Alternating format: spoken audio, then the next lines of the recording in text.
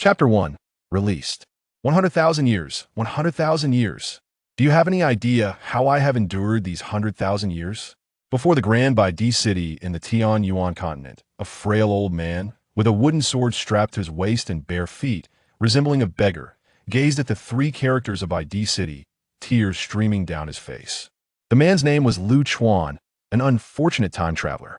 When Lu Chuan initially traversed worlds, he unexpectedly activated a system. He had anticipated ascending to the pinnacle of life, but the foolish system mistakenly navigated him to a terrifying realm of cultivation. To make matters worse, the system, in its misguided attempt to ensure the host's safety, confined Lu Chuan within a small dimension for a staggering 100,000 years. Yes, 100,000 years. The wretched system was incompatible with the cultivation framework of this world, compelling Lu Chuan to incessantly practice the sword techniques of the high martial world. After an entire millennium, Lu Chuan became the most formidable sword deity in history, yet he also emerged as a mental patient. To add insult to injury, Lu Chuan aged during this confinement. The system could only provide a template from the high martial world, ensuring his longevity but failing to halt the inevitable march of time. Now that Lu Chuan had finally emerged from his seclusion, his foremost desire was to seek out the sex of this world to procure elixirs, hoping to restore his once handsome visage. You are already the strongest sword deity in the 9 heavens and 10 earths. Even practitioners would falter before you. What lamentations are these? Beside Lu Chuan stood a diminutive donkey, which spoke with authority, chastising him sternly. This malnourished creature was most notable for its singular gaze, one eye fixed straight ahead, while the other wandered askew, brimming with a semblance of wisdom. This donkey was none other than the manifestation of Lu Chuan's troublesome system, affectionately named a Fu. To prevent Lu Chuan from descending into madness during his confinement, the system had compassionately transformed into a donkey, accompanying him for a century of millennia. Yet, this companionship seemed to offer little solace. As for the dynamic between man and donkey, well, you chatterbox. Bang! Suddenly, Lu Chuan struck, delivering a swift punch to a Fu's eye.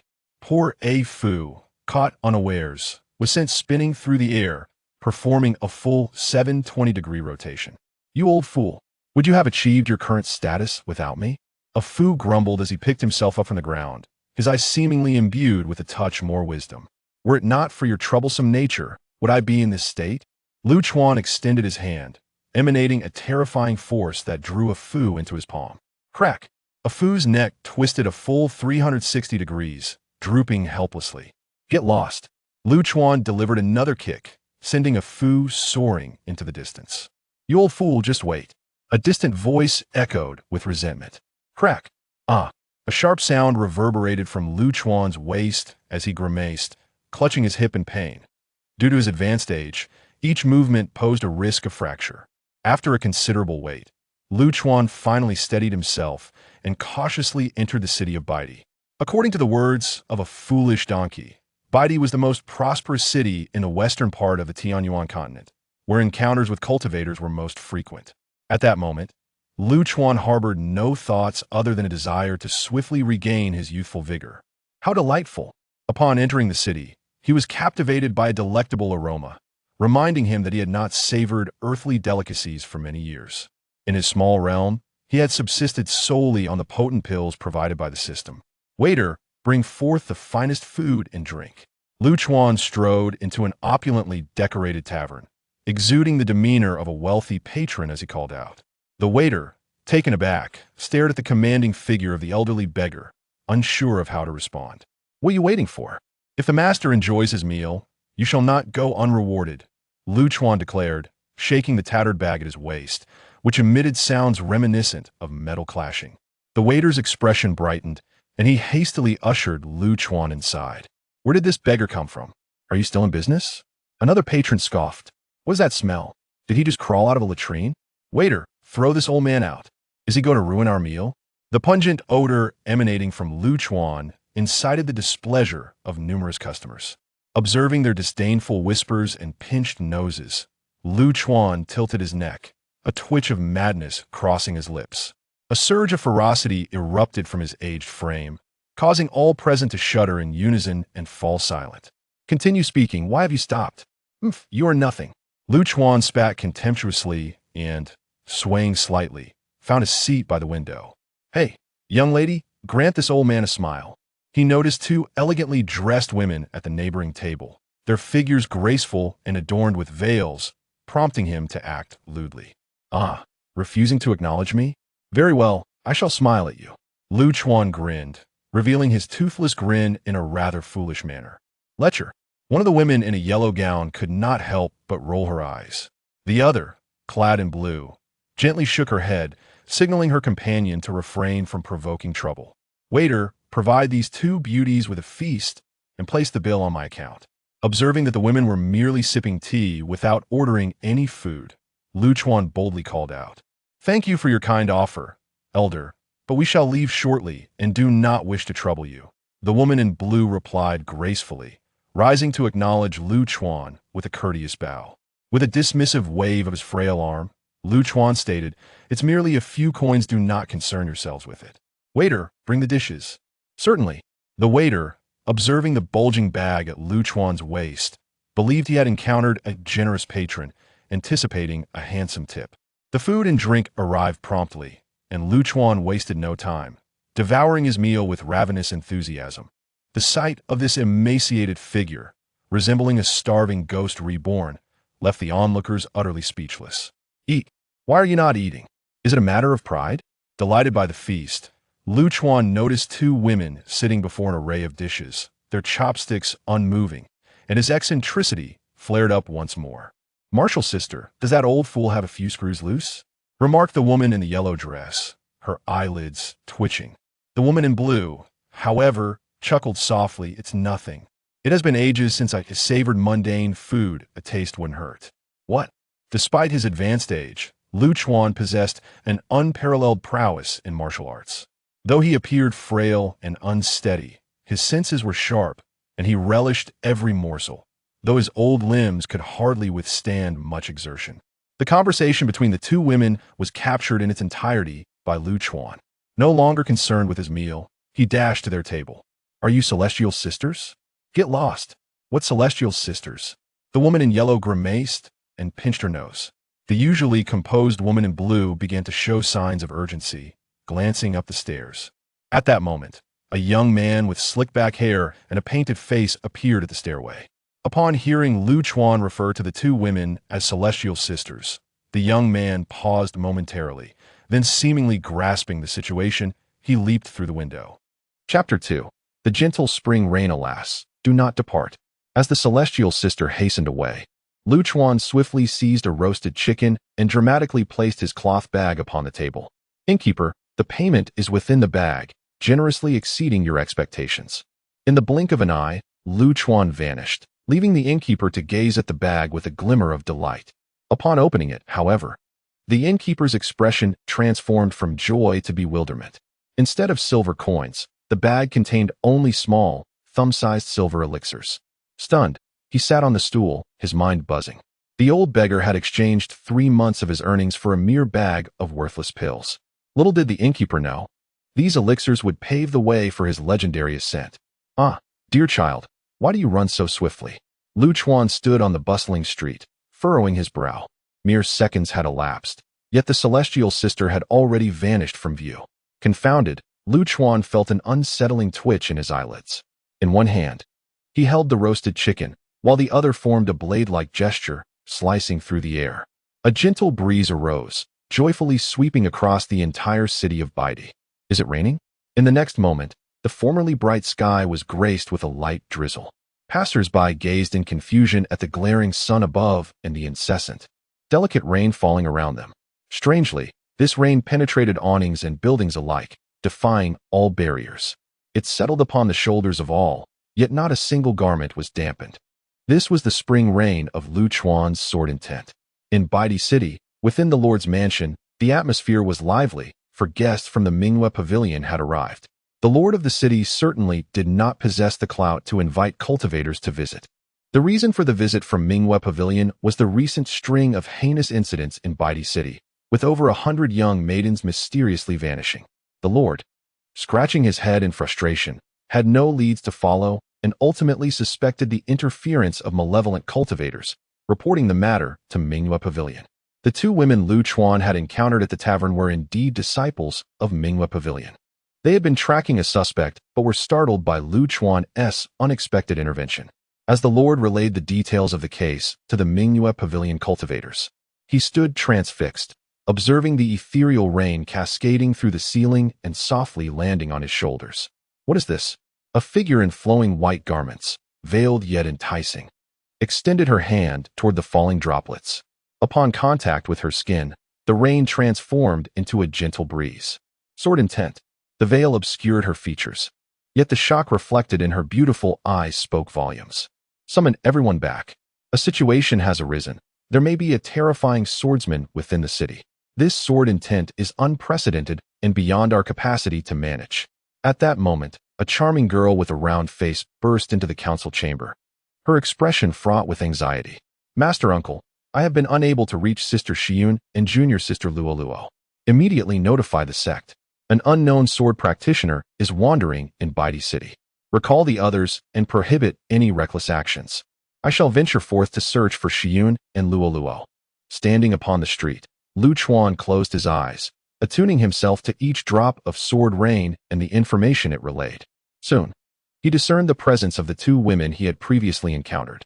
However, the sensations returned by the sword rain were chaotic, suggesting that they had encountered some form of trouble. Do not harm my celestial sister, Lu Chuan exclaimed, flicking his tongue and stretching his weary limbs before darting forth like a cannonball.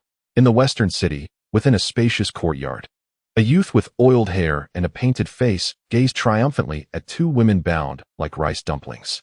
TSK, TSK, TSK. The fairy of Mingyue Pavilion truly lives up to her reputation. Simply beholding her figure is irresistible. With a lewd expression, the youth reached out to remove the veil of the woman in blue. Beneath the veil lay a nearly flawless visage that left him momentarily spellbound. Who are you?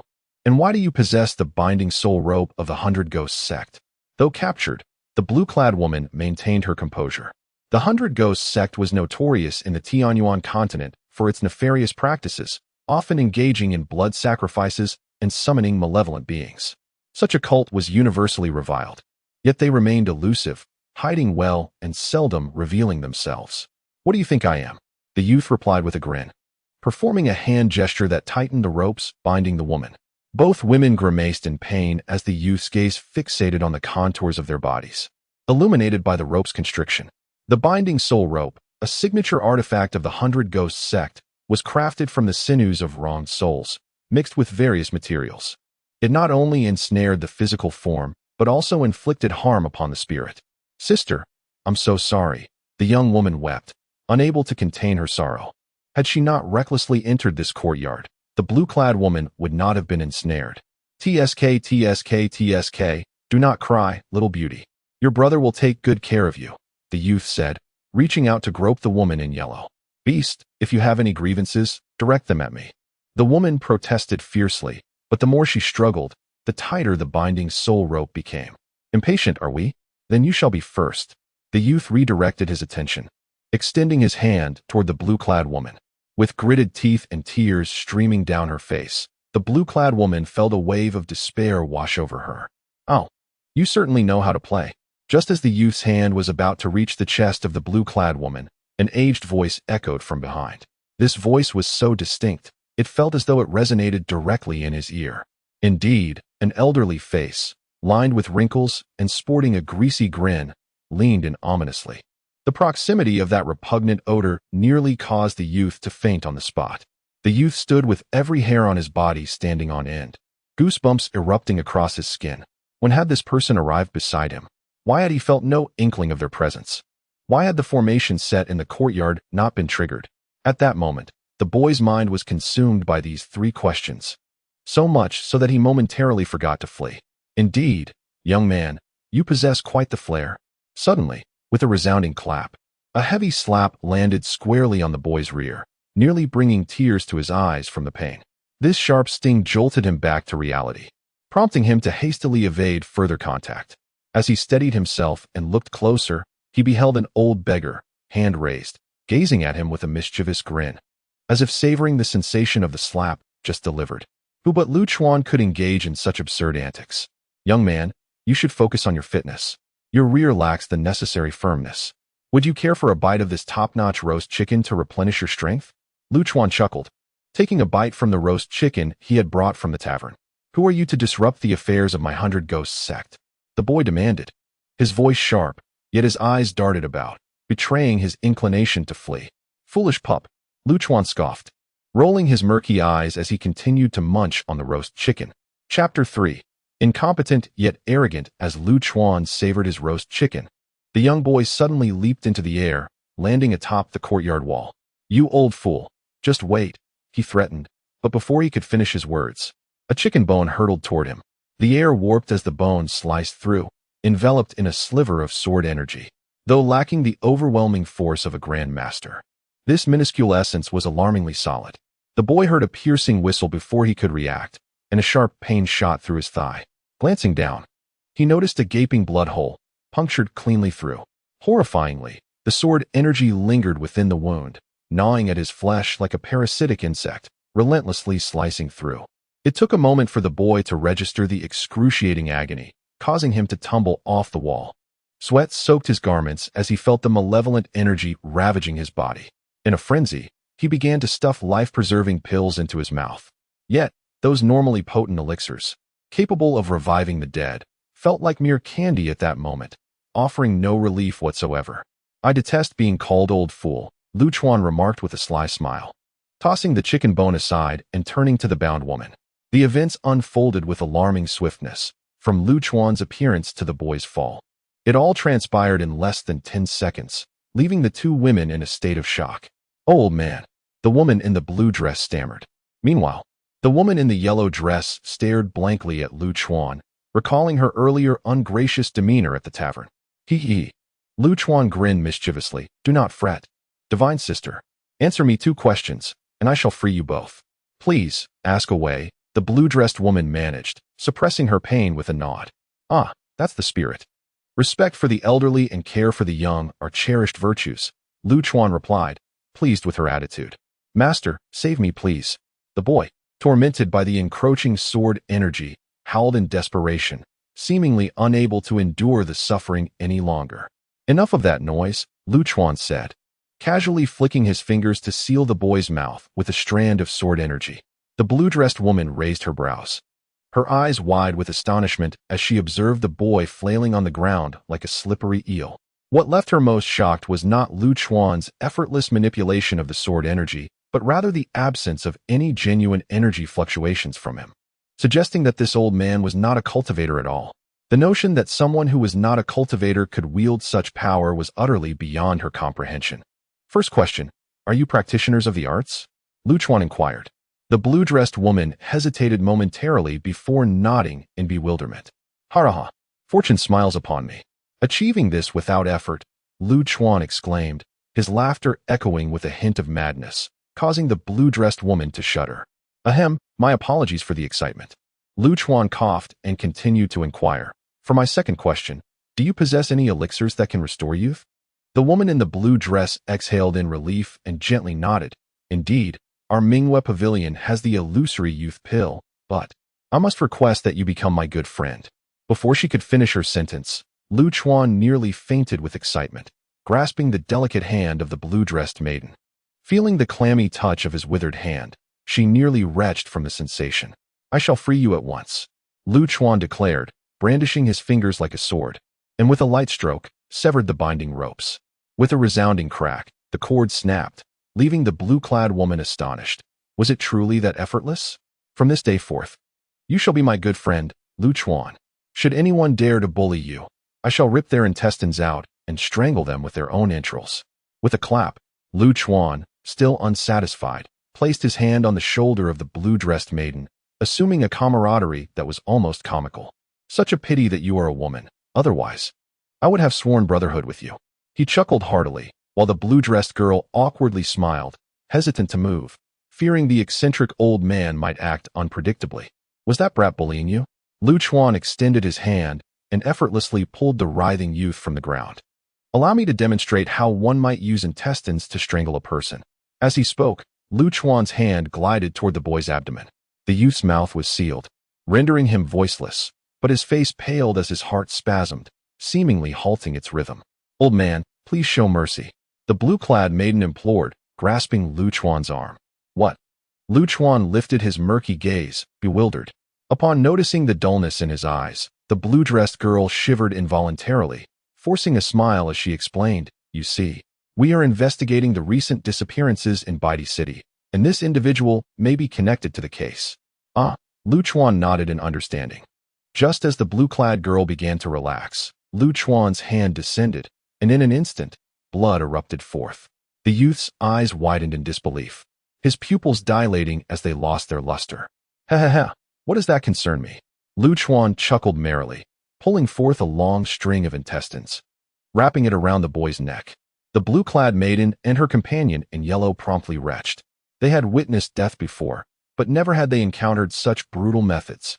"Up we go," Lu Chuan exclaimed, swinging the intestines, the gradually cooling corpse of the youth soaring into the air like a kite. With a snap, the intestines broke, sending the lifeless body flying away. The two girls shivered in horror, instinctively distancing themselves from Lu Chuan. Bah! Such a weakling, yet so arrogant. Nothing but a mere insect. Lu Chuan wiped the blood from his hands and adopted a facade of amiability, flashing a toothy grin at the girls. "Indeed. You mentioned earlier that you were investigating the cases of missing persons, correct? Beneath this courtyard lie numerous corpses. Allow me to unearth them for you and ascertain whether they are the individuals you seek." With that, Lu Chuan plunged his hands into the ground. Just as the onlookers pondered his intentions, the earth suddenly quaked violently. Subsequently, an extraordinarily sharp black sword chi sliced through the perimeter of the courtyard, carving out a colossal circle. "Rise." With a slight exertion, Lu Chuan effortlessly lifted the entire section of earth. The two girls felt a chill run down their spines and hastily took flight. "Away with you." Lu Chuan seized the chunk of earth and hurled it into the distance. With a whistle, the earth vanished from sight in an instant. "What is this?" As the surface was torn asunder, a vast void was revealed beneath. A pungent stench of blood, mingled with the overpowering odor of decay, assailed their senses. Chapter 4. Hell on Earth Beasts. Upon comprehending the ghastly scene before them, the two girls found themselves rendered speechless, their voices hoarse as they repeatedly uttered those two words. At first glance, the center of the void was dominated by a vast pool of blood.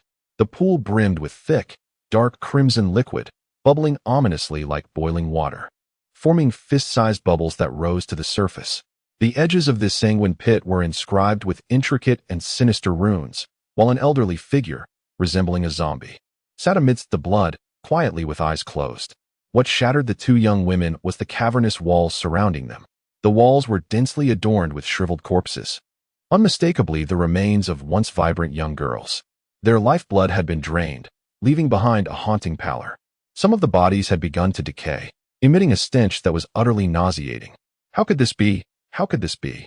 The girl in the blue dress, witnessing this hellish tableau, erupted into heart-wrenching sobs. "Beasts, let these children have their lives back." Unable to contain herself any longer, the girl in blue darted towards the elderly figure in the blood pool. Just as she was about to strike, the zombie-like elder suddenly opened his eyes. A surge of malevolence erupted, causing the blood within the pool to violently swirl and surge forth towards the girl. With tears streaming from her eyes, she did not flinch from the impending onslaught of blood. Drawing upon her inner essence, she summoned a protective barrier resembling an eggshell around herself, which collided forcefully with the oncoming tide of blood. Boom! A thunderous sound echoed as the shell shattered, blood spewed from her mouth, and she was sent hurtling through the air like a kite severed from its string. Meanwhile, Lu Chuan, that fellow, had inexplicably shifted his attention to the corpses of the girls. Remarkably adept, he noted that the blood had not been drained in one fell swoop, but had instead trickled away slowly. As he mused to himself, the girl flew headlong towards him. "Watch out!" Lu Chuan gently intercepted her, dissipating the force of her impact and catching her securely. The girl, blood trickling from her lips, her face ashen and her tear-streaked eyes pleading, looked up at him with desperation. He. At that moment, the elder in the blood pool slowly rose to his feet, letting out a screeching cackle reminiscent of a night owl. "Ah, the people of the Mingyue Pavilion, ever so keen to meddle in affairs that do not concern you. How fortuitous, for I am in need of some blood. Let us make use of yours. Old beast, you wretched creature. Just then, a beam of light descended from the zenith, landing squarely before Lu Chuan and the girl. Master Uncle, you must seek justice for them. The girl gazed at the suddenly appeared woman, unable to stifle her sobs. Bai Linlin, what a pleasure to see you after so long. The elder, known as the 100 Ghosts Elder, gradually emerged from the blood pool. With each step he took, his emaciated form became more robust, and his visage appeared increasingly youthful. As he emerged from the blood pool, the elder of the 100 Ghosts had transformed from a feeble old man into a robust figure, appearing to be in his 30s. You wretched beast, how dare you nourish your body, tainted by the heavens, with the blood of hundreds of innocent maidens? Bai Linlin seethed with indignation, her vital energy surging within her. Do you wish to engage in a battle with me? You must think this through, for if we were to clash, countless lives in the White Emperor city would be lost. The elder of the 100 Ghosts appeared utterly unfazed by Bai Linlin's fury, casually brushing off the dust from his new garments. Bai Linlin ground her teeth in frustration, yet felt utterly powerless. By the way, your minions have captured my disciple. Haven't they? I just heard his cries. Hand him over, and I shall depart from the White Emperor city immediately, otherwise, In this peculiar turn of events, it was Bai Linlin who found herself in a position of vulnerability. You will not succeed. Suddenly, amidst the tension, a voice filled with astonishment broke through. Lu Chuan, witnessing the elder's youthful transformation, nearly drooled, plunging headfirst into the blood pool. With a splash, droplets of blood soared into the air, redirecting everyone's attention toward Lu Chuan. Meanwhile, the girl in the blue dress gently tugged at Bai Linlin, urging her not to approach Lu Chuan. How did you achieve such rejuvenation? Lu Chuan splashed about in the blood pool, but felt no effect. His irritation evident as he questioned the elder. Old man, who are you calling a little rascal? The elder's expression darkened ominously. Lu Chuan squinted with a foolish grin, chuckling. I'm speaking of you. Just a moment ago, a little brat, lacking respect for his elders, met his end at my hands. I ripped out his intestines and choked him to death. It was quite the gruesome sight. Oh, and in his final moments, he called out for his master. Are you his master? Ha ha ha. The elder's blood boiled at the thought of having finally found a disciple with whom he resonated, only to learn he had been killed in such a disgraceful manner. Yet, a moment later, he began to laugh, for he sensed no trace of vital energy emanating from Lu Chuan, indicating that the young man was not a practitioner at all. Apologize, and I shall spare you. The elder taunted. You little scoundrel. Lu Chuan, unable to contain his temper, sprang from the blood pool and lunged at the elder. How swift! The elder's pupils constricted. Lu Chuan's movements were lightning quick, and with their proximity, he had no time to cast a spell. Suddenly, a sharp crack resonated from Lu Chuan's body as he soared into the air, only to crash down to the ground. Ouch, my poor back. He had exerted himself too much and nearly injured himself severely. Are you here to amuse me? The elder sneered, producing a large red banner. As the banner unfurled, a chilling wind swept through the hollow space, and shadowy figures emerged, instilling a sense of dread in all present. Beware of the spirit banner. Upon witnessing the scene, Bai Linlin was about to take action, but was firmly restrained by the girl in the blue dress. With a voice tinged with desperation, the girl pleaded, Master Uncle, I implore you, do not approach that madman. Oh, my ancestors!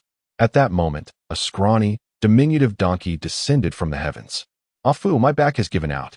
Upon seeing the donkey, Lu Chuan grimaced in pain. You are truly a tragic figure. Afu quickly rushed to Lu Chuan's side. What are you staring at? Go on, do what you must. This is quite entertaining. Afu's wise gaze swept across the gathering, grinning broadly as he displayed his prominent front teeth, ready to mock as much as possible.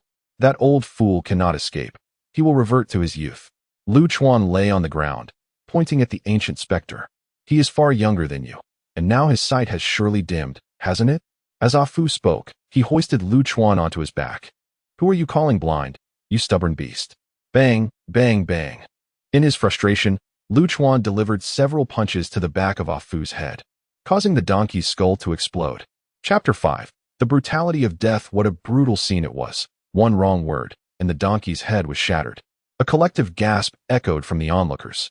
Strangely, however, the blown-off donkey head did not spray brains as one might expect. Instead, it swiftly regenerated, Prior to this, there had been a warning to maintain a low profile.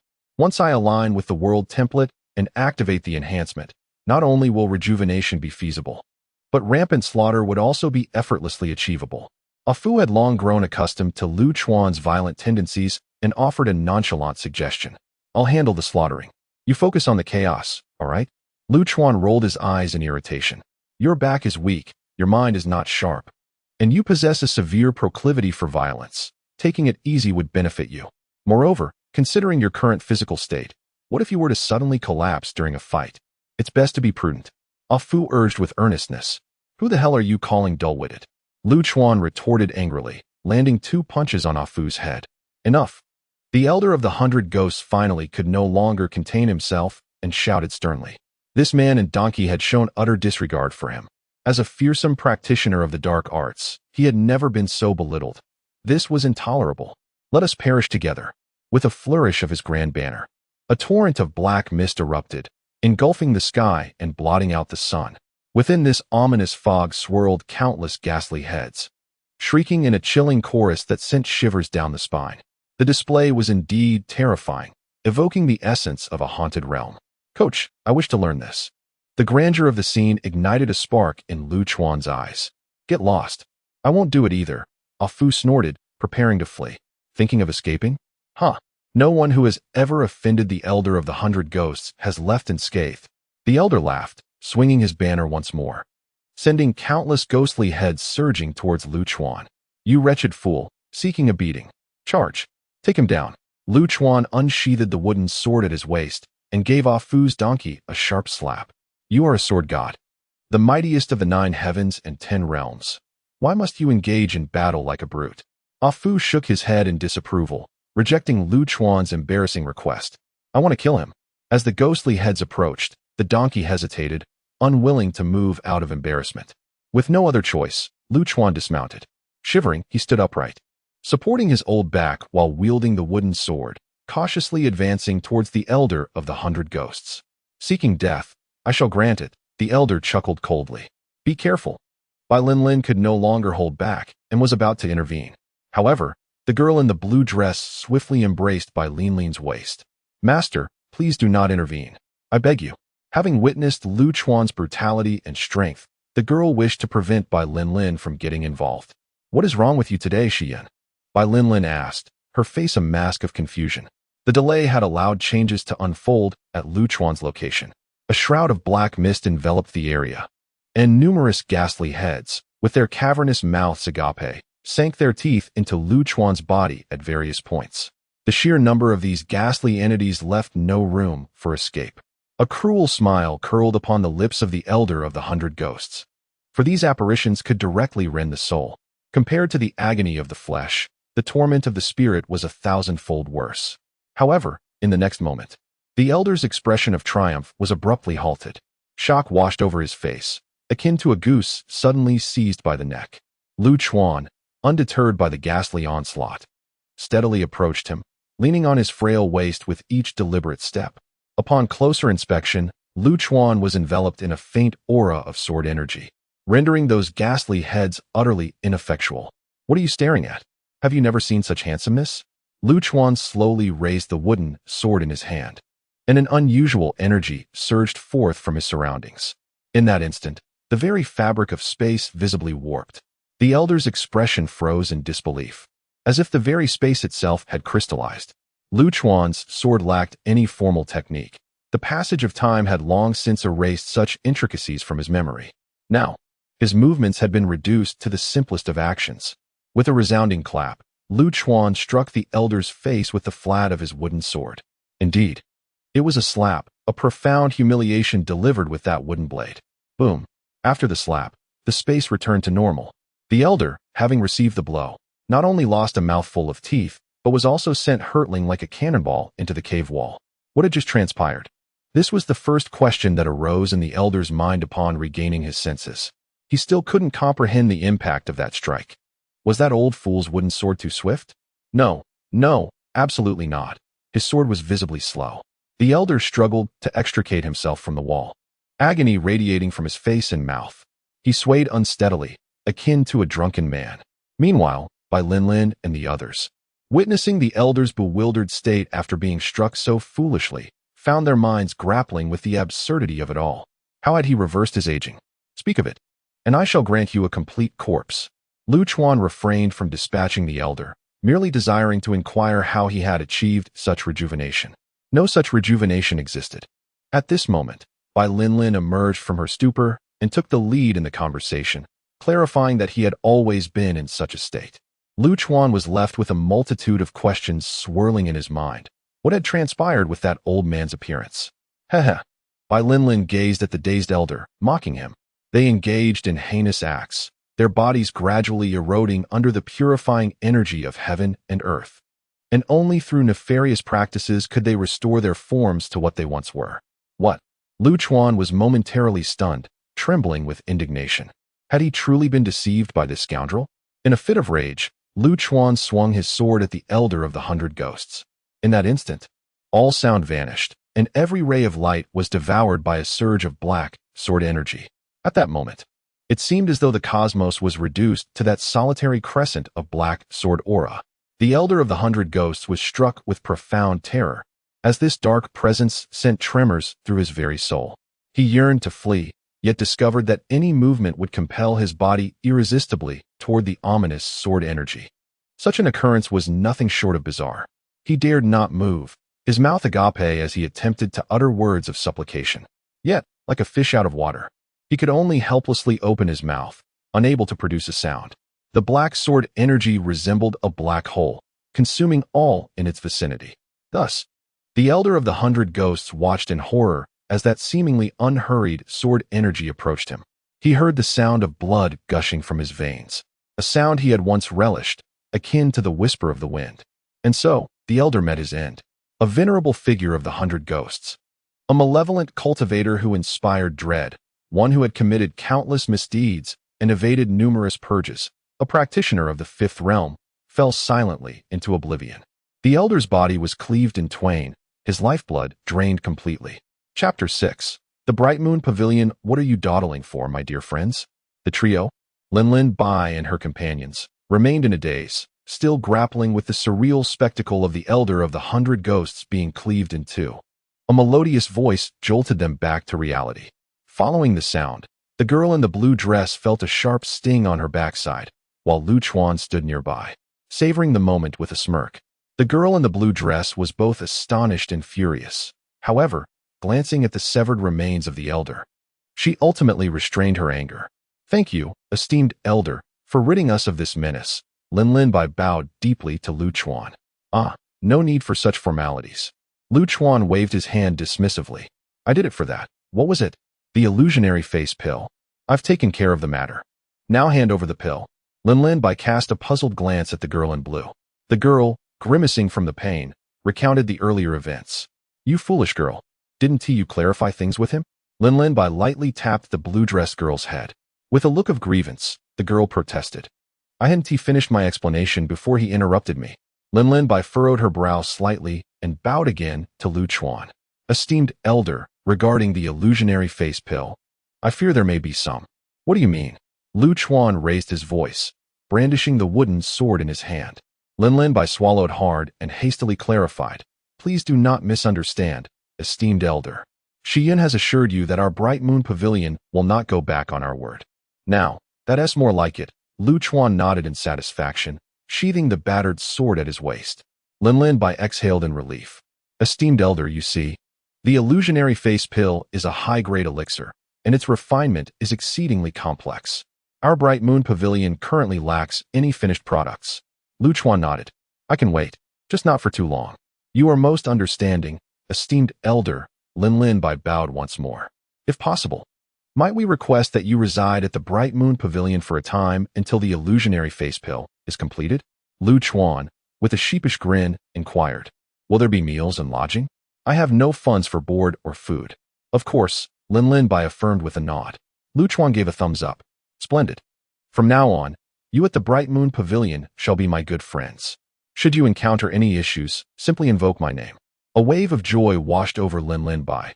Based on Lu Chuan's displayed prowess, he was likely above the 6th realm. With his presence at the Bright Moon Pavilion, they would no longer have to bow to others' whims. May I ask for your esteemed name? Lu Chuan, though my foolish donkey friend calls me Ah Fu. Subsequently, Lin Bai introduced herself and learned the names of the other two girls. The one in blue was named Zhang Xiyun, and the one in yellow was Zhao Luoluo. The Bright Moon Pavilion is nestled within the old, solitary mountain range, radiating from its highest peak, Tianshui Peak, extending over a vast territory of thousands of miles, with a disciple count exceeding 10,000. Yet, despite such scale, the overall strength of the Bright Moon Pavilion is merely on the lower end of the medium spectrum in the Tianyuan continent, often compelled to heed the whims of more formidable sections. The Bright Moon Pavilion is a rather unique sect, as it comprises solely female disciples. The phenomenon in question is intricately linked to the cultivation practices of the Mingyue Pavilion.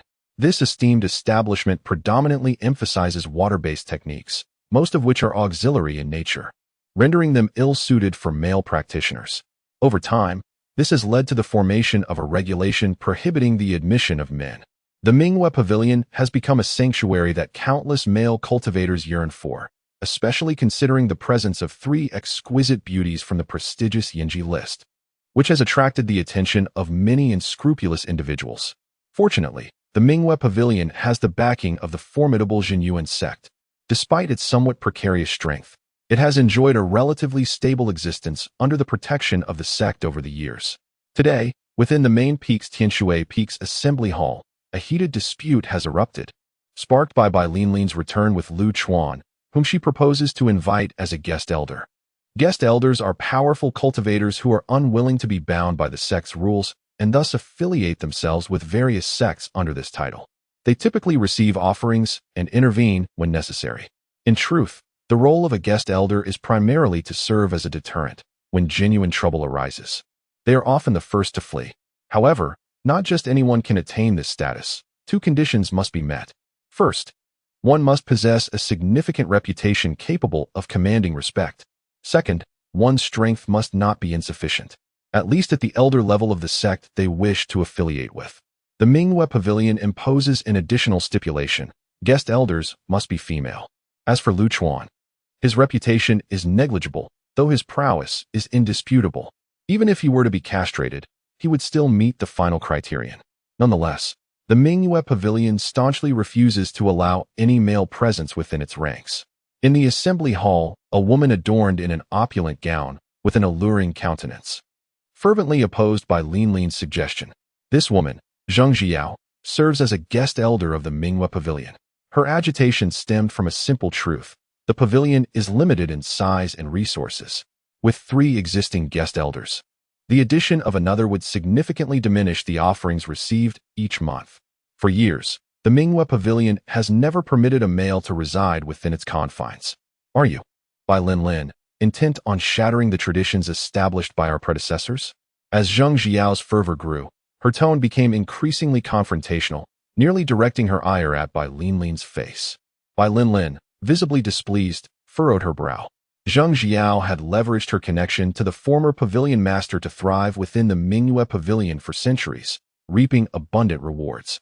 The issue, however, is that while such gains might be acceptable, Zhang Jiao's dissatisfaction has led her to meddle in the internal affairs of the pavilion, causing unrest among the disciples. Elder Zhao, you must understand that the Mingyue Pavilion does not reject male disciples due to prejudice, but rather because the cultivation methods are incompatible. Bai Lin retorted sharply. Moreover, this is an internal matter of the pavilion. It is not within your purview as a guest elder to dictate our affairs. Bai Lin was no pushover. She engaged in a pointed rebuttal. Zhang Jiao, her face flushed with indignation, pointed an accusatory finger at Bai Lin, exclaiming, Bai Lin, when I first met your master, you were still in diapers, yet now you have the audacity to lecture me upon entering the assembly hall. Who do you think you are? Above the grand hall, a captivating beauty clad in imperial attire rested her chin upon her hand, observing Zhao Jiao's antics with a hint of boredom. At first glance, this enchanting woman did not seem extraordinarily stunning, yet the more one gazed upon her, the more irresistible her allure became. Her countenance exuded a dignified elegance, embodying the pinnacle of refined beauty. This lady was not only the second-ranked beauty on the Rouge list, but also the contemporary head of the Mingyue Pavilion, Nangang Chuxue. Zhao Lao, suppressing his anger, remarked that children are often unaware of their actions. With a gentle smile, Nangong Chushua waved her hand, interrupting the quarrel between the two. Chushua, you must not breach the established decorum. If the world were to learn that a man had entered the Mingyue Pavilion, it would undoubtedly invite controversy. Zhao Jiao, disregarding the title of Pavilion Master, addressed her simply by her name, which was a significant display of disrespect for a guest elder. Nangong Chushua nodded, a soft laugh escaping her lips. While the logic held true, the presence of a sword cultivator capable of vanquishing the Elder of the 100 Ghosts was undeniably enticing. Chapter 7. The Death of the Old Man. Zhao Jiao scoffed softly. The whereabouts of the 100 Ghosts Elder are shrouded in mystery. The three supreme sects have pursued him for centuries without success. And yet you, based solely on a few words from Balinlin, conclude that he has been slain? That seems rather hasty, does it not? Indeed, Nangong Chushua interjected, resting her chin on her hand as she gazed at Balinlin. Elder Bai, do you possess any evidence to substantiate the claim that the 100 Ghosts Elder is deceased? Balinlin nodded gently, retrieving from her storage ring the cleaved corpse of the 100 Ghosts Elder. Before departing from the White Emperor City, she had anticipated Zhao Jiao's reaction and had secured the corpse in advance. Upon witnessing the gruesome sight before her, Zhao Jiao stepped back in alarm, left momentarily speechless. What? Are you frightened? Balinlin taunted, her words sharp and unyielding. Elder Zhao, ensure you verify whether this corpse indeed belongs to the 100 Ghosts Elder, lest you find yourself nitpicking later. You.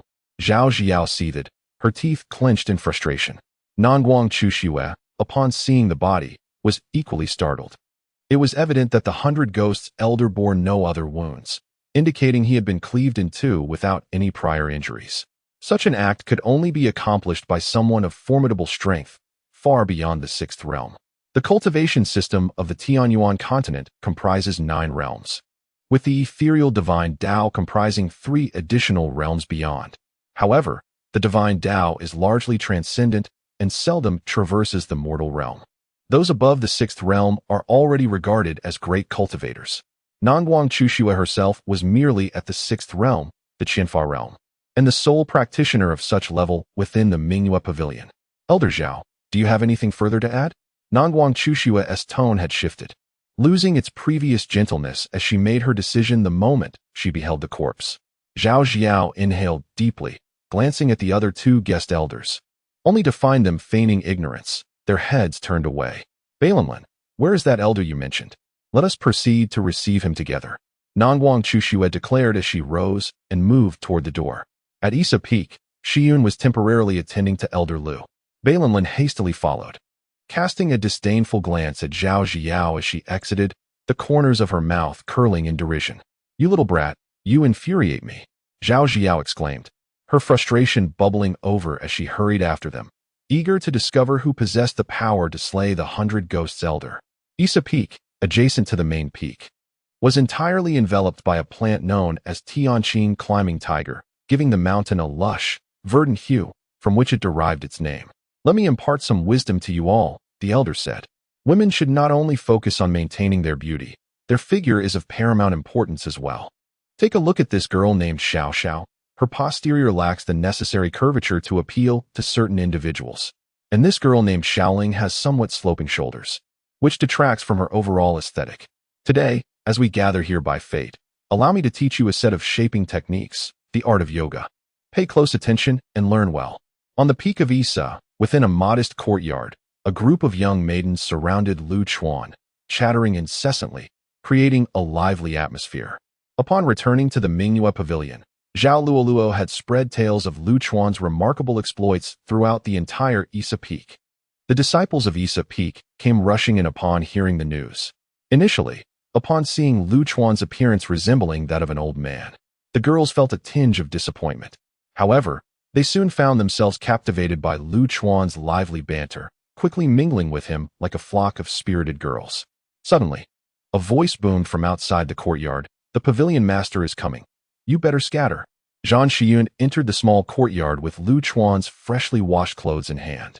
Upon hearing this, the girls instantly fled in a flurry. Senior Lu, we shall return later. Do impart us with your yoga secrets. Their voices echoed from a distance. Oh, The essence of youth is the most exquisite delight in this world, truly a source of joy for the heart and soul. Lu Chuan reveled in the lingering fragrance the girls left behind, his expression one of sheer ecstasy. This enchanting scene was observed by Nangong Chuxue and her companions. Particularly, Zhao Ziyu, upon seeing Lu Chuan, wore an expression of utter disdain. Balinlin, is this the person you recommended? In this day and age, it seems anyone can enter the Minghua Pavilion. Zhao Ziyu scoffed, emboldened by the realization that she sensed no trace of true essence emanating from Lu Chuan. Even the mightiest cultivator at the third realm of divine path could not achieve such a feat, indicating that this seemingly decrepit old man was not a practitioner at all. However, Lu Chuan paid no heed to Zhao Ziyu's scornful remarks, for his gaze was fixated on Nangong Chuxue. In an instant, disregarding his frail limbs, Lu Chuan rushed towards her like the wind, his murky eyes almost bulging with admiration. She radiated an extraordinary grace, embodying the beauty of a sovereign, truly captivating. Nangong Chuxue offered a gentle bow, her smile warm. Thank you for your kind words, esteemed senior. I am the pavilion master of Minghua Pavilion. She then proceeded to introduce Lu Chuan to her companions. This is Balinlin, the peak master of Isa Peak, and this is Zhao Ziyu, a guest scholar, and this is... Zhao Ziyu let out a cold huff, visibly displeased that Nangong Chuxue had introduced her after Balinlin. Very well, so gracious and poised. If I were younger, I would surely pursue you relentlessly. Lu Chuan shook his head, a pang of sorrow in his heart, increasingly dissatisfied with his elderly frame. A toad wishing for a swan's meat. How audacious of you to think so, without even reflecting on your own merit. Zhao Ziyu thought to herself. Chuxue must not be allowed to enter Minghua Pavilion. If word spreads that the pavilion has welcomed a lecherous guest scholar, it would become a laughingstock across the realm. Unable to contain her sarcasm, she began to admonish. Who do you think you are? I'm speaking with your pavilion master. What right do you have to interrupt? Do you possess any manners? Any sense of decorum? Lu Chuan was no gentle soul. He cast a sidelong glance at Zhao Ziyu. Her body trembled with rage, her beautiful face turning a shade of deep crimson. In the entire Mingmu Pavilion, no one dared to speak to her in such a manner. Bai Linlin beside her burst into laughter, finding immense pleasure in Zhao Jiang's constipated expression. Chuxue, if you dare to allow that old wretch to enter, I shall leave the Minghua Pavilion. Zhao Jiang seethed with rage, openly issuing a threat. Very well, go to Chuxue Peak to collect this month's salary, and then depart. To Zhao Jiang's astonishment, Nangong Chuxue unhesitatingly agreed. The atmosphere became exceedingly awkward. How could Zhao Jiang bear to leave the Minghua Pavilion? Here, there was food to eat, clothes to wear, resources to obtain, and more importantly, one did not need to struggle for survival. Only someone with a troubled mind would consider departing. Chuxue, I am merely looking out for your best interests. To allow such a lecherous individual into the Minghua Pavilion should any scandal arise. Zhao Jiang attempted to shift the topic. Damn it, you insufferable woman. Lu Chuan fumed, irritated that this meddlesome harpy could not refrain from disparaging him at every turn. Chapter 8. Weak and feeble with a swift motion, Lu Chuan raised his hand and struck Zhao Ziyu across the face. The sound of the slap resonating sharply in the air, leaving everyone momentarily stunned. Despite Zhao Ziyu's cruel and malicious nature, she was still a formidable practitioner of the fifth realm. How could such a simple yet profoundly insulting slap be delivered to her? You've been given a chance. You wretched hag, did you not hear me tell you to leave? Lu Chuan rolled his eyes in disdain, wiping his hands on his clothing. Old wretch, how dare you strike me? Zhao Ziyu exclaimed, like an enraged rooster, her fury palpable. I swear, if I don't beat you to a pulp today, I'll consider it a clean exit. Lu Chuan, rolling up his sleeves, was about to charge at her, but as he took a step forward, his back gave a painful crack. Bang! Lu Chuan fell heavily to the ground, grimacing as he clutched his aching back. The onlookers were left in a state of bewilderment, except for Bai Linlin, who pulled the others back, urging them to keep their distance from Lu Chuan. His dismal performance only served to reinforce Zhao Ziyu's belief that this old man was no true practitioner.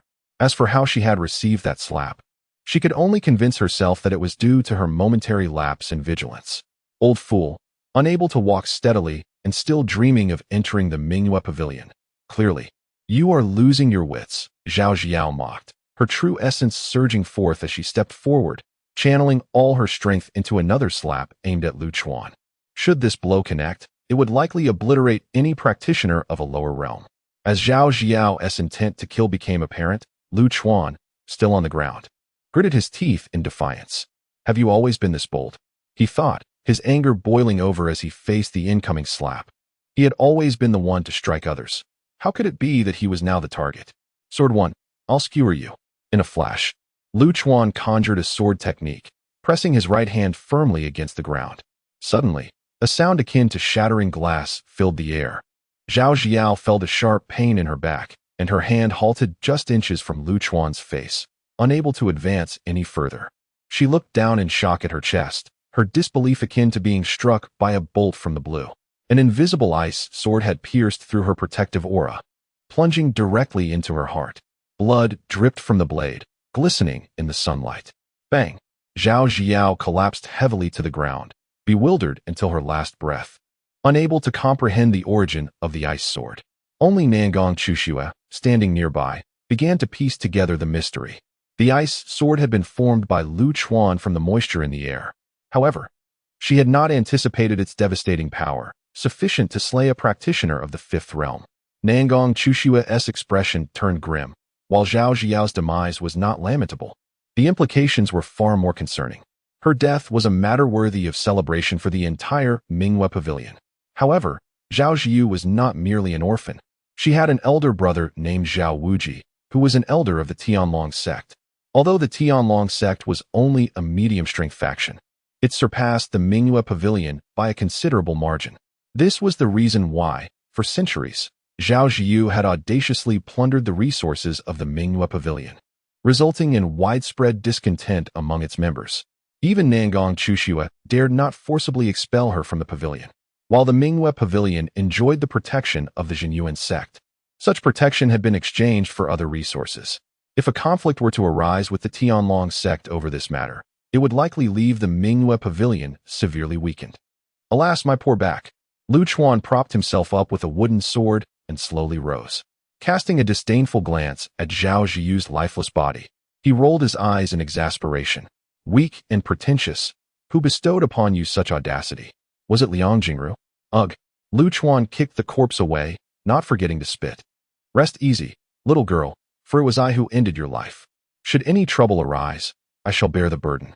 Do not sulk, come now, smile. Lu Chuan, ever astute, noted the expressions of Nangong Chushue and the others, sensing that this matter was far from resolved. Yet, he felt unconcerned, as these cultivators were weaker than he had anticipated.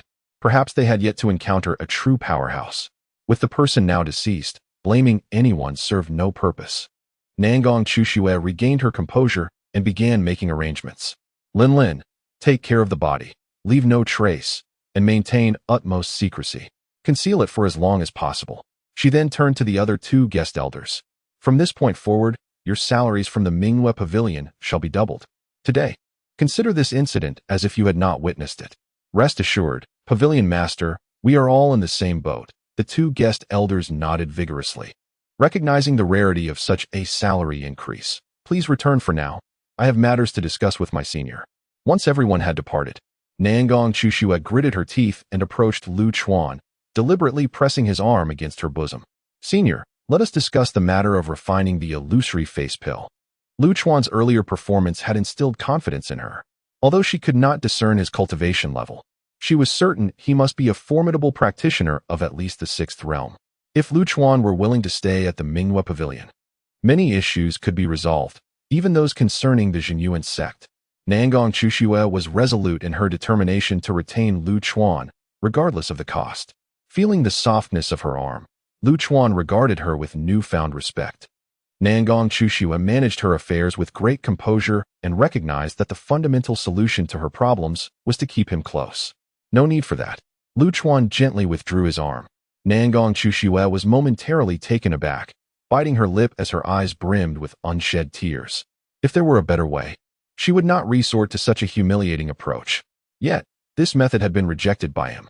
There is no need to demean yourself, Lu Chuan said with a smile, waving his hand dismissively. Recently, with little to occupy my time, I find myself perfectly content residing here amidst the serene mountains and clear waters. surrounded by so many charming young ladies. What better place for a peaceful retirement? Nangong Chushua paused for a moment, her tears threatening to spill from her eyes. The world gazes at the splendor of Mingyue Pavilion, yet remains oblivious to the trials that lie beneath. One must understand that a woman, particularly one of remarkable beauty, bears the heavy burden of sustaining such a grand establishment as Mingyue Pavilion. The indignities and helplessness she endures, how could the world ever perceive them?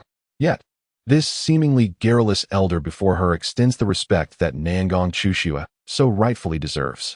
Thank you, she whispered softly, stepping forward to support Lu Chuan, this time devoid of her earlier hesitance. Ah Fu, come and give me a back rub, Lu Chuan called out to Ah Fu perched upon the roof. Beside him, Nangong Chushua wished to offer Lu Chuan a massage, but her intentions were met with disdainful rejection. Indeed, this was a task best suited for someone experienced. Serves you right. You old fool, do you not know your own condition? Ah Fu grumbled as he leaped down from the rooftop. Hey, you rascal. Can't go a day without pestering you. Can I? Chapter 9. This requirement, the illusionary beauty pill, is a superior grade elixir, requiring an extensive array of materials for its formulation. Most of these ingredients can be gathered by our Mingyue Pavilion. However, 2 specific items can only be procured from the Maple Leaf Secret Realm. Ah Fu pressed against Lu Chuan's waist, while Nangong Chushua, standing nearby, nervously recounted the details concerning the illusionary beauty pill. Secret Realm? Lu Chuan kicked Ah Fu away, springing up from his reclining chair. Witnessing the donkey fly away like a cannonball, Nangong Chushua's eyelids twitched, and her anxiety deepened. Indeed, it is a secret realm, a peculiar space abundant with rare treasures of heaven and earth available for cultivators to harvest. Is there something amiss with this secret realm? Lu Chuan, ever astute, quickly discerned Nangong Chushua's unease. With a resigned sigh, she nodded. The Maple Leaf Secret Realm opens once every 100 years, and in recent years, Mingyue Pavilion's influence has waned, rendering it devoid of any competitive edge, leading to a prolonged absence from its entrance. Oh, I thought it was something serious. Lu Chuan shook his head. No worries. I'll make the trip myself. Ah, by the way. Lu Chuan tilted his head. It opens once every 100 years. You can't be jesting. How could a humble girl dare jest with an esteemed senior? A chill coursed through Nangong Chushua, and she hastily clarified. No need for concern, senior. In a few days, it shall be time for the Maple Leaf Secret Realm to open. However, there are peculiar barriers within that prevent cultivators of the 4th realm and above from entering. Then it's settled. Lu Chuan exhaled in relief, fortunate that he need not wait several years. Nangong Chushua paused, believing Lu Chuan had not comprehended her words, and reiterated. Senior, cultivators of the 4th realm and above cannot enter the Maple Leaf Secret Realm. What does that have to do with me? Lu Chuan scoffed. I am not a cultivator. What? Nangong Chushua stuttered. Although there were no visible fluctuations of true essence emanating from Lu Chuan, she still regarded him as a practitioner. Otherwise, how could he have effortlessly dispatched Zhao Xiao? This matter is unnecessary for concern. Simply notify me when the time comes. The intricacies of the situation eluded explanation, and Lu Chuan found no inclination to elucidate the differences in their systems. Despite her multitude of questions, Nangong Chushua recognized the need to refrain from further inquiry. Senior, regarding your stipend, what amount do you deem appropriate? Now that Lu Chuan had officially settled into Mingyue Pavilion, Nangong Chushua's primary concern revolved around the monthly stipend. With the pavilion's limited resources, she feared that Lu Chuan might demand an unmanageable sum. Stipend? Lu Chuan cast a peculiar glance at Nangong Chushua before a light of understanding dawned upon him. You mean salary?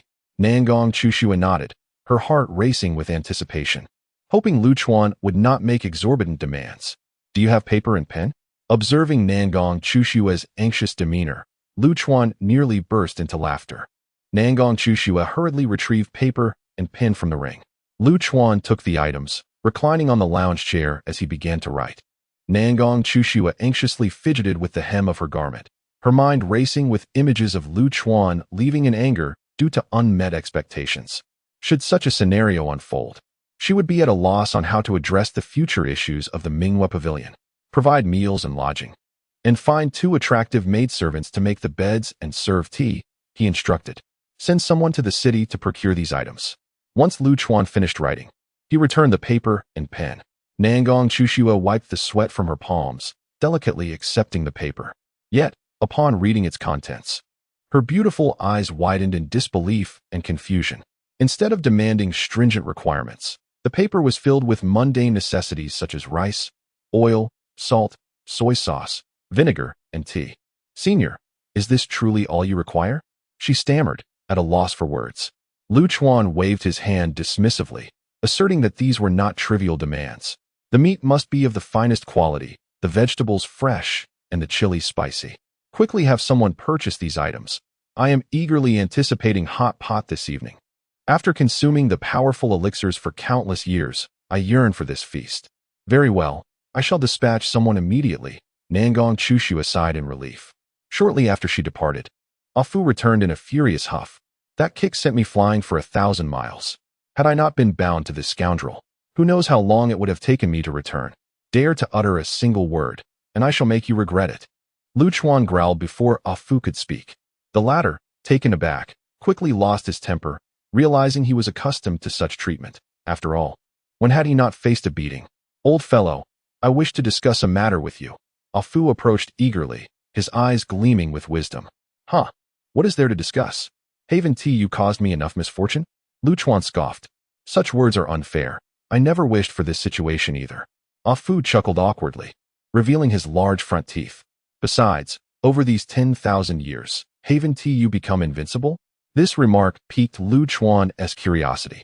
Foolish donkey. Did you not say that practitioners in this world could manipulate the very elements, each more formidable than the last? Why have I only encountered such mediocrity? Afu perked up, eager to explain. It's quite simple. Firstly, you are exceptionally powerful. Your strength has already transcended the ordinary realm. Secondly, this world is vast, encompassing 14 continents, and the Tianyuan continent ranks among the weakest, lacking any top-tier combatants. What did you just say? Lu Chuan suddenly seized Afu by the neck. Are you suggesting that you are aligned with this world's template? Cough, cough, cough. Release me, let go. Afu's neck was nearly throttled. No, it's not a perfect match. I merely grasped the general concept. The laws of this world are formidable, and I cannot infiltrate them. I knew it. Lu Chuan rolled his eyes and loosened his grip. Afu shook his neck, seething with anger. How dare you brute? Must you resort to such violence? You need to be treated. Treat your grandmother's leg. If there's nothing to discuss, just get lost. Seeing you irks me. Lu Chuan comfortably squinted his eyes, basking in the sunlight. Ha. Handsome fellow, must you be like this? Can we not negotiate a matter? A good matter, undoubtedly a good matter. Afu, with a face like a donkey, recklessly leaned in closer. A good matter? Since the day I encountered you, there has been no good matter. Lu Chuan, impatient, opened his eyes and stretched his arms. At this rate, if Afu continues to be ungrateful, he is likely to receive another thrashing. Afu quickly jumped back, forcing a smile. Let us discuss how to align with the cultivation template of this world. If successful, I can also extend your enhancements. Wouldn't that be splendid? Chapter 10. The wise Afu. Lu Chuan scoffed with disdain. Do you truly believe you have a solution? Indeed, Afu replied, his spirits soaring at the prospect of a plan. Let me elucidate in simpler terms that you can comprehend. Imagine the entire world as a computer, and I am akin to a virus, while the celestial order serves as the firewall. Currently, this firewall is exceedingly formidable. I cannot penetrate it, and there exists a probability that the antivirus software will erase me. This theory possesses a certain intrigue. Lu Chuan admitted, his interest piqued. Flattery, Afu said, proudly lifting his head, his eyes sparkling with wisdom. Look at you. Such a fool. Lu Chuan rolled his eyes. Tell me, how do we breach this firewall? It is not about breaching it. Rather, it is about deceiving the heavens. Afu grinned mischievously, displaying his large front teeth. You shall divert the attention of the celestial order, while I take this opportunity to access its backdoor. If successful, once the external aid activates, you shall wreak havoc in this world. What a brilliant idea, you donkey. I never suspected you possessed such sagacity, Lu Chuan praised with a kind expression. My favorite strategy is the 36 stratagems from your world, a true culmination of human ingenuity. I am merely testing my skills this time. It is of little consequence. The donkey raised his head proudly, gazing at the sky as if ready to soar. Lu Chuan arched an eyebrow. And how do I attract the attention of the celestial order? That is quite simple. Afu leaned closer to Luchuan's ear. You unleashed several sword strikes upon the Tianyuan continent, annihilating hundreds or even thousands of grand cities. When the cries of despair echo, blood floods the streets, and mountains of corpses arise, the Celestial Order will inevitably intervene to eliminate you. Hee. While the Celestial Order concentrates its forces to obliterate you, I shall stealthily infiltrate. What do you think? Is this plan without flaw? What do you take me for? A murderous tyrant? Luchuan's voice rose slightly. Afu looked bewildered, aren't you? Luchuan harbored severe tendencies towards violence. To him, killing was as natural as eating or drinking. Thus, it was no wonder Afu appeared confused. Do you think I would trust such a foolish donkey? Luchuan suddenly stood, pressing Afu down, raising his fist to strike at that wise eye. If you refuse to cooperate, prepare to be struck by lightning. 10 minutes later, Afu painfully rose from the ground, his donkey face flattened. Your strength does not belong to this realm. Should you strike too often, you will undoubtedly attract the attention of the Celestial Order, and it will strike you down. Oh, how frightful. Luchuan lifted his foot and kicked Afu away. You are nothing, foolish dog. As twilight approached, Zhang Xiyun and Zhao Luoluo arrived at the small courtyard. The two young women were assigned by Nangong Chuxue to look after Luchuan. As they stepped into the small courtyard, trepidation enveloped them, for Nangong Chuxue had explicitly instructed them to cater to Luchuan's every whim, no matter how impolite. Lacking the courage to refuse Nangong Chuxue's orders, they reluctantly entered the courtyard. Where are the vegetables? Upon recognizing familiar faces, Luchuan showed no courtesy. Yes, we brought them. Zhang Xiyun momentarily froze, jolted back to reality, and hurriedly retrieved fresh vegetables and various meats from her ring. In her nervousness, a piece of meat slipped from her grasp and fell to the ground. Senior, I'm so sorry. I'll clean it up right away. Zhang Xiyun trembled and quickly crouched down. Hey, I'm not going to eat you too, so why the fear? Luchuan rolled his eyes and took the items from Zhang Xiyun's hands. Soon, he was preparing the pot, lighting the fire, and sought the ingredients. Before long, an enticing aroma wafted from the courtyard. It's been tough. My taste buds are as dull as a bird's. Come, let us eat together. Luchuan filled the table with dishes and cheerfully beckoned the two girls. They exchanged glances, momentarily at a loss. Don't worry, I'm far too old for you too. Those interests of mine are long gone. Though his words were crude, they brought relief to the girls. Senior, let me help you. I'll help too. The atmosphere grew increasingly relaxed, save for the donkey that had just returned, sulking on the roof with a mournful gaze. As for the excessively spicy hot pot, the two girls dared to taste only a morsel, resolutely refusing to lift their chopsticks again. Ultimately, an entire table of meat and vegetables disappeared into Luchuan's stomach. The following days passed in tranquility, perhaps due to Nangong Chuxue's warnings. The girls from Isa Peak refrained from disturbing Luchuan. Zhang Xiyun and Zhao Luoluo gradually became familiar with him, slowly deciphering his temperament. Luchuan was a tyrant who would not tolerate defiance. Even the slightest resistance could provoke him into a furious rage. However, if one went along with him, he could be surprisingly amiable. Senior, the sect master has asked me to inform you that we are to gather at Longyin Valley today. In just a couple of days, the Maple Leaf Secret Realm will open. Early in the morning, Zhang Xiyun brought good news to Luchuan. It's finally time. Little girl, bring the pots and pans. And don't forget the vegetables and meat. Luchuan stretched his body while issuing instructions. Senior, are we really taking all this to the secret realm? Zhao Luoluo's adorable round face was filled with confusion. The Maple Leaf Secret Realm was fraught with danger, teeming with ferocious beasts. A moment's inattention could lead to death. Were they really going on a picnic? Don't we need to eat? Luchuan rolled his eyes. Zhao Luoluo, startled, quickly lowered her head and hurriedly tidied up. Linlin is entrusted with leading the expedition to the Maple Leaf Secret Realm this time, with full responsibility. It is imperative to avoid conflicts with other sects and to ensure the well-being of Elder Lu in terms of food, accommodation, and daily needs. At this moment, approximately 20 individuals have gathered in the martial arena of Tianshui Peak. These disciples were selected by Nangong Chuxue from her students. They will accompany Luchuan into the secret realm. Due to insufficient strength, Minghua Pavilion has not entered the Maple Leaf Secret Realm for nearly a millennium. Without strength, the ability to compete for resources diminishes. This has created a vicious cycle. If it continues, Mingyue Pavilion will grow weaker by the day, ultimately facing extinction. This time, Nangong Chushue has made a significant decision, selecting a group of elite disciples to join Lu Chuan in the Maple Leaf Secret Realm, serving as a trial. Should these disciples return safely, they will become the future pillars of Mingyue. Chapter 11. The journey begins, an incident occurs, and Senior Lu arrives. A sudden call echoed through the air, plunging the scene into an unexpected silence. The chosen disciples elongated their necks, peering into the distance. A male guest elder had arrived at Mingyue Pavilion, marking a significant event, the first of its kind in a millennium. This matter had been a topic of fervent discussion among the members of Mingyue Pavilion for days. Yet, an ironclad order had been issued by Nangong Chushue, forbidding anyone from disturbing Lu Chuan at Isa Peak. Had it not been for this decree, the threshold of that small courtyard would have surely been trampled. Anticipation hung in the air, but disappointment soon followed. An elderly gentleman ambled into the training grounds, hands clasped behind his back, exuding an air of self-importance. Was this really the esteemed elder? Hadn't the Sisters of Isa Peak claimed that the new guest elder was a valiant and extraordinary master? His peculiar gait resembled that of a crab, and one couldn't help but wonder if he would survive the outside world unscathed. Hush, keep your voices down.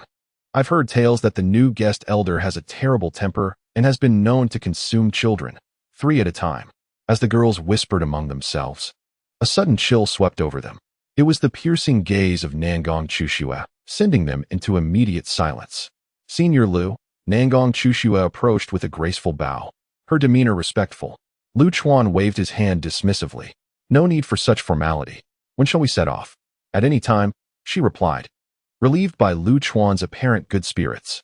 This humble girl has taken the liberty of selecting 20 disciples, hoping they might accompany you into the Maple Leaf Secret Realm. That's inconsequential. Lu Chuan understood her intentions, to have him look after these young ladies. It was a simple request, and he did not refuse. Thank you, Senior. Nangong Chushue exclaimed with delight. With Lu Chuan's capabilities, she was assured of the girl's safety. After a few more instructions, she nodded towards Bai Linlin. Bai Linlin produced a bamboo flute and played a gentle note. Soon, a crisp call resonated from the distant mountains. A massive azure bird, resembling a small mountain, soared into the sky, swiftly making its way to Tianshui Peak. Senior, this is the Skywalker Sparrow raised by Mingyue Pavilion. It possesses remarkable speed. We shall reach Longing Valley within a day, Bai Linlin explained, casting a stern glance at the whispering girls. This bird is quite plump. It would make for a hearty hot pot, Lu Chuan remarked, wiping his mouth in anticipation. The duo, Zhang Xiun and Zhao Luoluo, shivered at the thought. The others, unaware of what a hot pot entailed, were oblivious, but surely the two had learned enough from caring for Lu Chuan over the days. Mingyue Pavilion was fortunate to possess such a spirit beast capable of long-distance flight. If it were to be turned into a hot pot, future endeavors would rely solely on their own flying abilities, which over long distances could prove exhausting. Just a jest, look how frightened you two are, Lu Chuan chuckled, shaking his head with amusement as he lightly tapped the top of the Skywalker Sparrow's head. Everyone was taken aback. The Tianqing Sparrow was in a particularly foul mood that day and would not tolerate any presence atop its head. True to its reputation, the Tianqing Sparrow began to shake its head, intending to throw off the impudent old man. You dare, beast! Nangong Chushue exclaimed in a fit of urgency. However, the Tianqing Sparrow, a venerable entity of the Mingyue Pavilion, paid no heed to her warning. Impudent creature, if you so much as move that head of yours, I shall have you for hot pot. Test me if you wish. Although Lu Chuan's words were laced with a semblance of jest, the Tianqing Sparrow, as a spirit beast, possessed a keen sense of danger. At the moment the old man uttered those words, it felt a wave of murderous intent wash over it, sending shivers throughout its very soul. The Tianqing Sparrow understood that should it dare to shake its head, it would undoubtedly be turned into a hot pot delicacy. While it was unaware of what hot pot entailed, it was certain it could not be anything pleasant. Observing the sudden stillness of the Tianqing Sparrow, the young maidens widened their eyes in astonishment. When had this prickly creature ever been so obedient? Suddenly, the old man appeared somewhat dashing. He must possess true prowess. Otherwise, how could the pavilion master allow a man into the Mingyue Pavilion? If only the elder could impart some wisdom on our cultivation, they mused. Lu Chuan's stature swiftly rose in their eyes. What discernment! If only the esteemed elder could teach you swordplay. Listening to the chatter of the lively maidens, Lu Chuan felt an immense sense of contentment. The Mingyue Pavilion was indeed a delightful place. Merely gazing at these girls each day could surely add years to his life. The Tianqing sparrow commenced its journey, its large head rigid and utterly motionless. Elder, this is the terrain map of the Maple Leaf Secret Realm. Would you care to take a look? Bai Linlin approached the Tianqing sparrow's head, holding out a map. Lu Chuan casually glanced at it and instantly imprinted the entire map into his mind. It was not merely memorization, but an actual imprint, akin to a photocopying machine replicating a map. Whenever Lu Chuan required it, he could effortlessly retrieve the map from his mind for further examination. Just mention any points of caution, Lu Chuan replied nonchalantly, turning his attention to the scenic views along the way. Nangong Chushua nodded and began to speak. To concoct the illusionary face pill, 3 medicinal herbs from the Maple Leaf Secret Realm are necessary: the heavenly fragrance spirit fruit, the xianbing flower, and the blood phoenix wood. These 3 herbs are located in 3 distinct areas, requiring considerable effort to obtain. Upon entering the secret realm, we will be randomly teleported to ensure our safety. We must regroup at the earliest opportunity. The Maple Leaf Secret Realm opens for only 7 days. Should we remain beyond that time, we must wait 100 years for the next opening to escape.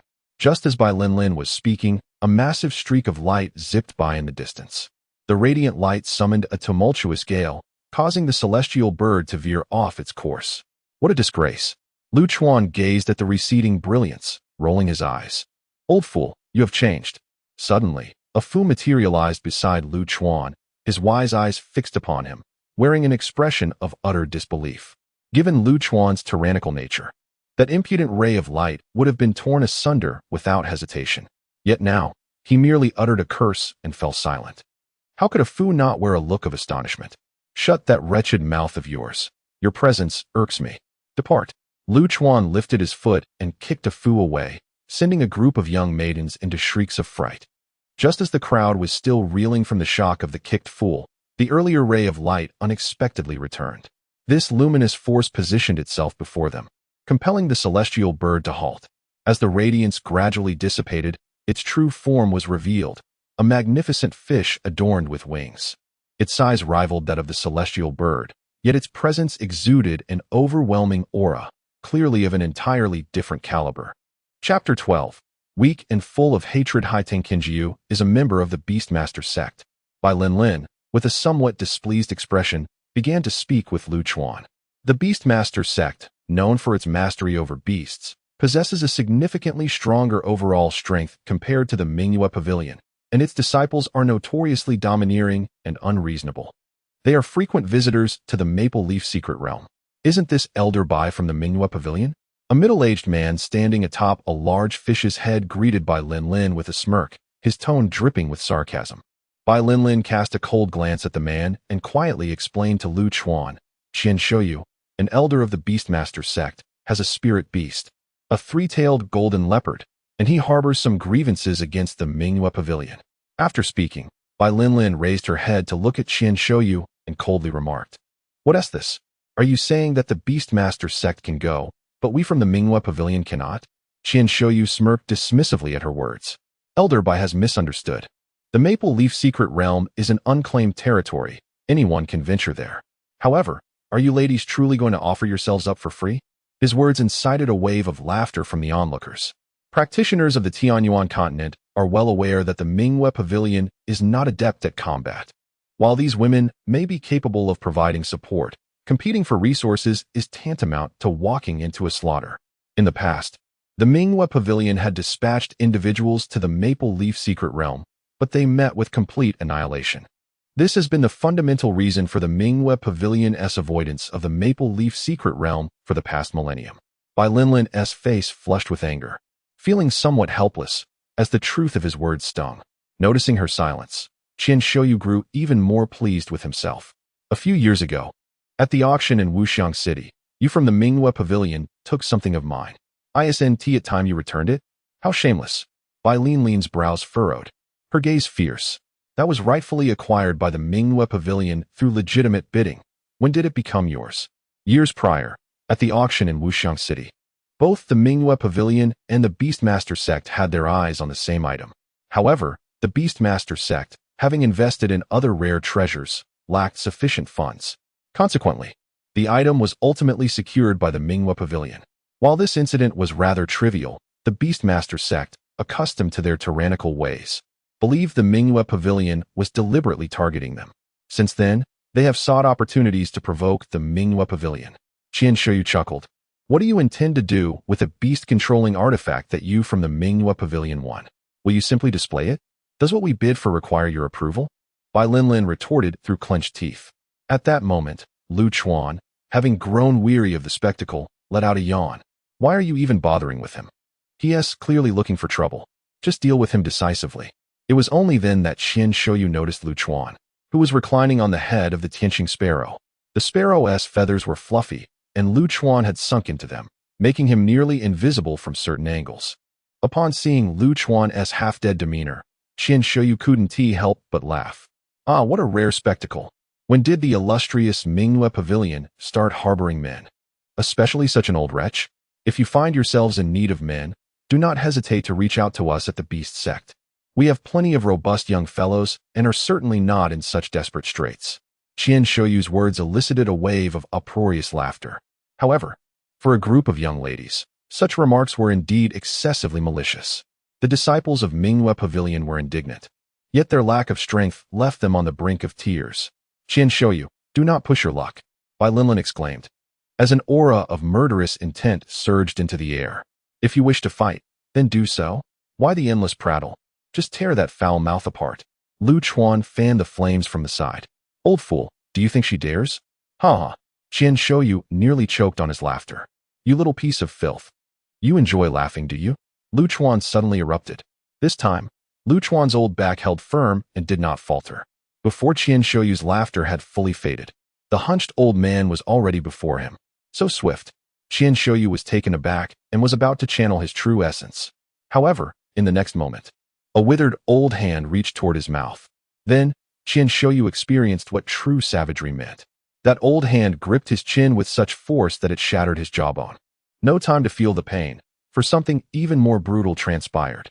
Lu Chuan's other bony hand plunged into his mouth, hooking the corner of his lips with his middle finger and yanking fiercely. Half of his face was torn open, blood gushing forth and staining half of his body. All of this happened in the blink of an eye. With half of his mouth shredded, Qian Shuyu had yet to register the pain. Talking is for communication, not for spewing filth. You little piece of filth, uncultured scum. Before his words could fully escape, the other half of Qian Shuyu's mouth was also torn apart. Oh! Pain surged like a tidal wave, and Qian Shuyu finally let out a heart-rending wail. Lu Chuan scoffed, casually gripping Qian Shuyu by the hair, turning him to face the disciples of the Beast Sect. At this moment, Qian Shuyu felt a surge of sword energy invade his body, shattering all of his meridians in an instant. Not only could he not plead for mercy, but even breathing had become a struggle. Witnessing their elder's mouth completely torn open, hanging grotesquely on his face, they appeared as if confronted by a horrifying specter. The disciples of the Beast Sect trembled in fear. Why the laughter? Why the silence now? Weren't you all just laughing merrily? Lu Chuan grinned widely in delight. A bunch of worthless fools, weaklings who thrive on hatred. How have you maggots managed to survive until today? Senior, please spare us. It was our oversight. Please forgive our transgressions. Finally, someone mustered the courage to plead for mercy from Lu Chuan. Oh, Lu Chuan, with a sardonic tone, remarked, just a moment ago, you were referred to as an old fool, and now you are hailed as a senior. A pack of blind wretches, wasting precious air with their existence. As he spoke, Lu Chuan's expression abruptly shifted. His face fell, and a surge of ferocity erupted within him. With a heavy stamp of his foot, a resounding crash echoed. The giant fish, Haitang, emitted not a single sound before its entire head was obliterated, plummeting lifelessly to the ground below. Witnessing this spectacle, the disciples of the Beast Sect wasted no time in retreating, their feet hastily finding purchase as they fled. If they preferred to run, then let them do so swiftly. Lu Chuan nonchalantly waved his hand, and the blood gushing from the giant fish eerily ascended. This blood coalesced into a sphere, floating before Lu Chuan. Waves of sword intent emanated from him, enveloping the sanguine orb.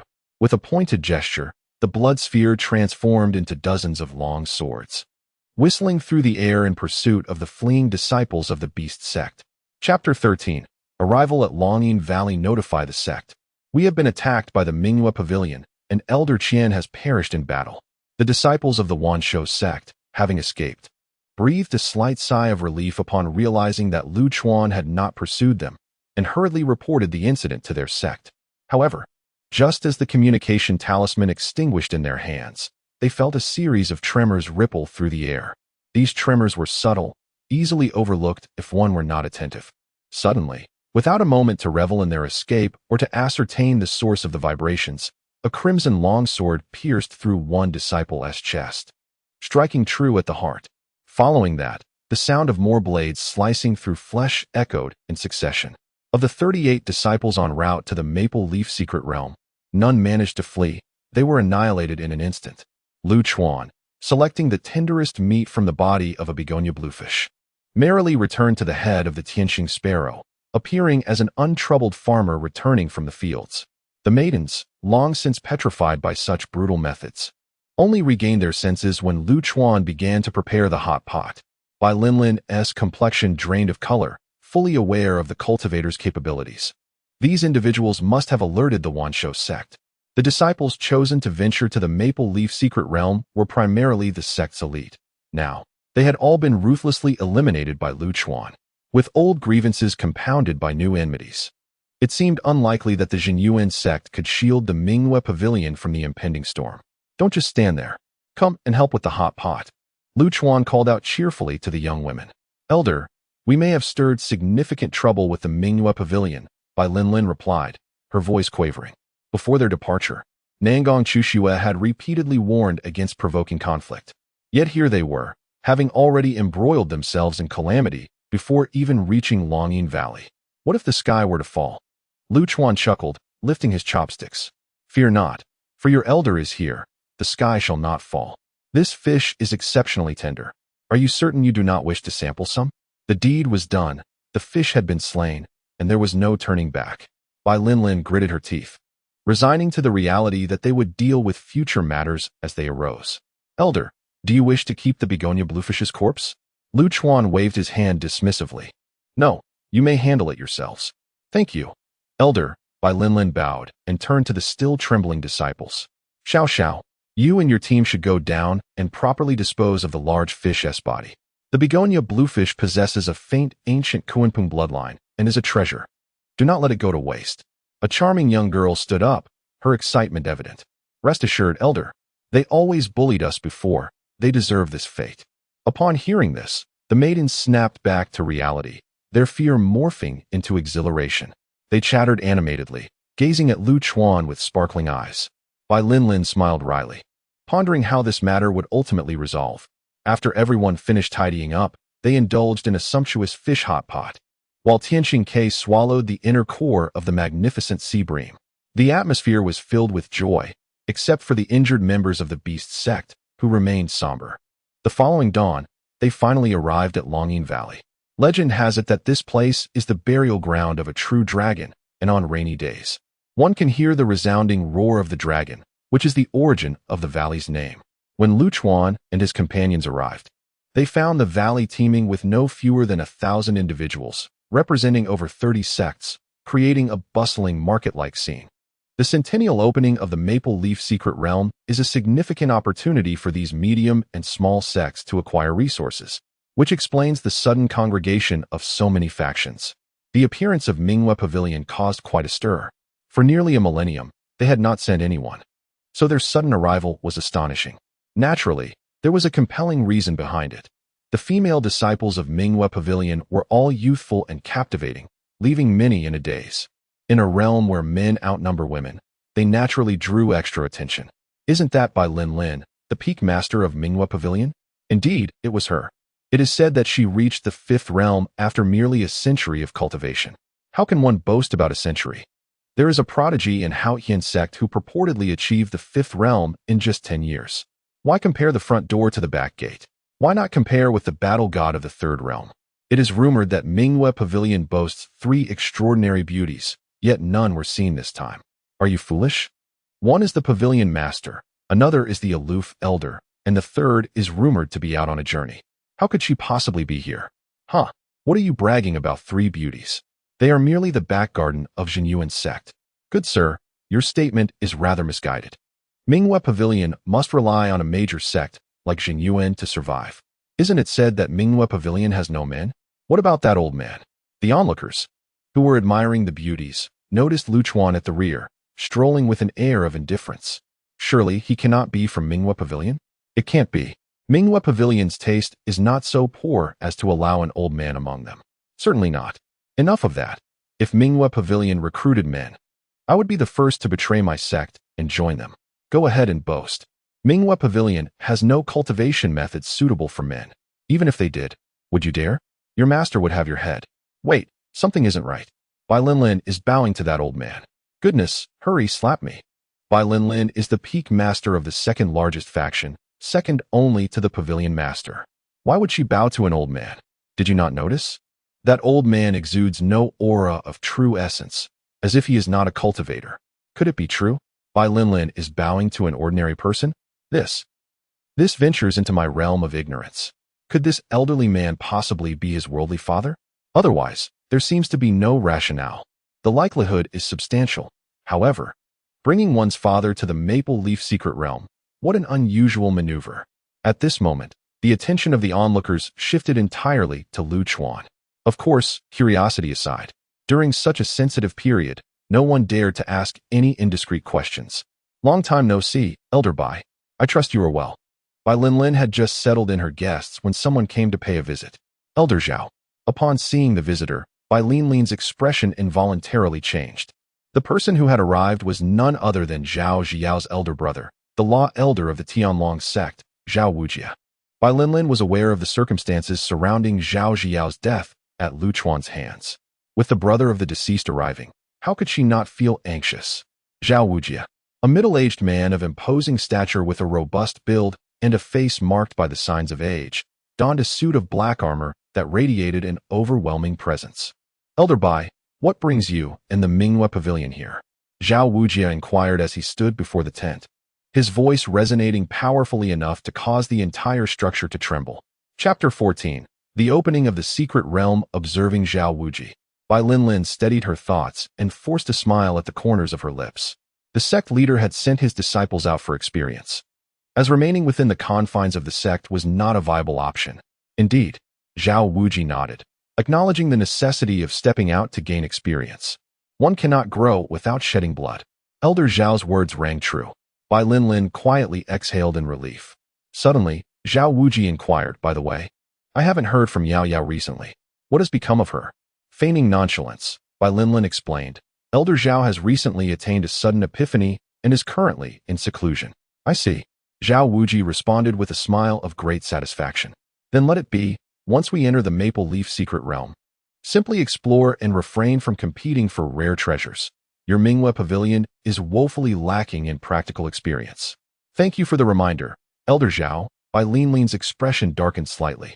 It seemed Zhao Wuji had come specifically to remind her of this matter, and Zhao Zhiyao was perhaps merely an afterthought.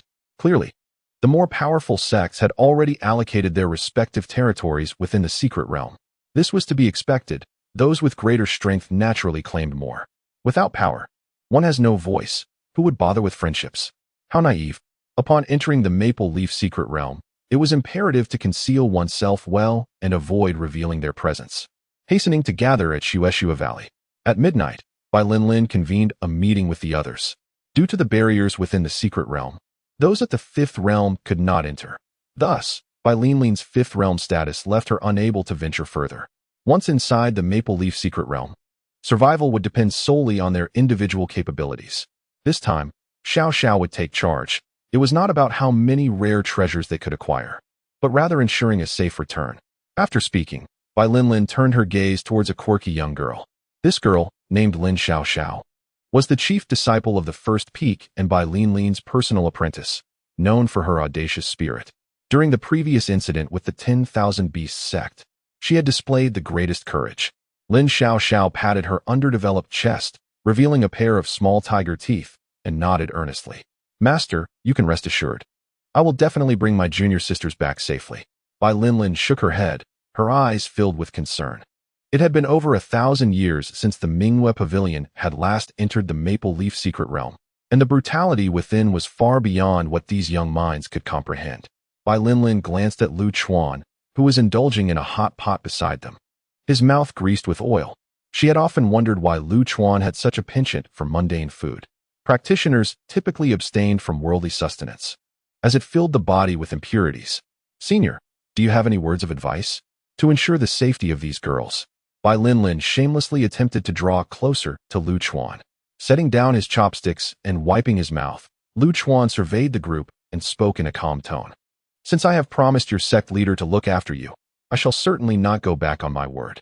As he spoke, Lu Chuan lightly flicked his fingers, releasing a subtle, transparent sword aura that emanated from his fingertips.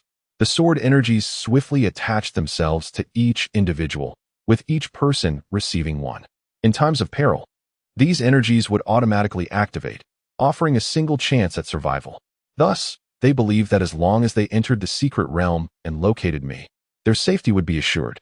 The crowd rejoiced beyond expectation, having previously witnessed the brutal efficiency with which Lu Chuan dealt with the members of the 10,000 Beasts sect. However, a lingering question plagued their minds. How had Lu Chuan managed to enter the Maple Leaf Secret Realm? No one dared to voice this inquiry. They could only wait for the morrow to reveal the answer. Perhaps it was the tranquil calm before the storm, as the night passed relatively peacefully. "Senior, it is time to rise.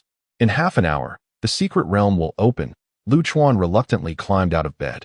Unbeknownst to him, a gentle drizzle had begun to fall in Dragon's Roar Valley.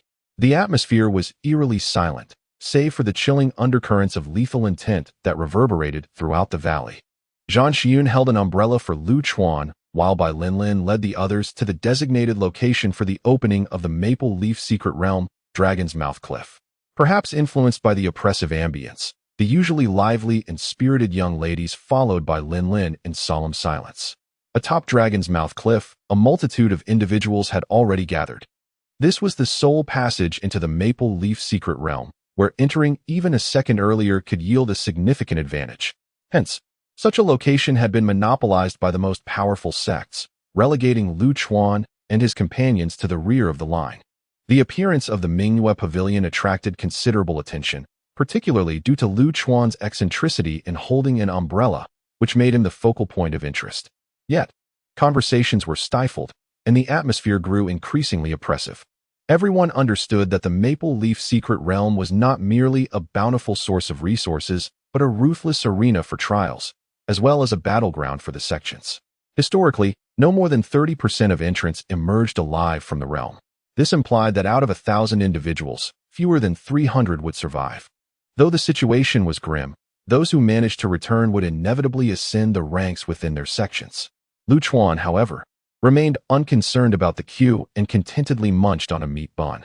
The secret realm now opens. Just as Lu Chuan began to grow impatient, a resonant voice echoed from atop Dragon's Mouth Cliff. All eyes turned toward the source of the sound, where a small black dot materialized in the air at the cliff's edge. This dot expanded at a perceivable rate, accompanied by a peculiar wave of energy that rippled through the atmosphere. Eventually, the small black dot enlarged until it was just large enough for a single person to pass through. Life and death are fated, and wealth is determined by the heavens. Esteemed friends, please proceed. The deep male voice resonated once more. As the voice faded, individuals began to enter the black dot in an orderly fashion. Amused, Lu Chuan inquired of the air beside him, "Donkey, what is this space? Is it another dimension or a fragmented little world?" No sooner had he posed the question than the figure of a Fu abruptly appeared at Lu Chuan's side. Afu's wise gaze swept over the dark spot, and with a wide grin revealing his prominent teeth, he chuckled disdainfully. "This is merely a small realm, hardly a different dimension. It is likely a remnant left behind by some practitioner." Observing the lengthy queue ahead, Afu continued with a hint of impatience. "How long must we wait? Do you not possess a specialized sword technique for severing barriers? Slice through that wretched boundary." "Sword technique? What sword technique?" Lu Chuan looked at the donkey with a bewildered expression. Afu nearly spat out a mouthful of blood in frustration. How could he have ended up with such an unreliable host like Lu Chuan, who had seemingly forgotten everything he had learned? Enough, enough. Your senility is quite severe. Let us pretend I never said that. Hey, who are you calling senile? Lu Chuan retorted, lifting a foot to send Fu flying. This small interlude, however, served to lighten the atmosphere somewhat. Chapter 15. Come here, let me have a look at the dragon's mouth cliff. They had waited for nearly 20 minutes, and finally, it was the turn of the last group from Mingyue Pavilion to enter the passage. However, just as Lin Xiaoxiao attempted to step over the dark threshold, a slender arm reached out to obstruct her. A woman, whose beauty was undeniably enchanting, stood in their way, casting a sardonic glance at Bai Linlin. Bai Linlin, you should ponder carefully.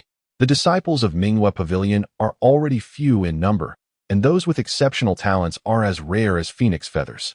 If you were to lose them all in the secret realm, I fear you would not be able to bear the consequences. Your concern is unnecessary, Bai Linlin replied, her expression devoid of emotion. The woman smiled, seemingly unconcerned with Bai Linlin's demeanor, and continued. Your junior martial uncle has been out in the world for quite some time now. Why is there still no news? Bai Linlin's face darkened further. The woman was named Bailey Dai, an elder of the Haisha sect.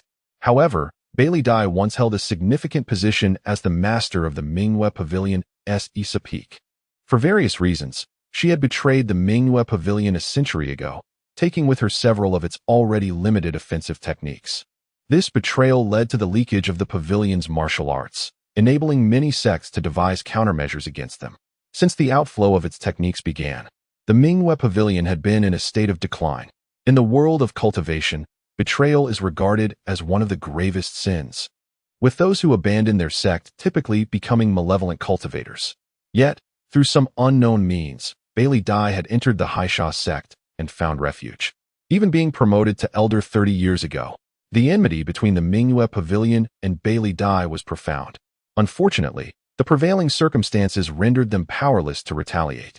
They had endured this grievance for over a century, seeing Bailey Dai obstructing the passage and engaging in endless prattle to prevent the disciples of Mingyue Pavilion from passing.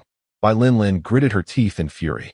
She understood that Bailey Dai's intention was to delay them, ensuring that the disciples would enter the secret realm in a state of utter disadvantage. Her malice was truly extreme. Bailey Dai, how long do you intend to persist? The Mingyue Pavilion has shown you benevolence, even refraining from pursuing the grave crime of your betrayal, yet you still seek to provoke us. You are the very definition of an ingrate. In her determination to expedite her disciples' entry into the secret realm, Bai Linlin boldly engaged in a public quarrel with Bailey Dai. Bailey Dai scoffed, what audacity! Nongguang Chushua may wish to pursue this matter, but alas, lacks the capability. Step aside, Bai Linlin dismissed the verbal sparring. With a flick of her wrist, a white silk ribbon shot toward Bailey Dai. Unfazed, Bailey Dai merely smirked and flicked her finger. A small red sword darted out, shattering Bai Linlin's ribbon into fragments. A flying sword. Bai Linlin's heart raced, and she swiftly retreated, channeling her energy to form an invisible wall of force around her. The red sword, having destroyed her ribbon, did not pursue, but hovered quietly before Bailey Dai. What now? Bailey Dai laughed triumphantly, showcasing the flying sword acquired through the techniques of Mingyue Pavilion. How shameless! Bai Linlin's face flushed with anger, yet she found herself utterly helpless. Although Bailey Dai was not a sword cultivator, the lethality of a flying sword was not something a half-baked practitioner like Bai Linlin could withstand. Shameless? Bailey Dai shrugged with a hint of boredom. The wisest decision I've made in this lifetime was to leave the Mingyue Pavilion, guarding such a dilapidated place that no one would even know if I perished there one day. Step aside, what do you truly desire? Bai Linlin was frantic. She knew she was no match for Bailey Dai in combat or shamelessness. If they delayed any longer, those who had entered first would have gathered, and the disciples of Mingyue Pavilion might find themselves besieged. Around them, 30 or 40 elders from various sects did not intervene in Bailey Dai's vile actions. Instead, they sat back and enjoyed the spectacle. Ha, gurgle, spit. At that moment, Lu Chuan, who had been squatting at the back finishing a lavish breakfast, accepted the mouthwash that Luo handed him, gargling with satisfaction. Hey, that old hag, why is she blocking the way? Collecting tolls? Lu Chuan ambled over with his hands behind his back, immediately noticing Bailey Dai standing defiantly in the passage. Old crone, what are you? The moment Bailey Dai was insulted as an old hag, her face darkened. Senior, she is trying to delay the Mingyue Pavilion's entry into the secret realm, By Lin Lin, anxious, went straight to report. If this drags on too long, the girls inside will be slaughtered. Senior, please think of a way. TCH. Lu Chuan rolled his eyes in derision. The Minghua Pavilion is truly a soft target. Anyone can come and take a shot at it. Upon hearing this, Bai Linlin felt a mix of anger and frustration, tears of grievance welling in her eyes. Hey, why are you crying, little girl? Lu Chuan found himself both amused and bewildered. I am not. Bai Linlin, flustered and furious, wiped her eyes and charged at Bailey Dai. You old hag, get out of my way. With a dismissive wave, Bailey Dai sent the small red flying sword straight toward Bai Linlin's throat. Enraged, Bai Linlin lost her rationality and braced herself to face the flying sword head-on. If struck, she would surely be gravely injured if not killed. Feeling the sharpness of the sword's aura, Bai Linlin realized her recklessness too late. As she attempted to withdraw, it was already too late. She could only muster all her strength to withstand the blow. Just as it seemed Bai Linlin was doomed, an incongruous voice rang out, "Come here. Let me take a look." In an astonishing turn of events, the flying sword that had been aimed at Bai Linlin's throat abruptly veered off course and shot towards Lu Chuan instead. This bewildering scene left everyone watching in shock. The flying sword was considered one of the most lethal artifacts on the continent, and it was said that merely touching it could lead to death.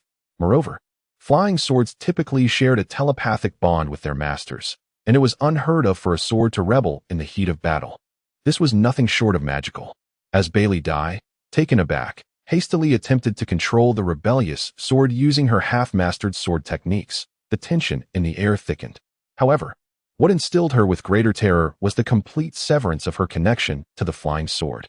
Even more astonishing to the onlookers was the sight of the crimson blade hovering 3 feet before Lu Chuan, gently quivering. It then began to joyfully dart around Lu Chuan, reminiscent of a child seeking solace in its mother's embrace. How intriguing, you foolish beast. This little sword possesses considerable sword energy, yet lacks any true sword intent. Lu Chuan observed the diminutive blade with keen interest. What a worthless item. Even a fart would exhibit more potency than this sword energy. Can't you show a bit of promise? Ah Fu materialized beside Lu Chuan, his eyes brimming with wisdom and disdain. To hell with it.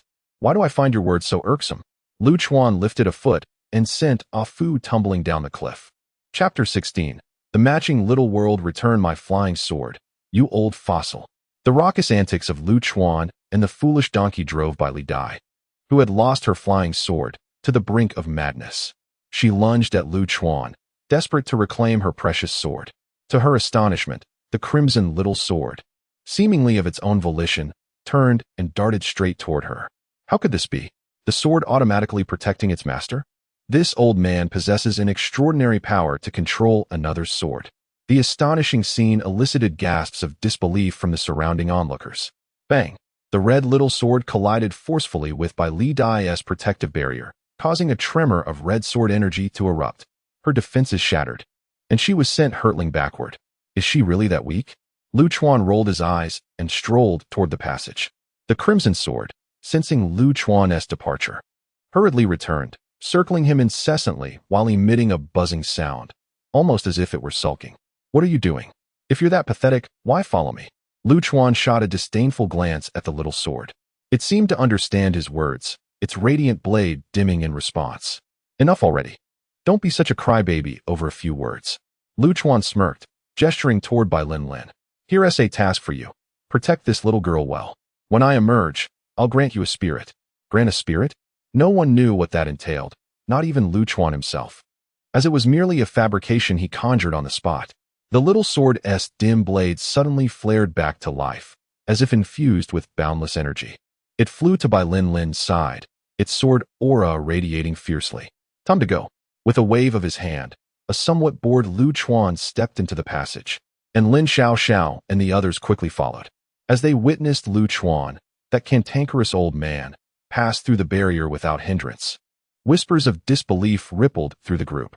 Strange occurrences abound each year, yet this year seemed particularly rife with them.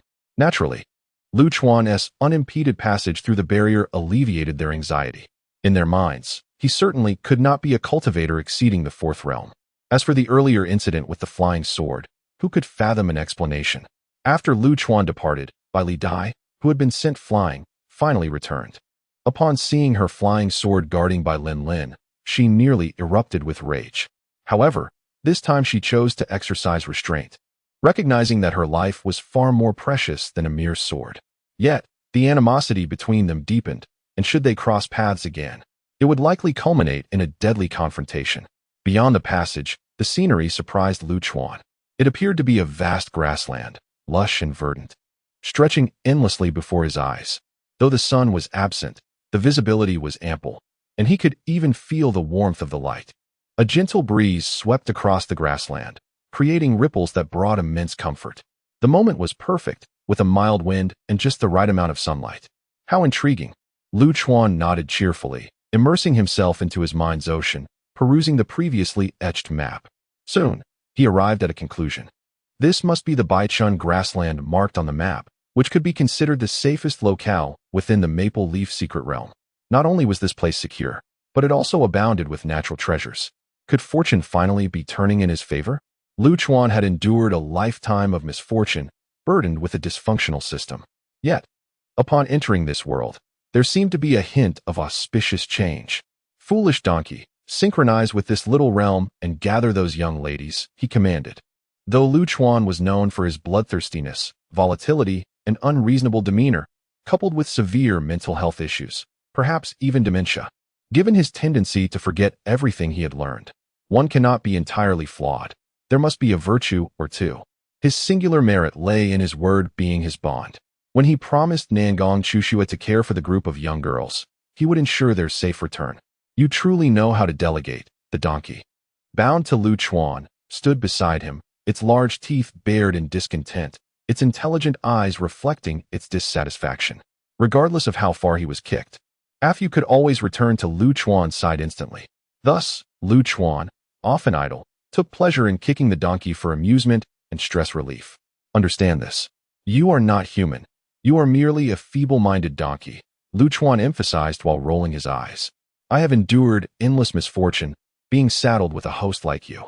Afu, while grumbling, closed its wise eyes. A peculiar wave emanated from Afu, enveloping the entire small world. After a few minutes, Afu opened its eyes, a look of disdain upon its face. Synchronization complete. This is a small world left behind by a practitioner, lacking a complete set of grand rules. Its expanse is roughly equivalent to that of your former planet. Lu Chuan's eyelids twitched at the revelation. A small world the size of Earth was indeed astonishing. How intriguing. It seems this small world conceals something. I will transmit the information to you, Afu declared, its eyes suddenly rolling back. A myriad of mysterious runes soon appeared over its pallid eyes, flickering with an eerie green light. As the donkey executed its task, an abundance of information regarding this small world flooded Lu Chuan's mind. For an ordinary person, such an influx of information might have been overwhelming, potentially causing their mind to burst. Yet, Lu Chuan, with his vast and boundless consciousness, could accommodate such a magnitude of data. Consequently, an extraordinarily detailed map unfurled within Lu Chuan's mental realm. The map has been divided into 5 expansive regions, with Lu Chuan situated at the epicenter. Upon this map, the locations of all precious resources are distinctly marked. This is akin to having an unfair advantage. Moreover, numerous red dots are in motion across the map, indicative of living entities. However, at the northernmost edge of the map lies a pitch-black shadowy area, which is conspicuously unmarked in Afu's matching information. It appears that this location is what Afu referred to as harboring something lurking within. Lu Chuan, however, is rather indifferent, dismissing the matter with a sense of bravado, asserting that should anything provoke him, he would crush it without hesitation. Can you be more specific? They're all just red dots. How am I supposed to know which ones are the girls? Lu Chuan grumbled in dissatisfaction. Hearing this, Afu's eyes widened in disbelief as he exclaimed, "What do you take me for? Providing a general overview is already quite the feat. I cannot detail appearances or genders. If you can't do it, then get lost." Lu Chuan lifted his foot and sent Afu flying. Chapter 17. In truth, I am a swordsman after sending Afu flying. Lu Chuan located a place called Feishua Valley on the map within his consciousness. He had previously heard by Lin Lin mention that they were to gather at this location. Upon examining the map, he discovered that Feishua Valley was surprisingly close to the shadowy area in the north, indeed a fortunate choice. However, it was not entirely fair to blame by Lin Lin for the location. After all, she did not possess Afyu's abilities to sense the anomalies of this small world. Having determined his direction, Lu Chuan set forth toward Feishua Valley. He walked at a leisurely pace, savoring the scenery. The vistas of this small world were far more enchanting than the drab confines of that foolish donkey-s realm. After wandering for approximately 2 hours and taking in the sights, Lu Chuan decided it was time to ascend directly to Feishua Valley. As he casually glanced to his left, he was taken aback to see a ground strewn with corpses not far ahead. Curiosity piqued, he approached cautiously. There were over 20 bodies, arrayed on the grass in a disturbingly orderly fashion. As he drew nearer, he noted the bizarre appearances of the corpses. They had all turned into desiccated husks, with not a trace of blood remaining. Strangely, the air bore no scent of blood, and these bodies were undoubtedly fresh. For he had seen these individuals just the day before, disciples of a sect known as Haisha. From the state of the bodies, it appeared they had offered no resistance whatsoever, having been completely drained of their life's essence. This was perplexing. The cultivators entering this realm were of comparable strength. If they had fought amongst themselves, it seemed unlikely they would have succumbed so easily. Could there be some other malevolent force at play? As Lu Chuan pondered this, he disdainfully kicked at a corpse. A sense of unease crept over him, and he feared for the safety of those girls. With a determined stride, he propelled himself forward like a meteor streaking across the sky. Feishua Valley lay to the north of the Maple Leaf Secret Realm. In stark contrast to the temperate central region, the north was gripped by the chill of winter. The landscape stretched before him, barren and desolate. Following the map's guidance, Lu Chuan soon arrived at the entrance of Feishua Valley. "Senior." Just as he reached the entrance, a bright voice rang out. Turning, he was surprised to see Lin Xiaoxiao. "Hey, you've arrived quite swiftly," Lu Chuan remarked with a smile and a nod. Lin Xiaoxiao scratched her head, somewhat bashful. "I was just fortunate. I randomly landed in Feishua Valley." Lu Chuan glanced at the gloomy sky, frowning as he inquired, "How long until the others arrive?" Without hesitation, Lin Xiaoxiao produced a communication talisman and ignited it. "Everyone is making their way here. If fortune favors us, some will arrive before nightfall." As she spoke, Lin Xiaoxiao's expression shifted to one of concern. "Senior, some of the junior sisters have reported something strange. Is it the corpses drained of blood?" Lu Chuan blurted out. Lin Xiaoxiao widened her beautiful eyes and nodded emphatically. "Senior, have you encountered this as well? Please direct me to the whereabouts of the girls. We must find them and not linger in this direction." Lu Chuan casually gestured in front of him as he spoke. Soon, the surrounding air erupted with a series of explosive sounds, and more than 20 water swords emerged from the atmosphere. The already arid and frigid air grew even heavier. Lin Xiaoxiao gazed at this scene with a heart full of envy. In the Tianyuan continent, sword cultivators are acknowledged as the most formidable warriors and hold the highest status among practitioners. "Senior, are you a sword cultivator?" Lin Xiaoxiao could not help but inquire. After pondering for a moment, Lu Chuan replied, "Not exactly. I would classify myself as a swordsman." "I don't understand. Is there a distinction?" Lin Xiaoxiao playfully stuck out her little tongue. "They should be quite similar." In truth, Lu Chuan was uncertain, as he had yet to encounter any sword cultivators since arriving in this world. However, he instinctively felt a fundamental difference between himself and those practitioners. "Hop on. We shall depart." Lu Chuan waved his hand, and a water sword descended from above, landing before Lin Xiaoxiao. The sight of the water sword made Lin Xiaoxiao's face flush with excitement. Although practitioners of the fourth realm could fly, nothing could compare to the elegance of soaring on a sword. Cautiously, Lin Xiaoxiao stepped onto the water sword. It felt far sturdier than she had anticipated. Standing upon it posed no issue whatsoever. "Which girl is closest?" Lu Chuan inquired.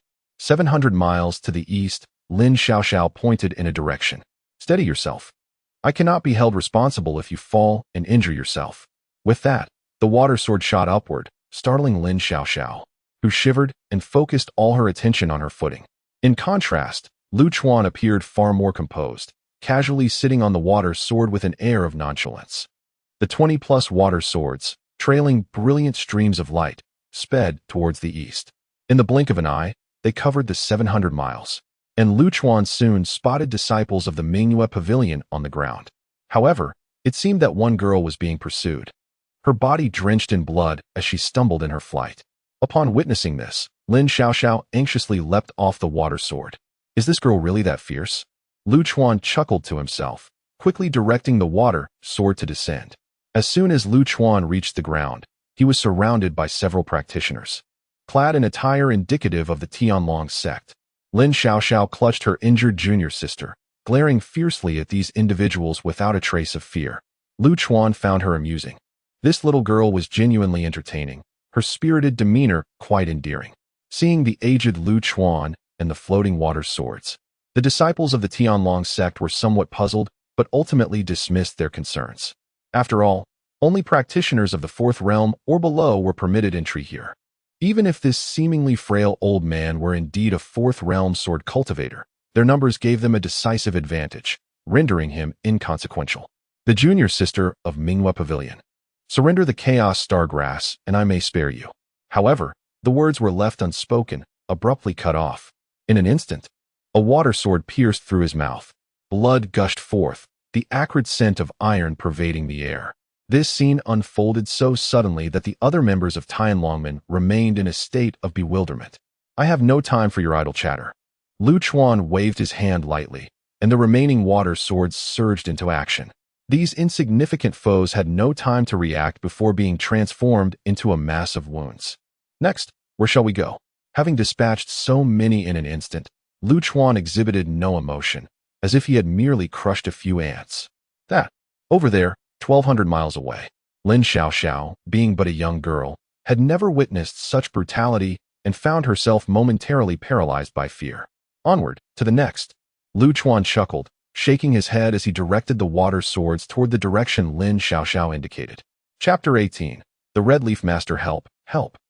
Upon arriving at the location indicated by Lin Xiaoxiao, Lu Chuan beheld a throng of individuals frantically fleeing below. Among them was a maid from the Minghua Pavilion, also caught in the chaos. These people ran with terror etched on their faces, as if some horrific creature were pursuing them relentlessly. In an instant, the panicked crowd came to a sudden halt. They were compelled to stop as the vast expanse of land before them abruptly heaved. The ground trembled violently, and debris flew in every direction, accompanied by a deafening roar. Initially, the crowd managed to cope with the onslaught, but the sheer quantity of stones and their tremendous force soon overwhelmed their defenses. Almost everyone was struck by the falling rubble, shrieking as they plummeted to the ground. Just as the maid from Minghua Pavilion was about to meet her doom, Lu Chuan swung his right hand decisively. A water sword, howling with ferocity, plunged downward. Thud, thud, thud. The water swords embedded themselves into the tumultuous earth, forming a peculiar array. A chilling aura emanated from the formation, suppressing the raging ground beneath. Yet, as Lu Chuan gazed at the array below, he wore a perplexed expression. When did I ever learn such a thing? In truth, Lu Chuan had not intended to create a sword array. He merely wished to forcibly quell the chaotic earth with sword energy. However, these water swords had unexpectedly coalesced into an array, a development he had not anticipated. This is called the Celestial Sword Array, primarily used for sealing and suppression. You learned this long ago. I told you that you were suffering from senility, but you refused to believe it. You have forgotten everything you learned. Ah Fu timely appeared to explain. Shut up. I have long since achieved unity with the sword, colloquially known as the sword person.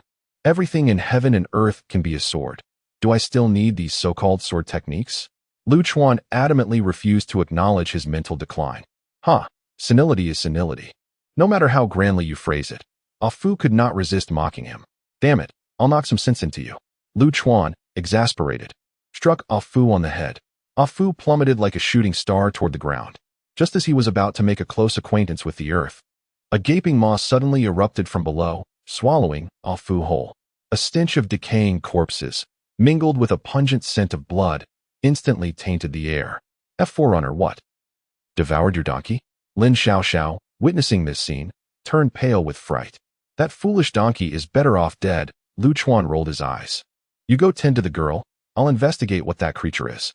With a brief command, Lu Chuan descended to the ground and leapt onto the torn earth. Senior sister, the frightened maid, upon seeing Lin Xiaoxiao, rushed into her embrace, weeping. Others gathered around, all eyes fixated on the trembling Lu Chuan. Just moments ago, they had witnessed him wielding a water sword to suppress the earth, an event that had not escaped their notice. It became apparent to everyone that their survival might hinge upon that frail old man. Lin Xiaoxiao pulled her junior sister behind her, eyeing the others with suspicion. The sycophantic expressions on their faces filled her with disgust. Had there been no calamity, her junior sister would likely have been subjected to their bullying. Junior Xiaoxiao, that esteemed elder must be from your Minghua pavilion, correct? One among them, recognizing Lin Xiaoxiao, greeted her warmly. No, I do not know him. Do not feign familiarity. Lin Xiaoxiao emphatically denied, taking her junior sister to sit upon the water sword. It was evident to anyone with a modicum of intelligence that Lin Xiaoxiao was lying. As the last hope for salvation appeared to depart, the crowd hastily encircled her. Fairy Xiaoxiao, we are all cultivators here. You cannot stand idly by while we face death. One implored. Indeed, our Tianlong sect shares some ties with Minghua Pavilion, another chimed in. Fairy Xiaoxiao, if you could but speak a few kind words before that elder, we would be eternally grateful. As they spoke, they cast anxious glances behind them, their expressions fraught with terror, as if something dreadful were approaching. Lin Xiaoxiao's eyelids twitched. She was witnessing the depths of human shamelessness. Each and every one of them had, at some point, taken advantage of Minghua Pavilion, seized its resources through force.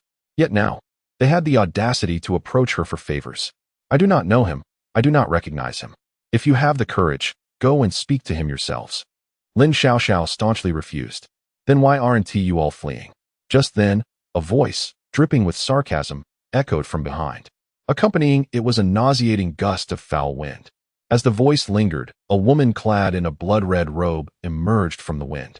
Her long, slender legs tantalizingly peeked from beneath the billowing fabric, inciting boundless imagination. With an alluring visage and a figure that ignited flames of desire, she epitomized captivating charm in her crimson attire. It was the guardian of the 100 Ghosts sect, the enigmatic Hong Yezhenren. Upon seeing her, Lin Xiaoxiao's pupils dilated in sudden realization. This woman, known as Hong Yezhenren, was a figure whose true name remained a mystery. She held a position second only to the sect leader within the 100 Ghosts sect, a being notorious for her cunning and malice, adept in enchantments. With countless cultivators having perished at her hands. Despite repeated attempts by Xuantiangong to capture her, all had ended in failure.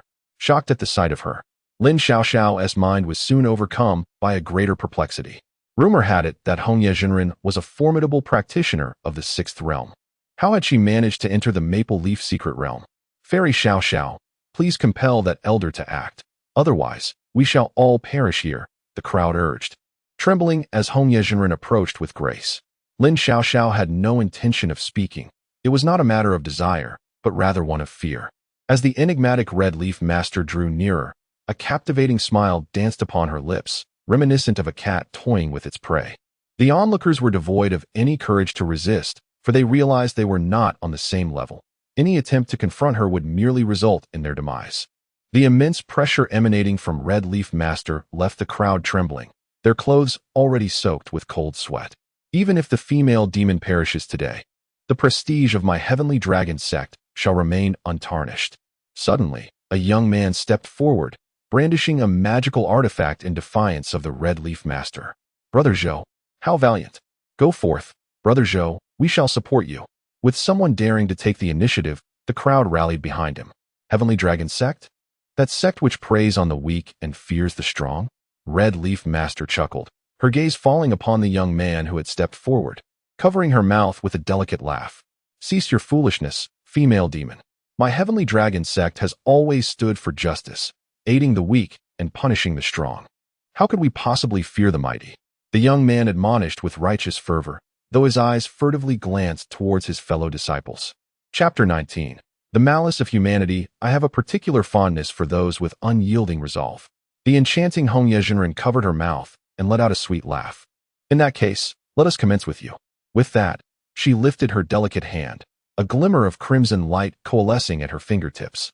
At that moment, the stalwart young man suddenly launched an attack. However, his target was not Hong Yezhenren, but rather Lin Xiaoxiao, who stood nearby. Accompanying him were 2 other disciples of the Tianlong sect. Lin Xiaoxiao had her full attention on Hong Yezhenren and was entirely unprepared for the imminent danger surrounding her. Bang! Bang! 2 muffled sounds echoed as the assailant struck, sending Lin Xiaoxiao hurtling through the air, landing directly before Hong Yezhenren.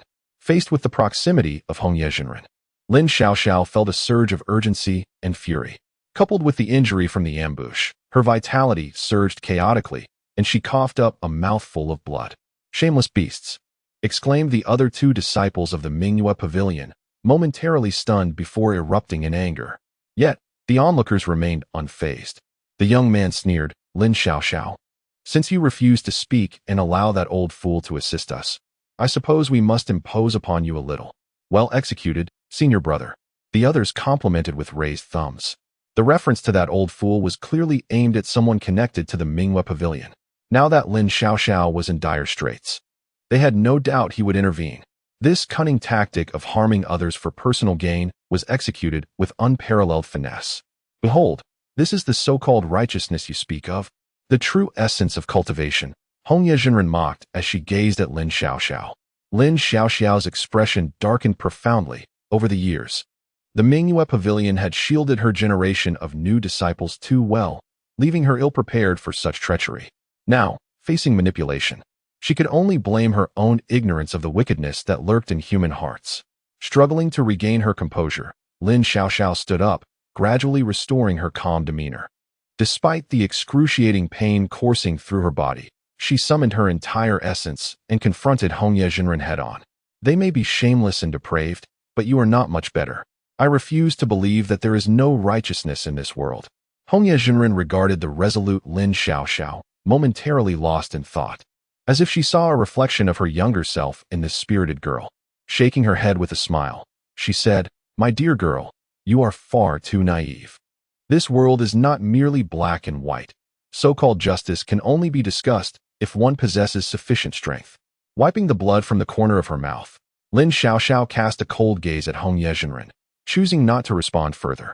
Indeed, the divergence in their values rendered any discourse on justice futile, akin to a chicken conversing with a duck.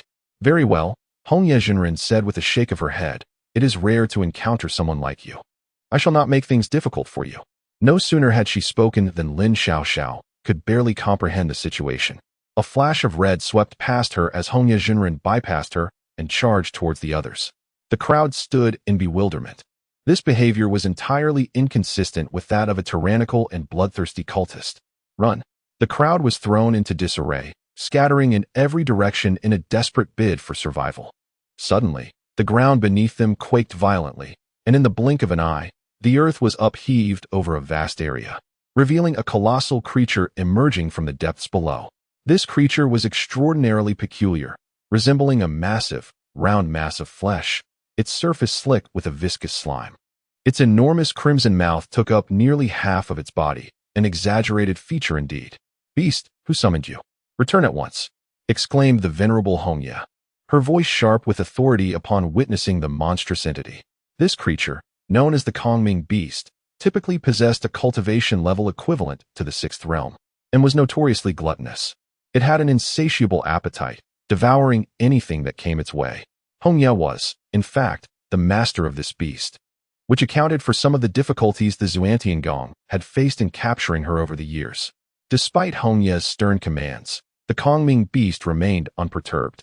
Upon closer inspection, Hongya's expression shifted dramatically. The beast was not defiant. It was unable to obey, for it was being held aloft by a single individual. Compared to the gargantuan size of the Kongming Beast, the person lifting it appeared diminutive, initially unnoticed by Hongya. Who else could it be but Lu Chuan? Moments ago, he had descended through the opening created by the beast and seized it.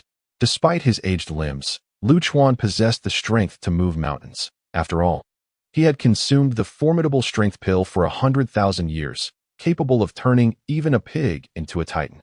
Bang, bang, bang. Before the ground could settle, the water swords nearby began to stir.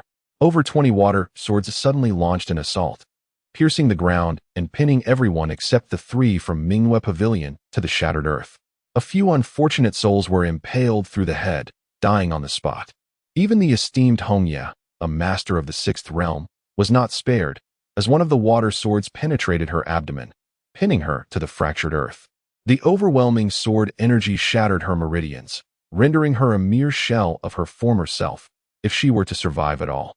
"Senior," Lin Xiaoxiao cried out, her little mouth quivering, nearly in tears. Do not weep. Allow me to show you the art of slaughter, Lu Chuan replied cheerfully, lifting the Kongming beast and hurling it into the air. The unfortunate creature, unable to resist, was swiftly shredded into a fine mist of flesh by the invisible sword energies that rained down from above, turning the sky into a deluge of blood and gore. Lu Chuan casually strolled forward, hands clasped behind his back. Elder, we are all in the same boat. Please show some mercy. The youth who had previously plotted against Lin Xiaoxiao found himself impaled through the thigh. The explosive sword energy tortured his body, eliciting pained screams. Ah, how you glorify yourself. In the same boat. Do you truly deserve such a comparison? Lu Chuan scoffed, rolling his eyes. Suddenly, the sword energy within the young boy's body erupted violently, shattering him into countless fragments, with a mist of blood filling the air. Ah, the intoxicating aroma of blood. Lu Chuan inhaled deeply, his face alight with ecstasy. This grotesque spectacle nearly terrified onlookers into submission. No one dared to utter a word, resigned to silently endure the encroaching sword energy. Lu Chuan stealthily approached the nearly breathless figure of the red leaf sage. Hey, beautiful, he said, extending his withered hand to lift her chin. However, the gravely injured red leaf sage's pupils had already begun to glaze over, resembling someone on the verge of departing this world. In the face of Lu Chuan's lewd advances, she was utterly powerless to resist, and only 2 tears traced down her cheeks. Observing her condition, Lu Chuan awkwardly withdrew his hand, wiping it on his clothing. My hands are a bit dirty, but surely you shouldn't be so disdainful. Please, don't cry. Was this truly a matter of disdain for his dirty hands?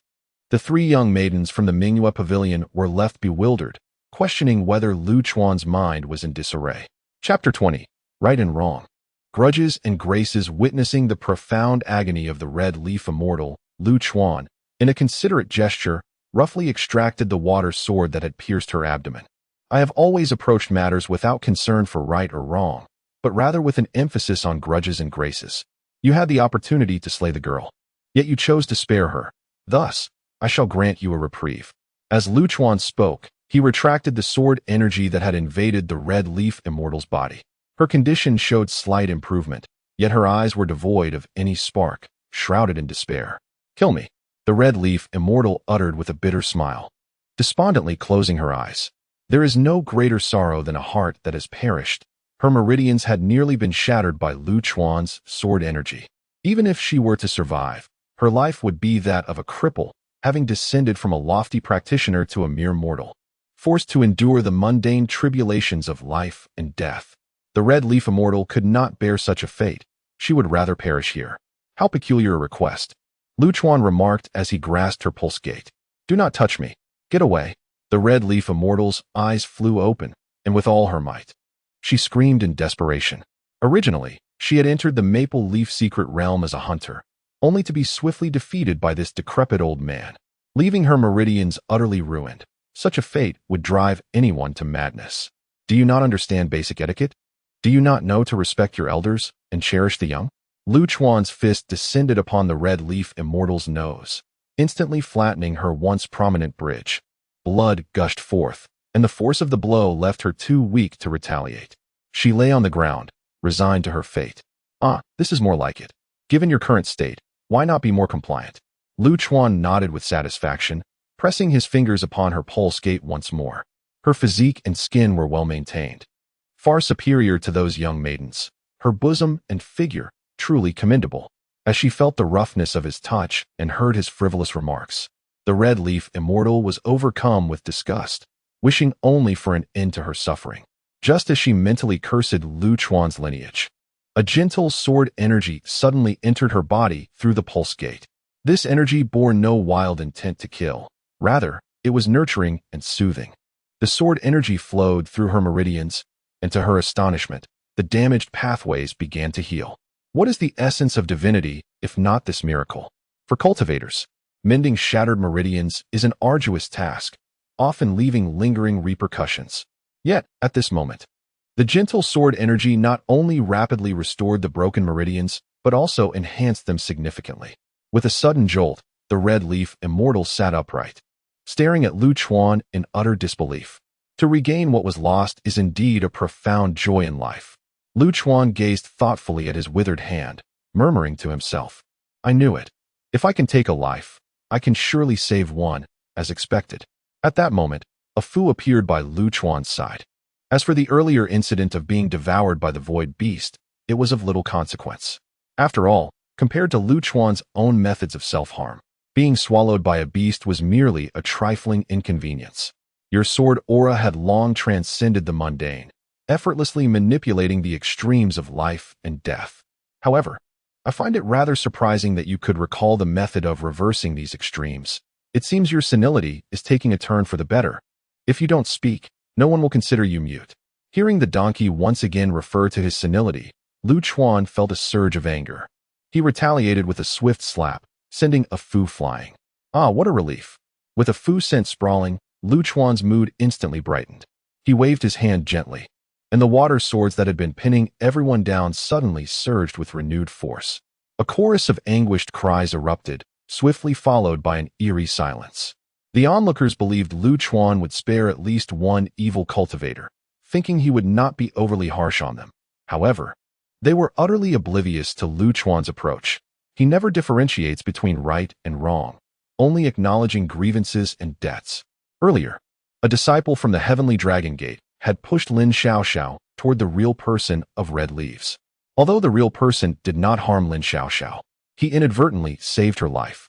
Such an outcome was beyond anyone's expectations. Life is indeed unpredictable, like intestines wrapped around one another. Lu Chuan mercilessly dispatched the others, directing the water swords as he prepared to depart. Elder. At that moment, the real person of Red Leaves called out to Lu Chuan. What is it? Lu Chuan replied, casting a sidelong glance. Are you taken by my charm and wish to offer yourself? The real person nearly spat blood in disbelief. Even if one were blind, they would not find an old man appealing. How could such words even be uttered? With an awkward chuckle, the real person quickly assumed a serious demeanor. Elder, if you have no further business, it would be best not to linger in the Maple Leaf secret realm. What? Are you instructing me on how to act? Before the real person could finish, a slap struck his face, sending him hurtling through the air, blood spraying from his mouth. That blow nearly cost the real person half his life. Foolish dog, rambling incessantly. Lu Chuan rolled his eyes, departing with the three young girls. After a considerable time, the real person of Red Leaves struggled to rise from the ground, his left cheek disfigured from the strike. After swallowing a handful of elixirs, his face gradually returned to its former state. Watching Lu Chuan's retreating figure, the real person's expression shifted from shock to complexity. Perhaps this old man could bring an end to. Subsequently, Lu Chuan scoured the world in search of the scattered disciples of the Minghua Pavilion. Fortune favored him. Aside from the initial two unfortunate souls, he encountered little trouble with the others. As dusk descended, everyone had finally gathered, without a single soul missing. The night was illuminated by the flickering flames of a bonfire, and Lu Chuan commenced the evening meal. The group encircled the fire, listening intently as Lin Xiaoxiao embellished the events of the day. Upon hearing about soaring through the skies on swords, the young girls' faces lit up with envy. Yet, when the name of the esteemed Red Leaf Master was mentioned, a wave of trepidation washed over them, their hearts racing with fear. They could not fathom how a practitioner of such high caliber could have entered their midst. However, when they learned of Lu Chuan's swift strike that sent the female demon flying, their eyes sparkled with admiration. Under Lin Xiaoxiao's vivid narration, Lu Chuan quickly transformed into an invincible, enigmatic elder capable of vanquishing all.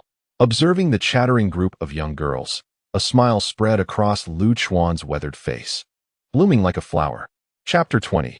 The Legend of the Blood Demon. The atmosphere of ease did not linger for long. Soon, a peculiar wave swept through the Maple Leaf secret realm, akin to autumn winds stripping leaves from trees. Unbeknownst to anyone, the night deepened to a point where it felt as though it could not be cut by a blade nor pierced by a needle. The flickering campfire, remarkably, illuminated not more than a meter around it. This oppressive darkness, reminiscent of the cold, dark blood oozing from a corpse, coiled and enveloped the heavens and the earth. The distant mountains blurred into obscurity, resembling a grotesque visage of flesh and blood when viewed from afar. Everything seemed to become damp, as if the very skin of the trees and soil was beginning to decay, suffusing the air with a stifling scent. Senior, Lin Xiaoxiao's trembling voice broke through the heavy night. Yes, I'm here, Lu Chuan responded softly. The simplicity of those 3 words instilled a sense of calm in the young girls, alleviating their panic. Something emerged. Lu Chuan rose and gazed towards the north. Slowly, he raised his withered hand, a glimmer of cold light swirling at his fingertips. The white sword aura emanating from his fingertips pierced through the dense darkness, illuminating the surroundings. Everything is fine. Eat, drink, and sleep as you wish. Lu Chuan gently flicked his fingers, causing the white light to radiate outward. This white sword aura formed a protective shell, enveloping all the young girls within. The suffocating dread dissipated instantly, vanishing without a trace. Let us gather herbs tomorrow and leave. This place is not safe. Lu Chuan chuckled, ruffling the hair of the still trembling Lin Xiaoxiao beside him. Senior. Lin Xiaoxiao leaned closer, revealing her adorable little tiger teeth as she broke into a sweet smile. Lu Chuan found her whimsical nature quite endearing. Of course, his fondness was devoid of romantic inclinations. It was merely the affection an elder holds for a younger one. Speak if you have something to say. Lu Chuan nodded. Hee, senior, your insight is unparalleled. Truly unmatched in this world. Lin Xiaoxiao playfully stuck out her tongue, showering him with compliments. Lu Chuan found her antics amusing and lightly tapped her forehead. Speak of matters at hand. If there is nothing, go rest. There is something. Lin Xiaoxiao covered her forehead, appearing somewhat shy. Senior, could you take us to gather herbs tomorrow? Many from other sects have perished, and the treasures within the secret realm must still remain. The Maple Leaf secret realm is rich in resources, and if we can gather them all, it would be monumental news for the Minghua Pavilion. With these resources, the medicinal pills for my junior sister's cultivation would be secured. Moreover, the surplus could be exchanged for spirit stones and other supplies, ensuring that Minghua Pavilion would not have to worry about resources for at least the next 20 years. What do you consider this? Not a big deal. Go rest. Lu Chuan waved his hand dismissively. We'll set out early tomorrow. Hee, senior, you are the best. Lin Xiaoxiao beamed, sitting happily beside Lu Chuan and closing her eyes to rest. However, it was destined that this night would not be peaceful. As Lu Chuan had just closed his eyes, the entire Maple Leaf secret realm trembled violently, akin to an earthquake. Above the silent sky, sporadic flashes of light darted across, seemingly the silhouettes of cultivators. Lu Chuan, plagued by a touch of neurosis, found it impossible to sleep amidst any noise. Otherwise, slumber would elude him completely. Frustrated by the commotion, he sprang up with a start, gazing into the distant darkness. You girls stay here and do not venture beyond the realm cloaked in sword energy. I shall address this cacophony, he declared, nervously twisting his neck, his eyes ablaze with ferocity. The girls were visibly frightened by Lu Chuan's demeanor, nodding their heads vigorously like chicks pecking at grain. In truth, Lu Chuan held little concern for their safety, for they bore the sword energy he had bestowed upon them, which would automatically activate should they face any life-threatening danger. Stretching his weary back, Lu Chuan suddenly shot upwards like a cannonball. In the Maple Leaf secret realm, to the north, lay the star-bearing plateau. It was a desolate expanse, devoid of any signs of life, with the ground marred by patches of blackened earth, resembling the skin of a disease-ridden patient. This cursed place bore no heavenly treasures, and even cultivators seeking herbs would not venture here. However, this night, at the heart of the plateau, dozens of figures stood silently, the air thick with a suffocating aura of impending doom. Where's Hongyi? Why has she not yet arrived? Inquired one who appeared to be the leader, his voice faint. Master, the left guardian has gone to collect the blood of the cultivators, but for some unknown reason, we have lost contact. And there has been no word since, replied a subordinate. The leader pondered for a moment before beginning to arrange a formation. For this day, our 100 Ghost sect has prepared for millennia. We cannot afford any missteps. Once we successfully resurrect the Blood Ancestor, no one on the Tianyuan continent will dare to confront our 100 Ghost sect with disdain. If any older cultivators were present, the mere mention of the Blood Ancestor would surely strike terror into their hearts. A millennium ago, an ancient demon known as the Blood Ancestor emerged abruptly, with no one knowing from whence he came. Initially, the so-called prestigious sects dismissed him, but within a mere 3 to 5 years, the Blood Ancestor achieved a terrifying 8th realm of power, even pushing towards the 9th. Not only that, but he also founded the Blood Demon sect, swiftly absorbing half of the malicious cultivators across the Tianyuan continent. The power of the Blood Demon sect swelled to a point where it could contend with the top 3 sections. By the time the cultivators realized the threat, it was already too late. The Blood Demon sect unleashed a horrific 3-month bloodbath. That March, the Blood Demon sect began its slaughter from the southern regions of the Tianyuan continent, methodically exterminating major sections. With their bizarre cultivation methods relying on blood to enhance power. The more people that died, the more blood flowed.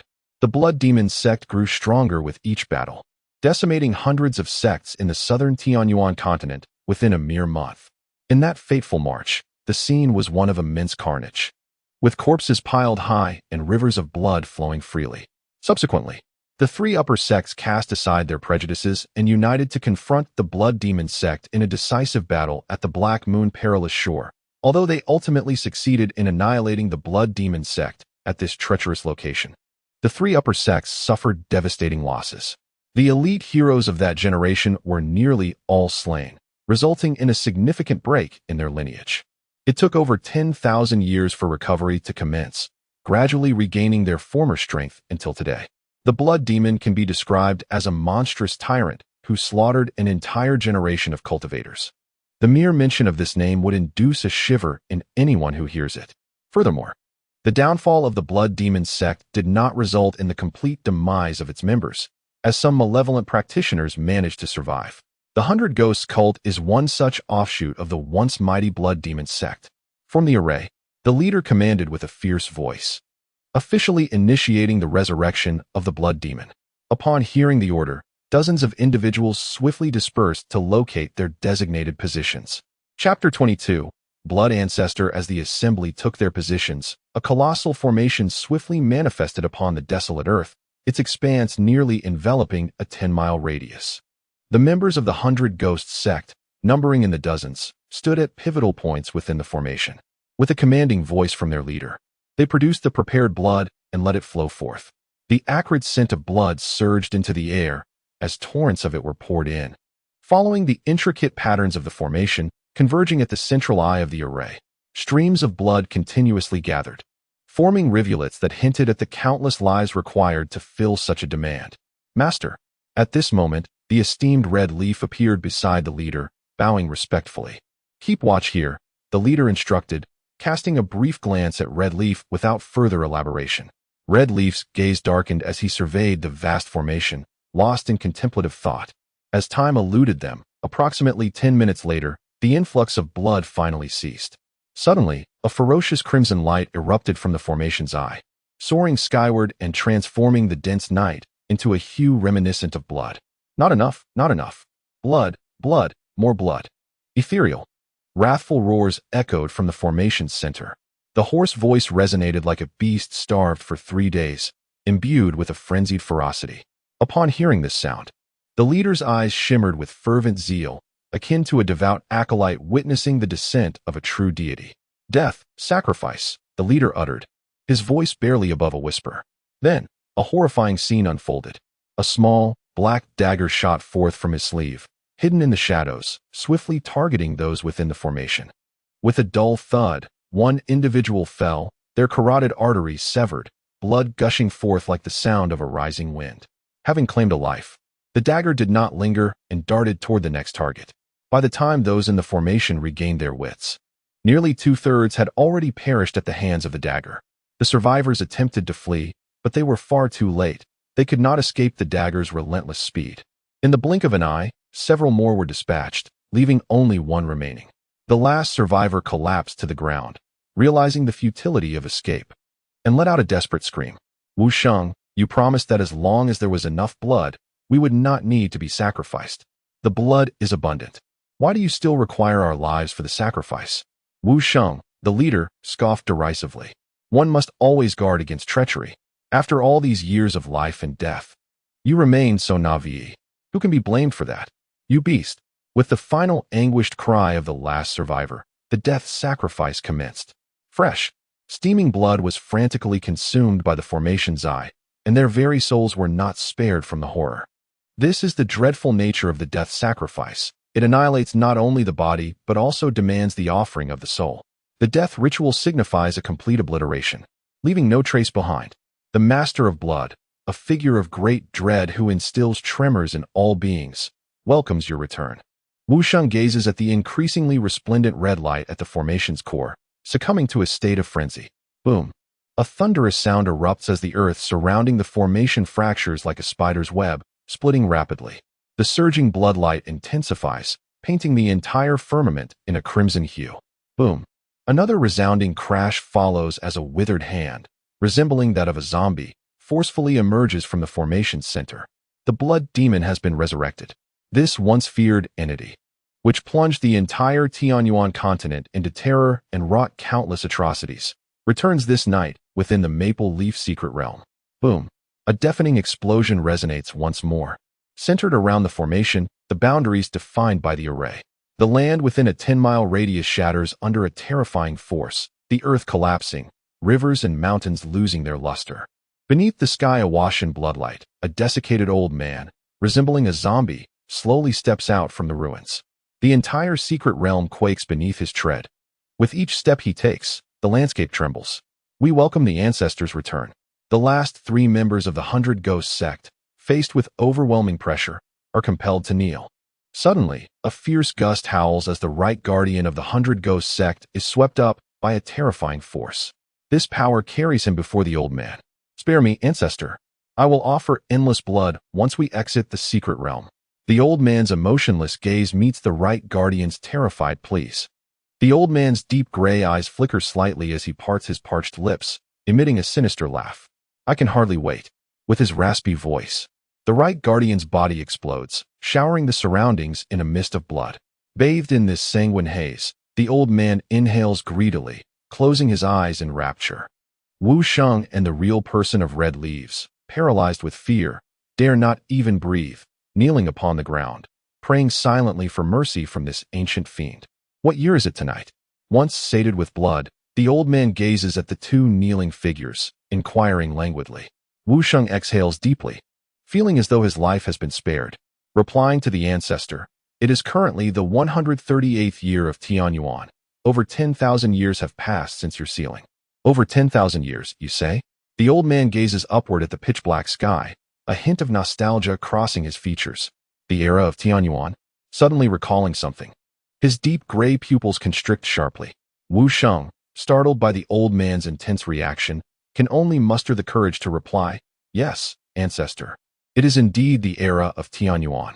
Over a century ago, the 3 supreme sects abruptly changed the era name to Tianyuan. Ha ha ha ha. The old man's eerie laughter echoes, akin to that of a dragon or a night owl. Do you know under what circumstances the era title Tianyuan can be used? Wu Sheng appeared somewhat perplexed. An era title is merely an era title. Could there be any particular significance? His subordinate, feeling rather dull-witted, was at a loss. The old man gazed into the distance, a hint of nostalgia in his voice as he remarked, "Only when an acknowledged prodigy is born can the era title be changed. This is the custom of the Tianyuan continent. However, it seems that this era title has not been invoked for at least 20 to 30,000 years." Upon hearing this, Wu Sheng felt increasingly bewildered, for he had not heard of any extraordinary talent being born. "Humph, what right do you have to know?" The old man scoffed, casting a sidelong glance at the enchanting figure of the red-leaf real person beside Wu Sheng. Noticing her alluring beauty and devilish physique, the old man licked his lips with a crimson tongue.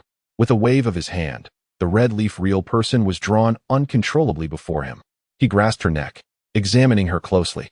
Indeed, a natural seductress, still untouched, an excellent vessel. "You shall serve me tonight." It would be hard for anyone to believe that the red-leaf real person, renowned for her mastery of charm and skill in captivating men, was still a maiden. Chapter 23. The play of flowers. The red-leaf master found himself ensnared by a vice-like grip around his throat, struggling feebly against the overwhelming strength of the elder's claw-like hand. In the midst of his desperate thrashing, he suddenly produced a dagger and plunged it into the elder's neck. The searing pain nearly drove the elder to madness as he forcefully slammed the red-leaf master to the ground, causing the already fractured earth to tremble violently. Blood erupted from the red-leaf master's mouth, nearly sealing his fate. The demon-subduing dagger, he chuckled. The elder withdrew the blade from his neck. a sinister grin spreading across his face. The wound began to heal at an astonishing rate, visible to the naked eye. Quite intriguing, the elder mused, toying with the dagger in his hand. Although it bore the name of a dagger, it was not a product of conventional forging, but rather a miraculous artifact born of the heavens, possessing immense lethality against malevolent entities. Such items were exceedingly rare, typically found only in desolate places, making them exceedingly difficult to acquire. It appeared this woman had schemed to take his life. Shaking his head with a smile, the elder decisively crushed the Red Leaf Master's shin beneath his foot, considering the fine furnace she had prepared for him. I shall grant you a few more days of existence. The Red Leaf Master grimaced in pain. Turning to the silent Wu Sheng beside him, he roared in madness. Wu Sheng, what on earth have you unleashed? While he remains incapacitated, swiftly end his life, lest he plunge the world into chaos and suffering. Wu Sheng. He shook his head gently, a flicker of compassion in his eyes. I have endured enough of this life of evasion to stand in the light of day henceforth. The elder must be allowed to take control. Elder. Wu Sheng bowed once more to the elder, pleading for the Red Leaf Master's life to be spared. Useless wretch. The elder scoffed. Let us see how this plays out first. Hearing this, Wu Sheng clenched his fists tightly, only to relax them almost immediately. It is entirely up to the elder's discretion.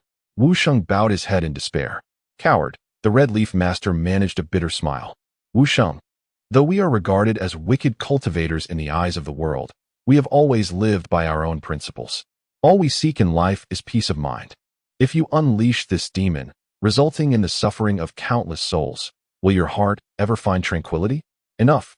Wu Sheng suddenly erupted, his eyes wild with fury. To hell with a carefree existence, to hell with peace of mind. Go ask those who adhere to the orthodox ways if they would consent. The Red Leaf Master smiled wanly, shaking her head in despair.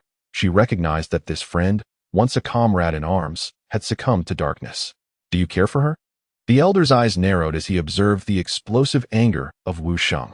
Having attachments is not a virtue. The elder's expression darkened as he waved his hand sharply. In an instant, the Red Leaf Master's garments were shredded, exposing her alabaster form to the air, a sight that elicited a gasp of blood from onlookers. Obtain her, and then kill her. Tell me, can you accomplish this? The old man cast a cold gaze towards Wu Sheng. Wu Sheng's lips quivered slightly, but ultimately, the madness in his eyes subdued his rationality as he nodded vigorously. Very well. The old man expressed his delight, proclaiming, this cauldron is now yours. At that moment, the real person Hongya lifted her gaze to the pitch-black night sky and suddenly burst into laughter. She had spotted a streak of white light rapidly approaching from the horizon. The sight reminded her of that loquacious, unrefined old man, whose sword energy seemed to possess a similar hue. Let me share a secret with you, she chuckled, as if she had stumbled upon the most amusing revelation in the world. Within the secret realm, there exists a sword cultivator, one who can turn the tides of life and death with his sword energy. Nonsensical drivel, the old man scoffed derisively. The reversal of life and death is an ability only achievable by cultivators at the third stage of divine path, and in the entirety of the Tianyuan continent. Such a being exists only at the remote peak of Kunlun, a god who remains indifferent to worldly affairs. Wu Chuan approached real person Hongya, his eyes brimming with desire. Ah, quite the spectacle we have here. A strange, ancient, and incredulous mockery echoed in the ears of those present. Moments later, Lu Chuan's figure appeared not far from them. The old man and Wu Sheng's expressions changed drastically, as they had not perceived how this old man had approached so closely. Who are you? The old man demanded coldly, directing his attention at Lu Chuan. However, at this moment, Lu Chuan's focus was entirely upon real person Hongya. He raised his gaze to her unclad form, and blood spurted from his nose. What a stunning beauty! How intriguing! Please, don't look, don't look! Real person Hongya exclaimed, feeling both embarrassed and furious as tears streamed down her cheeks, unable to move. I didn't mean to. You're displaying yourself so openly. How can I not look? Lu Chuan shrugged, casually flicking his fingers. A torrent of black sword energy surged forth, forming a black sword energy armor around real person Hongya. This scene caused the old man and Wu Sheng's pupils to constrict sharply. The mastery over sword energy displayed to such an extent was indeed terrifying. Yet, what puzzled them was the absence of any true essence fluctuations emanating from this old man. Even a god at the third stage of divine path could not achieve such a feat. Who are you? The old man squinted, inquiring once more. I am your father. Lu Chuan replied, wiping away the blood from his nose, casting a sidelong glance at the old man. Was that commotion caused by you? Damn it, it's late at night. Shaking the very heavens and earth. Can't you allow people a moment's peace? Do you have no sense of public decorum? Hearing Lu Chuan's utterly uncouth remarks, the old man let out a low, cold laugh. Bang! In the next moment, without any forewarning, a crimson tentacle surged up from beneath the ground at Lu Chuan's feet. The tentacle advanced with remarkable speed and an unexpected ferocity, likely ensnaring an ordinary individual. However, upon making contact with Lu Chuan, it was instantaneously severed into a fine powder by invisible waves of sword energy. How intriguing indeed. The elder, witnessing this spectacle, could not suppress a chuckle. The absence of any fluctuation of true essence within you, yet the ability to wield such formidable sword energy, truly astonishes me. You scoundrel, resorting to underhanded tactics to ambush an old man, are you? Lu Chuan remarked as he instinctively reached for his waist. Yet, in the next instant, he found himself at a standstill. That worn-out wooden sword, which he usually kept close, had seemingly been placed in a resting spot while he slumbered. In his haste, he had completely forgotten about it. Have you forgotten your sword? The elder couldn't help but mock. A sword is akin to a second life for a swordsman. How formidable can one be who neglects to carry their sword? Even though he could not decipher Lu Chuan's path, the elder had already passed a death sentence in his mind. Chapter 24. Clumsy yet playful, where is your sword? The elder squinted slightly, his entire essence surging forth.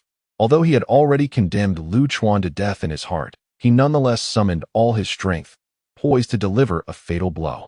Even when hunting a mere rabbit, a lion exerts its full might. Arrogance and disdain have always been the most expedient steps into the abyss of death. A creature like the blood ancestor, having existed for so long, surely comprehended this truth. As the elder fervently channeled his essence, a thick mist of blood erupted from his body. The range of this sanguine fog rapidly expanded, enveloping the area within mere moments, stretching for dozens of miles. Wherever the blood mist traveled, all life withered and decayed. This region had descended into a lifeless hell. In the face of this blood mist, which possessed a formidable corrosive power, Lu Chuan remained unperturbed. Slowly, he raised his frail, aged hand. Sword, he murmured, but in the next instant, he resembled a deflated balloon, his arm falling heavily. Ah, forget it. I shan't bother with a sword against a mere dead chicken. Even though the elder had been sealed for over 10,000 years, his power diminished. He still wielded the strength of a peak cultivator at the seventh realm. To utter such words to one of this caliber was an act of profound arrogance and hubris. The ignorant cannot escape their fate. Ha ha ha. The blood coffin buries the heavens. With a sinister chuckle, the elder clenched his fist tightly at Lu Chuan. In the next moment, a thunderous roar echoed as a blood-red coffin plummeted from above Lu Chuan's head. Boom! The coffin burst open, and a blazing light of blood surged forth, once more staining the heavens in a suffocating crimson hue. Wu Sheng, witnessing the blood-red coffin, felt cold sweat instantly soak his garments. In the ancient texts of the 100 Ghosts sect, the blood ancestor's formidable technique was documented. The blood coffin, formed from the aggregation of filth, not only polluted the essence and consciousness of a cultivator confined within, but could also directly refine and consume them. It was by this very method that the blood ancestor had slain countless masters. Before the blood coffin, Lu Chuan stood still, exhibiting no extraneous actions. He merely watched the elder's performance with keen interest, as if observing a monkey show. In the end, he allowed the blood-red coffin to seal him within. His calm demeanor thoroughly incensed the elder. With a swift motion, the elder forcefully closed the coffin. Today, I shall ensure your soul is annihilated, thus quenching my deep-seated hatred. The elder hastily formed incantations with his hands, and at the same time, strange and arcane runes began to materialize upon the surface of the blood-red coffin. These runes flickered with intense crimson light in sync with the elder's hastening gestures. Break! The elder shouted fiercely. Boom! The entire blood-red coffin erupted in a cacophony. A searing wave of heat accompanied the explosive sound, while tumultuous blood mist surged upward like a sandstorm, blooming into enchanting crimson flowers in the sky. A visible shockwave traversed the heavens alongside these mesmerizing blood blossoms. The entire world has been awakened. What a terrifying spectacle it is. Witnessing this soul-stirring scene, Wu bowed slightly, his demeanor becoming increasingly reverent. Though somewhat unfamiliar, the act of slaying an old dog was well within his capabilities. The elder gazed at the epicenter of the explosion, a withered grin spreading across his parched lips, filled with satisfaction. The dense mist of blood gradually dissipated. However, upon seeing the frail, stooped figure standing calmly at the center of the blast, the elder's heart constricted sharply.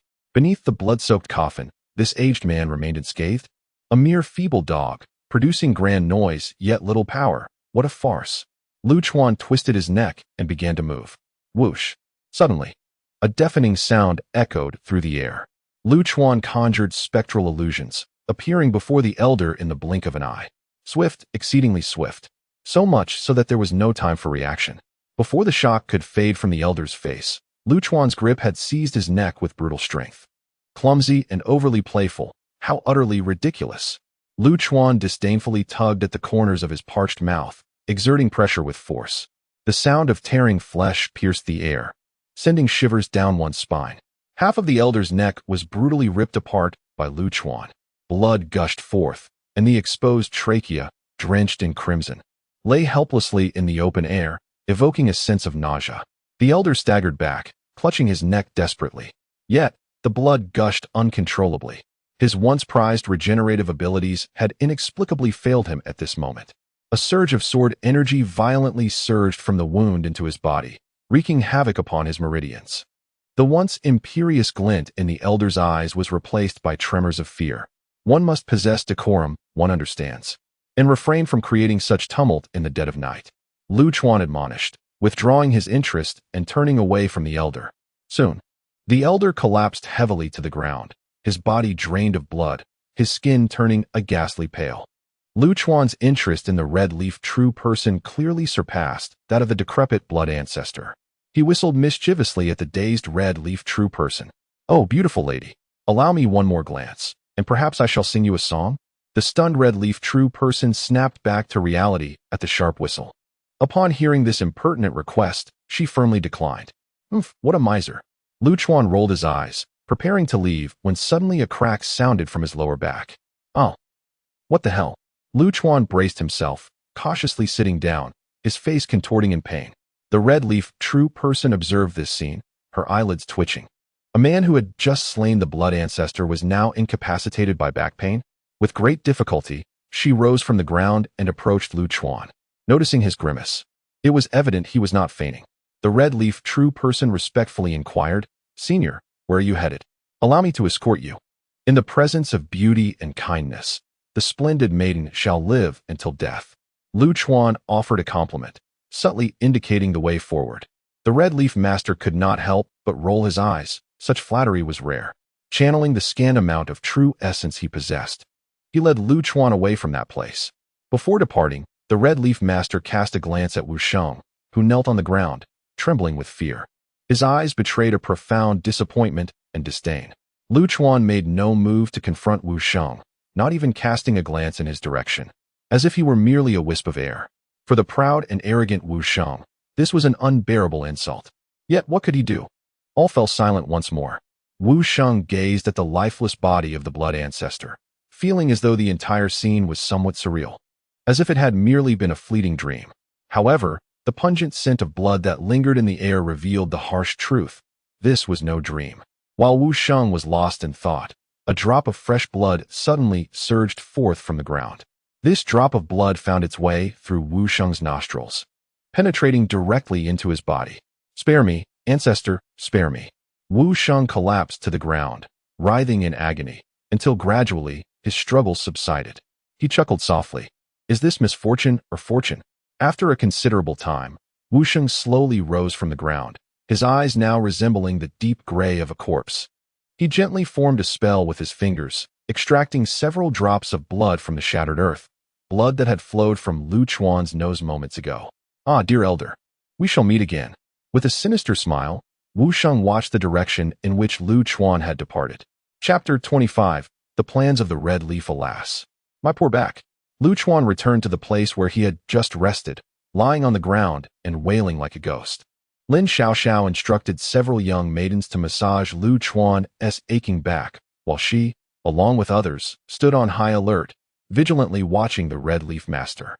"You are not welcome here, demoness. Begone." Lin Xiaoxiao feigned a fierce demeanor.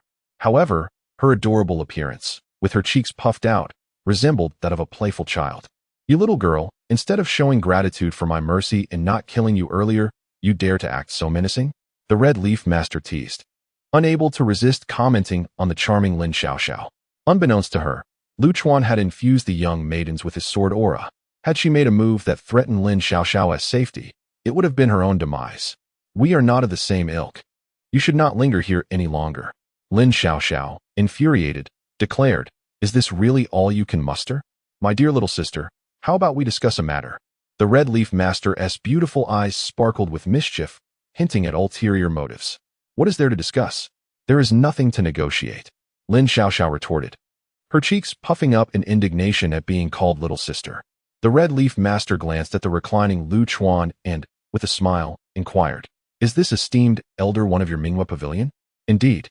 Lin Xiaoxiao proudly lifted her chin. "He is a guest elder of our Minghua Pavilion." The Red Leaf Master's heart leaped with joy. "How about I join your Minghua Pavilion? I am a practitioner of the sixth realm." "Wow, what?" Lin Xiaoxiao thought she must have misheard. This demoness wishes to join the Minghua Pavilion? Surely this is a jest. If the three upper sects were to learn of this, they might obliterate the very ashes of the Minghua Pavilion. "My dear little sister, do not be so hasty in your rejection," the Red Leaf Master said cheerfully, listing her points. "First, I am not a heinous villain. I have merely dealt with a few lecherous individuals. Second, should I join the Minghua Pavilion, I shall certainly alter my appearance to avoid detection. Third, having a sixth realm practitioner among you would hold great significance. Wouldn't you agree?" Hearing this, Lin Xiaoxiao hesitated, feeling a stir of interest despite the Red Leaf Master's poor reputation, which did not seem to entail indiscriminate slaughter. I am just a small fry. I cannot make such decisions," she replied, shaking her head in refusal. "That is of no consequence. I will accompany you back to Old Solitary Mountain." Allowing Nangong Chuxue to make the final decision, the Red Leaf Master said, her smile growing ever brighter. Lin Xiaoxiao feigned deep contemplation for a moment. With Lu Chuan present, this demoness would likely not cause any trouble. "Very well, but you must keep your distance from the elder. Look at how you are practically glued to him." "Not a problem at all," the Red Leaf Master replied with a beaming smile, turning her gaze once more to Lu Chuan. "Senior, may I remove this sword aura armor so I can change my attire?" At this moment, Lu Chuan felt a slight alleviation of his back pain and gently snapped his fingers.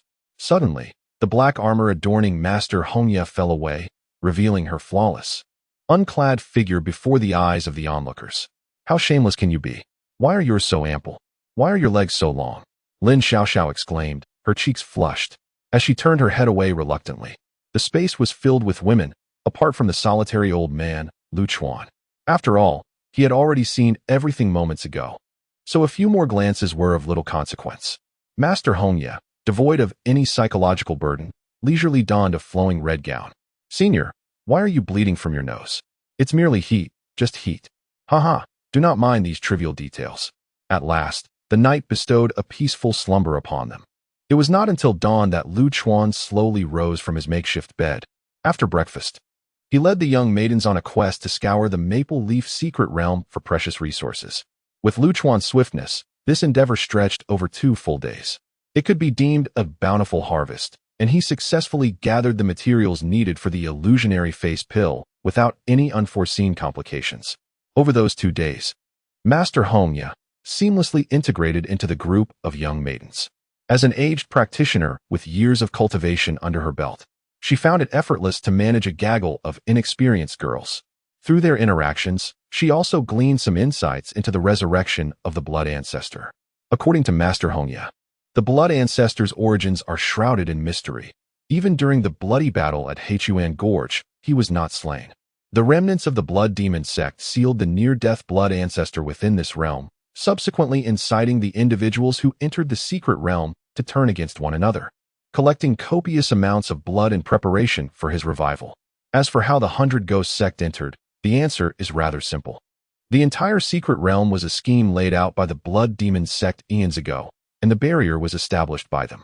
As a branch of the Blood Demon sect, the Hundred Ghost sect naturally possessed methods to traverse the barrier. On the morning of the fourth day, Lu Chuan, filled with anticipation, prepared to exit the Maple Leaf secret realm with the others. Everything was in readiness, merely awaiting the right moment. Once the illusionary face pill was successfully refined, he could reclaim his youthful visage. Lu Chuan had grown weary of his aged form. Meanwhile, atop Dragon's Mouth Cliff, tensions ran high, the air thick with the scent of gunpowder. The Beast sect had suffered devastating losses at the hands of Lu Chuan during their journey. Those who ventured into the secret realm were the elite of the younger generation, making this incident particularly significant. In a furious response, the Beast sect mobilized nearly half of their forces to the secret realm, determined to apprehend the perpetrator. Their plan involved capturing the culprit in the realm, gathering solid evidence before proceeding to the old solitary mountain of Minghua Pavilion to seek an explanation from Nangong Chuxua. Leading the expedition for the Beast sect was the esteemed Elder Wang Yueming, a figure of the Sixth Realm. In general, mid-tier sects like the 100 Beasts Gate typically possess no more than 2 6th-level cultivators, while the Minghua Pavilion has but one. The fact that the 100 Beasts Gate has dispatched a 6th-level cultivator underscores the gravity with which they regard this matter. Should they fail to provide a satisfactory explanation to the 100 Beasts Gate, it is likely that the very foundation of the Minghua Pavilion will be uprooted. Wang Yueming arrived at Longzue Cliff, accompanied by over 100 elite disciples, effectively seizing control of the entire valley. In the process, they cornered Bai Linlin before the passage to the secret realm. Wang Yueming appeared to be a man of around 30, clad in a simple yet elegant robe, exuding an air of ethereal grace. However, at this moment, the fury in his eyes was almost palpable. In light of the destruction of the 100 Beasts Gate, Bai Linlin had resolutely maintained her silence, refusing to acknowledge any involvement. Even when Wang Yueming presented the information relayed by the disciples of the 100 Beasts Gate through their communication talismans, Bai Linlin remained obstinately unyielding, steadfastly asserting that the matter bore no relation to the Minghua Pavilion. Chapter 26. Responsibility. Wang Yueming, cease your unfounded accusations. In the presence of Wang Yueming, who stood a level above her, Bai Linlin maintained an admirable composure. It was common knowledge that for years, the Minghua Pavilion had been in a position of diminished influence, conducting its affairs with utmost caution and benevolence. Setting aside whether we possessed the capability to vanquish the numerous members of your 10,000 Beasts sect, even if we did, we would require a justifiable reason for such an action. As Bai Linlin spoke, her agitation mounted, causing her voice to rise significantly. Wang Yueming, are you suggesting that because your sect has encountered an unfortunate incident without identifying the culprits, you intend to extort something from us? Is this merely the act of picking on the weak? With over 30 elders from various sects observing, she declared, if you resort to coercion, this matter will undoubtedly be reported to the Zhenyuan sect. Bai Linlin transformed her passive stance into an assertive one, invoking the name of one of the 3 supreme sections. The status of the 3 supreme sects held unparalleled authority across the Tianyuan continent, overshadowing even a few ancient families that remained detached from worldly affairs. Upon hearing her words, Wang Yueming merely sneered. What a sharp-tongued young lady. I, Wang Yueming, have always acted with fairness and would never utter baseless claims. As he spoke, he gestured towards the elders from the various sects who were gathered to witness the unfolding drama. My 10,000 Beasts sect has dispatched personnel to the scene of the incident, prepared to employ the mirror flower water moon technique to restore the circumstances of the murder. I kindly request all fellow practitioners to bear witness to this, to prevent any allegations of my sect abusing its power. Should this affair be unrelated to the Minghua Pavilion, I shall duly apologize and offer compensation. However, if it is indeed the work of your sect, do not blame my 10,000 Beasts sect for being ruthless. At the mention of the mirror flower water moon, Bai Linlin's complexion paled significantly. This technique was an exceptionally intricate formation capable of recreating the events that transpired in a specific location. Although this formation was wondrous, its consumption was alarmingly immense. Activating the mirror flower water moon at least required the expenditure of materials worth 100,000 high-grade spirit stones, equivalent to the annual revenue of the entire Minghua Pavilion. The 10,000 Beasts sect's willingness to invest such a sum indicated their resolute intent to uncover the truth. Elder Wang speaks truthfully. This matter is of great significance and must be thoroughly investigated. Elder Bai, feeling a sense of injustice, resolved to wait until the disciples emerge to cooperate. Indeed, if there are malevolent cultivators at work, we ought to take precautions in advance. The crowd engaged in lively discourse, all expressing support for the 10,000 Beasts sect. Bai Linlin, wary of inciting the ire of the assembly, could only nod in agreement. Although her exterior appeared calm, a tempest raged within her. She had never anticipated that the 10,000 Beasts sect would go to such lengths to deploy the mirror flower water moon. If the scene was restored, it would likely spell disaster not only for her, but for the entire Minghua Pavilion. Stubbornness would not resolve this predicament. It was evident that brute strength held sway. Bai Linlin cast her gaze towards the secret realm passage, realizing that only Lu Chuan could potentially remedy this situation. Yet, given that Lu Chuan had slain numerous individuals, and as a guest elder of the Minghua Pavilion, he would face insurmountable challenges with the Jinyuan sect. In that moment, Bai Linlin found herself in a state of utter confusion. As time gradually passed, the immense psychological pressure had nearly overwhelmed Bai Linlin. Elders, I report that the mirror flower water moon has been completed, and the crime scene has been conveyed back through the communication talisman. This announcement from the disciples of the 10,000 Beasts sect became the final straw that broke the camel's back. Bai Linlin's lips turned pale with shock as she glanced once more at the secret realm passage. However, today marked only the 4th day, and Lu Chuan could not possibly emerge from the secret realm. Watching Wang Yueming whispering to his disciples, Bai Linlin sighed deeply. Truly, there was no alternative. She could only shoulder the blame herself. In the end, she resolved to atone with her life, hoping not to drag the Minghua Pavilion down too deeply. With this thought, Bai Linlin felt somewhat relieved, exhaling a long breath. At that moment, Wang Yueming concluded his conversation with his disciples and cast a piercing gaze towards Bai Linlin. He was already a level above the others, and in his fury, his aura radiated outward, forcing Bai Linlin into a half-kneeling position, immobilized. Dear friends, do not accuse me of bullying the weak. Wang Yueming gritted his teeth, coldly uttering a few words.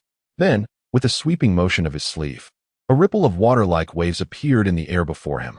A shimmering water mirror manifested, revealing a picturesque landscape that was the very site where Lu Chuan had slaughtered the disciples of the 10,000 Beasts sect. Soon, images began to form within the water mirror, depicting the onset of the conflict between the 10,000 Beasts sect and the Minghua Pavilion. The onlookers found great amusement in the spectacle, but their laughter quickly dissipated. The vicious methods of that old man, Lu Chuan, along with his terrifying sword energy, sent chills down their spines, even from behind the water mirror. Such brutality could hardly be attributed to anything other than the practices of an evil cultivator. How could the Minghua Pavilion treat fellow cultivators with such cruelty? Without provocation, they had ambushed the disciples of the 10,000 Beasts sect. Even the Jinyuan sect would have no reason to protect the Minghua Pavilion now. This matter could not be overlooked. The Minghua Pavilion must pay in blood for their sins. Elder Wang, that murderous old man has entered the secret realm. His strength does not seem to exceed the 4th level. He likely possesses treasures such as flying swords, which allow him to act so ferociously. The crowd unanimously turned their ire towards the Minghua Pavilion, each filled with righteous indignation. If one were unaware, they might assume these individuals were paragons of virtue. Faced with such irrefutable evidence, Bai Linlin found herself unable to refute their accusations. Enduring the immense pressure emanating from Wang Yueming, Bai Linlin gradually stood up. At this moment, her gaze was eerily calm. Surveying the crowd, she began to laugh coldly. For all these years, have you not humiliated the Minghua Pavilion enough? Can you not see how the 10,000 Beasts sect has sought trouble for themselves? She shook her head in self-mockery. It seems you are merely blind to the truth. Though Bai Linlin was but a woman, her words resonated with conviction and strength. The crowd, taken aback by her assertions, fell silent, their bravado wavering in the face of her unwavering resolve. In truth, it was the Beast sect that sought trouble first. Their act of killing you is not entirely unjustifiable. However, the Beast sect's overwhelming power has rendered the masses willfully blind. Bai Linlin turned her gaze towards Wang Yueming. Now restored to a state of tranquility. Wang Yueming, grievances have their origins, and debts have their rightful owners. This matter will be commanded by me, Bai Linlin, and I shall atone with my life. Alongside the 20 disciples of the Mingyue Pavilion within the secret realm, she intended to accompany the beast sect in their demise. Is this matter resolved? To prevent implicating the entire Mingyue Pavilion, Bai Linlin even involved the disciples who entered the secret realm. Now, all she hoped was to use her life to delay the beast sect, preventing them from advancing directly to the Mingyue Pavilion. As long as the beast sect remained here, awaiting the disciples of Mingyue Pavilion, there was a high probability that Lu Chuan would emerge and resolve the situation. Wang Yueming, gazing at the desperate Bai Linlin, felt a stir of compassion and eventually nodded gently in agreement. Although this matter cannot be resolved merely by sacrificing your life, I, Wang Yueming, can assure you that I shall not unduly burden Nangong Chuxue or the Mingyue Pavilion. Bai Linlin bit her lip and softly uttered her gratitude. Taking a deep breath, she withdrew a silver dagger from her bosom. She lifted her gaze towards the distance, where the desolate old solitary mountain lay. Chapter 27, Sword 1. Heavenly sorrow, I deeply apologize, dear sister Chuxue, and to my esteemed master, for I, Linlin, have failed your expectations. Bai Linlin drew forth a dagger, closing her eyes. The blade reflected the morning sunlight, casting a dazzling hue. Yet, at this moment, that very color sought to extinguish the life of a young girl. Flowers may bloom anew, but youth shall never return. An aged voice suddenly echoed in this moment. A peculiar wave rippled through the air, visible undulations spreading forth. Time itself seemed to freeze, everything suspended in infinite slow motion. The dagger in Bai Linlin's hand halted at her heart's position, unable to penetrate any further. In the next instant, onlookers beheld an old man, leisurely emerging from the secret passageway with his hands clasped behind his back. His frail form appeared on the verge of collapse, as if a mere gust of wind could topple him. Yet, from this venerable figure emanated an ineffable aura, akin to a deity descending from the heavens, instilling a sense of reverence that forbade direct gaze or touch, let alone desecration. Lu Chuan ambled to Bai Linlin's side, crouching down to meet her tear-stained visage. He gently spoke. My dear, you cannot perish. Nangong Chuxue entrusted me with your care. What would I say upon my return if I lost even one of you? As he spoke, Lu Chuan extended his withered hand to dry her tears. However, the tears he wiped away flowed anew, relentless. With a gentle caress to Bai Linlin's head, he smiled warmly. Then, he carefully removed the dagger from her grasp. No more tears, child. Allow me to seek justice for you. Upon hearing this, Bai Linlin could no longer contain herself, bursting into inconsolable sobs. Had Lu Chuan arrived but a second later, she would have missed the dawn of another day. Observing the heartbroken Bai Linlin, Lu Chuan slowly rose. Let us not concern ourselves with right or wrong. We shall only discuss grievances. Glancing at the stunned crowd, Lu Chuan grinned, his previously languid gaze sharpening into focus. His cold, piercing look was as sharp as a long sword. Lu Chuan addressed Wang Yueming with a hint of indifference. By your attire, it appears you belong to the 10,000 Beasts sect, am I correct? Before Wang Yueming could respond, Lu Chuan continued. Then you are here to stir trouble. And it seems you wish to drive my girl to her demise, such wretched beings.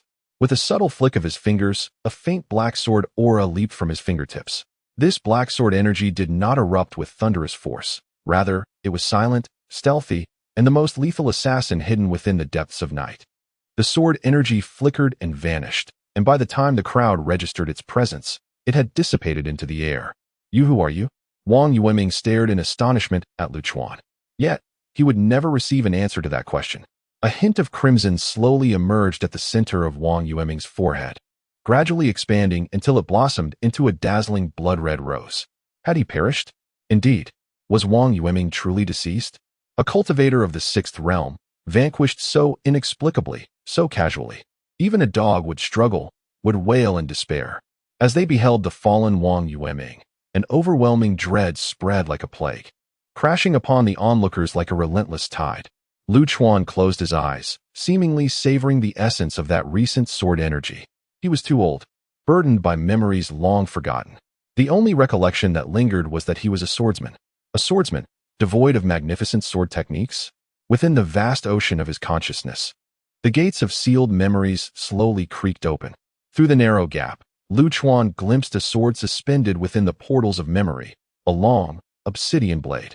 The sword floated in solitude, awaiting its master to grasp it once more. Lu Chuan extended his hand, The black sword quivered gently, and an immense joy erupted forth. With the delight of this reunion, the black sword soared into Lu Chuan's grasp. In that instant, a torrent of black, ferocious sword energy erupted from Lu Chuan's being, ascending skyward, as if to sever all that is beautiful in the world. First sword, Heaven's Grief. The name of a technique slipped from Lu Chuan's lips. As he uttered the words, the soaring black sword energy detonated in the heavens above. The rolling black energy fractured into countless diminutive blades, each no longer than a finger. These tiny swords cascaded down like a torrential downpour, enveloping the entire valley. Screams, curses, pleas for mercy, terrified cries reverberated throughout the valley. Yet, these sounds soon subsided, fading into silence. All had come to an end. Every life had been reaped. The efficiency of this slaughter surpassed even that of the Grim Reaper's scythe. The Sole Survivor, by Lin Lin, found herself unable to weep any longer. For in comparison to others, she appeared remarkably fortunate. Old fool, have you remembered? Is it coming back to you? At that moment, a Fu appeared beside Lu Chuan, a glimmer of intelligence shining in his eyes. The black sword energy, the black long sword. Named Killing. The Sword of Killing has a set of 12 techniques that you created yourself. Have you recalled them? Furthermore, have you seen a white sword? What on earth are you talking about? Lu Chuan snapped back to reality, delivering a sharp slap to a Fu's face. The blow sent a Fu spinning through the air in a dizzying arc unfazed. As he was accustomed to such treatment, a Fu quickly scrambled to his feet, undeterred, and pressed forward to guide Lu Chuan once more. Life and death are two extremes. The end of death is rebirth. You should possess two swords. Reflect once more and uncover that white sword, symbolizing life. Are you intentionally seeking trouble? The gate of memory has closed, and Lu Chuan can recall nothing. Senile dementia. This is a condition that requires treatment. Ah Fu rolled his eyes in mockery, overflowing with derision. Your entire family suffers from senile dementia. Lu Chuan lifted a foot and sent Ah Fu flying. You must remember, the white long sword embodies your ultimate understanding, capable of breaking through. Ah Fu's voice echoed distantly. Fool. Lu Chuan scoffed, dismissing him with a curl of his lip, before assisting by Lin Lin to her feet. How do you feel, my dear? Are you satisfied with the explanation I procured for you? How could one not be satisfied? They were all swiftly dealt with. It was quicker than butchering a pig. Chapter 28. Side quest. It was 2 days later when Lu Chuan returned to the Minghua Pavilion. He entrusted the group of young girls to Nangong Chuxua without leaving anyone behind. As for how to handle Master Hongya and the resources, that was Nangong Chuxua's concern. Lu Chuan now simply awaited the arrival of the Huanyan pill. In the elegant courtyard, a Fu was engaged in a discussion with Lu Chuan regarding intelligence about this vast world of cultivation. Remarkably, this time the donkey had escaped punishment.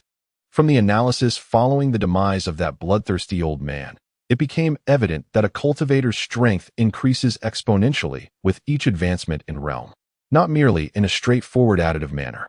Reclining in a chair under the sun, Lu Chuan grew somewhat impatient and turned over as he listened. From your astute analysis, what realm do you believe I occupy within this power hierarchy? A Fu, noticing Lu Chuan's unusual patience, grinned broadly, his large teeth gleaming, unable to contain his excitement. The cultivation system of this world is divided into 12 realms, but let us not dwell on the first 9. I shall enlighten you about the top 3. Lu Chuan nodded.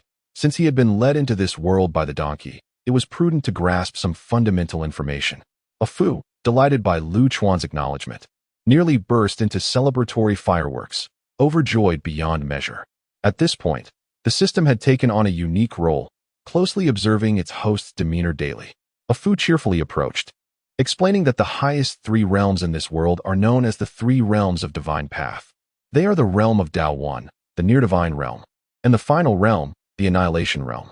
Tao gives birth to 1, 1 gives birth to 2, 2 gives birth to 3, and 3 gives birth to all things. This realm is essentially equivalent to what mortals perceive as divinity, where creation and annihilation exist within a singular thought.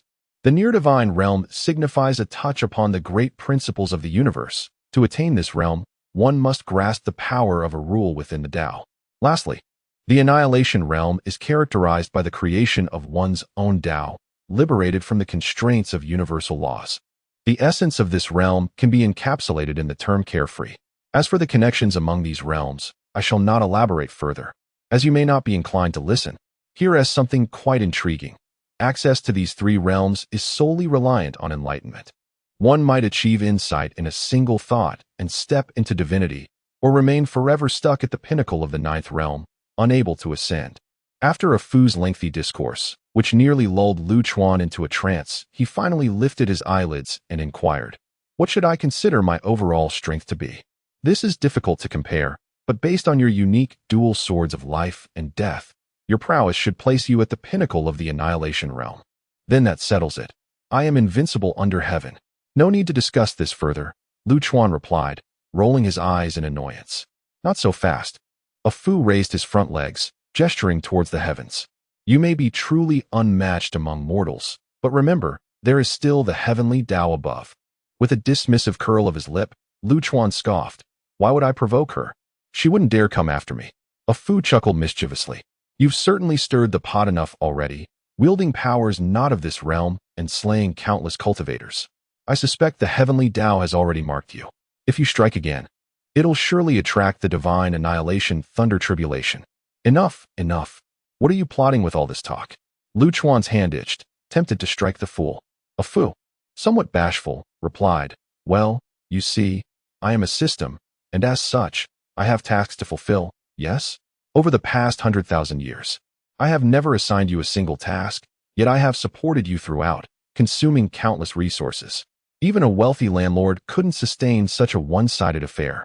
Huh, I thought you were acting oddly today, waiting for me here. Lu Chuan scoffed again, flipping off his chair. Speak, what task do you have? If it can help me, I might consider it. Despite their banter, the bond forged over a century was not to be trifled with. Ah, your wisdom is truly unparalleled, a Fu exclaimed, gleefully shaking. Recently, I've made some progress in aligning with this world, and tasks have begun to emerge. Currently, there is one, an epic dungeon known as the Demise of the Ethereal Spring. Every so often, this great world encounters a catastrophic event. The Ethereal Spring manifests.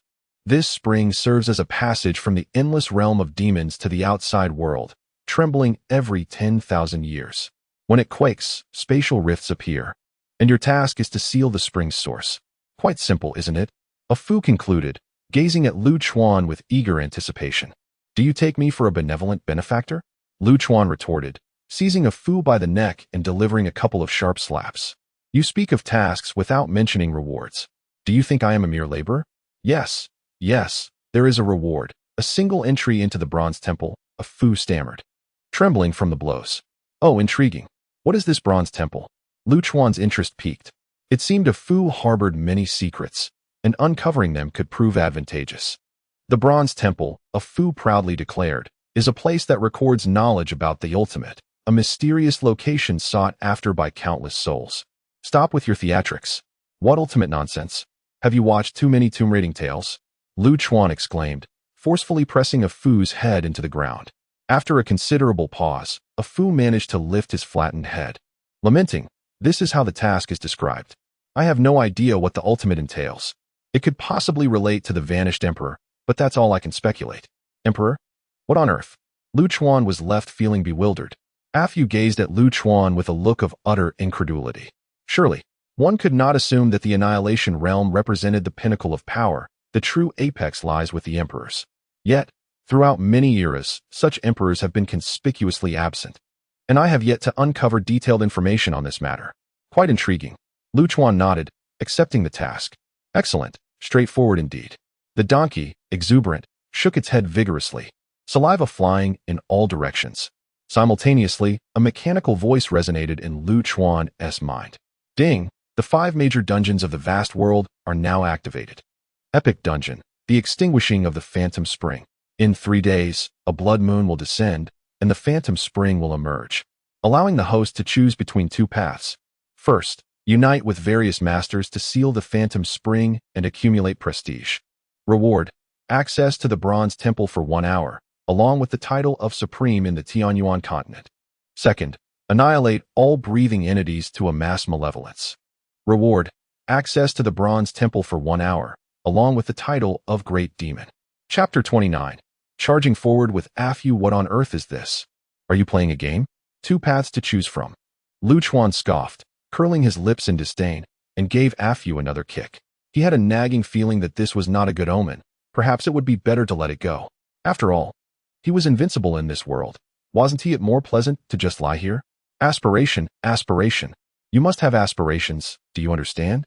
Upon hearing Lu Chuan's desire to remain idle, Afu became instantly anxious. We must cultivate a sense of urgency. The universe is vast, and the world is filled with countless possibilities. Who dares to claim invincibility? Who would dare to speak of being undefeated? Foolish dog. Lu Chuan rolled over and continued to lounge. Oh no, we absolutely cannot remain idle. We have many significant matters to attend to. Bang. Before Afu could finish his sentence, Lu Chuan delivered a swift kick to his rear, sending him flying. The next 2 days passed comfortably, filled with gazing at lovely maidens, indulging in sleep, and maintaining a cheerful disposition. Meanwhile, the discussions within the Mingyue Pavilion reached a conclusion concerning the fate of the Red Leaf real person. Red Leaf was appointed as the new guest elder of the Mingyue Pavilion. This time, the pavilion reaped substantial benefits, and accommodating another guest elder posed no issue. However, the condition was that Red Leaf must conceal her identity and alter her appearance. She readily agreed, settling on the Isa Peak, becoming Lu Chuan's neighbor. The concoction of the illusory face pill was also placed on the agenda. However, this pill was of superior quality and required specialized crafting at the Baiwa sect.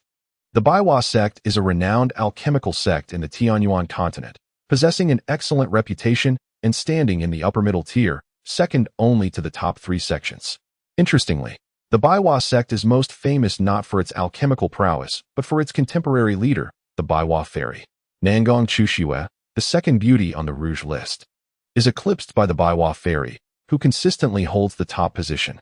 The Baiwa fairy is universally recognized as the most beautiful woman in the entire Tianyuan continent, without contest. Many cultivators who travel to the Baiwa sect for alchemical training do so with the ulterior motive of glimpsing the Baiwa fairy's visage. Yet, she has remained reclusive for many years, and few have laid eyes upon her. The matter of the illusory face pill was of great importance to Lu Chuan, and Nangong Chushue took it very seriously. She arranged for the master of the Luoxia Peak, accompanied by dozens of disciples, to escort them to the Baiwa sect. Furthermore, Nangong Chushue seized this opportunity to reinforce the protective mountain formation.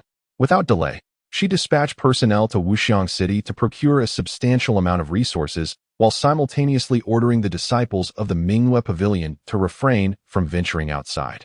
Nangong Chushue understood well that, following the opening of the Maple Leaf Secret Realm, almost all sects that had ventured there faced annihilation, with the Mingyue Pavilion remaining unscathed. This situation was far from over. Inevitably, those sects would come seeking answers. Preparations had to be made in advance, for if conflict arose, they needed to be ready. Thus, several days passed in peace.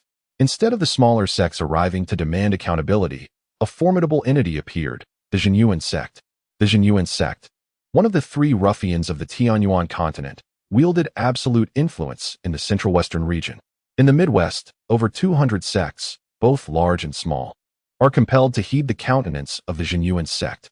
This sect boasts more than 100,000 disciples, with prodigies emerging in abundance, thriving in an unparalleled manner, far surpassing minor entities like the Mingyue Pavilion. On this occasion, 3 individuals from the Zhenyuan sect arrived, only to encounter the unfortunate circumstance of running into Lu Chuan, who was leisurely wandering the mountains with a foolish donkey. Recently, Lu Chuan had discovered a delightful locale, a small mountain, replete with abundant spiritual energy, situated about 100 miles from Isa Peak. However, it was not the spiritual energy that attracted Lu Chuan, but rather the enchanting maidens dwelling within the mountain. After observing for a couple of days, Lu Chuan discerned that approximately 100 youthful and exquisite young women resided there, each possessing a beauty so radiant that even dogs would commend them. Their cultivation methods were also rather peculiar, markedly different from those of Bai Lin and her companions. Lu Chuan, with a fondness for beautiful women, harbored no ulterior motives. He merely sought to maintain a cheerful disposition to stave off intermittent bouts of insanity.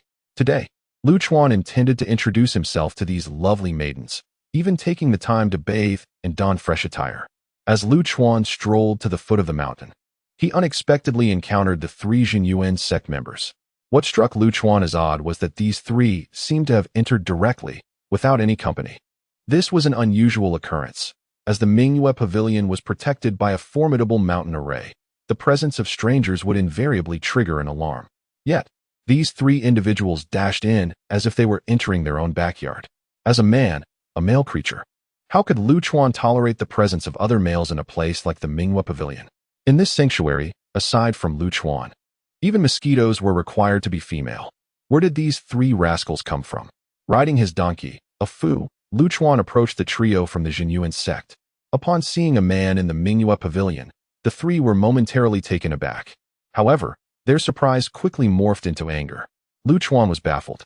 He had yet to express any indignation, so why did these three dare to show their ire first?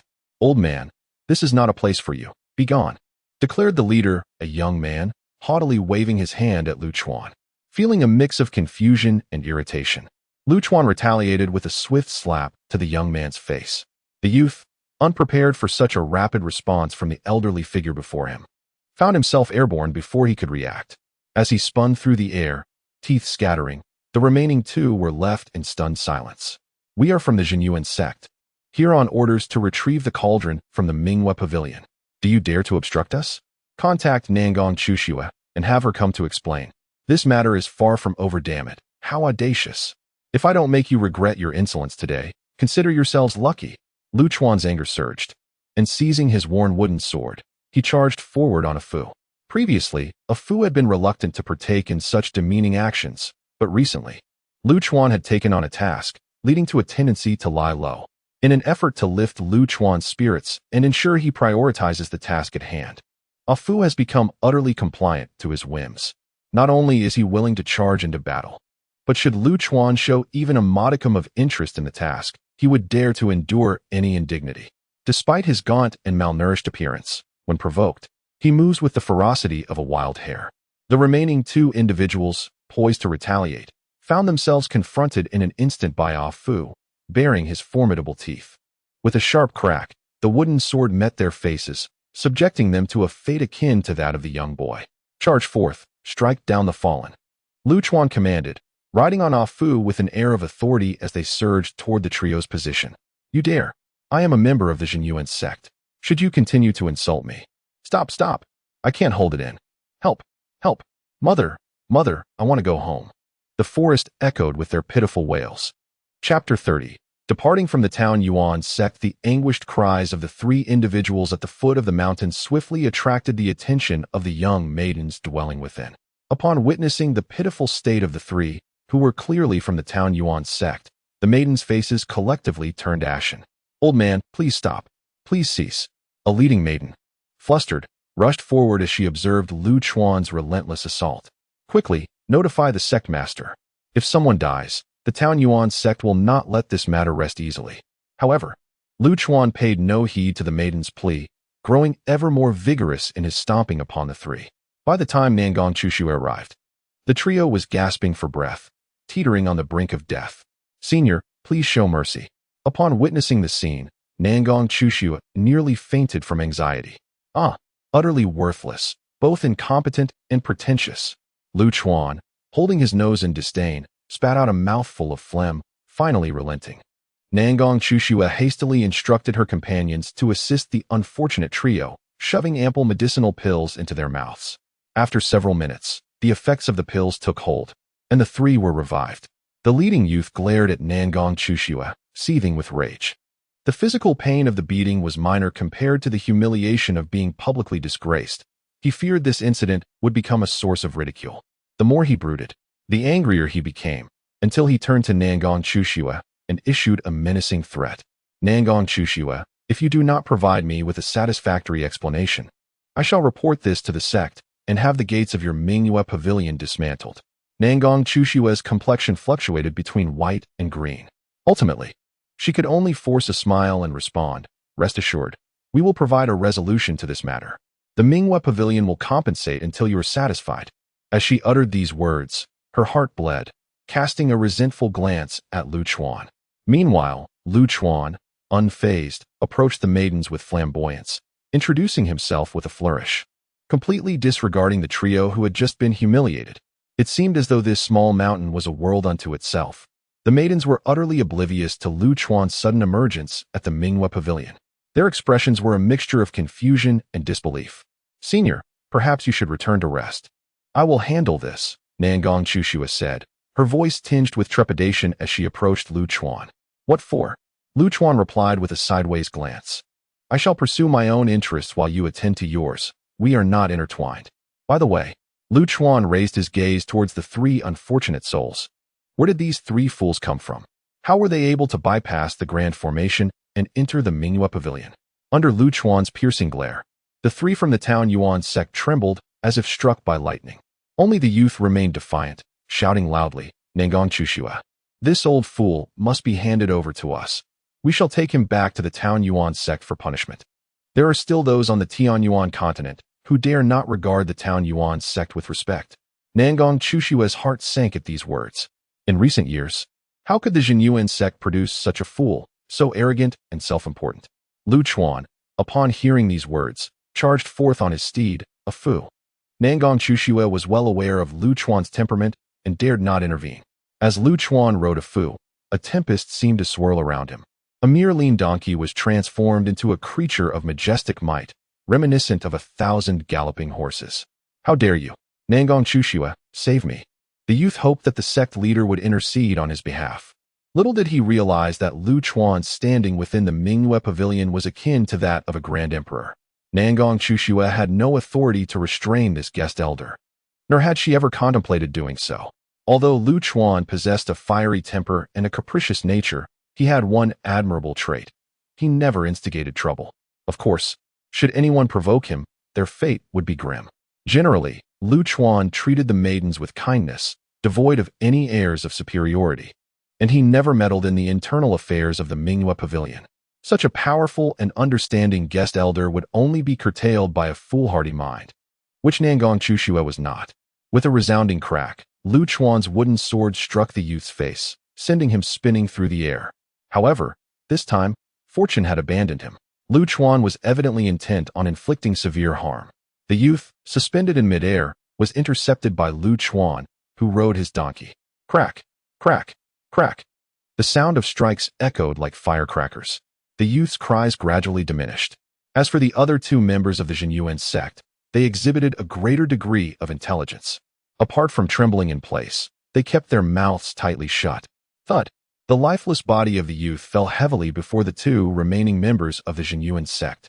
Gazing upon the mangled figure, unrecognizable even to his own mother, the two youths' legs buckled, and they collapsed to their knees. It was over. Nangong Chushua watched this scene, her mind buzzing with chaos. Here she was, seeking tranquility in her retirement, while they came to stir up trouble. Lu Chuan, disdainfully rolling his eyes, remarked, You may return." At that moment, Nangong Chushua's expression hardened, as if she had made a resolute decision. Fixing her gaze upon the remaining two disciples of the Jinyuan sect, she pronounced each word with clarity. From this moment forth, the Minghua Pavilion shall no longer be affiliated with the Jinyuan sect. All agreements are null and void, including the provision of 100 furnace cauldrons every 3 years. Her declaration left the two Jinyuan sect members in a state of shock, and the other disciples of the Minghua Pavilion were equally astounded. The Jinyuan sect held a position of immense power. How could an agreement simply be declared void, given the Jinyuan sect's domineering nature? Nangong Chushua's words foretold the imminent downfall of the Minghua Pavilion. "Nangong, sect leader, you must reconsider," one of the Jinyuan sect members stammered. Nangong Chushua cast a glance at Lu Chuan, biting her lip as she nodded resolutely. "I have come to a clear understanding. Over the years, as I have relied on your Jinyuan sect, I have gained nominal protection, yet it has yielded no substantial assistance. You treat my Minghua Pavilion merely as your private garden." As she spoke, Nangong Chushua turned her gaze towards the young girls emerging from the mountains, her expression filled with guilt. "As the leader, I have failed to safeguard my disciples and have even been compelled to provide you with a refining furnace. I have endured enough, regardless of the consequences. My Minghua Pavilion shall bear the burden." "Pavilion Master, no?" One of the girls who had come forth from the mountains cried out, her voice trembling with emotion. For she understood the ramifications of breaking away from the Jinyuan sect. Subsequently, she knelt down, and the other girls followed suit, their eyes glistening with tears. "Pavilion Master, You need not worry about us. For the sake of the survival of Mingyue Pavilion, we are willing to become the refining furnace. Chapter 31. Arrogance and hubris. Upon hearing these words, Nangong Chushua could no longer contain herself, and tears streamed down her face. Over the years, she had committed numerous acts against her own conscience for the sake of Minghue's survival. The most burdensome ordeal for her was the fate of the children who had become furnaces. This matter had tormented her to the point of madness. Now, she placed her hopes on Lu Chuan, seeking to free herself from the exploitation of Jinyuan and to truly liberate Mingyue Pavilion. Alas, how could an old man like me bear witness to this? Observing the young girls weeping uncontrollably, Lu Chuan felt his heart bleed. Chushua, what exactly is a furnace? He approached her, determined to intervene in this matter. After all, Mingyue Pavilion was a sanctuary for him. It could not be a place of constant sorrow. Wiping away her tears, Nangong Chushua found it difficult to speak. Yet, having decided to entrust everything to Lu Chuan, she recognized the necessity of conveying the full story. Senior, please have a seat and allow me to explain. Once Lu Chuan was settled, she began to recount the tale. Due to the weakness of Mingyue Pavilion, many years ago, they had forged an agreement with Jinyuan's sect. Jinyuan would protect Mingyue Pavilion, while they would regularly offer various resources in tribute. Lu Chuan listened in bewilderment. How could Mingyue Pavilion still be expected to provide resources in such dire straits? Wasn't that a vicious cycle, ensuring they could never rise again? Nangong Chushua offered a bitter smile, acknowledging the harsh reality. For Mingyue Pavilion, there was no alternative. Lu Chuan pondered for a moment before nodding. For these women, merely living was a significant challenge, leaving little room for further concerns. Among these tributes was the requirement to provide 100 furnaces every 3 years. At this point, Nangong Chushua's fists clenched tightly, her knuckles turning white from the exertion. The so-called furnace was a selection of boys and girls with unique physiques, nurtured from a young age through special methods. Upon reaching adulthood, they would engage in dual cultivation, transferring the essence they had accumulated over the years to their partners. What the? Lu Chuan was utterly baffled, turning to glance at the girls kneeling on the ground. It began to dawn on him why these children's paths of cultivation were so distinct from others. Their purity and innocence were a result of their rigorous training to become furnaces. But what would become of these children after they became furnaces? A surge of anger welled up within Lu Chuan. Young girls are the most beautiful scenery in the world. How could they be treated in such a manner? Nangong Chushua steeled herself, gritting her teeth as she continued. Those fortunate enough to survive the process may return to being ordinary people, living out their lives in mediocrity. The unfortunate ones are imprisoned and turned into mere tools for the release of desires, and when their beauty fades, they are disposed of without a second thought. At this revelation, Lu Chuan could no longer contain himself. The young maidens were utterly enchanting, and one could easily foresee their eventual fate. With a resounding thud, Nangong Chushua knelt before Lu Chuan and bowed her head 3 times with fervor. She refrained from employing her true essence for protection, allowing her forehead to strike the ground directly. Blood streamed down her brow, mingling with tears, accompanied by silent sobs. Elder, I do not dare to harbor grand hopes. I implore you to save these children. I am willing to serve you in any capacity. For the sake of her disciples. A lady of esteemed rank was willing to kneel before another. Regardless of her thoughts, this sense of duty and responsibility was undeniable. Lu Chuan cast an impassive glance at the two from the Jinyuan sect. The previous brutality was absent, yet this tranquility caused their very souls to tremble uncontrollably. I do not require your servitude. Your 3 bows suffice. Lu Chuan gently lifted Nangong Chushua, wiping the blood from her forehead. In the creases of his weathered face, she momentarily glimpsed her grandfather. The tears that had just ceased now surged forth once more. Lu Chuan regarded the two from the Jinyuan sect and stated calmly, return and inform your sect to bring people in sincerity to Mingyue Pavilion in 10 days to resolve this matter. Should you dare not to come, I shall cleanse Jinyuan's sect entirely. Such audacity, such arrogance. Never before had anyone on the Tianyuan continent dared to utter such words to the Jinyuan sect. Yet, every endeavor must have its first, and this inaugural act would be undertaken by Lu Chuan. I am not jesting. Remember, bring sincerity.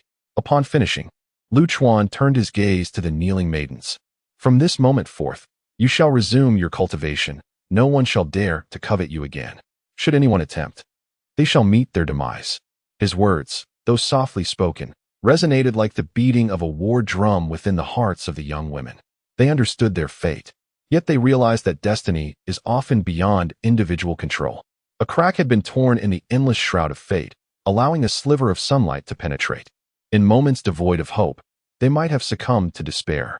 However, upon witnessing hope, how could they continue to dwell in despair? From Linling Mountain, 100 disciples vowed to advance and retreat with their elder, to share life and death. The youthful voices of the maidens echoed through the towering mountains. Lu Chuan nodded. He certainly did not require these maidens to fight or sacrifice themselves. The mere spirit of resistance they displayed was already a transformative change. Now return and deliver the message. 10 days. I shall await the Jinyuan sect for 10 days. Lu Chuan's gaze turned icy as he addressed the two. Terrified and already shaken, they dared not utter another word and hastily prepared to depart. Wait. Lu Chuan observed the two with a sidelong glance. The pair, hearts racing, were left in fear, uncertain of the elder's next intentions. Senior, rest assured that we shall convey your words back to the sect, without omitting a single syllable. A peculiar chuckle escaped Lu Chuan as he added, for the delivery, one person suffices. You two shall engage in a duel, and the survivor shall return with the message. At this moment, Lu Chuan's malevolent nature became apparent, demonstrating his adeptness at manipulating others. Count to 3. If you fail to commence, I shall eliminate you both and personally pay a visit to the Jinyuan sect. Lu Chuan cheerfully raised 3 fingers. The two from Jinyuan sect were drenched in cold sweat, their garments soaked as though they had just emerged from water. 3. The sound of urgency echoed, and the two exchanged a glance, finding profound despair mirrored in each other's eyes. 1. Lu Chuan bypassed the count of 2, jumping straight to 1. Momentarily stunned, the instinct for survival swiftly consumed all rational thought. In unison, they lunged at each other, akin to wild beasts, engaging in a fierce struggle. Chapter 32. The resurgence of turmoil. The Jinyuan sect is nestled within the Tiandang mountain range, located in the heart of the Tianyuan continent. This entire mountain range serves as the dragon vein of the continent, abundant in spiritual energy that nourishes the land and rich in spiritual stone resources. The Tiandang mountain range is predominantly occupied by 3 formidable factions, leaving other sects to gaze enviously at their dominion. At the pinnacle of the Jinyuan sect stands the majestic Tianji Peak, soaring into the heavens. The Hanzhong Hall, situated atop this peak, is a revered venue among cultivators. This council hall has been the site of numerous significant resolutions since the establishment of the Jinyuan sect, including the decisive campaign against the blood demon a millennium ago.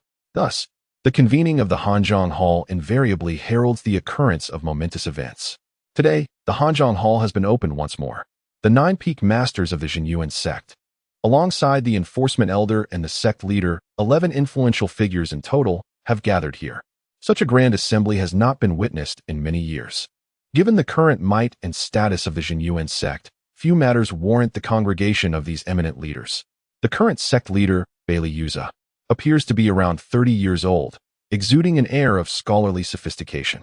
However, he is among the rare few at the 9th realm across the Tianyuan continent, a figure whose mere stamp of his foot could send tremors across the land. Recently, the celestial phenomena have been peculiar, hinting at potential chaos within the Tianyuan continent. Not long ago, strange waves were detected above the unrestful sea, suggesting signs of awakening from the long-dormant eye of the abyss hidden beneath the depths. Seated in the main position, Bailey Yuza gradually introduces the topic of discussion. After millennia of silence, why has the eye of the abyss suddenly stirred? The first to speak is a burly man with a rugged countenance, a black-faced figure known as Luo Ran, the enforcement elder of the Jinyuan sect. He presents a stark contrast to his appearance. Though he seems like a simple-minded brute, he possesses a sharp intellect, strategic foresight, and an ability to command the situation. Among the Jinyuan sect, he is one of the 2 9th realm cultivators, holding a position of great authority. Bailey Yuza rests his chin on his hand, pondering deeply. He muses whether the celestial anomalies have provoked the disturbances of the eye of the abyss, or if the upheaval of the eye has instigated the celestial irregularities. The assembled individuals, all astute minds, comprehend the implications of his words.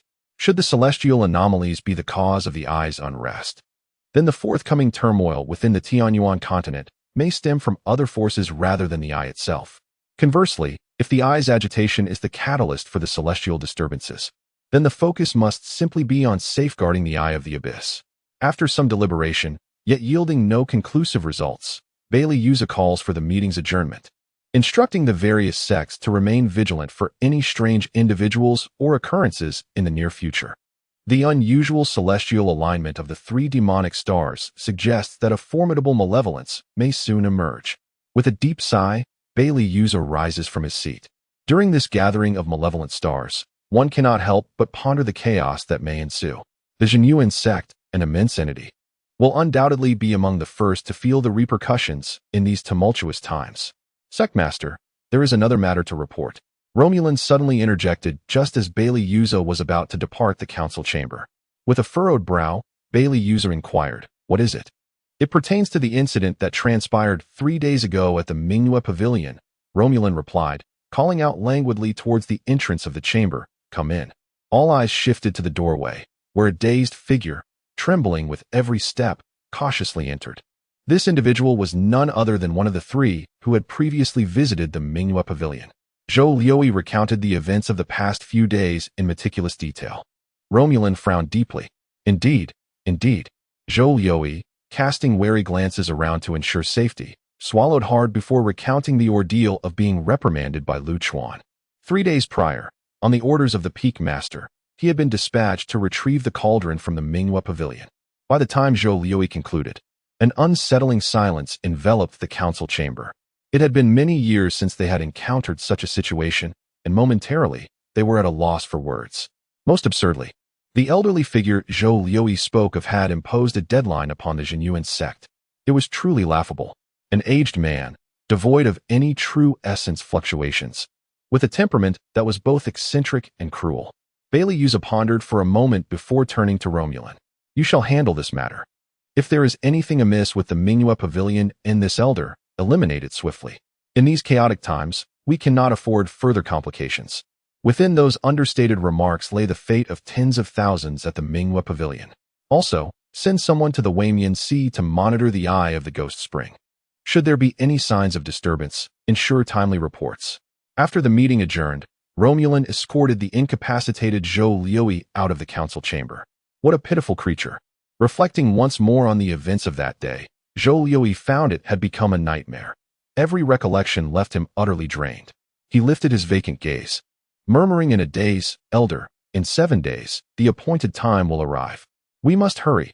If we anger him, the entire Jinyuan sect may face annihilation." Romulan frowned deeply, even questioning whether Zhou Liuyi had fallen victim to some sinister soul-capturing technique. "Guards, take Zhou Liuyi to the ice prison." Elder, we must hurry. The time is drawing near. Zhou Liuyi was dragged towards the dungeon, yet he remained oblivious, incessantly chanting those words. "Gather the Lonyuan guards. Accompany me to the Mingyue Pavilion." Upon hearing this, the guards nearby struggled to maintain their composure. The Lonyuan guards were the elite force of the Jinyuan sect, composed entirely of talented disciples. Moreover, they excelled in combat and emphasized strategic formations. Rumors even suggested that the Lonyuan guards had cultivated a battle spirit.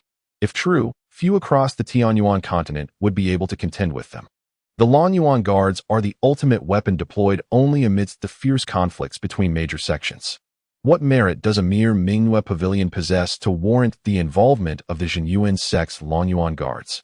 In response to the guards' astonishment, Luo Ran remarked with a smile, "One must navigate cautiously to avoid regretting only when faced with dire consequences." The elder's words ring true. On this day, 200 Lonyuan guards from the Jinyuan sect marched towards the Mingyue Pavilion in an imposing display. Those unaware might assume a war was about to erupt against the Shintian sect, another of the top 3 sections. Simultaneously, another group was also making their way to the Mingyue Pavilion. These individuals belonged to the sects that had recently ventured into the Maple Leaf secret realm, only to face utter annihilation. United under the banner of the Wanshou sect, over 30 sects mobilized no fewer than 2,000 individuals, advancing towards the Mingyue Pavilion with great momentum. After centuries of tranquility, the Tianyuan continent was once again engulfed in turmoil. Chapter 33, Hot Pot and Song Senior. Troubles brewing. A multitude of cultivators is making their way towards our Mingyue Pavilion. For the past few days, Mingyue Pavilion has been fervently preparing for an impending battle, ready to stand shoulder to shoulder with their sect.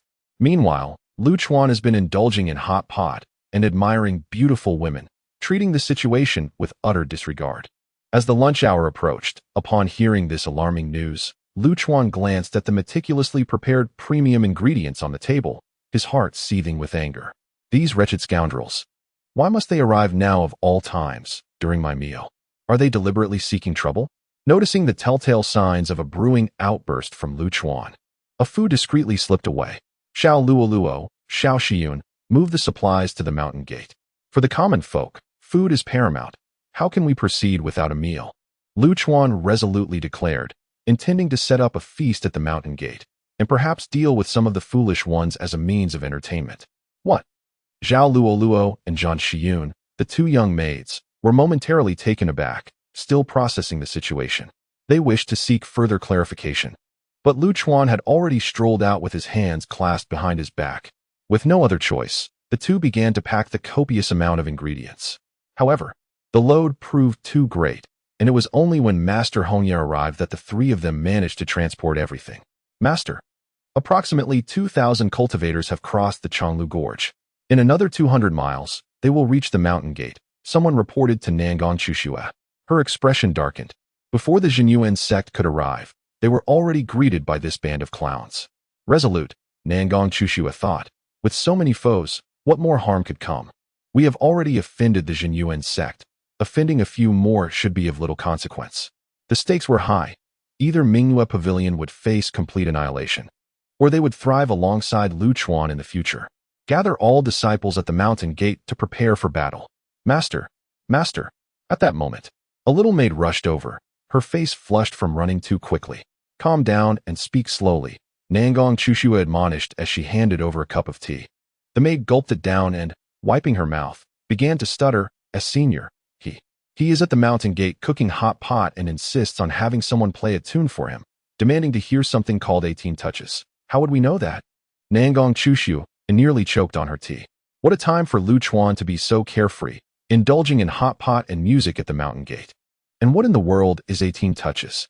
After a moment of contemplation, she found herself somewhat at ease. It seemed that Lu Chuan often behaved in such an unreliable manner. Send someone to Juyuan Valley and have the elder play a tune for our senior. What? The little maid looked utterly bewildered at Nangong Chushua's request. Mingyue Pavilion boasts 3 enchanting beauties. First is the resplendent and dignified Nangong Chushua, a figure of maternal grace. Then there is the elder, Chu Yuran, renowned for her dual talents in music and artistry, who has long retired to Juyuan Valley to tend to her flowers and plants. Many of Mingyue Pavilion's disciples have yet to meet her. Lastly, there is the captivating little master uncle, often spoken of by the maids. However, this young master, who ventured down the mountain for training many years ago, has yet to return, leaving us uncertain of his circumstances. Go ahead. Nangong Chushua smiled, while Elder Chu, though lacking in martial prowess, possessed an unparalleled talent for music. The entrance of the Mingyue Pavilion, while not extravagant or grand, is notable for its exquisite elegance. Yet, before this refined gate, the old man Lu Chuan had set up a fire, preparing today's lunch. At this moment, a multitude of Mingyue Pavilion disciples had gathered behind the gate, each curiously observing Lu Chuan. Typically, during meals, Lu Chuan was attended only by the 2 young girls, Luo and Xiyun. Today, however, an additional figure joined them, Red Leaf, who revels in the spectacle and eagerly took on the task of pouring wine. I prefer your original demeanor. It is far more flavorful, Lu Chuan jested, raising his cup and downing it in one gulp. Red Leaf gazed at the composed Lu Chuan with a fiery intensity, a flirtatious smile gracing her lips, reminiscent of their initial encounter, where her alluring spirit was unmistakable. If you enjoy watching, I could entertain you alone in the future. I do relish this alluring charm, Lu Chuan mused, savoring the taste. Unsure whether it was the potency of the wine or the enchantress before him that captivated him. The Grand Elder has arrived. A voice rang out, causing everyone to turn their heads in unison. Chu Yuran was known for her calm demeanor, unperturbed even by the falling sky, her heart as clear as ice.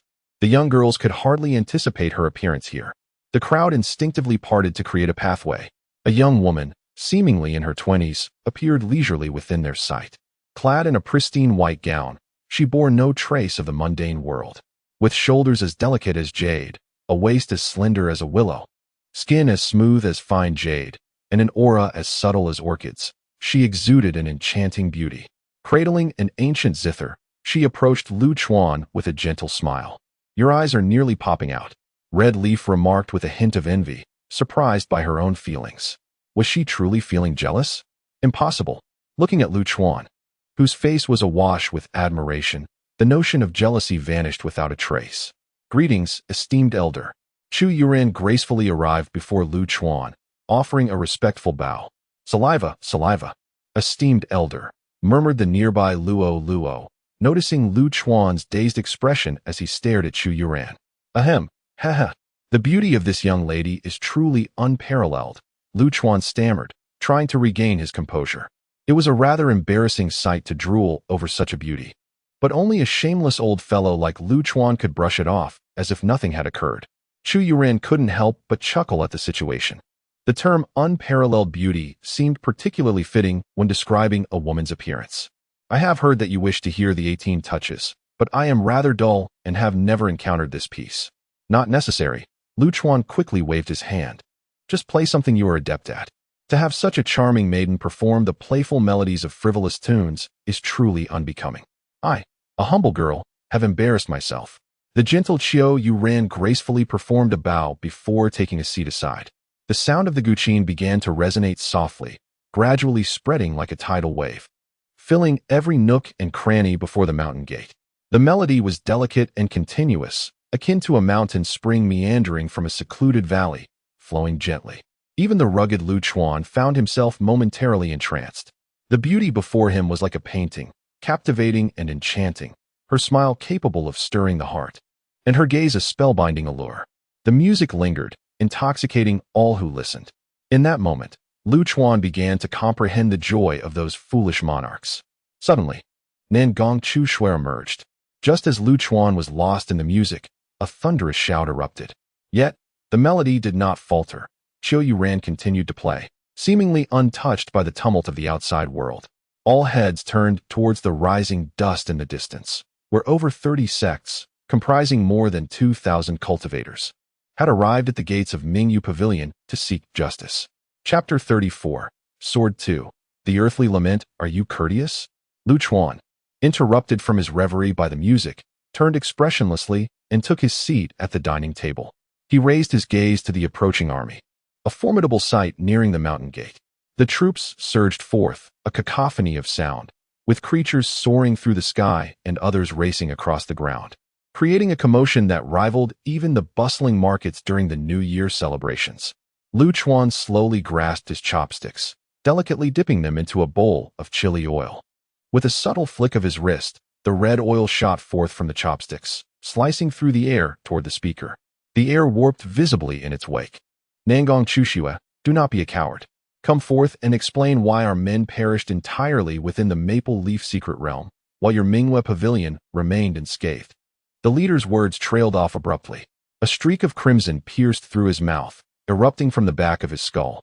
White matter, mingled with blood, sprayed forth from the wound, shimmering in the sunlight. Bang! The leader tumbled violently from the beast beneath him, his pupils dilating in shock. Until his last breath, he could not fathom why a taste of chili oil lingered in his mouth. The sudden death of their leader left the advancing army in stunned silence. As they beheld the lifeless body, an icy chill gripped them. This man was a formidable figure from the Beast Gate. How could he have met such an inexplicable fate? They turned their eyes toward the mountain gate of Mingwe Pavilion, where an old man was leisurely enjoying music, drinking wine, and savoring hot pot. Yet, before they could ponder further, the old man raised his cup and drained it in one gulp, stuffing a piece of meat into his mouth before slowly rising to his feet. At the moment he stood, the world around them inexplicably darkened. Despite the blazing sun overhead, an eerie twilight enveloped the sky, as if a dark veil had descended upon the entire realm, an unsettling atmosphere washing over them. An intangible pressure bore down upon them, as if the heavens themselves were collapsing. In that instant, everyone felt an immense weight descend upon their shoulders. The army was forced to the ground, pressed against the earth, utterly immobilized. No matter how they struggled, only an overwhelming sense of despair answered them. The most terrifying aspect was that when they opened their mouths to speak, no sound emerged. The world was now reduced to the lingering notes of the zither. It was at this moment that they comprehended their predicament. They wished to flee, but it was far too late. All they could do was watch as the old man ambled towards them, unhurried and relaxed, reminiscent of a satiated farmer taking a leisurely stroll. In my homeland, there is a saying, Lu Chuan remarked as he halted just a short distance away from the crowd. His voice dripped with 3 parts mockery and 3 parts disdain. Surrender and lose half. There exists another adage. When one ventures into the world, one must acknowledge their faults and stand tall in the face of adversity. As Lu Chuan recounted this, a sudden smile graced his lips. He gazed into the distant horizon where the earth met the sky, and a flicker of melancholy crossed his eyes. Home, what a familiar yet foreign term it is. Lu Chuan leisurely settled himself on the ground, resting his chin in contemplation as his thoughts drifted far beyond. However, the memories of his hometown, its people and things, had grown hazy. 100,000 years is an eternity for a single soul. After some time, Lu Chuan returned to the present, observing the terrified expressions around him. He couldn't help but chuckle. In this world, there exists no remedy for regret. Rising to his feet, he drew forth the wooden sword from his waist. With a resolute thrust, he drove the sword deep into the earth. Having completed this act, Lu Chuan turned to approach his dining table. As he walked, he raised his withered hand in a gentle farewell to the crowd. Sword 2, the Earth's Lament. From a distance, Ah Fu witnessed this scene and exclaimed in excitement. I knew it, you old rascal. You recalled the 12 sword techniques from that little world. Senior Donkey, what are the 12 sword techniques? A curious young girl inquired. Normally, Ah Fu would ignore such naive questions, but his spirits were high today. With a wagging tongue and wise eyes, he began to explain to the girls. The 12 sword techniques represent the pinnacle of taking life, conceived by Lu Chuan in his youth. The techniques are divided into 3 realms, heaven, earth, and humanity, as well as the 3 realms of spirit, ghost, and demon, and the 4 emotions of wind, flower, snow, and moon. But wait, Senior Donkey, that only counts to 10. The girls expressed their confusion. Ah Fu, observing Lu Chuan's steady approach, chuckled softly. He. No living being wishes to witness the final 2 forms of the 12 sword techniques. The young girls wore puzzled expressions, feeling intimidated by his words, yet sensing no immediate danger. However, what followed would become an indelible image in their dreams. At the center of the wooden sword, a dark sword aura began to swirl. The ground started to undulate like waves upon the sea. Bang! A muffled sound echoed. The surface's rippling intensified, and the earth began to violently crack. Bang! Bang! Bang! The ground erupted in a cacophony of chaos. The black sword aura enveloped the entire vista, lifting the shattered earth into the air, forming a colossal black vortex. The chaotic multitude trapped beneath the ground was swept up without exception. All were drawn into the sky. The black whirlwind resembled a roaring dragon, spiraling with over 2,000 lives, soaring freely amidst the air. Subsequently, all witnesses beheld a terrifying spectacle that they would never forget. Those caught in the vortex found their bodies being shredded by the sharp black sword aura, disintegrating before their very eyes. They appeared as if subjected to 1,000 agonizing cuts, their bodies torn asunder, their torsos shattered into fragments.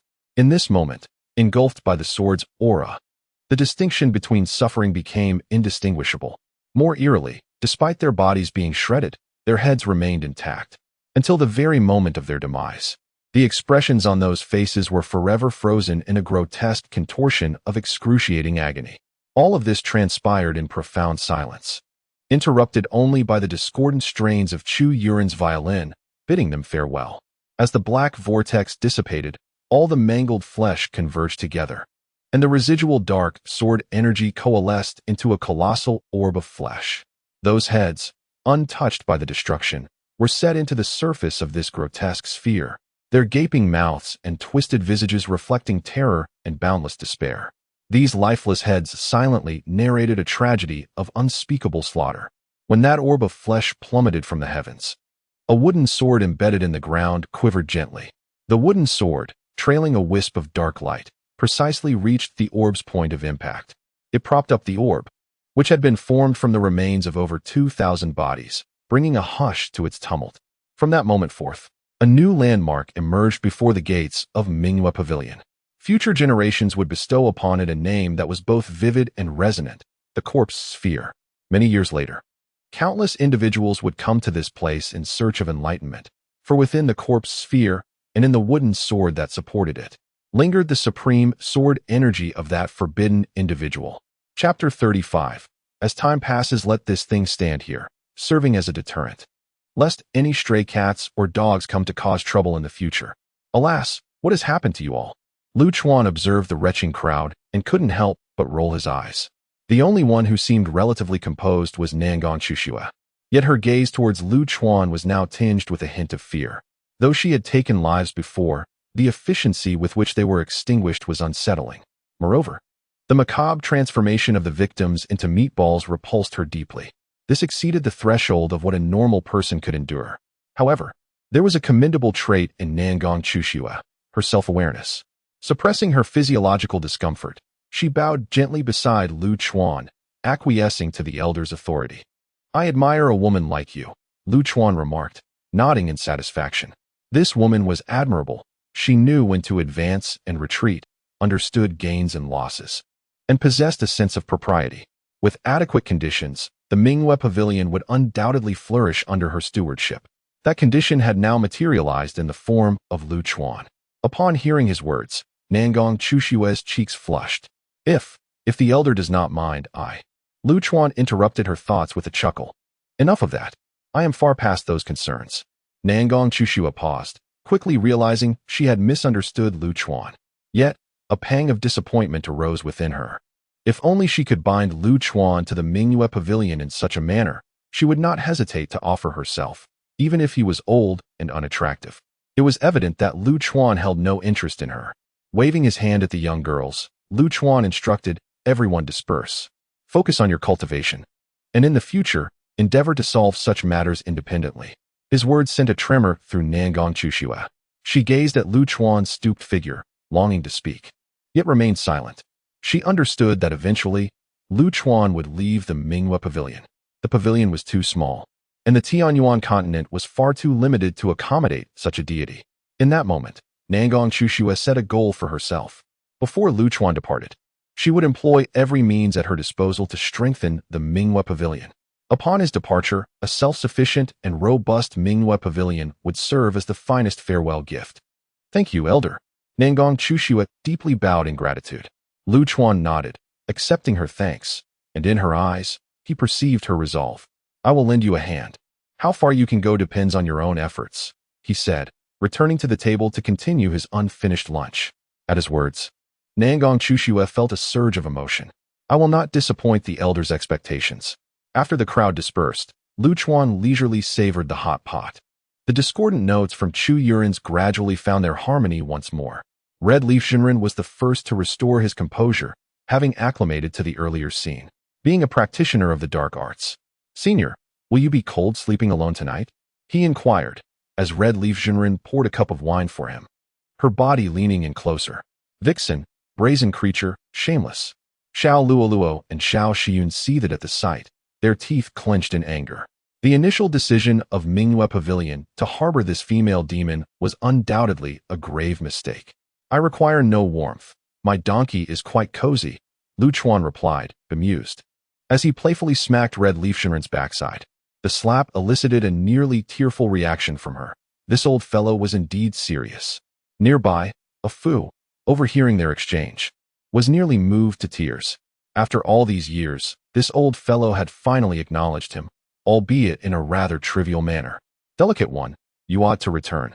Lu Chuan advised Chu Yuran, nodding at her. Do not isolate yourself in the mountains.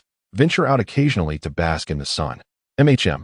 Chu Yuran responded with a slight nod, lacking elaborate words. You should also return and take your time. I will clean up after finishing my meal. After dismissing a few individuals, Lu Chuan sipped his drink while reminiscing about the past. Donkey, I wish to go home, he suddenly declared after a long silence. Huh? A Fu, bewildered, questioned, are you feverish? I could easily slap you into oblivion, you know? Lu Chuan raised his hand, ready to deliver a playful strike to the donkey. Hey, let us speak civilly. A Fu quickly sidestepped. If you wish to return, you must possess the ability to breach realms. Your homeland and this world do not exist in the same plane. What nonsense are you spouting? You speak with such eloquence. Do you think I'm just rambling? I'll make sure you're well-fed first. Lu Chuan seized a Fu and plopped himself down on its head. With a series of thunderous flatulence, he nearly sent a Fu into a fit. Phew, old fellow, do you suffer from indigestion? Why do your farts smell so foul?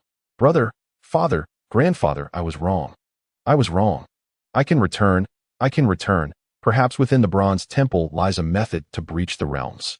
Foolish dog, Lu Chuan rolled his eyes, finally ceasing his relentless flatulence. The bronze temple has existed since time immemorial. It may indeed harbor a means to breach the realms, a Fu stated earnestly. Ha ha ha.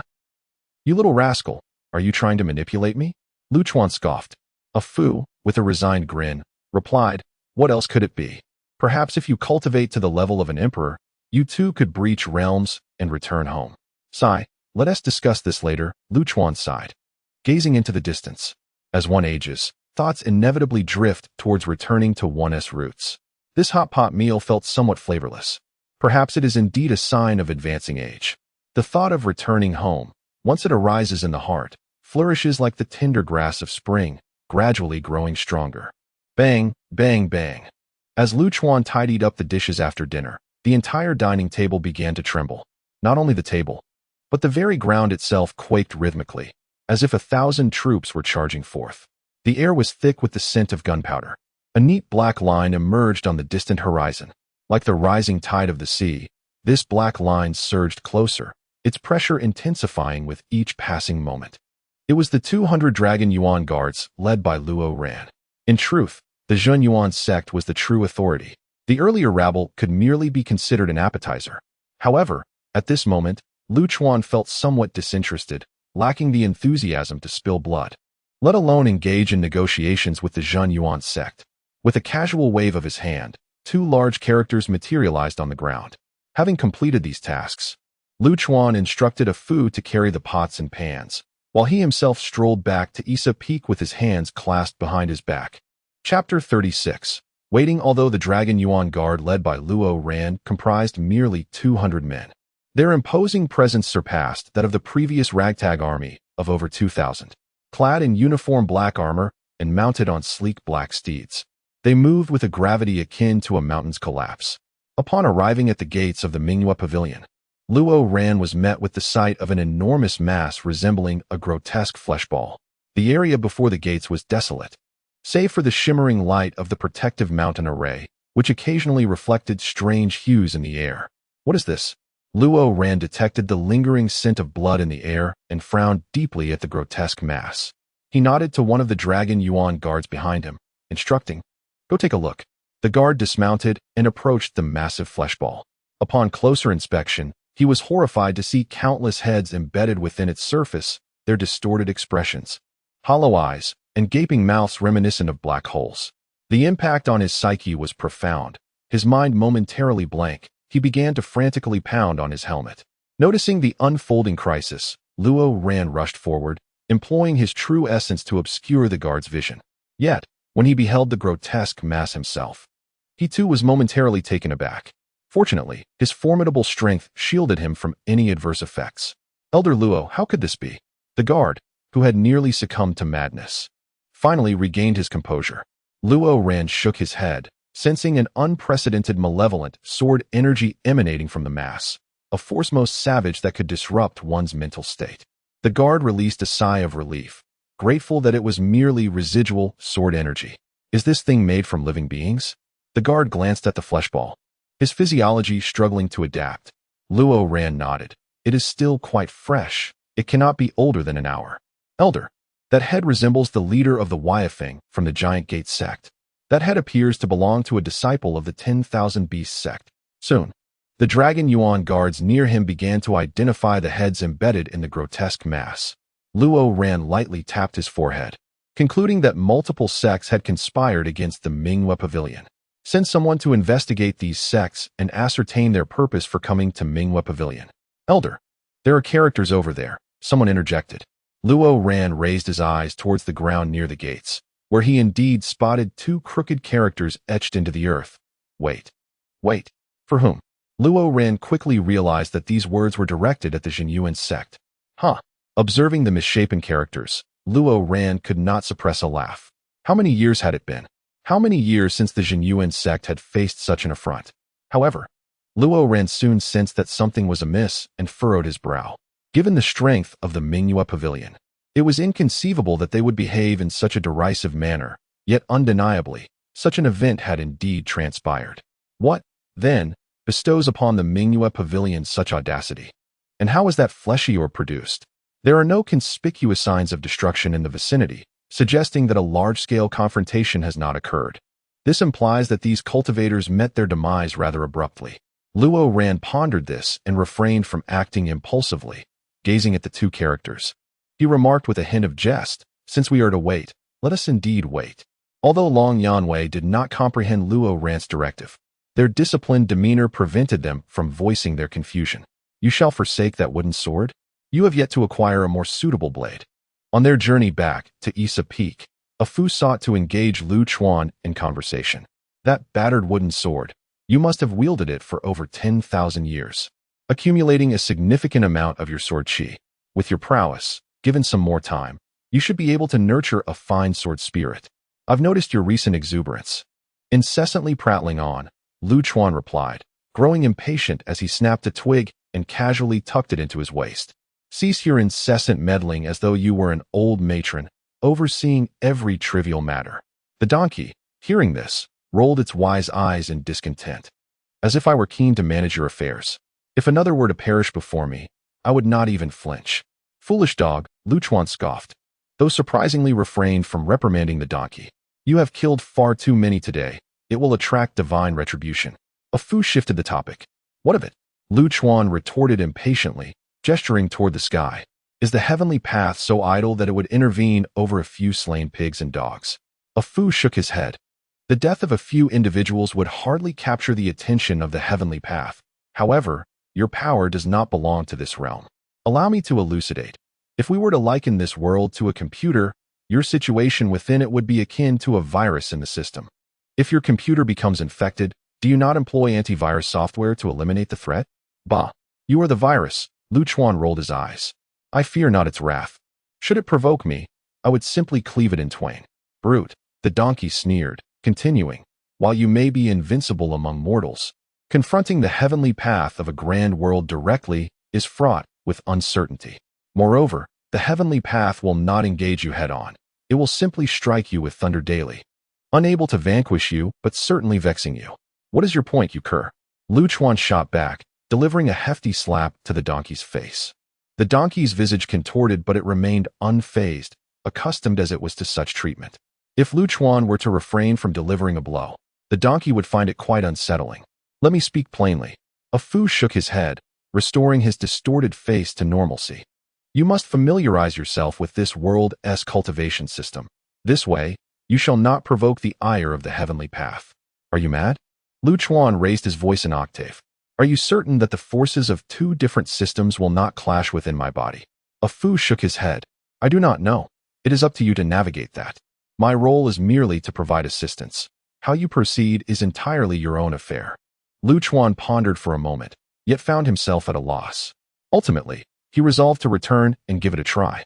As night fell upon the desolate Laogushan Mountains, torrential rain began to pour. Before the mountain gate, Luo Ran stood silently in the deluge alongside Long Yanwei. Even beneath the relentless downpour, Long Yanwei remained steadfast, preserving the integrity of their formation.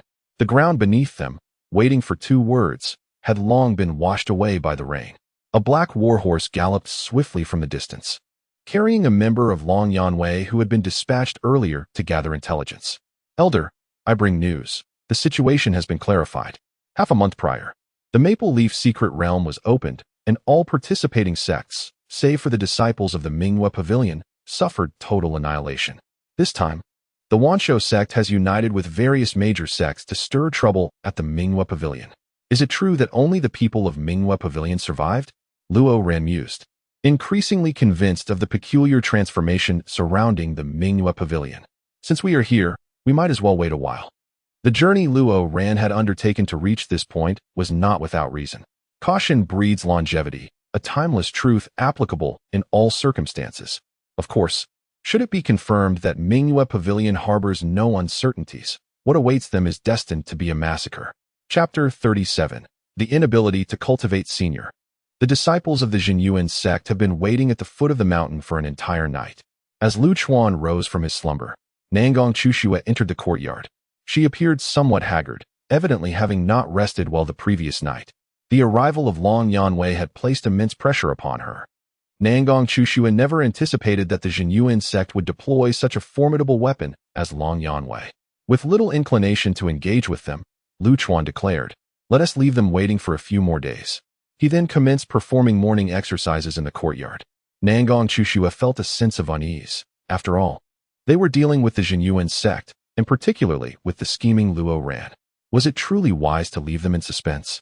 Yet, having placed her trust entirely in Lu Chuan, she felt compelled to follow his lead. Once Lu Chuan finished his exercises, he felt a modicum of relief. His aging limbs worried him. He dreaded the day when his body might falter. "By the way, procure some introductory books on cultivation for me, and find an articulate young lady with a clear logic to teach me," he instructed. Nangong Chushue was taken aback, unsure of Lu Chuan's intentions. In her understanding, Lu Chuan was supposed to be a cultivator, albeit one who had somehow concealed his true essence fluctuations. "Go on, don't dawdle." Lu Chuan playfully smacked Nangong Chushue on her backside. The sharp sting jolted her back to reality, and with a flushed face, she hurried out. Before long, Bai Linlin arrived at the courtyard, carrying several books and a white stone. It was evident that the master Nangong Chushue had found for Lu Chuan was Bai Linlin. "Senior, this is the introductory cultivation method from the Mingyue Pavilion, the Qingchuanju. This is the Tianqing stone, used to test one's aptitude," Bai Linlin explained. Displaying a familiarity with Lu Chuan that alleviated her tension, she placed the items on the table, introducing each one to Lu Chuan in turn. Cultivation, after all, is a matter of innate talent, a concept Lu Chuan grasped. Once Bai Linlin completed her introductions, Lu Chuan picked up the transparent stone, focusing his attention upon it. "With my prowess, I must possess at least extraordinary talent," he thought, filled with self-satisfaction as he gripped the stone. Soon, the Tianqing stone began to react. A wisp of colorful mist swirled above it, gradually increasing in density. The mist began to coalesce, ultimately forming a small orb, resembling a black hole. With a resounding crack, the Tianqing stone shattered. This spectacle left Lu Chuan feeling quite triumphant. Such a commotion surely indicated exceptional talent. However, upon observing Bai Linlin and the onlookers, Xiao Luoluo, Xiao Xiyun, and the venerable Hongya, he sensed that something was amiss. The four women wore expressions of bewilderment, seemingly caught off guard by the outcome. "Is my talent not impressive?" Lu Chuan inquired, uncertainty creeping into his voice. At that moment, Hongya could no longer contain herself and burst into laughter. The esteemed Red Leaf Master chuckled softly, covering her mouth. "Dear sir, your talent is indeed extraordinary. It would not be an exaggeration to claim you are unparalleled across the entire Tianyuan continent." Lu Chuan found himself perplexed. If his capabilities were so remarkable, why did he wear such a countenance? Bai Linlin scratched her head, her delicate face adorned with a frown as she attempted to clarify. "Senior, based on the response from the Celestial Star Stone, your physique should be the legendary 5 Elements Overlord body." "Oh, haha. Impressive indeed. Such a name is not to be taken lightly." Lu Chuan chuckled, realizing he was indeed chosen by fate. "Uft. Haha." The nearby Red Leaf Master erupted into laughter. "Sir, the 5 Elements Overlord body sounds formidable, but in truth, it is merely a grand name. Throughout history, there has been only one recorded individual who successfully cultivated it." Lu Chuan was unfazed by this revelation, possessing a fine talent. He mused, surely it was expected to encounter challenges in cultivation. Silence. Bai Linlin shot a fierce glare at the gleeful Red Leaf Master, then turned to Lu Chuan with apologetic eyes, continuing her explanation. "Senior, the 5 Elements Overlord body is a rather unique constitution. Typically, cultivators possess 1 or 2 primary attributes, and at most 3. Our cultivation merely requires us to progress along our inherent attributes, consuming relatively few resources. However, The five elements overlord body encompasses all five elements, demanding an immense quantity of resources and a careful balance among them. Historical records indicate that in ancient times, when resources were abundant, there were individuals who managed to cultivate it successfully. But given the current scarcity of resources, it is simply impossible to cultivate the overlord body. Lu Chuan was left utterly bewildered. His physique was indeed remarkable, yet it appeared he could not cultivate it. Was that the conclusion? Dear sir, if you cannot cultivate, whence comes this invincible power of yours? Teased the Red Leaf Master from the side. Mind your own business, Lu Chuan retorted angrily, delivering a playful slap to the Red Leaf Master's backside, eliciting tears of surprise from her. Enough, enough. Go about your business. Lu Chuan rolled his eyes. After the group departed, Lu Chuan sought out a Fu. Donkey, you witnessed the earlier events. It seems I cannot cultivate, and there is nothing to be done about it. Why fret? A Fu grinned, casting a bright red light from his intelligent eyes that swept over Lu Chuan from head to toe. The five elements overlord body is not unachievable. It merely faces resource constraints. The investment does not yield a proportional return, commonly referred to as poor cost-effectiveness. Speak plainly. I cannot decipher your riddles, Lu Chuan retorted, contemplating another bout of humor at a Fu's expense. A Fu retracted the red light, chuckling. It's quite simple. The resources required to nurture a five elements overlord body could sustain over 100,000 ordinary cultivators. Moreover, cultivating the five elements overlord body is exceedingly difficult. Without achieving balance, one risks disintegration at any moment. Given this cost-effectiveness, anyone with a modicum of sense would refrain from investing in the overlord body. Just as well, I am disinclined to pursue cultivation. Lu Chuan was indifferent. Why exert oneself so much when one could simply recline? He chuckled, reminding himself that others' limitations did not dictate his own. The donkey, with its foolishness, approached Lu Chuan eagerly. As long as I can access the information of this world, I can procure ample resources for you. Now, go forth to the great cities, let blood flow like rivers, provoking the heavenly Tao to annihilate you. While the heavenly Tao's attention is fixated on you, I shall invade this vast world. If successful, I shall utilize the resources of the entire realm to sustain you alone. Do you not fear failure? Get lost. Lu Chuan lifted his foot and kicked the donkey away. Consider this, it is the only method. The donkey's persistent voice echoed in the distance. Lu Chuan was not so trivial. If he could not cultivate, then he would forego it. Reclining here, watching beautiful women, was far more delightful. Once he successfully rejuvenated, with his abilities restored, he could marry 100 wives. What a splendid prospect. Senior, trouble has arisen. The disciples sent to the 100 Flowers sect for alchemy have encountered a mishap. Just as Lu Chuan was lost in his reverie of a bright future, Bai Linlin rushed into the courtyard, her face as pale as a sheet. By the heavens! Lu Chuan sprang to his feet from the chair. Chapter 38. The sudden death. The illusory essence pill was the sole hope for Lu Chuan's rejuvenation. Should anything go awry, this mentally unstable individual could wreak havoc. Let us proceed to investigate. Lu Chuan followed Bai Linlin towards the summit, Tianshui Peak. At this moment, within the assembly hall of Tianshui Peak, hundreds of disciples stood in eerie silence. No words were exchanged, and the atmosphere was suffocatingly tense.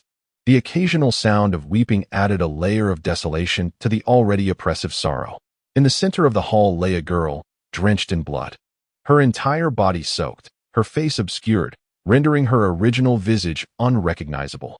Nangong Chushua clutched the girl tightly, tears streaming down her face in torrents. Where's the senior? The bloodied girl, struggling to open her eyes, found her once vibrant pupils had dulled to a lifeless gray. Gently, she extended her palm, and a ring slipped from her grasp. This ring contained the materials for the illusory essence pill that Lu Chuan sought. Upon seeing the ring stained crimson, Nangong Chushue could no longer contain herself and cried out in anguish. Xiao Xiao, Xiao Xiao, the senior will arrive soon. Please do not sleep. If you sleep, you may never awaken. Yet, the passage of life never slows, regardless of the intensity of one's emotions. Lin Xiao Xiao managed to lift her head one last time, gazing towards the entrance of the assembly hall. Until her final moment, she did not behold the aged figure she longed for. My name is Lin Xiao Xiao Xiao Xiao. Heh. Senior, will you take us to gather herbs? Heh. Senior, why do you always injure your waist? Heh. Senior, When we return, will you teach me swordsmanship? When Lu Chuan entered the assembly hall, Lin Xiaoxiao had forever closed her eyes. He recognized the blood-wrapped figure, the girl who always wore a cheerful smile, whose stubbornness would show if she were ever unhappy. Though Lu Chuan's memory was not particularly sharp, he vividly recalled the name of that kitten-like girl who laughed so freely. Her name was Lin Xiaoxiao. She was gone. The abruptness of her departure left Lu Chuan utterly unprepared. While he may have undervalued the lives of his enemies, he held the lives of those close to him in high regard. Lin Xiaoxiao's death caught him off guard, leaving him stunned at the entrance. In this world, life is the most inexpensive commodity, yet it is also the most precious. The lives of enemies are cheap, while the lives of those dear to us are priceless. Senior. Nangong Chushua picked up the ring that Lin Xiaoxiao had dropped and held it before her, choking back sobs. Xiaoxiao and her companions did not abandon their mission. They safeguarded the materials for the illusory essence pill. Lu Chuan let out a soft sigh and stepped further into the hall. Observing Lin Xiaoxiao's unblinking eyes, he gently closed them. There will be others to accompany you in death. Lu Chuan's cold voice resonated within the hall. What transpired? Nangong Chushua understood that it was not the time for sorrow, silently wiping away her tears. This journey to the 100-Flower Sect for alchemy involved 11 individuals tasked with protection, under the leadership of the 5th Elder. To avoid drawing attention, they chose to fly using magical artifacts rather than riding spirit beasts to reach their destination. The news brought back by Xiaoxiao revealed that they had encountered malevolent cultivators at Black Moon Beach, resulting in the 5th Elder and several disciples perishing in battle, with only Xiaoxiao managing to escape with her life. Lu Chuan nodded, realizing that they must have been ambushed along the way.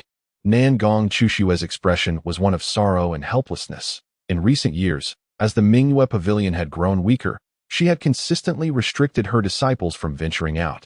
Fearing such incidents, "Take me to Black Moon Beach," Lu Chuan declared, rising to his feet. Every matter must have its resolution. Blood must be repaid with blood, as is only just.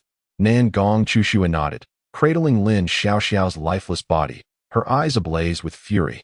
Lin, prepare the materials for the Mirror Flower Water Moon, and accompany the Elder to Black Moon Beach.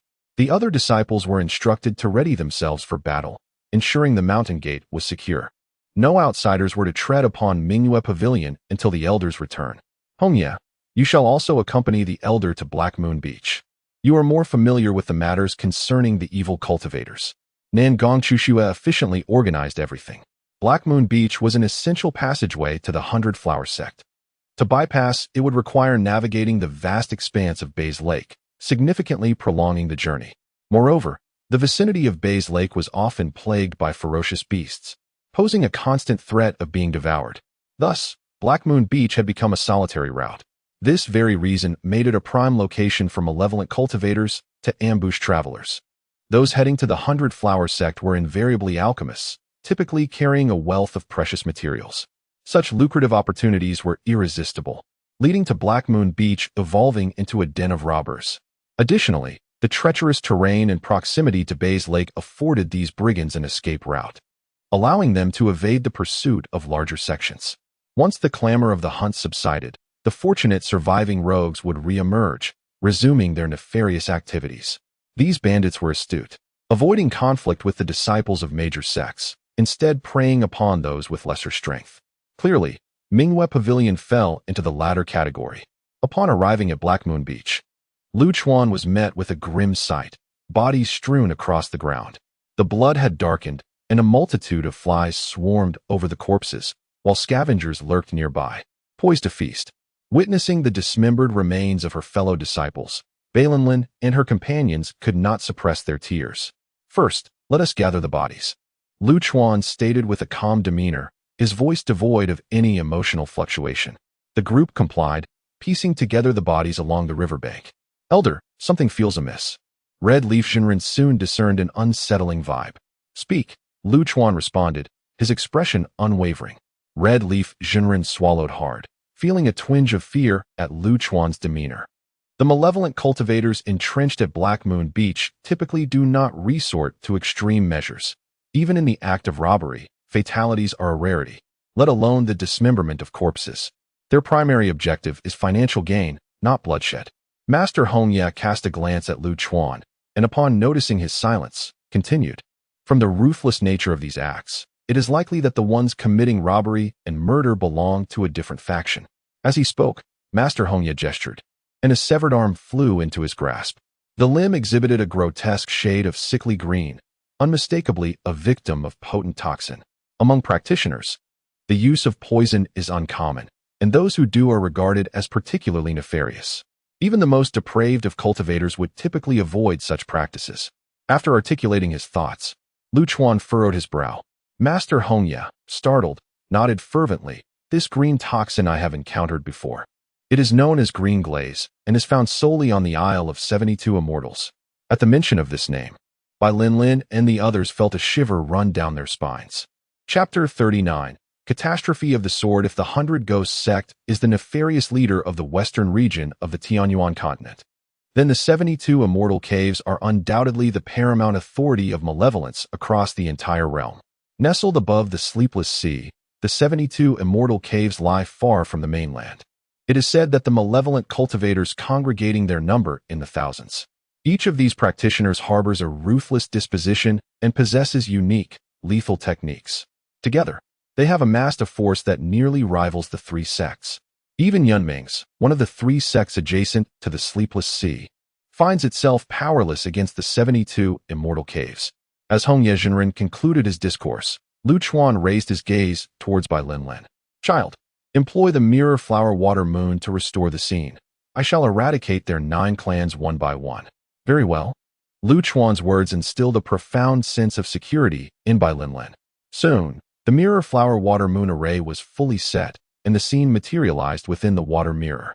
The harrowing battle unfolded before them, revealing Elder Wu and the young girls, valiantly assisting Lin Xiaoxiao in her retreat, buying her precious time to escape. The disciples of Minghua Pavilion were already in tears. Ultimately, the battle culminated in Elder Wu's self-detonation, marking the end of the conflict. This implied that the remnants of Elder Wu would be impossible to recover from the scene. Silence descended, accompanied by muffled sobs, enveloping the atmosphere in an oppressive gloom. Senior, I recognize that individual. He is from the 72 Immortal Caves. Hongye Jinren was the first to shatter the silence. Pointing to an elderly figure that appeared last in the vision, Lu Chuan nodded, affirming that the recent massacre was indeed orchestrated by the 72 Immortal Caves. Observing the scene, Hongye Jinren expressed her confusion. Senior, there is one matter that eludes me. The 72 Immortal Caves typically operate along the coast. Why would they venture so deep into the vicinity of Bays Lake? This place is likely hundreds of thousands of miles from the Sleepless Sea. They have no reason to forsake proximity for distance to commit robbery and murder.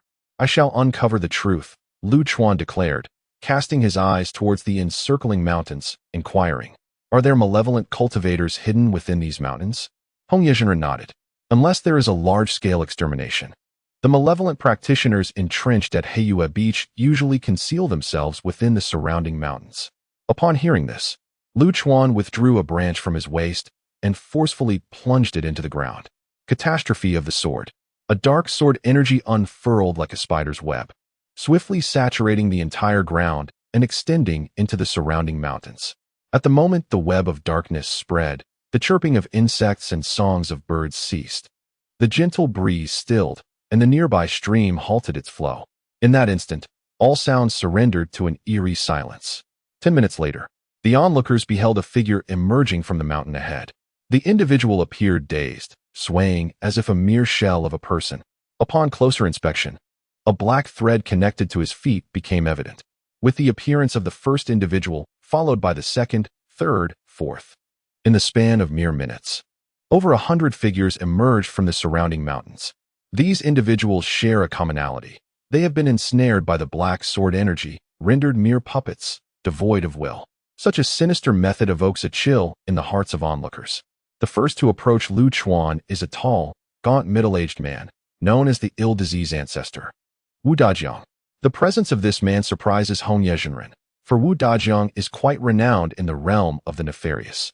It is said that his frail condition, which has persisted without remedy, has left him emaciated and skeletal, earning him the moniker ill-disease ancestor. Yet, he is indeed a genuine cultivator of the sixth realm, with considerable renown in the underworld. Now, however, Wu Dajiang stands before Lu Chuan like a marionette, gazing vacantly. Lu Chuan inquires about the recent battle at Heiyue Beach. Wu Dajiang, in a dazed manner, nods and recounts. The people from the 72 Immortal Caves arrived here the other day to negotiate the assassination of the Mingyue Pavilion members. The condition was that all members of Mingyue Pavilion must perish, and they would take no spoils.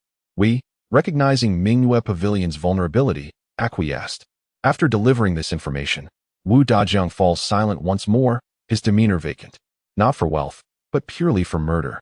Lu Chuan muses, gently tapping his forehead. It seems he must visit the 72 Immortal Caves to uncover the truth.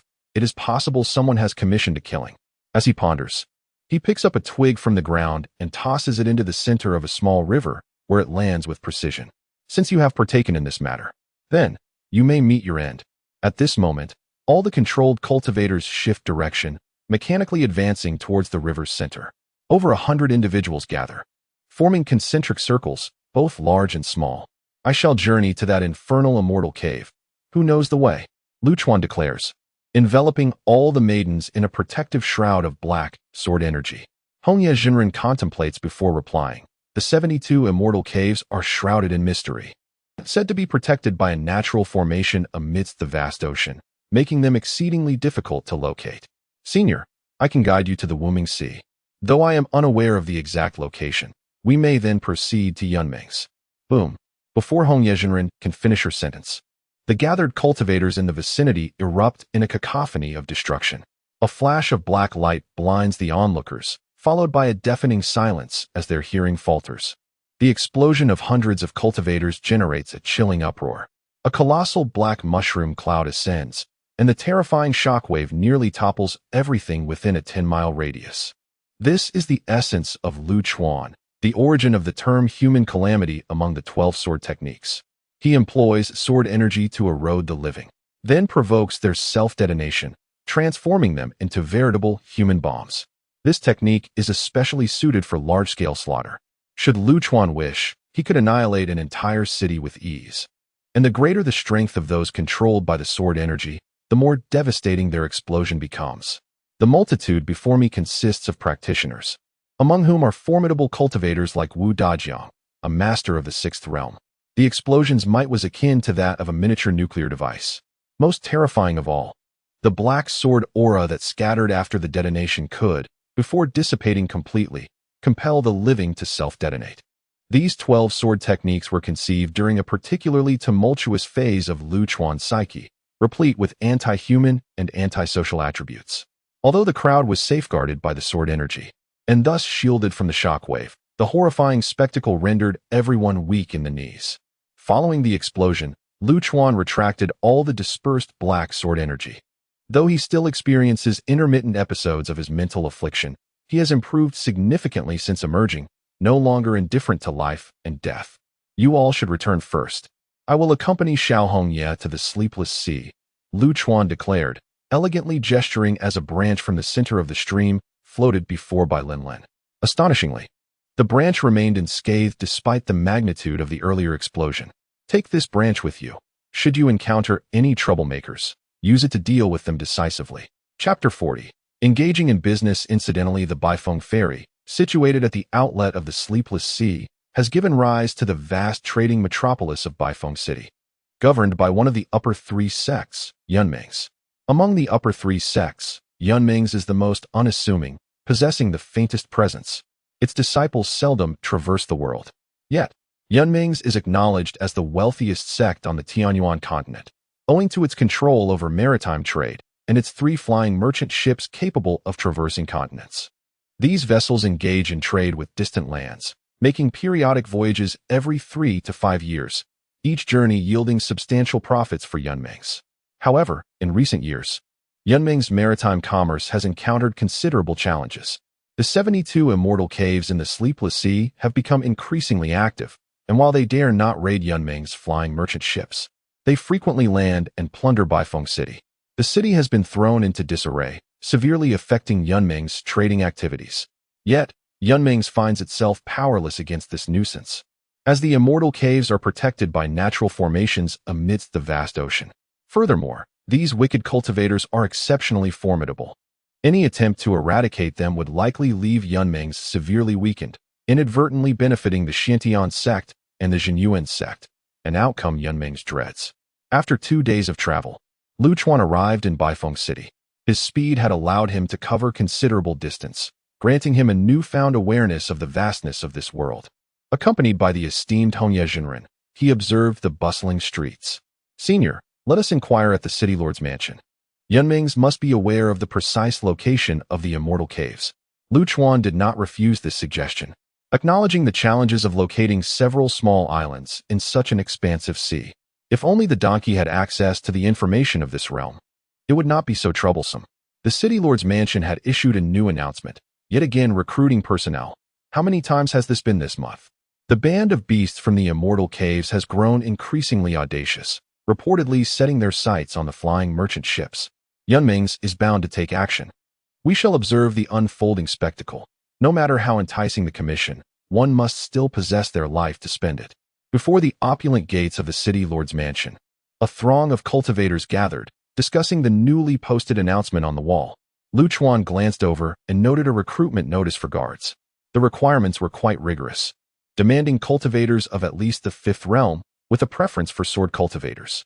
Moreover, it was a long-term contract, lasting a minimum of 5 years.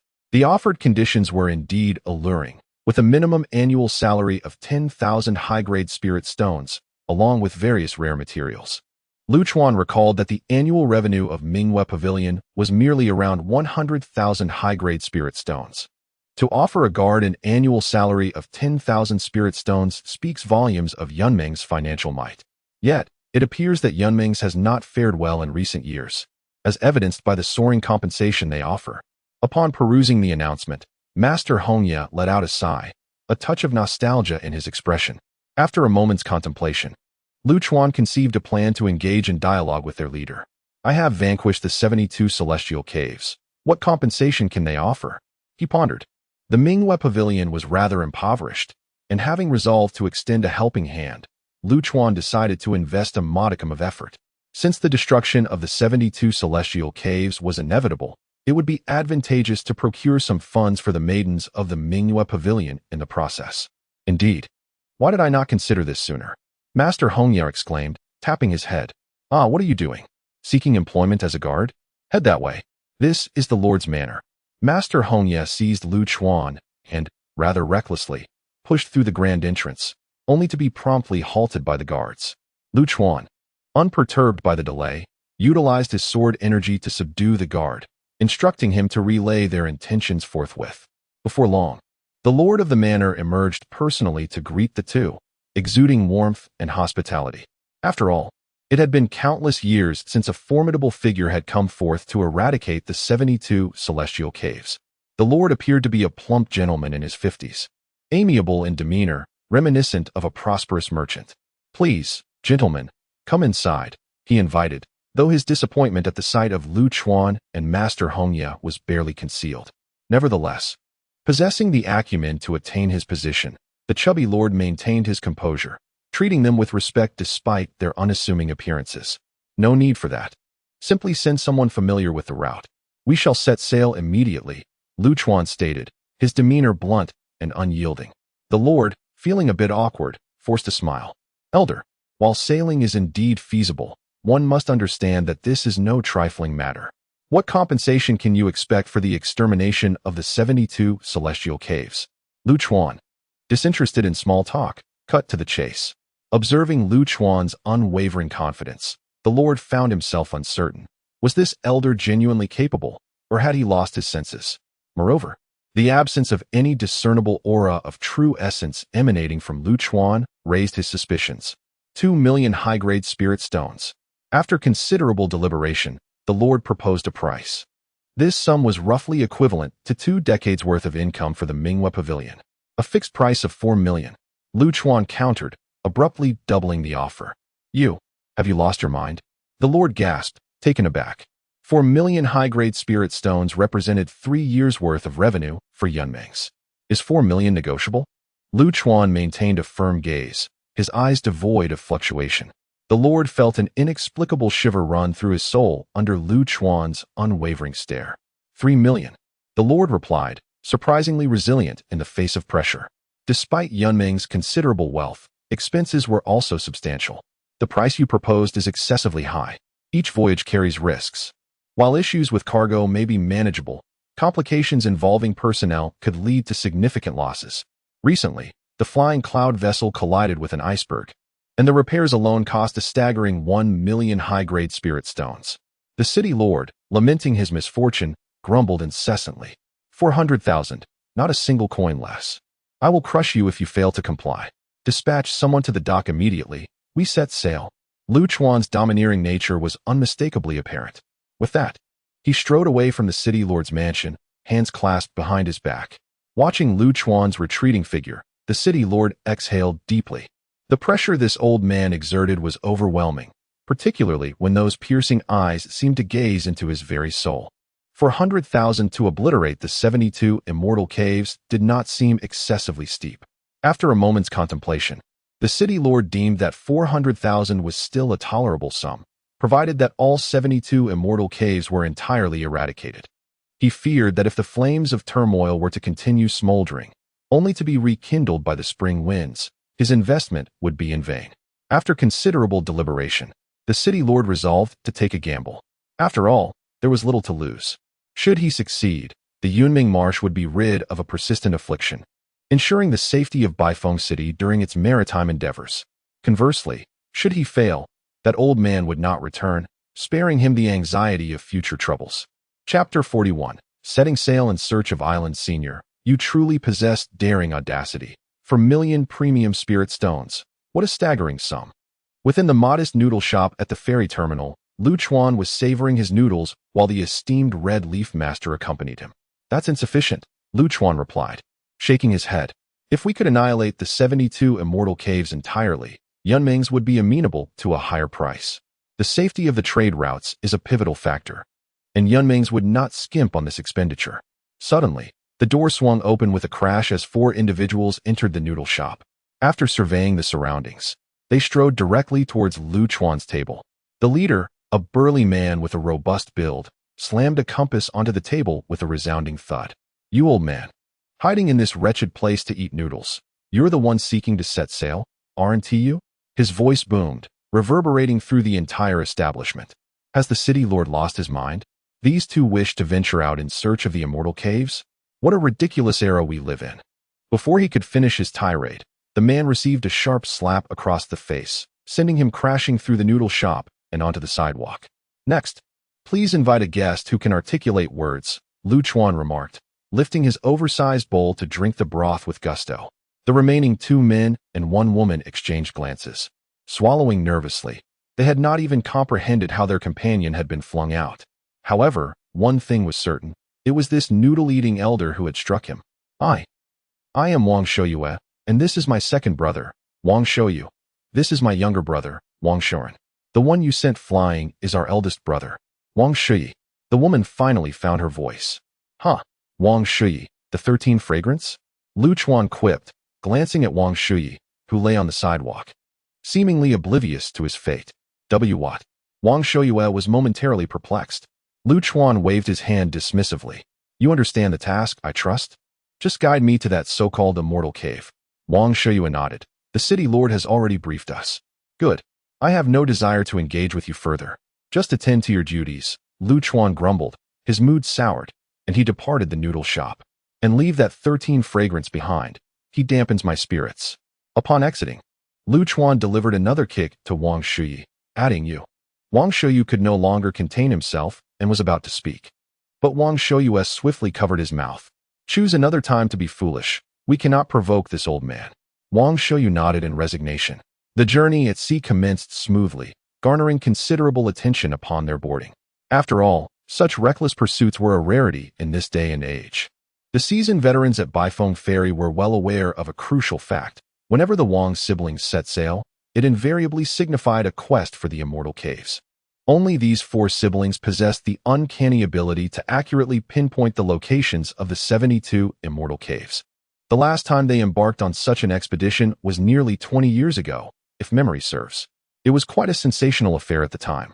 I recall that a band of over 1,000 formed to eradicate bandits, accompanied by several formidable practitioners of the seventh realm. You are mistaken. The last incident occurred 32 years ago, when a maritime expedition was organized by Yunmings, comprising over 3,000 individuals, yet only a little over 100 returned. It has been too long. My memories are rather hazy.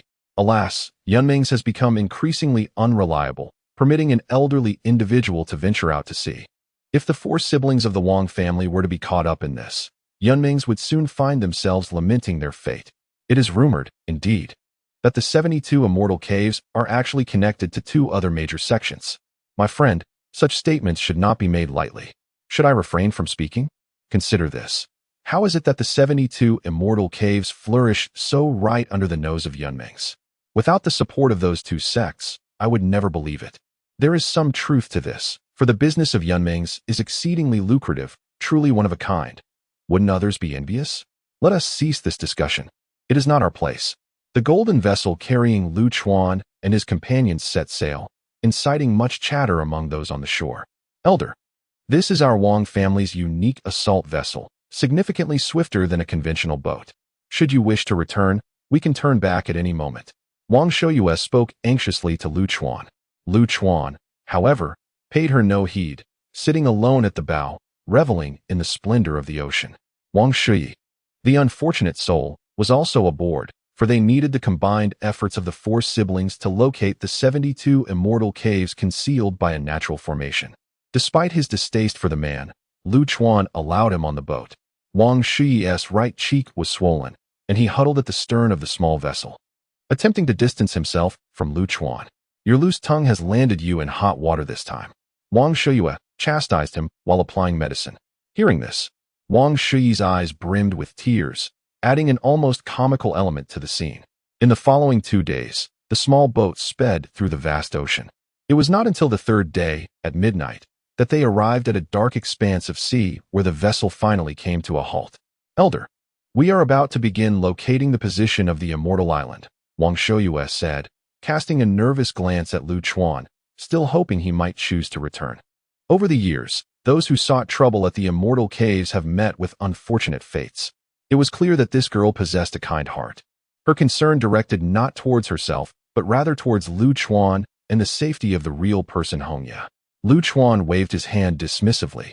There is no need for concern. If you feel unsafe, you may determine your position and leave at your discretion. I did not mean it that way. Wang Shouyue replied with a resigned smile. With persuasion proving futile, she commenced her own tasks. The four siblings secured the small vessel, each retrieving a compass and gazing up at the stars above. The location of the 72 immortal caves is not fixed, influenced by the natural formations. The island's positions are in constant flux, yet they remain within the confines of this dark sea. Wang Shouyue elucidated this to Lu Chuan. By observing the celestial bodies, we can ascertain the precise location of the 72 immortal caves at present. Above, several beams of moonlight cascaded down, illuminating the center of the compass held by the four individuals. The compass erupted with a brilliant golden radiance, which then ascended back to the heavens, causing the compass to begin its rotation. As the four continued to perform their intricate hand gestures, the ancient compass underwent astonishing transformations. The center of the compass gradually unfurled, each segment taking the shape of a quarter lotus flower. Subsequently, they brought the compass together. The lotus at the center detached from the compass and ascended into the air, forming a complete lotus. Under the moonlight, the lotus slowly blossomed. Ultimately, upon the fully opened lotus, a maritime chart emerged. We have found it. Wang Shouyue gazed at the chart with a surge of joy in his heart. Chapter 42. The Arrival of Death. Yet before Wang Shouyue could articulate the precise location, the tranquil sea began to churn ominously. Towering waves surged violently, causing the small vessel to rock perilously, as if it might be shattered at any moment. A massive shadow loomed, flickering in and out of view amidst the tumultuous waves, rapidly approaching the boat. The Sea Devourer. How could an 8-realm demonic beast manifest here? The sight of that shadow terrified Wang Shouyue, altering her voice in fear. Quickly, accelerate. We must leave this place. Yet it was too late. The shadow surged forth on the crest of the waves, opening its gaping maw and beginning to inhale with a tempestuous force. The small boat spun helplessly under the terrifying suction, ensnared by the Sea Devourer, a beast of the 8 realms. Among the Wang siblings, even the most powerful, Wang Shui, had only reached the pinnacle of the fifth realm. Escaping the jaws of the sea devourer with such strength was nigh impossible. Amidst the roiling waves, despair enveloped them. Roll. Just as the boat seemed on the brink of losing control, Lu Chuan's cool voice resonated with an ethereal clarity. Though his words were not loud, they pierced through the chaos, striking the very souls of all who heard. Astonishingly, the sea devourer, propelled by the might of nature itself, plummeted into the depths of the ocean with the utterance of that single word. The onlookers beheld the immense form of the creature vanishing beneath the surface. Retreating as if fleeing from an invisible plague, the survivors collapsed onto the boat, their gazes toward Lu Chuan transformed entirely. "Thank you, esteemed elder, for saving our lives." Wang Shoyue led the expression of gratitude, with the others hastily following suit.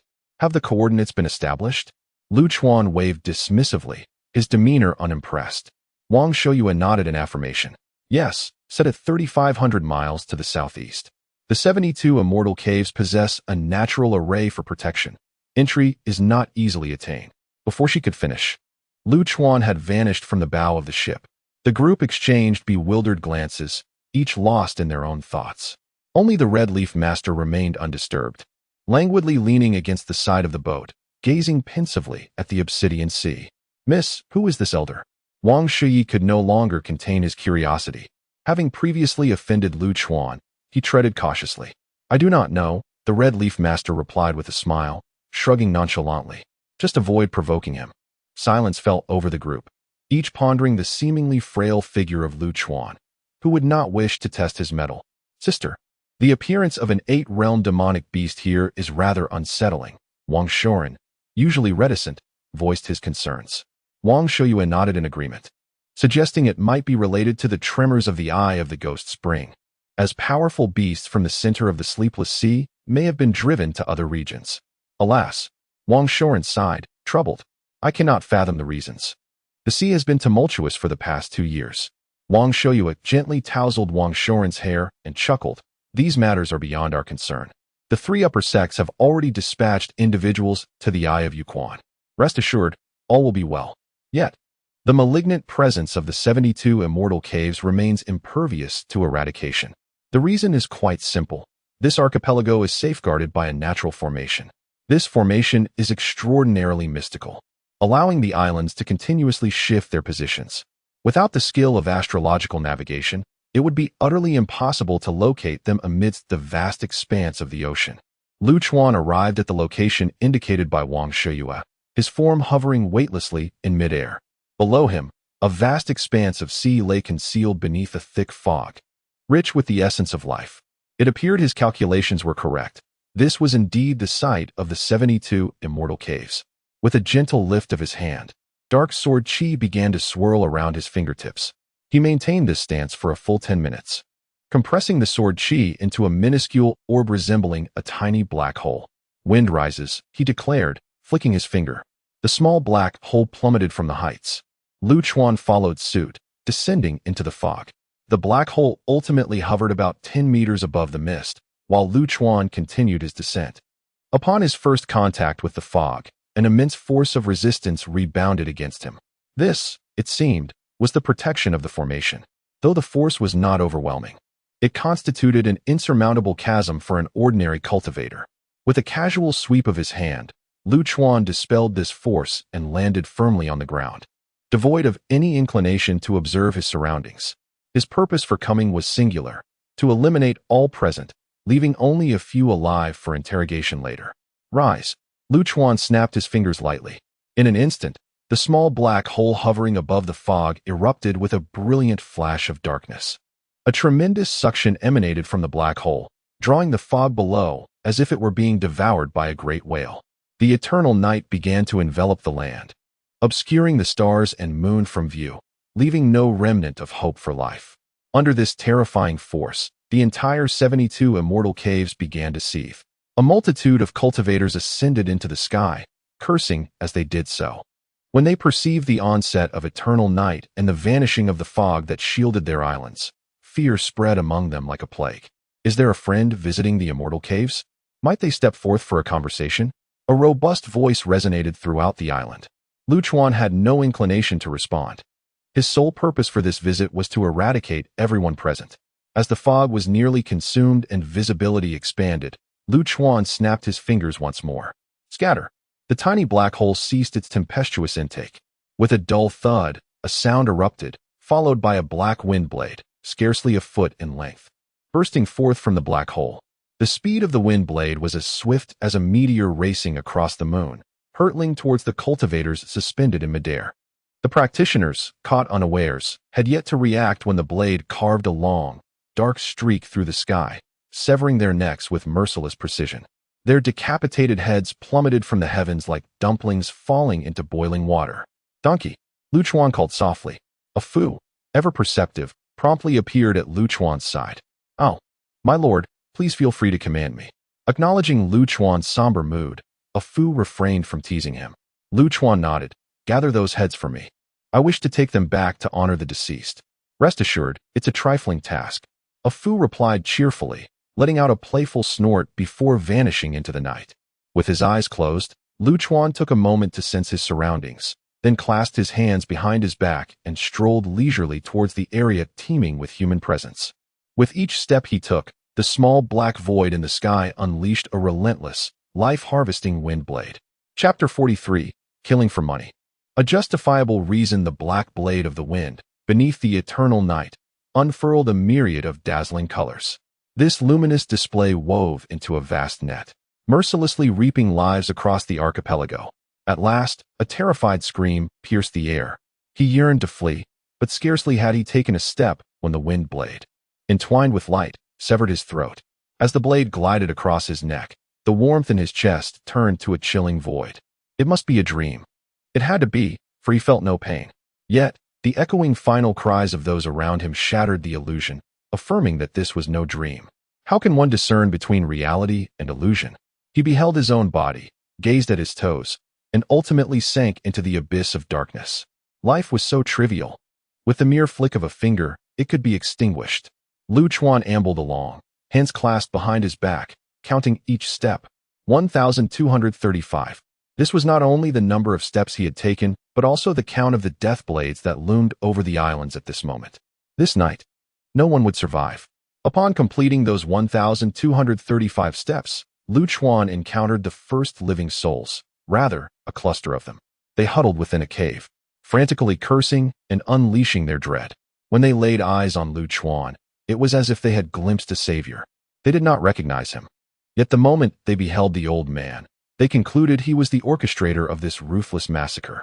It was an odd sensation, a wondrous connection of minds. Who are you? Who are you? And why do you slaughter my sanctuary? A tall, middle-aged man summoned the courage of a lifetime to roar at Lu Chuan. Does it matter? Lu Chuan replied with a smile, shaking his head as he settled onto a stone. Tell me, who are you truly? The middle-aged man, in a frenzied state, bellowed again. Is this question of any significance? For Lu Chuan, the query held little importance. Yet for these doomed individuals, it was paramount. Would they be able to close their eyes in death, shrouded in such ambiguity? Lu Chuan waved his hand dismissively and said with a grin, let us change the subject. A few days ago, your sanctuary ambushed disciples of the Mingyue Pavilion at Black Moon Beach. Who instigated this? The middle-aged man was momentarily taken aback, evidently unaware of the matter. You have it wrong. We have no intention of venturing inland. It serves us no benefit. The man seemed to grasp at a lifeline. Shouting in protest, Lu Chuan rested his chin on his hand, lightly tapping his cheek with his finger, and spoke slowly. Here is a hint. Green glaze. Upon hearing those words, the middle-aged man trembled. Tu Bailey, you scoundrel, come forth. He howled hoarsely to the crowd behind him. Soon, a figure was thrust into the forefront. Lu Chuan observed and nodded in satisfaction. It was indeed the elder who had appeared at the end of the mirage. Lu Chuan smiled faintly, teasingly remarking, Speak up. You must have something to say to me. Tu Bailey looked at Lu Chuan, his entire being trembling like a sieve. I should not have ambushed the disciples of the Mingyue Pavilion. I was misled. Please show mercy. Not that. Lu Chuan waved his hand, somewhat disinterested. I accepted a task from the Wanshou sect to kill a disciple of the Mingyue Pavilion for 100 high-grade spirit stones. Lu Chuan nodded, sensing the matter was rather simple. You're merely collecting a bounty to eliminate a threat, are you not? Yes, yes. Tu Bailey nodded vigorously, only to immediately feel it was inappropriate, and quickly shook his head. All right, killing for money is a commendable rationale. Lu Chuan rose, brushing off the dust. Senior, the perpetrator has been identified. Might you spare my divine cave? I am willing to accept any compensation. The middle-aged man, desperate for survival, sought to secure a glimmer of hope. Lu Chuan shrugged, laughing joyfully. I have already stated that killing for money is a reasonable justification. Coincidentally, I have accepted a task worth 4 million high-grade spirit stones to annihilate your divine cave. Do you have any further questions? Upon hearing this, the middle-aged man felt a wave of dizziness wash over him. I can offer a higher price. I only ask you to grant me a chance at survival. Lu Chuan could no longer suppress his laughter, twisting his neck in a somewhat neurotic manner. Do you truly believe I came here for the money? Ha ha ha. Wrong. I merely seek some individuals to accompany the young ladies in their burial, and naturally, the more, the merrier. Profit is merely a secondary concern. With that, Lu Chuan strolled out, hands clasped behind his back. The gloom that had lingered in his heart over the past few days had finally begun to dissipate, lifting his spirits considerably. Ha ha ha. If you wish for us to accompany you in death, do not think of leaving this place. In a state of utter despair, the middle-aged man began to laugh strangely. Do you know why this place is called the Divine Cave? Because true gods reside here. Ha ha ha. You have disrupted the formation, and your slaughtering will awaken them. The formation cannot confine them, and the Tianyuan continent will face calamity. Ha ha. As the middle-aged man's desperate roar echoed, the entire archipelago began to tremble violently. A series of explosive sounds resonated through the heavens and the earth. The dense night seemed to grow even heavier, becoming impenetrable by blade or needle. A fierce wind suddenly arose, swirling up clouds of ash. A slender figure flickered in and out of visibility amidst the tempest. It appeared distant, yet tantalizingly close. At this moment, atop the remote Kunlun Peak in the far north, a middle-aged man slowly opened his eyes. At the instant his eyes fluttered open, they shimmered like twinkling stars. He gazed toward the direction of the sleepless sea, gently shaking his head. The wind spirit had been awakened. It seemed a descent was imminent. A captivating notion indeed. This appears to be an inherently nurtured spirit of the wind, worthy of capture for further study. Such a deity possesses immense value for reference, potentially illuminating the evolutionary trajectory of this world. Unbeknownst to him, a Fu had materialized beside Lu Chuan, observing the shadowy figure amidst the tempest. A Fu cheerfully proposed a suggestion. Behind him trailed a substantial net, brimming with freshly severed heads. Enraged, Lu Chuan delivered a punch that flattened a Fu's head, admonishing him to collect the trophies and cease with the unnecessary complications. Just a minor suggestion. By the way, I'm assigning you a side quest. Engage if you wish, or disregard it entirely. No need to take offense, a Fu chuckled, swiftly retreating with his net. Lu Chuan cast a glance at the figure. Harboring no interest in such trivial deities, as long as they posed no threat to him, all was agreeable. Ding! A special side quest has been initiated, the awakening of the wind spirit. At that moment, a mechanical task notification resounded in his mind. The wind spirit, suppressed by the heavenly Tao for millennia, has been liberated by the host. The Tianyuan continent shall soon face a cataclysm. The host has the opportunity to subdue the wind spirit, aiding in the cultivation of the 5 elements overlord body. Chapter 44. Targeted. Are you instructing me on how to conduct my affairs? Lu Chuan rolled his eyes, gesturing dismissively with his chin towards the figure amidst the tempest. Stop toying with the wind and come here, will you? The fierce gusts abruptly ceased at that moment, leaving the shadowy figure frozen in place. Clearly taken aback by Lu Chuan's words. What are you staring at? Never seen a handsome man before. I said come here, didn't you hear? Lu Chuan's impatience grew. You are courting death. A voice, indistinguishable in gender and filled with indignation, retorted.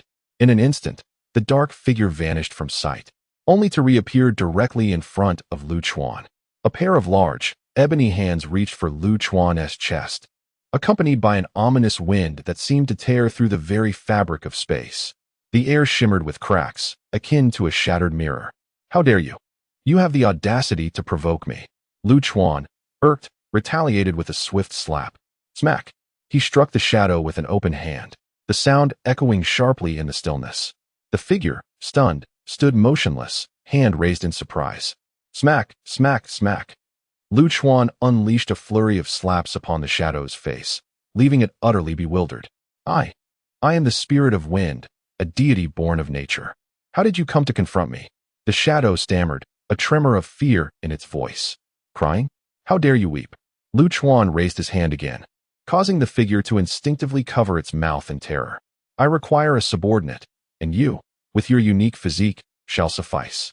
Lu Chuan, somewhat lethargic and often reluctant to engage in physical confrontation, found this arrangement suitable.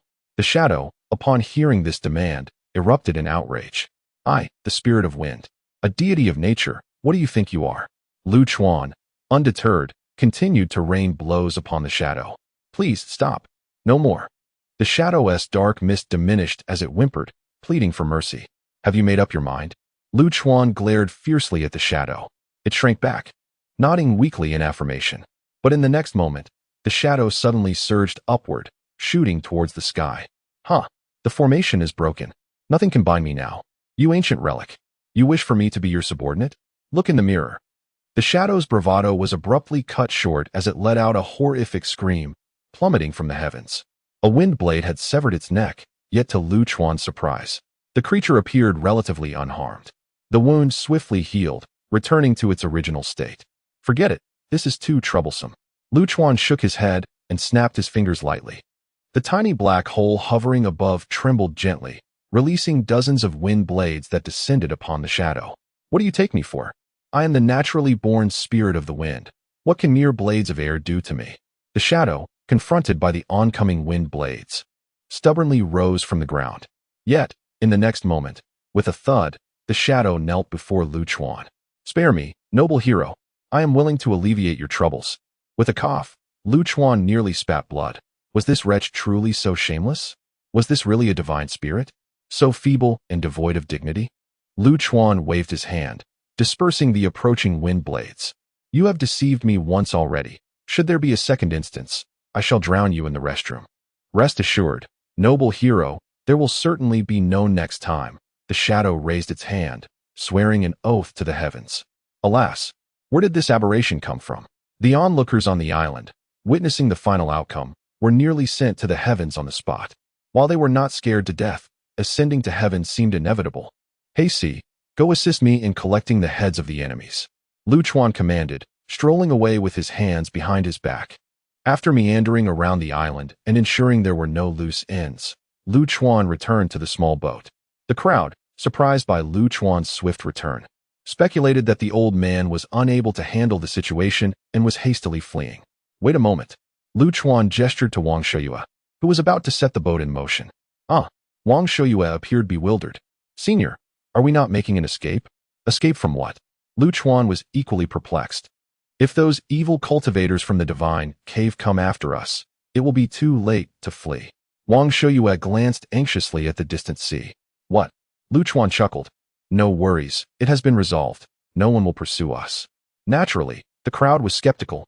It had only been an hour. With over 10,000 evil cultivators stationed at the 72 divine caves, it was inconceivable that one could slay them all in such a short time. Lu Chuan, uninterested in further explanation, looked up at the sky. For the past 10 minutes, he had sensed a pair of eyes seemingly fixated on him from above the firmament. Moreover, an immense energy was wildly converging. A change in the weather was imminent. Wang Shoyue noticed that, unbeknownst to her, a thick layer of clouds had formed above. Even more bizarrely, these clouds were visibly gathering from all directions at an astonishing speed. In the blink of an eye, the clouds completely obscured the sky. The clouds grew denser, as if pressing down from above, making it difficult to breathe. Boom! A resounding thunder echoed from within the clouds.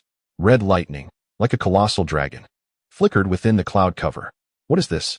Why is the lightning red? The majesty of heaven and earth was awe-inspiring, leaving the onlookers trembling in fear. At the moment when the thunder roared, it felt as though one's very soul was about to be shattered. Thunder, the tribulation of thunder. Master Hongye swallowed hard, casting a glance at Lu Chuan as the term escaped his lips. Thunder tribulation. Upon hearing these two words, the four siblings were utterly terrified, their spirits nearly fleeing their bodies. In truth, any cultivator who hears these words would tremble.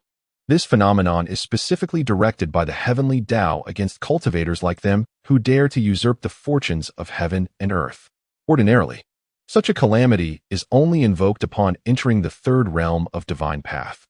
Throughout the entirety of the Tianyuan continent, the only known individual to have reached this divine third realm is the master of Kunlun Divine Palace. As for any others who might have attained it, there have been no reports. Perhaps ancient families with lineages spanning over 1,000,000 years may possess such power. However, since no one here is aiming to transcend into the third realm of divine path, how could a thunder tribulation possibly arise? Gazing at the blood-red clouds that stained the sky, Master Hongye's voice trembled as he recalled.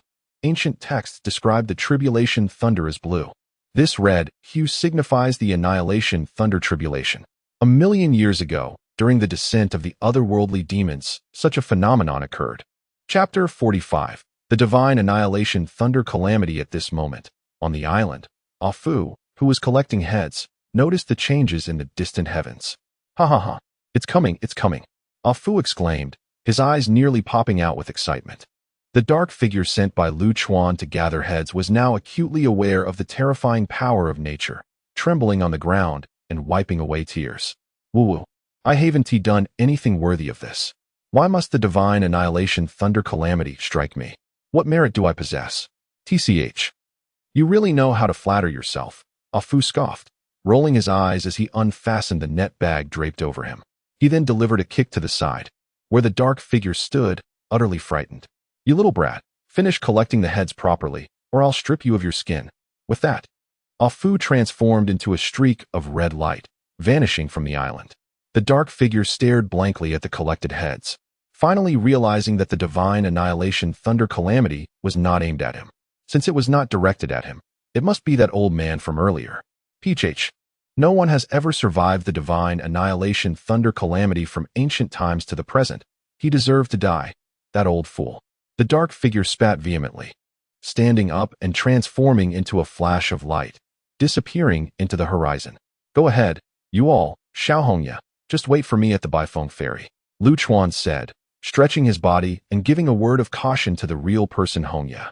Upon realizing that the divine annihilation thunder calamity was aimed at Lu Chuan, Hongye's heart skipped a beat, her eyes wide as saucers. According to records, it seemed that no one had ever survived the divine annihilation thunder calamity throughout history. Staring blankly at Lu Chuan, Hongye wanted to say something but found herself at a loss for words. In this moment, she understood her insignificance, feeling as small as dust. Her voice unable to stir even the slightest ripple. Let us go. Lu Chuan gently pressed his foot down, enveloping the small boat in black sword energy as it soared away. Watching Lu Chuan grow increasingly distant, Hongye felt a pang of sorrow in her eyes. Although their time together had been brief, it had been the most stable period of her life. Somewhere along the line, she had come to see Lu Chuan as her anchor. As long as he was present, there seemed to be no problem insurmountable. Leaning against the bow of the boat, she summoned all her strength to shout, "Senior, you must return safely." After uttering those words, she felt utterly drained, leaning against the side of the boat. But would he truly return? On the summit of the Tiantian Peak in the extreme south, a tall, elderly man gazed at the distant horizon. His expression complex.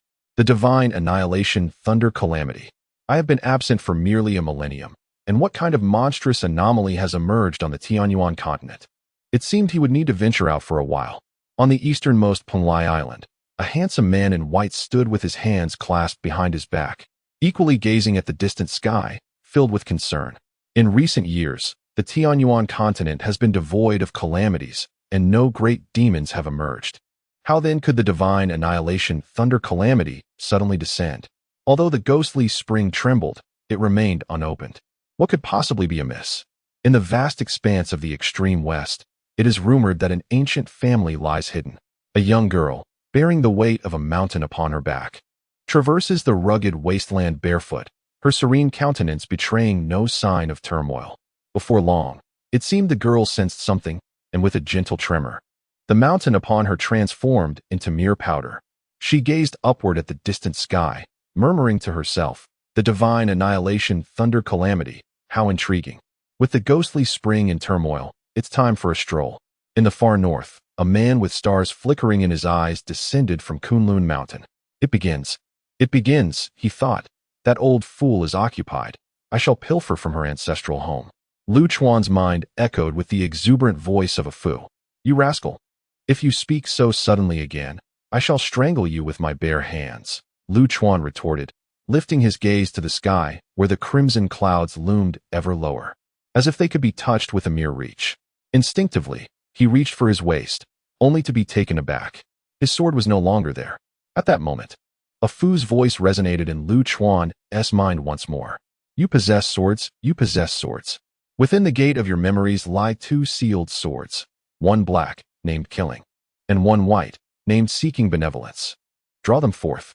Lu Chuan, unwilling to engage with this chatter, lightly gestured toward the tranquil sea beneath him. At that instant, the previously placid waters began to churn violently. Bang, bang, bang. The sound of explosions reverberated through the heavens and earth. From the tumultuous sea, dozens of water columns resembling mighty dragons surged upward. A wave lifted Lu Chuan, propelling him skyward. Old madman, old madman. A Fu's voice grew urgent. Do not engage recklessly. Your body is too frail to withstand this. Wait below and conserve your strength. Lu Chuan paid no heed to a Fu, his gaze fixed on the blood-red clouds above. The crimson clouds began to swirl violently, forming a colossal vortex in the sky. Within its center, a red lightning dragon writhed, exuding an overwhelming might that commanded the heavens and earth. Yet, in the face of such celestial power, Lu Chuan merely smirked, a nonchalant smile gracing his lips. Seemingly sensing Lu Chuan's disdainful expression, the divine annihilation thunder calamity roared to life in the next moment, brimming with unrestrained fury. A crimson flash streaked across the heavens, illuminating the obsidian night. Thunder crashed as a red lightning dragon, infused with cataclysmic energy, surged from the vortex toward Lu Chuan. At that moment, Lu Chuan closed his eyes. Closer it drew. 1,000 meters, 100 meters, 10 meters. Just as the thunder dragon was about to strike above him, his murky eyes snapped open. Black sword energy erupted from his body, soaring toward the heavens. The black sword energy, akin to oil droplets contaminating pristine water, swiftly tainted the sky. The entire expanse above was divided into two hues by Lu Chuan's black sword energy and the crimson annihilating thunder. With a resounding thud, Lu Chuan's hands, enveloped in the swirling sword energy, turned an inky black. With these frail and withered hands, he resolutely braced against the maw of the thunder dragon. The minuscule Lu Chuan, akin to a speck of dust, stood defiantly against the colossal red thunder dragon. Should anyone be fortunate enough to witness this scene, they would undoubtedly be rendered speechless by the sheer astonishment. Humph, do you think I have consumed the 10,000-year great power pill in vain? Lu Chuan snorted coldly, his emaciated muscles unexpectedly swelling at that moment. In the next instant, he concentrated his strength in his hands and tore downwards with ferocity. A force reminiscent of a demonic deity annihilating the world erupted from his hunched form, rending the massive head of the thunder dragon, followed by its torso, and finally its tail. Remarkably, a bolt of annihilating thunder was torn apart by Lu Chuan with such raw ferocity. Chapter 46. With a sword. I can sever the heavens, do not act recklessly. Your body cannot withstand it. Grandfather, ancestors, I implore you, use the sword, use the sword. A Fu's voice quivered with urgency, nearly breaking into tears. Yet, Lu Chuan paid him no heed. After shattering the first bolt of divine thunder, the waves beneath him surged higher. A Fu sighed, recognizing the futility in trying to dissuade this old man, and thus fell silent. In quick succession, the second bolt of obliterating divine thunder descended. Lu Chuan raised his fist, summoning the entirety of his physical strength to strike back fiercely. The crimson thunder dragon was once again annihilated. The third, the fourth, up to the 15th. Lu Chuan shattered all 15 bolts of divine thunder in their entirety. At this moment, his face was marred with fissures, as if he might shatter into pieces at any moment. However, the heavenly tribulation showed no signs of abating, and its might only intensified. Cough, cough. One must not resist the passage of time. Lu Chuan coughed up a mouthful of blood, a self-deprecating smile crossing his lips. Boom. Another crimson thunder dragon crashed down. Lu Chuan snapped his fingers lightly, awakening a towering water column left below. Dark sword energy enveloped the water column, transforming it into a colossal black dragon. The black water dragon roared as it surged forward, colliding with the crimson thunder dragon. Water and thunder, two opposing forces, clashed, igniting resplendent sparks. At that moment, the entire sky was illuminated, akin to the most splendid fireworks. With each thunder dragon he shattered, Lu Chuan allowed the waves to elevate him further upwards. By the time the last water column was exhausted, he found himself perilously close to the crimson vortex. At this juncture, 80 bolts of obliterating divine thunder had rained down. Lu Chuan's condition was far from optimistic. His aged body could no longer endure such power and had begun to crumble. His skin resembled a shattering mirror, flaking away in pieces. Nevertheless, Lu Chuan chuckled nonchalantly. Perhaps he had always been this way, indifferent to everything. Within the vortex of the blood-red thundercloud, a cacophony of furious roars erupted, as countless scarlet bolts of lightning flickered erratically within. Lu Chuan understood that this was likely the final bolt of divine thunder, and indeed, the most formidable one. Instinctively, he patted his waist, only to find it empty. Lu Chuan chuckled, rapping his forehead. His memory was growing increasingly unreliable, for he had forgotten to bring his sword. At this moment, the vortex at the heart of the thundercloud began to convulse violently. The last crimson dragon was rapidly forming. Perhaps due to the overwhelming intensity of the red hue, this final thunder dragon had transformed into black. Lu Chuan gently sliced his palm, blood gushing forth. He shaped his fingers into a sword, sweeping it before him. The blood coalesced, forming an unyielding crimson longsword. Taking a deep breath, Lu Chuan gently grasped the hilt. Today, with blood as his sword, he would cleave through the firmament. Sword 11, Great Obliteration. Die. There were no grand displays of sword light, no dazzling colors. Lu Chuan swung the blood sword with great ferocity, unleashing a dark sword aura before him. This ebony energy soared upward, hurtling towards the center of the swirling vortex. The sword aura expanded with the wind, reaching 10 meters, then 100, then 1,000, until at last, this dark aura stretched across the heavens. This sword energy, capable of rending the firmament, struck down upon the crimson thundercloud vortex. A chilling black light flashed across the sky. There was no violent clash, no dazzling fireworks. Everything was enveloped in silence. The keen sword energy cleaved through the vortex's center without causing a ripple. Time seemed to freeze at that moment. The colossal black lightning dragon came to a halt, and the red vortex ceased its rotation. Bam! In the next instant, the thundercloud vortex shattered explosively. The entire sky appeared as if cleansed by pure spring water. While others faced their tribulations as a passage to enlightenment, Lu Chuan's tribulation was a means of severance. I possess a sword that can cleave through celestial authority. Cough, cough. Lu Chuan began to cough violently. Excessive blood loss, coupled with the strain on his body, rendered his head dizzy. He barely managed to keep himself from collapsing into the sea. I am invincible, unmatched in this world. At that moment, Ah Fu appeared beside Lu Chuan, carrying him toward the already desolated archipelago. For reasons unknown, Ah Fu's head had swollen considerably, making him appear even more foolish. He landed with a silly grin, exclaiming, "Master, we succeeded. I have accessed the information of this world. It is astonishingly overwhelming. So much information that I require some time to organize it." Lu Chuan, racked with pain, had no patience for this nonsense. He rolled his eyes and retorted, "Hurry and collect the heads. We're going back to Minghua Pavilion. I'm tired of this every day." "Understood. Please sit tight. I shall handle it right away." The donkey nodded obediently, practically bowing to Lu Chuan as if to elevate him to a position of honor. Exhausted, Lu Chuan leaned against a rock and, before long, succumbed to slumber. Master, Master, what has happened to you? You cannot die. If you die, how shall I live?" The donkey lamented, wailing dramatically, which roused Lu Chuan from his sleep. Upon opening his eyes, he found that dawn had arrived. The sky was a vibrant blue, clear and serene, with a gentle breeze and just the right amount of sunshine. Lu Chuan slapped Ah Fu across the face, growling, "Are you lamenting? Have you completed the task?" Despite receiving a slap, Ah Fu's spirits soared. It was the familiar routine, the same old antics. It's done. A total of 12,318 heads.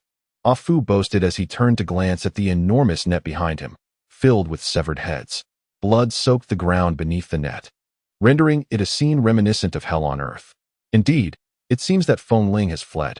By heaven, should I encounter him again, I would unleash my wrath upon him.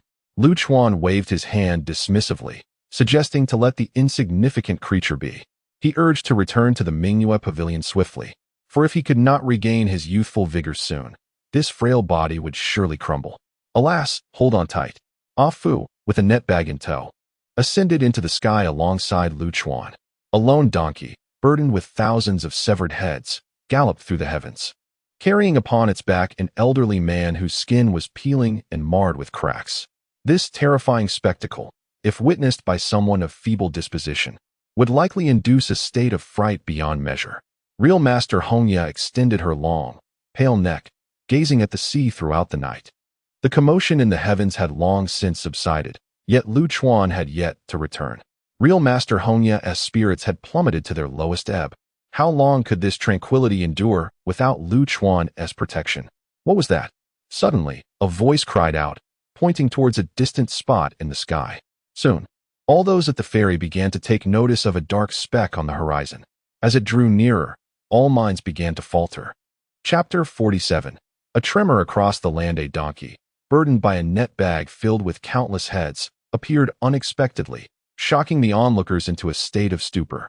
As if struck by an electric shock, the crowd stood in utter disbelief, rendered mute and powerless. Let us head to the Lord Mayor's residence. Lu Chuan refrained from allowing Ah Fu to land, instead calling out to Hong Yi from midair. Upon hearing Lu Chuan's voice, Hong Yi sprang back to life, rising to wipe her eyes and joyfully rushing toward the Lord Mayor's residence. Her spirited dash triggered a chain reaction. Everyone at the ferry followed suit, hastening toward the Lord Mayor's abode. What is happening? Have those rascals from the 72 Immortal Caverns returned? Alas, what is going on? Curious passers-by inquired as they witnessed the scene unfold. Something significant is afoot at the Lord Mayor's residence. What sort of significance? No one knows, but it must be important. Just go along. It's undoubtedly a matter of great consequence. Such dialogues proliferated along the way, spreading like wildfire. 1 to 10, 10 to 100. News of a monumental event swept through the entirety of Baifeng City like a spring breeze. The throngs heading toward the Lord Mayor's residence multiplied, ultimately filling the entire street. The crowd swelled, shoulder to shoulder. And even the launch of the flying cloud vessel or the presence of the Yunming sect master could not rival such fervor. The immense commotion within the city led the Lord Mayor to believe that the 72 Immortal Caverns had launched a full-scale assault on Baifeng City. He gathered his men, preparing to rush to the ferry's aid. Just as he stepped outside the Lord Mayor's residence, a gaunt donkey descended from the sky, bearing a rider and dragging a net bag filled with severed heads. In an instant, the Lord Mayor's face turned ashen, his eyes wide with disbelief, his mouth agape, his mind blank. Little fatty, pay up, Lu Chuan bellowed from atop the donkey. That exclamation jolted the Lord Mayor back to reality, and he quickly grasped the situation, issuing orders without delay. Seal the gates, no one is to enter. The guards, finally regaining their senses, sprang into action, barricading the entrance to the Lord Mayor's residence. Trembling, the mayor approached the net bag filled with heads. The Lord of the 100 Poisons Cave, the Lord of the Spirit Serpent Cave, the Lord of the Great Rooster Cave, he murmured, his voice quivering as he read the names of the notorious leaders from the 72 Immortal Caverns. Once formidable figures, now reduced to severed heads within the net. Ultimately, the mayor discovered a middle-aged man's head among the collection, and at that moment, his heart found solace. For this head belonged to the most powerful leader of the 72 Immortal Caverns. It was then that the mayor could ascertain the complete eradication of the 72 Immortal Caverns. The lord of the city trembled with excitement. The malignant tumor had finally been excised. Elder, I bow to you, he declared, deeply bowing before Lu Chuan in his fervor. Pay up and stop babbling, Lu Chuan replied impatiently, waving his hand dismissively. The lord, not daring to delay, quickly turned around. Elder, please wait. I will have someone fetch the spirit stones from the sect at once. At that moment, a guard at the entrance was suddenly kicked aside. A flash of red, akin to a jubilant lark, rushed towards Lu Chuan. The throng that had been blocked at the door surged in behind. Ji Hongya dashed to Lu Chuan, her small face flushed from exertion. Gazing at him, she broke into a silly grin, scratching her head awkwardly. Hee hee, she chuckled foolishly. Lu Chuan found himself both amused and exasperated. This girl was truly bold. Before him lay the severed head of the hundred-eyed true monarch, a practitioner of the fifth realm. This was the great Yin Master, the very one who had previously attacked the ferry, slaughtering innocent civilians. Good riddance, they exclaimed. Come and see. This is the poisonous Lioli who massacred a town of tens of thousands. Good riddance, Master. May your spirit rest in peace, they lamented, gathering around the netted heads, recounting the misdeeds of their former owners. Some wept loudly, calling out for those who had perished. The situation spiraled out of control, and the Lord dared not disperse the crowd at that moment. Everyone, heed my words, he shouted. Finally, all eyes turned towards him. Clearing his throat and taking a deep breath, he summoned all his strength to proclaim, I, Qian Duo, the 38th Lord of Baifeng City, declare that the 72 immortal caves have been eradicated. From this day forth, you need no longer live in fear. Practitioners may venture forth to sea, seeking treasures on the islands, while common folk can farm in peace, free from harassment. His voice echoed from the Lord's mansion, sweeping across Baifeng City. At that moment, millions gazed towards the sea, as if caught in a dream, or perhaps not. Ladies and gentlemen, allow me to proudly introduce the esteemed figure who has vanquished the 72 immortal caves, the Lord proclaimed, brimming with enthusiasm as he prepared to introduce Lu Chuan. However, Lu Chuan had already been assisted by Ji Hongye to the entrance of the Lord's mansion. Senior, the Lord called out loudly. Lu Chuan raised his hand gently in a gesture of dismissal, entering the mansion silently. The crowd, witnessing Lu Chuan's frail and stooped figure, momentarily found themselves at a loss for words. The Lord felt a twinge of awkwardness. It was evident that Lu Chuan had little interest in fame or fortune. Everyone, disperse and prepare to set sail. The islands of the sea await you, he urged. Only then did the crowd come to realize that due to the existence of the 72 immortal caves, they had not ventured out to sea for many years. The endless sea, vast and rich in resources, far surpasses anything found on land. The opportunity to set sail now signifies that countless treasures await them in the ocean. Brothers, let us embark. On this day, the Baifeng ferry welcomed an unprecedented prosperity unseen in a millennium. On this day, news of the destruction of the 72 immortal caves spread from Baifeng City, reverberating throughout the entire continent. On this day, the portrait of an elder appeared among various sects and ancient families. Senior, your health. In the city lord's mansion, the revered Hongye gazed at Lu Chuan's body, marred by cracks, as tears streamed down her cheeks. Lu Chuan found it amusing. This fierce woman, usually as robust as a man, now resembled a fragile girl. Fear not. Good people do not live long, while calamities endure for 1,000 years. A thorough villain like myself shall not easily meet my demise. Chapter 48. Commemorating the deceased. What a formidable villain you are, truly a hero. The number of cultivators and commoners who perished under the hands of the 72 immortals is no less than 1 million. You have eradicated them, and countless souls must be grateful for your actions. Jinren Hongye puffed out his cheeks and took out a jade vial, intending to apply medicine to Lu Chuan. Lu Chuan shook his head, dismissing the offer. It was futile. In his current state, only a return to youth could remedy his condition. With a sense of resignation, Jinren Hongye put away the vial and began to gaze intently at Lu Chuan. To be frank, Lu Chuan was both aged and unseemly. The wrinkles on his face could easily trap a fly, rendering him far from visually appealing. Yet, strangely enough, the more Jinren Hongye looked at him, the more amiable he appeared, stirring her anticipation of what Lu Chuan might look like in his youthful days. Please fetch me some food. I am quite famished. Under such scrutiny, even Lu Chuan's thick skin began to falter. He needed an excuse to send this young lady away. After Jinren Hongye departed, a Fu scampered out with a cheeky demeanor. Its head had returned to normal, and its intelligent eyes sparkled with brilliance. Master, I bear good news. I have completed the matching process. This world is known as the Howran Great World, comprised of 13 continents, with Tianyuan continent being the smallest and least developed. The expanse of this world is unimaginably vast, with certain regions yet to be discovered. Furthermore, this is the birthplace of the last emperor, and it may hold the opportunity for ascension to emperor status. It is also situated in a remarkable position, with passages leading to the endless demon domain and the nether region, Lu Chuan kicked at the donkey's face in irritation. Speak of something useful. A Fu shook its head vigorously. All right, let us discuss something of substance. I will grant you a full map cheat. We shall mine for spirit stones. Your 5 elements body requires a substantial influx of resources. This is surely useful. Lu Chuan lightly tapped his forehead, deep in thought. Presently, he was being monitored by the heavenly Tao. If he did not cultivate and continue to rely on sword energy, he might find himself relentlessly pursued by it. While he did not fear death from such pursuits, the recurrent interruptions were bothersome. Moreover, to return home, he required the power to break through dimensions.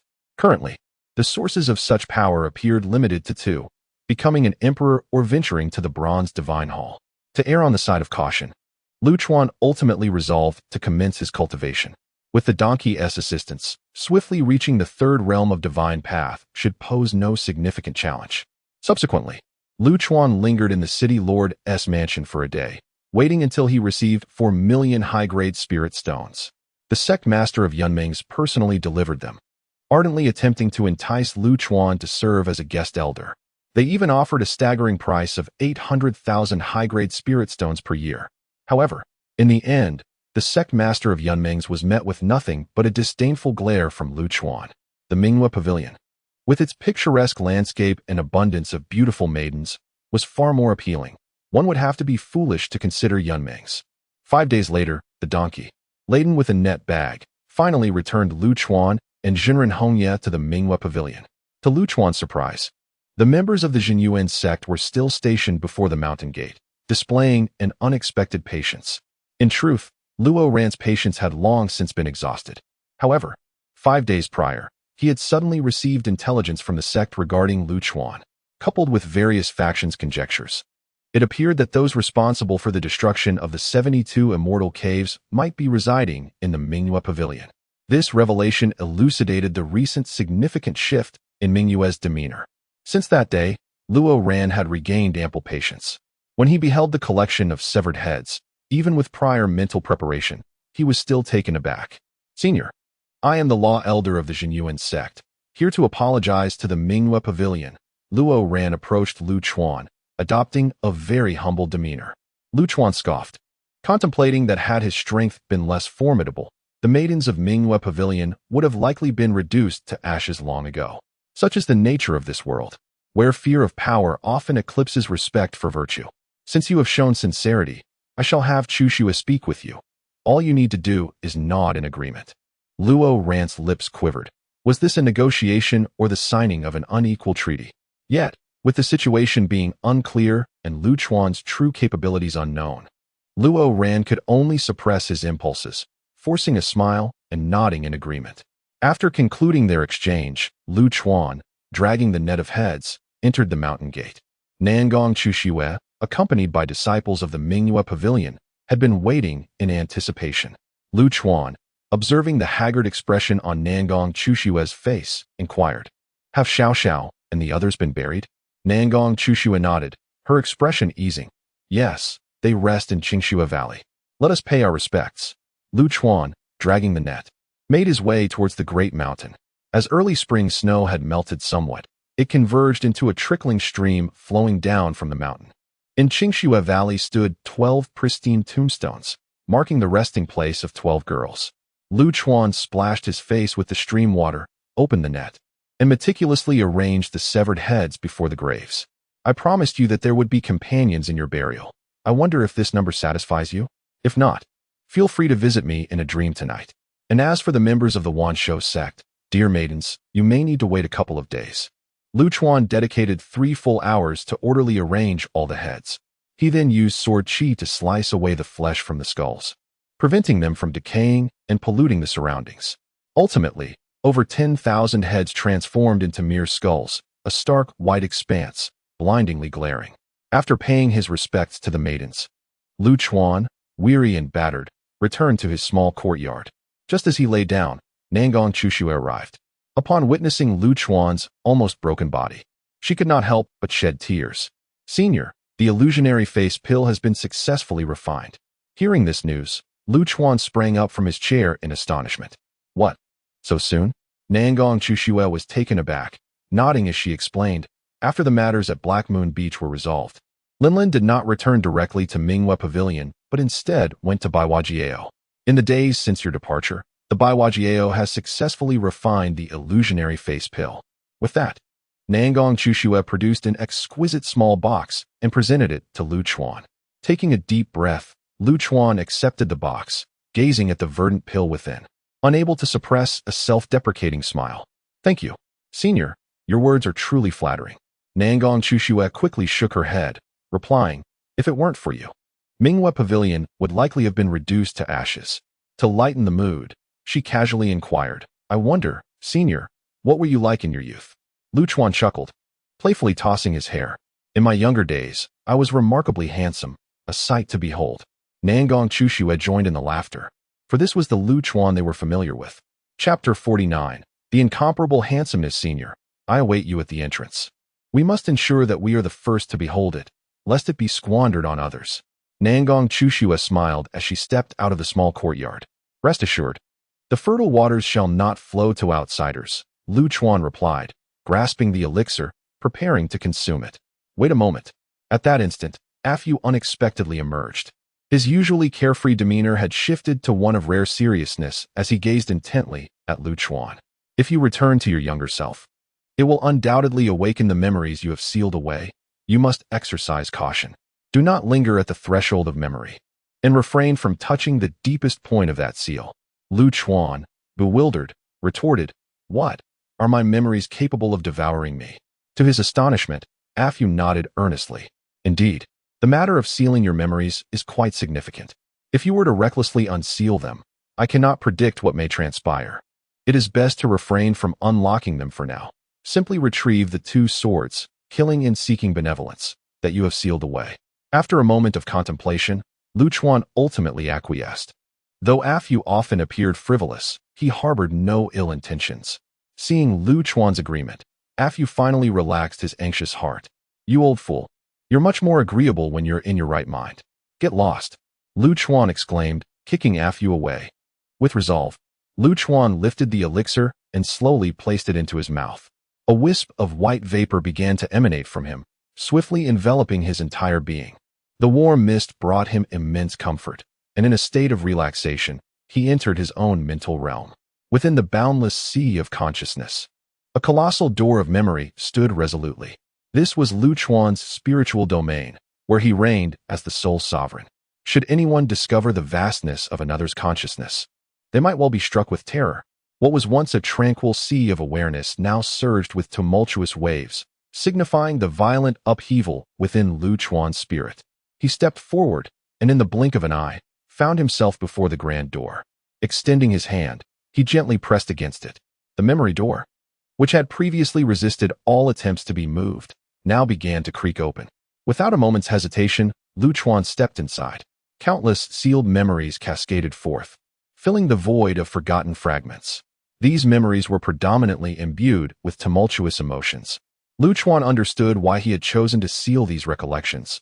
Had he not done so, he might have become a veritable madman. As Lu Chuan traversed the threshold of memory, time became irrelevant. Eventually, a black longsword floated serenely before him. Gazing upon the obsidian blade, a profound sense of kinship surged within him. The sword began to quiver gently, vibrating with a joyful rhythm. Lu Chuan approached and grasped the hilt firmly. In that moment, the lost memories concerning the black sword flooded back to him. Its name was Killing, entirely black and devoid of any blemish. In the moment of Lu Chuan's 3,000-year anniversary, he forged the 12 swords of slaughter with his essence, capable of vanquishing all living beings. "Old friend, it has been a long time." Lu Chuan chuckled as he secured the sword of slaughter at his waist and continued onward. Time flowed unnoticed, and the black expanse transformed into white. A white longsword hovered quietly before him. Lu Chuan still held some recollection of the sword of slaughter. Yet this white longsword evoked no memories at all. Approaching, he grasped the longsword, but it remained unresponsive, and relevant memories failed to surface. Shaking his head in resignation, he mused, "Seeking benevolence? Let us venture forth together." He sheathed the white longsword at his side and pressed on, though his memories abruptly ceased at that moment. Estimating, he realized he retained only 60,000 years of memories, with 40,000 years lost. He pondered what might have transpired in those final 4 years that necessitated such a complete sealing of memory. Undeterred, he attempted to advance. At last, Lu Chuan beheld a still black river, winding endlessly, its origin and destination shrouded in mystery. A peculiar sensation welled within him, as if something from the depths of the black river was beckoning him. As he approached the river, just as he was about to step into its waters, the anxious voice of a Fu broke through, urging him to awaken. With that voice, everything dissolved into nothingness. Lu Chuan slowly opened his eyes. Instantly, he felt a chilling sensation enveloping him, particularly in his nether regions. Glancing down, a smile crept upon his lips, and his expression transformed into one of delight. Ha ha! Observing his lively little companion, Lu Chuan couldn't help but laugh heartily.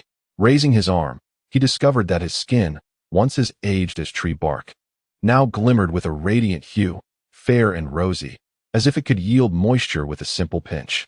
Touching his chin, he found his beard absent, and the wrinkles that could trap flies had vanished.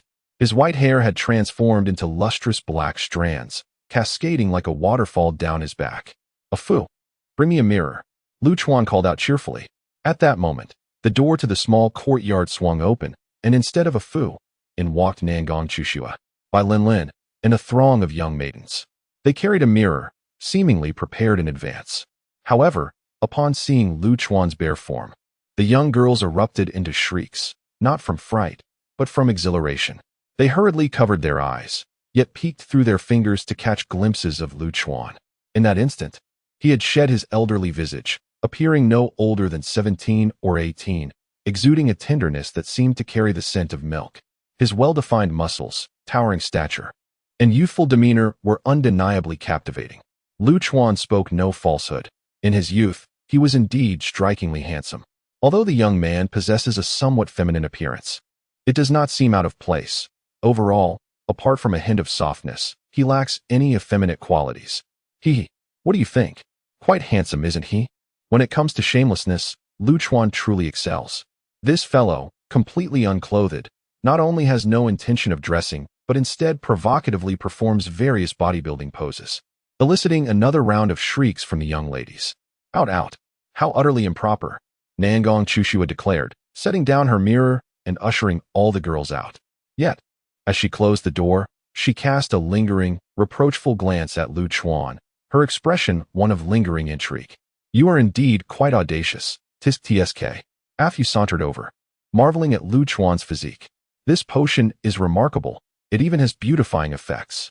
Perhaps one day, Lord Donkey should give it a try." Lu Chuan responded by delivering a playful kick to Afyu's backside. "To hell with you. I am naturally gifted, and with your looks, no amount of remedy could possibly help." Chapter 50. The indolent nobleman Lu Chuan, with fingers poised like a sword, gracefully traced a line in the air. Upon his bare skin, a complete robe materialized, white with black patterns, elegantly accentuating Lu Chuan's flawless physique. He picked up 2 long swords, one black and one white, from the ground and sheathed them at his waist, with his hair loosely tied back and his left forearm lazily resting on the hilt. He presented himself as the epitome of an indolent nobleman, his eyes glimmering with a blend of detached amusement. Why not consider a different profession? Perhaps one of indulging in luxury? The donkey beside him shook its head in disbelief. A man with such beauty defied logic. Extremes beget opposites. What is abnormal becomes monstrous. Lu Chuan's wicked character paired with such exquisite features rendered him a true enigma. Indulging in luxury is not out of the question, he mused, raising an eyebrow and nodding earnestly. "Very well, donkey, introduce me to a lovely lady." "Don't be absurd." A Fu rolled his eyes. "Our aspirations lie in the stars and the sea. We cannot linger amidst soft embraces." "Foolish dog, begone." Lu Chuan kicked a Fu aside. His agile form and newfound strength freed him from the burdens of his former life. The sensation was utterly exhilarating. As he approached the door, having promised not to let opportunities slip away, he felt it imperative to show the maidens how he looked when dressed. The door creaked open, revealing Lu Chuan's charming smile. Who are you?" The maidens stood before him, their heads adorned with a large question mark. Clad in white, with hair simply tied back, and 2 swords, a black and a white, at his waist, he exuded an air of quiet menace. His arm draped languidly over the sword hilt, imparting a sense of nonchalance. He stood there, grinning, as if a refined scion had descended from the heavens. His demeanor was striking, with a refreshing clarity, and when he smiled, a delicate beauty graced his forehead, transcending the confines of gender. A celestial being, perhaps. His allure was not merely in his captivating visage, but in the subtle, enigmatic femininity that radiated from him. Senior, is that you? Nangong Chushue stammered, still reeling from the memory of Lu Chuan's earlier nudity. Yet, now dressed, she found herself doubting. What senior? Call me Geijai. Lu Chuan's words carried an unmistakable peculiarity, instantly shattering the refined image he had crafted. The maidens nearly choked, especially at the elongated Geijai, which ruthlessly crushed their beautiful fantasies. Senior, could you refrain from speaking? Nangong Chushue's face fell in despair. Lu Chuan nonchalantly tossed his hair. Do not mind such trivialities. This familiar gesture, this flamboyant demeanor, left the maidens in a state of amused exasperation. It was undoubtedly Lu Chuan. Lu Chuan suddenly recalled something and said, "Oh right, the Jinyuan sect is still waiting outside. You go and negotiate with them. Feel free to propose any terms, as I have already made the necessary arrangements." Nangong Chushue nodded, her gaze towards Lu Chuan brimming with confidence. Do not disturb the seniors. Just play for a while before leaving, she admonished, pulling Bai Linlin away to discuss matters. Once Nangong Chushue departed, a lively group of young girls surrounded Lu Chuan, chattering incessantly. Some bold ones even reached out to touch his clothes, his longsword, and ultimately, his face. After all, Lu Chuan appeared exceedingly youthful, resembling a mere 17 or 18-year-old. With delicate features that seemed to blur the lines of gender, he emanated an aura reminiscent of a charming young pup. Lu Chuan did not take offense. His amiable nature left no trace of superiority as an elder. He playfully engaged with them, thoroughly enjoying the moment. It felt as if he were in paradise. As midnight approached, Lu Chuan sat alone in the courtyard, savoring the moonlight while sipping on wine. It must be said, Lu Chuan was a true connoisseur of spirits. After being imprisoned for 100,000 years, one would need a hobby to avoid becoming mundane. He was not particular about his drink. Anything could find its way to his lips. At an inopportune moment, Ah Fu appeared, disrupting this rare night of beauty and tranquility. Boss, I have organized a map of the Tianyuan continent and discovered some valuable information. Must you rush me? Can't I relax for a few days? Lu Chuan thought about drowning this fellow in the nearest restroom. One must have a sense of urgency, a sense of crisis, understand? The donkey grumbled, rolling its wise eyes. On the Tianyuan continent, there are 4 high-quality spirit stone mines, primarily controlled by the top 3 sections. Tonight, shall we strike and seize the mines unawares? Lu Chuan, bored, idly scratched his ear, uninterested. Furthermore, if I deplete the spirit stones, what will the girls use in the future? The donkey snorted in discontent. Such compassion. Besides, spirit stones are a renewable resource. As long as the aura is dense enough, they will continue to crystallize. Even if the heavens were to fall, I shan't go. I can't be bothered to move, Lu Chuan scoffed, tossing a peanut into his mouth. Very well, the donkey gritted its teeth. We must head to the unresting sea and prepare for the battle of the Ghost Spring. You wouldn't refuse this, would you? Once the task is complete, we shall leave this desolate continent and venture to a land rich in resources, taking everything in our path. Indeed, splendid idea. Lu Chuan nodded. Deep down, he understood that he could not remain in the Mingyue Pavilion for eternity. After all, he still had a system and a dream of returning home. Let us set forth immediately and obliterate the eye of the Ghost Spring to expedite our mission. Seeing Lu Chuan's agreement, the donkey's eyes sparkled with excitement. Excellent suggestion. You go ahead, I shall follow shortly. Lu Chuan turned over and resumed his drinking. Such a stubborn creature. Ah Fu was at a loss. Unwilling to expedite the process of their tasks was one thing, but starting his cultivation from tomorrow was another matter entirely. You believe you have the right to dictate terms, don't you? The incessant chatter continued unabated. Lu Chuan delivered a sharp slap that sent the donkey flying. Not long after the donkey was sent tumbling, the esteemed Hong Yezhenren arrived at the small courtyard. She appeared to have overheard the earlier conversation, her delicate face betraying a look of trepidation and unease. Senior, are you leaving the Mingyue Pavilion? Her voice quivered, tears glistening in her eyes. Lu Chuan did not conceal the truth. He nodded in acknowledgement. All gatherings must eventually come to an end. I will leave here sooner or later. However, rest assured, I am a person who believes in seeing things through to the end.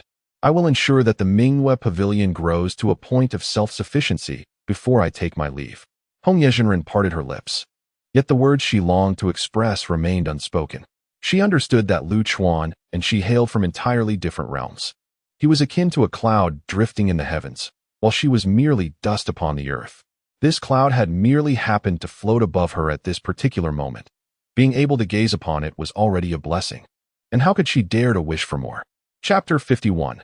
The Clever Afu. The first realm is the Gathering Qi realm, primarily focused on perceiving the spiritual essence of heaven and earth, while simultaneously strengthening the body to lay a foundation for the future. Depending on one's attributes, the experience of this spiritual essence varies. As a water attribute, I can only sense the essence of water. Early the next morning, Balinlin took on the role of a master, seeking out Lu Chuan to begin his training. This task was not overly complex. As Lu Chuan flipped through the introductory techniques in his hands, he attempted to practice and sense the energies. Soon, the air before him began to shift dramatically. Colorful little figures inexplicably appeared, hopping and skipping about in a rather foolish manner. Lu Chuan eagerly shared this discovery with Balinlin, who nearly gasped in disbelief, almost succumbing to the shock. What Lu Chuan perceived was not mere foolish little figures, but rather the genuine spirits of the five elements. Such entities could only be sensed under conditions of profound affinity, and the innate talent required was exceedingly high. Balinlin, for instance, could only see the outlines of the water attribute, unable to draw close to the water spirit. The crucial point was that Lu Chuan beheld a multitude of colorful spirits, signifying not merely a singular essence, but a complete array of the five elements. The disparity in their abilities was striking. Balinlin recalled her own initiation, which took her 3 arduous months to barely achieve a similar perception. Yet here was Lu Chuan, who, without having fully grasped the introductory techniques, had already witnessed the spirits of all 5 elements. Remarkable. As long as you break through, you shall smoothly ascend to the second realm, Balinlin encouraged, genuinely delighted for Lu Chuan. However, a troubling thought soon crossed her mind. Senior, you possess the 5-element overlord body, yet it seems the techniques associated with it have been lost to time. Coughing, Lu Chuan nearly expelled the wine he had consumed the previous night. Without the foundational techniques, how could one hope to cultivate? No matter, I shall inquire with the donkey later. If not, then so be it, he concluded with a light-hearted acceptance. After Balinlin departed, Lu Chuan began to attempt guiding the foolish spirits of the 5 elements into his meridians. However, upon entry, they were immediately repelled by his sword qi.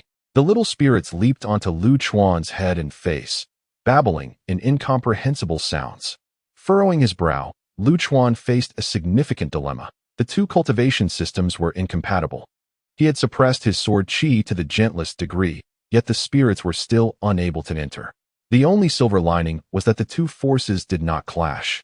Rather, they merely repelled one another. A resolution seemed possible. At that moment, Afu appeared, shaking his head and offering his insights. Your sword qi belongs to the chaos category, and fundamentally, it can transform attributes freely and accommodate all 5 elements. We can approach this step by step. First, alter the attribute of your sword qi, then allow the corresponding elemental spirits to enter your body. Thus, the spirits of the 5 elements could settle within you. What do you think? Am I not a genius? Upon finishing his words, Afu proudly shook his head. Indeed, you are a genius. Lu Chuan replied with a broad smile, revealing his pearly whites. However, in the next moment, Lu Chuan's hand clutched tightly around Afu's neck. One does not concoct such schemes without a significant ailment. Sharing a single meridian with 2 powers, do you wish for my demise? It is fortunate that the power of the 5 elements is currently weak, but once it burgeons, it will undoubtedly vie for territory with my sword energy. If one day I fail to maintain balance, might I not explode into a mere pulp? Afu, gasping for breath, had his tongue hanging out and his eyes rolling back, resembling a soul on the verge of meeting the divine. There is a way, a method. Your sword energy has formed a small universe in your dantian, correct? Simply redirect all the energy nourishing your meridians to the 5 elements. Lu Chuan's eyelids twitched at this suggestion, for it implied that he would have to temporarily abandon his pursuit of the sword path and devote himself entirely to cultivating the body of dominance. Lu Chuan was a stubborn individual, and he had indeed contemplated this very solution. However, the thought of pausing his sword training filled him with reluctance. Moreover, once he perfected the body of dominance, should the 5 elements completely occupy his meridians, it would signify a permanent halt to his sword path. Although Lu Chuan had reached the pinnacle of swordsmanship, his obstinate nature compelled him to seek further advancement. Ah Fu, utilizing his own strengths, began to coax Lu Chuan gently. We can devise a further plan later. You cannot let yourself be choked by circumstance. Surely, you do not wish for the heavenly forces to relentlessly pursue you. Furthermore, your meridians have already reached their utmost strength. Continuing to nourish them with sword energy serves little purpose. Your sword path has reached its zenith. With no precedents to draw from, it is imperative to attain enlightenment on your own and carve a unique path in swordsmanship. It is no wonder that a donkey can be so perceptive. His persuasive words truly swayed Lu Chuan. Nodding in agreement, Lu Chuan conceded that there was no other option for now. He would focus on perfecting the body of dominance first. Ah, when you are not being obstinate. You are quite adorable. Just look at that rosy little face. Ah Fu exclaimed, extending his long tongue as if to lick Lu Chuan's face. I'll beat you senseless. Lu Chuan nearly retched in disgust and smashed his fist into Ah Fu's head. Ahem, when emotions run deep, one cannot help but indulge. It is simply irresistible. Ah Fu sheepishly explained as he regained his composure. By the way, I have something to tell you. Last night, I blew open the eye of the phantom spring. The spectacle was magnificent. Seawater surged in, the heavens shattered, drums thundered, and firecrackers exploded. Alas, you were not present to witness it. What a pity. Uffed. Lu Chuan nearly spat out a mouthful of blood. You little rascal, are you looking for trouble? Senior, this is bad, this is grave. At this moment, Bai Linlin anxiously rushed into the small courtyard. An incident had occurred at the unfathomable sea last night. The eye of the abyss had opened. Now, the 3 major sects had issued a death decree, summoning all cultivators above the 4th realm from every sect to the unfathomable sea to prepare for the impending invasion of the demonic army. With a fierce glare, Lu Chuan shot a warning look at Ah Fu, blaming him for this predicament. Ah Fu turned his head away, whistling nonchalantly, feigning disinterest in the situation. Can we really avoid going to the Minghua Pavilion? Lu Chuan furrowed his brow and inquired. Bai Linlin, with a sorrowful expression, shook her head and replied, we cannot. If we refuse to go, it is likely that the Minghua Pavilion will find no place to stand in the entire Tianyuan continent. And what about the future? Ah Fu scoffed. Let's see if we can withstand the demonic army first. Shut your mouth. Lu Chuan truly wished to silence him permanently. I am but a little donkey, and I can only keep my mouth shut, Ah Fu retorted with a mocking grin, before swiftly making his escape. Chapter 52. The situation appears grim. Lu Chuan contemplated for a moment and decided that it would be beneficial for the maidens to embark on a journey to broaden their horizons. When shall we depart? He mused. I shall defer to your arrangements, esteemed senior.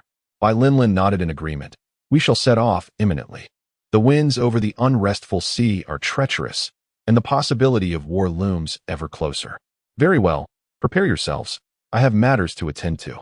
Lu Chuan felt little concern regarding the situation. Had it not been for the maidens from Minghua Pavilion, he would have been disinclined to stir. Once Bai Linlin departed, Lu Chuan summoned all the sword energy within his meridians, concentrating it in his dantian. This rendered his meridians momentarily vacant. After several minutes, he guided the essence of the 5 elements into his body. What intrigued Lu Chuan was that upon entering his meridians, the 5 elemental spirits exhibited a remarkable harmony, refraining from encroaching upon one another. Tiny figures of 5 distinct colors lined up within the meridians, transporting the spiritual energy throughout his being. However, the scant amount of spiritual energy left these little beings seemingly idle. Lu Chuan retrieved several spirit stones, which he had yet to present to Nangong Chushua. Unsure of how to absorb them, he opted to crush them directly. The shattered spirit stones erupted into clouds of white mist. Had anyone witnessed Lu Chuan's wanton destruction of high-grade spirit stones, they would likely have been overcome with fury. The spiritual energy contained within high-grade spirit stones is exceptionally pure and vast, necessitating a gradual absorption process. Furthermore, once a spirit stone shatters, its essence dissipates into the ether. Curiously, the spiritual energy surrounding Lu Chuan did not disperse. Instead, it began to flow into his body. It turned out that a multitude of 5 elemental spirits commenced the transfer of energy into Lu Chuan. In mere moments, the essence from over 100 high-grade spirit stones was entirely consumed by the little spirits. Such a volume of high-grade spirit stones would suffice for a 5th-stage cultivator for an entire year. Remarkably, Lu Chuan absorbed it all in less than 10 minutes. The sheer efficiency was astonishing, bordering on frightening. Moreover, he experienced not a hint of discomfort despite the massive influx of energy. However, he chose not to continue. These spirit stones were intended for Mingyue Pavilion, and it would be improper to squander them entirely. From this moment forth, Lu Chuan had become a genuine cultivator, albeit a mere fledgling in the gathering qi realm. Having concluded this endeavor, Lu Chuan leisurely made his way to the main peak. Upon seeing Lu Chuan, Nangong Chushua paused momentarily, taken aback. She was still adjusting to his dazzlingly handsome appearance. "Senior," she exclaimed, regaining her composure and hurriedly approaching to report the situation. The disciples of Mingyue Pavilion consist of a total of 450 cultivators above the 4th realm. We shall arrive in Baifeng City in 5 days. Currently, Baifeng City has been requisitioned as a rear headquarters. We will not serve as primary combatants on the battlefield. Our main task will be to tend to the wounded. Additionally, 2 elders and a guest elder will remain at the mountain gate to prevent any unforeseen incidents. The number of cultivators above the 4th realm among the thousands of disciples in Mingyue Pavilion was indeed meager, a rather disheartening reality. After finishing her words, Nangong Chushua turned to look at Lu Chuan, hoping he would make a decision. "Don't look at me. I am not the sect leader. Decide for yourself." Lu Chuan replied with a smile, shaking his head. "Well then, let us set off," Nangong Chushua stated succinctly, directing everyone to proceed to the location of the Tianxing. Lu Chuan once again took his place atop the Tianxing. This peculiar creature had greatly benefited during their previous encounter, its cultivation having advanced significantly, and it displayed utmost reverence towards Lu Chuan. Before departing, Lu Chuan enveloped the entire Mingyue Pavilion in his sword qi to prevent any potential theft during their absence, which would indeed be a source of great distress. 5 days later, in Baifeng City, the Tianxing descended outside the city. As the outlet of the unresting sea, Baifeng City was to serve as the rear base this time. The city, once bustling with vibrant life, had lost all its earlier prosperity. The civilians had been relocated, and the Lord's residence had been requisitioned as a temporary command center. Heavily armed guards stood at the city gates, with even the lowest-ranked soldiers being cultivators of the 5th realm. The members of the Mingyue Pavilion were utterly insignificant in comparison. A palpable atmosphere of impending doom pervaded Baifeng City, sending chills down one's spine. Make way! Make way! Do not obstruct the path." A thunderous roar echoed as a colossal spider descended from the sky, a nauseating stench of blood wafting through the air. Thud, thud, thud. Dozens of cultivators were unceremoniously cast off from the spider's back. These unfortunate souls were either missing limbs or drenched in blood, their breaths shallow and labored, teetering on the brink of death. Soon, a group of ordinary citizens rushed forth, deftly carrying stretchers to transport the injured into the city. This was evidently not their first encounter with such a scene, as the civilians displayed an unsettling calmness. "Fellow cultivator, how goes the front line?" A soldier stationed at the city gate shouted to the figure atop the spider. "Currently, only a small number of demonic creatures have appeared. The demonic army has yet to breach our defenses. For now, we remain secure." After this exchange, the spider soared into the air, swiftly vanishing from sight. "Which sect do you belong to? Present your sect token." A guard approached the members of the Mingyue Pavilion with a rather unfriendly demeanor. Nangong Chushua recognized that this was not the time for anger. She promptly produced the sect token and handed it to the guard. After a meticulous inspection, the guard let out a sigh of relief, his tone softening considerably. "So you are friends of the Mingyue Pavilion. My apologies for the earlier rudeness. We have been encountering a type of shape-shifting demon recently, making it difficult to distinguish friend from foe. They often disguise themselves as our own to create havoc in Baifeng City. It is understandable during these extraordinary times." Nangong Chushua nodded in agreement. Without further ado, the guard instructed, "You are to report directly to the southern city. Arrangements will be made for you there." The situation appeared rather grim, and the guard had little interest in lingering before a woman like Nangong Chushua, whose presence was a harbinger of calamity. Upon entering the city, One finds it to be far more fortified than one could have imagined, resembling a fortress with guards stationed every few steps. Upon reaching the southern part of the city, an expansive area unfolds, which appears to be designated as a large wartime hospital. The vast space is enveloped by a formation, its green luminescence casting an ethereal glow over the entire expanse. Within this illuminated area lie countless wounded individuals, their occasional groans of agony punctuating the air. This is the Shinnong Formation, a grand healing array whose deployment demands an astonishing amount of resources, requiring the collaboration of numerous sections. The green glow within continuously aids in the recovery of the injured. Nangong Chushue began to elucidate to Lu Chuan. What you are telling me is beyond my comprehension, Lu Chuan replied with a smile, waving his hand dismissively. You all attend to your own matters. This place appears relatively safe. After Nangong Chushue reported back with her companions, Lu Chuan began to wander about aimlessly. Chapter 53. Oh, the punching bag, how are you? Not bad, right? The progress of this task is indeed swift. Afu appeared beside Lu Chuan, proudly raising his chin. In a few days, when the demonic army has gathered and crossed the eye of the abyss, you will be free to wreak havoc and annihilate them all. At that time, you could earn the title of Great Demon Lord. How splendid would that be? You, what a nuisance you are. Lu Chuan delivered a swift uppercut, sending Afu flying. Damn it. After dealing with Afu, Lu Chuan wandered through the city but found no place to eat. Ultimately, he had to return to the temporary hospital, where at least he could admire the beauties. Hurry and kill her. If she spreads the infection, the entire White Wind City will suffer. Nangong Chushue. If you cannot make the decision, I shall assist you. Before reaching the destination, Lu Chuan saw a large crowd gathered outside the Shinnong Formation. A sea of faces clustered together. Why should we be treated as mere livestock to be slaughtered when we are here to help? Nangong Chushue's icy voice rang out. Filled with indignation, Lu Chuan felt somewhat speechless. He had only been gone for a short while, yet trouble had already stirred. Were these girls truly here just to endure grievances? Make way, everyone. Lu Chuan cheerfully greeted them. Although his voice was not loud, it resonated clearly in everyone's ears. He merely called out a couple of times without rudely shoving his way through the crowd. His aversion to actively seeking trouble was indeed endearing. The crowd turned to see a young man with a black and white sword hanging at his waist, exuding an air of nobility, standing with a grin at the back. This rare sight of a boy having a feminine demeanor left everyone astonished. Coupled with his cultivation at the condensation realm and the arrogance of one who believed himself invincible, it was enough to leave them dumbfounded. What are you staring at? Not convinced? Come at me for a duel. Lu Chuan felt quite displeased under the scrutiny of the crowd. However, this seemingly weak cultivator's shout reverberated, shaking the souls of those present as if they were to leave their bodies and embark on a celestial journey. Bah, you are nothing.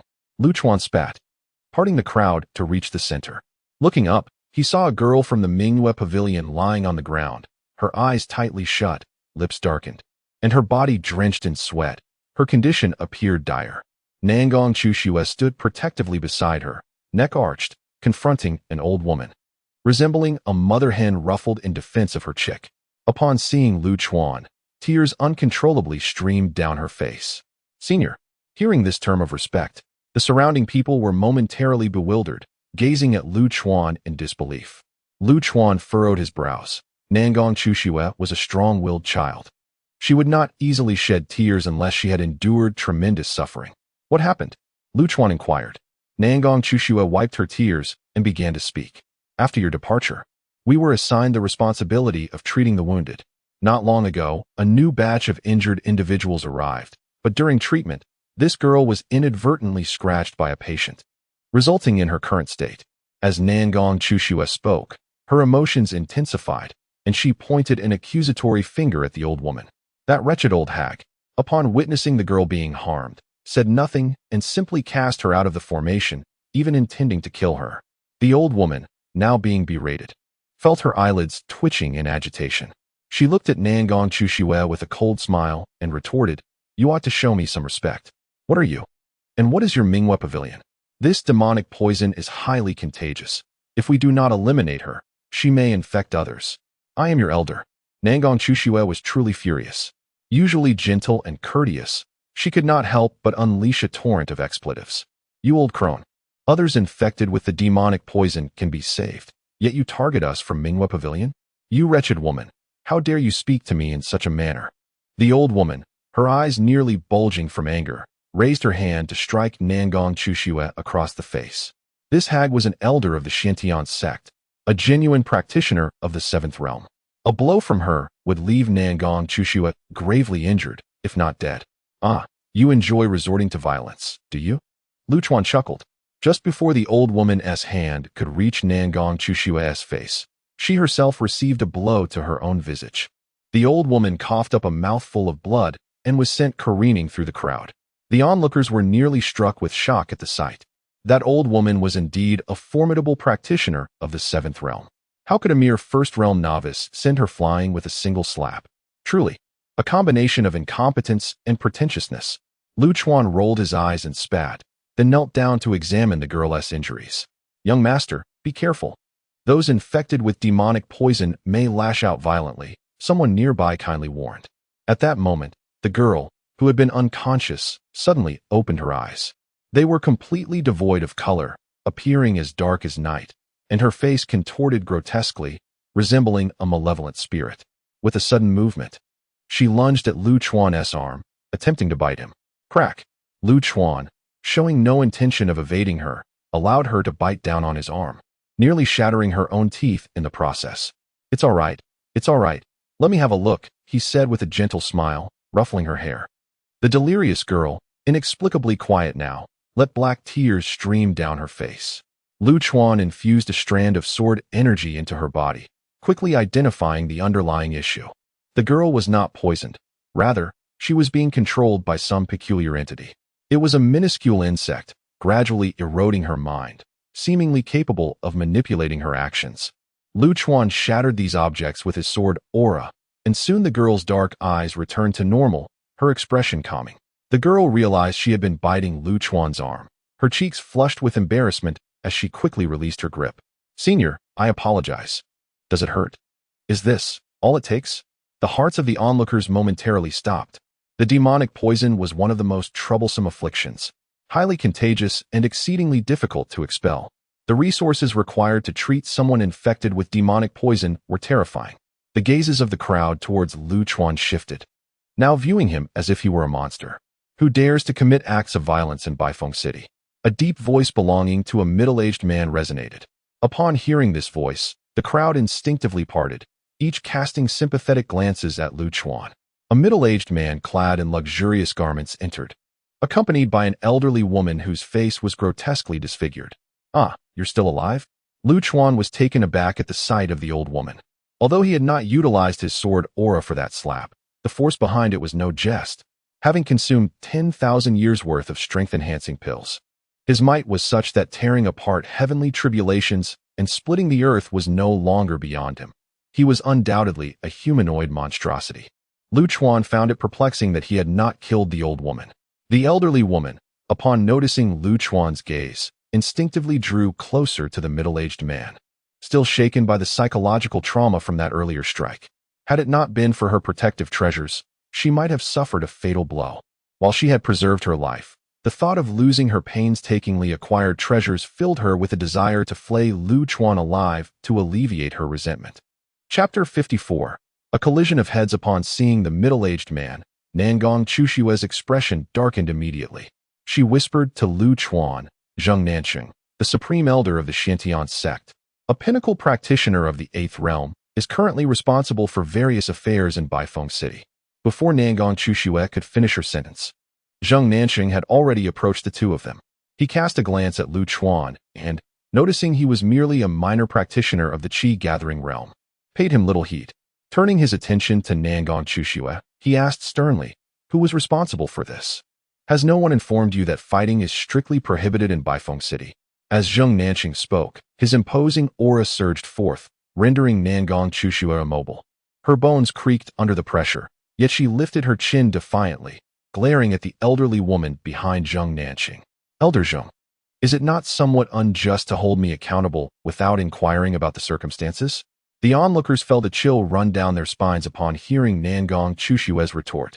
Zheng Nanqing was notorious for his protectiveness, Such a blatant confrontation would likely yield dire consequences. Huh? Do my actions require your scrutiny? Zheng Nanqing sneered. Who could have inflicted such injuries? If you do not provide me with an answer, this matter will fall squarely upon your Mingyue pavilion. Nangong Chushu nearly exploded with fury. Is this the virtue of the upper three sects? Ask that old hag what she did. At the mention of old hag, the elderly woman fumed, her anger palpable. Bolstered by Zheng Nanqing's presence, she retorted defiantly, "Humph. What right does a mere fourth realm practitioner from Mingyue Pavilion have to waste medicinal pills? If she perished, it is merely her ill fate." You, Nangong Chushue, could not believe the audacity of such a shameless response. The crowd around them also felt their tempers flare. Yet what could they do? The authority was clear, and they could only watch helplessly. Enough, enough, it's all trivial. Lu Chuan, who had been observing the commotion, stood up leisurely. In truth, he was quite displeased with how Nangong Chushue had handled the situation. While she was commendable in many respects, she often lost her composure when it came to the safety of her disciples. It wasn't that her temperament was flawed. It simply was not suited for leading a sect. Had he not been present today, her current demeanor might have resulted in severe repercussions from the Xiantian sect. Flipping his hair with flair, Lu Chuan grinned. It was I who struck her. I must say, I'm rather curious as to why I didn't knock her out. What does it mean to be arrogant? This is what it means. Tactical lean back. Zheng Nanqing gazed at the striking young man before him, his eyelids twitching. How could someone so seemingly refined resort to such brash language? Very well. Zheng Nanqing, infuriated, could not help but let out a laugh tinged with rage. In such a brief moment, he had been openly disdained by two juniors, who seemed to regard the name of the Xiantian sect with utter disregard. The once cheerful Lu Chuan's face suddenly contorted into a grotesque mask, resembling a malevolent spirit. He addressed Zheng Nanqing's mother with a slow and deliberate greeting. A Fu, who was among the crowd observing the spectacle, immediately took flight upon witnessing Lu Chuan's transformation, for this was a clear sign of Lu Chuan's impending fury. You dare insult me, you little wretch. Zheng Nanqing seethed with rage, smoke seemingly billowing from his ears. According to the wartime management regulations of Baifeng City, I have the authority to execute you on the spot. Before Zheng Nanqing could finish his declaration, a blood-curdling scream escaped his lips. Lu Chuan had inexplicably appeared before him, seizing his hair with a vice-like grip. Zheng Nanqing felt an overwhelming force, akin to a mountain crashing down, gripping him tightly. Desperately, he summoned his inner energy, forming a visible barrier around him in an instant. Boom. However, it appeared to be utterly futile. With a fierce yank, Lu Chuan slammed Zheng Nanqing's head into the ground. A terrifying shockwave emanated from the impact, visibly rippling through the air. The surrounding onlookers were caught in its wake, sent tumbling in chaos. Some, too close to the epicenter, were struck with such force that blood gushed forth, their lives hanging by a thread. The ground where Zheng Nanqing's head made contact shattered like a spider's web, cracks extending for hundreds of meters, illustrating the immense strength Lu Chuan had exerted. Dead old hag, you enjoy playing favorites, do you? Lu Chuan's empty left hand reached toward the terrified old woman nearby, drawing her into his grasp. With Zheng Nanqing in his right hand and the old woman in his left, Lu Chuan gripped their hair and smashed their heads into the ground. You enjoy bullying the weak, don't you? Boom. As he lifted their heads again, he forcefully brought them down once more. You love to flaunt your power, don't you? Boom. You relish in distinguishing between the precious and the worthless, don't you? Boom. Lu Chuan continued this brutal assault until their skulls were reduced to a pulp, only then ceasing his relentless onslaught. Zheng Nanqing and the old woman were beyond the realm of the living. How infuriating. Lu Chuan spat contemptuously at their lifeless bodies. You brought this upon yourselves, you blind fools. The crowd, having retreated to a safe distance, stood frozen in shock at the horrific scene. They could hardly comprehend that two formidable figures, one at the 8th realm and the other at the 7th, had been so utterly vanquished by a mere young scion. The fact that both were members of the Xiantian sect only compounded their disbelief, as the onlookers stood there, motionless, their minds struggling to process the gravity of the situation. Wait a moment. Take these two corpses and hang them at the entrance of the Lord's mansion, so that those who consider themselves precious may learn a lesson. Lu Chuan finally regained his composure and instructed Nangong Chushue. All right, I shall attend to it personally. Nangong Chushue, still simmering with anger, nodded vigorously. Oh ho ho ho. Do not be afraid, my dear girls, continue with your tasks. Since you are here, seize the opportunity to broaden your horizons and enhance your skills. Lu Chuan turned towards the disciples of Mingyue Pavilion, his young face beaming with delight. The girls, initially startled by Lu Chuan's terrifying actions, finally collected themselves. Thank you, senior. Thank you, senior. They politely expressed their gratitude to Lu Chuan before continuing to tend to the injured. Xiao Luo, Xiao Xiyun, bring over the cooking utensils. We have yet to have lunch. Lu Chuan cheerfully commanded his two personal maids. The two girls hurriedly scurried over, skillfully setting up the table and stove. Before long, the savory aroma of the meal wafted through the air. It seems that at this moment, the only one who could still manage to eat was none other than Lu Chuan himself. Chapter 55. The Crisis of White Wind City Senior. Wait a moment. Just as Lu Chuan picked up his chopsticks, the little girl, Luo, hastily called out and handed him a handkerchief. It turned out that Lu Chuan's face was smeared with blood, making his dining appearance rather terrifying, reminiscent of a child eater. Release that boy, allow me. As Lu Chuan accepted the handkerchief, a donkey came galloping from a distance. Ah Fu, with its long tongue flailing about, was intent on licking the blood off Lu Chuan's face. Uff! Foolish dog. Lu Chuan nearly spewed out a mouthful of blood. As Ah Fu's tongue neared his face, he swiftly pulled it away and wrapped it around the donkey's neck, giving it a hard tug, and finally, tranquility returned to the world. Delightful. Lu Chuan wiped the blood from his face with the handkerchief, then brought it to his nose for a deep sniff. An expression of perverse ecstasy overtaking his features. The two maidservants nearby took a step back in fright. At this moment, in front of the city lord's mansion, Nangong Chushua, under the watchful eyes of the guards, hung the bodies of Zheng Nanxing and the old woman upon the opulent gate. The guards, upon recognizing the corpses, were rendered utterly dumbfounded. Soon, a tall, dark-skinned man arrived at the entrance. It was none other than the familiar figure, Luo Ran. Zheng Nanxing was responsible for the specific affairs of White Wind City, while Luo Ran oversaw the overall planning. In truth, Luo Ran was the highest authority in White Wind City. Upon seeing the two bodies, Luo Ran's expression shifted subtly. However, upon noticing the still fuming Nangong Chushua, he relaxed. Madam Nangong, what has transpired here? Luo Ran approached with an amiable demeanor. Nangong Chushua politely bowed and recounted the recent events. Luo Ran's face darkened with indignation upon hearing her account. Humph. Those brutes from the Xiantian sect have grown accustomed to their tyranny, even in such circumstances. They still wish to receive special treatment. They deserve their fate. Nangong Chushua chuckled coldly within. Had you not known of Lu Chuan, your Zhenyuan sect would be no different. Elder Luo, you possess great wisdom. We should all take you as a model. Nangong Chushua, not one to be outdone, praised him with a smile. Luo Ran nodded. Rest assured, Miss Nangong, I shall report this matter truthfully. No one will pursue any subsequent responsibilities, nor would anyone dare to trouble the Mingyue Pavilion. Thank you, Elder Luo, for upholding justice. The two engaged in a tacit exchange for a while longer. After Nangong Chushua departed, Luo Ran gazed at the two corpses, a cold smirk curling at the corners of his mouth. Xiantian sect, will you swallow your grievances or seek retribution? Elder, should we remove the bodies? One of the guards inquired. Luo Ran waved his hand dismissively. Leave them hanging, just as they are. With the impending battle, the Xiantian sect's ambition for absolute power serves as a fitting warning. Also, relay the order.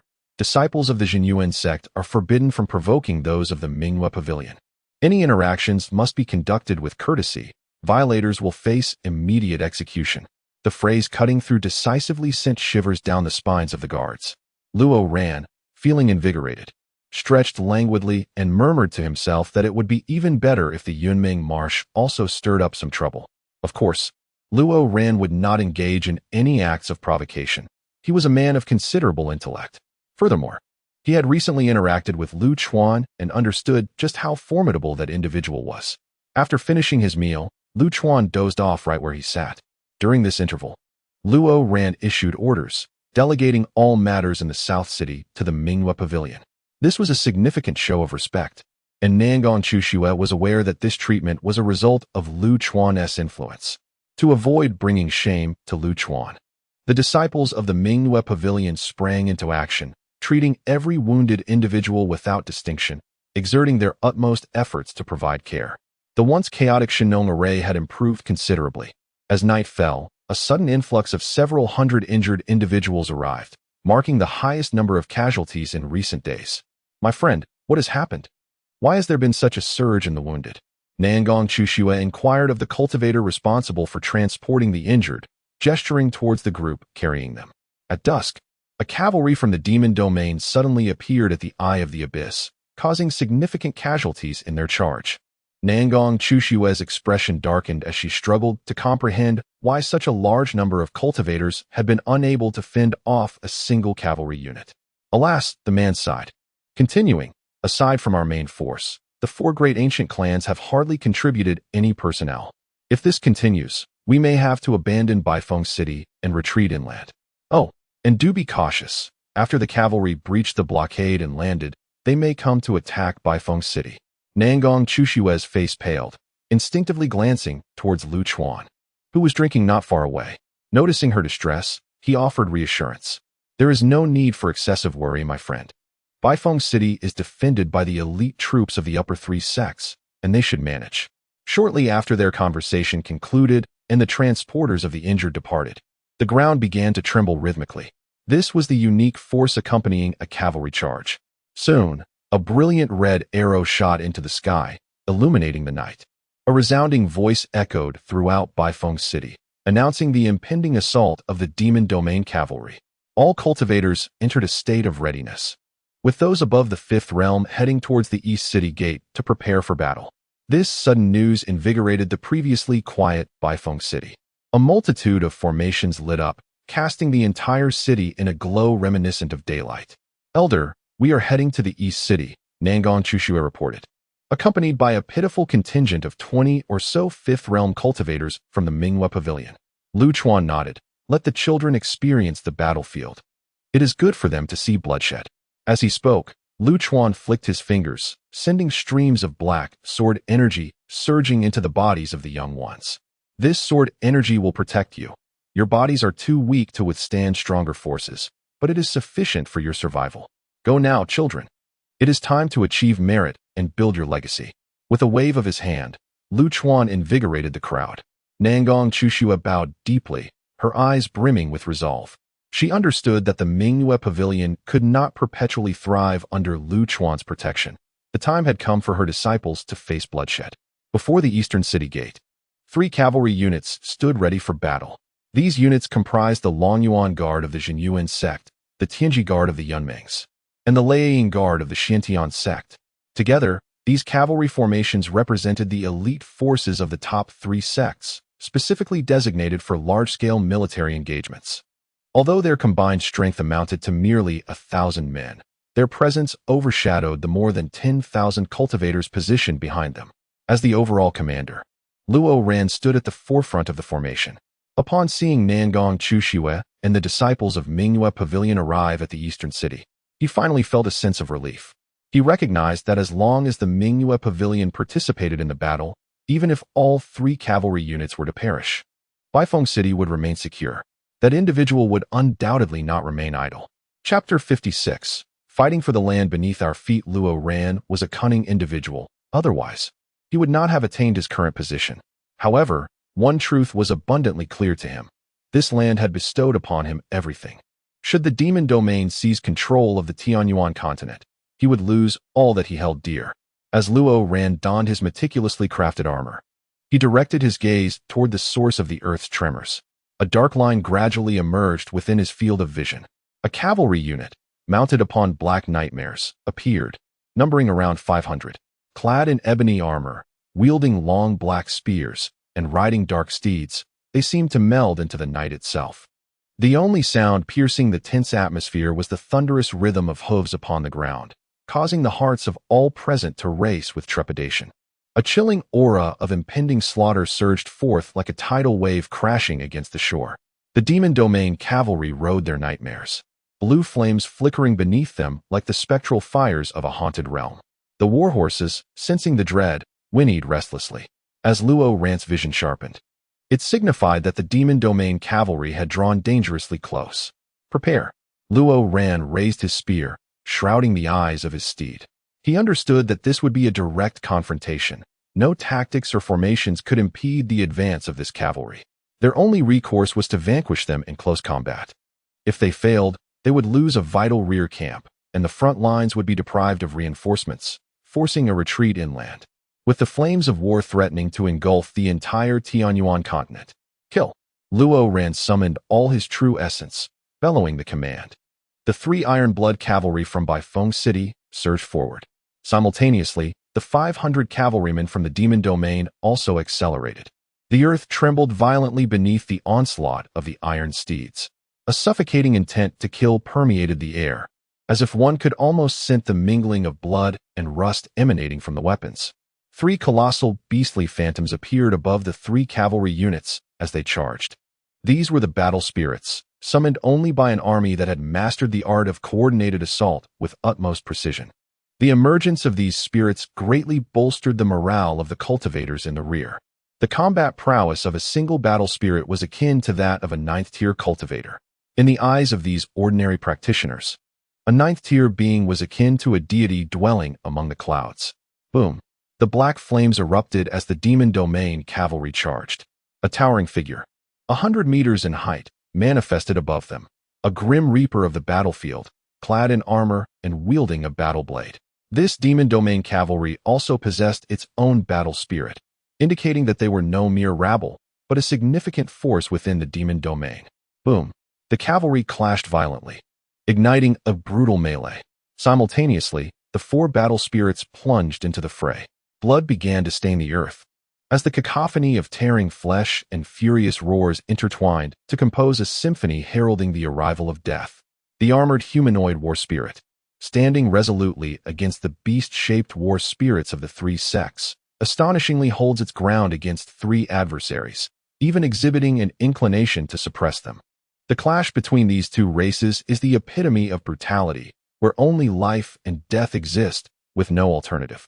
A thunderous roar resounds as the humanoid war spirit cleaves the head of the Xiantian sect's war spirit. Instantly, the cavalry of Xiantian's sect disintegrates, overwhelmed in mere moments by the encroaching black iron cavalry. Following suit, the war spirits of Yunmeng's meet a similar fate, their heads severed, and their cavalry slaughtered in an instant, much like their Xiantian counterparts. It is evident that the humanoid war spirit possesses a combat prowess that far surpasses that of the beast-shaped war spirits. The annihilation of the remaining Jinyuan sect is merely a matter of time. Luo Ran, drenched in blood, trembles as he grips his weapon.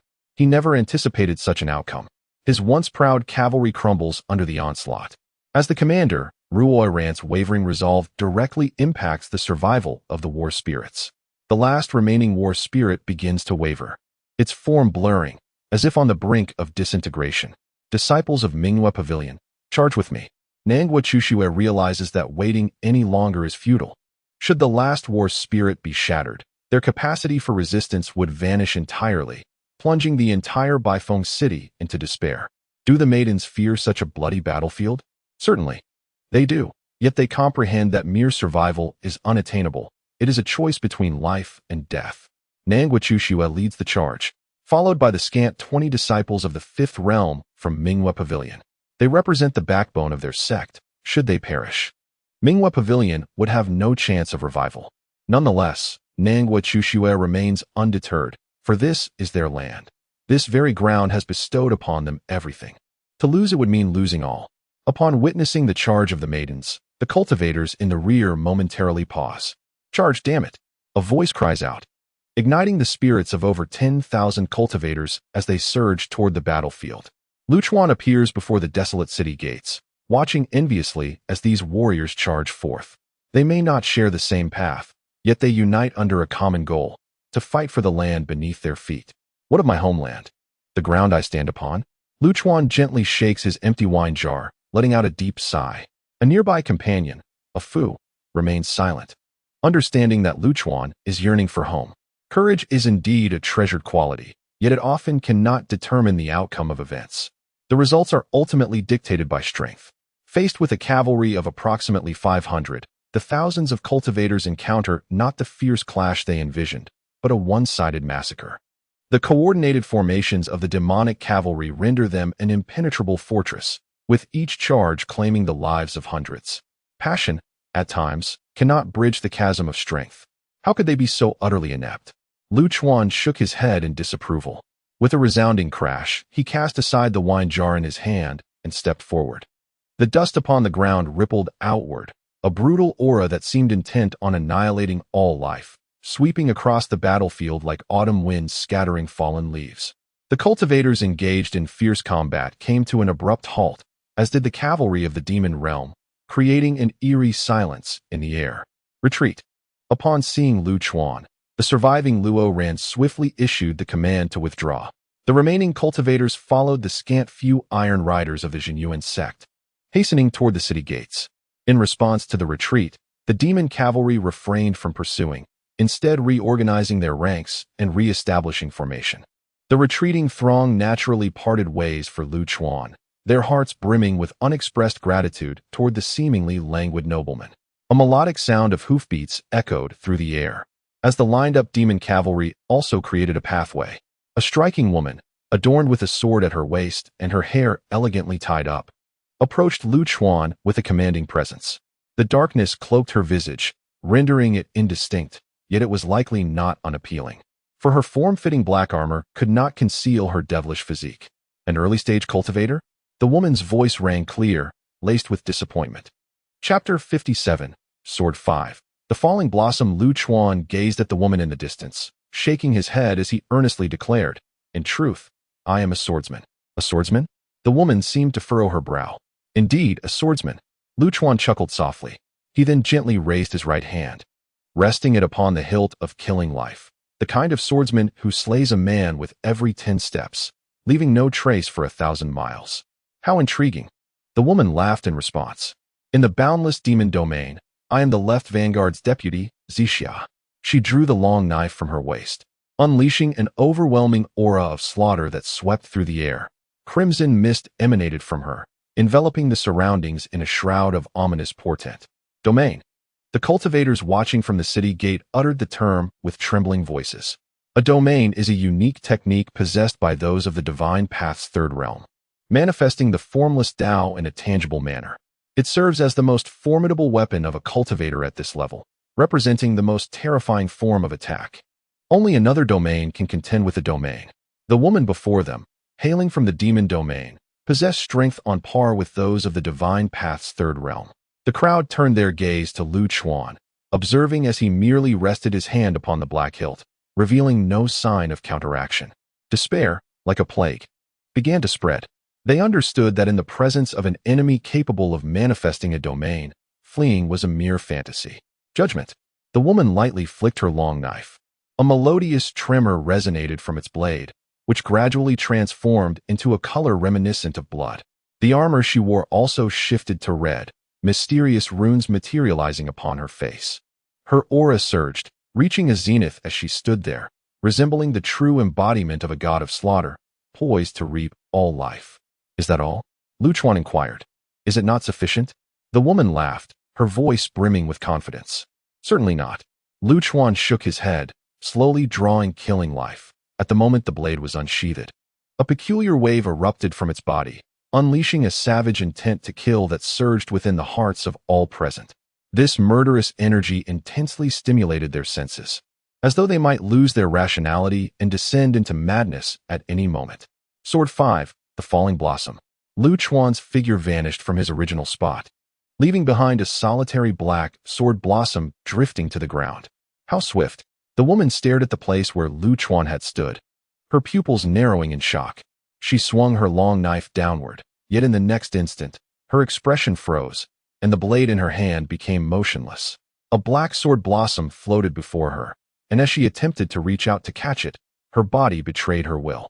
Lu Chuan's figure reappeared 10 steps behind her, neither more nor less.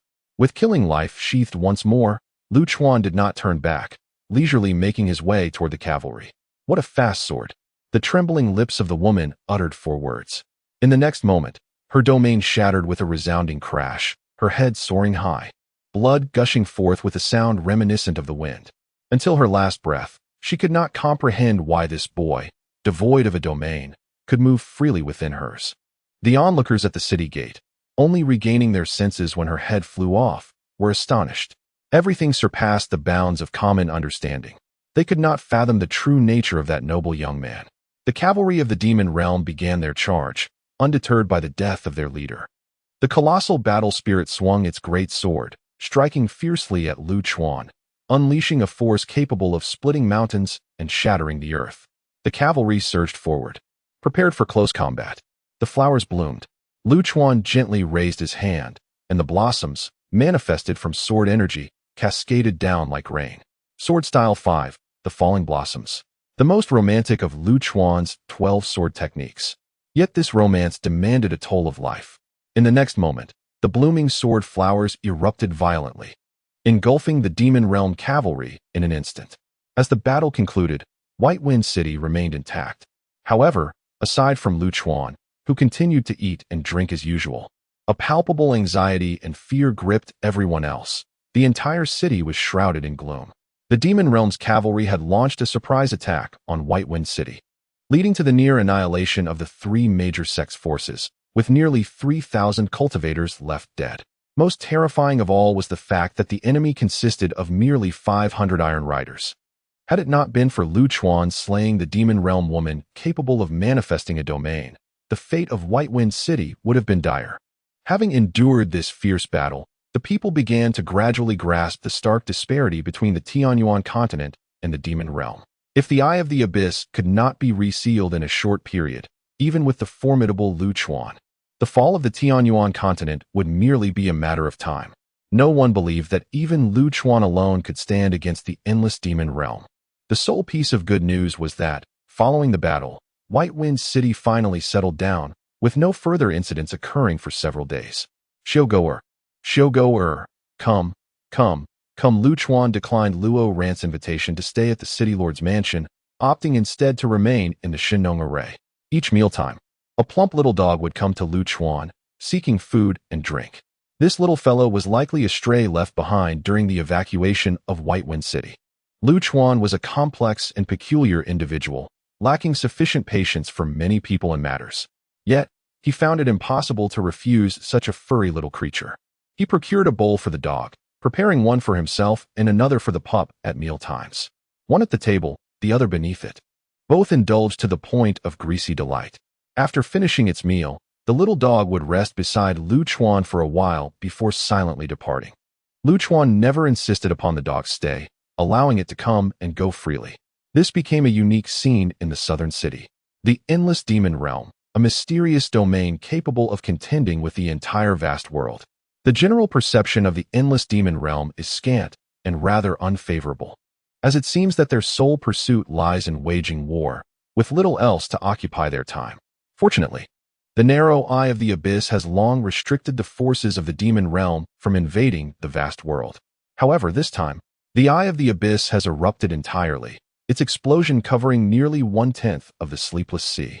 This signifies that the armies of the endless demon realm will now be able to traverse the Eye of the Abyss without hindrance and commence their onslaught.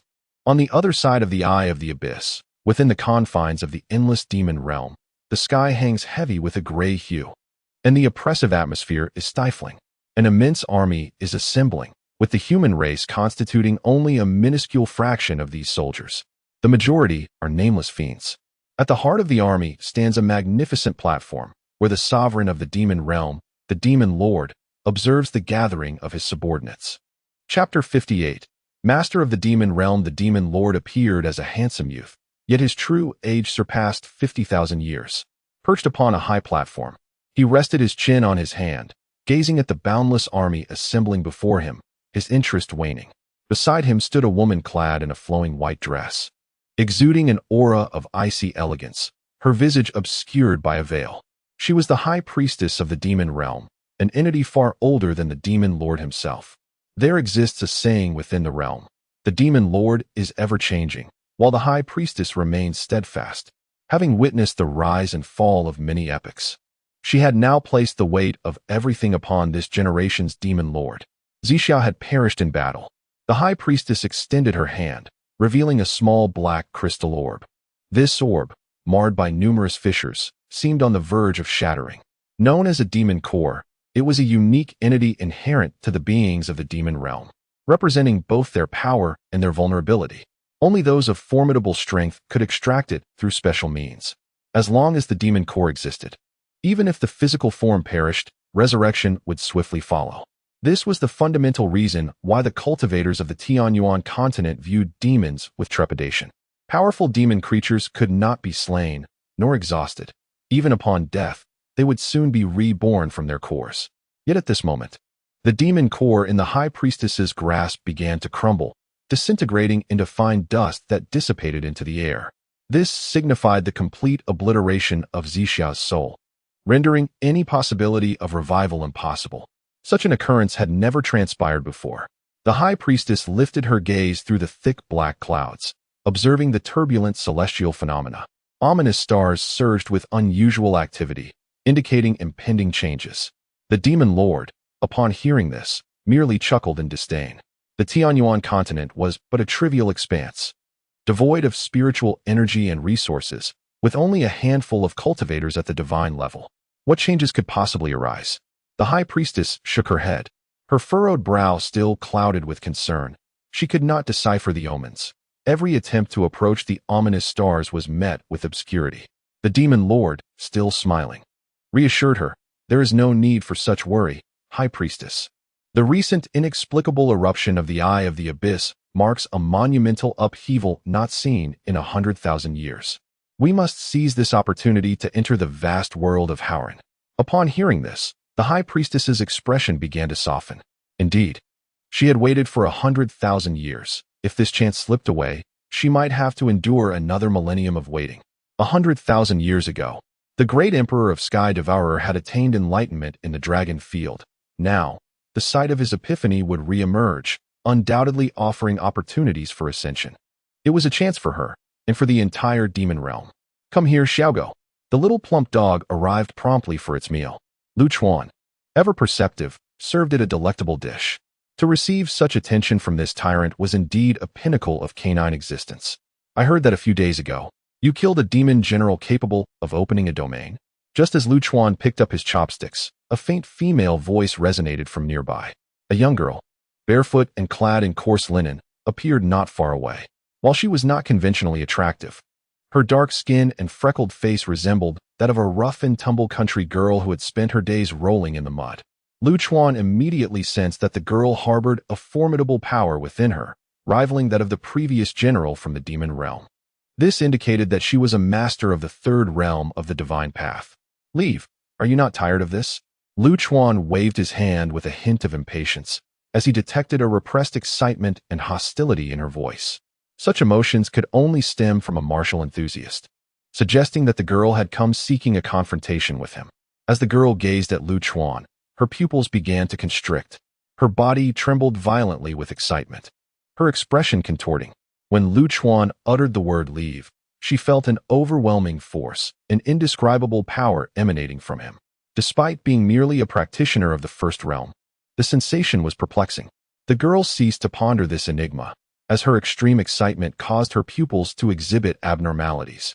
They transformed into serpent-like slits, within which symbols of civilization flickered unpredictably. The eye of the celestial serpent, belonging to the ancient Luo clan of the desert, sent shivers through the onlookers as they witnessed the girl's ocular transformation. The Luo clan, one of the 4 ancient families, had existed far longer than the 3 prominent sections.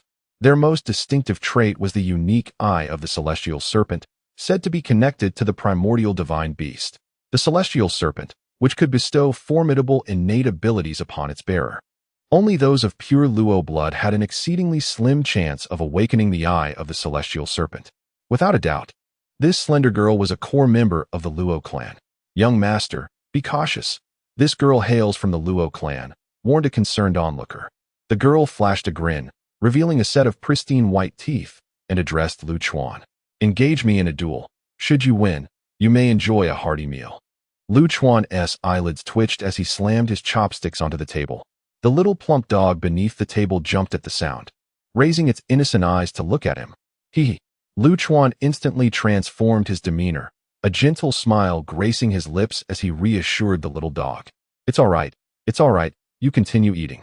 The little dog tilted its head and whimpered, seemingly comprehending Lu Chuan's words, and resumed its meal. After glancing at the little dog, Lu Chuan took a deep breath, picked up his chopsticks again, and turned his attention back to the girl, his tone darkening. You should think carefully, little brat. Once the fight begins, it will be either your demise or mine. There shall be no third outcome. Perhaps the girl was unaware that she owed a debt of gratitude to the little dog. Had it not been for her concern of startling it, Lu Chuan might have already severed her head from her shoulders. In that moment, blood suddenly streamed from the girl's serpent-like pupils, and her body trembled even more violently, though this tremor was now born of fear. The eye of the serpent possesses a remarkable ability. It can perceive the aura emanating from others. By discerning the intensity of this aura, one can gauge their strength. However, the energy that Lu Chuan inadvertently revealed just moments ago enveloped the world before the girl in a shroud of darkness. She had never encountered such a raw and unbridled aura of brutality. This force was so immense that it seemed capable of tearing the heavens asunder. The girl stood frozen in place, acutely aware that should she take action, the outcome would be singular and dire, death. The onlookers, having interacted with Lu Chuan over the past few days, were well aware of his temperament. As long as one did not provoke him, matters could be amicably resolved. However, to act foolishly and invite trouble would lead to unfortunate consequences. The spectators were practically bubbling with anticipation, eager for the girl to make a move that would seal her fate.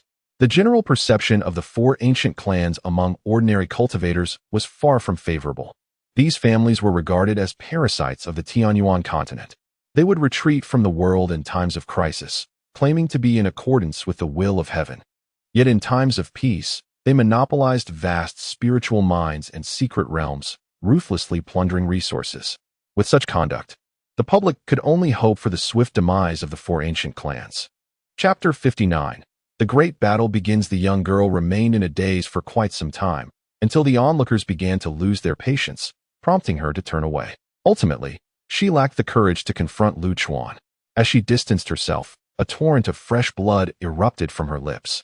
For Lu Chuan, this was merely a trivial episode, inconsequential in the grand scheme. Yet for the girl, it resulted in a fracture within her heart of Tao. If this fissure were not mended, she would likely remain trapped in her current realm forever. Regrettably, this rift seemed destined to remain unhealed, as Lu Chuan would not afford her that opportunity. This is the essence of the saying: heaven's sins can be resisted, but self-inflicted ones cannot be survived. Suddenly, a deep horn sounded from the distant sea as Lu Chuan finished his lunch. All eyes turned toward the sleepless sea, aware that the great battle had commenced. Merely an hour had passed. A streak of light traversed the sky as a colossal flying artifact descended, hovering above Baifeng City. The first line of defense had fallen. The demonic forces had fully infiltrated the sleepless sea, compelling all logistical personnel to evacuate Baifeng City and proceed to Wuxiang City. The news struck like a thunderbolt, leaving everyone in stunned silence. It was too swift. How could the first line of defense have crumbled in just an hour? Wasn't the first line the Sunluo array? Why had it been breached so quickly? Some, unwilling to accept this grim tidings, began to voice their disbelief. The demonic army's numbers were beyond imagination, utterly insurmountable. Hurry, everyone aboard. The logistics must first move to Wuxiang City to establish supply points. This response filled all with despair. Wuxiang City. Yes, we still have Wuxiang City. Some realized this and rushed toward the immense flying artifact. Wuxiang City was the largest city on Tianyuan continent, its towering walls offering natural defenses. Surely, there was still hope. Senior, should we leave? Nangong Chushua led the disciples of Mingyue Pavilion, breaking away from the panicked crowd. Lu Chuan observed the cultivators flitting about the city like headless flies, unable to suppress a shake of his head. Yes, we must leave, but not alongside them. Nangong Chushua, puzzled, implored, please, senior, clarify. Lu Chuan pointed to the gargantuan flying artifact, which dwarfed half of Baifeng City. This vessel is too large. Its target too conspicuous. Do not travel with them.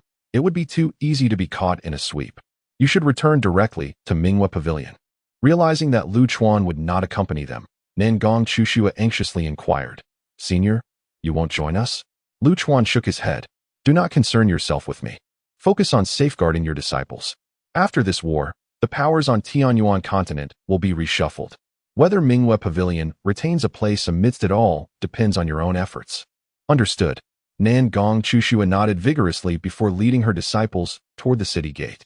With only a few hundred members, Mingwe Pavilion was insignificant compared to the vast army of Baifeng City, numbering in the tens of thousands. No one cares where the Mingwe Pavilion is headed, nor do they concern themselves with the fates of its inhabitants. An hour later, the entirety of Baifeng City had been emptied, leaving only the solitary figure of Lu Chuan, who felt a complex mix of emotions. The onlookers, ensconced within their magical artifacts, wondered why Lu Chuan chose to remain. Finally relishing his solitude, Lu Chuan decided to rise from his chair. Stretching his limbs, he ambled towards a nearby residential area. It wasn't long before he discovered a small, chubby dog, forlornly positioned before a closed door, its eyes brimming with sorrow. This was likely its home, yet it seemed its owner had abandoned it. Upon hearing footsteps, the dog lifted its head. Spotting Lu Chuan, it wagged its tail and emitted a soft whimper. "Come on, little one, let us take a stroll." Lu Chuan greeted with a smile. The dog stood up, glanced at the closed door, and hesitated before retreating. It was fearful. What if its owner returned and could not find it? Tilting its head and wagging its tail, the dog stood resolutely before the door, unwilling to depart. Lu Chuan, understanding its plight, placed a bowl of meat before the small creature. Gently petting its head, he said, "If you grow hungry, come to the dock. I will surely be there." The dog licked Lu Chuan's hand, though it did not comprehend his words. "Off you go, no need to see me off." Lu Chuan chuckled, raising his hand in a light wave. The dog watched his retreating form, its large eyes filled with confusion. It could not fathom why this kind soul smelled different today. The cultivators of the Tianyuan continent crumbled more swiftly than anticipated. Upon reaching the dock, Lu Chuan beheld several massive warships approaching the horizon, as imposing as small towns. Soon, the vessels docked, and a throng of cultivators poured forth like a swarm of bees, their faces contorted with abject terror. Finding a suitable vantage point by the pier, Lu Chuan observed the panicked masses while his gaze searched for something specific. Before long, a cultivator clad in the robes of the 10,000 Beasts sect entered his line of sight. With a subtle gesture, Lu Chuan unleashed a sword chi that pierced through the man's brow with a resounding whoosh. Lu Chuan harbored a deep-seated grudge. The 10,000 Beasts sect had previously sought to create trouble for him, and he would not spare them. The death of one individual amidst the fleeing crowd stirred no ripples, but what of 100? As he claimed his 100th victim, finally, someone noticed Lu Chuan's ruthless ambush against the cultivators of the 10,000 Beasts sect. A somewhat disheveled middle-aged man, accompanied by several others, approached to seek retribution. This leading figure was Luo Yuntian, the sect master of the Xiantian sect. Yet, at that moment, he bore none of the authority expected of a leader. Appearing instead like a lost dog bereft of hope. There was enmity, indeed. What else could it be? Lu Chuan, feeling a tinge of boredom, flicked his fingers again. And among the throngs of fleeing people, several disciples of the 10,000 Beasts sect collapsed. "You wretch!" Luo Yuntian exclaimed upon noticing the boy before him, who completely disregarded him. The pent-up rage from the demonic army surged forth at this moment. In the midst of battle, to ambush frontline soldiers, regardless of which sect you belong to, I can eliminate you. Luo Yuntian, in a fit of frustration, swung his palm towards Lu Chuan's head. "Are you not weary? Would it not be better for you to play the role of a stray dog?" Lu Chuan, feeling a surge of anger, realized the gravity of the situation. As Luo Yuntian's hand approached him, Lu Chuan reacted swiftly, seizing Luo Yuntian's pressure point. Before Luo Yuntian could comprehend what was happening, Lu Chuan yanked forcefully towards himself. Following this, with his left hand, he delivered a powerful uppercut that struck Luo Yuntian's chin. The ear-piercing sound of shattering bones echoed. This series of strikes left Luo Yuntian's jaw shattered, and a significant portion of his face was obliterated. A heart-wrenching scream resonated amidst the chaotic flow of people fleeing. Chapter 60.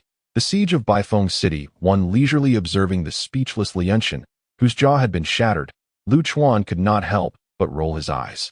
He then proceeded to snap the man's neck, ensuring his demise was thorough, before crushing his skull beneath his foot. Having completed these grim tasks, Lu Chuan resumed his search for the members of the Wanshou sect among the throngs of people. It was not until dusk, after a million-strong army had successfully disembarked and confirmed there were no stragglers, that he finally paused his efforts. Above, 20 colossal flying vessels hovered, casting a shadow over the entire sky. It seemed they were to transport the retreating cultivators to Wuxiang City. Lu Chuan estimated that even if each vessel could accommodate merely 100,000 individuals, they could still carry a total of 200,000 cultivators. The sheer number of cultivators retreating from the front lines astonished him. Curiosity stirred within Lu Chuan. How could such a vast army of cultivators have collapsed so swiftly? Just how formidable was the strength of the demon domain? Merely a rabble. A Fu appeared beside Lu Chuan, his tone dripping with disdain. If it were one of the top 3 continents, they might stand a chance against the demon domain, but Tianyuan continent is utterly unqualified. Lu Chuan rolled his eyes, wondering where this fellow had been the past few days. It was rather unusual not to have seen him. Upon hearing Lu Chuan's inquiry, a Fu glanced around furtively, ensuring no one was eavesdropping before whispering, "I've been gathering information and discovered the reason behind the demon domain's invasion of Tianyuan continent." Lu Chuan furrowed his brow. "Oh? What is the special reason?" A Fu, with a glint of excitement, replied, "If my conjectures are correct, it likely relates to the Emperor's enlightenment grounds." Enlightenment grounds? Lu Chuan was momentarily bewildered. A Fu nodded. 100,000 years ago, a great fortune-bearer achieved enlightenment in the Dragon Grounds, ascending to the position of Emperor. The enlightenment grounds may soon resurface, presenting an opportunity for another to attain the Emperor's rank. I cannot pinpoint its exact location. We will have to wait for its appearance to determine it. Lu Chuan nodded, considering this a promising piece of news. Just then, one of the flying vessels transporting cultivators suddenly erupted. In an instant, flames shot skyward, and a blinding white light, 100 times more radiant than the sun, spread across the sky. Then, a second vessel followed suit, and soon a third. In mere minutes, all 20 flying vessels had exploded. In such a brief span, the destruction of the flying vessels claimed the lives of countless cultivators, perhaps amounting to tens of thousands. The brutality of war was starkly evident, with casualties counted in the thousands. Such foolish beings, with such a large target, did they not invite their own demise? A Fu scoffed, unable to suppress his derision. "Enemy attack! Enemy attack!" A hoarse shout echoed across the expanse. The cultivators who had yet to board quickly halted, frantically forming defensive formations. 3 figures emerged in the skies above, amidst the chaos following the explosions of the flying vessels. A formidable presence descended upon the few individuals, akin to the weight of a mountain. The once clamorous city of Baifeng fell into an eerie silence. "Ladies and gentlemen, there is no need for arduous travel. The feng shui here is exceptional. To be buried in this place will ensure a fortunate rebirth in the next life." In the sky above, a middle-aged man clad in black armor, wielding a coiling dragon spear, gazed down at the insignificant mortals below and let out a derisive laugh. Lu Chuan, observing the trio with curiosity, inquired, "Donkey, among practitioners, the disparity in strength across each realm is vast. Surely, a few demons possessing the 3rd stage of divine power could annihilate these cultivators. Why does the demon domain still mobilize such forces and press an army forward?" "You know nothing." Donkey rolled his eyes. "In battles against high-ranking practitioners, lower-ranked ones can employ formations and strategies. They are not entirely without recourse. If not for the current chaos among these cultivators, their formations could have been effective. Those 3 insignificant figures in the 1st stage of Tao would be overrun by 1,000,000 ordinary cultivators." Lu Chuan nodded in understanding. "Ah, then I shall take my leave. If the demon domain's countless armies form a blockade, it would be quite embarrassing if I cannot prevail." Afu nearly choked on his own blood. "Others are others. You are you. They are not the same." Afu hurriedly stopped Lu Chuan, extolling his virtues. "You are the strongest sword god in history. Your efficiency in slaughter surpassing that of an assembly line. How could the 3rd stage of divine power compare to you?" Flatter me more if you can." Lu Chuan replied, settling back down, while Afu, surprisingly, escaped any reprimand. Form ranks. Find your positions. Do not be disorderly." At last, someone emerged to take charge. Yet, the army was already paralyzed by fear, and this voice was quickly drowned in terror. "Silence." The general, brandishing the coiling dragon spear, spoke once more. A tremendous pressure swept over Baifeng City, silencing the crowd once again. I am Mo Kajia, commander of the Demon Domain's Vanguard Battalion. One of my aides fell in battle here. Does anyone know who is responsible? Whoever informs me shall be guaranteed safe passage from this place. Good luck with that. Afu looked at Lu Chuan with a face full of schadenfreude. Silence enveloped Baifeng City, as no answers were forthcoming. Those who knew had long since fled. Is no one aware? This truly disappoints me. Mo Kajia shook his head and subtly nodded to the two individuals beside him. Without a word, the two descended from the sky, unleashing a one-sided massacre. In an instant, Baifeng City was filled with the wails of the damned, cries echoing through the air. Vile beasts, cease your insolence. At that moment, a streak of azure light surged from the horizon. A flying sword, exuding immense power, rushed toward the two demons within the city. Following the sword, a figure approached from the sky.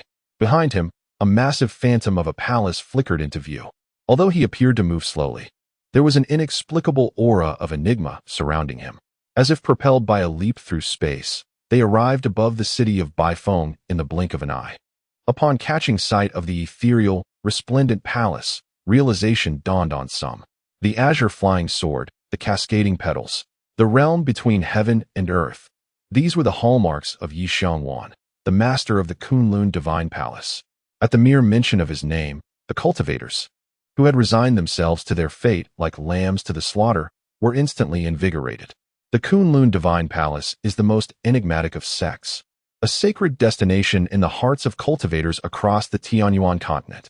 The current lord of Kunlun, Yi Xiangwan, is a sword cultivator of the first realm. Rarely seen in the world, legends of the palace have been passed down through generations among practitioners. The figure gradually became clearer, a middle-aged man clad in tattered linen, with a bushy beard, contrary to the ethereal and transcendent image that many had envisioned of a sword immortal. The formidable and sharp aura of his sword energy unmistakably identified him as Yi Xiangwan. Chapter 61. The Siege of Baifeng City. 2. Yi Xiangwan, the esteemed great sword immortal, stood before the middle-aged man, Mo Kajia, who, with a smirk curling at the corners of his mouth, summoned forth black flames that danced around him. The air around them warped under the influence of the fire, rendering Mo Kajia's figure somewhat ethereal. His familiarity with Yi Xiangwan's name suggested that the demon realm had excelled in gathering intelligence regarding the Tianyuan continent. With an expression devoid of emotion, Yi Xiangwan let out a cold laugh. A bunch of loathsome creatures, conversing with you sullies my tongue. Mo Kajia couldn't help but chuckle. Let us hope that Yi's sword immortal's bones are as unyielding as his tongue. My dear Yi, how could I not join you in slaying these beasts? At that moment, a streak of white light ascended from the sea. A figure clad in white, a sword immortal, walked upon the waves, Shimenchanga, of the Penglai Pavilion. The Penglai Pavilion, one of the 4 ancient clans concealed above the sleepless sea, had sent one of its own. The crowd was taken aback by the arrival of the Shimen family, pondering whether this meant the other 3 clans would also send their champions. If all the Divine Path's 3 realms converged, alongside over 1 million cultivators, they might possess the strength to engage in battle. The atmosphere among the crowd shifted once more, igniting a flicker of hope. Leave the 2 below to me. You handle the one above, Shimenchanga declared with grandiosity, lightly stepping forward. The skies darkened as a massive sword formation rapidly materialized, suffusing the air with a chilling aura of destruction. Shimen, you are a breath of fresh air. Let us celebrate with wine afterward. Yi Xiangwan roared with laughter, summoning the azure flying sword that had been entangled with the 2 demons back to his side. The ignorant cannot escape their doom, Mo Kajia murmured, shaking his head lightly. In the next instant, the flames surrounding him erupted with fervor. A towering beast, standing 100 meters tall, emerged from the inferno, its black demonic energy soaring into the heavens, clashing with Yi Xiangwan's azure sword curtain and Shimenchanga's white sword formation, each claiming a part of the sky. Allow me to experience the cold mountain sword intent of the current lord of Kunlun, Mo Kajia said, lightly stepping onto the shoulder of the beast. The roaring flames surged once more, enveloping the creature in a fiery armor. If you wish to see, then behold. A surge of overwhelming sword intent erupted from Yi Xiangwan, the weight of mountains and the terror of ice swiftly spreading forth. The clash of these 2 extreme forces ignited a dazzling brilliance, illuminating the night. Simultaneously, The white sword formation shuddered, unleashing a dazzling divine radiance. With the battlefield between Shimenchanga and the demons obstructing the city gates, the cultivators of Baifeng City had no choice but to retreat, returning once again to the dock. The crowd beheld the languid youth, who had slain Luo Yuntian, adorned with 2 long swords at his waist. He sat at the end of the long bridge by the dock, resting his chin on his hand, lost in thought as he gazed at the magnificent expanse of the sea. The battles in Baifeng City seemed to hold no interest for him. As darkness fell, the little pug stood up from in front of the tightly shut door. Fortunately, the tremors of Baifeng City had not affected him.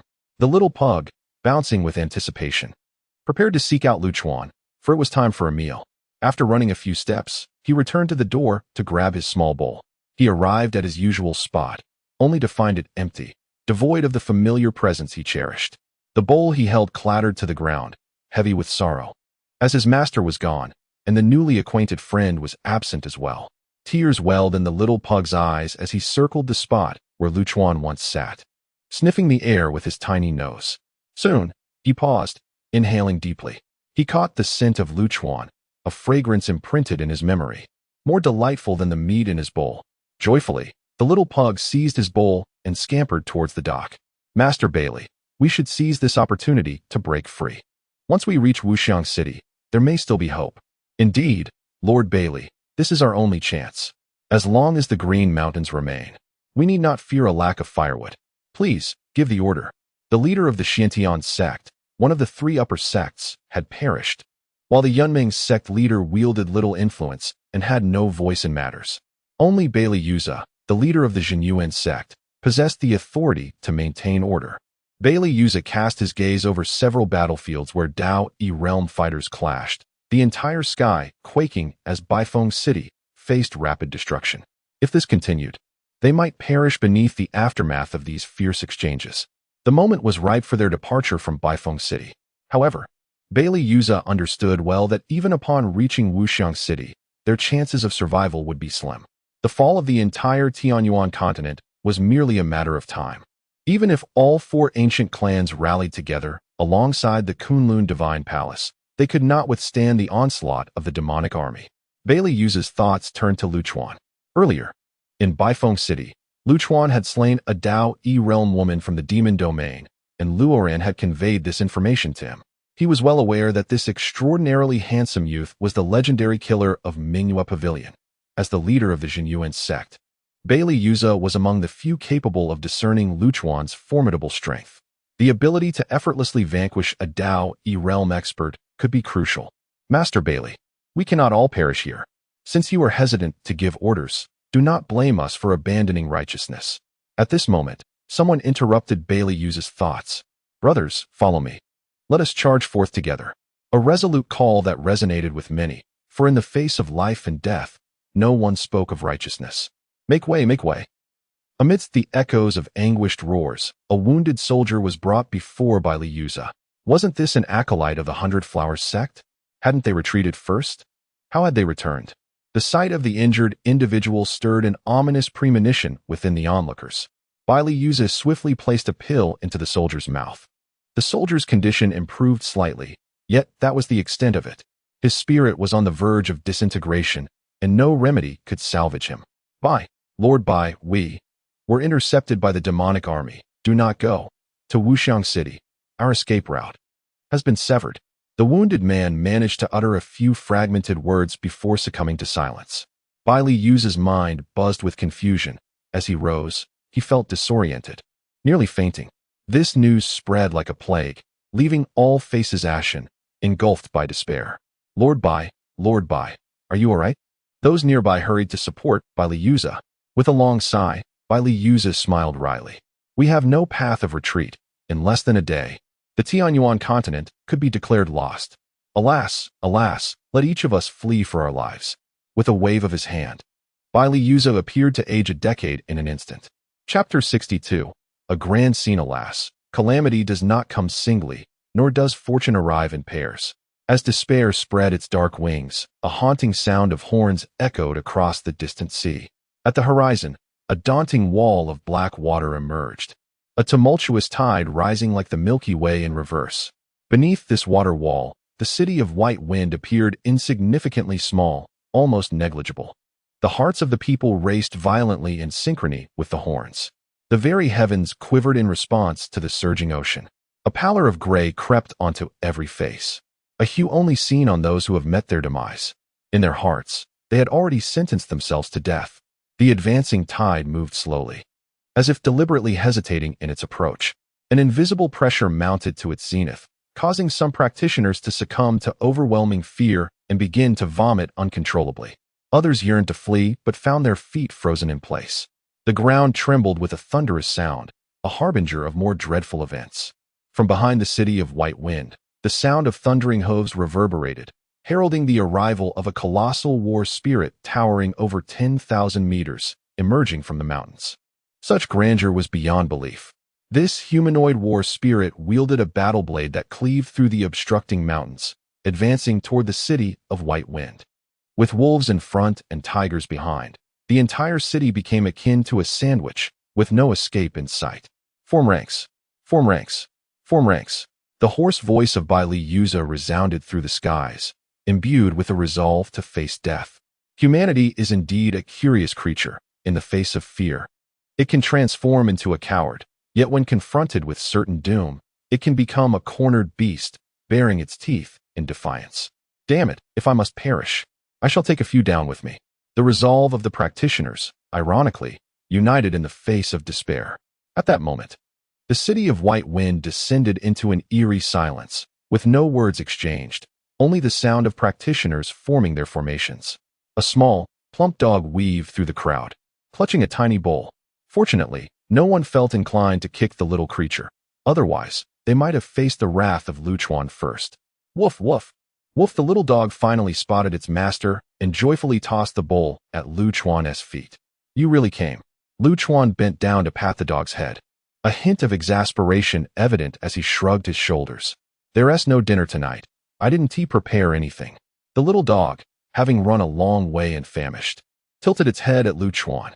Assuming Luchuan did not understand its plight, it pawed at its bowl and barked a couple of times. Luchuan was both amused and exasperated. He playfully punched his companion a Fu, requesting some potent pills. What is wrong with you? Can't you speak properly? A Fu's lips curled in irritation, revealing a set of prominent incisors. Luchuan shot a sideways glance at him, prompting a Fu to obediently produce a small pouch. A foul dog, daring to consume the potent pills of the esteemed donkey. How audacious! The disgruntled Afu muttered under his breath. Luchuan, uninterested in engaging with him, opened a pouch and extracted a handful of silver pills, placing them into a small bowl. He then pushed the bowl towards the pudgy dog, a smile stretching across his face, his eyes nearly squinting with amusement. Go on, indulge. Though devoid of flavor, they will satiate you. Once consumed, you shall be the most radiant pup on this street. The little dog, truly famished, wasted no time, despite the pills lacking any taste. Whatever lay in the bowl was undoubtedly edible. With eager gulps, it devoured half the bowl of pills. Luchuan chuckled at the sight and, with a mischievous grin, poured the remainder of the pills into the dog's bowl. What a waste! A Fu thought, his teeth clenched, wishing he could kick the little dog into oblivion at that very moment. However, the tense atmosphere seemed to dissipate somewhat with the arrival of the pudgy canine. The cultivators, having completed their formations, turned their attention to Luchuan, who was feeding the dog.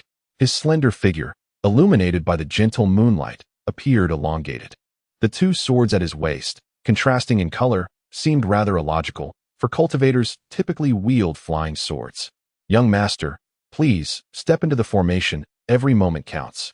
The nearest cultivator, unwilling to see this ethereal young noble perish beneath the towering waves, called out kindly. Little did they know, this fleeting act of kindness would ultimately preserve their lives. Luchuan glanced at the speaker, unable to suppress a chuckle as he shook his head. An old adage rings true. In the face of death, one's words turn benevolent. Clapping his hands, Luchuan slowly rose to his feet. The surging sea was now vividly visible before him, far more terrifying than he had ever imagined. The tumultuous waters loomed like a dark curtain, threatening to sever the world before him. Do not falter. Maintain the formation. As long as the array remains intact, we shall have a chance. Baili Yu's trembling voice broke the silence. Yet, Even he lacked faith in his own words. When that dark curtain descended, it would mean the annihilation of the entire Baifeng city. Baili Yuza glanced once more at the slender figure, uncertain whether to cling to hope. The ground beneath them began to tremble violently as the ominous curtain approached. Not only that, the entire Baifeng city was succumbing to a terrifying earthquake. Lu Chuan stood with his hands clasped behind his back, observing nonchalantly. Suddenly, the pudgy dog dashed in front of Lu Chuan, growling fiercely at the dark curtain. It seemed to be defending Lu Chuan, despite its own fear, its tail tucked and body trembling. Yet, it stood resolutely before him. Perhaps this is why Lu Chuan favored dogs more than humans. There lay a certain loyalty that resonated deeply within him. Your goodwill is duly noted. With a smile, he gently patted the little one and took a light step forward. The onlookers stood in stunned silence, bewildered by the intentions of this young gentleman. What could he possibly be planning? Do not be distracted. He seemed utterly dazed, and even if he sought his own demise, we could not impede him. What a pity. Everyone believed Lu Chuan had lost his senses, except for Baili Yuza, whose eyes sparkled with newfound determination. If we can withstand this moment, there lies a chance for survival. Baili Yuza's spirited voice resonated through the swaying Baifeng city. Lu Chuan stepped onto the surface of the sea, causing gentle ripples beneath his feet. Afu followed suit, gazing at the vast, dark sky, unable to suppress a laugh. Would this be considered a grand spectacle? Afu asked with a hint of jest. Lu Chuan shook his head, forming his fingers into a sword shape, and with a gentle swipe before him, he calmly proclaimed, "This is the true spectacle." The tumultuous white waves surged forth from the distant sea, the silvery, radiant tide rising ever higher. Ultimately, it managed to upheave the surrounding ocean, revealing the mottled seabed below. These towering waves grew louder and more thunderous, akin to an army of thousands thundering forward with a deafening roar. Chapter 63. The futility of numbers. The residents of Baifeng City stood in stunned silence, their mouths agape, as if they had encountered an inexplicable phenomenon. Instinctively, they swallowed several times, yet their throats felt parched. Baili Yuze seemed drained of all strength, on the verge of collapsing. He struggled to maintain his composure, gazing at the slender figure in the distance, a flicker of fiery determination igniting within his eyes. Perhaps they had indeed found a glimmer of hope. A thunderous roar erupted from the ocean as two enormous tidal waves collided with ferocity, shaking the very earth and shattering the landscape. The crashing waves descended upon them like mountains, instilling a profound sense of despair and insignificance, rendering them as inconsequential as mere specks of dust. Lu Chuan walked with hands clasped behind his back, traversing the waves at a steady, measured pace. The ominous darkness began to dissipate, revealing a perfectly aligned black line upon the now tranquil sea. This line was not a mere wave, but an army, its vast numbers stretching across the visible expanse of water, appearing as a singular dark entity. In the center of this boundless legion stood a magnificent high platform, where the demon lord surveyed the breathtaking scenery of the unslumbering sea. Such enchanting vistas were unattainable in the harsh environment of the demon realm. The demon lord envisioned a future where, upon attaining enlightenment in the dragon arena, this place would become the stronghold of the demon realm. The high platform gradually came to a halt, and the demon lord's delicate brow furrowed in displeasure. Why had they stopped? He felt a surge of anger. He believed that nothing in the Tianyuan continent could halt the advance of his demonic army. Soon, the demon lord discerned the reason for the army's pause. A strikingly handsome youth stood boldly upon the waves, defiantly blocking the path of his million-strong legion. The advancing army halted at his presence. Absurd indeed. The demon lord squinted at the youth, the soft moonlight casting an ethereal glow upon him, imbuing him with an otherworldly aura. Meanwhile, the high priest beside the demon lord furrowed his brow deeply, a flicker of fear crossing his eyes. The ominous celestial signs began to shift. He realized the boy was the source of this cosmic disturbance. Intriguing. The demon lord chuckled softly, waving his hand dismissively. A mere human, even if capable of influencing celestial phenomena, posed no threat to his advancing army. Change formation, and let us proceed. At the demon lord's command, the halted army resumed its march, with the foremost battalion, comprised of the most formidable shock troops, leading the charge. These soldiers, towering nearly 10 meters tall and infused with the bloodline of earth dragons, possessed immense strength and extraordinary resilience. The scales upon their bodies serve as the finest armor, capable of withstanding the majority of magical assaults. This is the epitome of a vanguard. None comprehend the art of charge better than they. 100,000 Earth Dragon soldiers surged forth across the sea's surface in a formidable advance. Above this battalion, a colossal apparition of an Earth Dragon war spirit manifested, its terrifying form nearly obscuring half the sky. Simultaneously, two torrents of steel, one to the left and one to the right, diligently safeguarded the flanks of the Earth Dragon army, charging in unison. The overwhelming sense of pressure came crashing down like an avalanche. Lu Chuan began to comprehend why the cultivators of the Tianyuan continent fell so swiftly. In comparison to these disciplined, well-trained soldiers, the scattered and disorganized cultivators of Tianyuan were utterly insignificant. Observing the advancing army, Lu Chuan smiled and shook his head. Sometimes, sheer numbers do not determine the outcome. The demon lord was oblivious to the means by which this youth intended to thwart the demonic legions, but he would soon discover the answer. Lu Chuan inhaled deeply, his right hand slowly resting upon the hilt of the Sword of Slaughter. As a swordsman, Lu Chuan preferred the elegance of one-on-one combat against the most formidable adversaries. Rather than the current chaotic scenario, the Sword of Slaughter was drawn. A streak of black light soared into the heavens. At that moment, dark storm clouds began to gather ominously above. As the Sword of Slaughter was unleashed, it seemed the heavens themselves sensed danger and commenced a divine retribution upon Lu Chuan. A wry smile tugged at the corners of his lips. Sword Technique 3. Calamity. The Sword of Slaughter was released, descending slowly into the vast ocean before him. In the next moment, Lu Chuan summoned the nebula formed by his sword intent from within his dantian. The nebula began to swirl, infusing the submerged sword with an overwhelming power. Where the sword sank, a surge of black water erupted, coalescing and refusing to dissipate. Suddenly, from within that dark mass, countless black threads emerged, spreading like a web, frantically radiating from that single point in all directions. These threads resembled insidious and venomous sea serpents, silently weaving through the charging army. By the time the advancing troops detected the innumerable black threads extending across the ocean's surface, it was already too late. 100,000 Earth Dragon demons, along with the 15,000 iron cavalry guarding the flanks, found themselves connected by these sinister black threads beneath their feet. A torrent of treacherous and brutal sword intent surged through these threads, overwhelming their minds in an instant, transforming them into mere puppets, devoid of will. Lu Chuan raised his hand and gently waved it. The advancing army halted, then pivoted, directing their blades toward their own comrades behind them. Upon witnessing this scene, the demon lord sprang to his feet, his face pale with fury. "Do you intend to rebel?" he bellowed. Yet, no one responded. Only the synchronized march of 25,000 soldiers echoed in the air. They were ensnared, severing those dark threads. The high priestess swiftly gestured intricate incantations, as a series of obscure and enigmatic runes surged forth from her being. These runes stirred the fundamental laws of the universe, manifesting fissures of chaos in the air.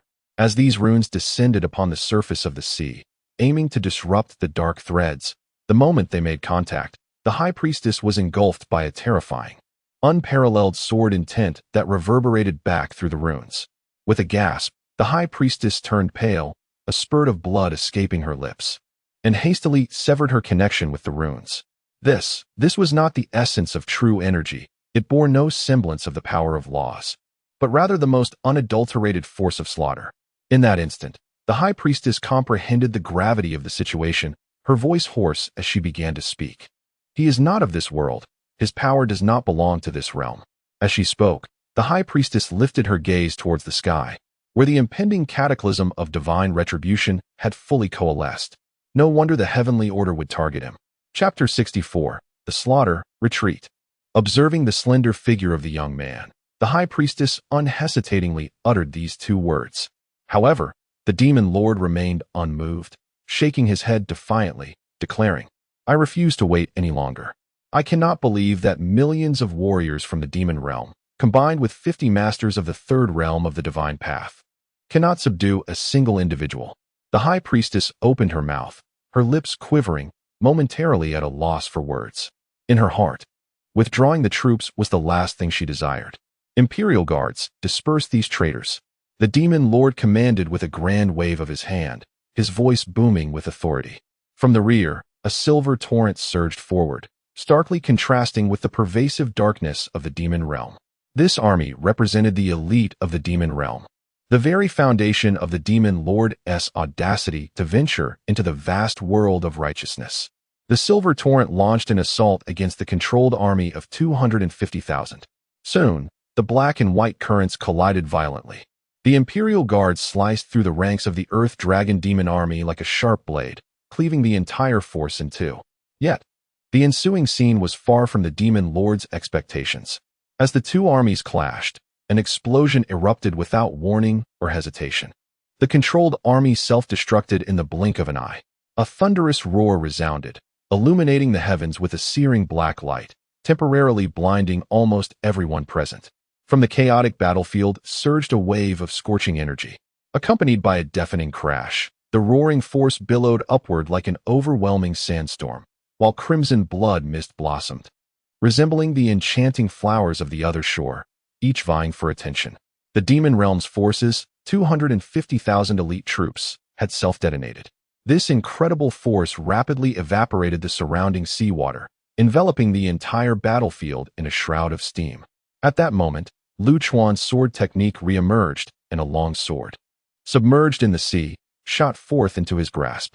Gazing at the billowing steam, Lu Chuan gently waved his sword. Sword 6, Snow Grievance. A drop of water vapor transformed into a droplet, perfectly landing on the tip of the slaughtering sword. The droplet splashed and scattered, morphing into water beads. Yet, these beads curiously suspended in the air, freezing in an instant. This frozen droplet seemed to signal death. From the tip of the slaughtering sword, an unimaginable chill surged forth with a roar. In the next moment, the steam enveloping the battlefield froze, followed by the surface of the sea, and ultimately, even the air itself was not spared. With a single stroke of his sword, Lu Chuan turned the realm into a frozen hell. Within this frozen world, countless silhouettes could be seen trapped within the crystalline ice. Sword 1, Heavenly Sorrow. Lu Chuan raised his sword once more, directing its energy skyward. As the sword aura surged upward alongside him, the sky was shrouded in darkness, rendering even the roaring god-slaying thundercloud insignificant beneath the soaring sword energy. The black sword energy surged towards the heavens, transforming into countless long swords. Then, it began to rain swords from above. The frigid abyss shattered under the onslaught of the sword rain, and the frozen army of the demon realm crumbled into dust. A thunderous roar echoed through the air, as if the heavens could not bear witness to the carnage wrought by Lu Chuan. The red god-slaying thunder descended from the firmament. Foolish creature, Lu Chuan scoffed coldly, swinging his sword toward the lightning. This time, the god-slaying thunder met a different fate, being cleaved into fragments by a single stroke. You shall perish for slaying my 1,000,000 demon warriors. A roar reverberated amidst the torrential sword rain. A crimson domain suddenly erupted, enveloping the entire sea. Countless blood-red runes flickered within the domain. The demon lord ignited in a blaze of crimson flames, akin to a deity of fire descending, exuding an overwhelming pressure as he slowly approached Lu Chuan. With each step, the cosmos trembled, and the fabric of space rent apart.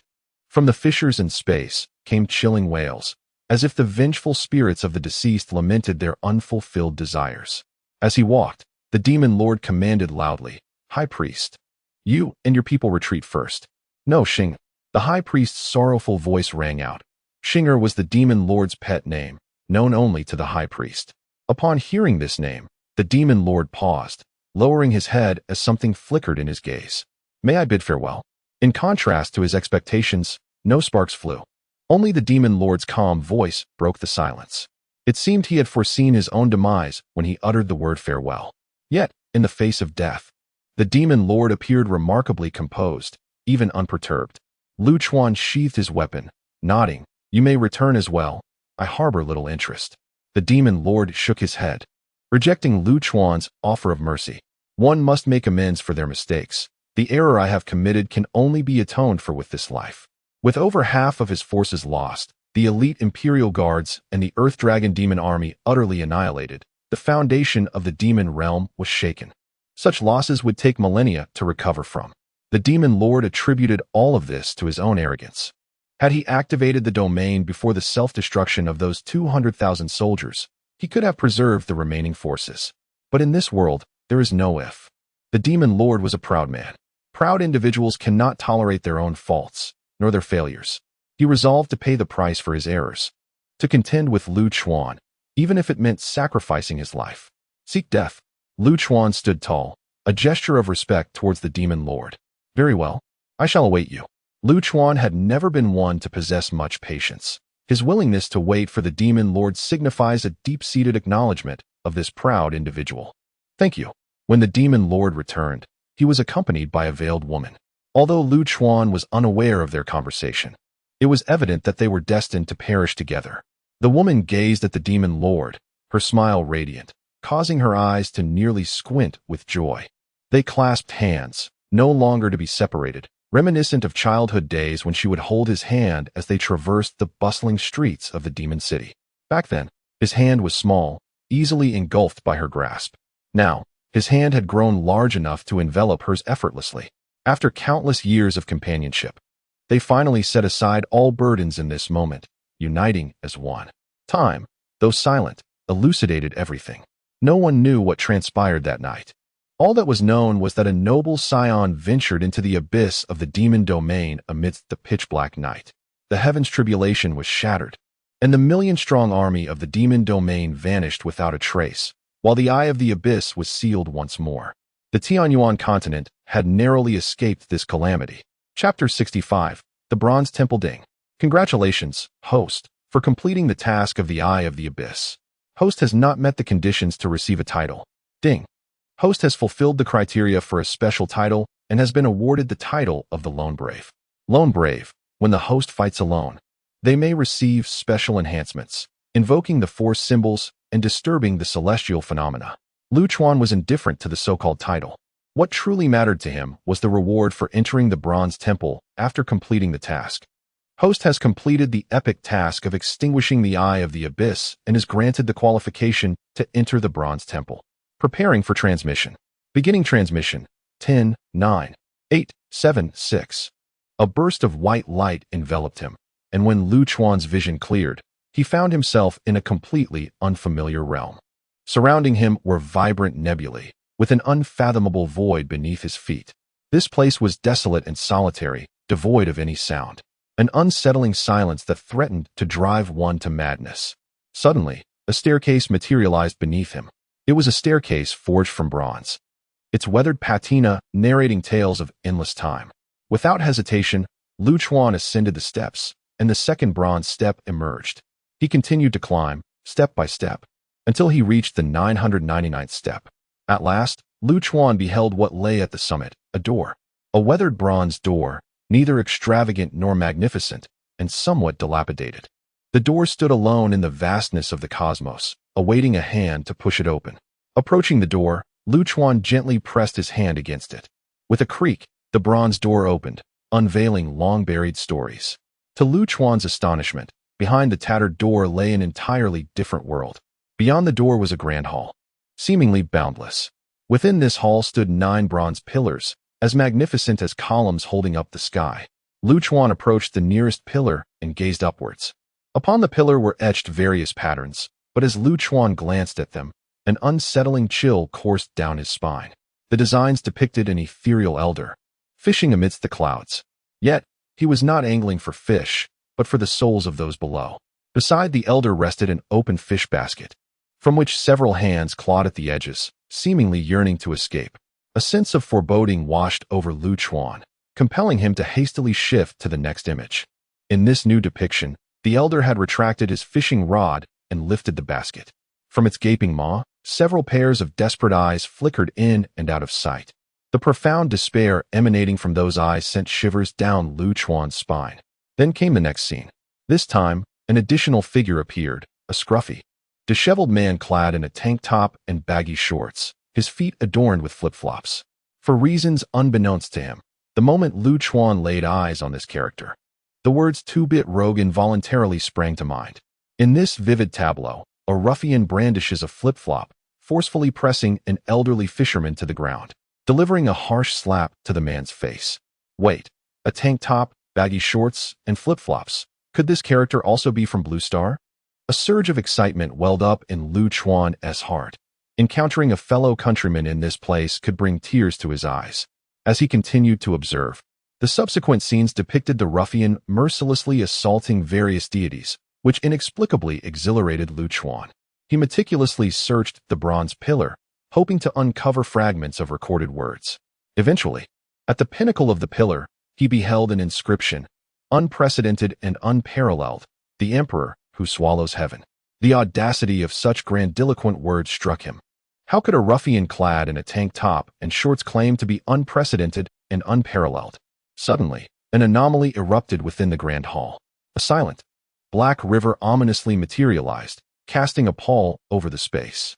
Gazing at this eerie river, a throbbing pain began to assail Lu Chuan's head, intensifying as if countless steel nails were being driven into his skull, threatening to explode. Yet, he stood expressionless, enduring the agony while fixating on the river. It dawned on him where he had encountered this river before. Within his sealed memories, there lay a similar, inaccessible, black, silent river. Unlike the one from his memories, which was utterly devoid of life, the river in the bronze temple flowed gently. Soon, a faint, ethereal figure emerged within the waters. Though Lu Chuan could not discern the person's features, there was an innate pull towards them. The figure drifted along the river, gradually vanishing into the distance. In that fleeting moment of disappearance, it turned back, casting a smile towards Lu Chuan. He nearly choked on a mouthful of blood. For this figure was none other than the ruffian from the bronze pillar's depiction, the one who had struck another with a flip-flop. Yet, a peculiar sensation enveloped him. They seemed to be the same individual, yet distinctly different. As the apparition faded, the river abruptly distorted, transforming into a cosmic expanse, where countless nebulae shimmered within the stellar flow. However, before he could fully appreciate this breathtaking vista, the cosmic river began to shatter.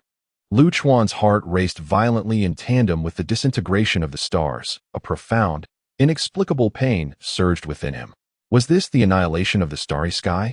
Was the figure trying to convey that the entire cosmos would be obliterated by some calamity? Furrowing his brow, the intense pain paradoxically sharpened his clarity of thought. Ding! Time's up. The system's voice rang out at that moment. A flash of white light engulfed Lu Chuan, and when he opened his eyes again, he found himself back in reality, reclining in a chair, gazing vacantly at the clear sky. The elderly angler, the ne'er-do-well compatriot, the desolate river, the obliterated galaxy, and the ethereal shadows that caress one like a gentle spring breeze. What message does the bronze temple yearn to convey? How is it? Have you glimpsed the ultimate?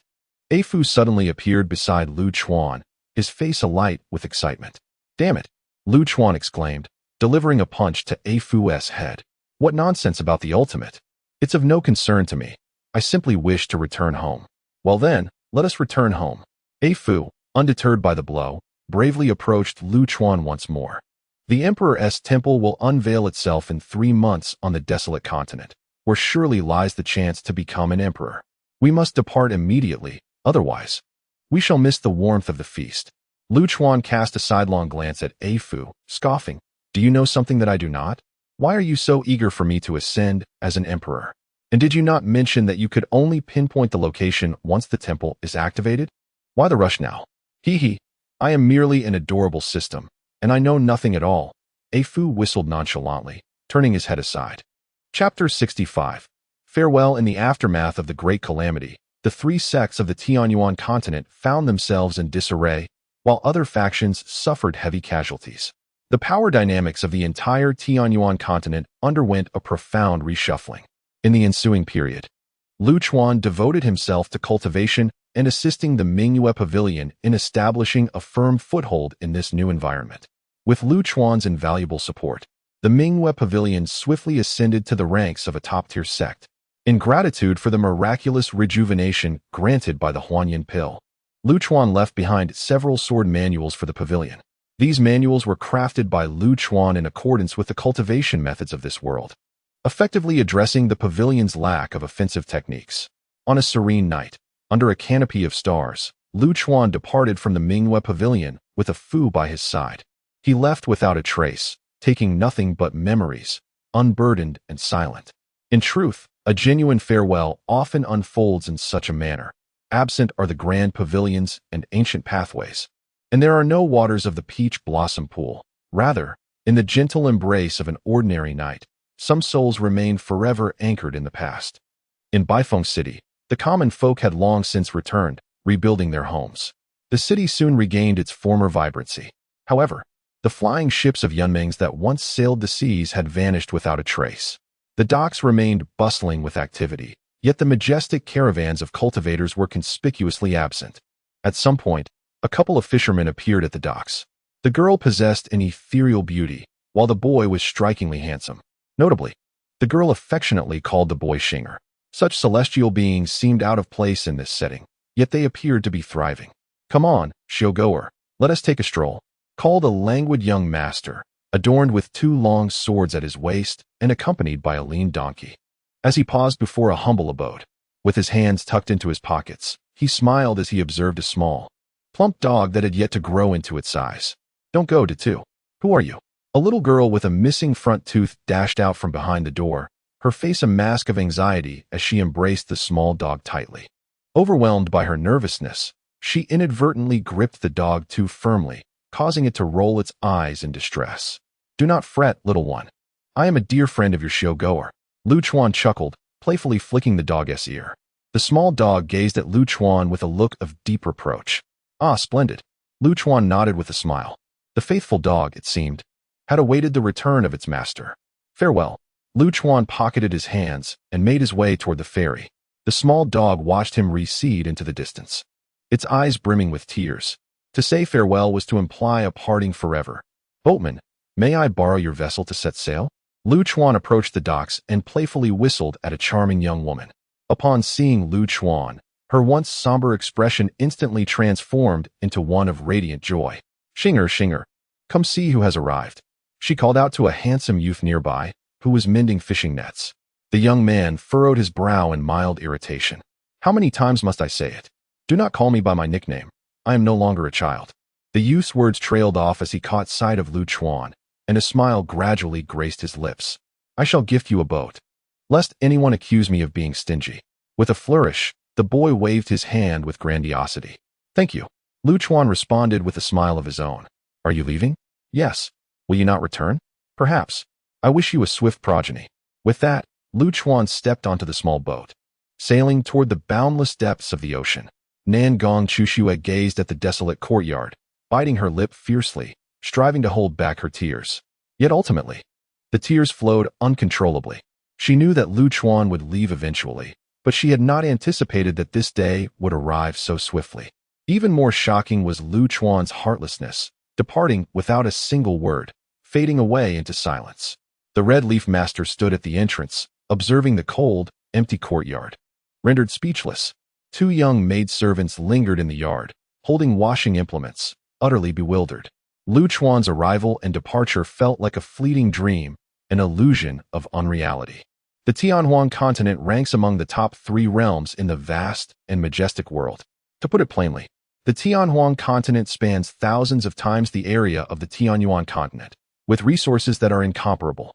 Here, one could randomly summon an individual of renown to rival the 3 sects of the Tianyuan continent. Unlike other continents, the Tianhuang continent boasts no sects, only dynasties. Several dynasties, having endured for hundreds of thousands of years, control the majority of the resources and land. Naturally, there are smaller nations struggling to survive amidst these colossal powers.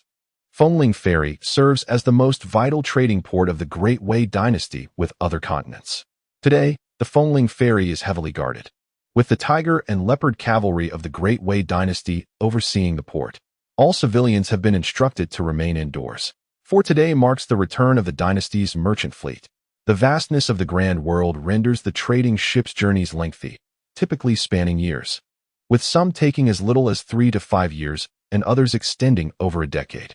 If the Great Wei dynasty wishes to engage in trade with the Tianyuan continent, a round trip could take several decades.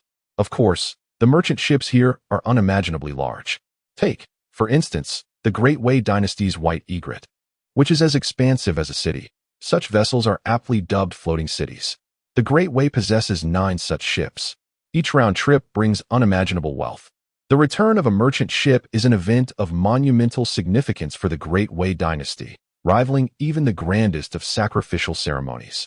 This particular merchant fleet journeyed to the esteemed Haotian continent, taking 12 years to complete, and will return with a bounty of rare ores and heavenly treasures. If all proceeds smoothly, the military strength of the entire Great Way dynasty will ascend to a new echelon. The surrounding waters have long been cleared, with numerous warships patrolling, awaiting the merchant fleet's appearance. The princess of the Great Way, Chao Yunlan, is entrusted with this mission. She is a strikingly beautiful woman, seemingly in her early 20s. Adorned in a resplendent black and red phoenix robe, her exquisite visage is framed by 2 amethyst-colored eyes, cold and indifferent as ice. Her tangerine-hued lips are pressed tightly together, and atop her head rests a golden jade crown, exuding an unspoken authority. Not only is she the beloved princess of the Great Way dynasty, but she is also the youngest Taoist master in the entire Tianhuan continent. At merely 21 years of age, she has attained the 3rd realm of divine path, a talent that ranks among the top 10 in the annals of Tianhuan history. Chao Yunlan stands atop a high platform, gazing out over the endless expanse of the ocean, a faint smile gracing her lips. Reports indicate that a small fishing vessel has appeared 3,000 miles in the northern region of the Great View Sea. Chao Yunlan's brow furrows slightly. This merchant convoy's return must be executed without a single error, and no unforeseen events are permissible. The entire Great View Sea should have been secured. How could a small fishing boat be present? If it were fishermen, they could not have ventured this far. Intercept the fishing vessel and ascertain its identity. If there is no threat, temporarily accommodate them aboard the warship. Chao Yunlan gently waved her hand. A woman in official garb beside her shook her head helplessly. The princess is admirable in every regard, but her only flaw is her excessive kindness. At such a time, the presence of an unidentified fishing boat, with no justification, should warrant immediate annihilation. Your Highness, the movements of the Great Wu Fire God Camp are uncertain. We must prepare in advance. Chapter 67. A debt of gratitude upon the boundless expanse of the ocean, a solitary little boat navigates the vast waters. Lu Chuan has spent an entire month adrift on this turbulent sea. In the words of a Fu, this is merely the beginning. This world is composed of 80% ocean. To traverse continents, one must either possess extraordinary strength to sail unimpeded across the ocean or accompany a fleet of ships. However, the latter option is relatively slow, with journeys taking years or even decades. At the bow of the small vessel, a pod is precariously balanced, as Lu Chuan busies himself preparing today's lunch. After consuming nothing but fish from the sea for an entire month, the sight of it now makes him feel nauseous. As for a Fu, he was forcibly conscripted as a laborer 10 days ago and is currently harboring resentment while pulling the little boat forward with great speed. Suddenly, a sharp alarm pierces the air from afar, echoing across the waves. 3 fast attack boats swiftly approach Lu Chuan, forming a triangular formation that encircles his fishing vessel. Lu Chuan, momentarily bewildered, halts his preparation of sashimi and gazes at the 3 boats. A total of 6 soldiers clad in finely crafted black armor stand aboard them, each imposing and exuding an air of lethal intent, clearly seasoned warriors. A cultivator of the 1st realm? The leading soldier removes his helmet to scrutinize Lu Chuan. What a striking young nobleman, he cannot help but admire inwardly. Lu Chuan had spent some time cultivating at the Minghua Pavilion, but, lacking the method for the 5 elements dominance body, has been stuck at the Qi condensation realm. His journey to the Tianhuan continent is not solely to seek the Emperor's dojo. He also aims to discover the cultivation method for the 5 elements dominance body. Seeing that Lu Chuan is merely a cultivator of the 1st realm, the leading soldier exhales slightly, attempting to appear less intimidating so as not to frighten the handsome young man. We are the tiger and leopard cavalry of the Great Way. This area is under martial law. From where do you hail, young sir? Where are you bound? What is your purpose? Lu Chuan nearly choked on his own blood. Truly a classic trio of inquiries. I come from the Baifeng Ferry, simply sightseeing. Is there any further question? He remains composed, for the soldier's demeanor is relatively amicable. The soldier ponders for a moment. Although he is unfamiliar with Baifeng Ferry, a cultivator at the Qi condensation realm should pose no issue. May we escort you aboard our warship for a brief respite? Once the situation here is resolved, we shall take you to the dock. Such is the advantage of good looks. Had Lu Chuan appeared like an old, disheveled man, he likely would have been apprehended without hesitation. Do you have any food on your ship? Lu Chuan inquires. His concerns centered on sustenance after a month of fish that has left his palate parched. Indeed, the soldier nods. Foolish donkey, come aboard. Lu Chuan taps the side of the boat. With a splash, a Fu leaps onto the small vessel, his eyes brimming with intelligence and fury, smoke almost billowing from his ears. Typically, it may be acceptable to merely have you assist with trivial tasks. But now I am also tasked with fishing and hauling the boat. While hauling the boat might be bearable, the expectation that I should come at a beck and call is utterly absurd. The soldiers, upon witnessing a Fu, immediately assumed a stance of vigilance. Just moments ago, they had been oblivious to the presence of a donkey in the waters ahead of the small boat. Fear not, everyone. This foolish donkey merely requires a bit of discipline, Lu Chuan declared, delivering a forceful punch to a Fu's head. The impact sent a Fu spinning through the air, performing a full 720-degree rotation, his neck twisting several times before he finally came to a halt. Remarkably, in the next instant, a Fu stood upright once more. The soldiers, their eyelids twitching, were left in astonishment, questioning the nature of this bizarre creature. After subduing a Fu, Lu Chuan accompanied the soldiers to the nearest warship. The vessel was a magnificent sight, comparable in tonnage to an aircraft carrier from his homeland, and this was merely the most ordinary of warships. There were dozens of such ships scattered across the sea. My young lord, please remain in your quarters. Your meal will be brought to you shortly, the soldier instructed, escorting Lu Chuan to a room where he would be guarded. Lu Chuan, unconcerned, settled in, content as long as food was provided. He feasted from noon until afternoon, consuming copious amounts of wine, leaving the guard in a state of bewilderment. They could not fathom how this noble-looking youth could devour food with such insatiable hunger. As evening approached, Lu Chuan finally felt satisfied, swaying with an empty wine jug in hand, contemplating the necessity of acquiring a wine gourd capable of holding several tons. Suddenly, before he could fully digest, an earth-shattering explosion rocked the warship, followed by a burst of flames soaring into the sky. Enemy attack! Enemy attack! The guard at the door flung it open, urgently pulling Lu Chuan outside.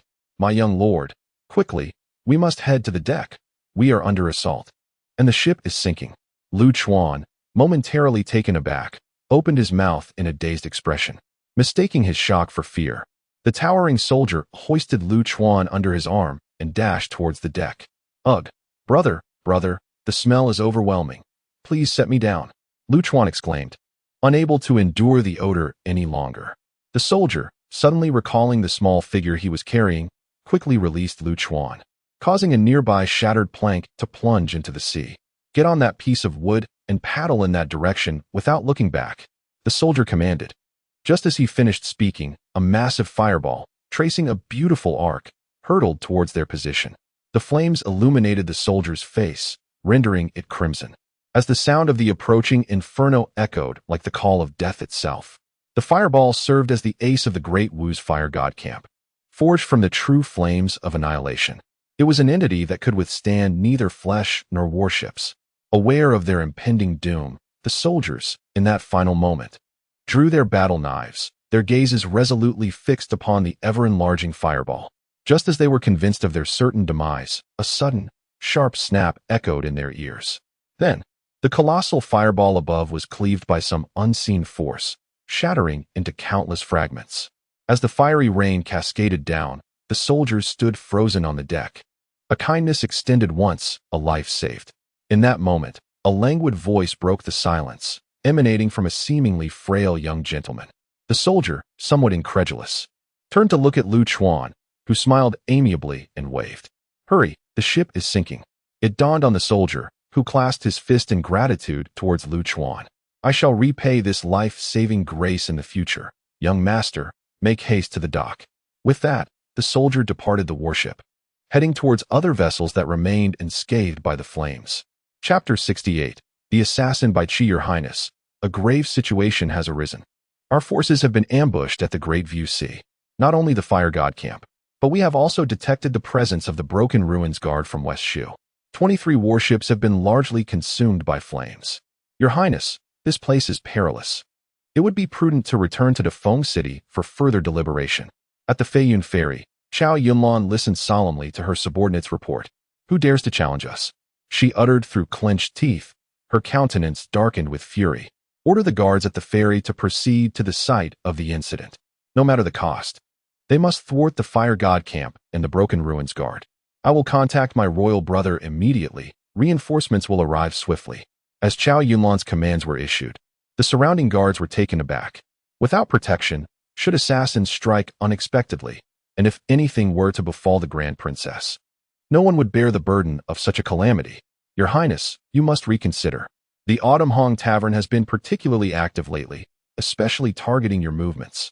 Chao Yunlan, the beloved jewel of the current Emperor of the Great Way, was not only exceptionally gifted but also adept in governance.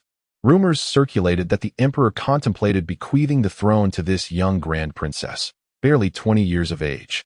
If such whispers held any truth, Chao Yunlan could become the first female sovereign in the 30,000-year history of the Great Wei dynasty.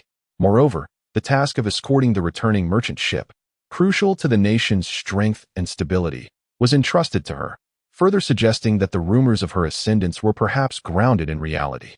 Enough, Chao Yunlan interjected sharply, her tone laced with gravity. A soldier's duty is to obey orders. Immediately direct the guards to the site of the ambush. Yes, the soldiers, though resigned, complied with her orders.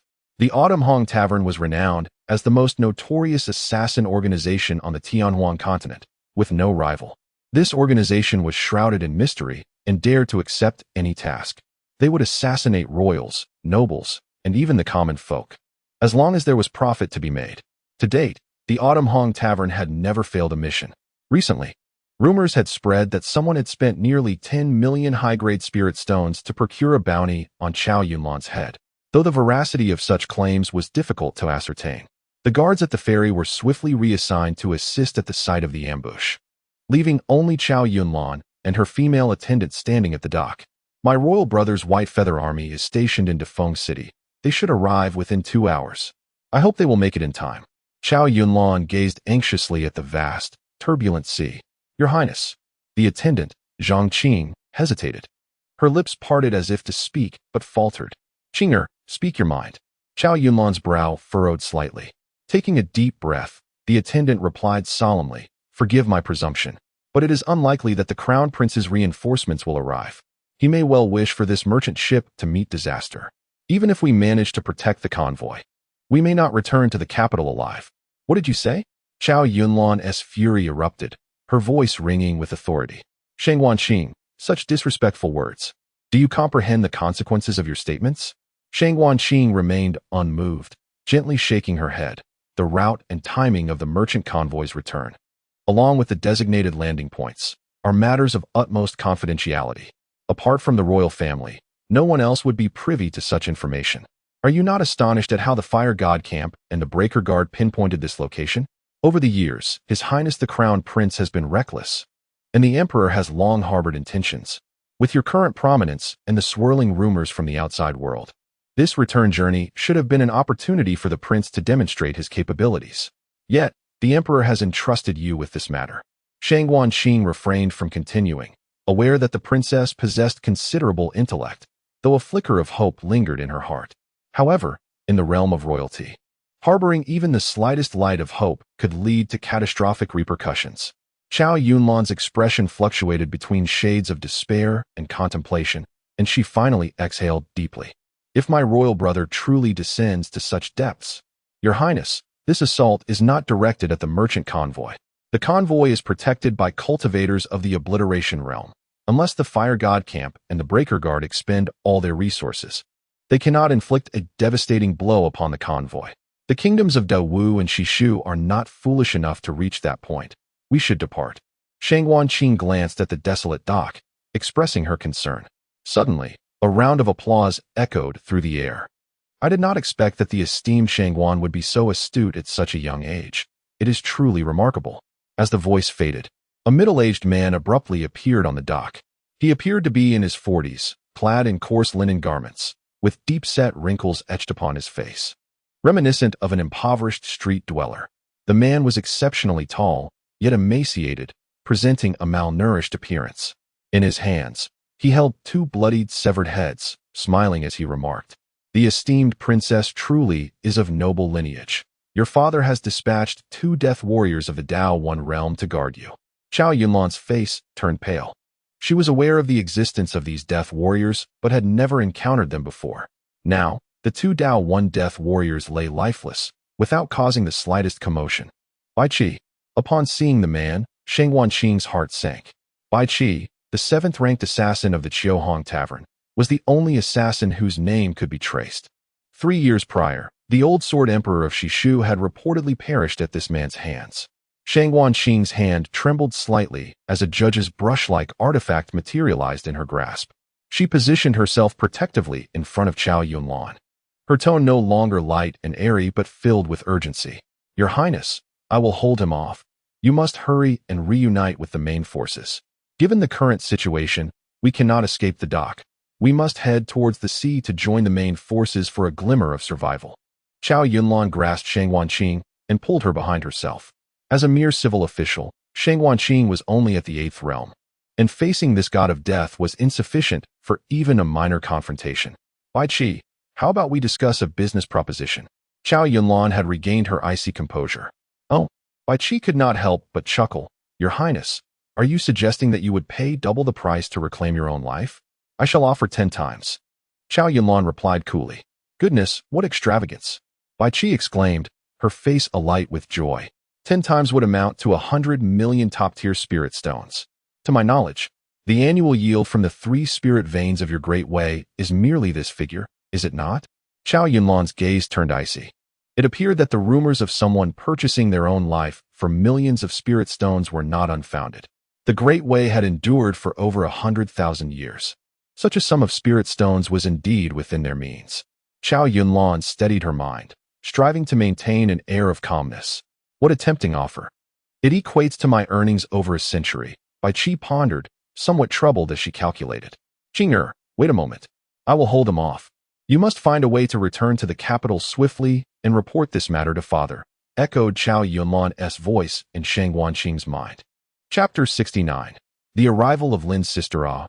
"Are you contemplating that you might detain me, allowing Lord Shangwan an opportunity to escape and summon reinforcements?" Bai Qi mockingly taunted Chow Yunlan.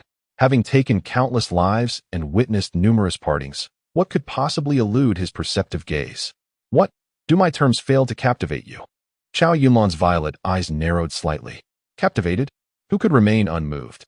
Yet before Bai Qi could finish his sentence, he suddenly launched an attack, a shadow darting from his body. This shadow moved with astonishing speed, bearing down on Chow Yunlan with a thunderous force. "Run!" Chow Yunlan had anticipated this maneuver. At the very moment the shadow emerged, a piercing phoenix cry resonated through the heavens and the earth. Blazing white flames erupted, engulfing the entire dock. Simultaneously, Chow Yunlan turned and struck with a palm against Shang Wanqing's chest. A gentle force propelled her towards the sea. "Run, Your Highness." Shang Wanqing landed gracefully upon the surface of the ocean, tears cascading uncontrollably. Although they were ostensibly master and servant, their bond surpassed that of sisters. The series of actions from Chow Yunlan filled her with profound sorrow. The fierce white flames instantaneously vaporized everything in their vicinity, warping the very fabric of space and sending chills down one's spine. Yet, the shadow that emerged remained unscathed by the flames, striking Chow Yunlan squarely in the chest. Chow Yunlan was sent flying like a broken kite, a torrent of blood erupting from his mouth. Witnessing this, Shang Wanqing's heart shattered. However, she refrained from recklessly advancing, knowing that should she do so, her fate would mirror his. The only course left was to reach the Grandview Sea and summon the remaining tiger and leopard cavalry for protection, thus securing a sliver of hope. Resolute, Shang Wanqing ceased her hesitation, frantically channeling her vital energy as she surged deeper into the ocean. TSK, TSK, TSK, seeking to summon reinforcements. Bai Qi chuckled, shaking his head. A faint shadow burst forth from his body once more, reaching Shang Wanqing in the blink of an eye. The disparity in power was insurmountable before she could react. Her heart pulse was shattered, her spirit teetering on the brink of collapse. Yet, Shang Wanqing forcibly swallowed the blood that surged to her throat as she raced towards the sea. Bai Qi, you wretched beast. The just risen Chao Yunlan, witnessing this scene, was driven to madness. Once again, white flames erupted from his entire being, engulfing the dock anew. A magnificent fire phoenix ascended, centered around Chao Yunlan. An immortal phoenix, TSK. It is no wonder your imperial brother fears you so greatly, willing to expend millions of spirit stones for your head. This truly embodies the aura of one who reigns supreme. Bai Qi remarked, suddenly covering his mouth, chuckling awkwardly. My apologies, I let that slip. But it matters not, for you shall never return to lodge a complaint. Upon hearing those words, Chao Yunlan spat out a mouthful of old blood. The last flicker of hope within her extinguished at that moment. Such words were akin to a dagger to the heart. Bai Qi's malice was utterly insidious. Despite his overwhelming superiority in strength, he chose to strike at her spirit. It is said that the immortal phoenix possesses several lives, capable of rebirth upon death. I wonder how many lives you have. As soon as Bai Qi finished speaking, a shadow materialized ominously behind Chao Yunlan. Her heart was pierced without hesitation. Her enchanting violet eyes gradually lost their luster, and she fell heavily to the ground. Yet in the next moment, her corpse suddenly transformed into white flames, vanishing into thin air.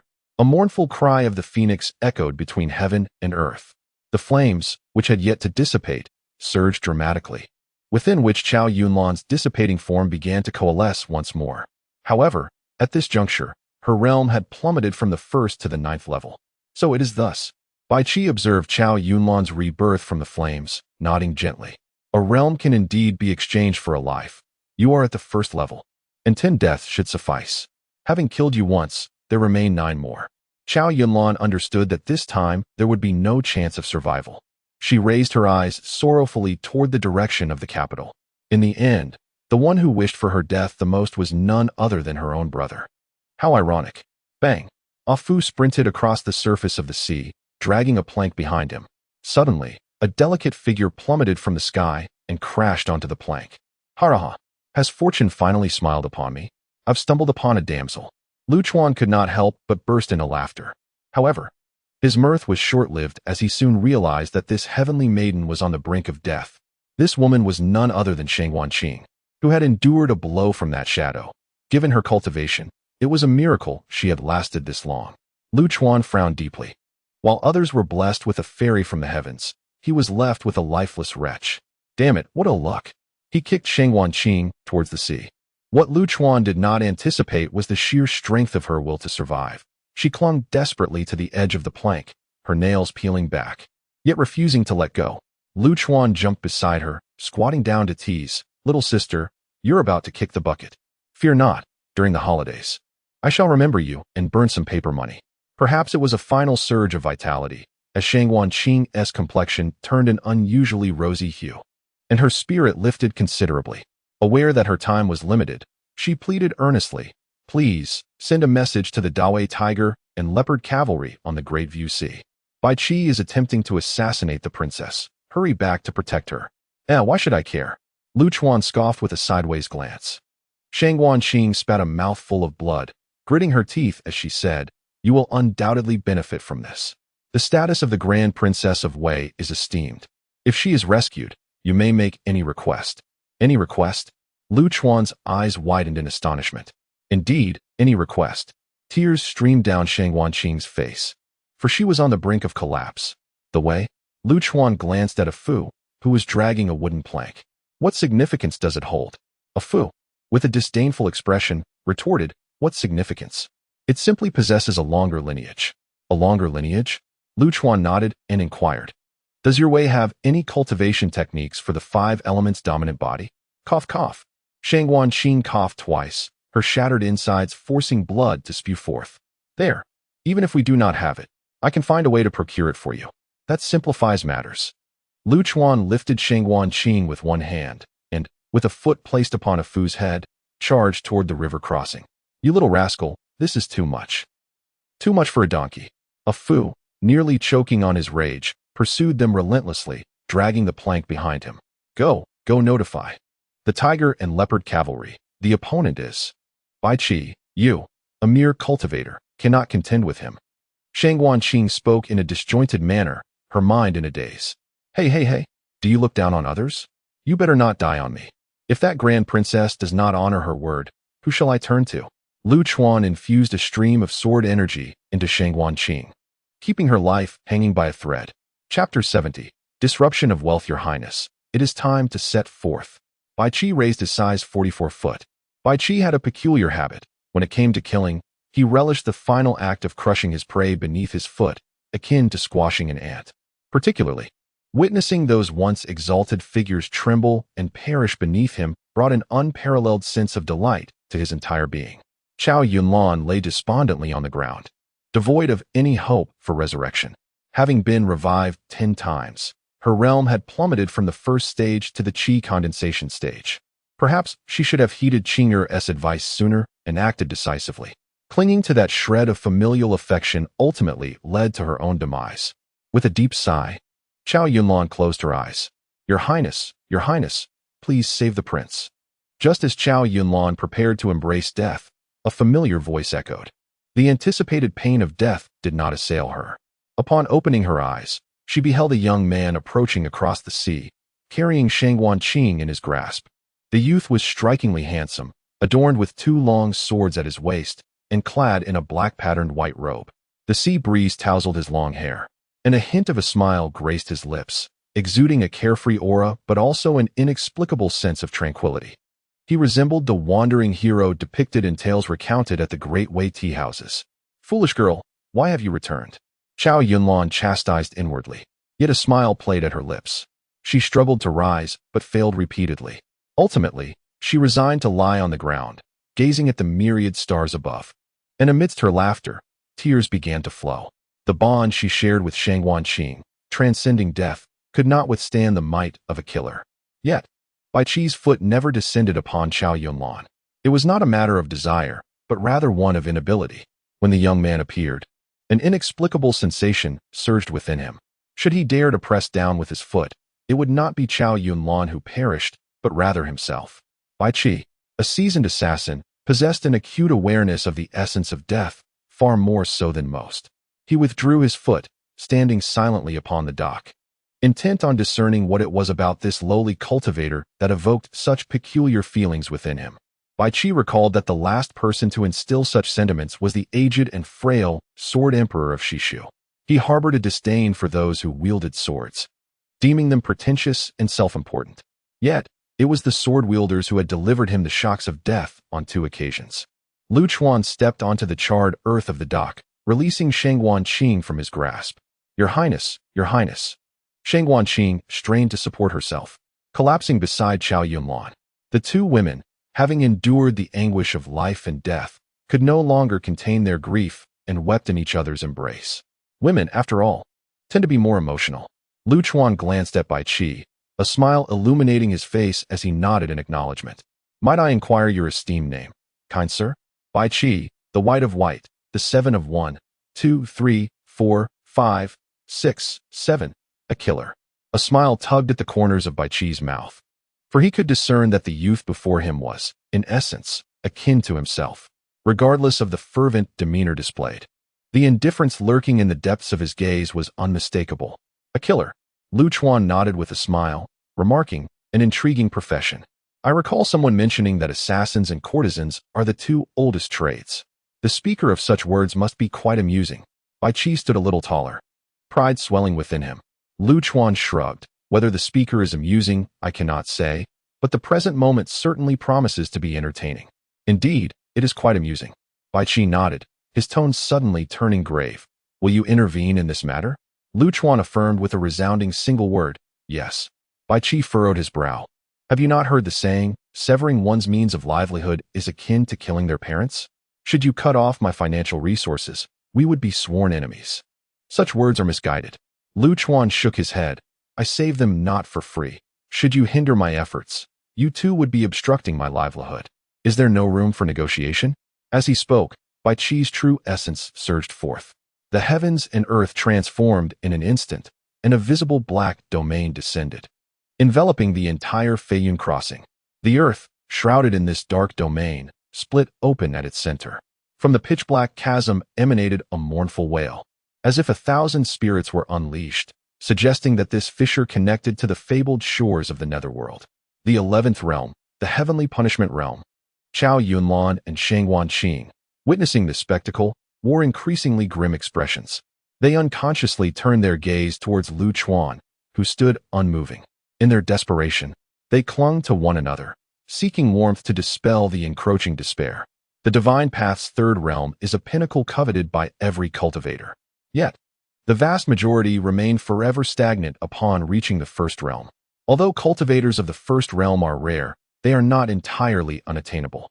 It is only those who transcend the first realm who truly grasp the essence of the Great Path, gaining the opportunity to forge their own unique path and aspire to the legendary throne of the Great Emperor. Chao Yunlan could not fathom why a killer, one who sells their life for coin, possessed the qualification to attract the favor of the Great Path and reach such heights. There is no room for negotiation. Lu Chuan placed his hand upon the hilt of his sword. Then let us cease our discussion. Bai Qi chuckled, shaking his head. His figure gradually grew indistinct, ultimately vanishing entirely within the domain. Simultaneously, from the vast gaping abyss erupted countless shadows. I almost forgot to mention, my domain is called Infinite Phantoms, a technique bequeathed to the world by the devouring Heaven Emperor. Alas, it is but a single move. Bai Qi's voice echoed from all directions, rendering it impossible to discern his location. The name of the devouring Heaven Emperor is a thunderous proclamation. Merely a remnant technique is sufficient to elevate Bai Qi to the heavenly punishment realm, rendering him invincible in this realm. Lu Chuan increasingly found himself intrigued by that second-rate countryman. Alas, borrowing the wisdom of others, he ultimately fails to achieve any distinction. Lu Chuan closed his eyes, hoping that your bones are as sharp as your tongue. As Bai Qi's voice fell, countless shadows emerged from the abyss, rushing towards Lu Chuan. The shadows brought forth a deafening roar, and the air became saturated with an array of bizarre runes. These runes seemed to embody some profound principles of the universe. Under the influence of these runes, everything within the encompassing realm rapidly withered and decayed. Even the immortal beast statue, which had stood guard at the ferry for countless millennia, was reduced to mere dust scattered in the air. Lu Chuan stepped forward to stand beside the two women, shielding them from this uncanny cosmic decree. This was an unprecedented sense of security. The chilling and oppressive air felt, at that moment, remarkably warm. Chao Yunlan stared blankly at Lu Chuan's lean silhouette, as if wishing to etch this image deep into her soul. Chapter 71. I am merely a swordsman in truth. I hold a certain disdain for the combat methods employed by practitioners. Lu Chuan slowly drew his sword from his waist, casually swinging it. The multitude of shadows before him was instantly dispersed. You either launch energy projectiles from a great distance or conjure domains to hide within. A true man ought to engage in honest, direct confrontation. Wouldn't you agree, my lady? Lu Chuan remarked, glancing back at Chao Yunlan with a raised eyebrow. Chao Yunlan's lips quivered, nearly rendering her breathless. At such a moment, discussing such matters seemed utterly frivolous. Moreover, direct confrontation was the realm of brutes. It hardly befitted the noble identity of a practitioner. How intriguing. You remain unaffected by the decay. How does a practitioner of the first realm manage such a feat? Bai Qi's voice resonated again, filled with astonishment, yet devoid of panic. After all, decay is inherently a part of death, which is the true path. No one can perpetually disregard death. If one lingers long enough within a domain, they will inevitably succumb to corrosion. You are woefully inadequate. Even more so than that fool, the Demon Lord, by an astronomical margin. The Demon Lord is a genuine master of annihilation, the pinnacle of this cultivation system. Ah Fu assessed Lu Chuan's strength similarly, equating it to that of the realm of annihilation. Yet the reality is, Lu Chuan can contend with the Demon Lord effortlessly. Ah Fu explained that Lu Chuan's chaotic sword energy could suppress the magical attributes of this world. But is it truly as simple as that? Certainly not. Lu Chuan has always considered himself a swordsman, not some exalted sword deity. A swordsman is one who excels in swordplay, simple and pure. It is this very simplicity and purity that allows Lu Chuan to concentrate all his essence into a single strike. A single sword to kill. A single sword to sever the divine. Lu Chuan moved swiftly. It was not through sorcery, but sheer speed, the explosive power of his muscular physique. One sword drawn, one sword sheathed, focus unwavering, reaching the pinnacle of perfection, so straightforward. His sword energy shattered everything before him. Within the domain, the intangible shadows were obliterated, and the tangible realm was cleaved asunder. There were no earth-shattering explosions, no dazzling treasures clashing. Everything transpired too swiftly, almost unreal. Bang! Lu Chuan returned to his starting position, his long sword just sheathing as the entire domain shattered like porcelain dropped to the ground, fragmenting into pieces. Bai Qi's figure appeared not far away, his eyes wide with disbelief, as though he had just realized he was the one without undergarments after the tide receded.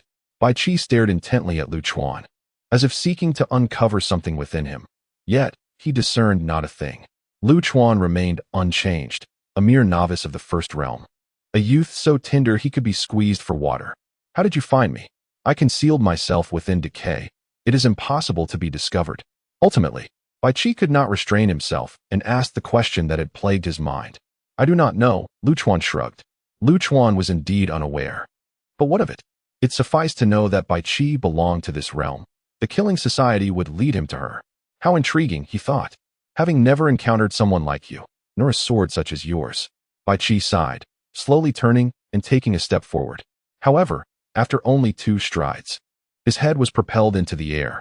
Blood gushed forth, accompanied by a sound akin to the wind, a melody in its own right, dreamlike and surreal. Life and death intertwined. Gazing at Bai Qi's headless corpse, Chao Yunlan wondered if she was hallucinating. It wasn't until she felt her companion Shang Wanqing's grip slacken, her hand falling lifelessly, that reality struck her. Qing'er, Qing'er. Chao Yunlan stared blankly at Shang Wanqing, realizing she was on the brink of death. In truth, Shang Wanqing should have perished long ago. Her survival until now was nothing short of miraculous. Bai Qi's strike had shattered her internal organs and fractured her soul. The last breath she clung to was sustained by Lu Chuan's sword energy. Now that Chao Yunlan had escaped peril and fulfilled her final wish, that breath could no longer be drawn. Qing'er, don't sleep. Don't sleep. I beg you. I plead with you. Chao Yunlan held Shang Wanqing tightly, murmuring helplessly. Tears streamed down, falling onto Shang Wanqing's pallid lips. Your Highness, your face is soiled. Shang Wanqing attempted to raise her hand to wipe the blood from Chao Yunlan's face, but her arm never lifted. Lu Chuan observed them, and Shang Wanqing's final words struck a chord deep within him. At that moment, something akin to warmth flickered in his cold heart. After what felt like an eternity, Chao Yunlan finally accepted the reality of Shang Wanqing's death. She cradled her lifeless body and gazed toward the capital. Qing'er, let us return home, to witness the fireworks of the capital. Stumbling forward, she fell repeatedly yet rose again, until at last, she collapsed, devoid of strength. Holding Shang Wanqing's corpse, she wept bitterly, mourning her own impotence and the worthlessness of her conscience. Had she not possessed that fragment of conscience, such tragedies would not have unfolded. Ultimately, fatigue from her lamentations overtook her, and she succumbed to slumber. Lu Chuan silently stood by, for the first time experiencing the pangs of sympathy. A Fu, who had been following closely, watched the scene unfold and let out a soft sigh of relief, murmuring to himself, seek virtue, do you see this? When will you be willing to unsheath your blade? The accursed Qiuhong Tavern. The accursed Bai Qi dared to assassinate the esteemed princess of the Great Way. A mighty army of over 10,000 appeared at the ferry. A youth clad in a dragon robe, upon seeing Chao Yunlan and Shang Wanqing motionless on the ground, rushed over, wailing as if he had just lost his father. Yet, as the boy performed his mournful act, Chao Yunlan slowly lifted her head. Her violet eyes, devoid of any emotion, radiated a chilling indifference that sent shivers through the onlookers. Upon witnessing the miraculous return of Chao Yunlan from the clutches of death, the young man was so astounded that he fell to the ground in shock. Yet, he quickly donned a grotesque smile. Lana, are you all right? This is truly splendid. Upon receiving news of your attack, I hastened here with great urgency. What has become of Lord Shangwan? Is she unharmed? Thank you for your concern, royal brother, Chao Yunlan replied, her voice devoid of warmth as she shook her head. As for the matter regarding the merchant ship, I must trouble you no further. I shall take my leave. Listening to Chao Yunlan's indifferent tone sent a tremor through the young man's heart. He hastily nodded in agreement. Very well, I shall take care of everything here. Someone, escort the princess back to the capital. That will not be necessary, Qiao Yunlan declared, as she lifted the lifeless body of Shang Wanqing and turned her gaze towards Lu Chuan. Sir, might I trouble you once more to escort me back to the capital? You shall be generously rewarded afterward. Lu Chuan chuckled amiably. Of course, it is along my route. That fleeting moment of sympathy, though ephemeral, had sown seeds that would inevitably bloom one day. Royal brother, I present you with the head of Bai Qi. The bounty from Shishu stands at 10 million spirit stones. As Qiao Yunlan departed, her parting words left the young man in a state of restless unease for an extended period. Chapter 72. An unrestrained release, Your Highness. What troubles you? As Lu Chuan and Qiao Yunlan departed, a man, appearing to be in his 30s, suddenly emerged at the dock, with a visage as exquisite as jade and lips like a touch of vermilion. He possessed an alluring charm and elegance that aptly earned him the title of a handsome man. This individual was Zhou Yu, the Grand Master of the Great Wu. In a world preoccupied with cultivation, Zhou Yu stood out as one of the rare intellectuals. He harbored profound knowledge of celestial and terrestrial principles, concealing within him strategies for stabilizing the nation. In a mere 2 centuries, he elevated the Great Wu dynasty to heights it scarcely deserved. In truth, the orchestrator behind the assassination attempt on Qiao Yunlan was none other than Zhou Yu himself. Given the nature of the crown prince of Great Wei, even with the audacity of a thief, he lacked the intellect to devise such a plan. Zhou Yu, consider the outcome of your actions. The young man in the python robe cast a cold gaze upon Zhou Yu. Did you not assure me that Qiao Yunlan would meet her demise today? Your Highness, please remain calm, Zhou Yu replied with a gentle smile, his demeanor as refreshing as a spring breeze. How can I remain calm? The young man in the python robe erupted, the veins on his neck bulging. With Qiao Yunlan still alive, should she return to the capital and report this matter to the emperor, there would be no place for me within Great Wei. Fear not, Zhou Yu said, shaking his head with a confident demeanor. Although the crown princess has not perished, she has fallen to the realm of qi condensation. The phoenix, though it lives, has drained her vitality. I believe your father would not support a short-lived monarch ascending to the throne. And what of that? The young man persisted, his anger palpable. With Qiao Yunlan's capabilities and connections, do you think I can survive until her demise? Zhou Yu gently countered. The journey from here to the capital will take at least 5 days. If you harbor concerns, we still have 5 days at our disposal, do we not? He favored the crown prince of Great Wei for his remarkable foolishness and self-satisfaction. A ruler of such caliber would be far more endearing than the astute woman, Qiao Yunlan. Are you suggesting I ambush Qiao Yunlan en route? The young man's countenance turned pale. Your Highness, since you fear Qiao Yunlan's return to the capital, why not act decisively? Zhou Yu sighed as he spoke. Your greatest weakness lies in your excessive compassion. Hesitation leads to chaos. The young man scoffed. Bai Qi could not even subdue Qiao Yunlan. You expect me to be mere fodder? Not entirely foolish. Zhou Yu mused internally. You need not worry excessively. Bai Qi's demise was solely due to his overconfidence. I have already contacted the Qiuhong Tavern. The mission is not complete as long as Qiao Yunlan lives. 3 days hence, we will strike again in Baixie town. At that time, you shall lead the Bai Ling army to encircle her in conjunction with the Qiuhong Tavern, ensuring our success. Naturally, the expenses will be yours to bear. Your family's wealth should not be burdened by such trifles, should it? After speaking, Zhou Yu fixed his gaze intently on the boy in the python robe, his dark pupils seemingly capable of penetrating the very soul. The boy instinctively swallowed, yet he hesitated to respond immediately. Zhou Yu was unperturbed by his reluctance, for this fool had no way out. Whether for the sake of his position as heir or for the preservation of his own life, he would not allow Qiao Yunlan to safely return to the capital. This outcome was far more favorable than outright eliminating Qiao Yunlan, who was now running out of time and could no longer ascend to the throne. This incompetent fool, driven by self-preservation, would undoubtedly attempt to eliminate Qiao Yunlan. If that sword-bearing youth could vanquish the 10,000 White Feather Army, it would be splendid news for the kingdom of Wu. Your Highness, I take my leave, Zhou Yu declared, his words echoing as his figure gradually dissipated. Before departing, he cast a glance in the direction of Lu Chuan, feeling an inexplicable sense of unease. The young man of the First Realm, when he previously dispatched Bai Qi, seemed to have stirred ominous celestial omens. Baixie town. a crucial passage for all coastal provinces of the Great Way leading to the capital. Despite being a small town, its strategic location rendered it more prosperous than many cities. A peculiar yet strikingly handsome youth arrived in town, leading a frail donkey, accompanied by an elegantly poised beauty, with a woman perched atop the donkey's back. This youth was none other than Lu Chuan. Under normal circumstances, Lu Chuan would have reached the capital in 2 days. Yet Chao Yunlan had urged him to slow his pace, deliberately prolonging their journey until they entered Xie town on the 3rd day. Taking money to provide relief to others, Lu Chuan, having accepted the escort task for Chao Yunlan, remained true to his word, allowing his employer's wishes to guide his actions. Lu Chuan settled Chao Yunlan and the corpse of Shang Wanqing in the largest inn of Xie town.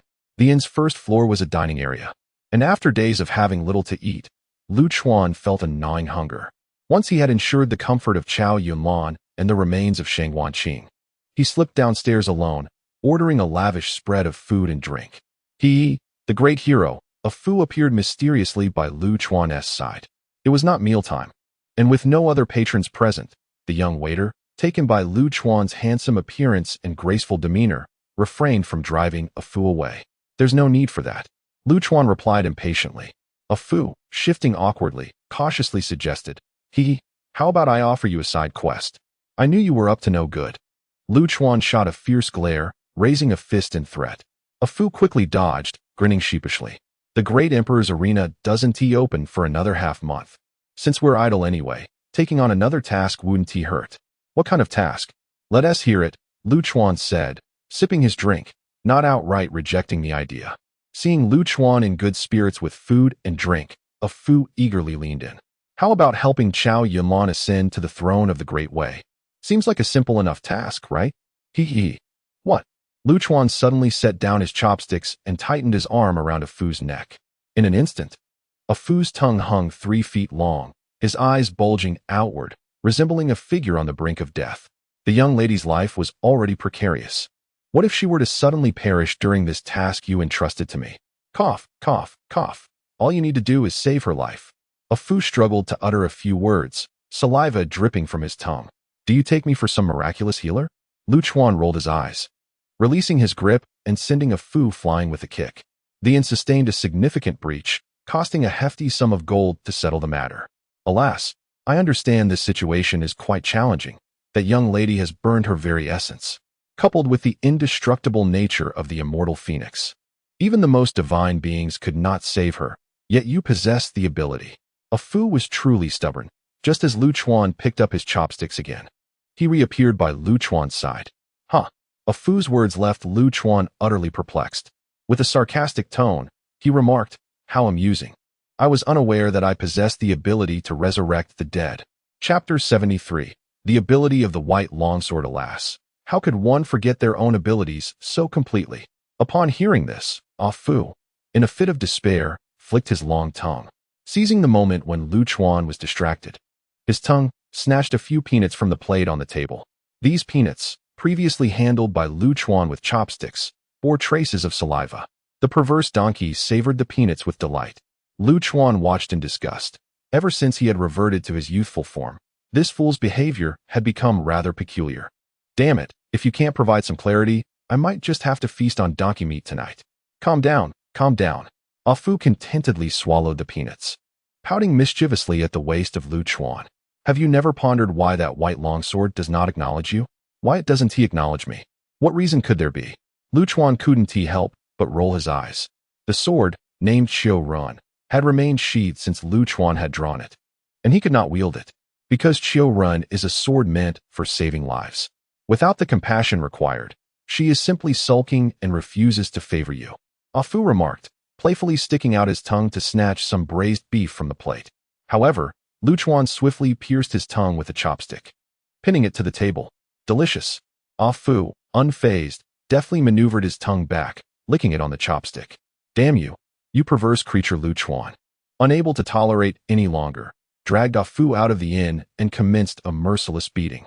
10 minutes later, Lu Chuan returned to the inn, thoroughly satisfied, and resumed his eating and drinking. Before long, Chao Yunlan descended from upstairs, approaching the table directly. With an elegant bow, she greeted, Young master, May you find peace. Please, have a seat. Lu Chuan instructed the waiter to provide Chow Yunlan with a set of chopsticks. Instead of starting her meal, she straightforwardly engaged Lu Chuan in conversation. Do you know why I must linger in this small town? I do not know. It is of no concern to me. Lu Chuan replied, his mouth full of food and drink, too engrossed to pay attention to Chow Yunlan.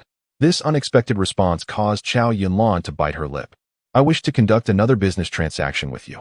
Lu Chuan cast a sidelong glance at her, unable to suppress a smirk, and scoffed.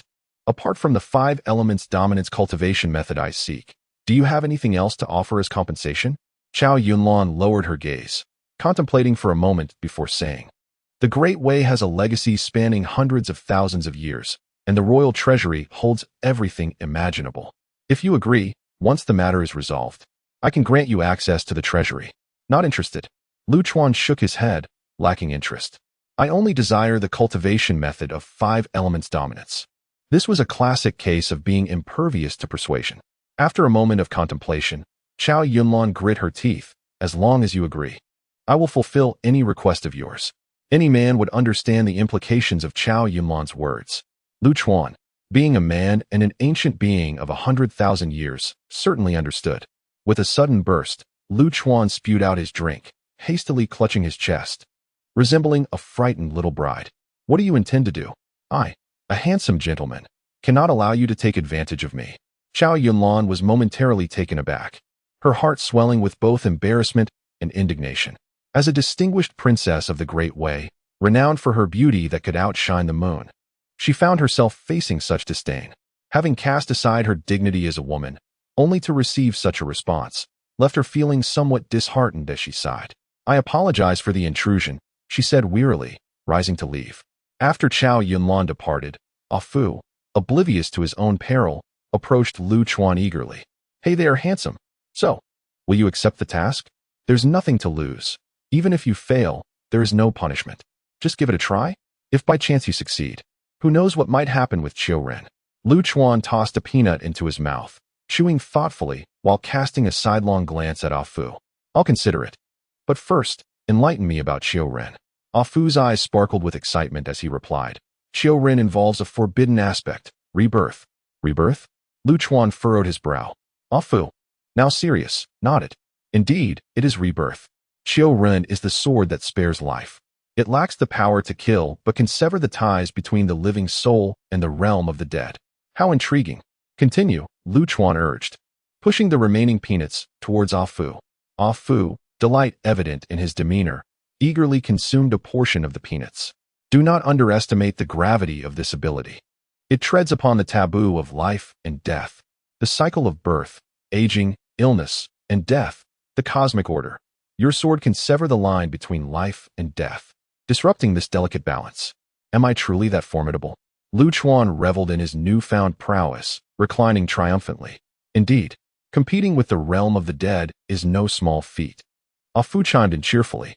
You must understand, the realm of the dead oversees the order of death, ensuring its proper function. In every world teeming with life, they have establishments.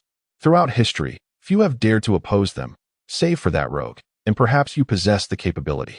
That rogue, the devourer of heaven? Lu Chuan's curiosity was piqued. Yes, Ah Fu nodded enthusiastically. The devourer of heaven managed to breach the realm of the dead, nearly scattering their ashes. This upheaval led to chaos in the order of death, leaving the deceased without a resting place. That rogue, indifferent to burial, caused such disorder that numerous horrors emerged in the cosmos. Even ancient anomalies resurfaced during this age. Remarkable. Ha ha ha. Lu Chuan reveled in the tale. But wait. He suddenly frowned. If Chiu Ren disrupts the order of death, wouldn't the realm of the dead come after me with a vengeance? Indeed, but Ah Fu nodded, shifting the conversation. The pursuit of benevolence enables one to sever the connection between the living soul and the realm of the deceased, thus drawing the dying back from the clutches of death. Moreover, it possesses the capacity to directly open a passage between the realm of the dead and the mortal world, allowing all spirits to be sent forth into the afterlife. Yet, what does this signify? Lu Chuan felt a sense of bewilderment. Do you still not comprehend? Ah Fu's eyelids trembled in agitation. This child appears rather astute. Yet how can he be so naive? By activating the pursuit of benevolence and harnessing the ability to open this passage, we could negotiate business with the esteemed figures of the underworld. Indeed, the wealth of the realm of the dead is beyond imagination. Get lost. You, worthless creature, have no sound ideas. Lu Chuan kicked Ah Fu out, only to find himself having to compensate with a gold ingot. Lu Chuan was no fool. Negotiating with the powerful of the underworld could only lead to perilous endeavors, akin to traversing a mountain of blades or a sea of flames in servitude. Chapter 74. Conversations at the inn. Having satisfied his hunger, Lu Chuan moved a small stool and cheerfully sat at the entrance, basking in the sunlight while admiring the passers-by. His youthful demeanor drew the attention of many, yet his antics were in stark contrast to his strikingly handsome visage. "Hey, beautiful, come over and play. Are you out of your mind? What? Am I crazy? Then I shall not delay your treatment. Take care. You are the one who is insane. Beauty, do refrain from making baseless accusations, lest I accuse you of defamation. Hey, beautiful, you dropped something. Goodness."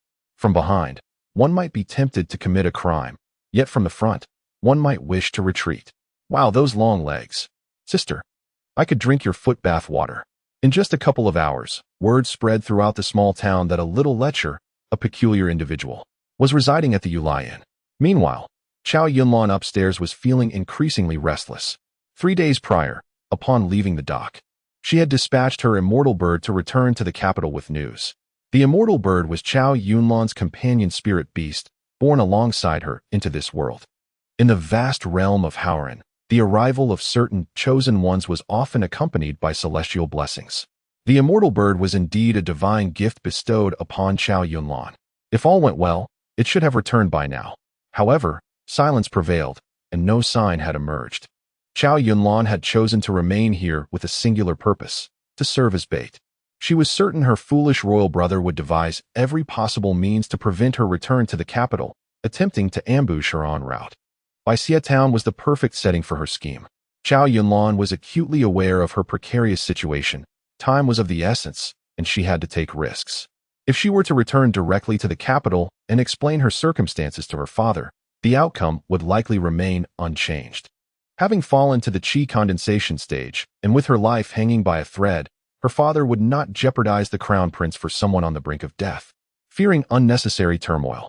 For all these reasons, Chow Yunlan could not return to the capital. She had to gamble here. As long as the immortal bird delivered the message promptly, she would have a chance to turn the tide.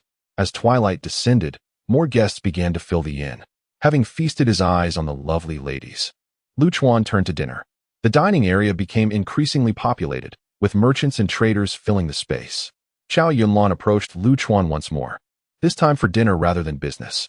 She realized that the absence of her immortal bird signaled something amiss, and remaining by Lu Chuan's side was now her safest option. Neither of them seemed inclined to speak, and an oppressive atmosphere lingered. As darkness enveloped the sky, lights flickered to life in the hall. The waiter found it peculiar that the number of diners today was significantly higher than usual. Some tables, despite having finished their meals, remained occupied. Unbeknownst to them, a gentle rain began to fall outside, shrouding the entire town in a soft, melancholic drizzle. The dim flicker of candlelight illuminated the faces of the patrons in the hall. As cups clinked and idle chatter ensued, an eerie tension hung in the air. Curse this wretched weather. The inn's door swung open, and a towering man with a dark complexion stormed in, grumbling under his breath. The waiter hurried to serve him, only to be met with the man's booming voice, which interrupted his attempts at cordiality. After surveying the room, the man noted that aside from the table occupied by Lu Chuan and another, the rest were nearly filled to capacity. "I shall have a drink with that handsome lad," he declared, pushing the waiter aside and striding directly to Lu Chuan. Upon catching sight of Lu Chuan's features, the man couldn't help but compliment him. "What a charming young fellow. How about we share a table? I shall cover your tab." Lu Chuan regarded Chow Yunlan with a bemused smile. The man's performance was painfully transparent. Since entering, he had cast furtive glances toward Chow Yunlan no fewer than 5 times, revealing his true intent. The man carried a lingering scent of blood, which, despite his efforts to mask it with spices, was unmistakable. "Feel free to sit," Lu Chuan said, pushing his half-finished drink toward the man. "Thank you," the man replied, bowing slightly before gulping down the liquor. Once seated, He turned his attention to Chow Yunlan, whose pallor indicated distress. The man leaned closer and whispered, "Your Highness, I have received most of your letters, but the Emperor has not shown much response. We took the liberty of sending reinforcements, but we were ambushed en route, and I alone managed to escape." Chow Yunlan understood that this gamble had ultimately left him a step short. "I did not mention my predicament in my letters.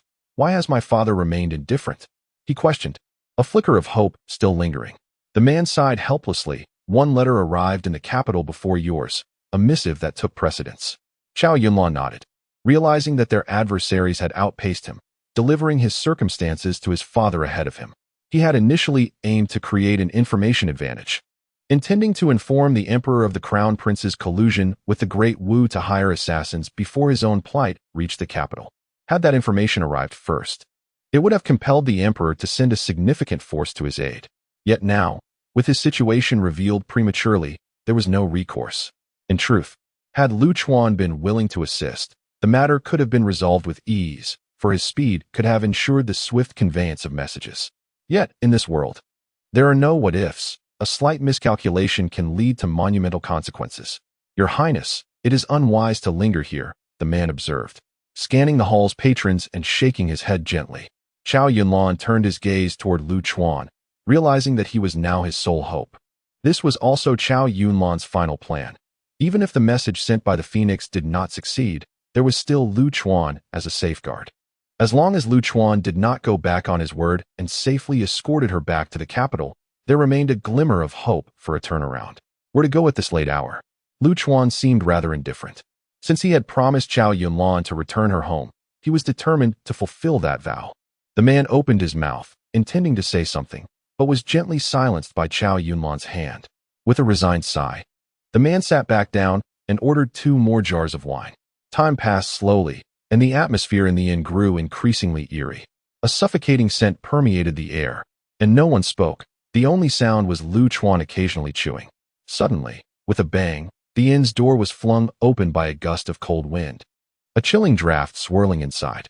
"This cursed weather," the young waiter cursed under his breath, steeling himself as he hurried to the door. Just as he was about to close it, a blood-curdling scream erupted, and he fell to the ground, trembling, his gaze fixed upon the pitch-black doorway. 2 crimson eyes, glowing like lanterns, illuminated the darkness. Chapter 75. The assassin returns. The night was thick, as if it could not disperse, and on the long, tranquil street, 2 crimson lanterns emerged. These lanterns blinked softly twice, and the air twisted under an inexplicable force. The space itself seemed to writhe unrealistically, akin to the waves of the sea, cascading upon one another. Shortly thereafter, the ground of the inn began to tremble, the vibrations growing stronger as they approached. This peculiar tremor could only be caused by the march of a great number of cavalry. All the patrons within the inn stood up at that moment, facing the entrance and bowing respectfully towards the crimson lanterns. Suddenly, with a resounding crash, the door of the inn was shattered by an unseen force, splinters flying in all directions. A bizarre figure, no, rather 2 figures, appeared before the wide-open inn. A towering man, standing 3 meters tall, with muscles protruding like rock, blocked the entrance, exuding an overwhelming aura of intimidation. He wore a red apron on his upper body and loose red trousers, his hair tied into a skyward braid, and his cheeks smeared with blood, grinning widely with a foolish smile. The apron and trousers clung tightly to his form, and the absurdity of his appearance, coupled with that silly grin, resembled the foolish son of a wealthy landlord. Perched upon the man's shoulder was a child of 7 or 8 years. However, calling this being a child was somewhat misleading. Though short and with the physique of a young boy, the skin hung loosely from his face, giving off a peculiar, unsettling impression of premature aging. Both the giant and the child held a lantern, which seemed to emit a soft, eerie red glow, occasionally blinking as if they were the eyes of some creature. Monsters, monsters! The young attendant at the door could no longer contain himself. The scene was a potent assault on the senses. He scrambled to his feet, screaming in terror, desperate to flee the inn. Yet, as he took just a few steps, he vanished into the distorted air. It is said that old Chi was slain by a youth. The prematurely aged child spoke, his voice reminiscent of a child's. The towering figure chuckled foolishly at the words of the small one, drool trickling from the corner of his mouth. Meanwhile, the other patrons, upon hearing the child's words, all turned to gaze at the position of Lu Chuan, a cultivator of the first realm. What a joke! What a farce! The small one could not help but shake his head. PFF at that moment, Lu Chuan could no longer suppress himself and spat out in disbelief. What on earth is this? A circus clown? However, aside from Lu Chuan, the faces of the other two were serious, their muscles taut with tension. The man at the table with Lu Chuan trembled uncontrollably as he held his cup of wine. The people of the Chiohong tavern were attempting to calm themselves. Our reinforcements, numbering in the thousands, encountered this monstrosity midway. It was almost a single glance that led to their utter annihilation. Chow Yunlan listened impassively, his fists clenched tightly, the nails digging into his flesh due to the intensity of his grip. Your Highness, this individual possesses an extraordinarily cunning nature, making him difficult to anticipate. Allow me to hold him off while you and the young master make your departure. The man downed the last sip of his drink and, with a forceful crash, slammed the flask onto the table before rising abruptly. The ruffians of Chiohong Tavern, my grandfather is here. A black military knife appeared in his hand, and he stepped over the table to stand between Lu Chuan and Chow Yunlan. Are you afraid? Certainly, for in this world, aside from lunatics like Lu Chuan, no rational being is unafraid of death. Yet, the man remained resolute. He was Chow Yunlan's personal guard, and a guard must embody the essence of loyalty, never allowing his master to perish before him. Ada, he calls us ruffians, the smaller man exclaimed, his face contorting with indignation. Ha ha ha. The larger man continued to grin foolishly, his gaze fixed intently on Lu Chuan, saliva pooling as if he were about to devour him whole. Easy now. No need to rush. Let us toy with him a bit first. The smaller man gently patted the back of the larger man's head. Lu Chuan, however, could not be bothered to glance their way. He was savoring the last morsel of rice in his bowl, still unsatisfied, and poured the vegetable soup from the basin into his dish. Such a display of indifference would likely infuriate any passerby, let alone those directly involved. The smaller man snapped his fingers, signaling to eliminate the target first before engaging Lu Chuan leisurely. At the command, the diners in the hall surged forward, rushing at Chow Yunlan. Your Highness, quickly depart. The man brandished his black military knife, his entire essence erupting in a surge of power. He was likely at the 8th realm. Such strength in the Tianyuan continent would mark him as a significant figure. However, in the monster-ridden expanse of Tianhuan continent, while 8th realm might not be deemed weak, it was merely sufficient for self-preservation. The man swung his knife with unrefined brutality, eschewing elaborate techniques in favor of a straightforward assault. In an instant, the hall was filled with the whirling energy of blades, silent yet explosive. Strangely, with the destructive force of his knife, one would expect that not only the inn but the entire town would be reduced to ruins. Yet, the reality was that the inn remained unscathed. The man's blade energy, crashing through the distorted air, seemed to strike cotton, neither shattering nor producing a sound. The assassins, however, moved effortlessly through this bizarre atmosphere, seemingly impervious to the formidable blade energy. Beware of spatial manipulation, Chow Yunlan cautioned. Suddenly, a sharp sound pierced the air as one assassin anomalously traversed the space, appearing abruptly before the man. Reacting swiftly, he drew his knife to defend, but it was a moment too late. A dagger sliced open his abdomen, blood instantly staining his garments. He stumbled back, pain contorting his features. Chow Yunlan hurried to support him, shoving some medicinal pills into his mouth. Stabilize your injuries, he urged, as the man, filled with remorse, lamented. I have failed in my duty, unable to protect you. Chow Yunlan let out a resigned sigh, pondering how she could dare to blame them. It seemed fate itself conspired against her. Suddenly, a killer lunged forward, and a man swiftly pushed Chow Yunlan aside, narrowly obstructing the trajectory of the menacing dagger. Allow me to fight for you one last time, he proclaimed, channeling all his inner energy as he stepped forward, disregarding his defenses entirely as several assassins charged at him. Multiple daggers pierced his flesh almost simultaneously, and a dark aura erupted from his body. This ominous energy engulfed the surrounding assassins, followed by a brilliant surge of light. A visible shockwave surged forth, yet these waves mysteriously dissipated into the distorted air. The man, in a desperate bid for Chow Yunlan's survival, resorted to self-detonation. However, The disparity in strength was insurmountable, ultimately resulting in the loss of his life for naught. Meanwhile, Lu Chuan had finally finished his dinner. With his hunger satiated, he found himself at a loose end, and with nothing to occupy his time, it was only natural to seek out a new endeavor. Chapter 76, Sword 7. Black Moon. A number of assassins simultaneously launched their attacks towards Chow Yunlan, who, having fallen into a state of despair, found herself utterly defenseless. She could only watch helplessly as the assassins drew ever closer, finally surrendering to fate and closing her eyes. "Little girl, what are you bouncing around for?" Lu Chuan remarked, having just finished a hearty meal. The next instant, the seemingly doomed Chow Yunlan vanished, her position taken by Lu Chuan, while she found herself at the very spot where he had dined. A mere shift in position, a simple maneuver of spatial exchange, had miraculously averted her imminent demise. A streak of black sword energy arced through the air, slicing through the distorted atmosphere. In an instant, several assassins were cleaved in two, their blood saturating the air with a metallic tang. Lu Chuan stepped forward, racing towards the exit with such swiftness that he left behind trails of phantom images in his wake. With each stride he took, a black thread emerged from the ground, piercing through the warped air, and with each thread, another assassin met their end. By the time Lu Chuan reached the entrance, all but one peculiar pair of individuals had been wiped out. "Be careful, Ada," cried the diminutive figure, his face etched with anxiety as he observed Lu Chuan unaffected by the spatial distortion.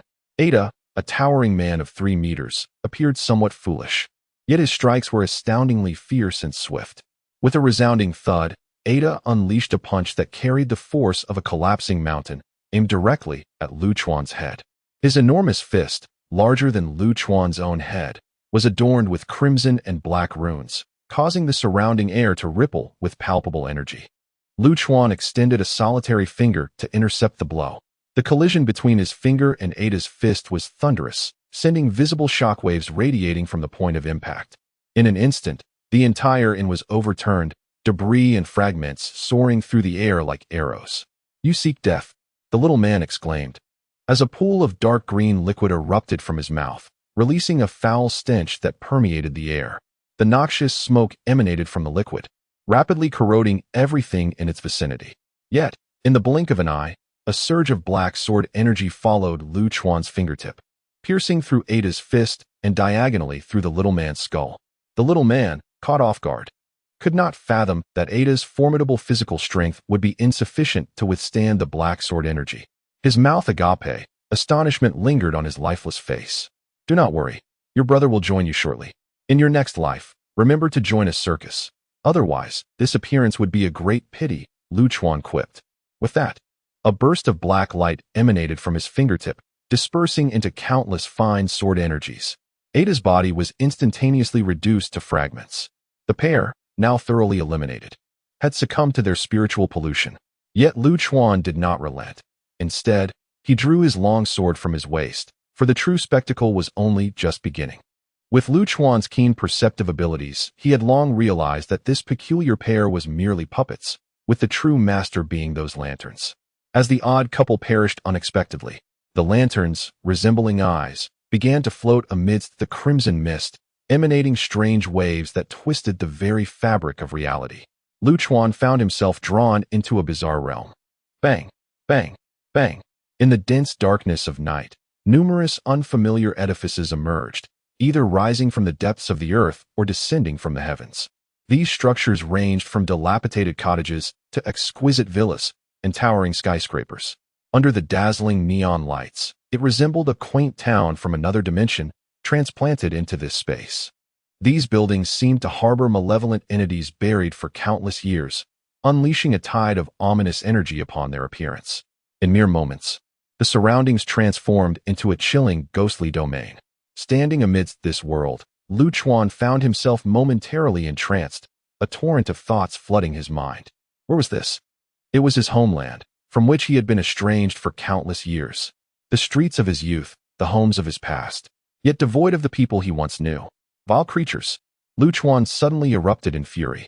This was the deep-seated attachment he harbored for his homeland, now embodied by those lanterns in this twisted world. Such an act was an unforgivable desecration. It had been a long time since he felt such a surge of emotion. Bang! Lu Chuan stomped down with immense force, channeling all his strength into the earth. Centered upon his right foot, the world began to shatter at a visible pace. The lanterns had no inkling of the wrath they had provoked. The manifested world fractured inch by inch, revealing the true world beneath. Focusing his energy, Lu Chuan aimed to achieve a pinnacle of power. He channeled all his might into the tip of his black sword, striking decisively toward the heavens. The ominous clouds above were swept away by the sword's aura. The rain ceased, and the vast night sky revealed the twinkling stars. However, the true horror had only just begun. Sword 7, Black Moon. With a flick of his wrist, Lu Chuan released the blade, which soared skyward with a deadly shriek. Upon reaching the zenith, it erupted in a dazzling black light, intertwining with a torrent of sword energy. Centered on this blade, a dark crescent of sword energy rapidly materialized above. Have you lost your mind? Do you intend to sink this land? A Fu suddenly appeared beside Lu Chuan, exclaiming in distress. Lu Chuan, twitching nervously, cracked a smile. A Fu felt a chill run down his spine, cognizant that Lu Chuan had succumbed to madness once again. You wretched mutt, what have you done? A Fu raged, directing his ire toward the two floating lanterns. At that moment, the lanterns, resembling eyes, revealed a profound fear that penetrated the soul, a desperate act of suicide to atone. Do you wish for countless lives of this land to accompany your folly to the grave? Fu roared, yet it was too late. With a decisive motion, Lu Chuan raised his hand towards the ominous black full moon hanging in the sky above and struck down with force. This seemingly simple attack bore an overwhelming weight of despair. The black moon howled as it descended from the heavens, casting an enormous shadow over the earth. It resembled a colossal meteor hurtling down, and should it strike, as Fu feared, the very land itself would likely succumb to oblivion. Hand back, handsome, please, Fu implored, his urgency palpable, for if the moon fell, countless lives would be extinguished. For Lu Chuan, this was far from favorable news. He did not tread the path of slaughter to attain enlightenment, for excessive bloodshed would mar his journey towards becoming an emperor. Father, where are you? At that moment, a heart-wrenching cry pierced the air. A small boy, cradling a kitten, emerged amidst the ruins of the inn. The child wept as he searched for his loved ones among the debris. This anguished wail suddenly stirred Lu Chuan from his reverie. He turned to behold the solitary figure of the boy standing amidst the wreckage, and his once icy heart was unexpectedly stirred. Chapter 77, Slaying You. Little scoundrel, the heart-wrenching cries of the little boy pierced through Lu Chuan's mind like 1,000 sharp needles. He gently tapped his forehead, exclaiming, "Ah, my head aches." Lu Chuan suffered from severe mania, a typical symptom of mental illness. However, since arriving in this world, the condition had improved significantly, even during episodes. They were not as severe. The earlier appearance of the Red Lantern had manifested Lu Chuan's deepest concerns, aggravating his mental state. Disperse. Lu Chuan waved his hand lightly, and the dark moon in the sky vanished in an instant. Perhaps the inhabitants of this land were unaware that, due to the cries of a small boy, they had narrowly escaped the catastrophic disaster while in their slumber. The Red Lantern, realizing that the young lad before it was beyond its capacity to confront, prepared to flee. Yet, it underestimated Lu Chuan's capacity for vengeance. Just as the lantern attempted to make its escape, Lu Chuan was already before it. Aware of its impending doom, the Red Lantern resorted to a desperate struggle, emanating an eerie mental energy. Having been ensnared once, Lu Chuan was not one to falter in the same place twice. With a speed akin to teleportation, he seized the lantern and forcefully confined it within his grasp. You despicable creature, reveling in trickery, are you? Lu Chuan concentrated all his strength into his hand and tore the lantern apart mercilessly. Do not kill it, do not kill it. It is a valuable item. Leave it to me, and I shall craft a magical artifact for you. A Fu rushed over, attempting to intervene. However, if it could have stopped Lu Chuan, he would no longer be Lu Chuan. Ignoring a Fu, Lu Chuan, after shredding the lantern, used his sword energy to obliterate it into countless fragments. What a waste! What a waste! A Fu lamented, shaking his head at the sight of the scattered remnants. This was a rare instance of a lifeless object gaining sentience, having existed for countless years. Given its abilities, which appeared to be mental in nature, it could potentially stabilize Lu Chuan's mental realm if refined, especially in his current fragile state. What nonsense are you spouting? Are you implying that I am insane? Fury surged within Lu Chuan, and with a swift kick, he struck a Fu's head, exploding it in a fit of rage. Lu Chuan gazed at the ruins of the inn and slowly approached the sorrowful little boy. The boy looked up at Lu Chuan, his voice hoarse as he asked, "Brother, have you seen my father?" Lu Chuan shook his head, gently ruffling the boy's hair. From the looks of it, it seemed the entire inn's occupants had perished. When gods clash, mortals suffer. For reasons unknown, Lu Chuan felt a sting in his eyes. Unbeknownst to him, his irises began to shift. The once dark pupils gradually lightened, turning toward white. Having just recovered, a Fu observed Lu Chuan's transformation, his wise eyes gleaming with excitement. However, disappointment soon followed, for the pupils reverted to their normal state. "Little brat, why don't you cry a bit more pitifully?" "Young master." At this moment, Chow Yunlan's piercing scream roused Lu Chuan from his stupor. Turning his head towards the source of the sound, he beheld a formidable cavalry making its grand entrance into the small town, with Chow Yunlan ensnared in the clutches of the previous young man clad in a python robe. Earlier, when Lu Chuan had acted, he had obliterated the entire inn. In her desire to avoid burdening Lu Chuan and to shield herself from the peril of falling debris, Chow Yunlan had fled a considerable distance. Despite her caution, as a mere first-tier practitioner, she was simply too fragile. Lu Chuan lifted the weeping boy, who was on the verge of fainting, and with a single stride, he appeared before the python-robed youth. "Do not come any closer, or I will slay her." The youth threatened, his voice trembling. The dark moon that had nearly descended upon him had delivered a tremendous psychological blow, yet he remained undaunted. Charging into Baixia town with his men, he understood that if Chow Yunlan did not perish today, it would be his own life at stake. Since death was inevitable, why not fight for it? A blue dagger was pressed against Chow Yunlan's throat. Observing Lu Chuan's impassive demeanor, the python-robed youth's trembling hand faltered, slicing through Chow Yunlan's fair skin. The hot blood flowed down the dagger, staining the youth's hand. "Who are you? Who are you truly? And why have you come to disrupt my plans?" He bellowed, nearly in a roar. Every scheme had been so meticulously crafted. Chow Yunlan should have perished at the docks. Yet, unexpectedly, a wild card had emerged, ruining everything. "I am your ancestor, you little wretch." Lu Chuan retorted with a sardonic laugh. With a resounding boom, Lu Chuan's figure exploded forth, leaving behind a trail of illusions. The thousands of cavalrymen had no time to react, nor could the python-robed youth bring down his dagger in time. With a sharp crack, Lu Chuan snapped the youth's neck. The blue dagger clattered to the ground as the python-robed youth's pupils began to dilate, filled with disbelief and resentment. Perhaps he had never anticipated that Lu Chuan would dare to execute him, the crown prince of Dawei, so boldly. As the surrounding cavalrymen began to comprehend the death of their leader, they stirred restlessly, preparing to charge. Chow Yunlan retrieved the blue dagger and bowed to Lu Chuan. "Young master, allow me to handle this." Lu Chuan nodded, entrusting the small boy to her care. "The boy's father is likely gone. He is your subject now. Take good care of him." Chow Yunlan cradled the boy tenderly, her heart aching for him. In prosperity, the people suffer. In demise, the people suffer. It was a commonplace occurrence for cultivators to disregard the lives of ordinary folk. There is still hope. Chow Yunlan's expression hardened with resolve. As long as she drew breath, whether for a day or a year, if she ascended to a position of power, she would have the opportunity to alter this dire situation and restore peace to the citizens of Dawei. Lu Chuan remained unaware of what Chow Yunlan communicated with the cavalry. However, on the return journey to the capital, this cavalry became the guardian escort for the Long Princess. After the departure of Lu Chuan and his companions, a tavern abruptly appeared in Baixia town.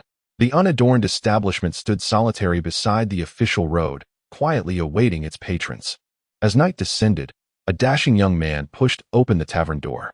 The interior was modest, featuring a small table, a counter, a dimly lit oil lamp, and an enchanting proprietress. She appeared to be in her 30s, possessing a striking beauty, with shallow dimples accentuating her smile. "Young Master Zhou, it's time to settle the bill," she chimed, pouring a drink for the gentleman and cheerfully sliding the glass towards him. This man was none other than Zhou Yu, the esteemed scholar renowned as the seed of intellectuals in the Wu Kingdom. "Your money is quite easily earned," Zhou Yu proclaimed, raising his glass and downing its contents in one go before placing a ring before the proprietress. She leaned over the counter, delicately toying with the exquisite ring. its alluring curves laid bare. Let us consider this matter resolved, she sighed softly. The crown prince is deceased, and Chao Yunlan's days are numbered. The reign of the Great Wei Emperor is nearing its end, and turmoil shall undoubtedly ensue within the dynasty in the next decade. Your objectives have been achieved. Chapter 78.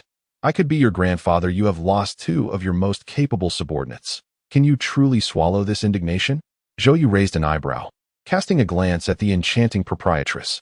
What other choice do I have? The proprietress languidly rested her chin on her hand, her gaze drifting to the flickering lights on the wall. This hardly resembles the spirited ambience of your Chiao Hong tavern. Zhou Yu shook his head, still unwilling to concede defeat. The proprietress coldly curled her lips, stating, "If you seek death, I shall not intervene. However, should you drag me into it, do not blame me for lacking any sense of loyalty. Do not be angry. I was merely jesting." Zhou Yu quickly waved his hand. Let us change the subject. Shall we? You wish to discuss the matters of the Emperor's dojo, do you not? The proprietress shook her head. Allow me to offer a word of caution. Do not involve yourself. Countless malevolent spirits await this very day. The dojo may not truly be a dojo, but it will undoubtedly become a battlefield. That may be so, yet can you truly accept it? Zhou Yu sighed. You have been stuck in the state of oblivion for over 10,000 years. Do you not yearn for one last chance?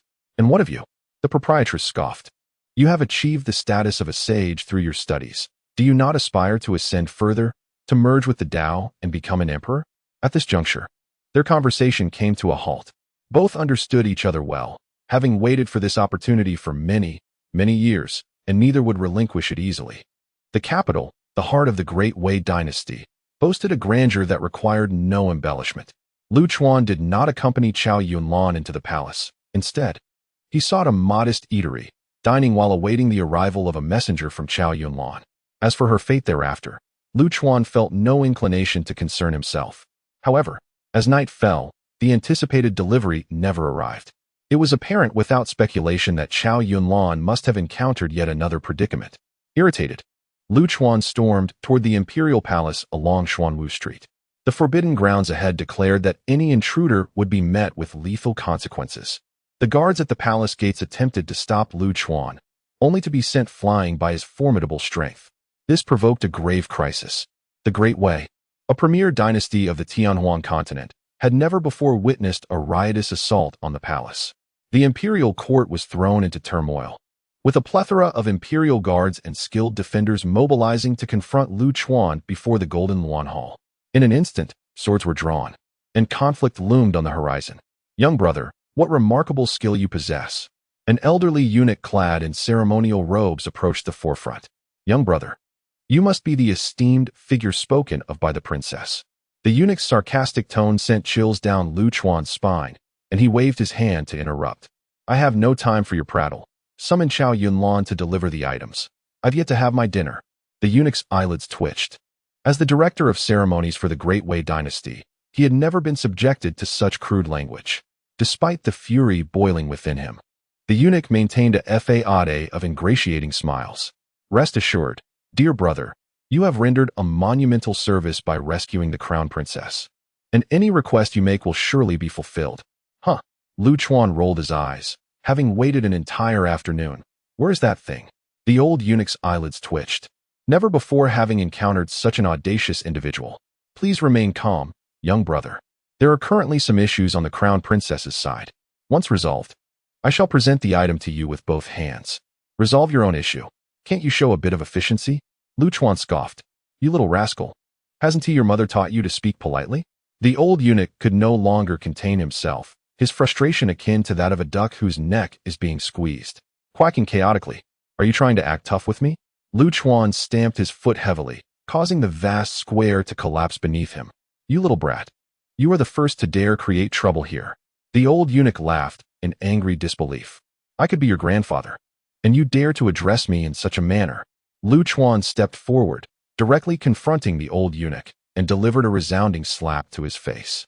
Although the old eunuch possessed considerable strength, at least at the 9th level, he was no match for the anomaly that was Lu Chuan, who sent him flying with a single blow. Chao Yunlan, come out here. Lu Chuan bellowed, his voice sending shockwaves that knocked surrounding soldiers off their feet. The grandeur of the palace resonated with his commanding presence. In a secluded courtyard, Chow Yunlan stood up anxiously upon hearing the voice. She was not unwilling to fulfill her promise. Rather, she was powerless to do so. Upon returning to the palace, she had been placed under house arrest and had yet to even see the emperor. She had intended to send word to Lu Chuan, but all her contacts had been replaced, resulting in the unfortunate current predicament. In the imperial study, Emperor Chao Xian contemplated the matter of his successor. Having reigned for 498 years, Chao Xian was bound by ancestral decree, which dictated that no emperor of the Great Wei could rule for more than 500 years.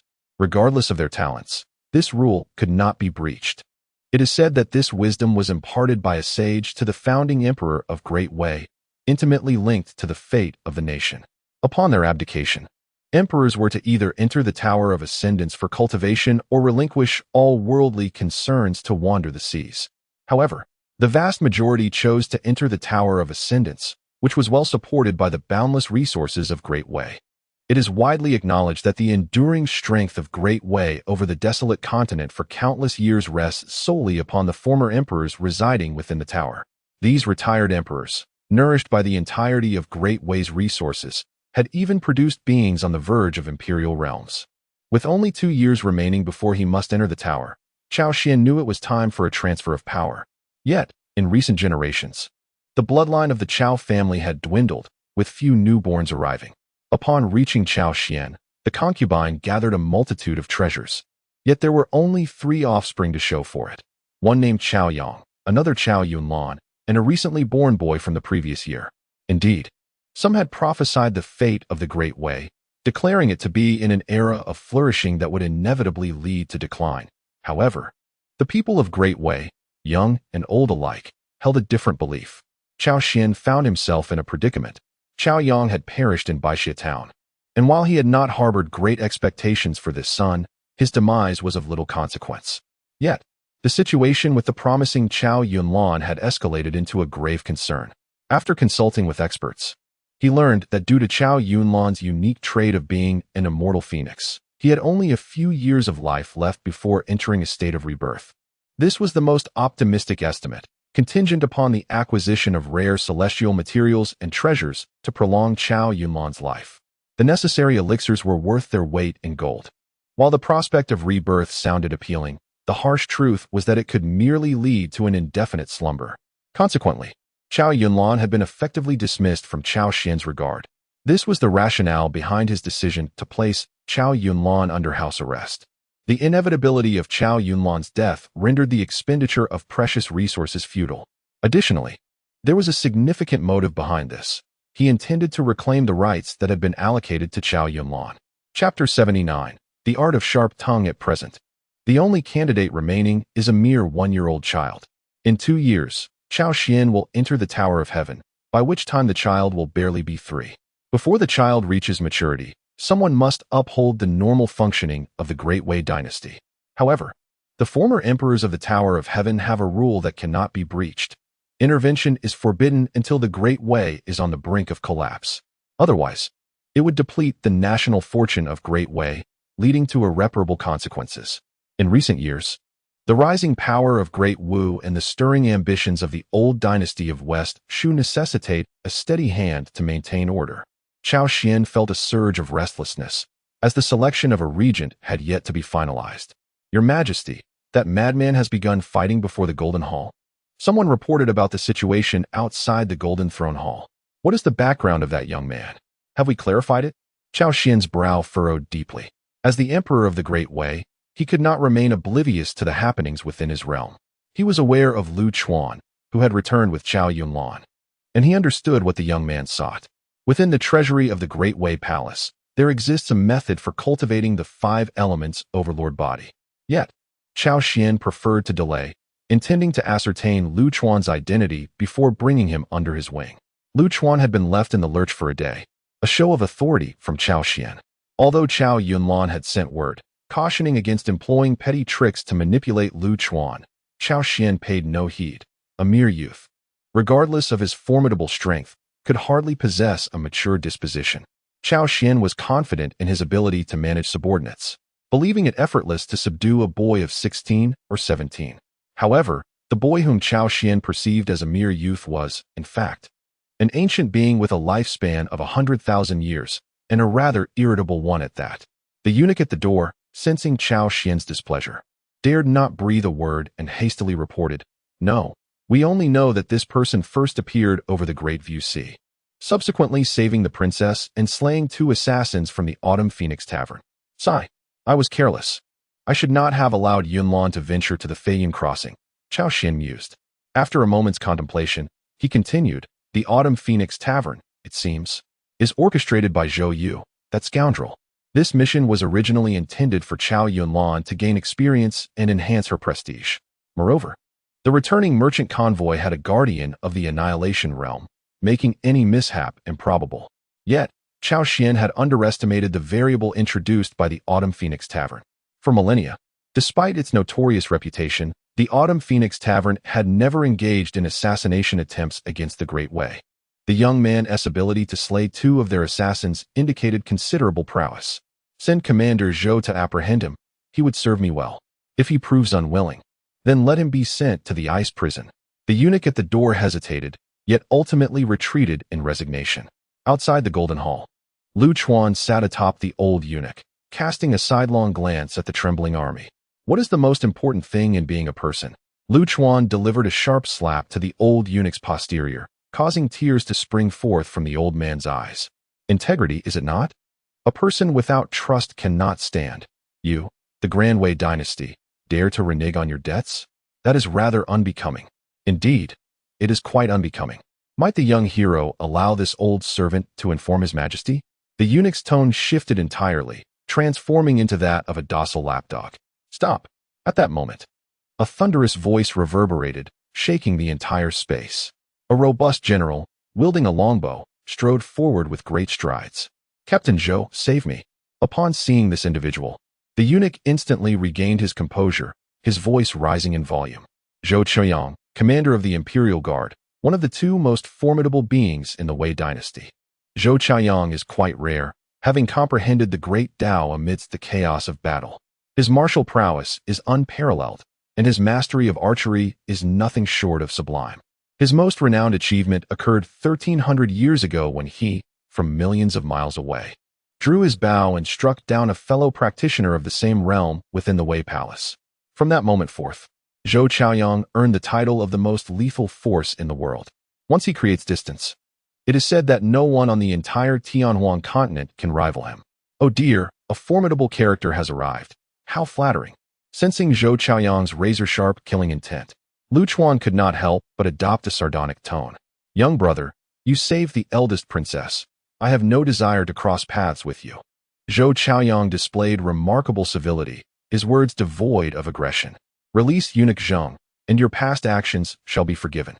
Report to the Imperial Guard, and I shall grant you the position of deputy commander." What? This statement left Lu Chuan utterly bewildered. Why was he being offered an official position? "Are you dissatisfied?" Zhou Qiuyang furrowed his brow. "As a newcomer, a deputy commander's position is quite commendable. Future promotions will require military achievements."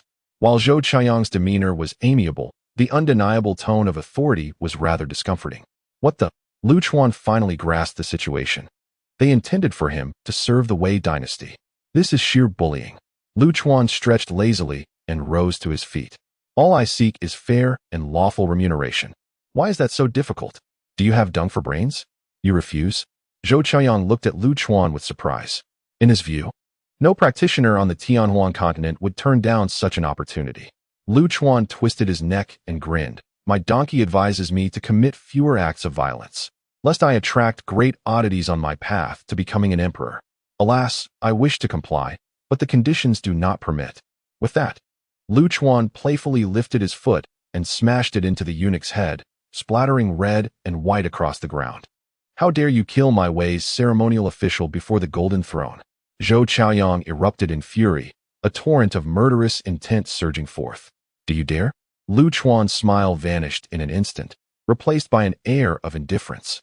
In a swift motion, he unsheathed a black longsword, plunging it forcefully into the ground before him. From the sword's core, black threads spread outwards like a spider's web. In the span of a single breath, all surrounding soldiers were ensnared by the dark filaments, transforming them into mere husks of their former selves. Detonate. Lu Chuan snapped his fingers, and the entranced soldiers surged towards the resplendent hall. Zhou Xiaoyang sensed the anomaly. Without hesitation, he drew his bow and aimed directly at Lu Chuan. Halt, or do not blame me for my lack of courtesy. Lu Chuan stood firm, defiantly meeting Zhou Xiaoyang's arrow with his chest. Come now, let your father witness just how impolite you can be, you ungrateful wretch. His words dripped with a sharp tongue, a delight in their extremes. Chapter 80. The Xuanwu Great Formation Boom. As Lu Chuan hurled insults at Zhou Xiaoyang, the soldiers under his control charged towards the Grand Hall's entrance. The explosion of man-made calamity erupted into the sky, sending shockwaves of terrifying energy that reverberated through the surroundings, transforming flesh and blood into mist that permeated the air. To Lu Chuan's astonishment, however, such a magnitude of explosion failed to obliterate the Grand Hall. It appeared that the materials used to construct this hall were remarkably resilient. This prodigy was capable of instigating self-detonation in others. Zhou Xiaoyang, witnessing this scene, was consumed by fury. A swirling vortex formed in his left hand, coalescing into a crimson long arrow, emanating a terrifying intent to kill. Howling wind. Zhou Xiaoyang bellowed, launching the long arrow with a fierce thrust. The arrowhead produced a haunting whistle, reminiscent of countless troops charging forth in unison. Simultaneously, Zhou Xiaoyang's toes barely grazed the ground as his figure transformed into a streak of light, swiftly distancing himself from Lu Chuan. Originating from a military background, Zhou Xiaoyang was unafraid of close combat. Yet, his prowess lay predominantly in archery, making a direct confrontation with Lu Chuan unfeasible. All of this transpired within the blink of an eye. As Lu Chuan pinched the arrowhead between his fingers, Zhou Xiaoyang had already reached the top of the Grand Hall, creating a considerable distance between them. Observing Lu Chuan effortlessly gripping his arrow and even enveloping it with an unusual sword energy to prevent it from detonating, Zhou Xiaoyang's pupils constricted sharply. He immediately realized that this seemingly novice youth possessed strength that rivaled his own. Zhou Xiaoyang, wary of underestimating his opponent, hastily formed intricate seals with his hands. Activate the Xuanwu Great Formation, he commanded. As his voice resonated, the turtle-like ridged beasts atop the hall came to life. Boundless golden light radiated from these creatures, infused with numerous runes, producing a thunderous roar that filled the air.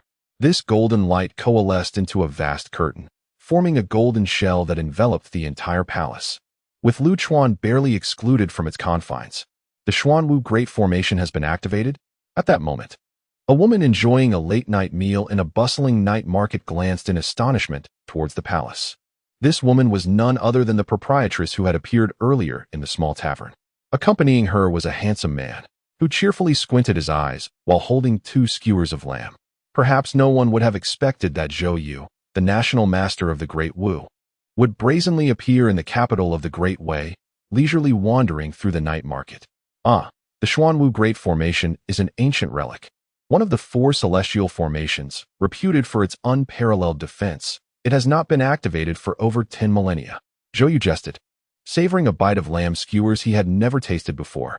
Brother Zhou, you possess such refined tastes, remarked a middle-aged scholar, threading through the crowd to approach Zhou Yu and his companion. The scholar stood 8 feet tall, with a face like jade, adorned with a silk cap and draped in a crane cloak, exuding an ethereal presence akin to that of a celestial being. Beside the scholar stood a man clad in a white robe, his appearance striking and his demeanor exuding an elegant charm. Brother Zhuge, I trust you are well. Zhou Yu greeted with a cheerful bow, then turned to the woman beside him. Bai Kai, allow me to introduce the illustrious military strategist of Western Shu, Zhuge Ming, a master of ancient and modern knowledge, whose strategies are infallible, and the creator of the formidable 8 diagrams, unmatched in the world. And that gentleman, he continued, is the ever-victorious General Zhao, renowned for his boundless courage. The woman named Bai Kai's pupils constricted slightly. The reputations of these 2 men were indeed thunderous. I have heard much of your esteemed selves. Bai Kai offered a graceful courtesy. Bai Kai, what a distinctive name, Zhuge Ming remarked, nodding with a smile. Your aura is subtle, and your presence almost imperceptible, akin to an ordinary person. It seems there is but one in this world capable of achieving such mastery. Bai Kai raised an eyebrow and inquired with a smile, might I ask, Master Zhuge, whom you refer to? The proprietor of the Chiohong Tavern, Zhuge Ming, replied, fixing his gaze intently upon Bai Kai's eyes. The Chiohong Tavern had once been implicated in the assassination of the old Sword Emperor of Western Shu, a matter steeped in blood and vengeance. The atmosphere grew tense. Let us not escalate matters. We are merely here to observe, Zhou Yu interjected hastily, attempting to ease the situation. Zhuge Ming nodded slightly, showing no intent to pursue the matter further. After all, they were in the capital of Wei. Revealing their identities here could result in dire consequences. The four great fiends had been particularly active of late, even showing signs of convergence, an ominous omen indeed.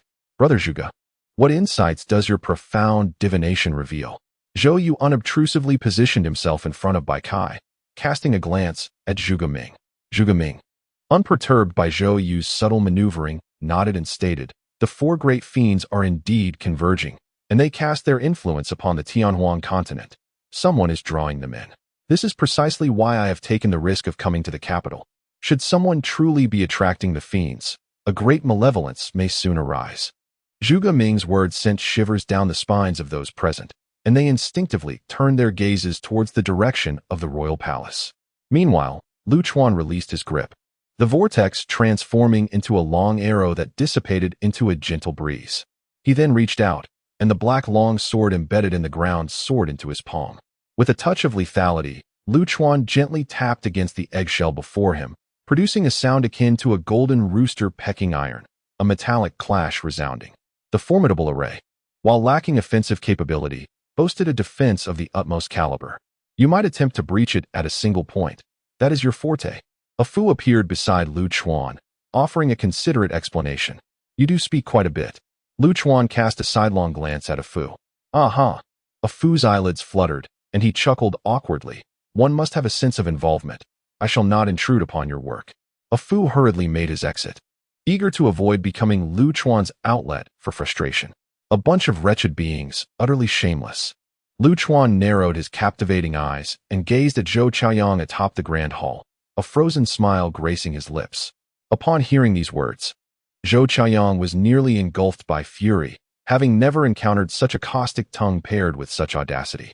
A terrifying wave of energy emanated from Zhou Chaoyang, and behind him, a colossal crimson formation materialized. The red array exuded a suffocating aura of murderous intent.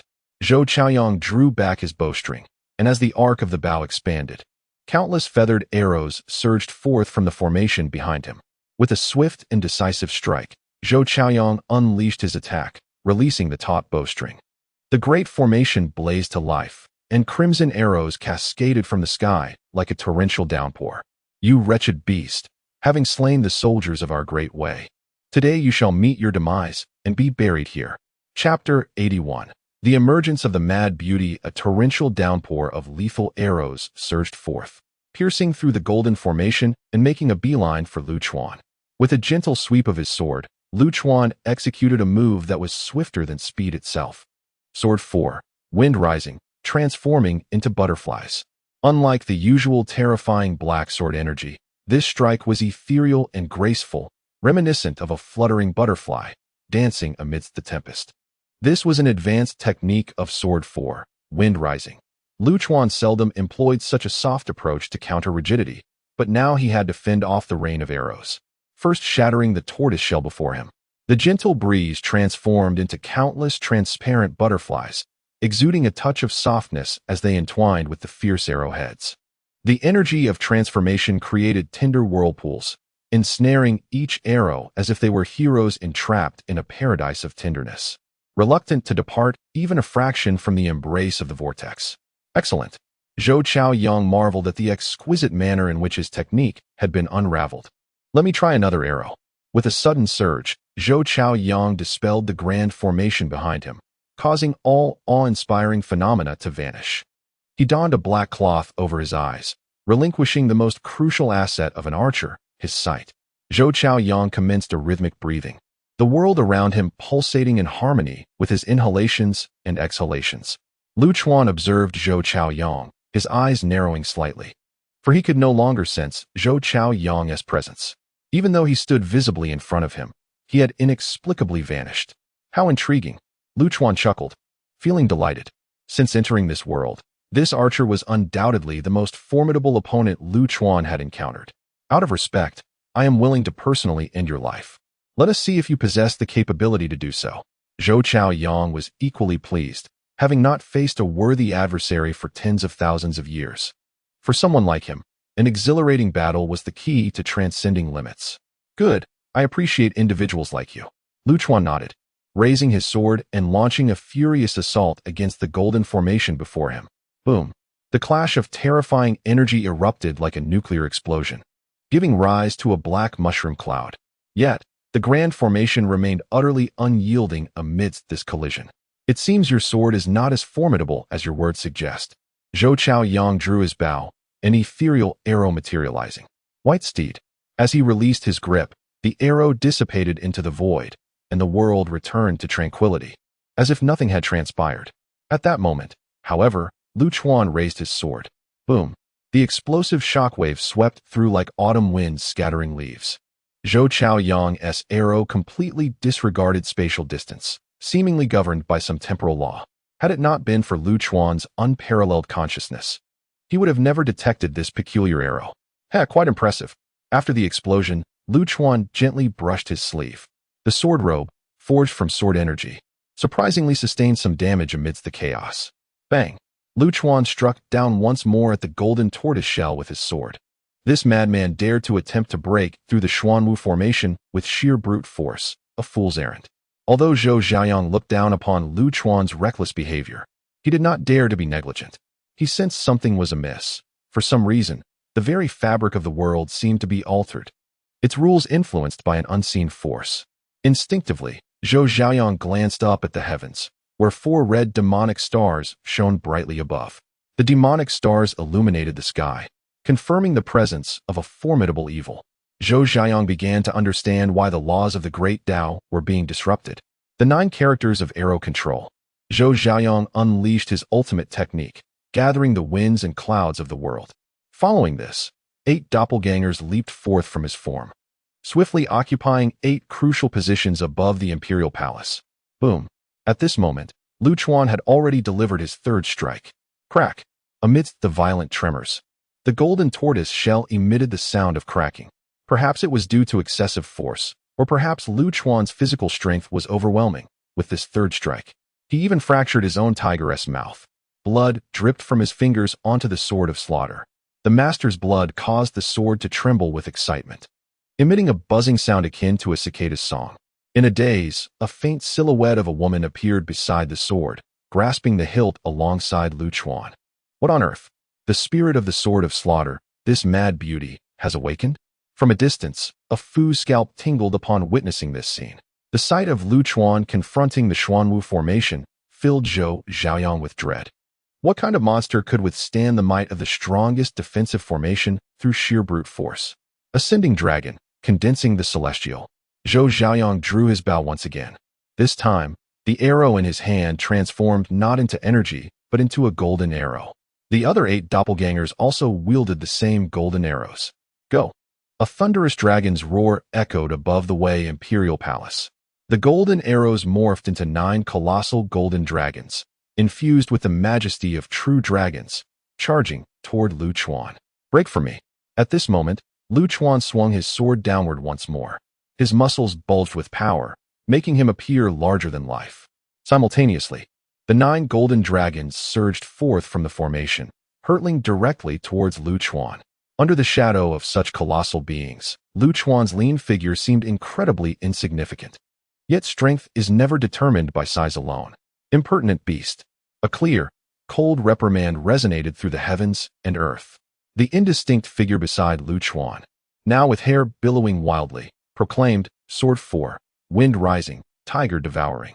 The chilling voice of the woman reverberated once more, as a whirlwind of sword energy erupted from Lu Chuan, soaring toward the sky.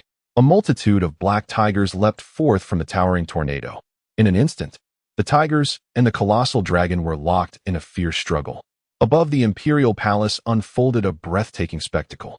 9 dragons and 9 tigers became enmeshed in a chaotic melee, their terrifying might rending the air and unleashing a cacophony reminiscent of thunderous roars. Zhou Chaoyang, witnessing this scene, felt his eyes swell with exhilaration. "Clouds arise," he commanded, as he, along with his 8 avatars, drew their bows towards the heavens, simultaneously releasing arrows of purest white. In the next moment, a thick mist enveloped the realm. 9 golden dragons, as if aided by divine intervention, surged forth with resplendent brilliance, engaging in a fierce contest with the black tiger. Boom! At that very moment, Lu Chuan, in a frenzied state, delivered his 4th strike upon the golden shell. Crack! Crack! The sound of shattering resonated continuously, while the beastly remnants within the grand hall were reduced to mere dust. On this day, the Great Way's so-called impenetrable Xuanwu formation was forcefully cleaved open by a brash warrior wielding sheer brute strength. Chapter 82. Harnessing the dragon's energy. The state of Wei is in peril. As Zhou Qiaoyang witnessed Lu Chuan forcefully shatter the Xuanwu Grand Formation, he realized the folly of both himself and the emperor. Yet, Zhou Qiaoyang did not intend to retreat. This land was his birthplace and his home. He retracted his doppelganger, standing quietly atop the palace roof, awaiting Lu Chuan's arrival. Aware that he might not survive this day, Zhou Qiaoyang still yearned for an exhilarating one-on-one duel. Drip! A drop of blood slowly slid from his fingertip, falling to the ground. Upon hearing this sound, the woman beside Lu Chuan suddenly went wild. "Cursed creature! I shall kill you." The woman abruptly soared into the air, charging towards Zhou Qiaoyang on the rooftop. A spirit body? Observing the woman's fierce approach, Zhou Qiaoyang swiftly drew his bow and knocked an arrow. With the incantation of the 9 characters arrow technique, he commanded, "Suppress." Instantly, a colossal bagua formation unfurled beneath him. The arrow was unleashed, soaring directly towards the woman. However, she charged forth like a rabid dog, refusing to evade, allowing the arrow to pierce through her body. Bang! The woman's form was shattered, yet in the next instant, she reconstituted right before Zhou Qiaoyang. "I shall kill you." With a surging intent to kill, she hurled a fist towards Zhou Qiaoyang's head. In the following moment, however, Zhou Qiaoyang's figure vanished like mist, dissipating into the air. How dare these phantoms act so recklessly here? Zhou Qiaoyang snorted coldly, channeling the entire bagua formation to suppress the woman. Insolent beast! The woman seethed with rage, her long hair swirling wildly as a vast stream of black sword energy erupted from her being, surging towards the heavens. The sky darkened rapidly, as if cloaked in a heavy black veil. The bagua formation beneath her began to crack under the sheer force of the sword energy. Lu Chuan felt a jolt of alarm. This suddenly appeared woman could manipulate her own sword energy, which was indeed peculiar. If this relentless outpouring of sword energy continued, the entire royal capital would be torn asunder. "Cease this at once," Lu Chuan exclaimed, swiftly entering the bagua formation and forcibly hurling the woman away, insisting she remain grounded. As she landed, the woman seemed momentarily stunned. After a brief pause, she crouched down and began to sob. "He*s being mean to me, wah, this madwoman." From a distance, Ah Fu felt his scalp tingle, quietly sneaking past the sobbing woman into the palace. Once Lu Chuan had cast the woman to the ground, tranquility finally returned to the rooftop. Zhou Qiaoyang also retracted the bagua formation and turned to Lu Chuan, bowing respectfully. "I apologize for my earlier rudeness." If apologies held any weight, then the world would be at peace. Lu Chuan couldn't help but chuckle. Of course, Zhou Qiaoyang nodded, not expecting Lu Chuan's forgiveness. His proud heart would never allow him to seek forgiveness in such a manner. He hoped that after my demise, my brother would not impose hardships upon the countless ordinary people of the royal capital. Zhou Qiaoyang was acutely aware that with Lu Chuan's formidable power, he could effortlessly annihilate the entire royal city. Although Zhou Qiaoyang served the Great Wei royal family, his heart was tethered to the welfare of countless commoners. Naturally, I am not a madman to vent my frustrations upon the innocent. Lu Chuan nodded. "Thank you." Zhou Qiaoyang then bowed respectfully to Lu Chuan. He turned his gaze southward, fixating on a certain part of the grand palace, and softly remarked, "Your Highness, the path ahead must be traversed by you alone." In that secluded courtyard, the imprisoned Xiao Yunlan seemed to sense something, lifting her gaze towards the direction of the impending battle. Her fists were clenched tightly, the intensity of her grip causing her knuckles to turn pale. At that moment, several shadows leaped over the courtyard wall, landing within the yard. The guards had been cleared. The princess could come and go as she pleased. The sorrow in Xiao Yunlan's eyes dissipated, replaced by a glint of cold determination as she slowly resumed her seat in the courtyard. Notify the Fengzi camp to enter the city.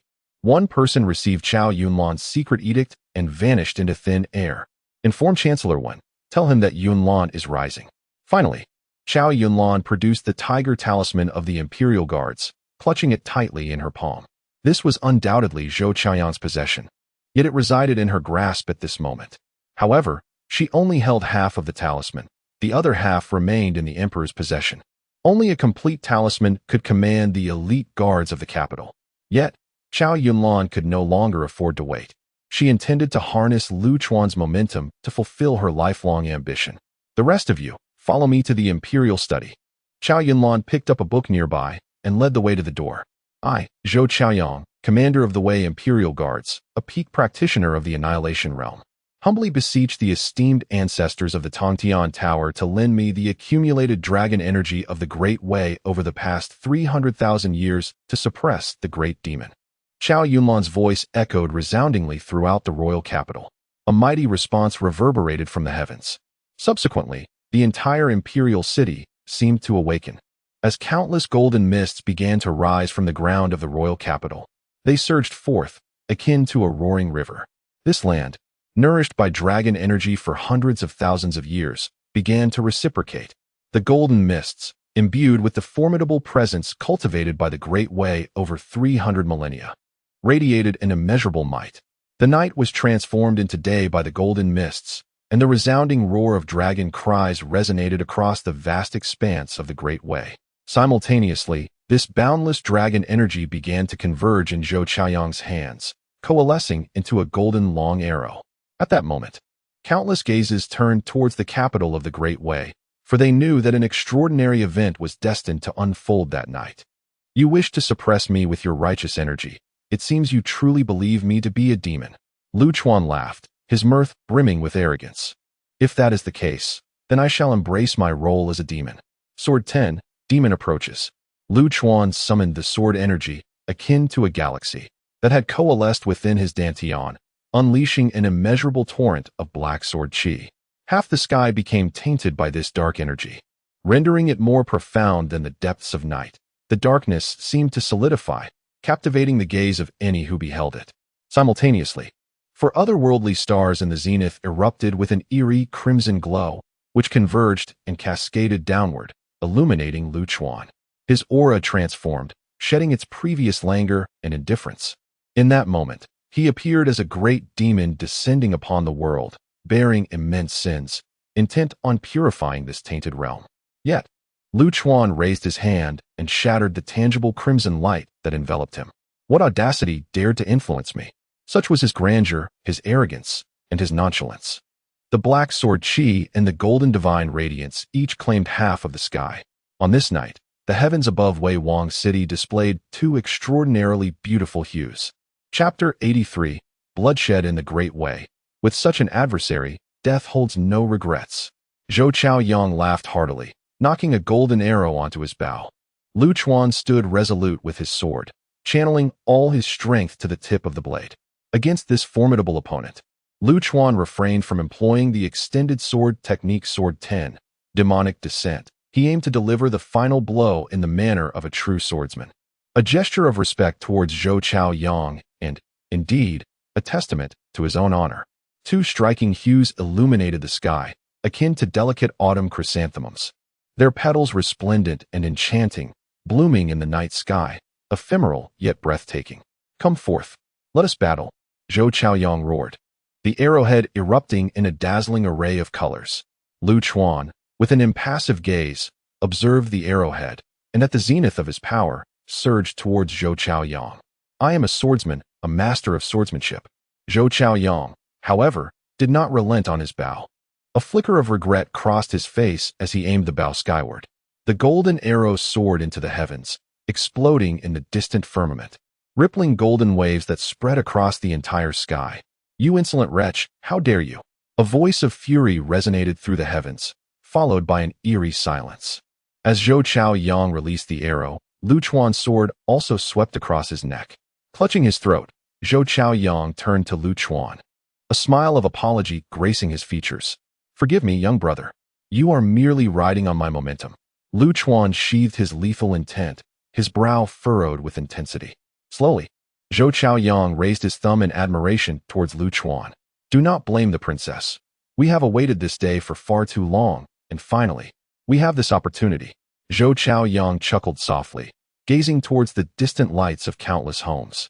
"May the people of Great Wei, after this night, dwell in peace and prosperity, free from the dread of calamities from above and the terror of cultivators indiscriminately slaying the innocent.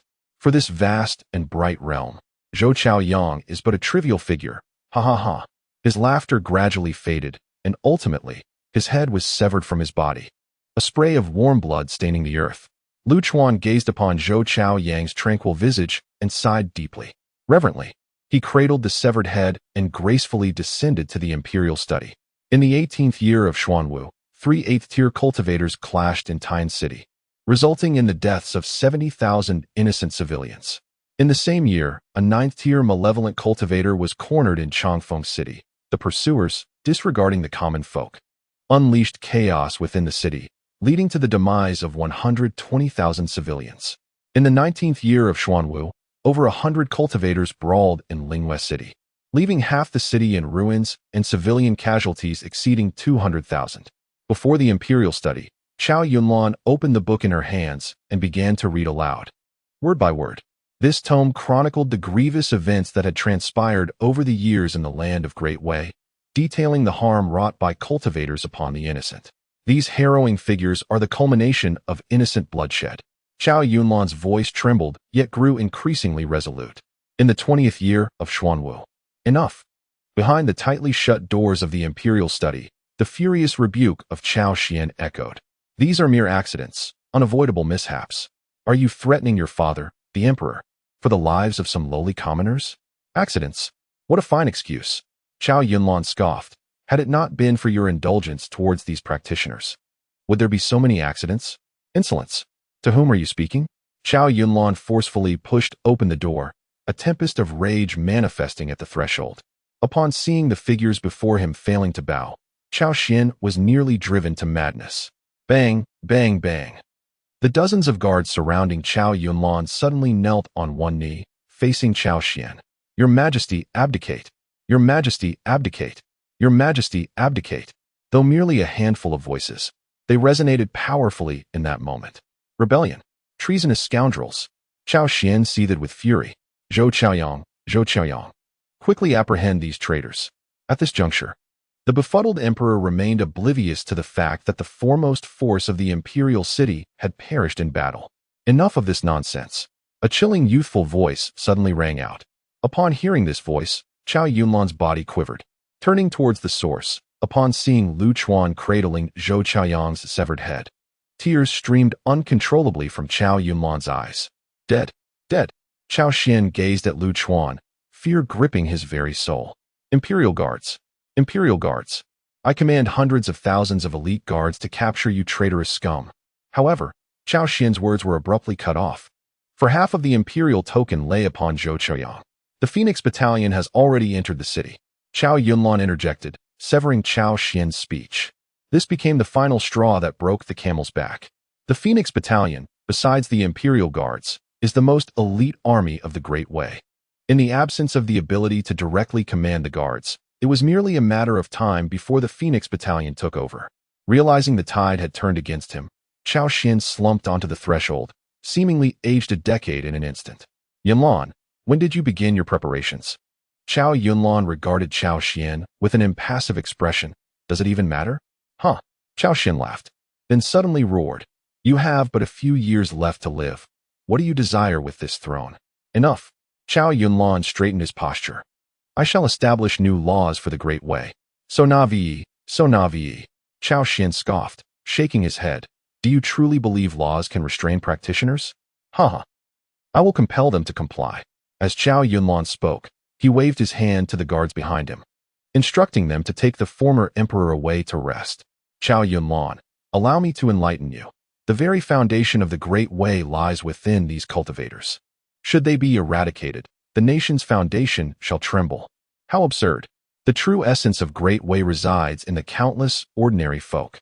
As Chao Xian continued his incessant clamoring, Chao Yunlan uttered these words through clenched teeth. You may leave for now.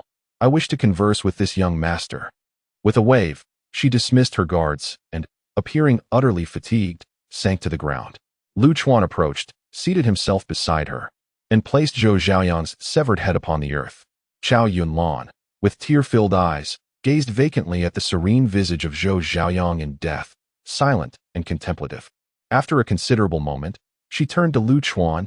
Young master, do you have any inquiries? Lu Chuan gently shook his head, then nodded affirmatively. When did you resolve to leverage my influence? Chao Yunlan cradled Zhou Xiaoyang's head in her arms, her gaze drifting towards the horizon as she spoke slowly. It was during my time in Baixia town. After interacting with you for several days and gaining a general understanding of your character, I released the Immortal Phoenix in Baixia town to return to the capital with news. The Immortal Phoenix ostensibly contacted my father, but in reality, it was to retrieve the Imperial token and inform Zhou Xiaoyang and Prime Minister Wen to commence their preparations. Upon my return, I deliberately allowed my father to place me under house arrest, knowing well his nature. He would surely neglect you. Once you came to him, my father would inevitably compel Zhou Xiaoyang to act against you. As long as Zhou Xiaoyang could harness the dragon's energy to seal the celestial tower, preventing the past emperors from intervening, I would consider my mission a success. Indeed, Lu Chuan nodded thoughtfully. This girl not only possessed a meticulous mind, but also an astute perception of character. Observing the weariness etched on Chao Yunlan's face, he inquired, How long do you believe you can survive? Chao Yunlan did not shy away from the question. 3 years, perhaps. After my demise, I will keep my passing a secret and allow Prime Minister Wen to govern until my brother comes of age. Lu Chuan rose, lightly patting the white long sword at his waist. 3 years hence, should I be capable of unsheathing this sword, I shall come to extend your life. You are deserving of such a journey. With that, Lu Chuan turned to stride toward the door, but suddenly paused to remark, By the way, I had someone deliver items to the city gate. I trust you will not renege on your word this time? Never. Chao Yunlan fervently nodded, a flicker of light igniting in her eyes. Watching Lu Chuan's slender silhouette, she could not help but ask, Young master, where are you headed? To find the way home. Chapter 84. Lu Dachui, who are you? Before the grand palace hall, Lu Chuan gazed at the weeping maiden, her tears cascading like petals in the rain, and found himself in a state of bewilderment. Her sudden appearance was peculiar, especially as she could manipulate his sword energy, a rather enigmatic feat upon hearing her words. The shadowy figure of the girl wept with even greater sorrow. You have forgotten me, you have forgotten me, she cried, her lament echoing through the air. Lu Chuan felt a twitch in his eyelids and leisurely strolled towards the city gate, hands clasped behind his back. Observing his indifference, the girl hastily rose to her feet, sobbing as she chased after him. Your name? At long last, the girl ceased her tears, prompting Lu Chuan to inquire about her identity. Lu Dachui, she replied, her tone sulky as she pouted and shuffled her feet against the ground. Poof! Lu Chuan nearly choked on his own laughter. What is that? You call yourself Dachui? A girl like you has the audacity to bear such a name? The girl puffed her cheeks in indignation. It was you who named me. Haraha. Lu Chuan chuckled awkwardly, then suddenly adopted a serious demeanor, nodding in approval. What a splendid name. Truly remarkable, Dachui, Dachui. It sounds so melodious, so powerful. Hee hee. I knew it was a good name. The girl beamed with pride at Lu Chuan's praise. Lu Chuan couldn't help but wipe the sweat from his brow. Was there something amiss with this girl's mind? What is your identity? How can you manipulate my sword energy? Spirit of the sword, spirit of the sword. I am your sword spirit. Dachui retorted, her annoyance palpable. Is that so? I have no recollection whatsoever, Lu Chuan admitted, tapping his forehead in confusion. Why else? After your head injury, you sealed away your memories, and in the process, sealed me away too. You heartless wretch. Dachui exclaimed, unable to contain her frustration. Huh. Lu Chuan frowned. Injury? Have I sustained a head injury? He pondered, feeling as though his mind was degenerating into that of a dullard. If he had sealed his memories, surely there must have been a psychological reason. How could it now be attributed to a mere head injury?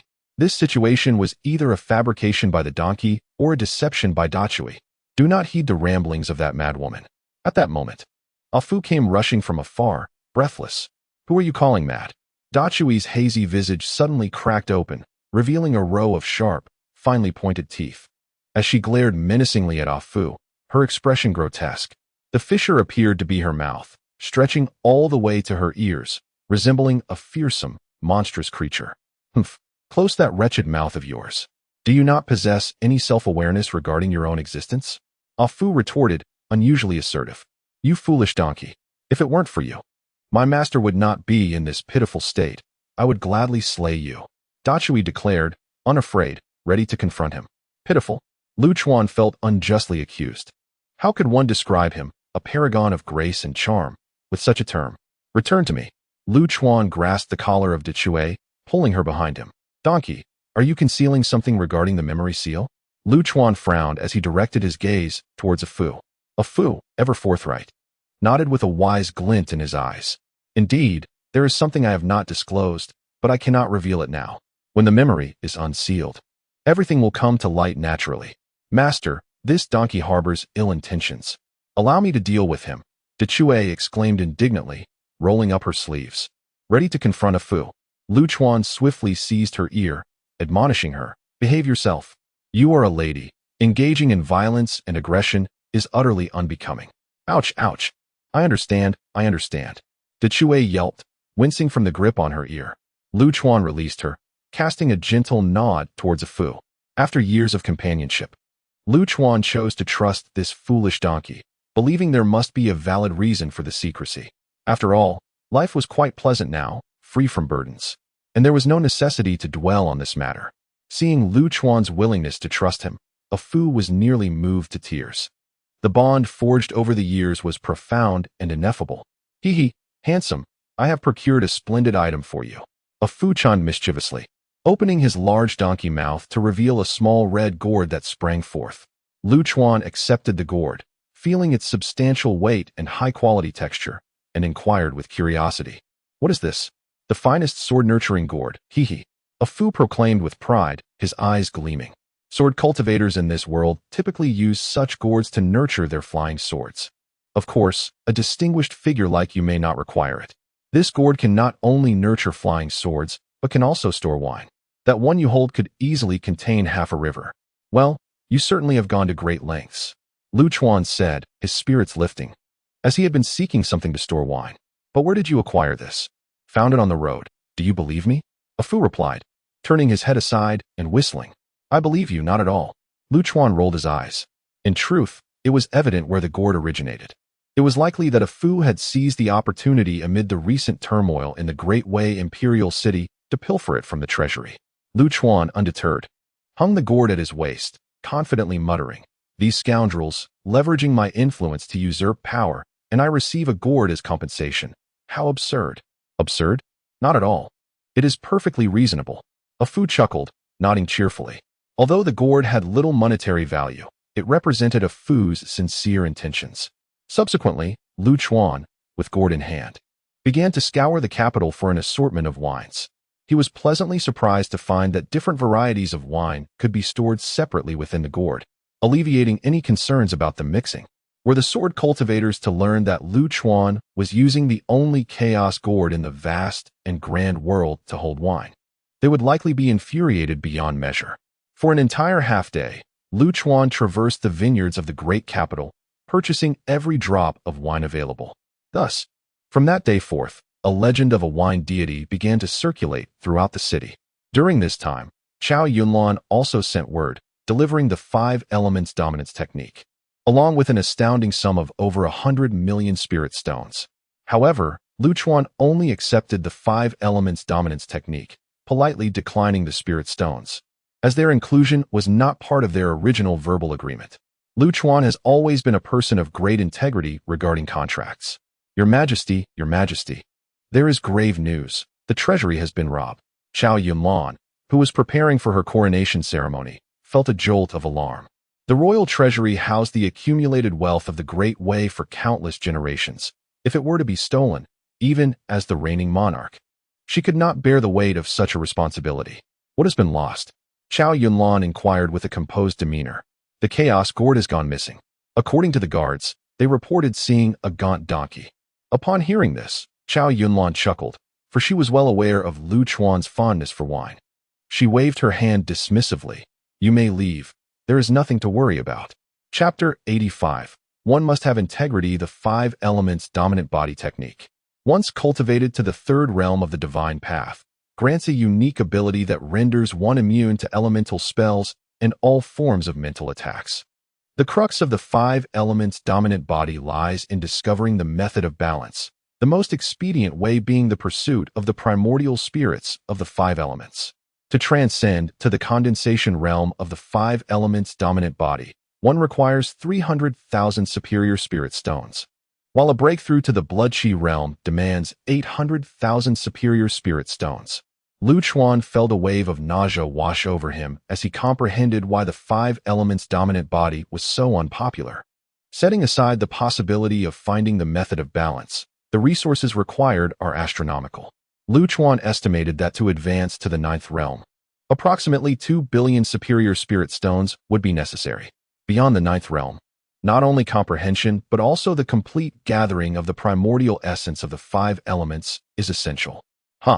Absurd, Lu Chuan scoffed disdainfully. With the cultivation method of the 5 elements dominant body in hand, he could now practice from the 1st to the 9th realm. With Lu Chuan's ability to control, he could temporarily achieve balance among the 5 elements. As for realms beyond the 9th, that could be addressed when the time came. Look at you, acting all high and mighty, refusing spirit stones, and now you're regretting it. What a foolish blunder. A Fu teased with gleaming eyes. Scoundrel, speak insolently again, and I shall strike you down. The mighty hammer perched atop Lu Chuan's head retaliated with a swift kick to a Fu's face. Poor A Fu was sent flying. Since its emergence, the hammer had been adamant about not returning, and Lu Chuan allowed it to remain, reducing it to a palm-sized miniature figure to play atop his head. Lu Chuan rolled his eyes. This scene had played out no less than 10 times over the past few days. He had grown accustomed to it, opting to pretend he was oblivious. Lacking spirit stones. Are we? Let us go and seize a fortune. Allow me to investigate. A Fu scampered back, its eyes darting with excitement. Eureka! The nearest place is a neutral small nation, home to the largest auction house on the entire celestial wasteland. Let us raid it. Certainly, we shall prosper.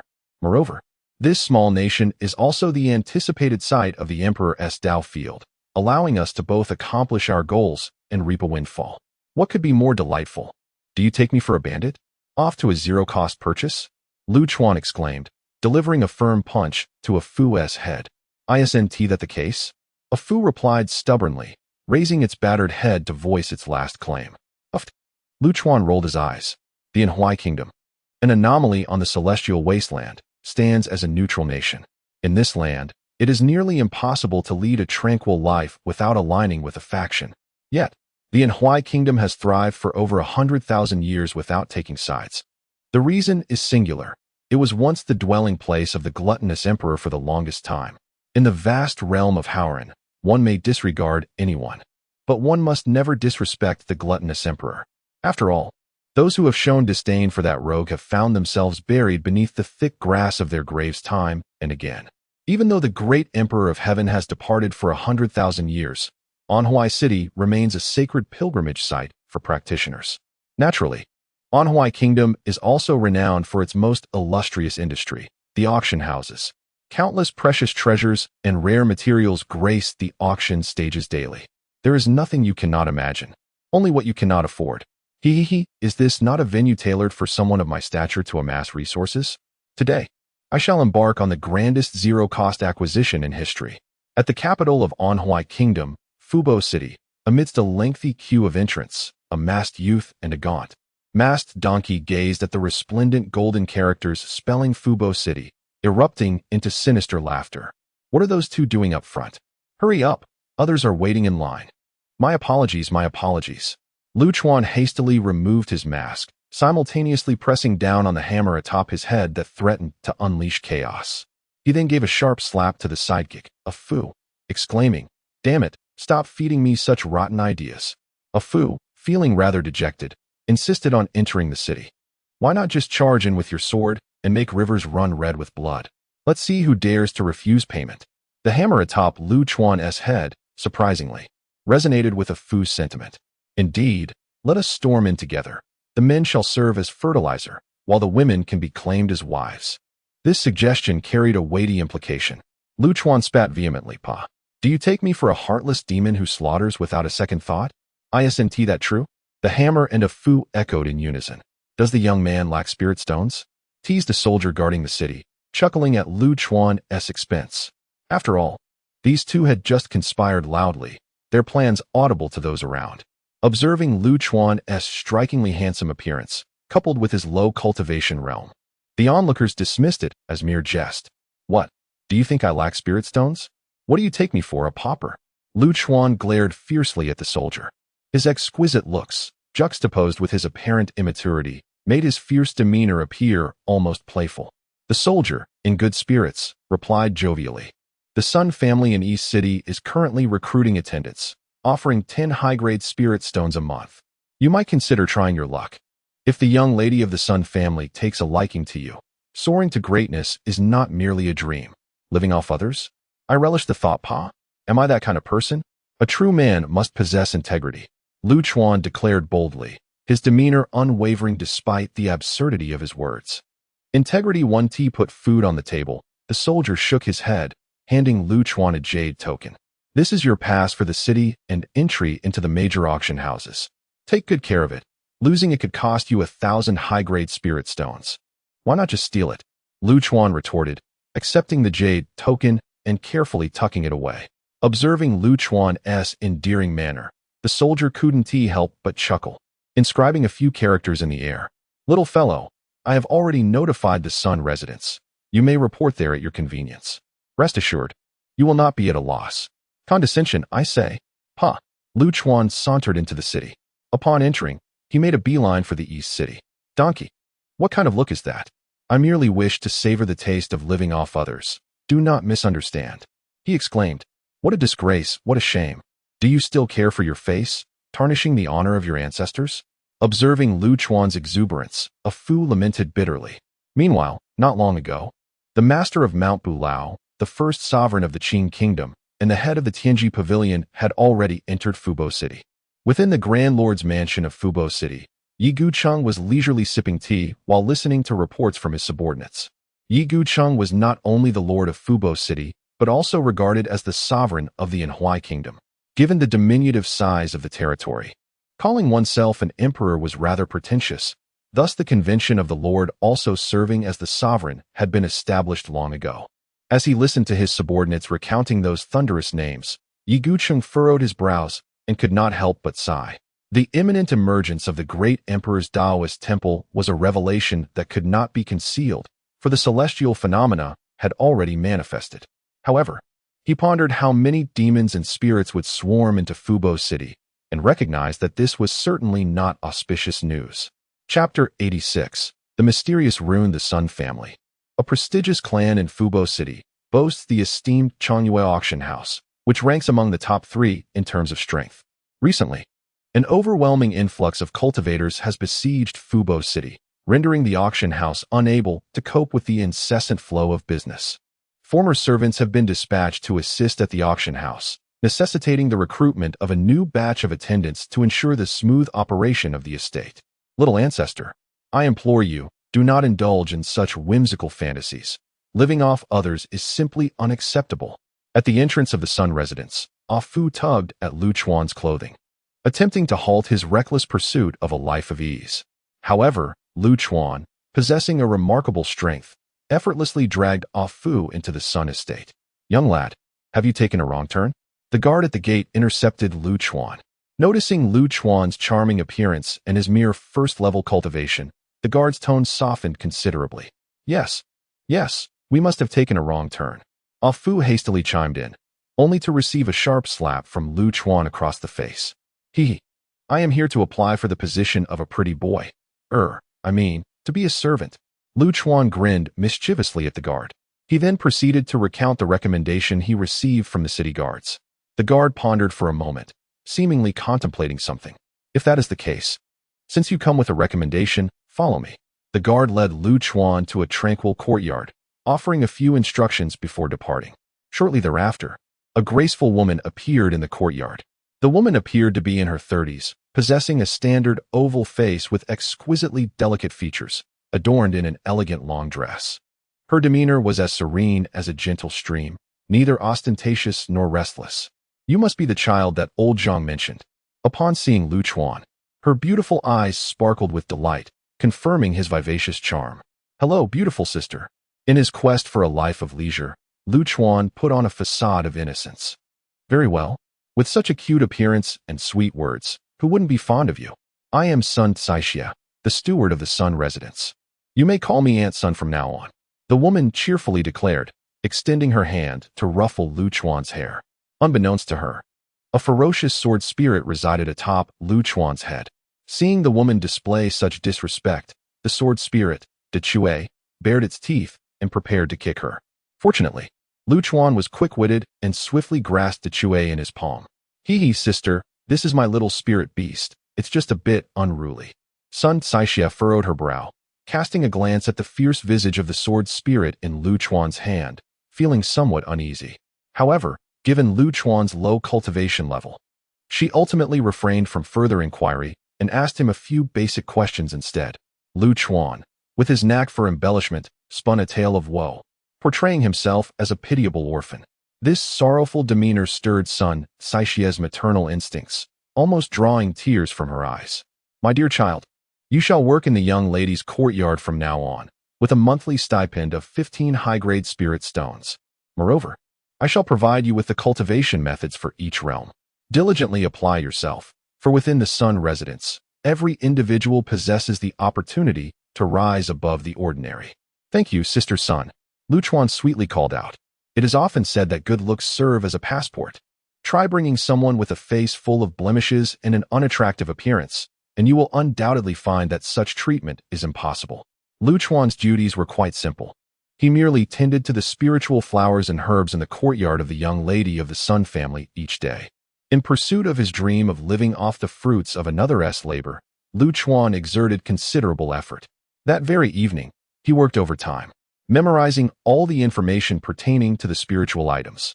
The following day, he diligently watered the plants and added soil where necessary, executing his tasks with remarkable fluidity, much to Sun Caixa's satisfaction.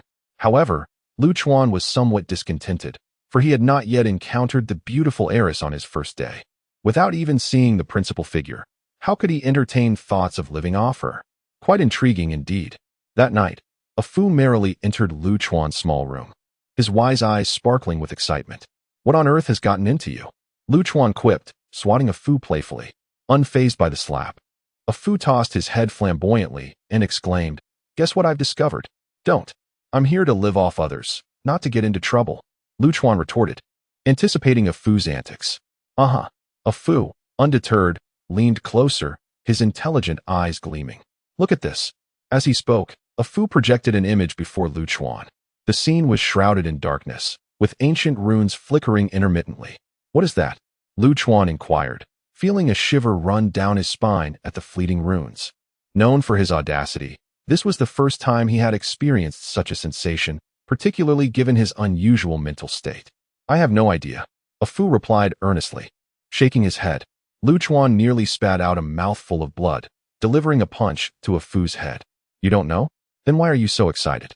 A Fu restored his head and exclaimed, "It's precisely because I don't know that I'm thrilled. It's the first time I've encountered runes I cannot analyze." "Huh." Lu Chuan scratched his head, pondering the logic behind this. A Fu cheerfully elaborated. "There are two possibilities. First, these runes originate from another realm, not belonging to our plane. Second, they are from an undocumented era, hence my inability to trace their origins." Lu Chuan thoughtfully pinched his chin, seriously considering this, but ultimately blurted out a few words that nearly broke a Fu's composure. "What does it have to do with me?" A Fu, unable to contain himself, burst into laughter. "How can it not concern you? Your arrival at the Sun residence must surely have a reason behind it. Perhaps it is these runes that guide you. Young one, do not reject your destiny. Wake it." The little hammer groggily emerged from Lu Chuan's embrace. Infuriated by a Fu's interruption of its sweet dreams, it fiercely raised its tiny fist. Suddenly, Lu Chuan seized a Fu by the neck, dragging it to the door and unceremoniously tossing it outside. All day long, it had been a nuisance to him. Enough already. Time to sleep. Today, Master Wu of the Great Wu Kingdom is visiting the residence, so one must be particularly attentive to their manners and conduct. The following day at work, Lu Chuan received a task from Sun Kai Dai to serve tea and water. However, should this not be the responsibility of a maid? Why must he undertake it himself? Lu Chuan was somewhat bewildered, but upon hearing that the young lady from the Sun family would be present, his spirits instantly lifted. After all, serving tea and water was a trivial matter. For the sake of a comfortable meal, it mattered not. Chapter 87. The mischievous servant Zhou Yu is an illustrious figure across the entire Tianwan continent. After all, rarity enhances value. Attaining the pinnacle of the annihilation realm as a Confucian sage is nearly unparalleled in this era. In a world where scholars struggle for recognition, Zhou Yu stands as a beacon of hope for all literati. Most significantly, his own strength is formidable. With Zhou Chaoyang in the south and the elegant Zhou Lang in the north, these two represent the zenith of both literary and martial prowess, forming an unparalleled force in the absence of ancient titans. Due to the imminent opening of the Emperor's Taoist temple, Zhou Yu has arrived in Fubo City. The eldest daughter of the Sun family happens to be an ardent admirer of Zhou Yu. Furthermore, the Sun family has recently acquired some extraordinary items that require a distinguished figure to endorse their auction house. Naturally, Zhou Yu, with his esteemed reputation and exceptional capabilities, is the ideal candidate. Consequently, the head of the Sun family has hired Zhou Yu at an exorbitant price to support tomorrow's auction. This is Mingxin tea, which must be brewed in advance with premium heavenly spring water to fully appreciate its essence. This tea matures only once every 3,000 years, capable of dispelling inner demons and enlightening the mind. Moreover, we are the sole possessors of a single plant, yielding roughly half a pound upon maturation, which our master seldom indulges in. Please deliver the tea shortly, but refrain from excessive chatter and mind your decorum. Sun Kai Dai instructed as she educated Lu Chuan in the art of tea preparation, her words flowing like a gentle stream. Sun Kai Dai genuinely cherished Lu Chuan. Otherwise, this significant task would not have fallen to a newcomer like him. Rest assured, sister, I am dependable in my endeavors, Lu Chuan replied, thumping his chest confidently, aware of Sun Kai Dai's kindness towards him. The large hammer atop his head also echoed this sentiment, vowing to support Lu Chuan's reliability. Observing this lively pair, Sun Kai Dai could not help but smile warmly. You are quite charming. Go and present yourself before our master. He will surely remember you, and in the future, when the time comes to employ someone, you will be at the forefront of his mind.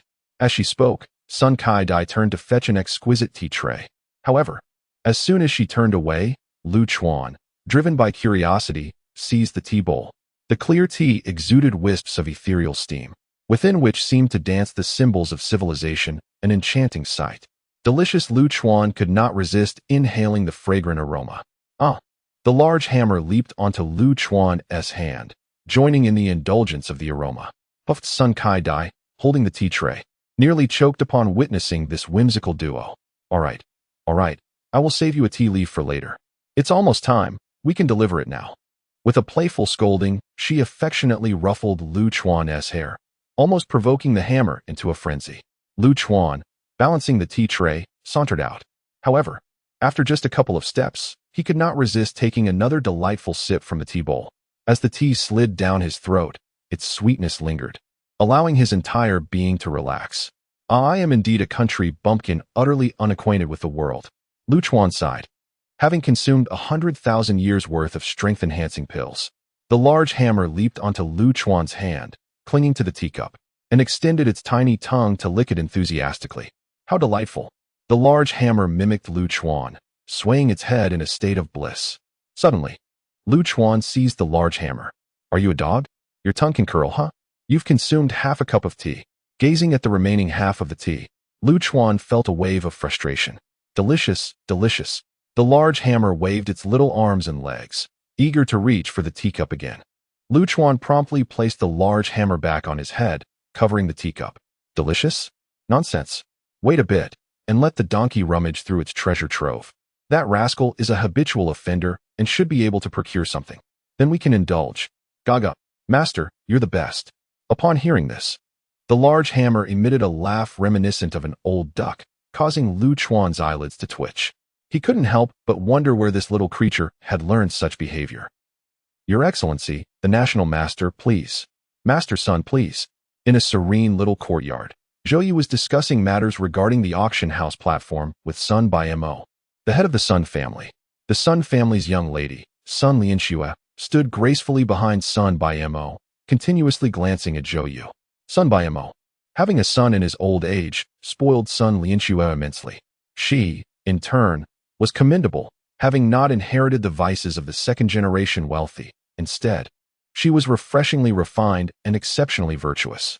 Sun Lianxue was renowned throughout Fubo City and even the entire Tianhuan continent for her beauty. Not only was she fair of face and kind of heart, but she also possessed extraordinary talent. It was rumored that her abilities were on par with that of the Long Princess of the Great Way, who was born with the immortal phoenix.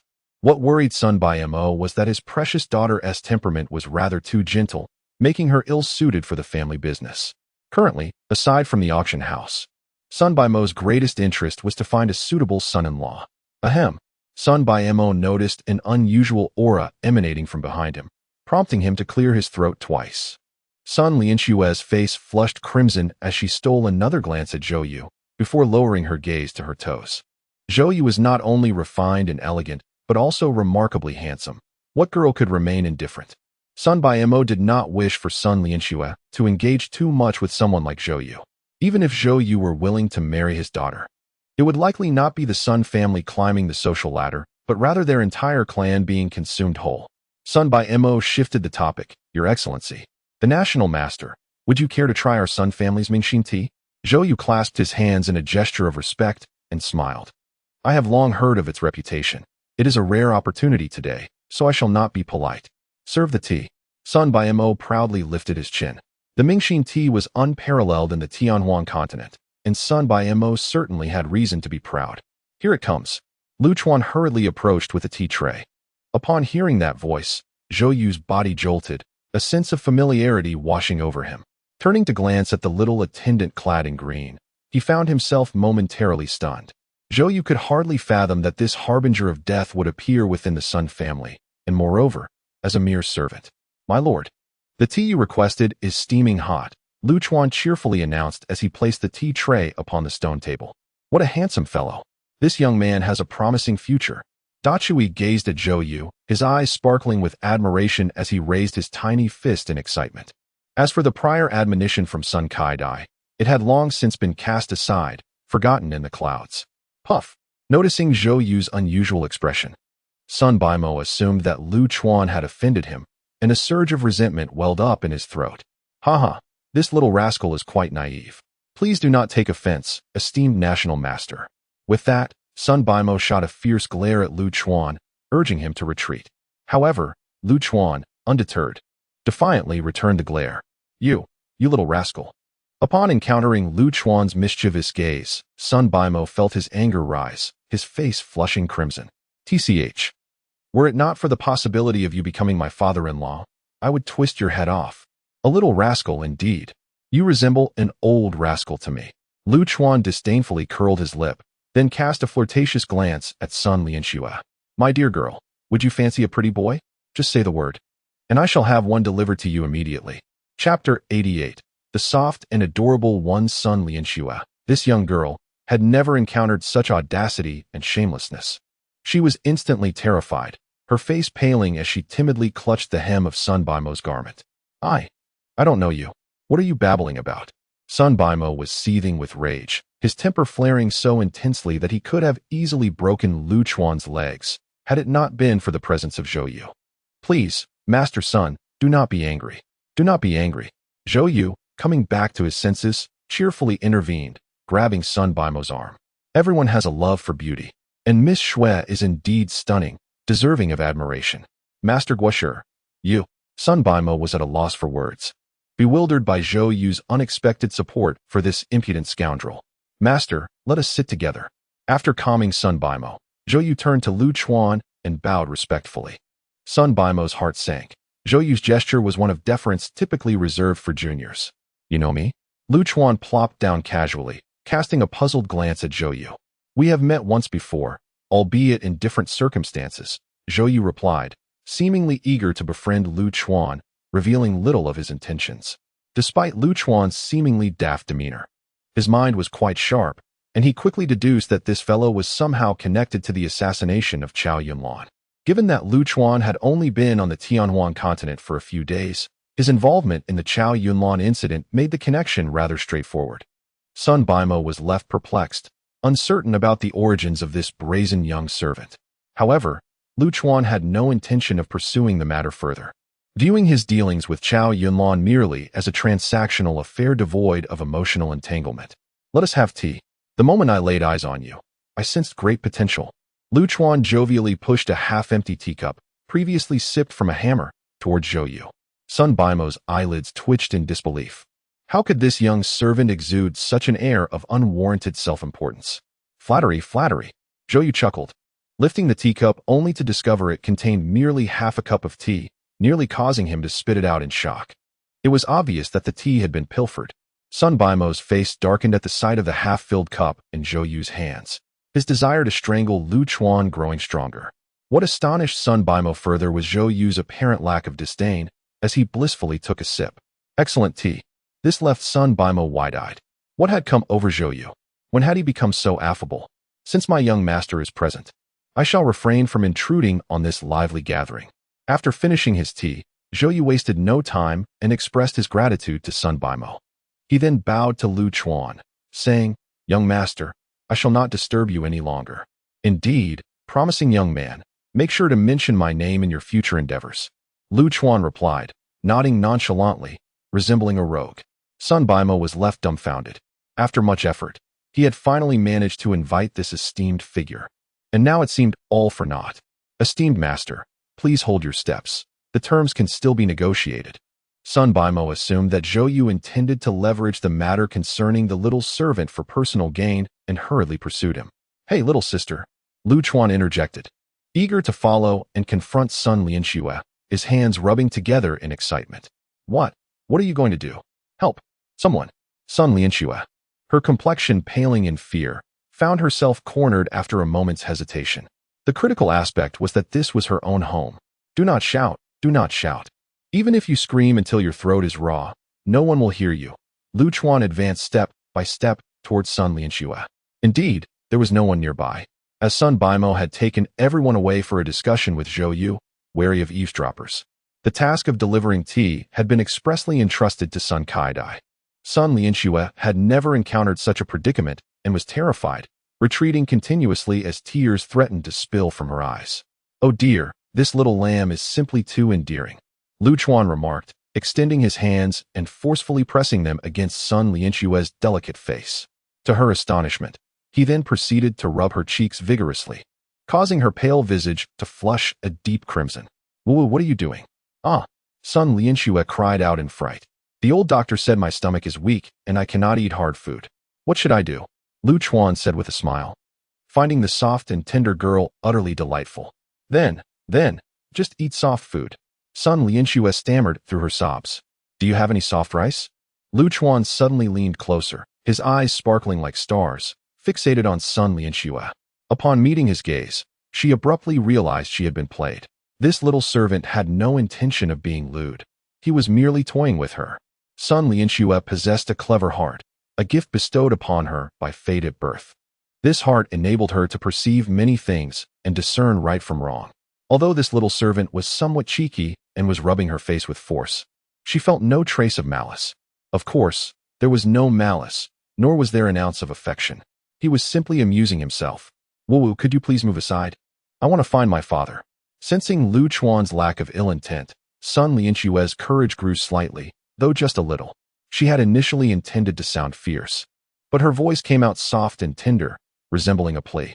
"Haha," Lu Chuan chuckled, finding her playful demeanor utterly charming. "You haven't answered my earlier question. Do you have soft rice to eat?" I usually do not like soft food, but if you enjoy it, I can have the kitchen prepare it for you," Sun Lianxue replied, timidly retracting her neck. "Haha, this little girl is too adorable," Lu Chuan exclaimed. At that moment, Sun Kaidai burst into the small courtyard.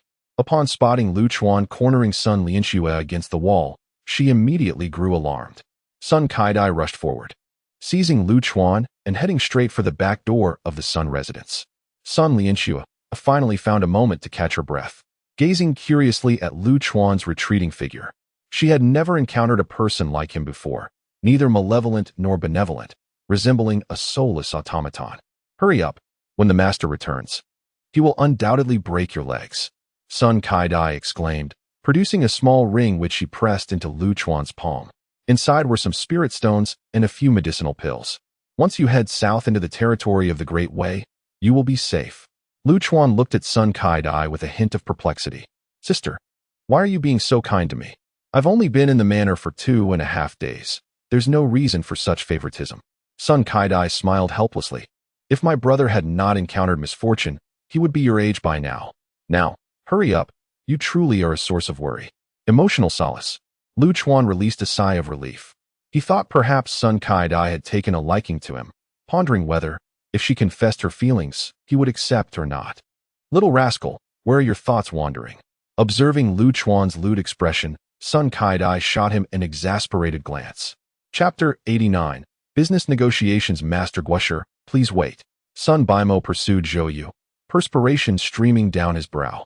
The price is negotiable. I, son, shall not haggle. Zhou Yu, with a hint of exasperation, halted and replied with a smile, you have a deity in your household. Why spend further?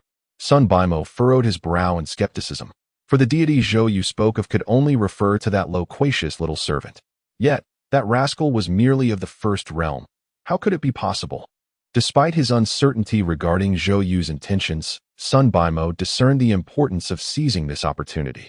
Zhou Yu wore an enigmatic smile, and, taking advantage of Sun Baimo's momentary daze, departed from the Sun residence. Could he truly be a concealed master? However, he hardly exuded the aura of one. Apart from resembling a delicate youth, he lacked any semblance of an esteemed figure. Sun Baimo muttered to himself as he turned back to his estate. Given Zhou Yu's assertion, he resolved to take a gamble. Why are you so obstinate? Lu Chuan, instead of fleeing, had returned to the courtyard, though the delightful Sun Lianxue had long since slipped away. Observing Lu Chuan and the little rascal savoring tea leaves, Sun Kai-dai felt a surge of indignation.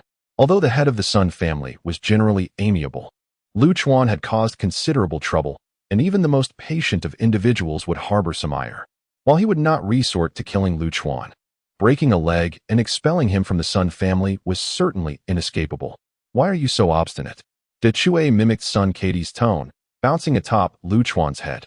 Little brat, do you wish for death?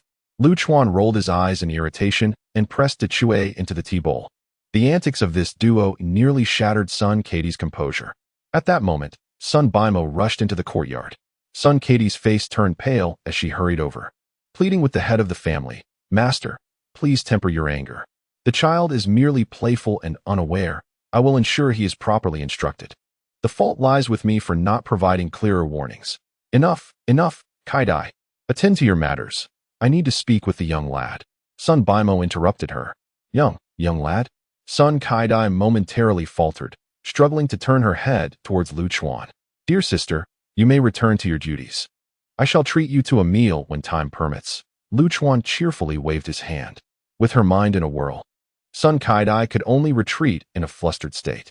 Young brother, shall we discuss a matter? Once Sun Kai-dai had departed, Sun Baimo eagerly approached. Lu Chuan found the scene amusing. Sun Baimo's temperament was indeed quite amiable. Had it been another, they would likely have been reprimanded on the spot. Sun Lianxue's gentle nature seemed to have inherited her father's disposition. As Lu Chuan twisted the tea water from De Chue, he smiled and said, Truth be told, I merely wandered about out of boredom. You seem like an agreeable fellow. What is it you wish to discuss? Sun Baimo was overwhelmed with joy and quickly stated, It is like this. A few days ago, I acquired a batch of goods. However, these items are exceedingly precious, and during the auction, I require someone to assist in standing guard to deter any nefarious characters. Noticing Lu Chuan's silence, Sun Baimo hastily added, Of course, you will not stand guard for free. I will ensure you receive full compensation. Very well, it's a trivial matter, Lu Chuan nodded. Few Sun Baimo sighed in relief. How does 5 million high-grade spirit stones sound? Wow, that's quite extravagant. Lu Chuan exclaimed, his eyes narrowing in delight. The wealth of this desolate continent was indeed incomparable to that of the desolate Tianyuan continent. My young friend, although you are modestly hidden, you lack renown. You see, Sun Bimo glanced at Lu Chuan somewhat awkwardly. This statement revealed Sun Bimo's lingering distrust of Lu Chuan, as Lu Chuan's apparent cultivation level was alarmingly low. Lu Chuan, however, remained unfazed and nodded. It's fine. I will simply stand guard. You may find anyone else you wish. Seeing Lu Chuan so understanding, Sun Bimo finally relaxed. To be prudent, Sun Bimo intended to recruit some renowned cultivators to stand guard alongside him. This way, the presence of formidable and well-known cultivators would intimidate any wrongdoers, while the esteemed Lu Chuan could provide covert protection, ensuring absolute safety. My young friend enjoys tea. I shall send some Mingxin tea over shortly. Also, please do not wear that servant's attire. I will send you a set of heavenly silk robes as well. Sun Bimo indeed knew how to navigate social interactions. While Lu Chuan was carefree, entirely oblivious to the concept of receiving unearned rewards, accepting everything without hesitation, even if he had no use for them. He could sell them for spirit stones. Miss, you have been lost in thought for an entire hour, still pondering over the Grand Master? In her chamber, a little maid teased as she observed Sun Lianxue daydreaming by the window. How annoying! Sun Lianxue puffed her cheeks and rubbed her small face. The earlier encounter with that boy had left her sore, and she still had not recovered. Xiaohong, do you think there are truly people in this world devoid of emotions? The maid named Xiaohong, while tidying up the room, chuckled. I doubt there are any. How could one live without emotions? True, Sun Lianxue mused, recalling the boy's starry brilliance paired with a hint of languor in his eyes. Oh dear, why does his image linger in my mind? Hey, handsome, can you guess what the Sun family is auctioning tomorrow? Lu Chuan, in his small room, was enjoying hot pot with the Chui Wen Fu, with gleaming eyes. Burst in. Could it be that mysterious rune? Lu Chuan rolled his eyes. Ah, I see you've become quite clever lately. Ah Fu replied, and suddenly, with astonishing speed, he snatched Lu Chuan's dipping plate with his long tongue. Within that dish lay nothing but Lu Chuan's saliva. Ah Fu devoured it in a single bite, his face alight with blissful ecstasy. I could easily strike you down with a mere slap. Lu Chuan felt a chill run down his spine. Rushing forward to hammer at Ah Fu. Clean it, he shouted, while Ah Fu, dazed from drink, raised his tiny fists to retaliate. There's something amiss. Ah Fu cried out, desperately trying to divert Lu Chuan's attention. Let it out if you must.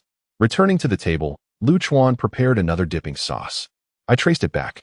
This rune has fallen into the hands of the Sun family, and something feels off, Ah Fu remarked, stealing glances at Lu Chuan's new sauce with envy. Humph. Sensing Lu Chuan's impending wrath, Ah Fu quickly averted his gaze. I cannot decipher this rune. It weighs heavily on my mind. Tomorrow, while you are at the station, be vigilant and observe for any suspicious individuals. Lu Chuan nodded, sharing Ah Fu's unease about the rune. It felt distinctly sinister, and it would be prudent to unravel its mystery. Chapter 90. A young gentleman with a silver tongue. Xiao Chuan Chuan, come and change your clothes. Early in the morning, as Lu Chuan suffered from a severe hangover, Sun Kai-dai knocked on the door, holding a set of exquisitely crafted garments. When Lu Chuan had come for the interview, he had exchanged his elegant sword attire for tattered coarse linen clothes to make a smoother impression. His two long swords were temporarily entrusted to Ah Fu, so the members of the Sun household had yet to witness Lu Chuan's captivating demeanor. Oh dear, another night of drinking. The moment the door opened, a pungent smell of alcohol rushed out, prompting Sun Kai-dai to cover her nose and chide him lightly. Hee, just a little hobby. Lu Chuan chuckled awkwardly. Sun Kai-dai shook her head in exasperation, handing him the clothes. These are the garments the master asked me to deliver. You must change and head to the auction house shortly. She refrained from inquiring about the events between Lu Chuan and Sun Bimo. Although she was curious about the master's change in attitude towards Lu Chuan, she had never voiced her thoughts. Such a woman, with such a temperament, was indeed rare. Are these clothes valuable? Lu Chuan scrutinized the garments with a hint of disdain, finding them overly flamboyant. Sun Kai-dai pondered for a moment before explaining. They are worth approximately 200,000 high-grade spirit stones, crafted from premium ice silkworm silk, which offers excellent resistance to fire attribute magic. Goodness. Lu Chuan promptly placed the clothes on the table. I think I'll stick to my own attire. We can sell these later and split the earnings. Uft. Cough, cough. Sun Kai-dai nearly choked. What are you thinking, young man? Hurry and change. Many significant figures will be attending the auction today. You cannot bring shame upon the master. Rest assured, sister, I may not possess much, but one thing I do have is my striking good looks and charm. I will certainly not embarrass anyone, Lu Chuan declared, snapping his fingers lightly. With that, his drab servant's attire transformed into a dashing outfit of white adorned with black patterns. As the saying goes, clothes make the man, and Lu Chuan's change in attire instantly elevated his demeanor. Sun Kai-dai rubbed her eyes in disbelief, convinced she had misperceived. The Lu Chuan moments ago, a lively and adorable boy, had now morphed into an elegant young gentleman. How is this possible? The transformation was too drastic, and she circled around him in astonishment. How do I look? Dashing, right? Lu Chuan tossed his hair with flair. A fu, bring forth the esteemed sword. Cough, cough. Sun Kai-dai almost lost her breath. The well-mannered young gentleman had turned into a rogue with a mere utterance, breaking down her defenses entirely. A fu appeared, placing two long swords before Lu Chuan. Once Lu Chuan hung the swords at his waist and grasped the small red gourd. He fully embodied the persona of a charming and suave swordsman. Wonderful. Sun Kai-dai's eyes sparkled with delight as she adjusted Lu Chuan's attire, finally smiling joyfully and advising him to take care. Alas, will do.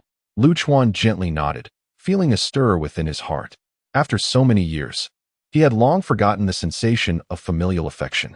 The caring gaze of Sun Kai-dai awakened within him faint memories of his parents and relatives.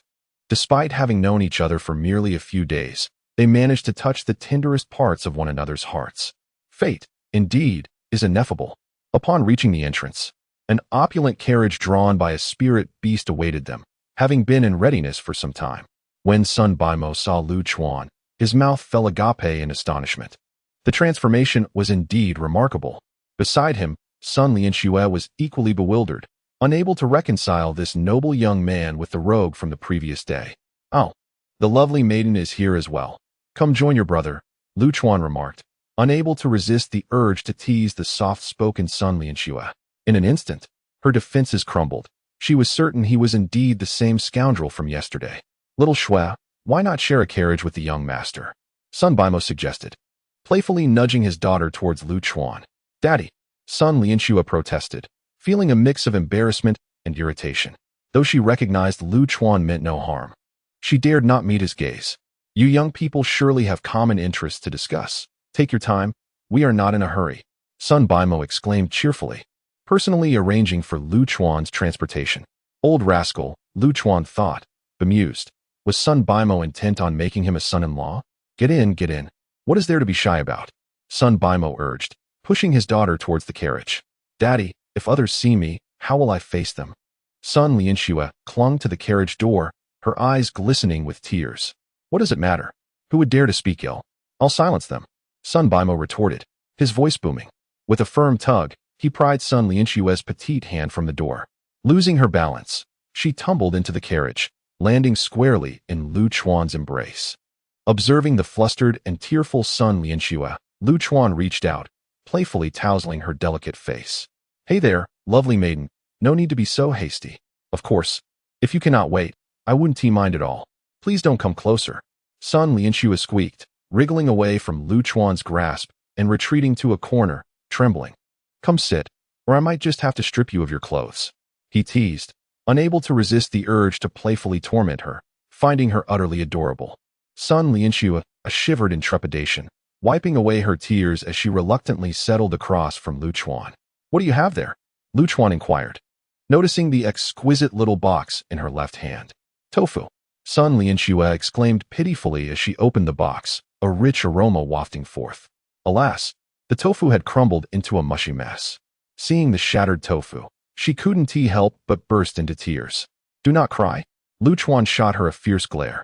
Immediately, she fell silent, pouting with a face resembling a rain-soaked pear blossom, filled with grievance. Listen, I heard from Grandpa that you will also accompany us to the auction house, and you mentioned your fondness for soft foods. This morning, I prepared a little something for you. Haha, you are such a delightful little girl. Lu Chuan took the small box from Sun Lianxue's hands and eagerly devoured the tofu within. I know you mean no harm. Upon seeing Lu Chuan enjoy the tofu she had made, Sun Lianxue's expression visibly brightened. Who told you that? I actually feast upon children, devouring several at a time. Lu Chuan shot a fierce glare at Sun Lianxue. Don't scare me. Sun Lianxue shrank back slightly. You possess neither malice nor kindness. Huh. Lu Chuan, intrigued, pondered how this little girl could perceive his usual lack of emotion. A heart of innocence. At that moment, a Fu appeared, seizing the opportunity while Lu Chuan was distracted. And with a swift flick of its tongue, it snatched away the saliva-soaked box. Delicious. Ah. A Fu swallowed the box, a look of sheer enjoyment on its face. Damn it, you perverse creature. Lu Chuan lunged at a Fu, delivering several blows to its head. Wah wah wah. Murder. You're killing a donkey. Sun Lianxue, terrified, began to sob loudly. Chapter 91. The Emperor's contract. What are you bickering about? Have you never seen the world? Ah Fu swiftly reverted to his usual demeanor, casting a disdainful glance at Sun Lianxue. This girl possesses an innocent heart. She can perceive the varied emotions of different individuals. So it is no surprise that she recognizes your emotional void. No, that's not it.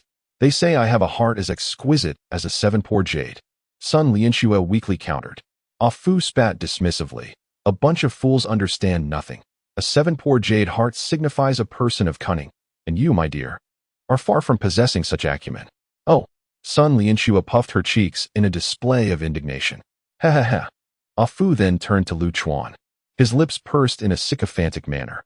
Handsome sir, there exists an eerie aura in the city, one that does not seem of this world. What?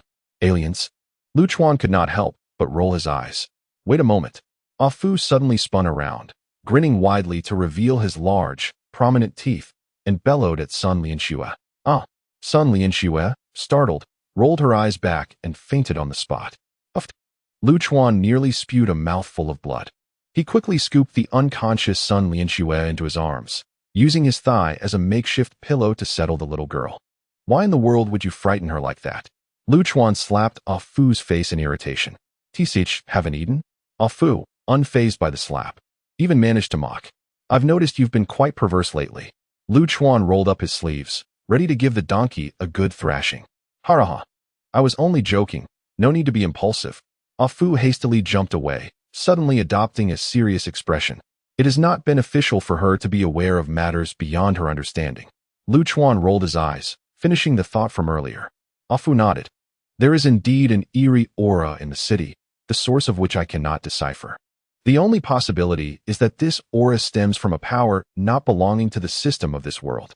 Lu Chuan furrowed his brows. What do you mean? You would be confused if I elaborated too much, Ah Fu replied, puffing up his wise expression. In essence, this aura likely originates from another world or is a remnant from an unknown era. What implications does this have? Lu Chuan inquired, intrigued. This unknown power should provoke the heavenly laws to enact a reckoning, much like how it dealt with you. Ah Fu frowned as he spoke. However, currently, the heavenly laws are disturbingly silent. I suspect they may have been tainted. Lu Chuan scoffed. And what proof do you have for such claims? Ah Fu disdainfully curled his lip. Proof, you say? I have already linked to this world and can synchronize with the heavenly laws. I can sense even the slightest change in the heavenly laws.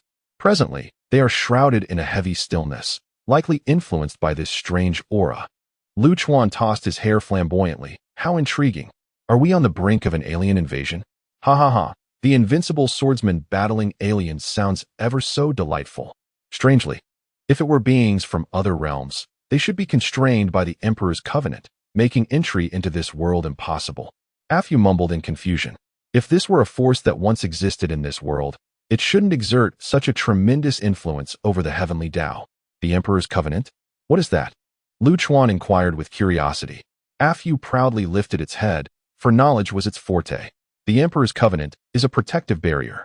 If an emperor has arisen in a world, that world harnesses the Emperor's power to create such a barrier, preventing the invasion of outsiders. Your homeland has a similar barrier, known as the Panga Covenant. Without the protection of the Panga Covenant, your little hometown would have long been trampled upon. Huh, what are you talking about? If there is protection from the Emperor's covenant, how did I enter this world? Lu Chuan couldn't help but retort. You know nothing, Ah Fu scoffed. The Emperor born in this world is merely a second-rate fellow from your own realm. When locals meet, they shed tears of nostalgia. The Emperor's covenant cannot possibly restrict entry for someone from the same world. Interesting, Lu Chuan nodded. Yet Ah Fu's expression turned grave.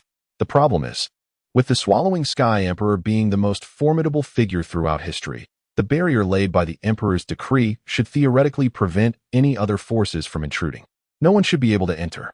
You're foolish. If it's not an outsider, then there must be an issue from within. Why dwell on this? Lu Chuan's straightforward nature led him to see things simply. That's true in theory, but something feels off. The presence that has emerged is too abrupt and strange.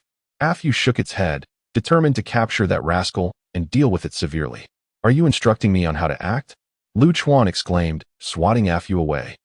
That little face, brimming with collagen. With nothing better to do, Lu Chuan began to tease Sun Lianxue. Her beautiful face contorted into various shapes under his playful antics. Ouch! My face hurts. Sun Lianxue awakened, her first sensation being a fiery pain on her face. She then saw Lu Chuan's chin, followed by his starry black eyes, which held a blend of teasing, laziness, and indifference. Wow!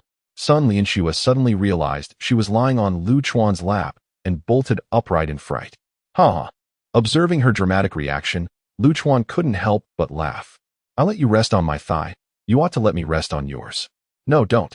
Men and women should maintain a distance. Sun Lianxue retreated to a corner, pitifully refusing. If you don't come over, then I shall come to you, Lu Chuan grinned, rubbing his hands together like a mischievous old lecher. Bang! At that moment, the carriage suddenly shook violently, followed by the sound of curses from outside. Lu Chuan furrowed his brow and parted the curtain to peek outside. Raising his gaze, he noticed a luxurious carriage blocking the road ahead. The recent tremor must have been caused by the spirit beast pulling the vehicle, triggered by a sudden halt. At this moment, the Sun family was exchanging cordial greetings with another party, members of the Long family. A waft of fragrance drifted through the air, prompting the naive Sun Lianxue to lean closer to Lu Chuan, peeking curiously. Are you truly afraid of me, or not? Lu Chuan found himself perplexed by the girl's innocence. If he claimed she wasn't frightened, a mere glare from him could reduce her to tears. Yet, if he admitted to instilling fear, her proximity contradicted that notion. Indeed, just as Afu had mentioned, she was adorably naive. The Long family is utterly detestable, always causing trouble for my father. They even wish to marry me into their household. Humph. Sun Lianxue murmured indignantly. Chapter 92. The Schemed Sun Family. Ah, is that not the esteemed head of the Sun family, so preoccupied with his journey? Are you en route to the auction house? A young man, slick and flamboyant, leaped from a luxurious carriage. He navigated through the crowd of insults and approached Sun Bimo's vehicle, calling out brazenly, Long Outyin, what is the meaning of blocking the road? Sun Bimo furrowed his brow and lifted the curtain. Huh, what? Lu Chuan, upon hearing that name, burst out laughing.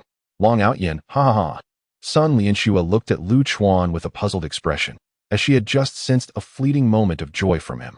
He is the eldest son of the Long family, Long Outyin. Is there an issue? Sun Lianxue scratched her head in confusion, unable to comprehend why Lu Chuan appeared so amused. No issue at all, ha. Unable to contain himself, Lu Chuan plopped down, delighting in the unfolding spectacle. Dear head of the Sun family, do not be angered. Once my father arrives, the path will naturally be cleared, Long Outyin said with a cheeky grin, bowing mockingly to Sun Bimo.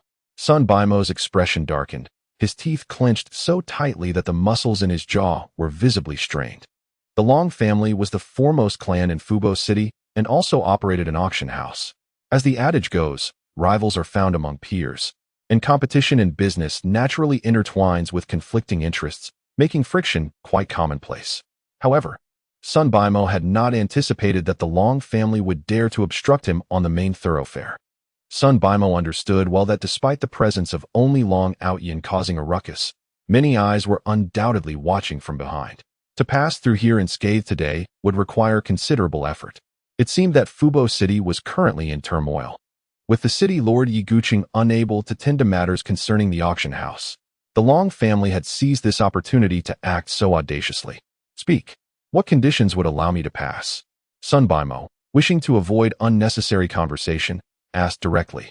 Head of the Sun family, you are straightforward, Long Outyin responded, puffing out his chest proudly. It's simple. I've heard that your auction house recently acquired a fine batch of goods. We don't require much. Merely half to be handed over to our Long family's auction house will suffice. Huh. Sun Bimo, infuriated, laughed derisively. Yulong family are all of one ilk, always resembling a famished dog. To part with half of these goods, for which Sun Bimo had staked his entire fortune, would be tantamount to signing his own death warrant. What did you say, old man? Long Outyin erupted in fury. At that moment, a luxurious carriage approached slowly, coming to a halt not far away. The curtain was drawn back, revealing a middle-aged man with a gloomy expression who turned to face Sun Bimo. Father. Long Outyin hurriedly dashed to the side of the carriage. This old fool just insulted us. The middle-aged man nonchalantly shook his head. Brother Sun, since there is nothing to discuss, let us linger here. With a thunderous crack, a figure appeared on the opulent carriage that obstructed the main road. The individual before us, with his white beard and hair, appears to be an elderly man. Yet, he exudes an aura of vitality and strength, his physique robust and imposing. This man is Mo Winyong, the enigmatic master of the Everlasting Mountain, a formidable figure of the Annihilation Realm, within the vast expanse of the Tianhuan continent. Apart from the superpower that is the Great Wei Dynasty, there exists another formidable force, sanctuaries of cultivation that have withstood the test of time, such as the Everlasting Mountain. It is said that within its confines lies a miraculous elixir of immortality, capable of extending the lives of cultivators indefinitely, which is the very origin of the mountain's name. Mo Winyong himself is an ancient being, his years of existence unknown. After Zhou Yu declined to support the Sun family, Sun Bimo found himself in need of a renowned cultivator to endorse the auction house. The individual he sought was none other than Mo Winyong, the master of the Everlasting Mountain. They had already reached an agreement, with half of the commission paid. One would expect Mo Winyong to be present at the auction house. However, the reality was starkly different. He not only absented himself, but had also allied with the Long family to undermine Sun Bimo. Master Zhou, what do you mean by this? Sun Bimo's expression darkened ominously upon seeing the man. Are you truly so obtuse as to not comprehend the situation? Long Outyin sneered from a distance. He then offered a respectful bow to Mo Winyong, addressing him as ancestor. The title sent chills down Sun Bimo's spine.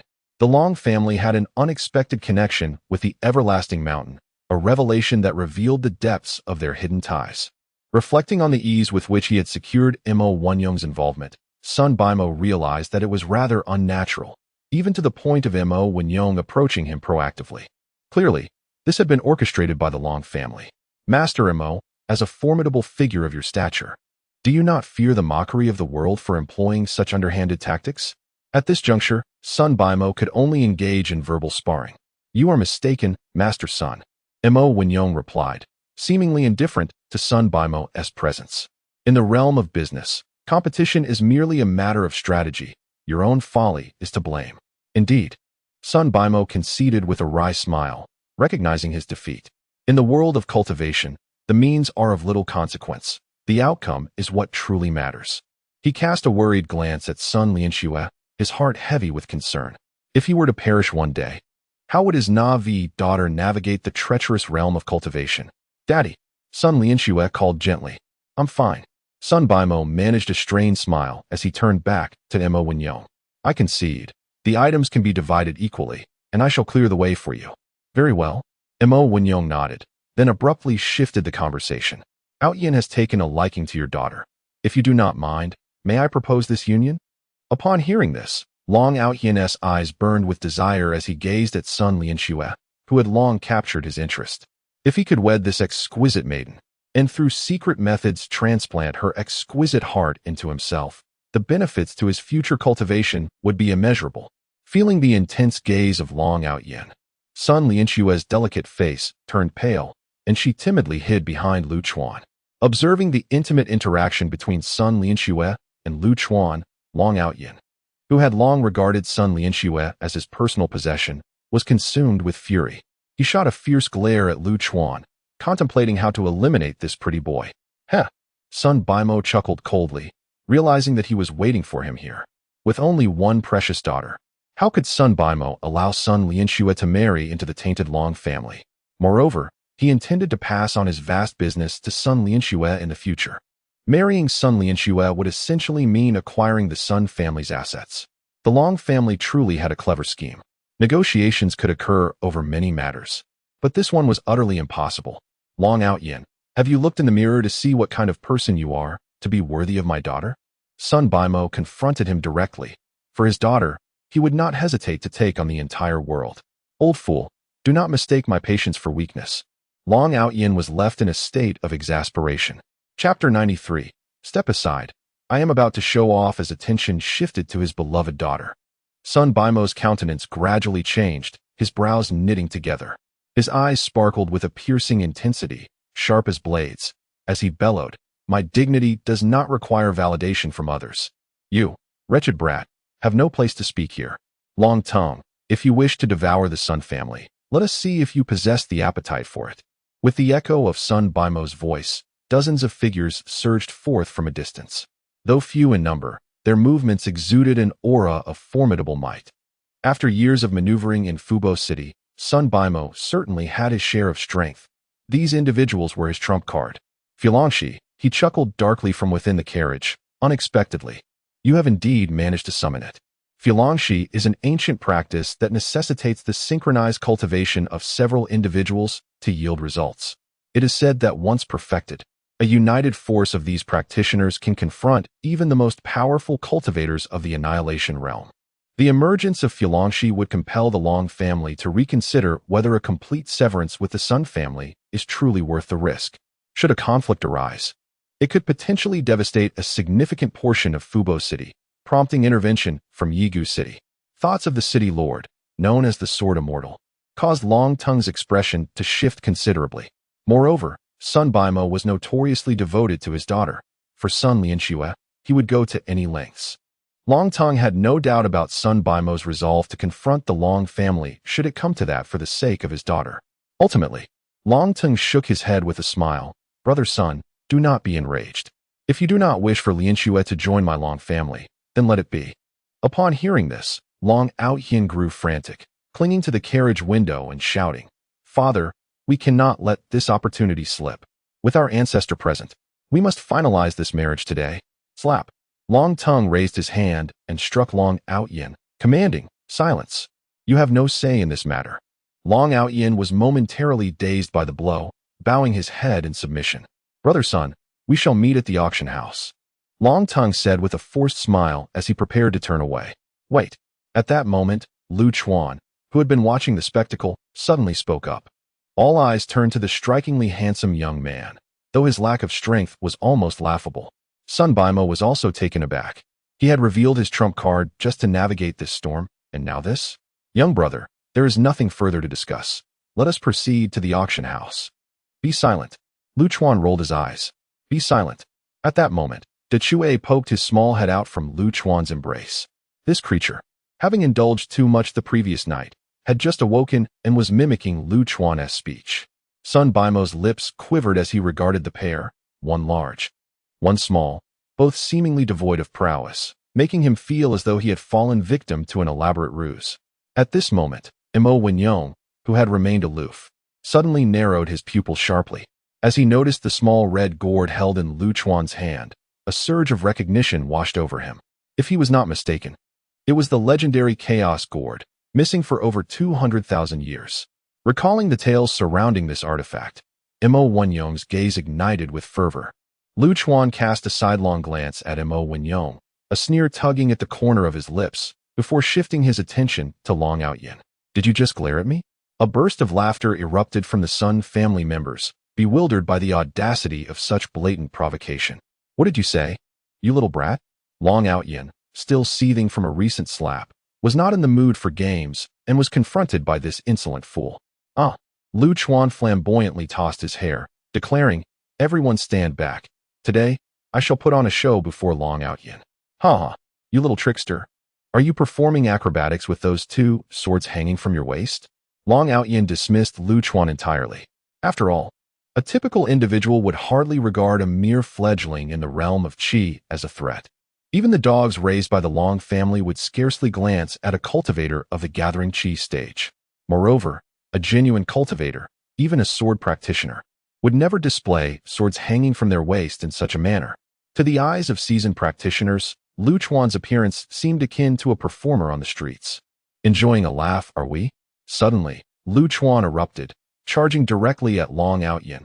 leaving behind a trail of afterimages. Watch out. Mo Wenyong reacted swiftly, but his attempt to intervene came too late. Save me. The shadow of death loomed, and Long Outyin would never have the chance to finish his plea. With a sickening sound, blood erupted like a runaway faucet. Long Outyin's head vanished, his body too stunned to collapse, blood gushing forth like a torrent. By the time the onlookers discerned Lu Chuan's figure, he had already returned to his original position, a fresh head in his hand. Clumsy, and yet so pretentious, he exclaimed, lifting his foot to kick Long Outyin's head as though it were a soccer ball. What a goal! Even without eating sea cucumbers, I can score beautifully. Lu Chuan chuckled, nodding in satisfaction as the bloody head disappeared into the horizon. The entire sequence unfolded at a breathtaking pace, not exceeding 2 seconds. As the dust settled, the crowd was left in stunned silence. Scott! Long Tongue's anguished roar echoed throughout Fubo City. Beast! You have killed my son. Today, I shall rend you to pieces. Long Tongue, consumed by fury, unleashed a surge of true essence that shattered the carriage. Soaring into the air, Long Tongue hurled a punch at Lu Chuan, and the sky instantly bore the imprint of a colossal fist, seemingly forged from gold, exuding immense power. Golden Fist. Little brother. Dodge. Sun Bai Mo shouted in desperation upon witnessing the looming fist. Though Long Tongue was merely a cultivator at the Tianfa stage, with the ancient divine technique of the Golden Fist, he possessed the strength to confront even those who had just entered the realm of annihilation. Impulsiveness is the devil, Lu Chuan mused, gazing at the gigantic fist with a smirk of derision gracing his lips. A son can be reborn. Why unleash such wrath? At this moment, Mo Wenyong discreetly withdrew, observing Lu Chuan from a distance. His formidable senses intimated that should he engage with the youth, he might meet the same fate as Long Outyin. Long Ting also noticed Mo Wenyong's peculiar behavior and immediately sensed something amiss. After delivering a powerful punch, he leapt into the air, preparing to escape. Did I permit your departure? Lu Chuan scoffed. With a swift motion of his fingers, he unleashed his sword claws, forcefully drawing them towards the heavens.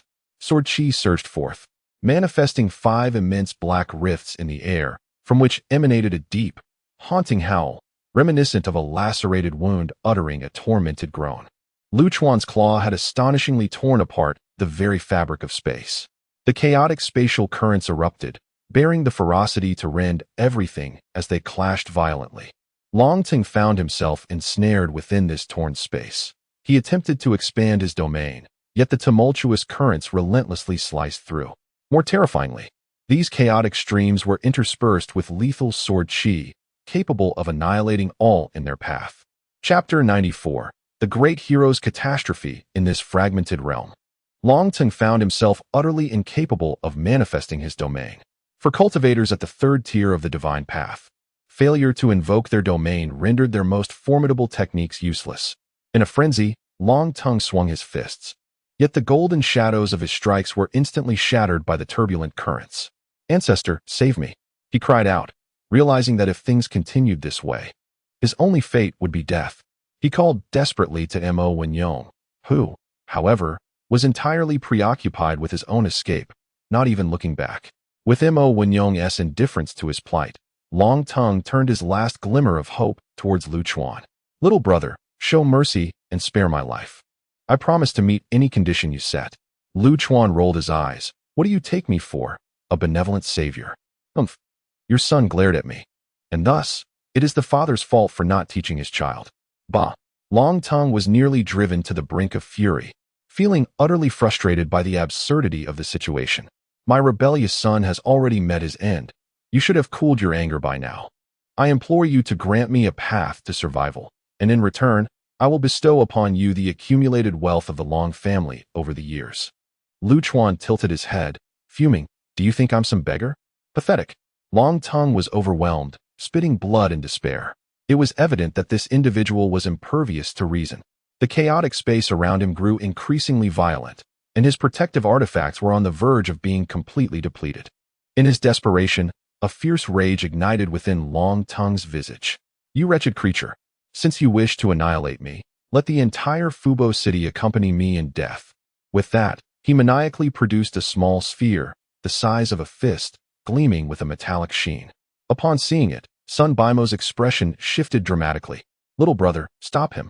That is an ancient demonic seed, the devouring insect. It consumes everything. Alas, Sun Bimo's warning came too late. Long Tongue unleashed a spray of blood onto the sphere. Dark rays of light erupted skyward from the orb, within which countless esoteric symbols flickered ominously. Then, a ghastly shattering sound echoed as the black sphere began to tremble. A chilling resonance reverberated through the air, and a tendril of black mist surged forth from the orb. With Lu Chuan's keen perception, it was evident that this was no ordinary mist, but a swarm of nearly indistinguishable tiny insects. Haraha! Let us perish together, Long Tongue roared, extending his arms wide, allowing the black mist to envelop him. In an instant, Long Tongue's form dissipated into the ether. Within the blink of an eye, a cultivator of the celestial punishment realm was devoured entirely by these minuscule creatures, even his soul consumed without a trace. No wonder Sun Bimo had been so frightened. Once more, the eerie tremor echoed, as the black mist emerged from the shattered space. It seemed to grow stronger after consuming Long Tongue. To Lu Chuan's astonishment, these insects were able to traverse the shattered space with remarkable freedom. His sword Qi seemed to have no effect on them. However, it wasn't long before Lu Chuan began to feel a sense of dread, as these diminutive creatures were consuming the remnants of his sword energy. The insects that devoured Lu Chuan's sword Qi underwent a transformation, shifting from a deep black to a mesmerizing, iridescent hue, shimmering with an eerie luminescence. An intense, razor-sharp aura emanated from these creatures, and as they flew, they tore through the very fabric of the air. Oh, I seem to have landed in quite a predicament. Lu Chuan awkwardly scratched his head. That lunatic Long Tongue. Witnessing this scene, Sun Bimo shouted anxiously, "Fallen warriors, escort the lady out of the city, quickly, as far away as possible." Meanwhile, in the Lord's mansion, Zhou Yu and Yi Gucheng, who were enjoying tea, also noticed the commotion on the street. The Lord, Yi Gucheng, gazed into the distance with a pallid expression. Indeed, that creature still clings to Long Tongue. The promised permanent seal has been betrayed by that scoundrel. Zhou Yu furrowed his brow deeply and inquired, "Brother Yi, wasn't this creature supposed to have been long extinct? Why does it still exist?" Grinding his teeth, Yi Gucheng shook his head. The item that appeared at the auction a few years ago was taken by the Long family. I intervened in the matter, and they promised to permanently seal the devourer insect. I have been careless. Zhou Yu sighed. In recent years, increasingly bizarre occurrences have surfaced, and ancient, long-extinct beings are re-emerging. It seems we are on the brink of upheaval. There is no time to deliberate, Yi Gucheng asserted. The Grand Master and I must see this through. With the devourer insect now unleashed, we must resolve this swiftly, lest the entire Fu Bo city be devoured. With a wave of his hand, the air around them shimmered, and their figures vanished from sight. The devourer insect, how intriguing. From the largest tavern in Fu Bo city, a man and a woman observed the unfolding chaos with bemusement. Should we investigate? If this matter is not resolved promptly, it could lead to calamity, the woman remarked, her elegant brows arching as she gazed at the man. He nodded in agreement. The devourer insect is nearly immune to all forms of attack and can only be sealed with special methods. It would be prudent for us to take a closer look. What a grand spectacle, arriving just in time for this. At the city gate, a young man clad in tattered clothing, cheerfully completing his entry procedures, gazed skyward. I'll head in first to witness the excitement. I'll retrieve the passage, jade token later, he declared, his figure dissipating before the city gate. Come, let us investigate. It seems to be the devourer insect, he instructed. Addressing his companion, in a small tavern, Zhuge Ming set down his chopsticks mid-meal. Grasping a nearby feather fan, he waved it gently, revealing an intricate 8 trigrams diagram on the ground. The white-clad general behind him placed a silver ingot down, and together they vanished into the 8 trigrams formation. Meanwhile, a captivating woman strolled leisurely along the bustling street, indulging in the delights it offered. Suddenly, a shadowy figure appeared behind her. The shadow respectfully bowed to the woman. The master of the establishment. Long Tongue has unleashed the devouring insect. The young man who previously slaughtered 2 of our patrons at the Chiohong Tavern is also present. Isn't Zhou Yu in the city? As a scholar deeply concerned with the world, he would naturally endeavor to resolve this, the woman remarked, biting into the pineapple in a fit of frustration. The shadow hesitated for a moment and replied, Master, the devouring insect has consumed the young man's sword energy. It seems to be evolving in an uncontrollable direction. The situation may be slipping beyond our grasp. The woman's eyelids twitched with agitation. What news from those old-timers in the city? The shadow pondered briefly. The couple from Tianqi, Zhuge Ming and Zhao Tong from Shishu, Yi Gucheng and Zhou Yu, as well as the newly arrived Fenghua Sanyue, are the only ones who have shown any activity. Others remain silent. Bah! The woman spat in disdain. Has no one from the other continents taken action? The shadow nodded. Currently, the city is teeming with at least 50 practitioners of the Annihilation Realm from the vast Haoran world, aside from those of us from the Tianyuan continent. The others seem to be merely spectators. Chapter 95. The arrival of various deities. The devourer worm consumed Lu Chuan's sword energy, evolving in an uncontrollable direction.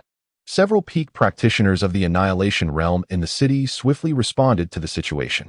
Yi Gucheng and Zhou Yu were the first to arrive. Upon reaching the scene, they beheld the chaotic black mist, formed by the devourer worms, swirling violently in the air, emanating an intensely sharp aura that sent shivers down their spines. Meanwhile, Lu Chuan stood beneath it all, earnestly discussing something with the donkey beside him. Master, what is the situation? Zhou Yu, having met Lu Chuan before, hurriedly inquired.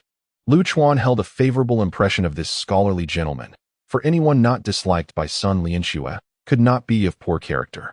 Shaking his head, Lu Chuan stroked his chin and replied earnestly, the situation may be rather dire. According to my donkey's analysis, this creature appears to be a non-attribute entity capable of consuming anything. Oh, by the way, Lu Chuan scratched his head. These worms have ingested some of my sword energy, which could lead to complications. Cough. Zhou Yu nearly choked, fully aware of the terrifying nature of Lu Chuan's sword energy. Master, what is the situation? Yi Gucheng approached at that moment. Having previously learned about Lu Chuan from Zhou Yu, he naturally extended his courtesy. As the saying goes, birds of a feather flock together. A friend of Zhou Yu's could not be lacking in merit. Observing Yi Gucheng's upright demeanor and handsome appearance, Lu Chuan recounted the situation once more. Yi Gucheng gazed at the black mist above, nodding in understanding. They have yet to launch an attack. They must be digesting your sword energy. Let us take this opportunity to seal this realm together.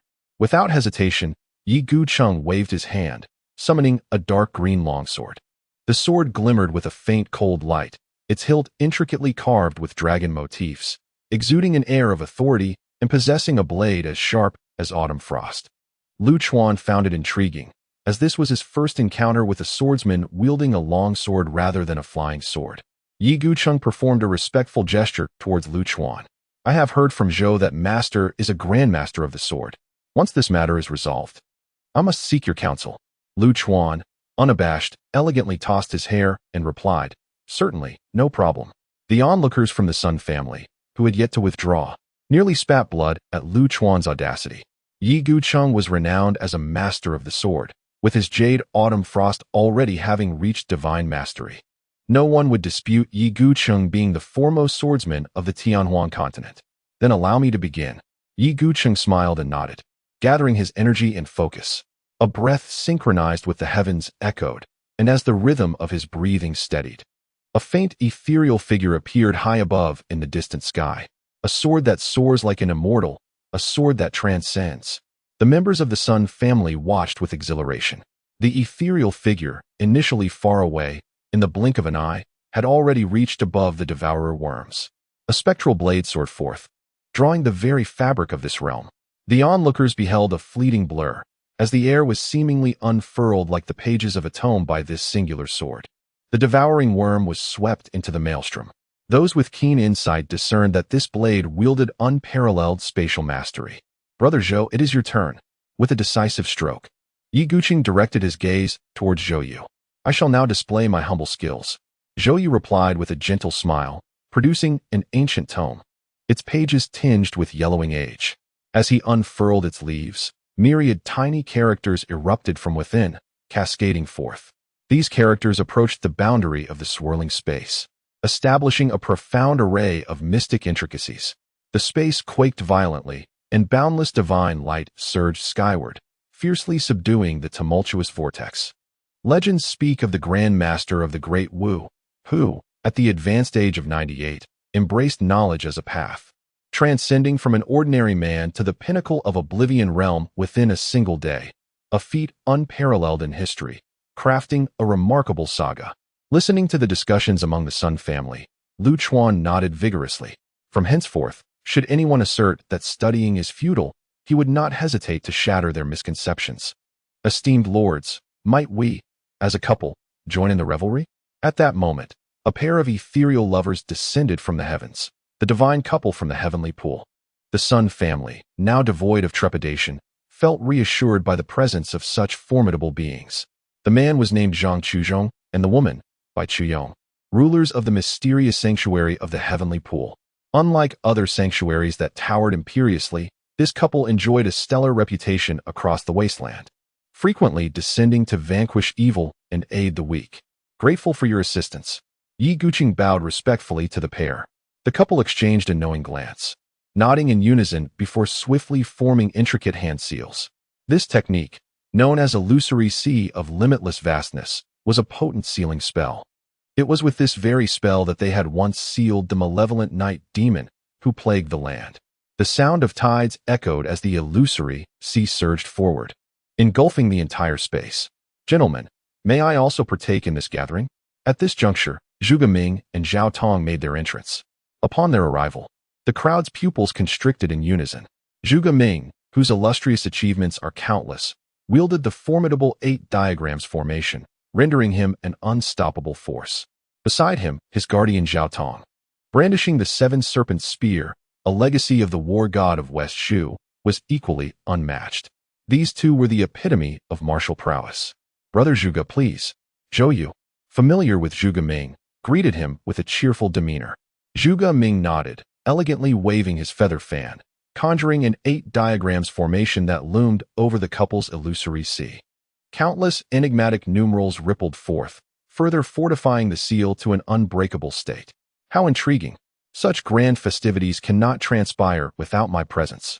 Just as Zhuge Ming ceased his actions, a youth clad in tattered garments appeared within the gathered throng. Beacon of fire, march. Yi Guqing furrowed his brow. In this tumultuous march, a renowned figure known as the Flame March emerges, a peak cultivator from the abyssal realm, shrouded in mystery regarding their origins and affiliations, straddling the line between righteousness and malevolence, and not particularly well received. Alas, Lord Yi, must you harbor such animosity? Many are observing us, the cultivators of the Tianhuan continent, as if we are a spectacle for their amusement. Even if I were to act thoughtlessly, I would not choose this moment to cause a disturbance. The Flame March, with a cheerful demeanor, raised a hand and forcefully tugged at the air above. A resounding roar echoed across the heavens and earth, and soon, 4 flame towers materialized at the corners of the seal. Crimson flames ignited, their fierce radiance illuminating the surroundings and enveloping the entire space. Although the onlookers were uncertain of the nature of these constructs, they could ascertain that it was a form of sealing technique. Their hearts eased, relieved that it was not a harbinger of chaos. Great leader, do you believe these seals will prove effective? In this moment, Lu Chuan, squatting nearby, engaged in conversation with the Fu. Lu Chuan shook his head. It is unlikely. They may very well be breached. Chapter 96. So many oddities, my dear young brother. Your words are quite mistaken. We, among this assembly, are surely the pinnacle of combat prowess on the Tianchuan continent. Is it not somewhat unreasonable that so many of us cannot subdue a single devourer bug? Observing the refined features of Lu Chuan, Feng Hua Sanyu leaned closer, continuing to speak. Goodness, could this fellow be an old lecher? Lu Chuan thought, feeling the intense gaze of Feng Hua Sanyu scrutinizing him. Get away, or I shall gouge your eyes out. Lu Chuan shot a fierce glare at Feng Hua Sanyu. Yet, this fierce look only exhilarated Feng Hua Sanyu further. You are undeniably charming, young brother. Stick with me, and while I can't guarantee much, I can assure you safety on Tianchuan continent. Now, do call me Brother Sanyu.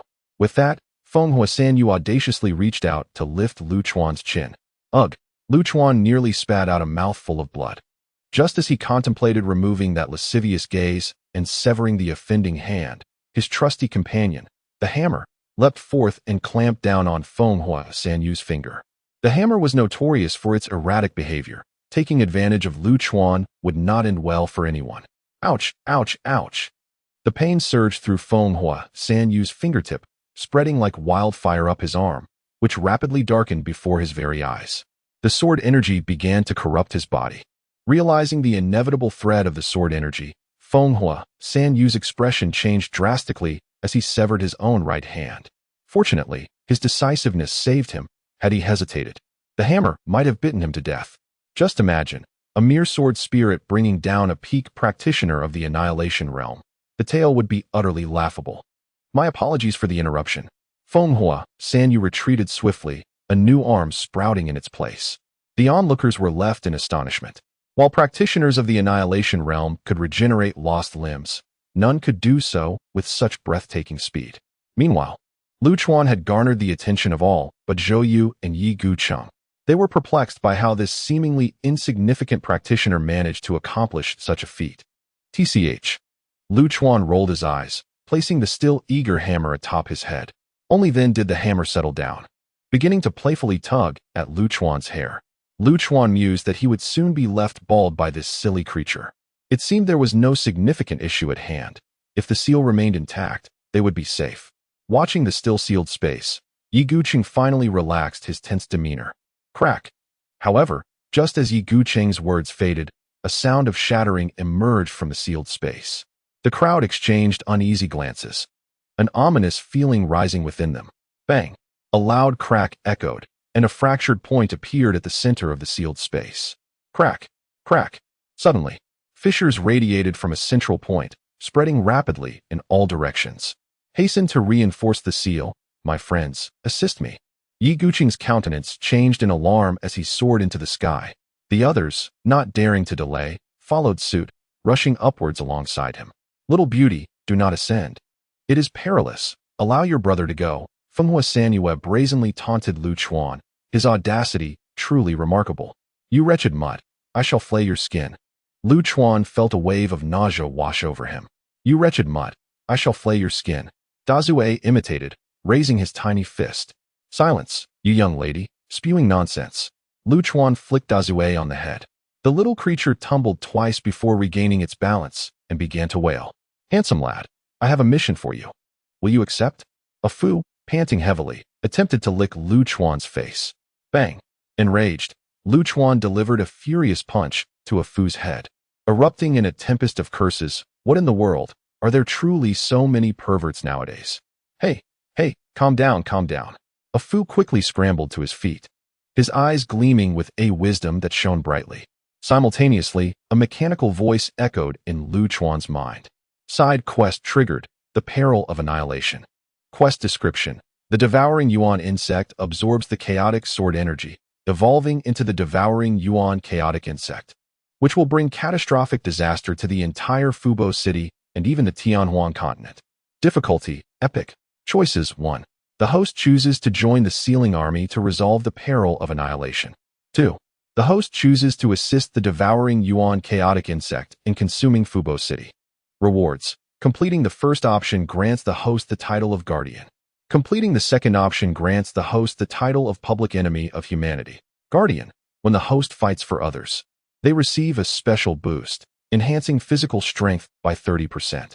Public Enemy of Humanity. When facing humans, the host receives a special hatred boost, reducing human cultivators' true essence limit by 10%.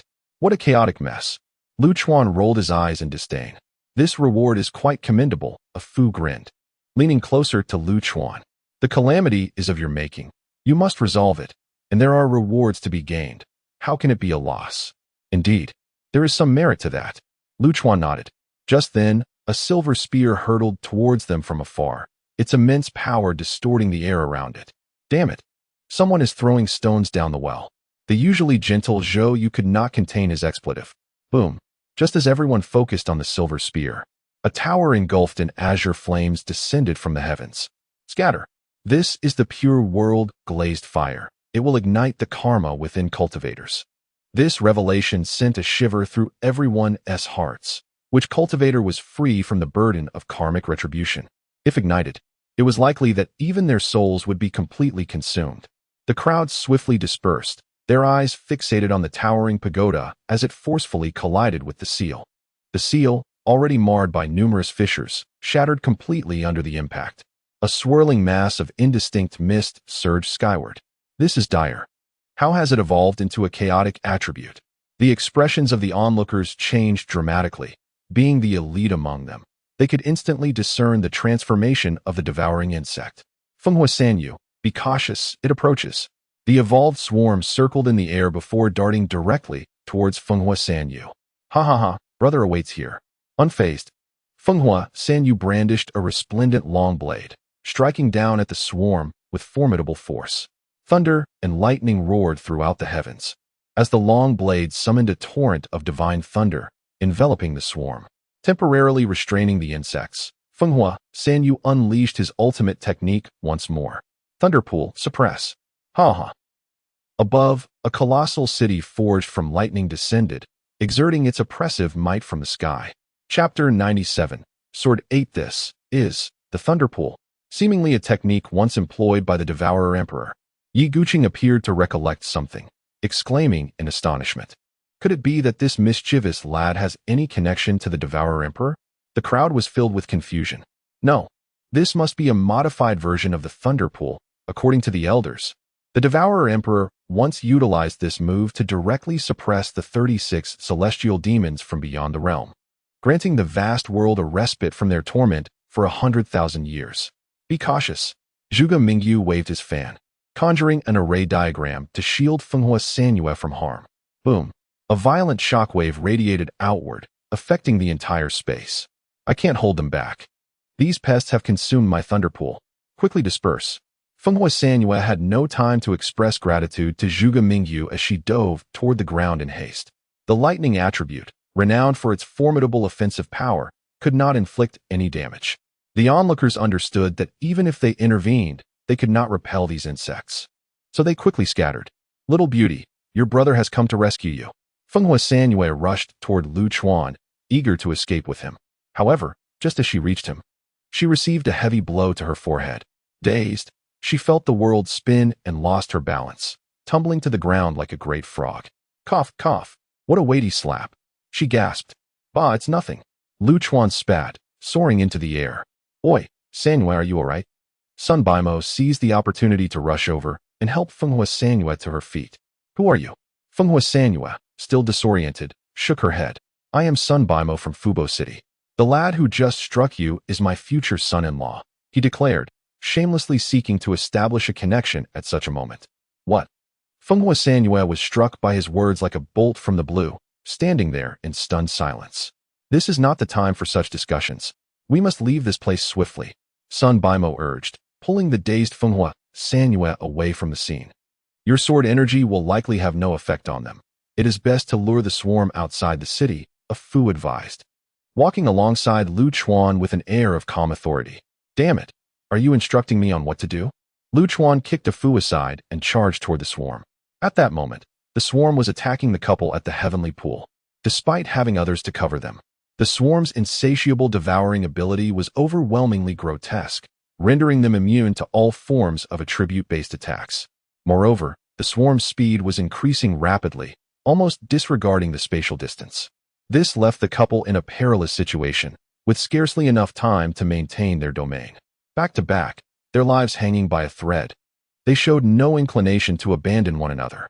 It feels somewhat unjust to perish here, Zhang Chuzhong exclaimed, pushing back the swarm, a wry smile creeping across his face. Watch out, old man.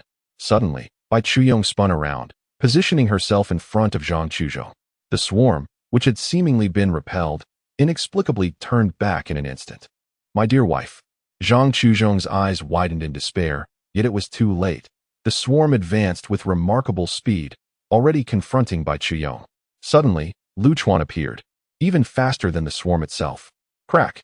Crack! Both spouses were struck simultaneously, sent flying through the air. Sword 8, Divine Presence. Lu Chuan surged forth, his sword energy soaring to the heavens. Strangely, the black sword energy quickly transformed into a brilliant gold. Bathed in this radiant aura, Lu Chuan's hair and pupils turned golden, his figure resembling one sculpted from pure gold, exuding an awe-inspiring majesty. Lu Chuan's 12 sword techniques included heaven, earth, man, wind, flower, snow, moon, deity, ghost, demon. culminating in the final two moves, Great Annihilation. Among these, only Sword 8, Divine Presence, stood out as the most exceptional. The other techniques were ruthlessly destructive, born solely for slaughter. Yet, this particular sword technique emanated righteousness and celestial authority, created for the purpose of protection. Squeak, squeak. The swarm collided with Lu Chuan's golden sword energy, only to rebound ineffectively.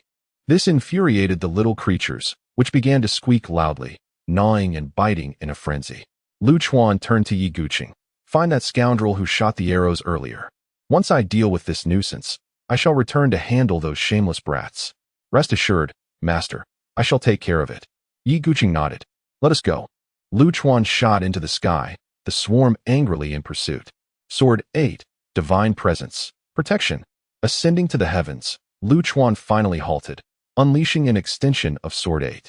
Golden light spread across the sky, enveloping the vast city of Fubo. A golden rain of swords began to fall over Fubo City, the warmth of spring radiating throughout. Sun Lianxue beheld this breathtaking scene, gently extending her hands to catch a drop of sword rain. As the rain dissipated in her grasp, it formed a golden shield that enveloped her completely. Sun Lianxue's face lit up with joy. Oh my, how you've changed. You've actually used Sword 8. I thought I would never witness that technique in my lifetime. Ah Fu appeared beside Lu Chuan, his tone laced with sarcasm. You talk too much, Lu Chuan replied, lifting his foot to kick Ah Fu out of the golden light's reach. The swarm surged forward, devouring Ah Fu completely. Ugh, are you trying to kill me? Ah Fu reappeared beside Lu Chuan, his eyes bulging in exasperation. Why are you unharmed? Lu Chuan grasped Ah Fu's ear, inspecting him curiously. Humph, I am neither a living being nor a material entity. What can these insects do to me? Ah Fu replied smugly while relishing Lu Chuan's caress. Perverse fiend. Lu Chuan quickly withdrew his hand, wiping it disdainfully on his clothes. Think of something. These creatures are immune to your sword energy. Once they consume your golden divine presence, there will be nothing left in this world that can harm them. Lu Chuan furrowed his brow as he observed the swarm of insects voraciously devouring his golden sword aura. It was evident that this was not a viable solution. He unsheathed his sword, attempting to unleash a few strikes. As expected, just as Ah Fu had mentioned, the sword energy failed to inflict any damage. Ah Fu chuckled heartily, recalling how this creature had been a colossal disaster in the ancient times, and in this era, it was even more unrestrained. Suddenly, Lu Chuan seized Ah Fu by the neck, shaking him vigorously. Stop pretending to be a big shot. You must have a solution, don't you? There is a method, but you must kiss me first, Ah Fu replied, grinning lewdly, completely unfazed by the threat. Lu Chuan was tempted to strike him down on the spot. Abruptly, he ceased his actions, a thought striking him, and he retrieved a small gourd hanging at his waist. Grandson, can this gourd capture these insects? Lu Chuan inquired, raising an eyebrow with a cheerful demeanor. Chapter 98. A series of twists and turns. Lu Chuan was well acquainted with this fellow. A foolish donkey never engages in actions devoid of significance. This gourd, seemingly a trivial token of goodwill, was, however, a ruse understood by Lu Chuan, who was acutely aware that nothing would be as simple as it appeared. His reluctance to inquire further stemmed from the knowledge that the donkey would not pose any harm to him. Hush, hush, hush. Ah Fu whistled, turning his head aside, his lips pouting exaggeratedly. You're overthinking it. Isn't it just a broken gourd for drinking? Heh. This display from Ah Fu only solidified Lu Chuan's suspicions. With a deft motion, Lu Chuan uncorked the small gourd and bellowed at the swarm of insects. You lot. Do you dare to respond? Uffed. Ah Fu could barely contain himself, spitting out saliva. What are you doing? This is amusing. Son of a monkey, Monkey King. I am your grandfather. Lu Chuan fiddled with the gourd, yet no response came. Damn it. In a fit of frustration, Lu Chuan struck the gourd against Ah Fu's head. A lump the size of a fist instantly appeared atop Ah Fu's crown. TCH. Haven't you eaten? Ah Fu scoffed in mockery. Lu Chuan, fuming with exasperation, hurled Ah Fu away. How can I face the world if I cannot subdue a swarm of insects? He retracted his killing intent and, with a sudden surge, unleashed the overwhelming blood energy within him. Armor of the sword, he murmured, and soon a resplendent golden armor enveloped him. Having completed this preparation, Lu Chuan stepped beyond the confines of the shimmering sword aura. The swarm, upon sighting Lu Chuan, charged at him with wild abandon. With a swift motion, he reached out, moving faster than the insects, and captured a small creature in his palm. These diminutive insects were remarkably tenacious, rather than panic. They began to gnaw at their surroundings without hesitation. Ugh, foul creature. Lu Chuan stuffed the insect into the gourd and hastily corked it. Cough, cough, is this even feasible? Ah Fu watched, nearly bursting with laughter. To test whether the gourd had any efficacy against the chaos-eating worms, Lu Chuan confined the insect within for a brief moment before uncorking it. Ah Fu, unable to bear the sight of Lu Chuan's foolishness, interjected, "Rest assured, it won't escape. This gourd possesses remarkable properties. The inner space connects to a prison, and any life form entering the gourd will be automatically drawn to that place. I'll settle the score with you later." Lu Chuan understood that the gourd was no ordinary object and shot a fierce glare at Ah Fu. Ah Fu grumbled, "Isn't it for your own good? Playing both father and mother, what do I gain from this?" Now that a method had been discovered, the ensuing tasks became significantly simpler. Lu Chuan braced himself against the relentless gnawing of the insects, capturing them one by one and consigning them to the gourd. Ah Fu shook his head in disapproval, yet found no effective solution, for Lu Chuan, being only at the qi condensation stage, could not summon the gourd's power with his true essence. As the number of insects dwindled, they began to sense something amiss and started to flee from Lu Chuan's vicinity. However, despite their swiftness, they could not match his speed. Thus, an absurd yet bizarre scene unfolded in the skies above, where the formidable devouring chaos insects, which even the pinnacle cultivators of the annihilation realm could not contend with, were being chased chaotically by a seemingly insignificant young man of merely one realm. After finally capturing the last little insect and stowing it in a gourd, Lu Chuan let out a slight sigh of relief. Suddenly, a massive black mountain plummeted from the zenith of the sky, although it appeared to be at a considerable distance. In the next instant, it breached the confines of space and descended directly above Lu Chuan's head. With a resounding crack, Lu Chuan, in a moment of sheer stubbornness, braced his head against the mountain. Under normal circumstances, he could have evaded it, but this would have resulted in the mountain crashing into Fubo City. In that fleeting moment, the memory of Chao Yunlan, weeping and lamenting the tragic loss of commoners before the Emperor of Dawei in the imperial study, echoed in his mind. Perhaps unbeknownst to Lu Chuan, his journey had been subtly influenced by certain individuals and events. However, the weight of the mountain exceeded all expectations, nearly crushing Lu Chuan's head into his torso. A vast shadow loomed over Fubo City. Should Lu Chuan falter, the entire city would likely be reduced to a mere pancake. The unaging mountain. The cultivators within the city watched in horror as their faces drained of color. Mo Wenyong, that scoundrel, disregarded the lives of countless civilians in Fubo City, especially Yi Gucheng, who, upon witnessing this, was nearly driven to the point of grinding his teeth in fury. The unaging mountain was not only a sacred site for cultivation, but also an ancient artifact passed down through generations. It was said to have been forged from meteorites found in the primordial mines. These meteorites were not only remarkably hard, but also alarmingly heavy. A single fist-sized meteorite could crush an entire mountain. With such a colossal mass descending, no one could withstand it. Even the legendary titans of ancient times would likely be reduced to mere pancakes under its weight. As the unaging mountain descended like a meteor, countless low-level cultivators and civilians in Fubo City stared helplessly at the sky, lacking even the time to experience fear. Only the great cultivators of the annihilation realm could teleport away in such a brief moment. The shadow of the unaging mountain grew ever larger, the aura of death crashing upon them like a tidal wave. Just as the mountain was about to collide with the highest structure in Fubo City, the Lord's Mansion, it suddenly halted midair. Those who had narrowly escaped now finally had the time to feel fear. The cries of children echoed throughout Fubo City, a relentless cacophony. As more and more people turned their gaze towards the Lord's Mansion, someone finally spotted Lu Chuan beneath the mountain, appearing as insignificant as an ant. Was it this person who held the mountain at bay? A surge of questions, disbelief, and gratitude washed over the crowd. Our young master is holding it up. We shall aid you. Without leaving the city, Yi Gucheng leapt into the air. Simultaneously, several figures soared from within the city. Those who had previously assisted in sealing the devouring chaos worm. Humph, bothersome entities.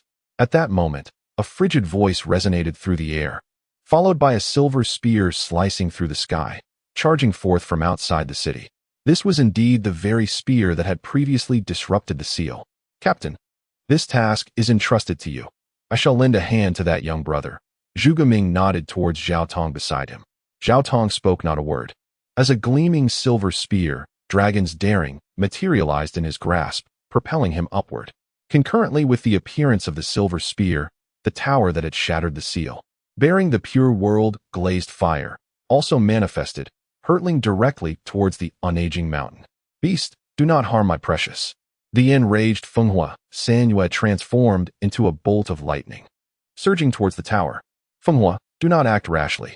The onlookers gasped in astonishment. Without adequate protection, merely coming into contact with the pure world glazed fire could reduce them to ashes. Fenghua Sanyue had reached such heights not without cunning.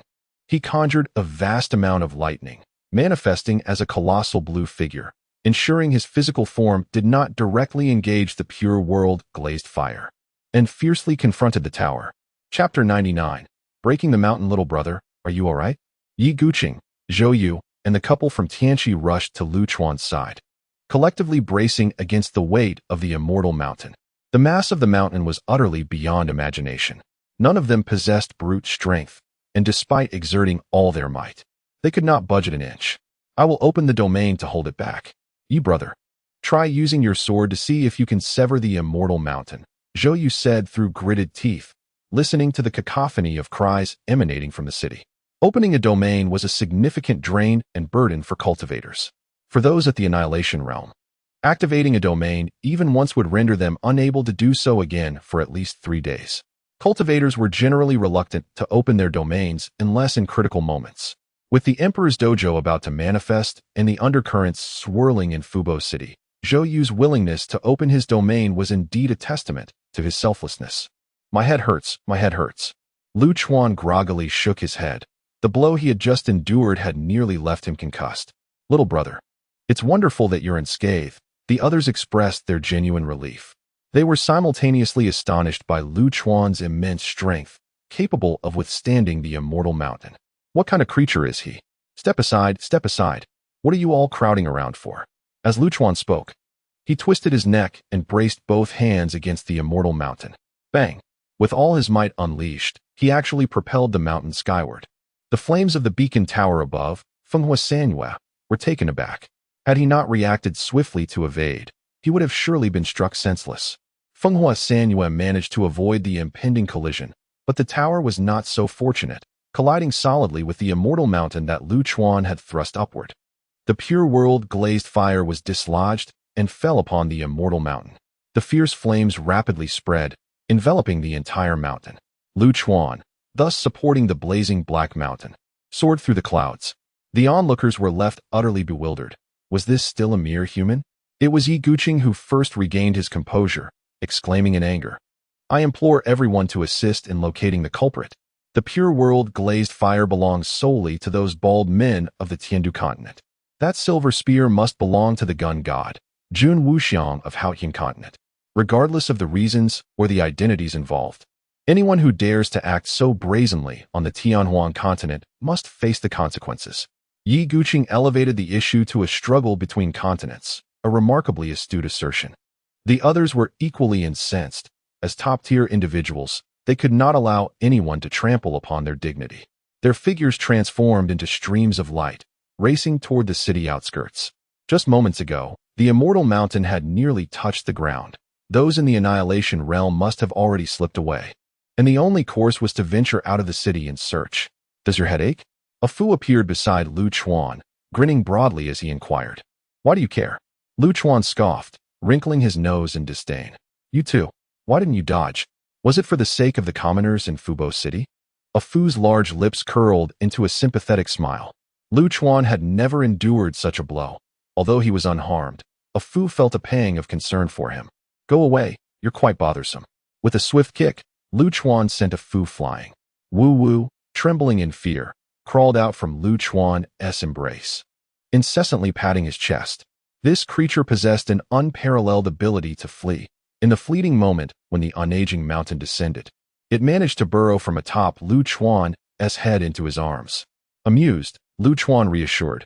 Fear not. Allow me to perform a little spectacle for you. With that, he exerted his strength once more, propelling the unaging mountain beyond the boundaries of Fubo City. At the same time, the sword of slaughter was drawn.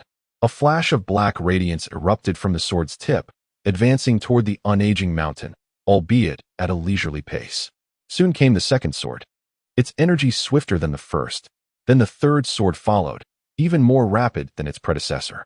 The fourth and fifth swords ensued, each outpacing the last. In that fleeting instant, Lu Chuan unleashed a total of 9 swords. Their speed was so astonishing that it seemed as if only one had been drawn. The subsequent sword energies caught up with the preceding ones, converging into a singular point. Such exquisite swordsmanship. The overlapping 9 swords concentrated their might, resulting in an immeasurable force. Boom! A thunderous explosion resounded as the sword energy collided with the unaging mountain. This metal, reputed to be the hardest and heaviest in the world, was shattered into fragments at that moment. Time rewinds 15 minutes. Within the chaotic gourd, the earthly prison belongs to me. The beings imprisoned within are entrusted to Master Ku Rong, and the sword-nourishing gourd is allocated to Brother Jun outside the city, amidst a towering mountain. 3 individuals were engaged in a discussion. Spearheading the distribution plan was Mo Wenyong, who had previously slipped away under Lu Chuan's nose. Opposite him stood a rotund monk with a plump visage. The monk, known as Ku Rong, was a practitioner of Buddhism from the Tiandu continent. The Tiandu continent ranks 4th in strength within the vast world, surpassed only by the Tianwan continent. However, the Tiandu continent is a rather peculiar realm. While other continents boast various factions vying for supremacy, the Tiandu continent is dominated solely by Buddhism, monopolizing the resources of the entire land. These bald heads thrive abundantly, their wealth overflowing. If a conflict were to arise, the Tianhuan continent would likely falter, for its myriad factions cannot unify as effectively as those of the Tiandu continent. To Mo Wenyong's left stood a tall, handsome young man named Jun Wuxiang, hailing from the most powerful Haotian continent. The Haotian continent is the undisputed ruler of the vast world, a claim no one dares to contest. Jun Wuxiang himself is considered a local lord in a realm teeming with monsters. After slipping away from Lu Chuan, Mo Wenyong sought out these two to discuss matters pertaining to Lu Chuan's little gourd. This chaotic gourd has been missing for several tens of thousands of years, and few are privy to its secrets, yet Mo Wenyong is one of them. The origins of this chaotic gourd are ancient, tracing back to the primordial era. It is a gourd vine, born of the heavens and the earth, bearing fruit. Within this gourd lies a connection to a realm known as the Earth Prison, where the malevolent beings of the chaotic era are confined. However, Mo Wenyong's interest does not lie with the entities imprisoned within, but rather with the prison itself. The Earth Prison is forged from the essence of one of the 5 elements, the essence of Earth. Should the essence of Earth be integrated into the eternal mountain, Mo Wenyong is confident that he could take that pivotal step toward attaining the exalted realm of a half-emperor. Conversely, Tu Piao is focused on the formidable beings imprisoned within the Earth Prison. If he could utilize Buddhist teachings to transform these entities into protectors, it would significantly bolster the strength of Buddhism, making the prospect of its eastward expansion no longer a mere fantasy. As for Jun Wuxiang, he merely seeks to join the fray. As a native of Haotian, he holds a certain disdain for practitioners from other continents. Nevertheless, the gourd itself is indeed a remarkable treasure, an exquisite gift to bring back for his beloved to nurture her flying sword. Chapter 100. The awakening of the corpse. The 3 were engaged in a lively conversation when Master Kurong's face, glistening with oil, suddenly changed color. Master, is something amiss? Mo Wenyong inquired, frowning. Master Kurong shook his head. It's nothing. I lost contact with the Linglong Tower for a moment, but it has re-established communication. Mo Wenyong exhaled in relief, seizing the opportunity to flatter. Master, the Linglong Tower approaches the quality of a divine artifact. Coupled with my immortal mountain, that young man, though peculiar, can be easily subdued. Master Kurong, clearly pleased, chuckled. Indeed, Mo benefactor, your immortal mountain is a true treasure. If refined with the essence of the earth, it could certainly reach the level of a divine artifact. Furthermore, Jun Benefactors is also a rare treasure in this world. Even if the opponent is at the peak of the annihilation realm, suppression would be more than sufficient. Hee. Jun Wuxiang responded with a hollow laugh. My humble spear cannot compare to the magical implements of the two esteemed masters. As the three engaged in mutual flattery, envisioning a bright future, a thunderous explosion suddenly reverberated from the distant heavens. With a gasp, Mo Wenyong's face turned ashen, and he coughed up a mouthful of blood. Enraged, he exclaimed, "My immortal mountain has been shattered." The destruction of his life-bound artifact, which was linked to his very essence, rendered him gravely wounded. The other two were equally horrified. They understood well what a star meteorite was. The fact that the immortal mountain crafted from such material had been obliterated struck fear into their hearts. "Let us leave. We have likely provoked someone we ought not to have," Master Korong decisively declared. The three, having lived for tens of thousands of years, recognized the gravity of the situation and prepared to flee without hesitation. Master Korong was the first to make a move, but before he could act, a delicate, fair hand rested upon his shoulder. Instantly, the hairs on Master Korong's body stood on end. Who? When did they approach? Why did I sense nothing? A torrent of confusion and dread flooded his mind. Simultaneously, the shoulders of the other two were also graced by a soft, white hand. What an absurdity it was that three peak practitioners of the Annihilation Realm had no inkling of someone closing in on them. To speak of it would be utterly ludicrous. "Ah, gentlemen, having quite the enjoyable chat, are we?" A voice, imbued with 3 parts mockery, 3 parts murderous intent, and 4 parts languor, floated into their ears. The suddenness of this voice, so near that they could feel the fragrant breath, was jarring. Indeed, it was a breath imbued with the scent of orchids, emanating from a boy's voice. Mo Wenyong felt his hair stand on end, for he recognized this voice vividly. It belonged to the handsome youth who carried a gourd. So fat and greasy, utterly repulsive. The voice echoed once more. Following this, the small hand that had rested on their shoulders vanished, and a collective sigh of relief escaped the hearts of the three. Master Kuryong possessed unparalleled strength and was the first to regain his senses. Turning to gaze towards the source of the ominous aura, there stood a youthful figure, seemingly celestial, smiling at them from a short distance away. Yet this young man appeared to possess merely the first realm of power. Who else could it be but Lu Chuan? Master Kuryong swallowed hard. If anyone still believed this youth was merely of the first realm, they must surely be deluded. A bald monk, an old schemer, what foolishness! Lu Chuan pointed at the three of them, chuckling merrily, inviting them to join in the playful banter. Master Kuryong chuckled awkwardly in response, assuring, "We mean no harm." "Good sir." Yet, with a flick of his wrist, Lu Chuan drew his sword, the killing blade. A surge of sword energy shot skyward, swiftly transforming into malevolent essence. The overwhelming dark energy blanketed the heavens, shrouding the land in night.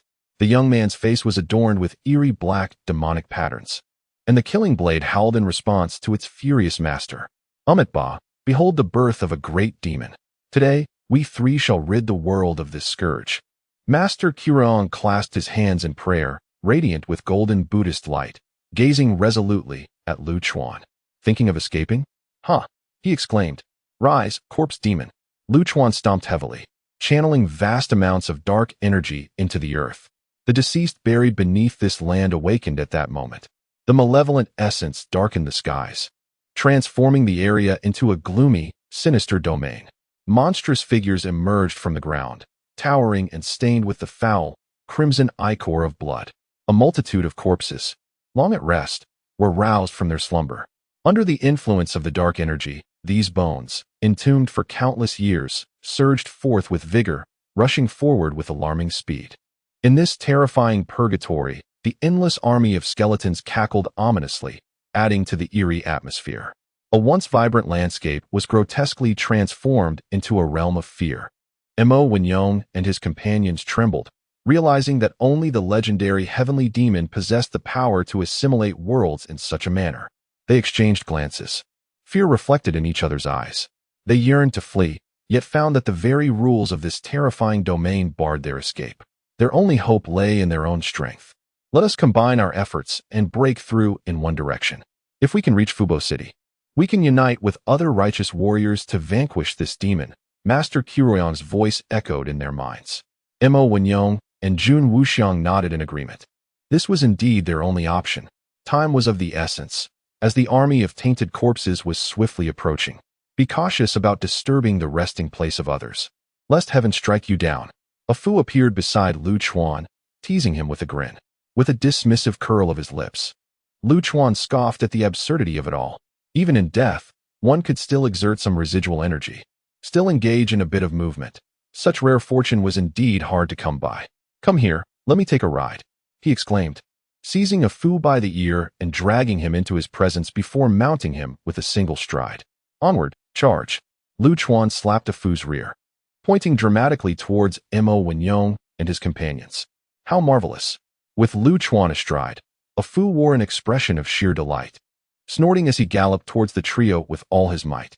A frail youth, perched atop a scrawny donkey, charging at three formidable cultivators of the Annihilation Realm. Was this a jest?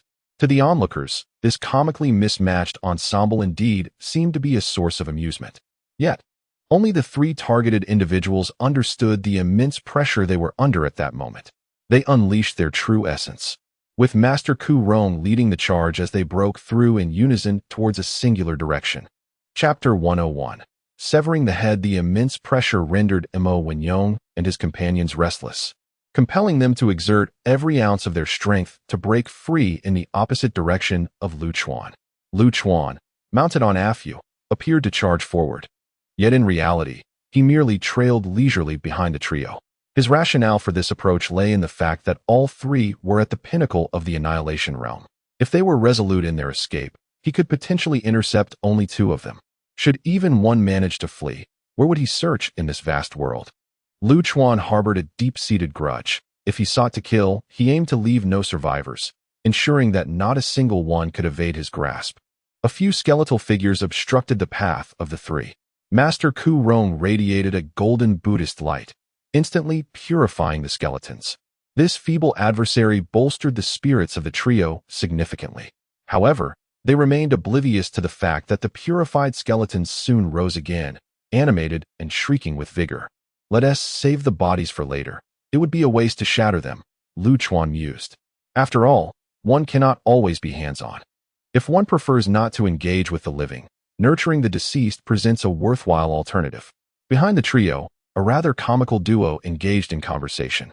"That bald fellow with the rotund face. I must confess, he does not sit well with me," Lu Chuan remarked, harboring a distinct aversion to such bald men, as the reputation of these individuals in his homeland was notoriously poor. "As for that bald man, let us discard him and utilize him as fertilizer." A Fu nodded cheerfully in agreement. Their candid exchange reached the ears of the trio, who, upon hearing Lu Chuan's intent to preserve their corpses, particularly Master Ku Rong, who felt slighted even in death, were overtaken by a chill that raised every hair on their bodies. Their pace quickened in a desperate bid to escape. Unbeknownst to them, the essence they expended could not be replenished in this tainted world. As time progressed, the number of skeletons multiplied, and an array of bizarre entities emerged. Eventually, a colossal serpent-esque skeleton erupted from the ground, causing a violent tremor. The enormity of this serpent's remains was astonishing, entwining two mountains, its length possibly exceeding 10,000 meters. This ancient serpent, long buried, had no signs of decay, and its bones shone with an eerie green luminescence. The legendary beast, the Panyu python. The trio stood in stunned silence at the sight of this gigantic skeleton. Renowned in ancient lore, this creature was said to possess the strength of the Tao One realm at birth and achieve the pinnacle of the Annihilation Realm in adulthood. Its size undoubtedly indicated it was an adult Panyu python in its prime. Although this creature was extinct, its descendants, possessing the bloodline of the Panyu python, were still formidable beings in this era. It remained a mystery how many years had passed since its demise, buried outside the city of Fubo. Yet its uncorrupted remains hinted at the potential for further transformation into a more sinister entity. Lu Chuan gazed upon the colossal remains, his eyes alight with fervor. He gracefully leapt towards the crown of the skeletal figure, casually sending A Fu tumbling away with a swift kick. "Wretched fiend!" A Fu exclaimed in a fit of rage as he was cast aside. Lu Chuan, wielding the power of the giant python's bones, advanced menacingly towards the trio attempting to break free. Under Lu Chuan's dark influence, the strength of the bones matched that of any one of the three adversaries. Left with no alternative, they summoned their utmost strength to confront the impending threat. A thunderous clash reverberated through the heavens, as waves of black and gold intermingled, sweeping across the tainted world. In the blink of an eye, chaos ensued, reminiscent of an apocalyptic scenario. As the dust began to settle, the shattered bones of the giant python reassembled.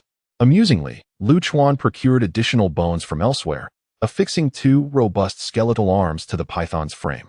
Unable to take to the skies, he further adorned the skeletal remains with a pair of bony wings. Thus, a grotesque amalgamation materialized before the trio. Onward, charge forth. Lu Chuan commanded from atop the giant python's head, resembling a valiant general rallying his troops. The trio, still catching their breath, nearly collapsed at the sight of this grotesque creation. However, with the massive form bearing down upon them, they had no time to recover and were forced to engage once more. Though the 3 were at the pinnacle of their realm, they managed to disperse the amalgamated bones temporarily. What? Still not sufficient. Let me provide you with a sword. Lu Chuan waved his hand, summoning a black longsword from a distant demon statue, which landed in the skeletal grasp of the python. The skeletal creature brandished the sword with an imposing presence, bringing it down with ferocity. The trio was caught off guard by the gust of wind, causing them to cough up blood. Frustrated, they once again scattered the remnants of the giant python. Yet, within Lu Chuan's domain, this creation was indomitable, capable of regenerating even from utter destruction. Ultimately, Lu Chuan enhanced the skeletal form with 4 additional arms, transforming other demon statues into colossal swords. Thus, an ultimate patchwork monstrosity emerged, a serpent with 6 arms, 6 swords, and 4 wings. The sight of such a twisted entity nearly caused the trio to lose control. Allow me to teach you a trick, Bladestorm. Ha ha ha. Lu Chuan placed his hand upon the python's head, channeling a surge of sword energy into the remains. The hollow gaze of the python ignited with a strange green luminescence. A sound akin to hissing filled the air as the python unfurled its 6 arms, its massive form beginning to spin. Terrifying currents of sword energy coalesced around the skeletal creature, forming a colossal tornado. The sheer magnitude of the python's form rendered this spectacle awe-inspiring. The trio's faces turned pale as they understood that this seemingly comical maneuver harbored the destructive force of the heavens and earth, an assault they could not withstand. Though they wished to evade it, the expansive reach of the blade storm left them no choice but to confront the oncoming tempest. The storm surged with overwhelming might, sweeping through with a chaotic dance of black sword energy, transforming this hastily conjured realm of chaos into an ocean of blades. The trio attempting to break free found themselves ensnared in its wrath. When the tempest subsided, they lay upon the ground, utterly incapacitated. A triumphant smile spread across my face, a manifestation of my delight. Lu Chuan, with a jovial demeanor, leaped down from the carcass of a giant serpent, approaching the trio. With a swift motion, he severed Jun Wuxiang's head, blood gushing forth with a sound reminiscent of the wind. Spare me, spare me. I was blind to my own folly. Mo Wenyang's terror manifested in a dismal display of fear. Yet, before he could utter another word, his head rolled away, lifeless. Young benefactor, heed my words. Put down your blade and become a Buddha in this very moment. Master Ku Rong's visage quivered with the tremors of his flesh, illuminated by a radiant golden glow. The air around him warped in an ethereal manner beneath the brilliance. In that instant, this balding figure attempted to ensnare Lu Chuan with illusions. Huh. Lu Chuan, ever endearing, tilted his head with a grin, responding, once I've dispatched you, it will be no late hour to set aside my weapon. Alas, the 3 peak experts of the obliteration realm met their untimely fate in such a bewildering manner. Had they acted with foresight from the outset, perhaps one among them might have escaped. Yet, unfortunately, the notion of what if is a mere figment in this world. Chapter 102. Unconventional Maneuvers. 3 severed heads, belonging to formidable cultivators of the annihilation realm, lay neatly before Lu Chuan. Regardless of their placement, practitioners of the annihilation realm wield immense power. The demise of 3 such individuals at once is bound to stir considerable commotion if it reaches the wider world. Although the city of Fubo is currently teeming with annihilation realm cultivators, their presence is a rare phenomenon, representing at least 80% of the entire vast realm. Such a gathering could not have occurred without the impending war of the imperial path. The carcass of the colossal serpent appeared to possess a burgeoning sentience. hinting at a potential for transformation. It would be prudent to retain it, as it may prove beneficial in the future. Ah Fu darted over, observing the grotesque amalgamation of the giant python with a gleeful smile. Lu Chuan, however, exhibited little interest. To him, it was merely a corpse, indifferent to its presence. Scatter the ashes of that bald cranium. You may handle the remaining 2 corpses, along with the serpent's remains. I shall take my leave now. With a casual wave of his hand, he dispelled the demon realm, conjuring a fishing rod crafted from sword energy into his grasp. He then used the sword energy to lift the 3 heads, slinging the rod over his shoulder as he made his way towards Fubo City. The heads jostled behind him, occasionally colliding with one another, swaying gently. Lu Chuan exuded an air of leisurely triumph, reminiscent of a proud fisherman. My lovely beauty, are you unharmed? The first to find Lu Chuan was the eccentric Feng Hua Sanyu, whose affection for Lu Chuan was palpable. Upon seeing Lu Chuan unscathed, he approached with exuberance, but halted abruptly upon noticing the 3 spherical objects trailing behind him. A gasp escaped his lips. They are dead. Indeed. Lu Chuan turned with a smile. What say you? Would you like to join them? Feng Hua Sanyu broke into a cold sweat, sheepishly shaking his head. Hee. This is no jest. I shall pass. Keep your distance if you wish to avoid such a fate. You coward. Lu Chuan shot him a fierce glare. Understood, understood. Feng Hua Sanyu quickly retreated a few meters, but still shamelessly followed Lu Chuan. My beauty, how did you manage to slay them? These were 3 peak practitioners of the annihilation realm. If they had truly wished to escape, their demise would have been inconceivable. Could it be that they turned against each other, allowing you to seize the opportunity? It has been at least 10 millennia since a cultivator of the annihilation realm has perished on Tianhuan continent. Should this news reach the ears of those ancient beings, one can only imagine the varied expressions they would wear. My beauty, wait for me. Don't walk so quickly. Hee. I realize I can be quite bothersome, but I hope you don't mind. Someone as enchanting as yourself shouldn't handle every matter personally. Surely, you require a loyal companion. How about me? I am, after all, a peak practitioner of the annihilation realm. In the tumultuous month of March, the loquacious and bothersome Lu Chuan caused headaches for many, including the peculiar Feng Hua. Soon, Yi Guqing and his companions found Lu Chuan, and upon seeing the 3 severed heads, their reactions mirrored that of Feng Hua. Are the civilians in the city unharmed? Lu Chuan, surprisingly concerned for others, inquired. Yi Guqing nodded appreciatively, expressing heartfelt gratitude. They are fine and have returned to normal.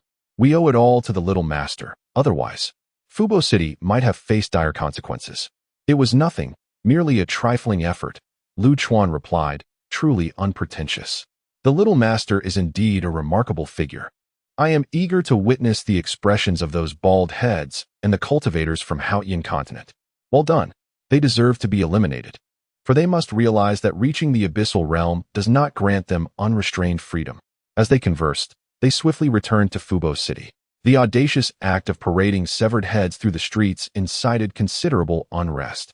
Fortunately, with Yi Guqing present, the situation was manageable. Otherwise, it could have spiraled into chaos. Soon, news spread that 3 formidable cultivators of the abyssal realm had been slain, their heads displayed brazenly throughout the city, causing a frenzy among the populace. Lu Chuan was preoccupied with the upcoming auction, which promised substantial spiritual stone revenue. He pondered the location of the Sun family's auction house, given the recent events. Would the auction proceed as planned? Yi Guqing confirmed. For this auction, Sun Baimo has risked virtually his entire fortune. Barring any calamity, he would not cancel it. Nearby, Zhou Yu interjected, the little master is supporting the Sun family, so let us join in the excitement. The items being auctioned are shrouded in mystery, and even some reclusive ancient beings have reportedly arrived. There were no objections, and it seemed a splendid opportunity to foster connections with Lu Chuan. Before the grand auction house, Sun Baimo wiped the sweat from his brow nervously. Time had passed since the earlier commotion, and the auction house had resumed its regular operations. Most of the esteemed guests had arrived, yet Lu Chuan's presence was noticeably absent. Mo Wenyong's sudden defection had left him without any capable aides, and now he relied solely on Lu Chuan to stabilize the event. Without a prominent figure to preside over the auction, unforeseen complications could arise. Little son, is it warm in here? A familiar voice called out, nearly bringing Sun Baimo to tears of joy. He no longer had the inclination to mind the informal address. Upon discerning the entourage surrounding Lu Chuan, his heart raced uncontrollably. Yi Guqing, Zhou Yu, Zhuge Ming, Zhao Tong, and the couple from Tianqi. Each one of them could shake the heavens with their mere presence. The fact that they were all gathered together was simply overwhelming. Even more perplexing was the seemingly ambiguous rapport these individuals shared with Lu Chuan. While they did not overtly seek to please him, their camaraderie was unmistakably intimate. This scene stretched the limits of Sun Bimo's comprehension. Until he beheld the three severed heads hanging behind Lu Chuan, his heart momentarily ceased. And it finally dawned upon him why these influential figures held Lu Chuan in such high regard. Sun Bimo felt a surge of delight within. Having such a remarkable individual as a supporter, the forthcoming auction was bound to proceed without a hitch. Esteemed guests, please come in. There are splendid rooms still available for you to peruse the items at this auction. Sun Bimo cheerfully invited everyone. Old Sun, what exactly is being auctioned that warrants such an extravagant expenditure and fanfare? It cannot possibly be a divine artifact, can it? Yi Guqing jestingly inquired. It surpasses even the realm of divine artifacts. Sun Bimo replied with an air of mystery, a playful smile gracing his lips. You shall soon find out. Oh, then we are indeed eager to witness this, the crowd responded, merrily stepping into the auction house. Chapter 103. Audacious Maneuvers 2. Before entering the auction house, Lu Chuan stripped off the coat of Fenghua Sanyue, concealing three severed heads beneath it. The act of undressing elicited a peculiar excitement from the perverse individual, causing his face to flush and saliva to drip from his mouth, only to be quelled by a sharp slap from Lu Chuan. The Sun family auction house, outwardly resembling a modest high-rise, revealed a hidden grandeur upon entry. The first floor boasted an opulent hall capable of accommodating no less than 10,000 guests. The spacious venue featured a meticulously crafted small table at its center, likely designated for the auctioned items. Constructed from a unique type of spatial stone known as by Le Sure, the auction house possessed an expandable interior, ensuring ample space for any number of attendees. Observing Lu Chuan's childlike curiosity, Zhou Yu thoughtfully began to explain. The second and third floors housed over 30 luxurious private boxes, each serving as an independent sanctuary for anonymity and undisturbed enjoyment. Ladies and gentlemen, your room is in box T3. This way, please, announced Sun Bimo, his confidence noticeably heightened. Lu Chuan, required to remain in the hall, did not ascend with the others. After directing Yi Guqing and his party, Sun Bimo eagerly brought a chair for Lu Chuan. With a heavy thud, Lu Chuan placed the three severed heads on the table at the center of the hall, covered by tattered clothing. The true nature of the grotesque display remained a mystery to all but Yi Guqing and his companions. Lu Chuan then turned to Sun Bimo and inquired, "Are all the private rooms upstairs occupied?" Sun Bimo, shivering at the sight of the concealed heads, nodded quietly, replying, "Yes, in fact, we have an excess of guests. In the Tiandu continent, 3 bald monks occupied room T4, for individuals from Tianhua continent were in room T2, and 3 cultivators from Haoyan continent resided in room T1. The practitioners in these rooms had recently arrived from the Annihilation realm. The other boxes were primarily filled with powerful families from the Tianhuan continent and other curious visitors from various realms." Lu Chuan could not help but roll his eyes. "You've assembled quite the crowd. Aren't you worried about being robbed?" "Not at all, for you are here." Sun Bimo seized the opportunity to flatter. "Ladies and gentlemen." Lu Chuan cleared his throat and surveyed the private boxes above before addressing the assembly. "Today, at the invitation of the head of the Sun family, I stand before you for this auction. I must forewarn you, should any unscrupulous intentions arise, I advise you to reconsider." A few derisive snickers echoed from the second-floor boxes. "A mere insignificant figure like you speaking such words is clearly inappropriate, and indeed, quite foolish. Should I hear such insolence again, you will face the consequences." With a brazen warning, Lu Chuan plopped down onto the adjacent chair, carelessly unveiling the heads concealed beneath the tattered garment. The gruesome sight of the 3 lifeless skulls, their eyes wide open and bloodied, was laid bare before the audience in the boxes. The entire auction hall fell into an eerie silence, where even the sound of a pin dropping could be heard. Following this brief stillness, a wave of gasps echoed throughout the room. The most intense reactions came from the occupants of room 4 and room 1, as among the deceased were individuals from their continent. Upon beholding the severed heads of Master Kuro and Jun Wuxiang, the people from these two rooms felt their hair stand on end. It was indeed the disciple of Kuro. The three bald monks from room 4 quickly confirmed the identity of the severed head. One monk, his face marred by a grotesque scar resembling a centipede across his left eye, erupted in fury and attempted to charge at Lu Chuan. Kuro, do not act impulsively. The two elder monks beside him quickly restrained him. The monk named Kuro was seething with rage, akin to a boiler on the verge of explosion due to excessive pressure. Master Uncle, will we simply stand by and watch our disciple be humiliated? The two elder monks shook their heads, assuring that once this matter was settled, they would seek justice for Kuro, but advised against rash actions before the auction's conclusion. In room 1, 3 proud Taoists, after their initial shock, quickly regained their composure. The kindly-looking Taoist in the center shook his head and remarked, "Let us wait until the auction concludes. Yi Gucheng and his companions are also present. We can inquire about the situation later, which will aid us in providing an account to Jun Wuxiang's elder."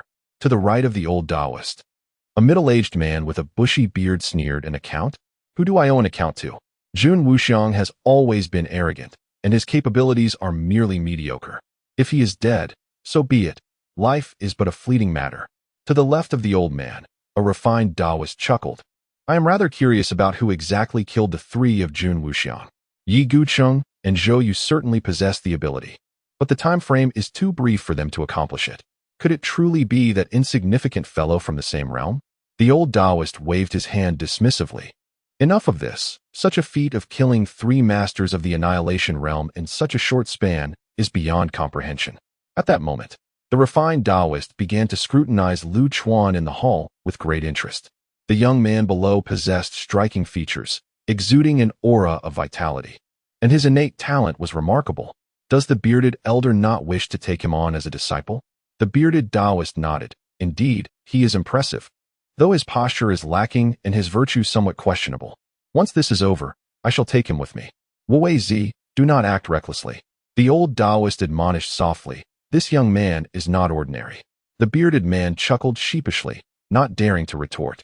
Esteemed guests, if you believe your necks are sturdier than the owners of these 3 heads upon the table, feel free to challenge me, Lu Chuan declared, boldly taking a swig of wine before turning to Sun Baimo. Let the games begin. Sun Baimo, exhilarated, felt a surge of excitement. When had he ever been this audacious? With a proud demeanor, he stepped up to the table and cleared his throat. The items up for auction today, I trust you are somewhat acquainted with. Allow me to provide some additional insights. The objects being auctioned are the primordial runes from the enigmatic and long-lost era known as the Age of 10 Evils. Upon hearing these 4 words, most of the cultivators in the private booths rose from their seats. The Age of 10 Evils, a period shrouded in mystery. It is said to have been a flourishing epoch, rivaling the current era of spiritual energy. Yet, for reasons unknown, the Age of 10 Evils seemingly vanished from the annals of history overnight. Some even claim that records pertaining to this age are conspicuously absent from the continuum of time. The contemporary cultivator's understanding of the Age of 10 Evils is derived from ancient unearthed texts, pieced together through sporadic accounts. Chapter 104. The auction of the primordial runes. That era was shrouded in mystery, teeming with boundless imagination. The primordial runes featured in this auction are said to be the very source of power from the infamous 10 Evils era. Presently, those exhibiting interest in these runes are predominantly the pinnacle cultivators of the annihilation realm. This group has already reached the apex of power, and to ascend further, they must explore alternative methods. The emergence of the primordial runes has ignited a fervor among a significant number of annihilation realm practitioners. Without further ado, the auction commences.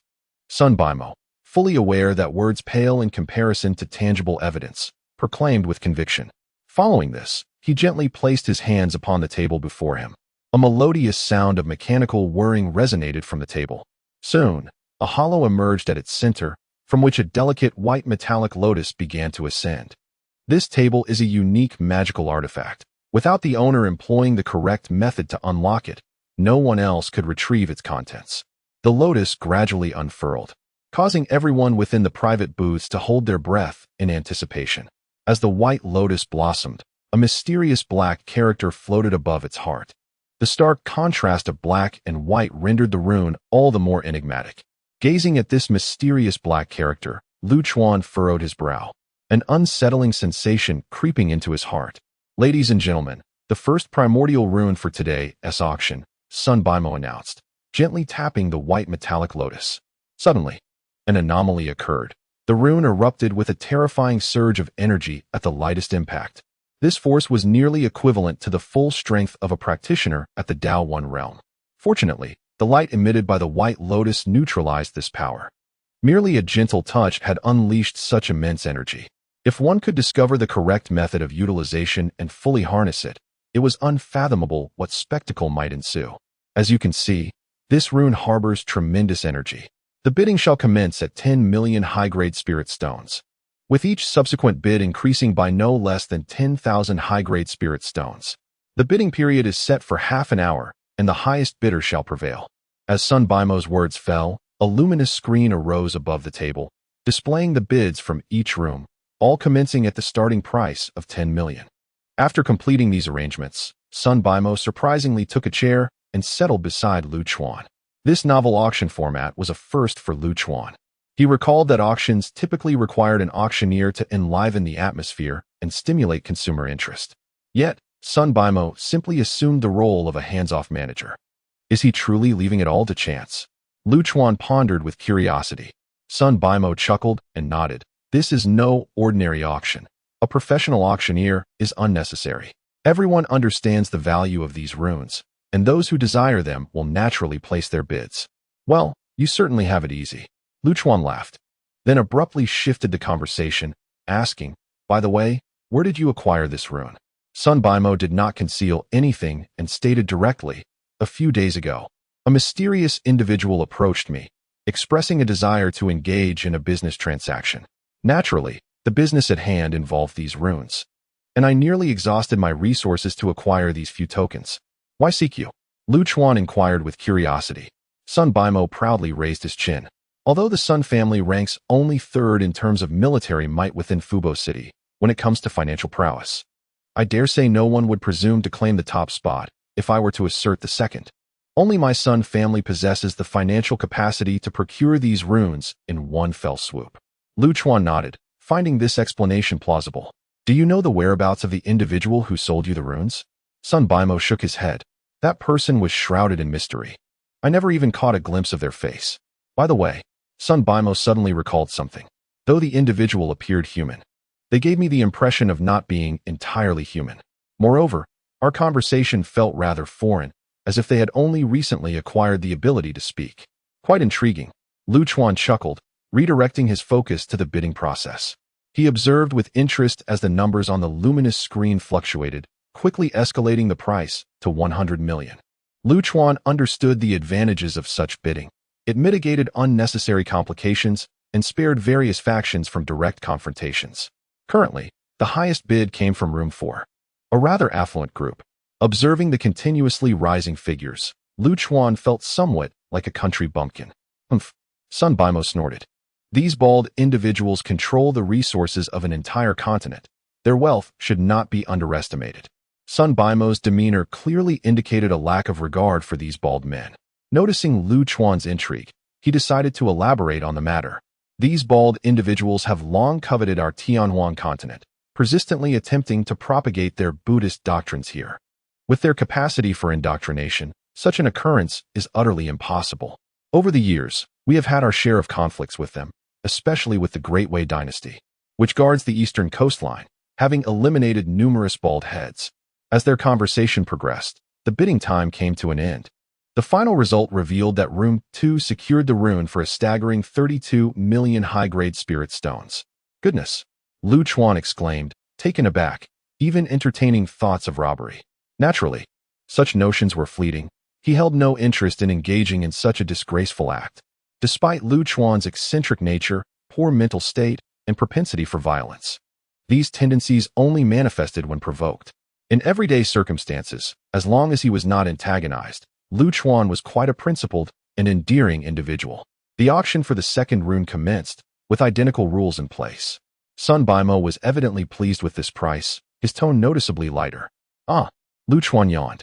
While this auction format was commendable, it did possess a certain tedium. The conclusion of the event would likely take several more hours.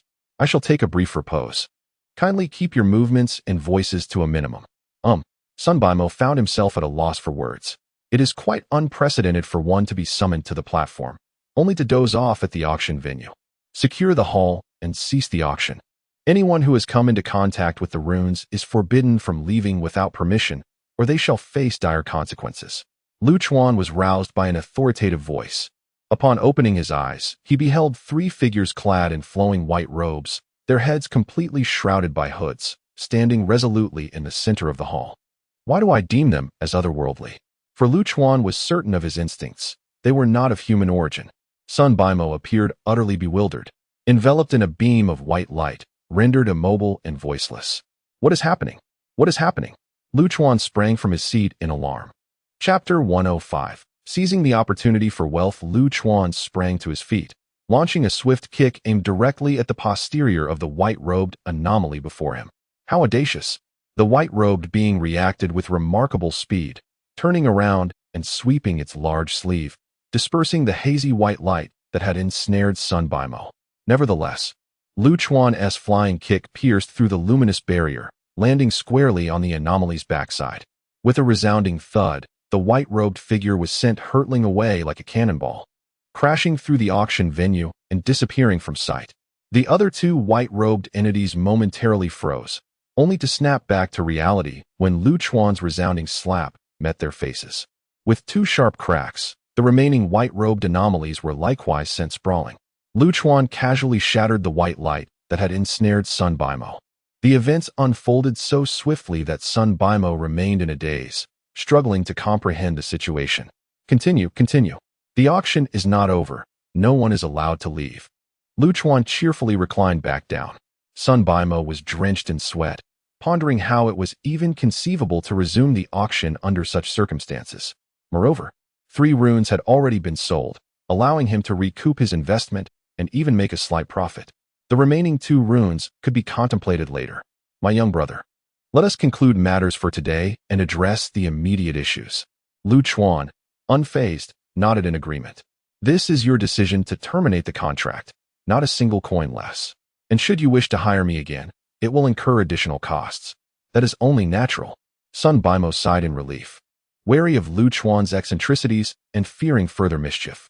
At that moment, nearly everyone in the private box had emerged, greeting Sun Bimo before preparing to exit the auction hall. Bang! The first cultivator to step through the threshold was abruptly rebounded. The crowd's expressions shifted dramatically as they hastily channeled their powers to investigate. Oh no! A barrier has been set up outside the venue. Their authentic essence proved ineffective. It surged forth only to dissipate as if swallowed by the abyss, yielding no response. Unable to perceive the laws of the great Tao, the heavenly principles were obscured, rendering their domains unexpandable. Once this realization dawned upon them, panic ensued. In their understanding, there should be no barrier capable of obstructing the heavenly laws. Yet, this absurdity was unfolding before their very eyes. Stripped of the great Tao's rules, the cultivators found themselves akin to toothless tigers, retaining combat potential, yet undeniably weakened. This is disastrous. Sun Bimo, possessing only the strength of the heavenly extermination realm, felt significantly outmatched in this predicament. Moreover, with a considerable wealth in his possession, it was only natural to feel anxious. Father! At that moment, Sun Lianxue found her father, her face pale, with evident fright. Sun Bimo had arranged a private box for his beloved daughter, intending to expose her to the world. But now she too was ensnared in this predicament. Oh dear, how tiresome! Lu Chuan, meanwhile, lounged in his chair, boredly sipping a drink while wielding a hammer. Sun Bimo's eyes sparkled as he slapped his forehead, realizing how he had forgotten about this esteemed figure. He approached Lu Chuan and said, "My young brother, I shall hire you to protect the members of the Sun family. How does 1,000,000 high-grade spirit stones for each sound?" With Sun Bimo's family, including his daughter and several servants, the total would amount to 7,000,000 high-grade spirit stones. Lu Chuan regarded Sun Bimo with newfound respect. It was quite commendable that he was willing to spend such a fortune to safeguard those servants. His character was undoubtedly admirable. Very well. Let your family members come to me. Lu Chuan nodded in agreement without further deliberation. The servants, upon witnessing Sun Bimo's willingness to expend such wealth for their protection, were moved to tears. They rushed to Lu Chuan's side, clutching his robe tightly, unwilling to let go. Sun Bimo's greatest concern was for his daughter. He pushed Sun Lianxue towards Lu Chuan and began to admonish her.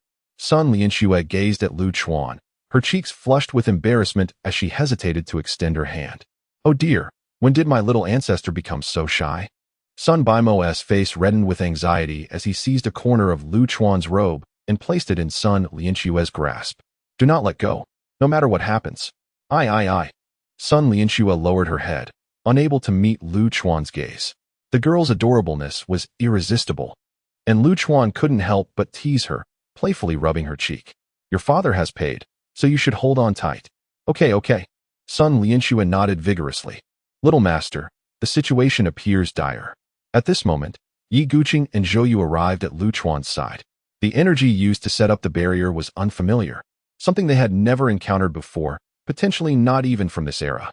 Zhou Yu incisively pointed out the root of the problem. Lu Chuan found it amusing. "It was a trivial matter. Would you like to seek protection? 1 million high-grade spirit stones per person, a fair price without deception." Coughing, Zhou Yu nearly choked. However, upon reflection, 1 million high-grade spirit stones did not seem excessive. These individuals had witnessed Lu Chuan's capabilities. Spending 1 million high-grade spirit stones for safety was indeed worthwhile. As Yi Guqing and the others paid their dues, it was finally Fenghua Sanyue's turn, who appeared as though he were about to weep. "Don't tell me you're broke." Lu Chuan rolled his eyes. Fenghua Sanyue awkwardly scratched his head. "Little beauty, I truly don't have the money. Perhaps I could offer a magical artifact instead?" It was absurd for a peak Annihilation Realm cultivator to be unable to produce 1 million high-grade spirit stones. It would be the source of laughter for many. "Other than spirit stones, I am not interested in anything else." Lu Chuan promptly rejected the offer. He was currently in need of nearly 2 billion spirit stones to break through the 5 elements body to the 3rd realm of divine path. At this moment, Lu Chuan coveted nothing but spirit stones. "I'll be your dog. Woof woof woof." Fenghua Sanyue shamelessly exclaimed. The others were left speechless. Was this fellow genuinely in the Annihilation Realm? "I'll cover the expense for Brother Sanyue." Sun Bimo seized the opportunity and produced the spirit stones. "Shouldn't you pay your respects?" Lu Chuan forcefully kicked away the fiery march that was rubbing against him. "Humph." He cleared his throat and called out to the numerous cultivators on the 2nd and 3rd floors. "I am accepting bodyguard assignments at the rate of 1 million high-grade spirit stones each to ensure your safe departure from this place.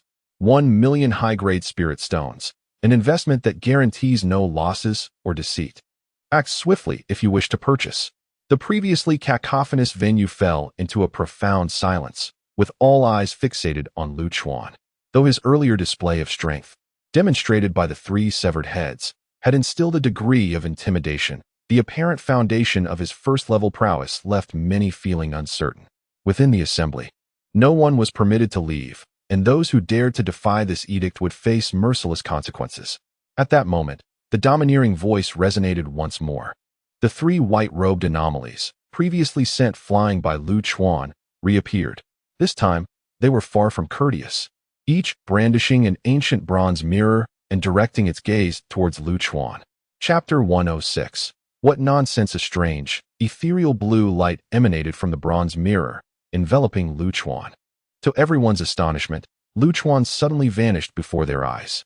Sun Lianxue, clutching at the hem of Lu Chuan's garment, stared blankly at her empty palm, a wave of profound terror washing over her. "Where have you taken him?" She mustered the courage to inquire. "He has entered the realm of the mirror, with no chance of return." At that moment, one of the otherworldly beings spoke, its voice devoid of emotion, as cold and mechanical as a machine. "All individuals who have come into contact with the primal runes must undergo inspection. We ask for your cooperation." A chill ran down the spines of the gathered crowd.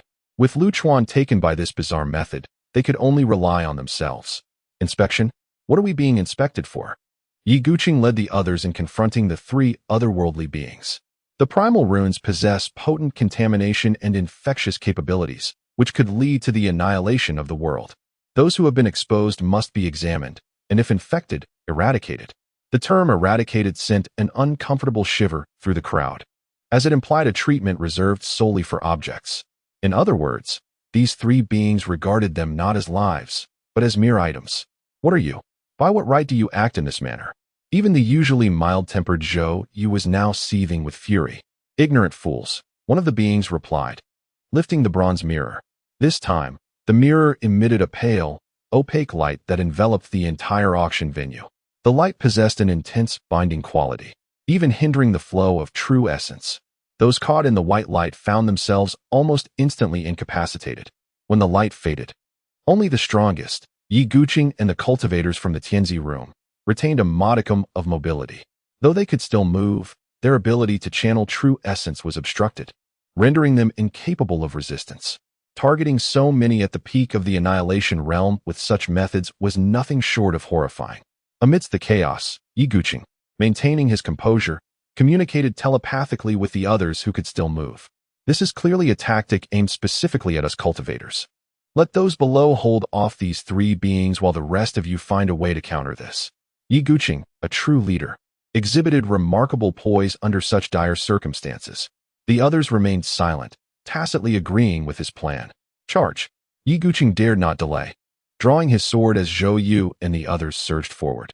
Yet, the ideal scenario quickly unraveled into a harsh reality.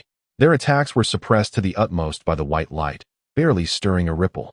After a few exchanges, the remaining true essence was depleted, leaving Yi Guqing and his companions in the same motionless predicament as the others.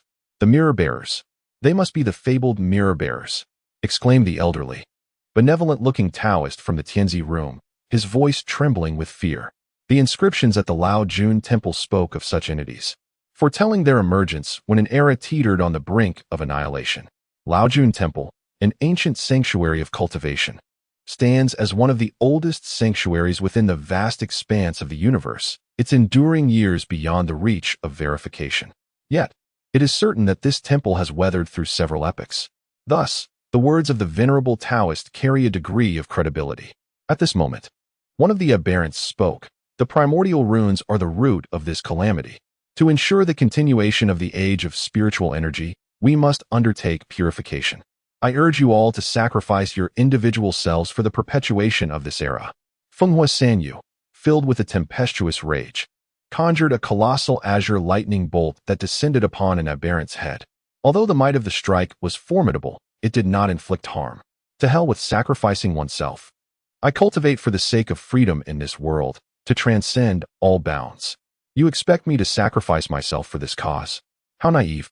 Fenghua Sanyu's sentiments echoed the prevailing attitude of the others. The aberrants remained indifferent to his actions and raised their mirrors. This age has nurtured you. It is your duty to reciprocate. The lamentable nature of humanity has rendered you incapable of understanding sacrifice and devotion. The calamity poised to obliterate the era was merely in its infancy. Your sacrifices would grant precious time to the great path. Three mirrors rippled with white waves, distorting the entire auction venue in an unreal manner. Within this warped space, the crowd was wrenched painfully, as if subjected to dismemberment. Schwer, Sun Baimo, disregarding his own injuries, crawled towards the unconscious Sun Lianxue, his eyes bloodshot and bulging, despite his bones fracturing under the strain. Yet he persevered, desperate to provide Sun Lianxue with a final refuge. To understand small affections yet lack great righteousness, such is the tragedy of your race. An aberrant raised its foot, aiming to crush Sun Baimo's head. What nonsensical rhetoric! At that moment, Lu Chuan's furious voice reverberated. Crack! Suddenly, the mirror in the aberrant's hand shattered into countless fragments. In the astonished gazes of the crowd, a flash of black sword light surged forth, and the aberrant's head was sent soaring into the air. Lu Chuan appeared in the midst of the chaos, his sword drawn, his expression dark and terrifying. Impossible. The mirror realm is a barrier specifically designed for cultivators. No cultivator could emerge from within. The once cold and unfeeling aberrants now lost their previous composure. What nonsense! If I hadn't wished to witness your capabilities, this pitiful contraption could never ensnare me. Enraged, Lu Chuan raised his sword once more. The black sword light flashed, and another aberrant's head was severed, soaring into the air. The last remaining aberrant, witnessing Lu Chuan dispatching his companions with ease, hesitated not, transforming into a fleeting shadow in an attempt to flee. What of your promised sacrifice? In times of peril, these aberrants fled no slower than humans. Did I grant you leave to escape? Lu Chuan scoffed. With a swift motion, the blade in hand once again unleashed a torrent of lethal energy, transforming into countless delicate strands that coalesced into an immense cage, enveloping the entire auction venue. Donkey, this trinket is yours to play with. Please compile the relevant information for me. Lu Chuan was genuinely incensed. In the past, when faced with provocation, he would merely resort to killing. However, this time he had activated the system's functionalities, indicating a desire for utter annihilation. A minor inconvenience.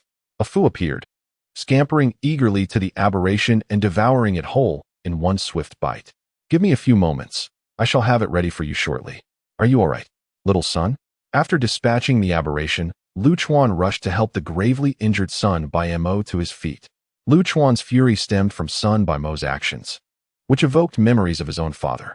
One may insult an individual, yet to insult a father is an unforgivable transgression.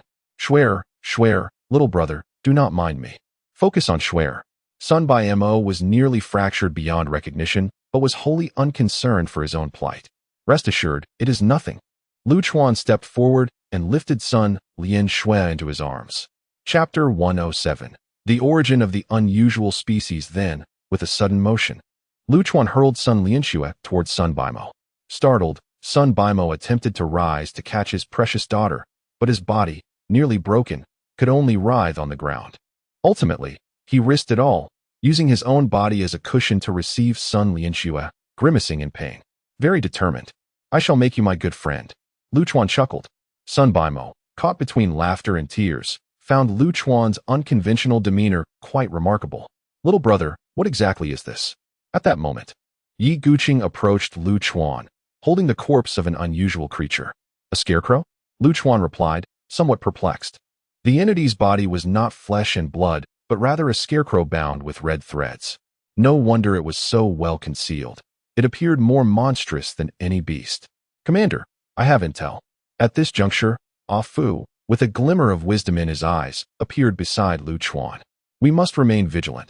The barrier outside is still active, and I fear there may be accomplices among these unusual beings.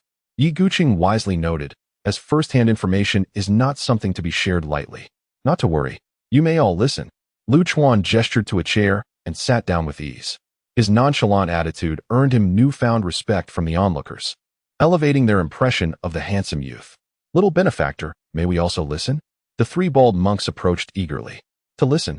It will cost 1 million high-grade spirit stones per person. Lu Chuan regarded the trio with a sly grin. The three monks, visibly displeased, questioned the exorbitant price for such information. However, having witnessed Lu Chuan's prowess in dispatching the unusual creature, they dared not protest and reluctantly handed over 3 million high-grade spirit stones. Little brother, might we also have the privilege of hearing this? We shall pay in full. At that moment, an individual from room 1 and another from room 2 arrived. Look how clever they are. One person is sufficient to listen. So you two shall pay 50,000 each. Lu Chuan beamed, extending his hand. The three bald monks nearly choked on their own blood in disbelief. The leading monk, suppressing his fury, inquired, Little benefactor, why do they only pay 50,000? Huh? Lu Chuan rolled his eyes. Because I find you displeasing. Is that reason sufficient? The three monks were incensed, having never encountered such blatant bullying. I ask you again, is that reason sufficient? Lu Chuan raised his gaze, coldly regarding the monk, unyielding in his inquiry. That indifferent stare felt like a bucket of icy water poured over the monk on a frigid winter day, causing him to shudder involuntarily. Sufficient. Quite sufficient. The monk swallowed hard, his scalp prickling. These monks, generally so vexatious, had now encountered their match, and the surrounding crowd found immense amusement in their plight. Speak another word, and I shall make you regret it. Lu Chuan warned menacingly, tilting his head to signal Ah Fu to commence. Bah, you fools, consider yourselves fortunate.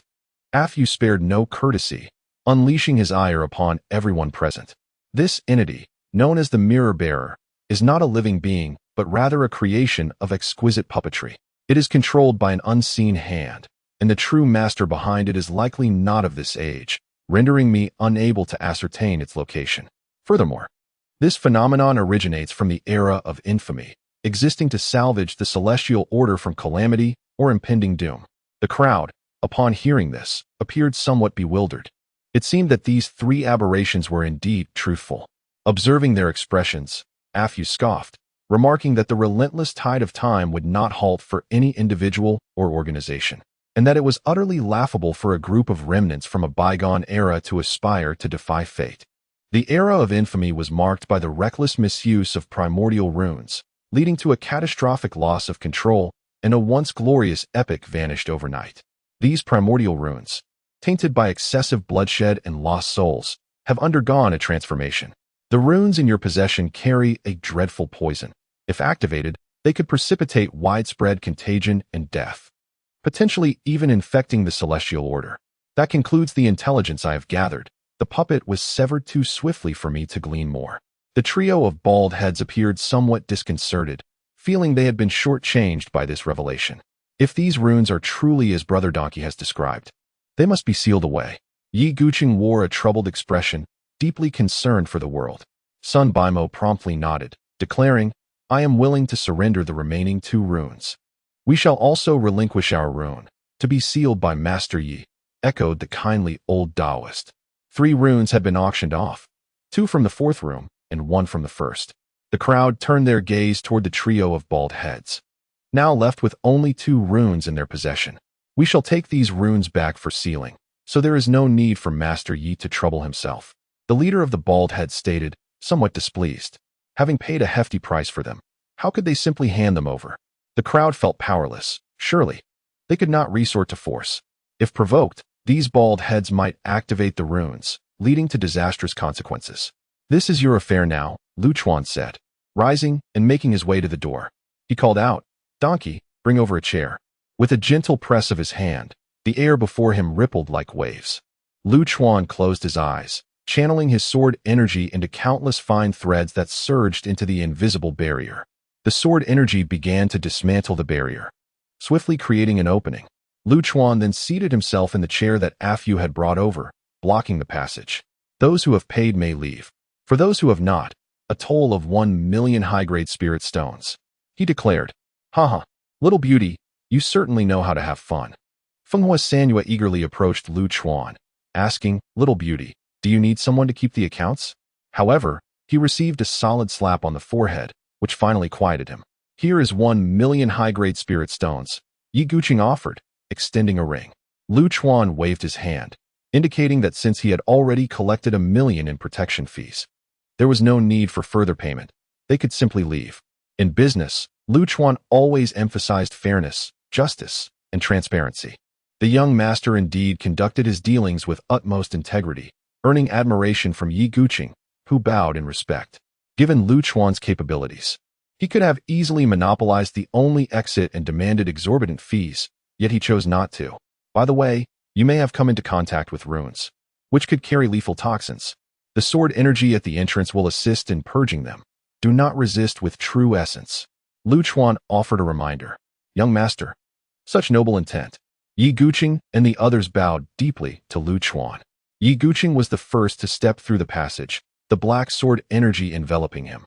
Upon exiting, Yi Guqing stood motionless, unresponsive to the calls of his companions. "Haha, Brother Yi possesses remarkable insight.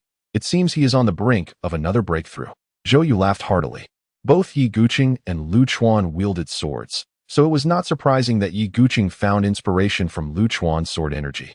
The onlookers gazed at the meditative Yi Guqing with envy, lamenting their own lack of proficiency in swordsmanship. "Everyone, please return to rest.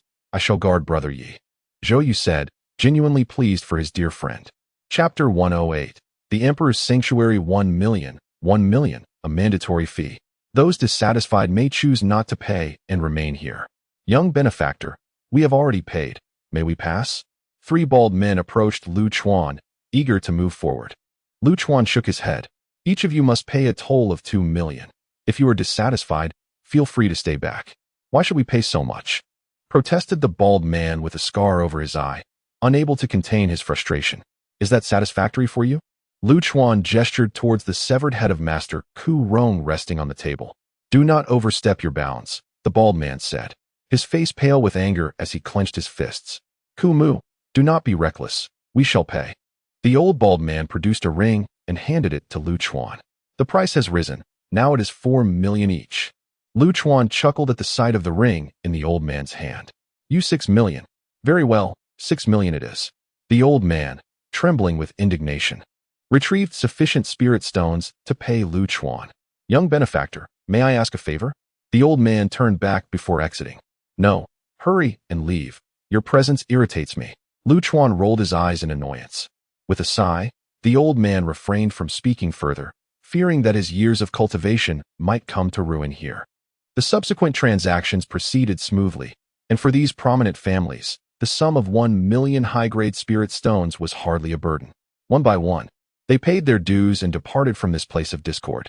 78 million, sufficient to potentially break through to the fourth realm, Lu Chuan mused, relishing the fruits of his labor. Yet, he felt a pang of worry. As he aspired to further enhance his abilities, the number of spirit stones required would multiply exponentially. Where could he possibly acquire such vast quantities? Furthermore, beyond the ninth realm, the acquisition of elemental essences posed an even greater dilemma. After tallying his earnings, Lu Chuan purchased a candied hawthorn and enjoyed it while making his way back to the Sun residence. Boss, I have something to discuss. A Fu appeared beside Lu Chuan. His gaze fixated hungrily on the candied hawthorn in Lu Chuan's hand. Lu Chuan fumed. If you keep staring at me with those perverse eyes, I swear I'll make you regret it. I can't help myself. I can't help myself. A Fu reluctantly shifted his gaze. Spit it out quickly, Lu Chuan urged, growing impatient. A Fu smiled sheepishly, his tongue darting in search of the right moment to speak. Well, it pertains to the elemental runes. The implications are unfathomably complex. What do you mean? Lu Chuan frowned. This is indeed a complicated matter, but let me summarize it for you. A Fu pondered briefly, organizing his thoughts. The origin of these elemental runes is shrouded in mystery, despite my best efforts. I have yet to grasp any clues. However, I can confirm one thing. These runes are of human creation. Someone may be manipulating these elemental runes for a purpose that could be truly horrifying. You might as well have said nothing, Lu Chuan exclaimed, striking A Fu with a swift slap. A Fu seemed to have anticipated Lu Chuan's actions, deliberately choosing to act in opposition. He playfully leaned in, his long tongue flicking out to snatch the half-eaten candied hawthorn from Lu Chuan's grasp. Delightful. Goodness, you insufferable pervert. The ensuing 2 days unfolded with relative tranquility. Lu Chuan resided in the Sun Manor, either teasing the spirited Sun Lianxue or engaging in light-hearted banter with Sun Kaidai, enjoying a most comfortable existence. Yet, the increasingly peculiar glances from the two women left Lu Chuan hesitant to further provoke them. On the third day, before the dawn had even graced the horizon, A Fu appeared at Lu Chuan's doorstep. Handsome lad, today marks the opening of the great Emperor's dojo. Rise swiftly, for I have a primary quest to bestow upon you. Go ahead, I shall indulge in a brief repose. How bothersome, Lu Chuan muttered, rolling over in bed. So annoying. Ouch, you're crushing me. The hefty hammer, nestled beside Lu Chuan's pillow, was caught beneath him, crying out in pain. What a troublesome situation, A Fu grumbled in discontent. Ding, primary quest issued. Legendary quest, the 9 Dragons Fortune, quest description. With the opening of the Great Emperor's Dojo, the Golden Dragon of Fortune is about to manifest. The host must strive to seize at least 3 Golden Dragon Fortunes within the dojo to acquire great fortune and the opportunity to ascend to Emperor. Quest rewards. A guaranteed 3 Golden Dragon Fortunes, qualification to enter the Bronze Divine Hall, duration, 1 hour. Additionally, a title reward, the Emperor's Endowment. The Emperor's Endowment. During combat, the host gains protection from the Golden Dragon, increasing physical defense by 30%. Special reward. For each additional Golden Dragon Fortune acquired. The duration of entry into the Bronze Divine Hall is extended by 1 hour. Special reward. If the host acquires 9 Golden Dragon Fortunes, the title Sovereign of the Realm will be granted. Sovereign of the Realm ignites the Celestial Emperor Star, enhancing overall strength during combat with the star's celestial illumination. Lu Chuan rolled out of bed, somewhat disdainful. The difficulty of quests is categorized into 4 tiers: epic, legendary, hellish, and mythical. This particular quest is of legendary level, a notch higher than previous endeavors. One wonders how much the difficulty has escalated. As for the system's rewards, aside from the Bronze Divine Hall, The rest hold little significance for Lu Chuan, as he currently finds himself devoid of use for such titles. This is not entirely the system's fault. After all, over the past 100 millennia, Lu Chuan has nearly exhausted all obtainable rewards. Presently, he lacks nothing, leaving the system with only these seemingly appealing, yet ultimately inconsequential titles to offer. Should he encounter equally matched adversaries in the future, these titles may prove advantageous. But for now, they remain largely superfluous. Some ancient beings have already emerged. Alongside the human race, many formidable creatures from other races have also arrived. Ah Fu stood at the door, reveling in schadenfreude, pondering the spectacle that would unfold when these ancient entities encounter Lu Chuan. What exactly is this opportunity to ascend to emperor? Is it not possible to become an emperor directly? Dressed impeccably, Lu Chuan appeared at the door, his drowsy yet endearing visage causing Ah Fu to drool in delight. The opportunity to become an emperor is akin to holding a coveted ticket. It is only with such a ticket that one earns the right to enter the arena. Moreover, this path is fraught with challenges. Ultimately, one may have to traverse the ancient road of the starry skies to seize that fleeting chance of ascendance. Such trivial matters abound. Is it truly so arduous to return home? Lu Chuan muttered under his breath, rolling his eyes in exasperation. Suddenly, with a resounding bang, the entire world was plunged into darkness, enveloped by the night. It has begun. Within and beyond the city, all qualified cultivators gazed skyward at the obsidian heavens. Dense shadows began to coalesce above Fubo City, as the universe gradually reclaimed its light. Ultimately, all darkness was condensed into a singularity, manifesting as a small black hole. This black hole rotated languidly, emanating an enchanting luminescence, and a mere glance seemed capable of ensnaring one's very soul. Chapter 109. Three Beasts. The Taoist venue manifested as an independent microcosm, with a small black opening high in the celestial dome, presumably the entrance to this sacred ground. Once one enters, life and death hinge upon individual prowess. Ah Fu gazed at the tiny black void and began to elucidate for Lu Chuan. At this moment, Yi Gucheng and his companions had also arrived at the Sun family manor, seemingly having formed an alliance, as they had been enjoying each other's company for the past few days. Just a couple of days prior, Yi Gucheng had gained insight from Lu Chuan's sword aura, elevating his strength considerably. He was now on the cusp of transcending into the semi-emperor realm. Though the term semi-emperor may sound imposing, it pales in comparison to the true emperors. The disparity between an emperor and a semi-emperor might be likened to the vast chasm between annihilation and condensation realms. One is in the heavens, while the other is on the earth. Haha, little master, as you enter, your prowess is unrivaled, yet we wish to partake in the revelry. Yi Gucheng approached with enthusiasm. Zhou Yu joined in with a playful jest. Once inside, we shall refrain from competing for fortune and see if luck may favor us. Little master, do not be too harsh with us. Lu Chuan had a favorable impression of this group, nodding with a smile. Rest assured. Luck is also a form of strength.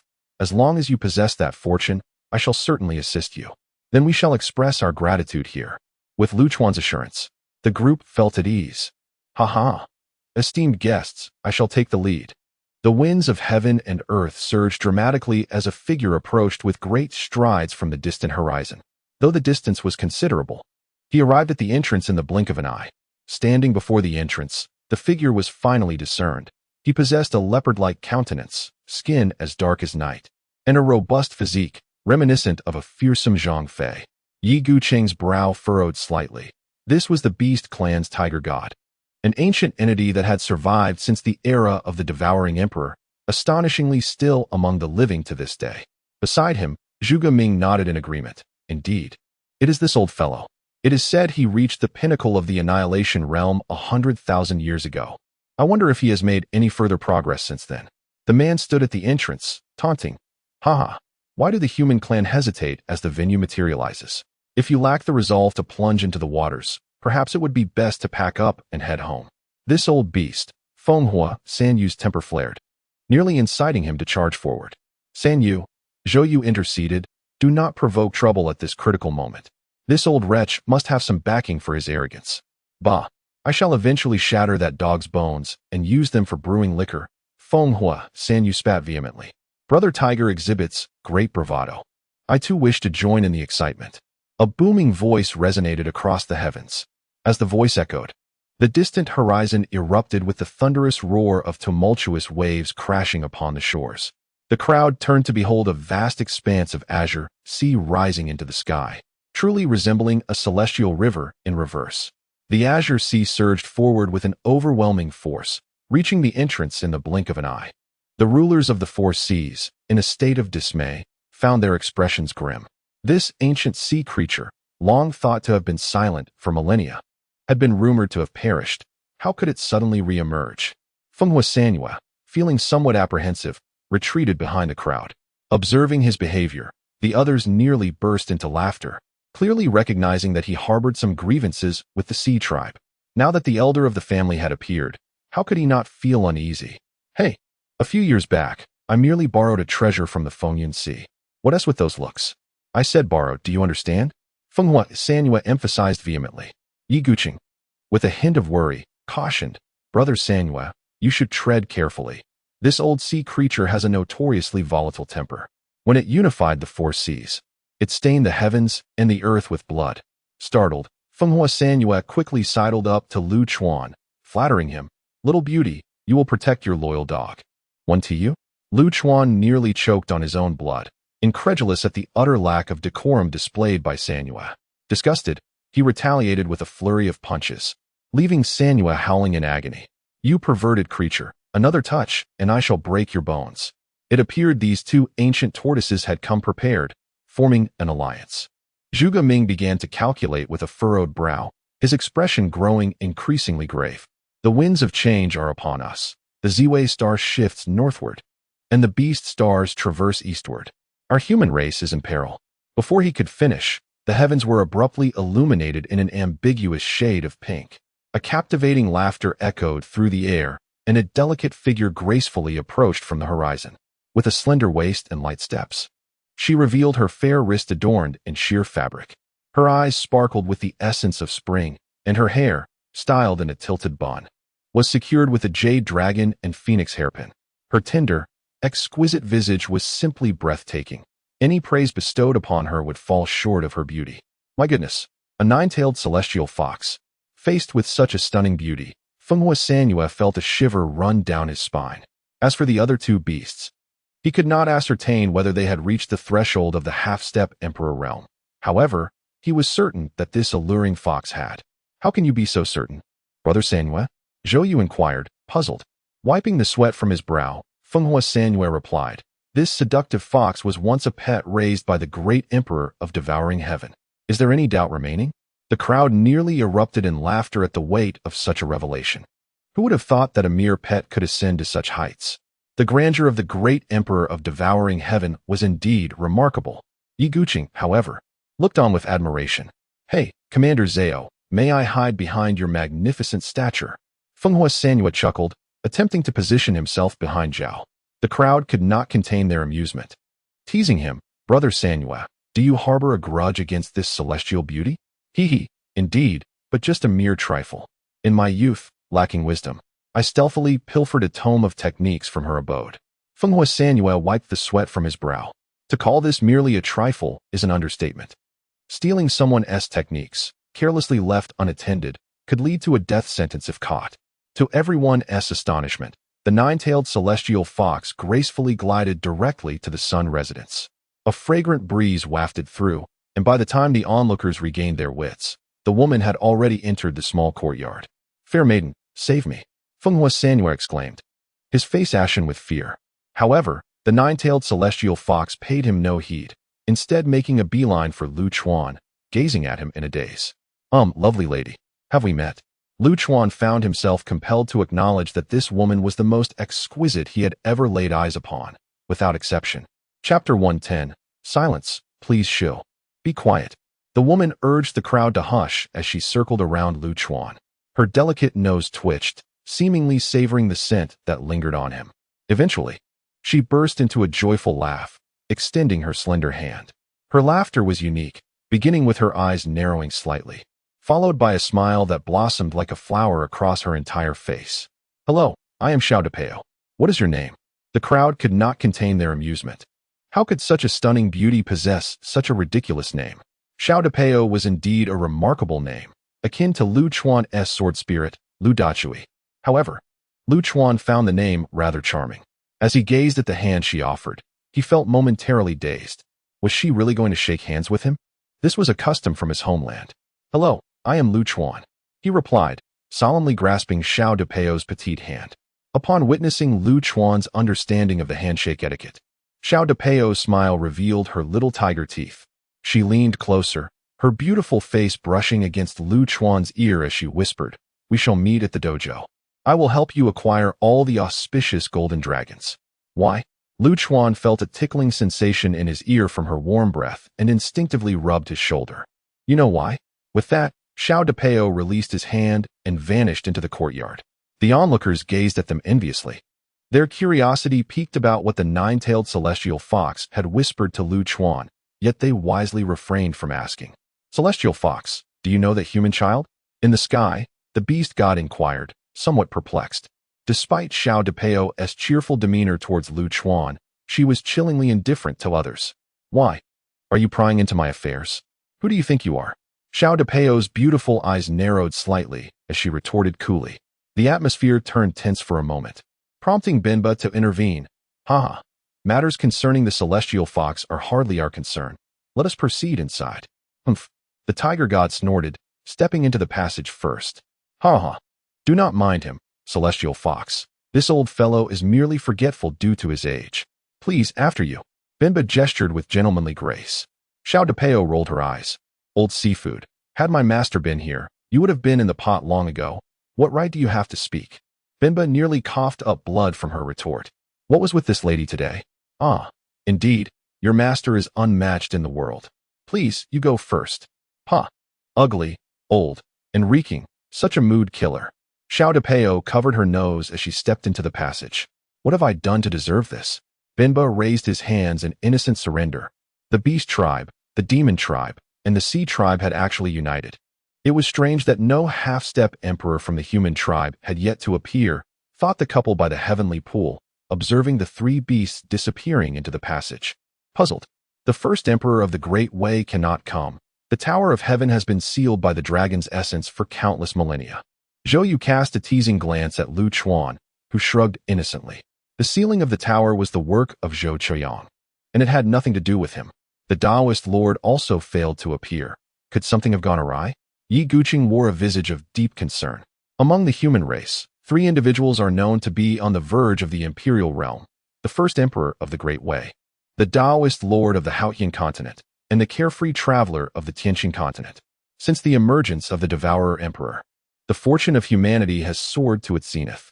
Other races possess at most 1 figure on the brink of the imperial realm, while humanity boasts 3. There are even rumors that the overwhelming strength of the Devourer Emperor has influenced the fortunes of other great worlds. Yet now, none of the 3 half-step emperors of humanity have made an appearance. Is it possible that such prosperity must inevitably decline? Moreover, some demonic beings remain absent. If one of humanity's half-step emperors does not emerge, it is likely that we will gain nothing from this endeavor, Zhou Yu remarked as he glanced at Zhuge Ming. Zhuge Ming shook his head, sighing. The Ziwei Palace is dim and lifeless. It seems we have truly reached a critical moment for humanity.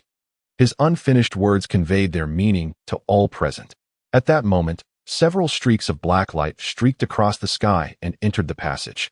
From the demon race, Yin Yu; from the spirit race, Feng Xiaoxia; and from the snow race, Lord Luo Luo.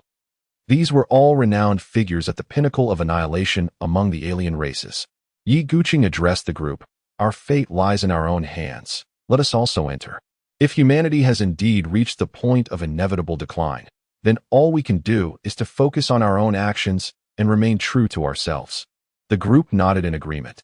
If humanity's decline is an unavoidable trend, then the only course of action is to diligently attend to their own matters.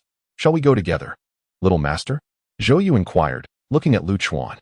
There remained a flicker of hope in the hearts of the others, and that hope rested upon this young man. "You may enter first. I shall follow shortly," Lu Chuan replied, as he was accustomed to solitude and disinclined to the company of others. "Take care. We shall meet inside." The group bid farewell to Lu Chuan and stepped into the passage. After having partaken of the soft meal prepared by Sun Lianxue, Lu Chuan slowly made his way toward the passage. You will come back, right? Sun Lianshue's heart ached inexplicably as she gazed at Lu Chuan's receding figure. Summoning her courage, she called out loudly. Lu Chuan did not turn around, but merely raised his hand in a gentle wave. Not coming back. The simplicity of those two words carried a cruel kindness. Ultimately, Lu Chuan was destined to leave this world and embark on the journey home. He did not wish to leave behind any unresolved feelings in this realm, nor did he want the girl to live on with unattainable hopes. I have left some gifts for you and Kai Dai in my room. As Lu Chuan entered the passage, he did not look back, departing with determination, leaving no lingering thoughts behind. On the table in his room lay 2 volumes of sword manuals, which Lu Chuan had penned overnight specifically for Sun Lianxue and Sun Kai Dai. Lu Chuan harbored a hope that these 2 benevolent women would possess the ability to protect themselves in this perilous world. The sky was remarkably bright, presenting a realm that took Lu Chuan by surprise, adorned with the melodious songs of birds and the fragrant blooms of flowers. Accompanied by a gentle breeze that was neither harsh nor oppressive, everything seemed impeccably in place. However, when Lu Chuan raised his gaze to the sun at the zenith, he nearly expelled a mouthful of blood in shock. For there, suspended in the heavens, was a sun displaying an enormous, comical expression, its squinting smile eliciting both amusement and disbelief. Lu Chuan could not contain his laughter upon witnessing this iconic visage. Surely, the heavenly emperor, a fellow countryman of his, must be an exceedingly intriguing individual. Just as Lu Chuan reveled in the absurdity of the sun's expression, a grand yet ethereal voice resonated throughout this world. Life and death are fated. Wealth and nobility are decreed by the heavens. Are you all prepared? As the ethereal voice faded, the immense comical face above erupted into a broad grin, its slanted eyes radiating wisdom. Chapter 111. The emergence of the fortune golden dragon. As the grand and ethereal voice resonated, the comical sun above the heavens emitted a fierce golden radiance. This golden light cascaded across the earth, enveloping the cultivators who had entered this world. In that fleeting moment, every cultivator felt as if they were embraced by the gentle warmth of spring. Their bodies became light, and their souls seemed poised to depart from their corporeal forms. Some cultivators, merely beneath this divine light, experienced profound realizations and entered a state of deep meditation, tinged with mystery.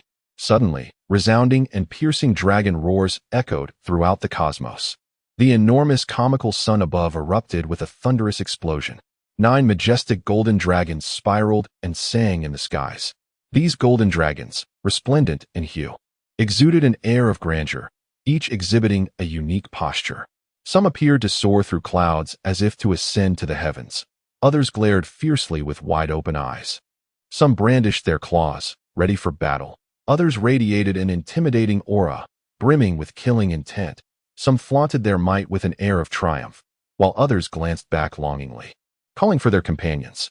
The spectacle was truly ineffable and breathtaking. At this moment, a Fu appeared beside Lu Chuan. Known for his discerning eye, even he was awestruck by the sight of the 9 golden dragons, his eyes gleaming with envy. The true fortune golden dragon bestows dominion upon its possessor. A Fu began to pray earnestly to the sky.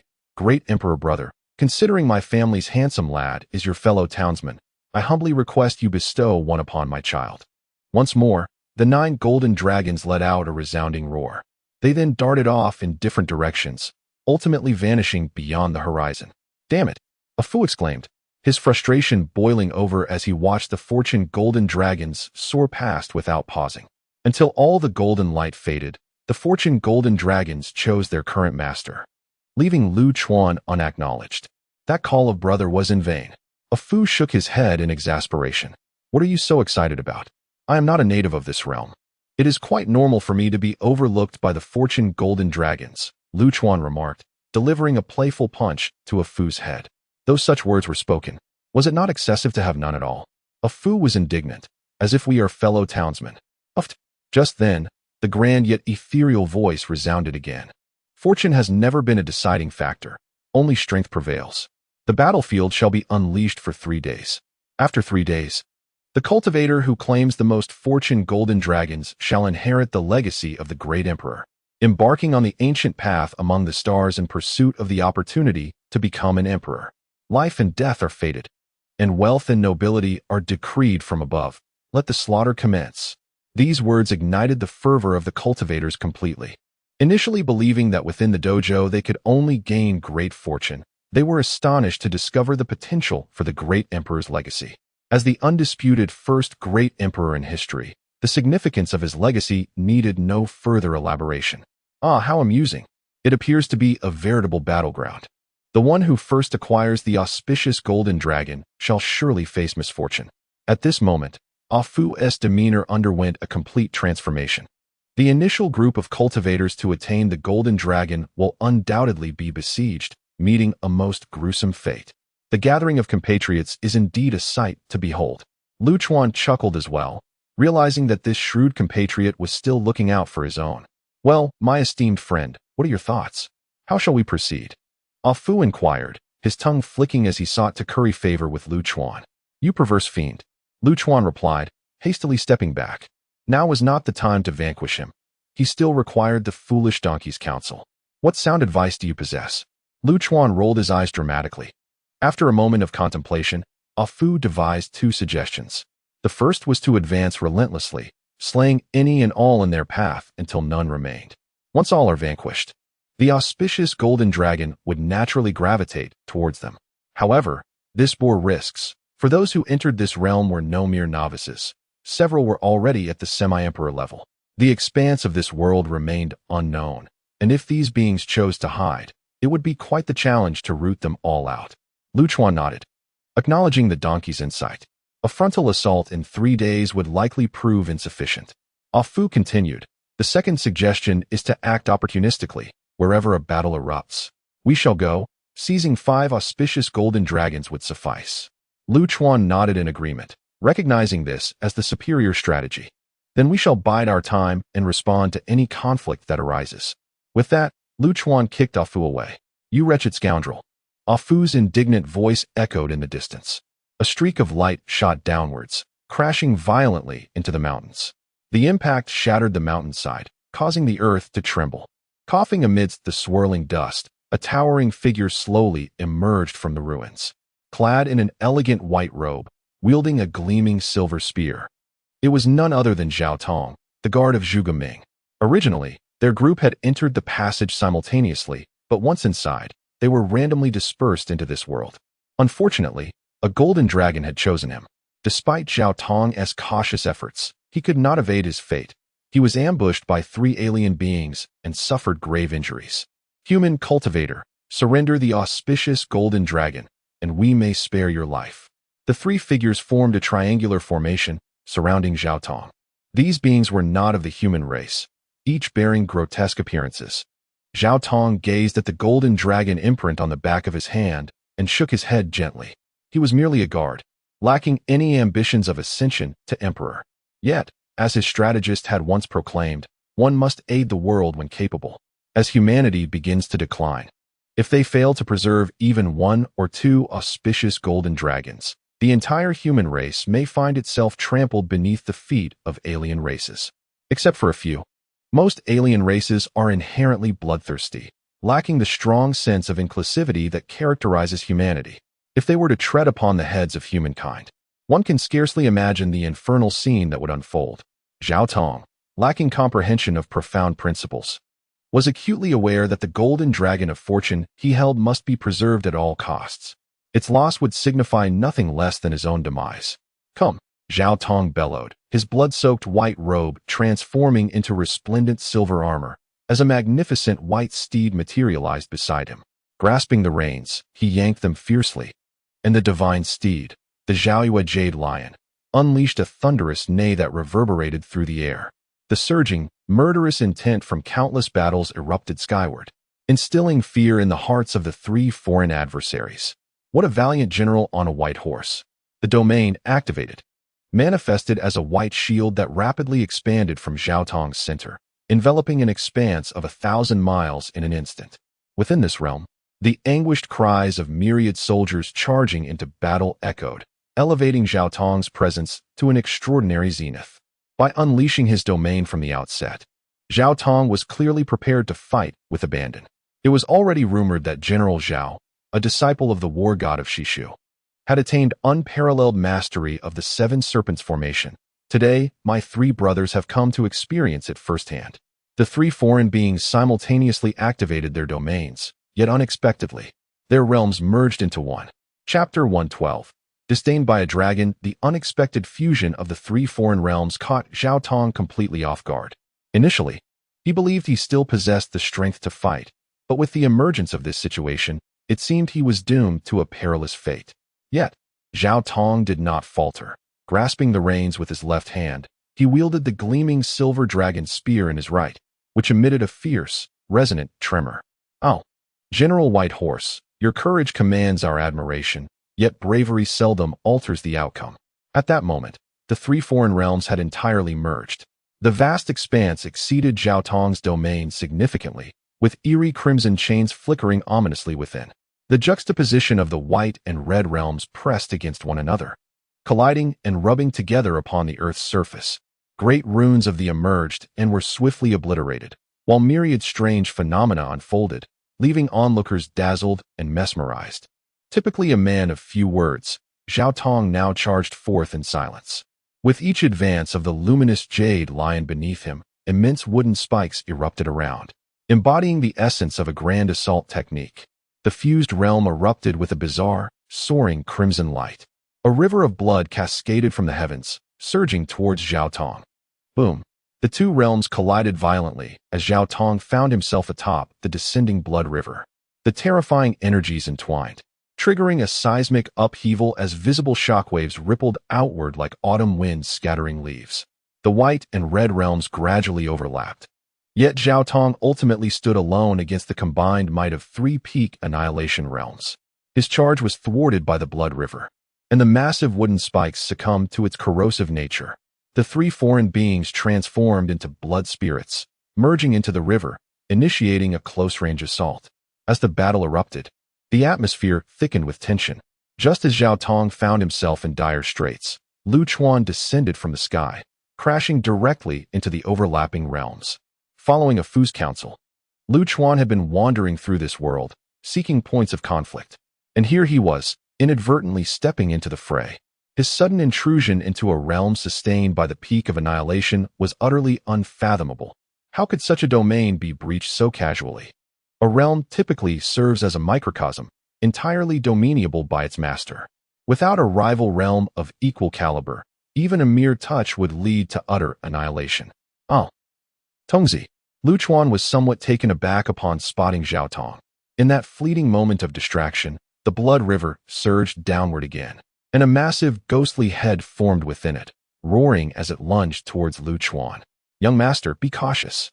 Zhao Tong swung his spear, intent on aiding Lu Chuan. However, Lu Chuan did not glance back. His fingers formed into a sword, and he executed a sweeping motion. Sword river. The black sword energy cleaved through the earth behind him, creating an unfathomable chasm.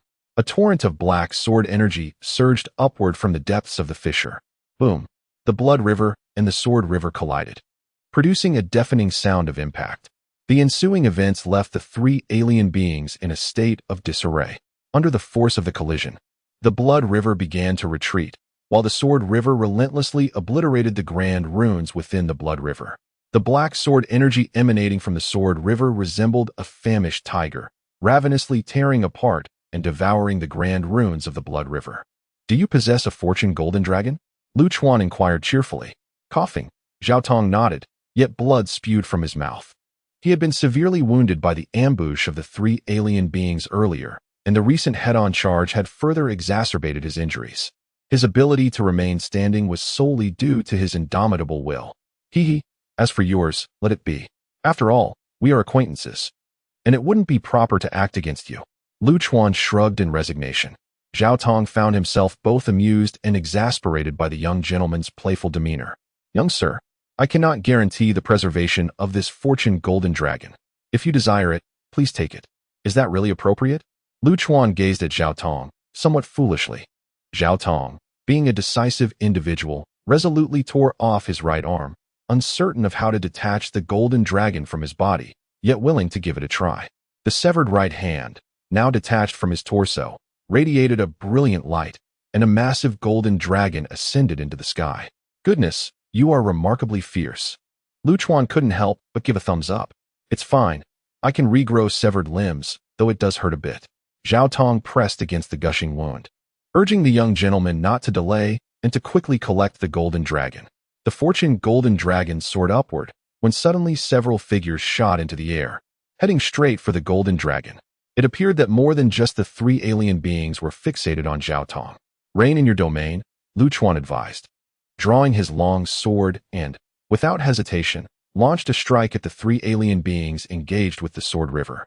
A massive crescent sword energy, hundreds of meters long, cleaved through the air, ripping apart everything in its path. After executing the strike, Lu Chuan did not linger, deftly leaping into the sky. At this moment, 6 figures had emerged around the fortune golden dragon, fiercely battling over its ownership. Various colored domains unfurled in the sky, creating a chaotic spectacle, as different grand runes collided with one another, forming a terrifying maelstrom. Those of lesser strength risked being utterly annihilated by the turbulent forces.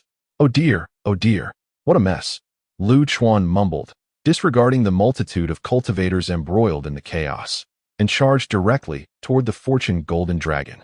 Little rascal, how dare you?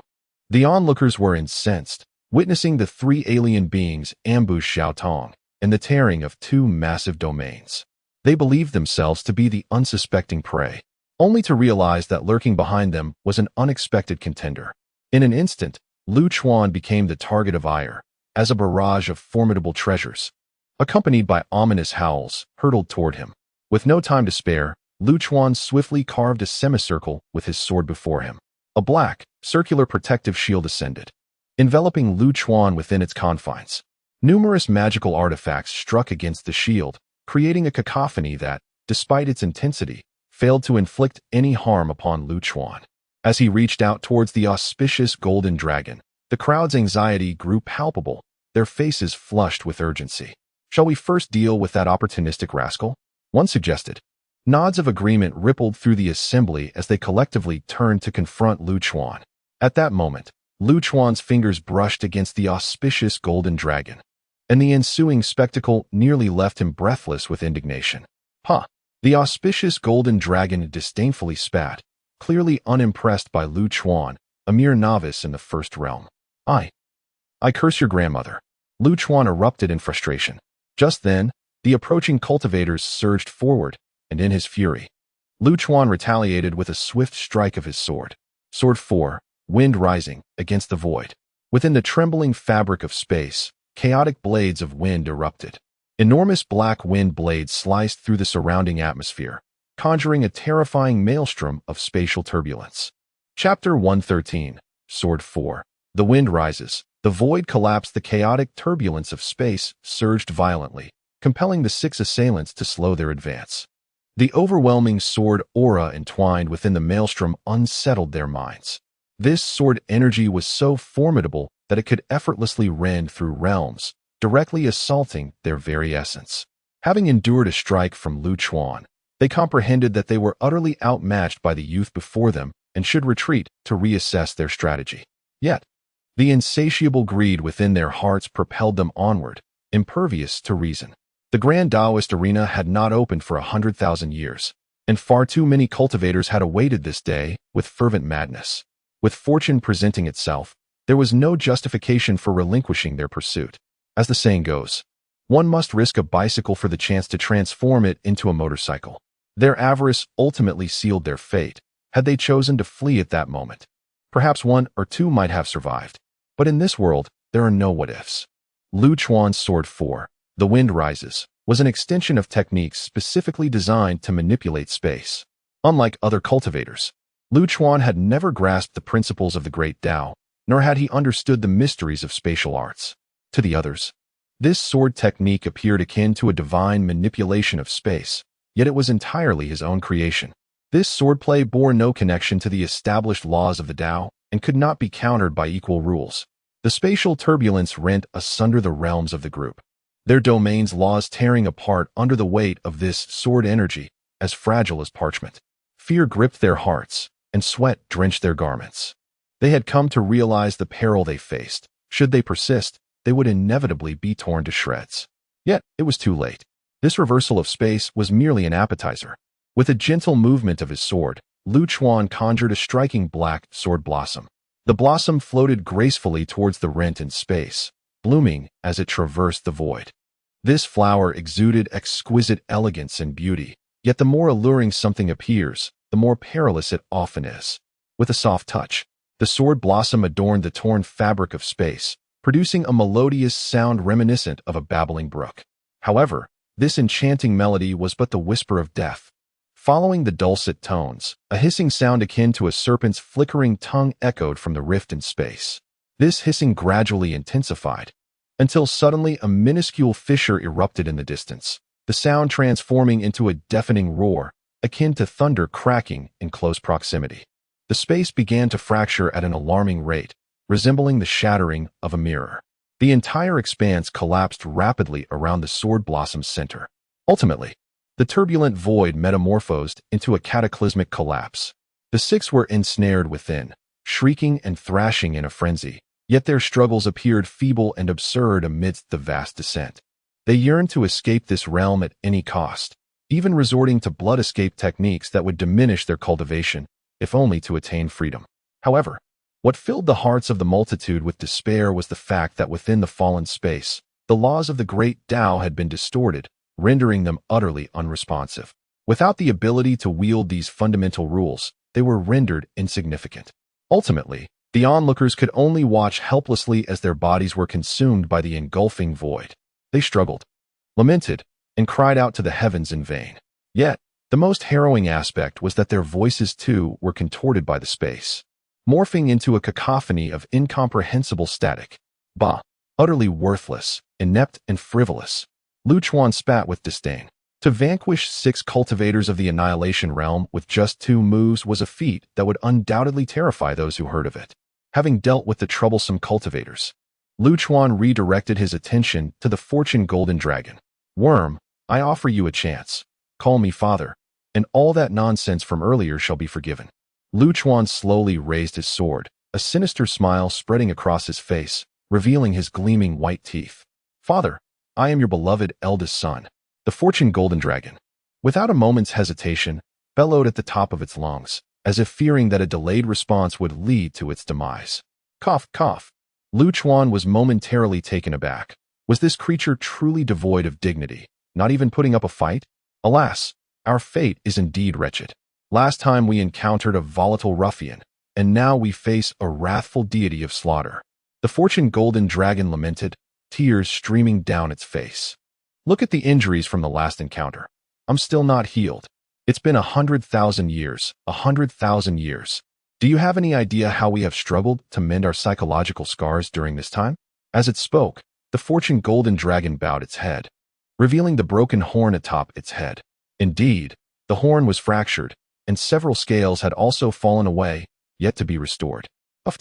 Well, your plight does seem rather dire. Observing the weeping creature, Lu Chuan felt a twinge of guilt and hastily sheathed his sword. Woe is me.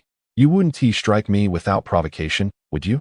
The fortune golden dragon gazed at Lu Chuan with tear-filled eyes. Rest assured, I am generally quite amiable. As long as you do not misbehave, I seldom resort to violence, Lu Chuan quickly reassured. That is a relief, the fortune golden dragon exclaimed, its tears transforming into laughter as it morphed into a beam of golden light, surging into Lu Chuan's body. Bah!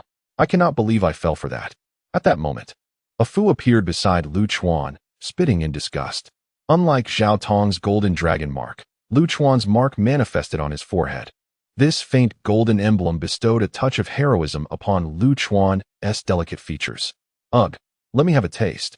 A Fu, drooling uncontrollably, disregarded all decorum and lunged to lick Lu Chuan's cheek.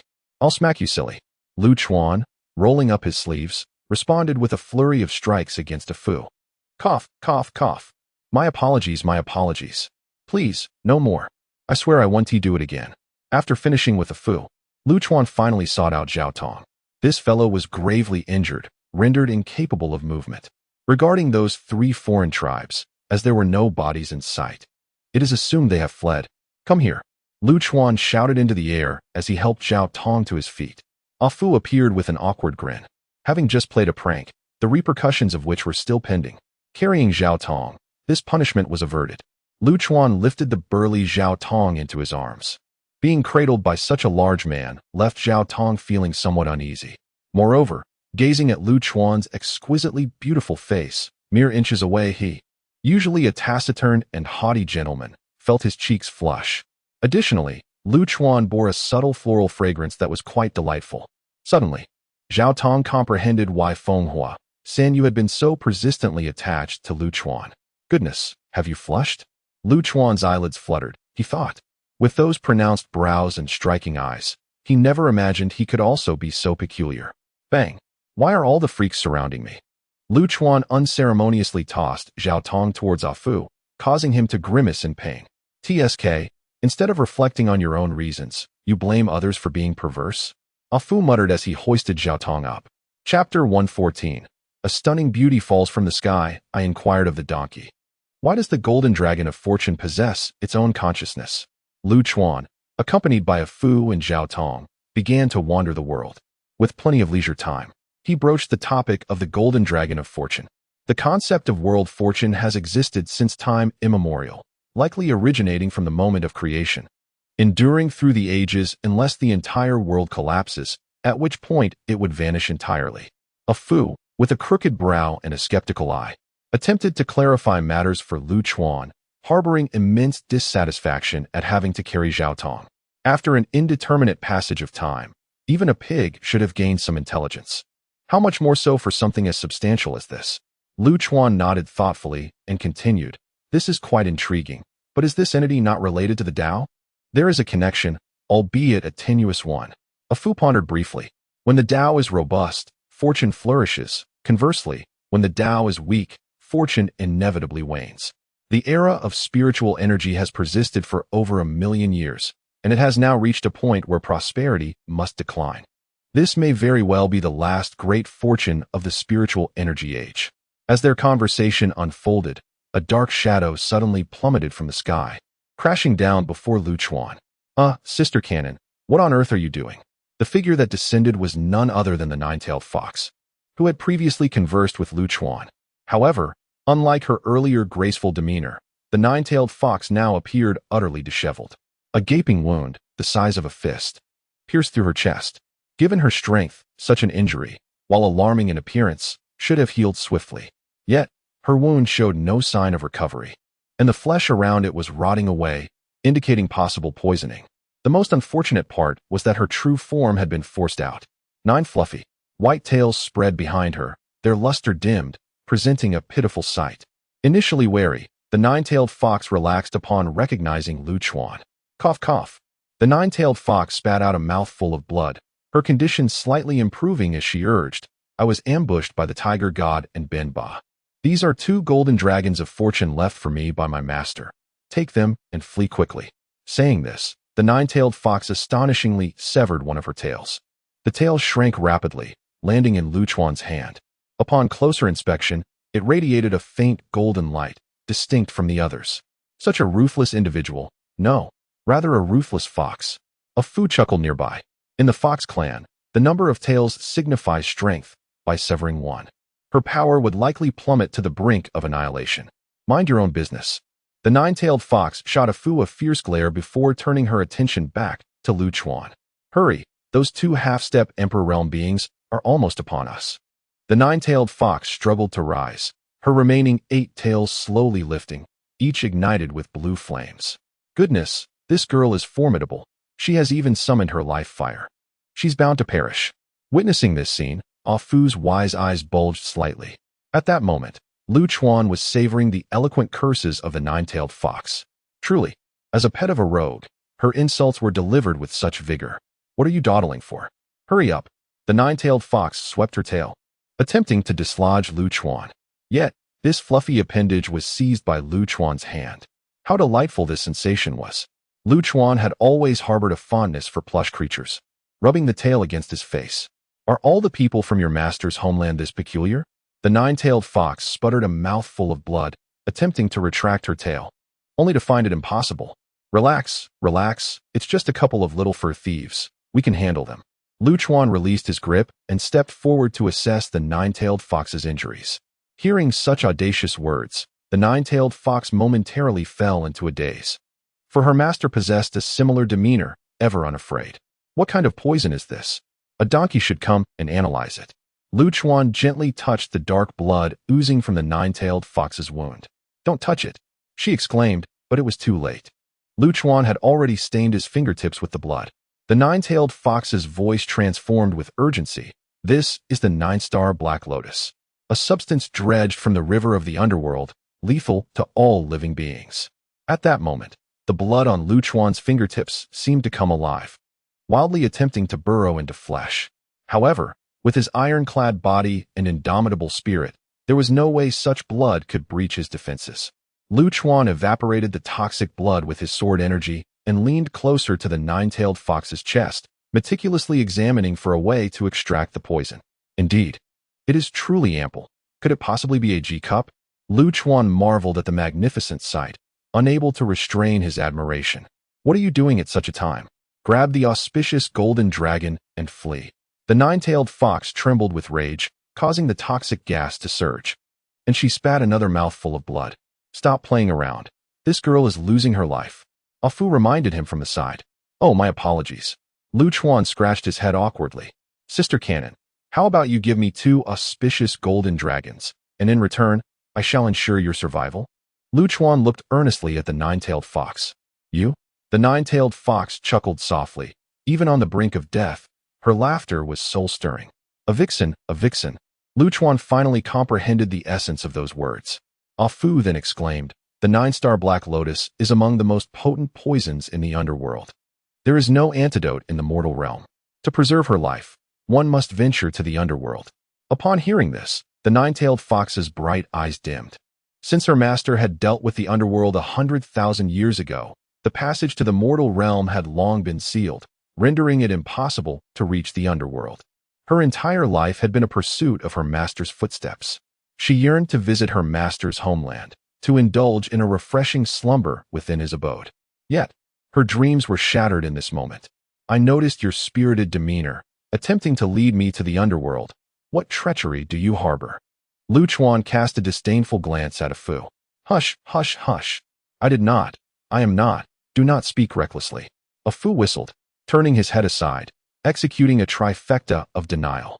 Let us depart. If fate decrees my demise here, I shall accept it. The nine-tailed fox pushed Lu Chuan aside, the tips of her azure flames blazing fiercely. She gazed towards the horizon, where 2 dark figures swiftly approached. If the opportunity arises, please assist me in returning to my master's homeland for a visit. Such splendid mountains, pristine waters, and breathtaking scenery. Why do you not venture there yourself? Lu Chuan remarked, lightly flicking his fingers, causing countless strands of sword energy to erupt from his fingertips. These strands surged into the nine-tailed fox's body, sealing her essence and halting the spread of the toxins. Chapter 115. Exert some effort, have you not dined? I have stated that if you provide me with 2 strands of the fortune golden dragon, I shall ensure your safety in return. I am a man of my word. Lu Chuan gently waved his hand, causing the foxfire surrounding the nine-tailed fox to dissipate, and her tails vanished simultaneously. I will first use my sword chi to seal the toxins within your body, and once we exit, I shall take you to the underworld for detoxification. During this time, you must obediently comply and refrain from using your true essence. Should the toxic gas erupt and result in an unexpected demise, I shall bear no responsibility. Lu Chuan's words carried an undeniable authority and confidence, as though he were certain of his ability to reach the underworld, instilling a sense of unwavering belief that left no room for doubt. The nine-tailed fox stood dazed, even as her body remained sealed by the sword chi. She offered no resistance. Rest assured, if this little lady loses even a single hair, I shall take my own life in atonement, Lu Chuan remarked, using his sword chi to gently support the nine-tailed fox and placing her delicately beside Ah Fu. Although the nine-tailed fox was anxious due to her confinement, she was helpless and could only acquiesce to Lu Chuan's will. Gazing at Lu Chuan's upright figure, in a moment of reverie, she felt as though his silhouette merged with that of another lecherous figure. The nine-tailed fox instinctively responded softly. Ah Fu, observing the nine-tailed fox beside him, wagged his tongue joyfully. Fear not. Should this little girl lose a single strand of fur, I shall take my own life in atonement. Lu Chuan stretched his limbs, gently patted the long sword at his waist, and gazed at the two approaching figures with increasing speed. Let us assess the level of a half-step emperor realm for the first time. This statement was made with a casualness that resembled a teacher gauging the capabilities of his students. Apart from a Fu, both Xiao Tong and the nine-tailed fox regarded Lu Chuan as mad. The half-step emperor realm signifies an individual who has comprehended their own path.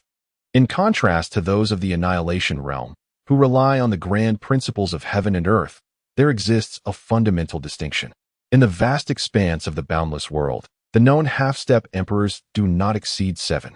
In this realm, no one should treat the half-step emperor with such disdain, especially not two of them. Boom. One of the incoming figures crashed down upon the ground not far from Lu Chuan, unleashing a torrent of domineering and violent energy. A massive fissure appeared in the earth, akin to a malevolent dragon turning over, rapidly expanding. The other figure, carrying the unique scent of the ocean, soared directly over the heads of the onlookers and landed behind them, forming a pincer movement.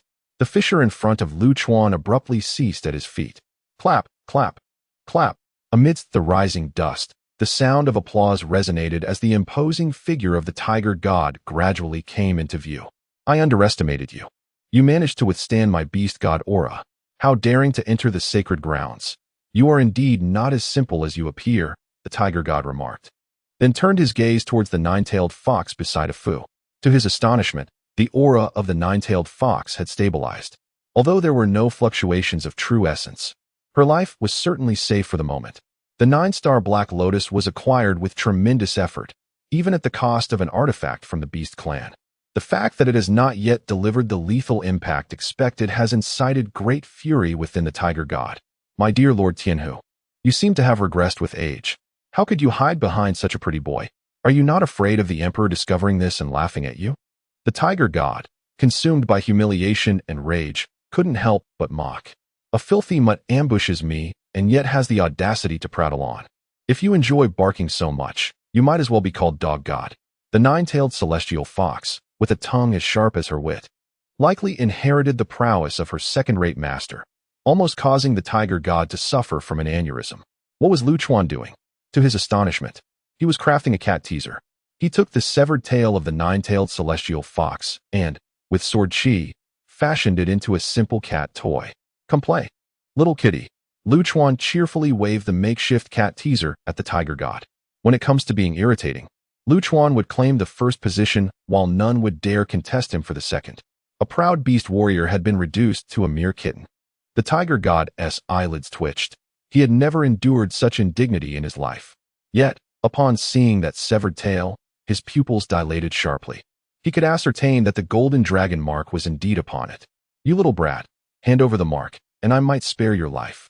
The tiger god bellowed, his voice resonating like thunder. His physique expanded dramatically, muscles bulging like granite. With a thunderous crash, the tiger god propelled himself towards Lu Chuan, causing the ground beneath him to crack under the force of his leap.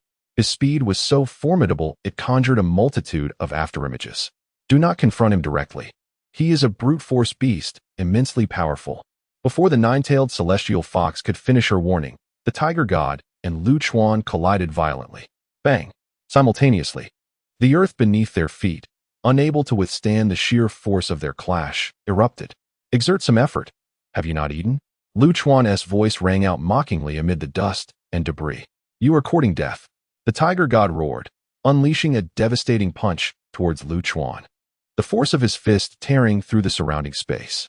With each strike, the ferocity of the tiger god intensified, targeting Lu Chuan's vital points. If you put in a bit more strength, I could manage, Lu Chuan remarked nonchalantly, effortlessly deflecting the tiger god's punches with an air of leisure.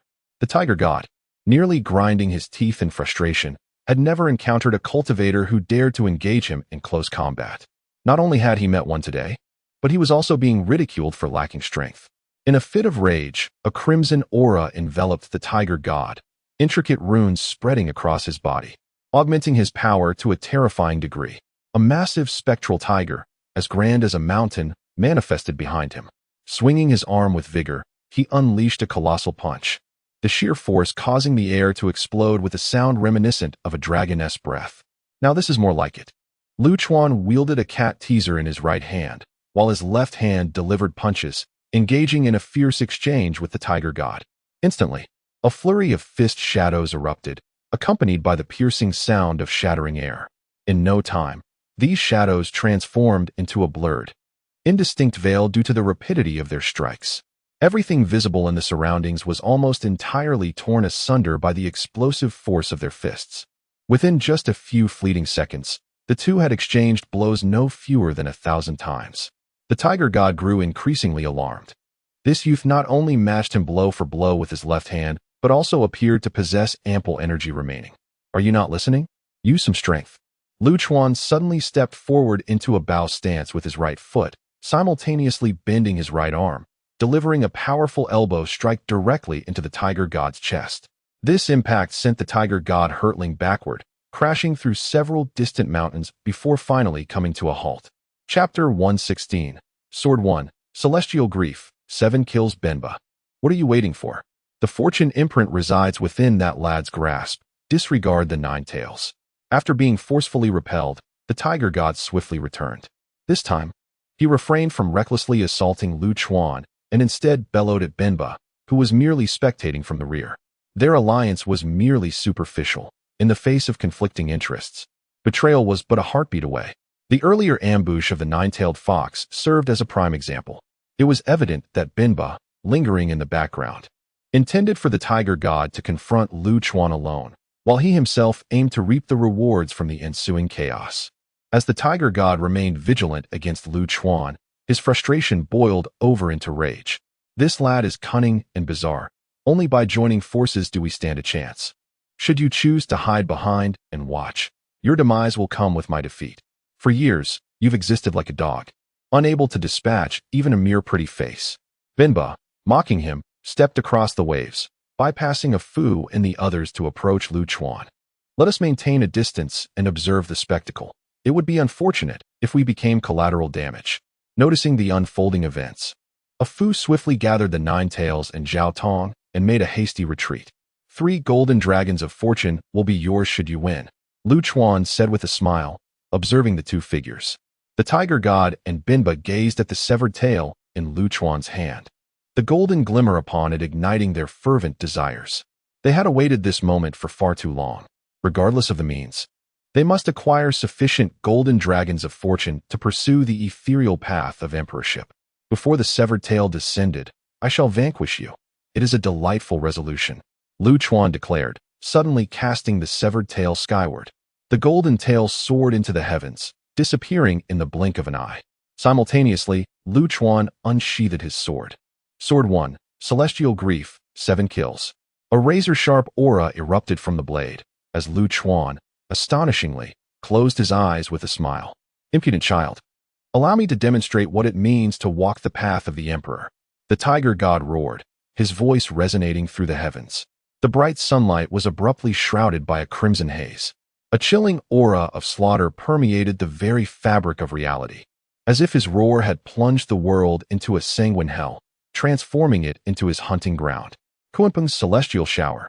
Benba activated his domain almost simultaneously with the tiger god. Unlike the ordinary domains of cultivators that envelop a region, Benba's domain was uniquely distinct, devoid of great chains or runes, instead fueled by a frenzied eruption from within himself. The tiger god's hunting ground, combined with Benba's extraordinary enhancement of physical prowess, represented their respective paths. One of the prerequisites for ascension to emperor was possessing one's own path. A hauntingly ethereal call resounded, as a spectral, colossal Kunpeng manifested in the blood-soaked hunting ground.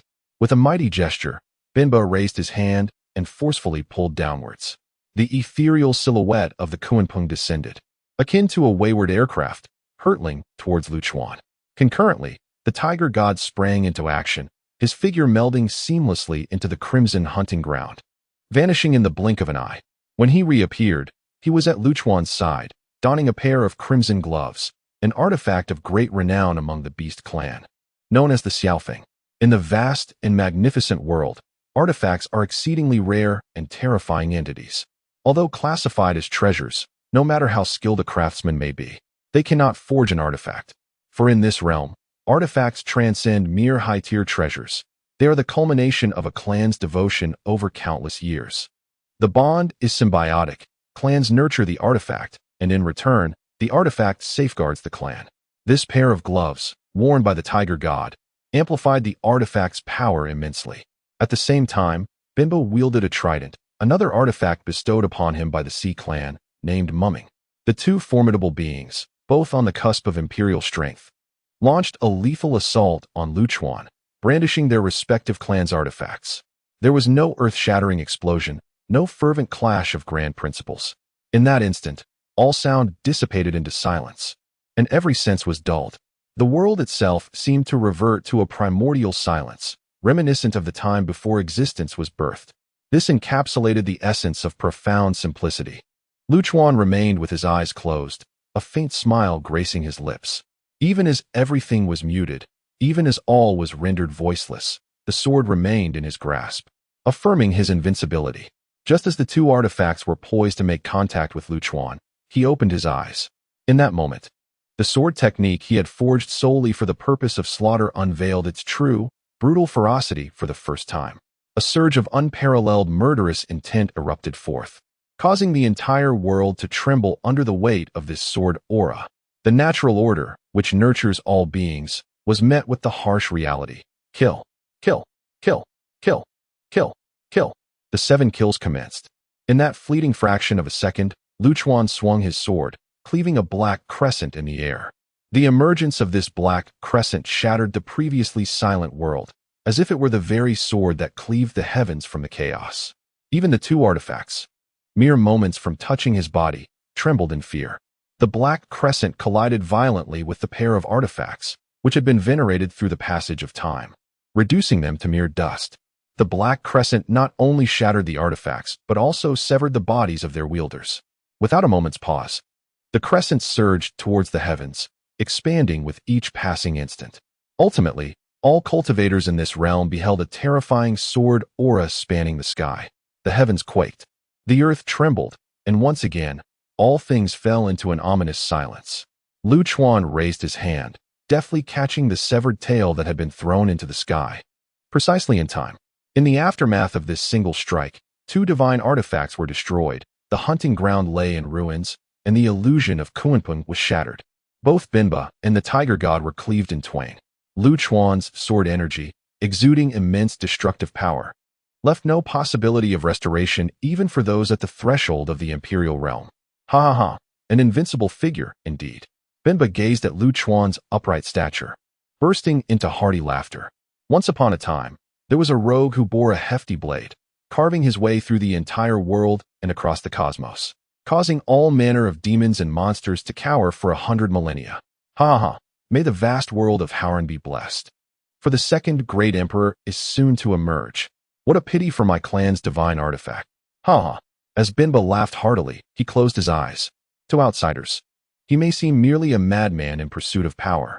Yet, who truly understands that he harbors a heart willing to sacrifice for the tranquility of the grand world of Howren, unrepentant in death.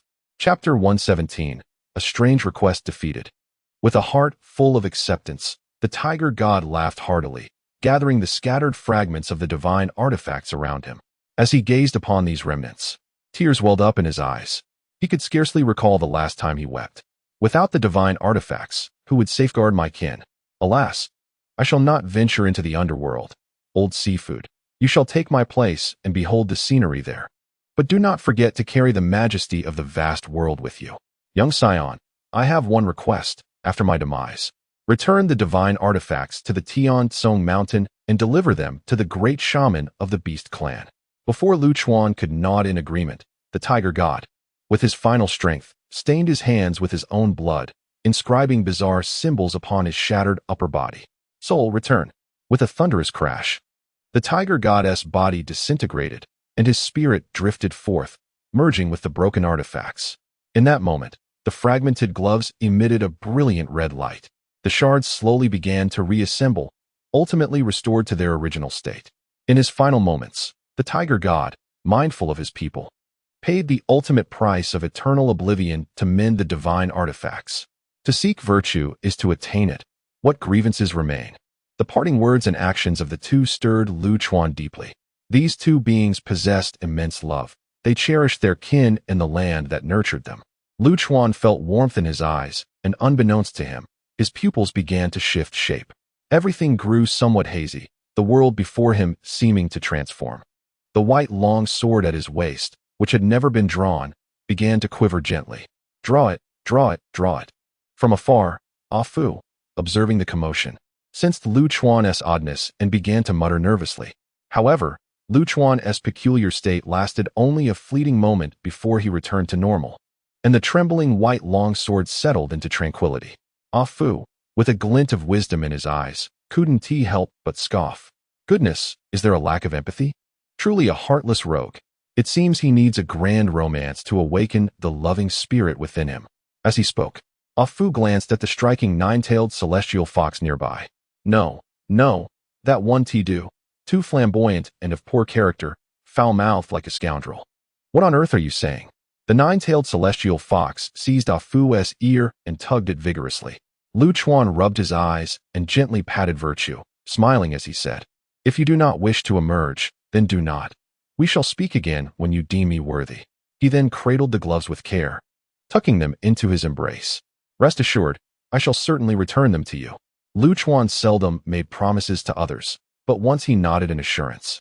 No matter the obstacles, he would fulfill that vow, unless he were to perish. For this is the romance that belongs to a man, and it is the romance that belongs to Lu Chuan. Lu Chuan led a donkey, upon which sat a frail beauty, trailed by a formidable general. This peculiar procession meandered through the treacherous battlefield, where danger lurked at every turn. 3 golden dragons of fortune had already been acquired. Securing 2 more would herald victory. The golden mark on Lu Chuan's brow grew heavier, yet fortunately, it remained intact, avoiding the embarrassment of a golden blossom adorning his forehead. "Touch me." The nine-tailed fox suddenly made a curious request. "Huh, what did you say?" Lu Chuan gazed at the nine-tailed fox, slightly bewildered. Despite her pallor due to injury, there was a haunting beauty to her that was both captivating and tragic. "Touch me," she reiterated, closing her eyes and leaning her head forward. What an odd request." Lu Chuan looked at her, somewhat speechless. However, it was not an outrageous demand. Observing his own hand, he slowly raised it. As he felt his hand nearing her, the nine-tailed fox's long lashes fluttered delicately. Foxes, being members of the canine family, likely enjoy having their heads stroked. Lu Chuan pondered this seriously. "Be good, little fox." He placed his hand gently atop the nine-tailed fox's head, patting it softly twice. Her pale cheeks flushed slightly, and a smile crept onto her lips. "Ugh, get it off." The nine-tailed fox abruptly opened her eyes, puffing out her cheeks. "Hey, you rascal. You asked me to touch you, and now you're staring at me. What do you want?" As Lu Chuan spoke, both hands dove in to playfully touzle her small face. "Little rascal, are you going to bite me?" The nine-tailed fox threatened with her cherry-like lips bared. "Haha." Lu Chuan couldn't contain his laughter.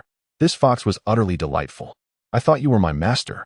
The nine-tailed fox finally sighed, her chin resting in her hands, eyes filled with disappointment. Lu Chuan's imposing demeanor bore a striking resemblance to her master. "My master wouldn't he touch me. That insufferable creature only grabs the scruff of my neck and spins me around in the air." "Uft." "Haha." Lu Chuan laughed heartily. Such a beauty performing aerial spins certainly reflected a roguish charm. "You must be quite fond of your master," he inquired cheerfully, observing the nine-tailed fox's melancholic expression. She shot him a glance, lost in profound thought. "My master raised me, taught me the ways of the world. Why are you so fixated on worldly sustenance? Just like your master?" As night fell, Lu Chuan kindled a bonfire and began preparing dinner. The sight of this brought a sparkle to the nine-tailed fox's eyes. Food is paramount. Once filled, one feels secure. Lu Chuan gazed up at the desolate night sky, striving to recall memories of his homeland. In truth, there was another reason. It was only when he was satiated that Lu Chuan could truly feel alive, a being of flesh and blood. Secure. The nine-tailed fox rested her chin on her hand, mimicking Lu Chuan as she gazed at the desolate night sky, recalling how her master often spoke of it.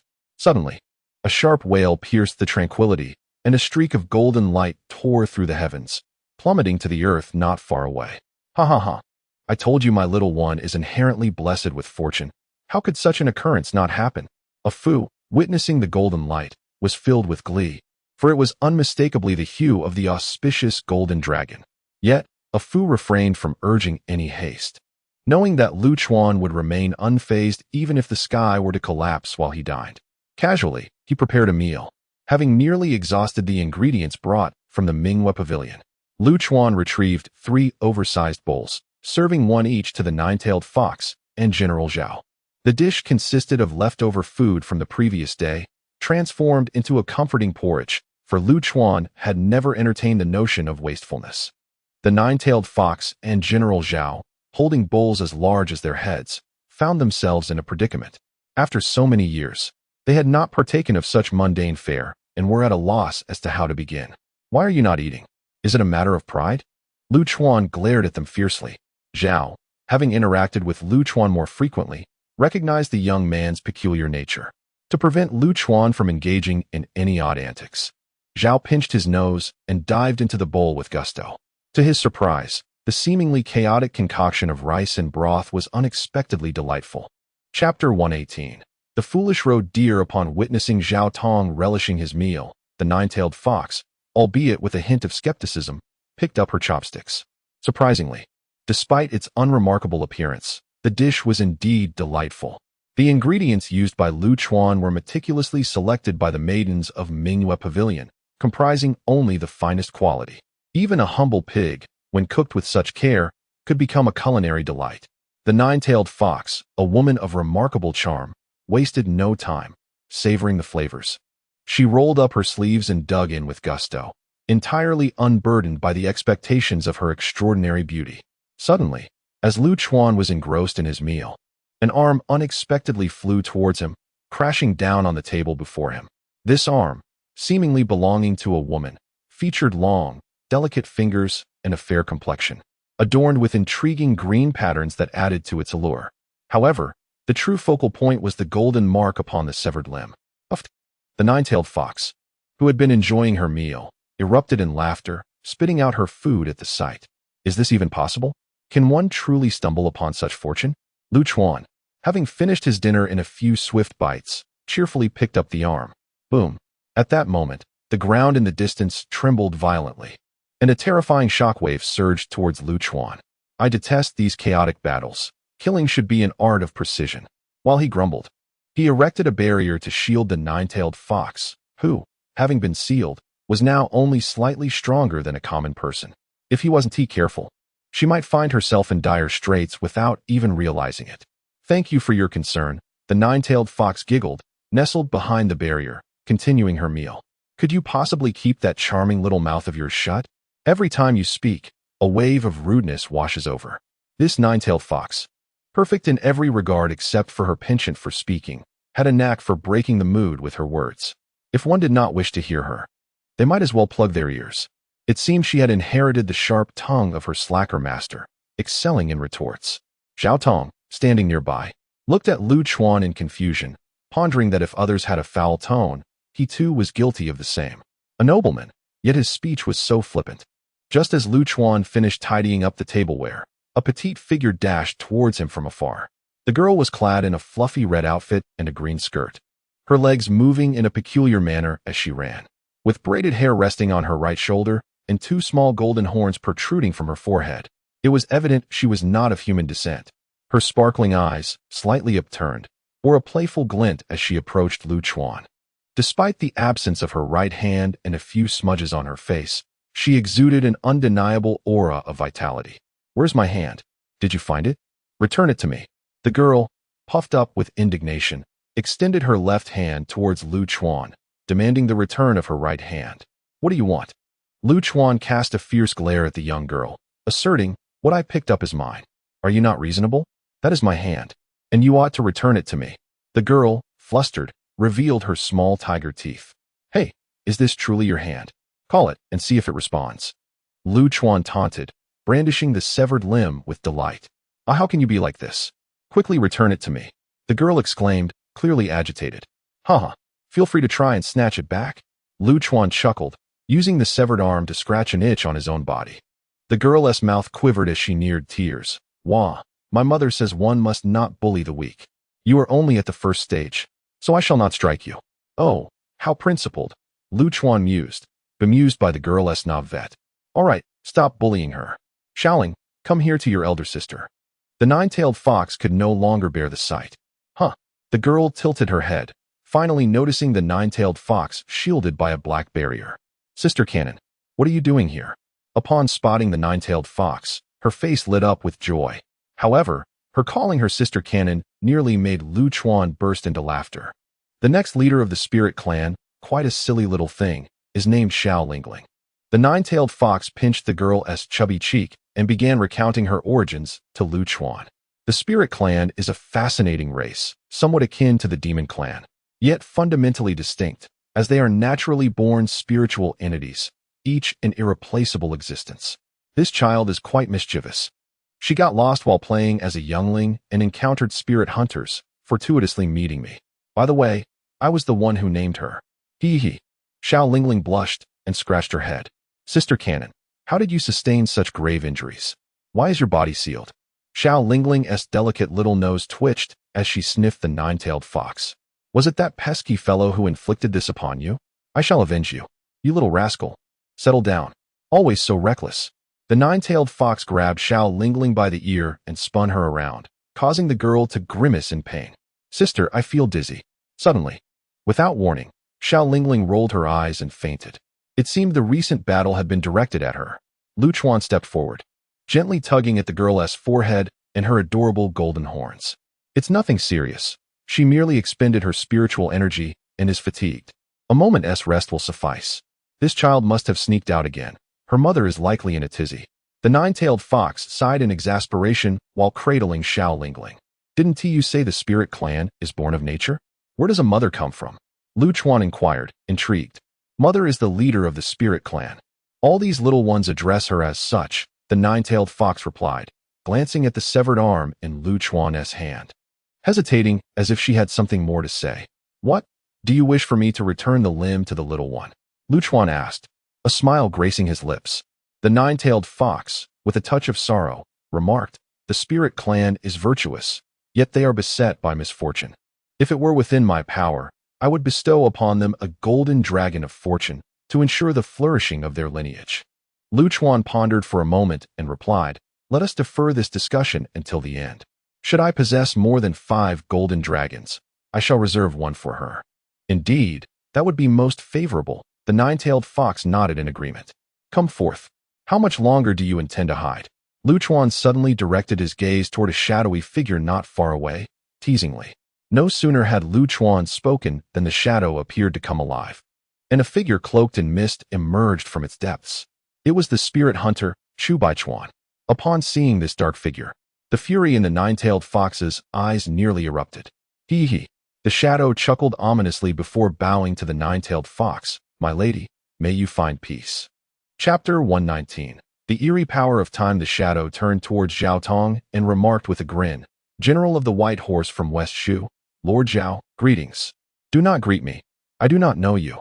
Zhao Tong retorted coldly, brandishing his gleaming silver spear. In a rather comical turn of events, after addressing the two, the shadow completely disregarded Lu Chuan. This act spoke volumes, revealing an air of disdain for someone of such a low level. Observing this display, Zhao Tong sheathed his spear with satisfaction, fully aware that the shadow was about to face dire consequences. You little brat, why do you fail to acknowledge your elder? Do you look down upon me? Lu Chuan bellowed, his face flushed with indignation. Why do you not greet your grandmother? Do you think yourself superior? At that moment, De Chue emerged from Lu Chuan's embrace, shaking his tiny fist and fiercely chiming in. The shadow narrowed his eyes, focusing on Lu Chuan. He was certain he had not misjudged. This young man truly possessed only a singular level of power. Previously, he had sensed the hidden presence of the shadow, attributing it either to coincidence or, more likely, to Zhao Tong's prowess. The shadow's mind concocted various scenarios regarding Lu Chuan's awareness of him. Little did he realize that this line of thought was leading him down a path of no return. You little brat, look me in the eye. Lu Chuan's head felt as though it might explode with fury. Look at me, and I shall end you. De Chue began to embellish the theatrics further. Oh, my young brother, do not misconstrue my intentions, the shadow said, observing the furious duo with a smile and a shake of his head. It is not that I hold you both in contempt. Rather, I adhere to a principle of not engaging with cultivators below the realm of obliteration. Huh. So you do indeed look down upon fledglings, came the retort. Be cautious. This fellow possesses peculiar abilities. I have pursued him for millennia, and on numerous occasions. He has slipped through my grasp, cautioned the nine-tailed celestial fox, eyeing the two lively characters with concern. You think you can escape? Lu Chuan ground his teeth and stomped his foot violently. Death Realm. A colossal sword energy barrier erupted around Lu Chuan, expanding to encompass a radius of 100 miles. In that split second, the shadow realized he had grossly underestimated the situation. However, it was too late to flee. Yet, the shadow remained unperturbed. For he possessed a unique means of self-preservation. He could confidently declare that no cultivator in the vast realm could claim his life. At that moment, the previously unconscious foolish deer awoke, spotting the shadow, and trembled uncontrollably. Hunter of spirits, as the name implies, refers to those who hunt the spiritual race. The spiritual beings are naturally born and nurtured, possessing immense value. Whether utilized as spirit tools or in alchemical practices, they are highly sought after. Thus, where there are buyers, there are sellers. The profession of spirit hunting emerged from this market. The spiritual race holds an inherent fear of these hunters, and the shadow before them is the most notorious among them. Even his lifelong ambition was to pursue Xiao Lingling, the next leader of the spirit clan. Do not fear. The nightmare will soon come to an end.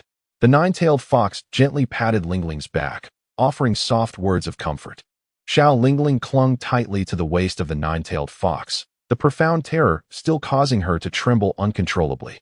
Young brother, I must apologize. I misjudged the situation, the shadow said politely, bowing to Lu Chuan. What good is an apology? What do we need the police for? De Chue swung his fist fiercely, itching to join the fray himself. You seem quite confident. Lu Chuan scoffed. Do you believe I cannot handle you? Boom. As soon as Lu Chuan finished speaking, he darted forward like a specter. His speed was so remarkable that the eyes of the onlookers could hardly keep up, making it appear as though Lu Chuan had not moved from his spot at all. Only the explosive sound of the air being shattered testified to his motion. In a moment of disorientation, the shadow caught sight of a faint figure rushing towards him. By the time he registered what was happening, a delicate hand had already pressed against his face.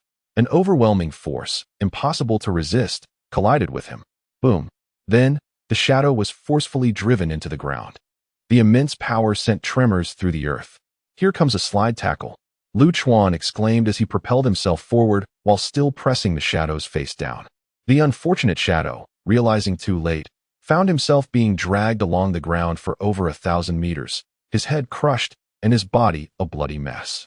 Coupled with Lu Chuan's sword energy, the devastation rendered him nearly obliterated.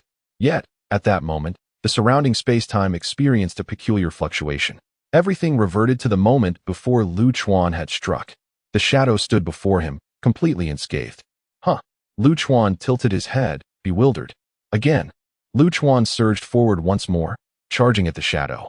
Just like before, Lu Chuan pressed the shadow down, sliding him over 1,000 meters while intensifying the sword energy's assault. Logically, the shadow should have perished instantly, but once again, everything returned to the beginning. Time reversal? Lu Chuan pondered, confused. Hee, as long as I do not wish to die, no one in this world can kill me. The shadow chuckled. I concede, I underestimated you. Your strength is beyond imagination, but it is futile. It is not a time reversal. If it were, one could not retain prior memories. The erudite A Fu interjected. It is a loop. The outcome of this creature's death triggers a time loop, bringing everything back to the starting point. What a nonsensical notion. Lu Chuan, not fully engaging his mind, struggled to comprehend. How shall I put it? Ah Fu, with his tongue lolling, proclaimed that one cannot take his life. For should such an act be committed, it would evoke a peculiar cycle, returning all to its inception. Astonished, Lu Chuan's eyes gleamed with excitement. Possessing such power would render one invulnerable to death. I harbor no intention of enmity with you all. Might you kindly lower the barrier and allow my departure? The shadow inquired with a confident smile. Huh, offending the abbot and expecting to leave unscathed? Lu Chuan flicked his tongue and charged once more at the shadow. Hee, I have stated before, you cannot kill me. The shadow, aware of the inevitability of Lu Chuan's assault, remained stationary, unwilling to budge. However, this time, Lu Chuan refrained from delivering a lethal blow. Instead, he wielded his sword Qi to suspend the shadow upside down. I possess at least 9 methods to render your existence a torment, Lu Chuan declared with confidence. Shaking his hair as a blade of sword Qi manifested in his hand. Have you ever heard of the 1,000 cuts? Chapter 120, Professional Lingqi.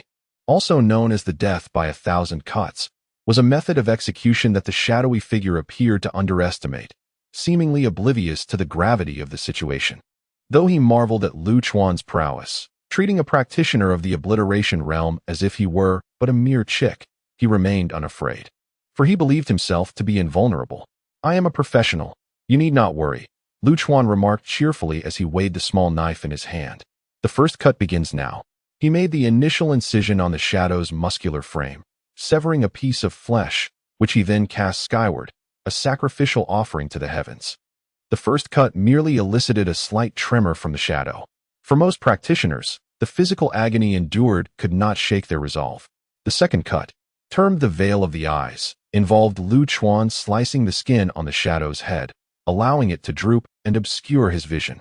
This typically served to prevent the condemned from locking eyes with the executioner, thereby averting the possibility of the prisoner projecting a piercing gaze of fear and dread that might unsettle the executioner and complicate the act. However, given Lu Chuan's sadistic tendencies, such concerns were utterly unwarranted. This second cut was merely procedural.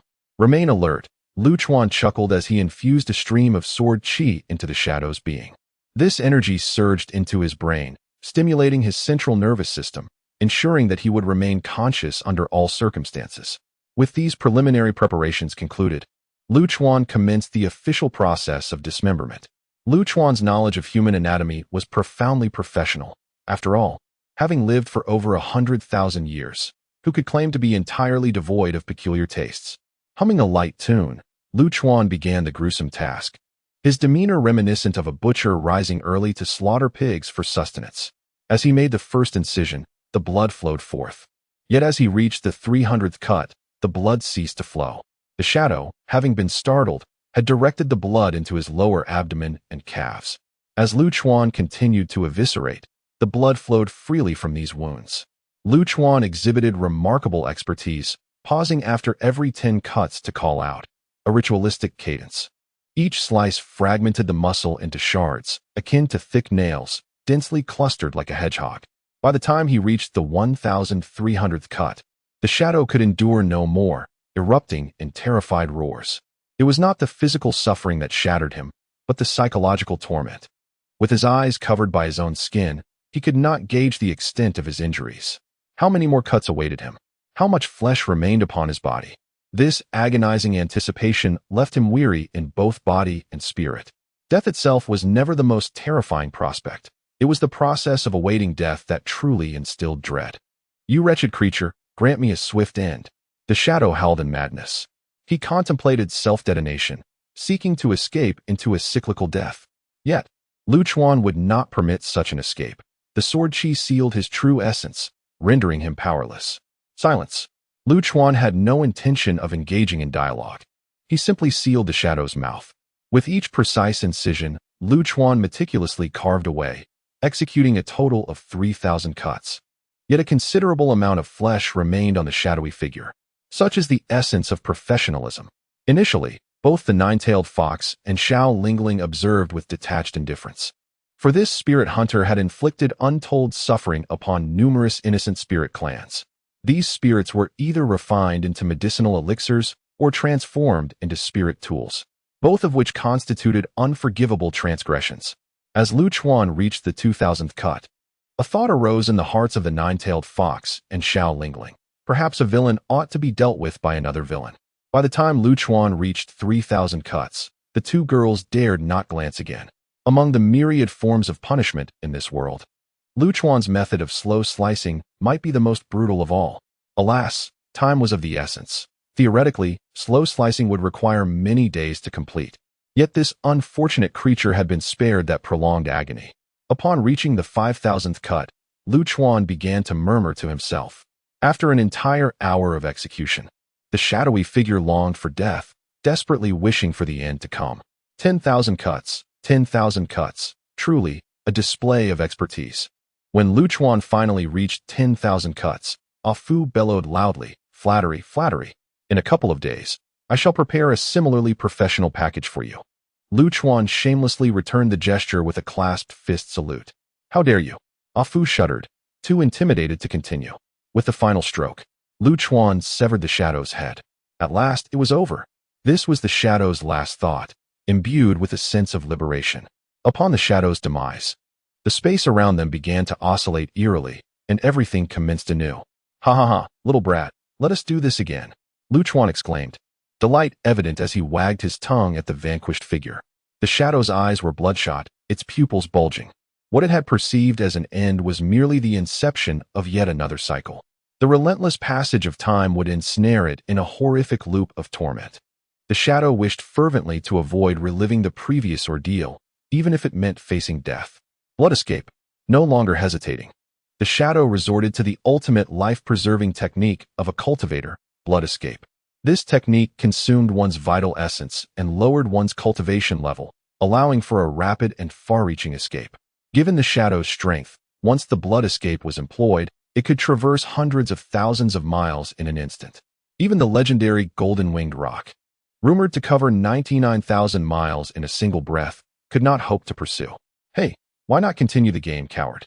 As the shadow transformed into a mist of blood and dissipated before him, Lu Chuan taunted with glee. "Let us see how far you can flee." Turning back, Lu Chuan effortlessly scooped up both the nine-tailed fox and Xiao Lingling, ensuring a gentle hold without pinching them under his armpits. Instead, he allowed them to rest upon his bent arms. The nine-tailed fox, being an ancient creature, displayed no signs of embarrassment, while Xiao Lingling, still in her youthful phase as a spirit, blushed deeply, her cheeks aflame with shyness. Her sense of smell was remarkably acute, detecting the faint fragrance of flowers emanating from Lu Chuan.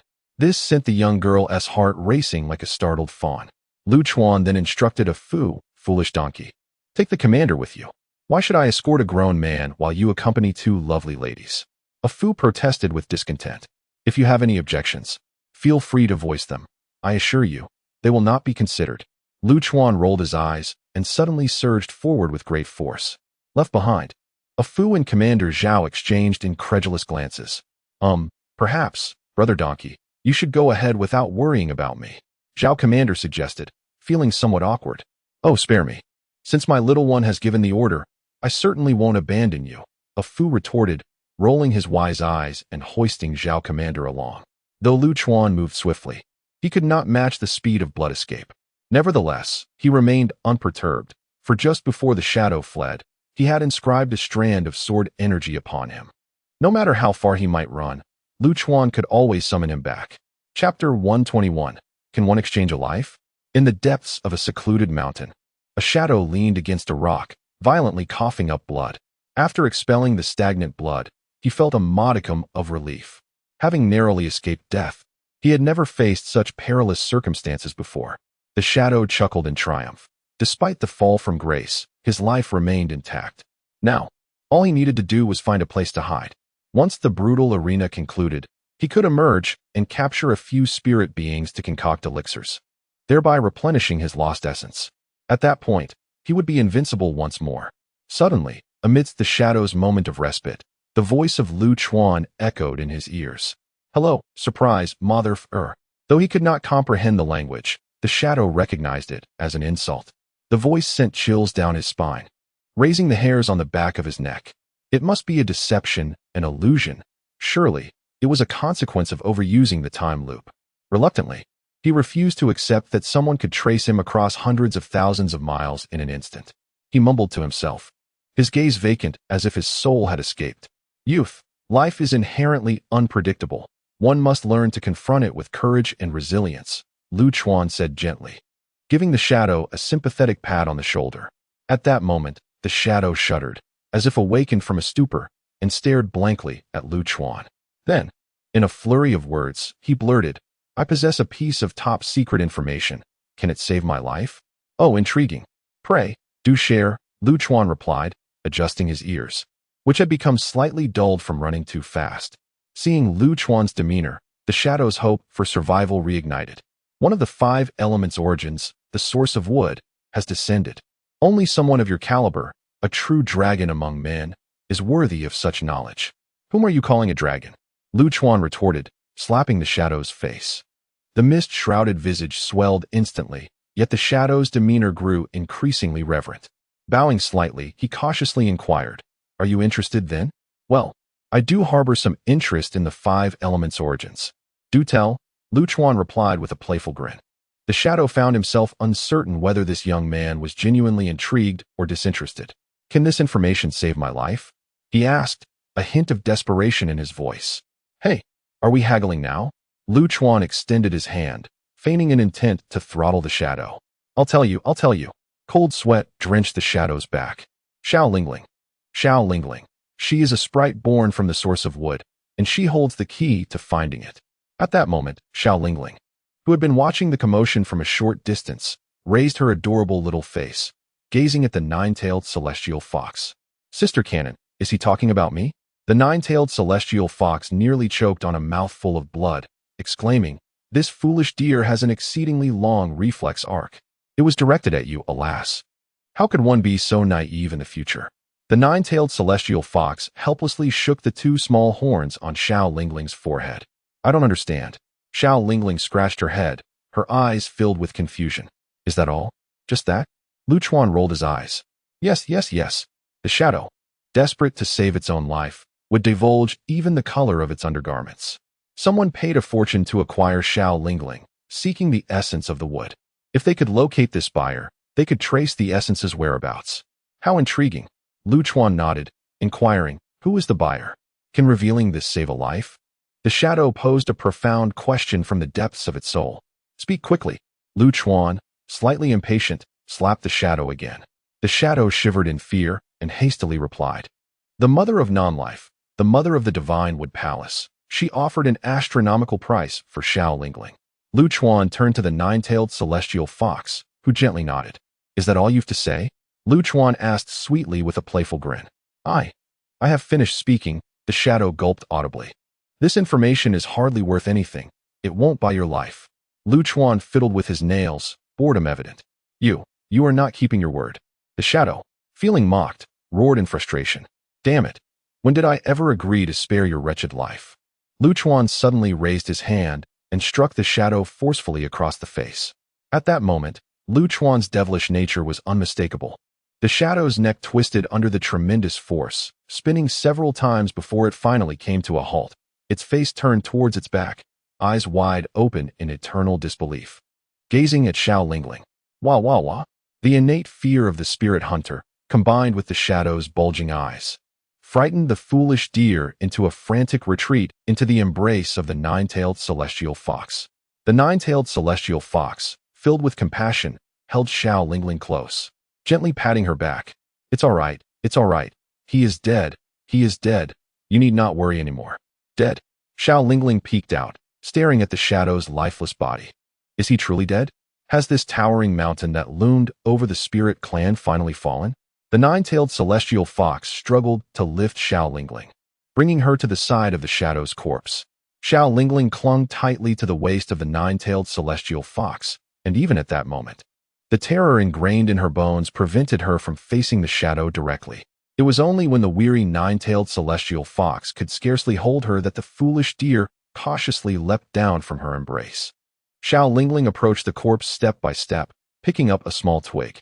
She gently prodded the shadow's body, and when it showed no reaction, she applied more force.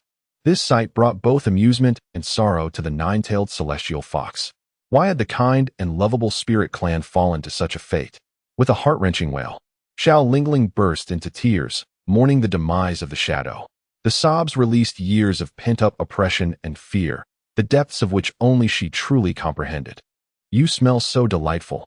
Ever since Lu Chuan had vanquished the shadow, Xiao Lingling had become his devoted admirer, clinging to him like a persistent leech, even neglecting her own severed hand. "You're truly remarkable. That fellow couldn't even best my mother." She giggled, nuzzling her small face against Lu Chuan's.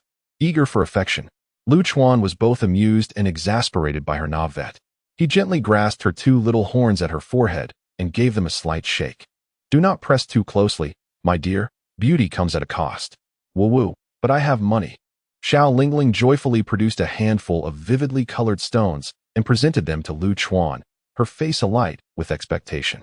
Coughing slightly, Lu Chuan gazed at the brilliantly hued yet undeniably mundane stones, nearly choking in disbelief. How had this silly creature survived to this day? The nine-tailed fox shrugged helplessly. Who knows? Perhaps fortune favors the foolish. Chapter 122. The mysterious man. After spending a considerable portion of the night dealing with the shadowy figure, Lu Chuan finally found a moment to rest. Xiao Lingling, having been through an intense battle and subsequently frightened by the spirit hunter, had nestled into the embrace of the nine-tailed fox and had fallen into a deep slumber. Observing Xiao Lingling, Lu Chuan couldn't help but voice his thoughts. This foolish creature appeared to possess considerable strength, likely comparable to the elite practitioners of the Annihilation Realm, such as Zhou Yu and Yi Gucheng. How could she be so terrified of such adversaries? The nine-tailed fox let out a resigned sigh. She has been frightened since childhood. And with the spirit hunter wielding specialized tools to combat spirit beings, even though Lingling may possess superior strength, she would likely be worn down in an actual confrontation. How much do you know about the source of wood? Lu Chuan inquired, genuinely interested in the matter. The nine-tailed fox shook her head. The source of the 5 elements has always been elusive since the dawn of creation. I do know that Lingling is a spirit born from the source of wood, but its exact location remains a mystery. The nine-tailed fox regarded Lu Chuan with curiosity. What do you seek the source of the 5 elements for? Lu Chuan proceeded to explain his situation regarding the 5 elements' dominance body. The nine-tailed fox couldn't suppress her eye rolling. Who told you that the 5 elements' dominance body must be cultivated through the source? Throughout history, very few have achieved mastery of the 5 elements' dominance body, and the source is singular in nature. It is impossible for everyone to find it. Really? Lu Chuan felt bewildered, turning to Afu for confirmation. Was this system deceiving him? Shushing, Afu averted his gaze and absent-mindedly whistled. If you continue to whistle, I will tear your mouth apart. Lu Chuan glared fiercely at Afu. Afu innocently blinked his wise eyes. The fox was correct. One could substitute the cultivation with something akin to the source of the 5 elements. However, this would lead to imperfections upon achieving mastery of the dominance body. Given your perfectionist tendencies and obsessive nature, seeking the source of the 5 elements is indeed justified. Is that so? Lu Chuan expressed skepticism. The nine-tailed fox nodded. There seems to be some truth to that. The 5 elements' dominance body may indeed have flaws upon reaching completion, though the specifics remain unclear. Very well, I shall trust you this once. Lu Chuan rolled his eyes and found a suitable spot to settle down for sleep. The nine-tailed fox, clearly exhausted as well, soon followed suit, cradling the foolish creature. Only Zhao Tong remained vigilant, standing guard like a tireless automaton. As dawn approached, a powerful tremor abruptly roused Lu Chuan from his slumber. Another fight? He opened his eyes wide and ascended swiftly into the sky. In the distance, he beheld a crimson energy mushroom cloud billowing into the atmosphere. The scarlet energy storm cast an eerie hue across the dimming world. Good heavens, are they detonating a colossal nuclear bomb? Lu Chuan furrowed his brow. The magnitude of this energy was beyond comprehension, although teased by Lu Chuan as a nuclear bomb. The true explosive energy of this force is likely to surpass that of an ordinary nuclear explosion by several hundred times. Even the 2 previous half-step emperors could not unleash such an energy burst. Something else has entered. At that moment, a Fu appeared beside Lu Chuan. Strangely, there was no way to discern what it was. It was highly probable that it was not a being from the vast world of righteousness. What could be happening? With the obstruction of the emperor's contract, it was impossible for external beings to enter. Lu Chuan furrowed his brow. Perhaps, before the emperor's contract came into effect, something had already been lurking within the vast world of righteousness. Indeed, there is such a possibility. A Fu was somewhat astonished at Lu Chuan's sharp thinking. After pondering for a moment, a Fu continued. The emperor's contract took effect 100,000 years ago. If it truly was something that had infiltrated beforehand, it must have predicted the timing of the 2 emperor births. Such a terrifying predictive ability warrants caution. Never mind all that. I will take my leave first. You just need to bring them along. Lu Chuan cheerfully kicked a Fu. Scoundrel, a Fu flicked his tongue, wishing to give him a good thrashing. Lu Chuan soared into the air on a wave of sword energy, heading straight for the center of the energy storm. In just a few breaths, he arrived at the scene of the incident. The devastation caused by this energy storm exceeded Lu Chuan's imagination, expanding his immense consciousness. He found that within a radius of 10,000 miles, the shockwaves had nearly flattened everything. The power was indeed terrifying. Familiar faces in the very center of the energy explosion, Lu Chuan discovered Yi Guqing, Zhou Yu, Zhuge Ming, and the couple from Tianqi.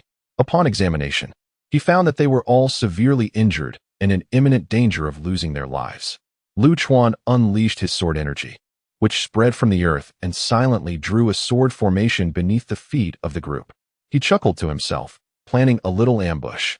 Lu Chuan concealed his entire aura, shrouding himself in the shadows. Ladies and gentlemen, will you continue to resist?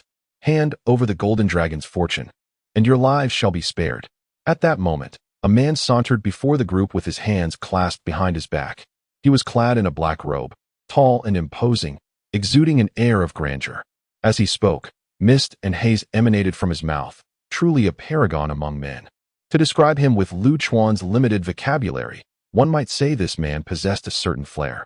He resembled the gambling god from those old films, with slicked back hair and a cigar, exuding an undeniable charisma. Furthermore, and perhaps more importantly, there were 4 golden dragon marks on the back of his hand. This indicated that his number of marks was the same as Lu Chuan's. If one were to include the mark held by Yi Guqing and the others, the 9 golden dragons of fortune would be complete. The search for them was effortless, and Lu Chuan felt an exhilarating thrill. Who exactly are you? Your power has surpassed that of a half-step emperor, and you should not exist in this realm. Yi Guqing truly exemplifies the qualities of a good elder brother, shielding those around him as he stands defiantly against the man. Huh. Upon hearing Yi Guqing's words, the man could not help but chuckle. Half-step to the emperor's realm? The man shook his head, saying, you truly embellish the reputation of you practitioners. How can those incomplete in their path dare to claim the title of emperor? As for my identity, it is unnecessary for you to know. What you ought to understand is that I shall be the last great emperor of this era. Haha. At these words, Yi Guqing suddenly erupted in laughter, his mirth unrestrained. Soon, Zhou Yu and the others joined in, as though they had just heard the most amusing joke in the world. Is it truly funny? The man, unfazed, merely inquired with a hint of indifference. Funny? It is utterly hilarious.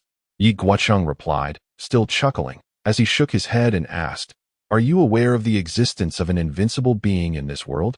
Chapter 123. Crimson Storm Invincible. Is that referring to me? Oh dear, how embarrassing.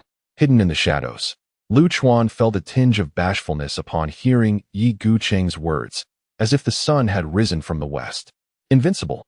The man scoffed at the phrase. Even the great emperor who sought to swallow the heavens did not dare claim invincibility before ascending to the throne. Have these words become so cheap that any random fool dares to use them? Let us see how long you can laugh. Yi Guqing rolled his eyes in disdain. Humph, a stubborn fool impervious to reason. The man was suddenly incensed by Yi Guqing's gaze. Your human race has flourished for 100,000 years. The tides of fortune ebb and flow, and it is time for a change in position. With a sweeping gesture, he unleashed a surge of crimson energy that surged toward Yi Guqing and his companions.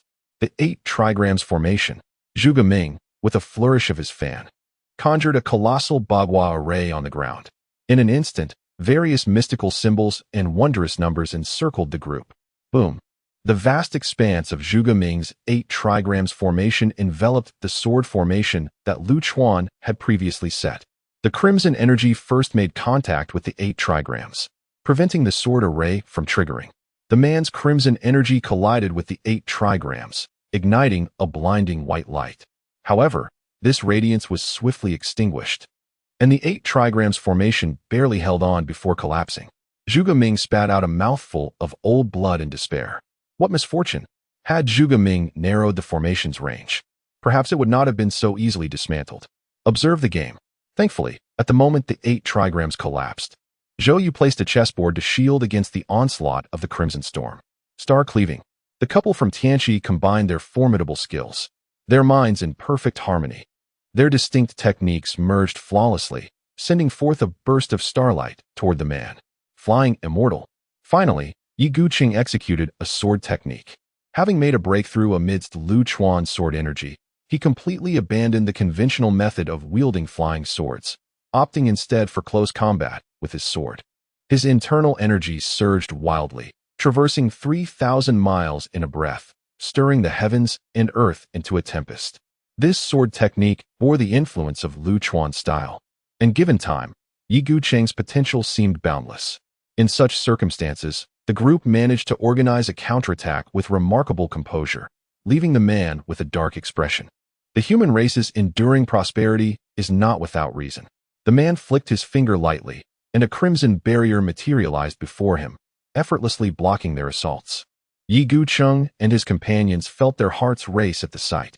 To have their combined strike so easily repelled was utterly incomprehensible. "What do you think?" At that moment, Lu Chuan inquired of the air beside him.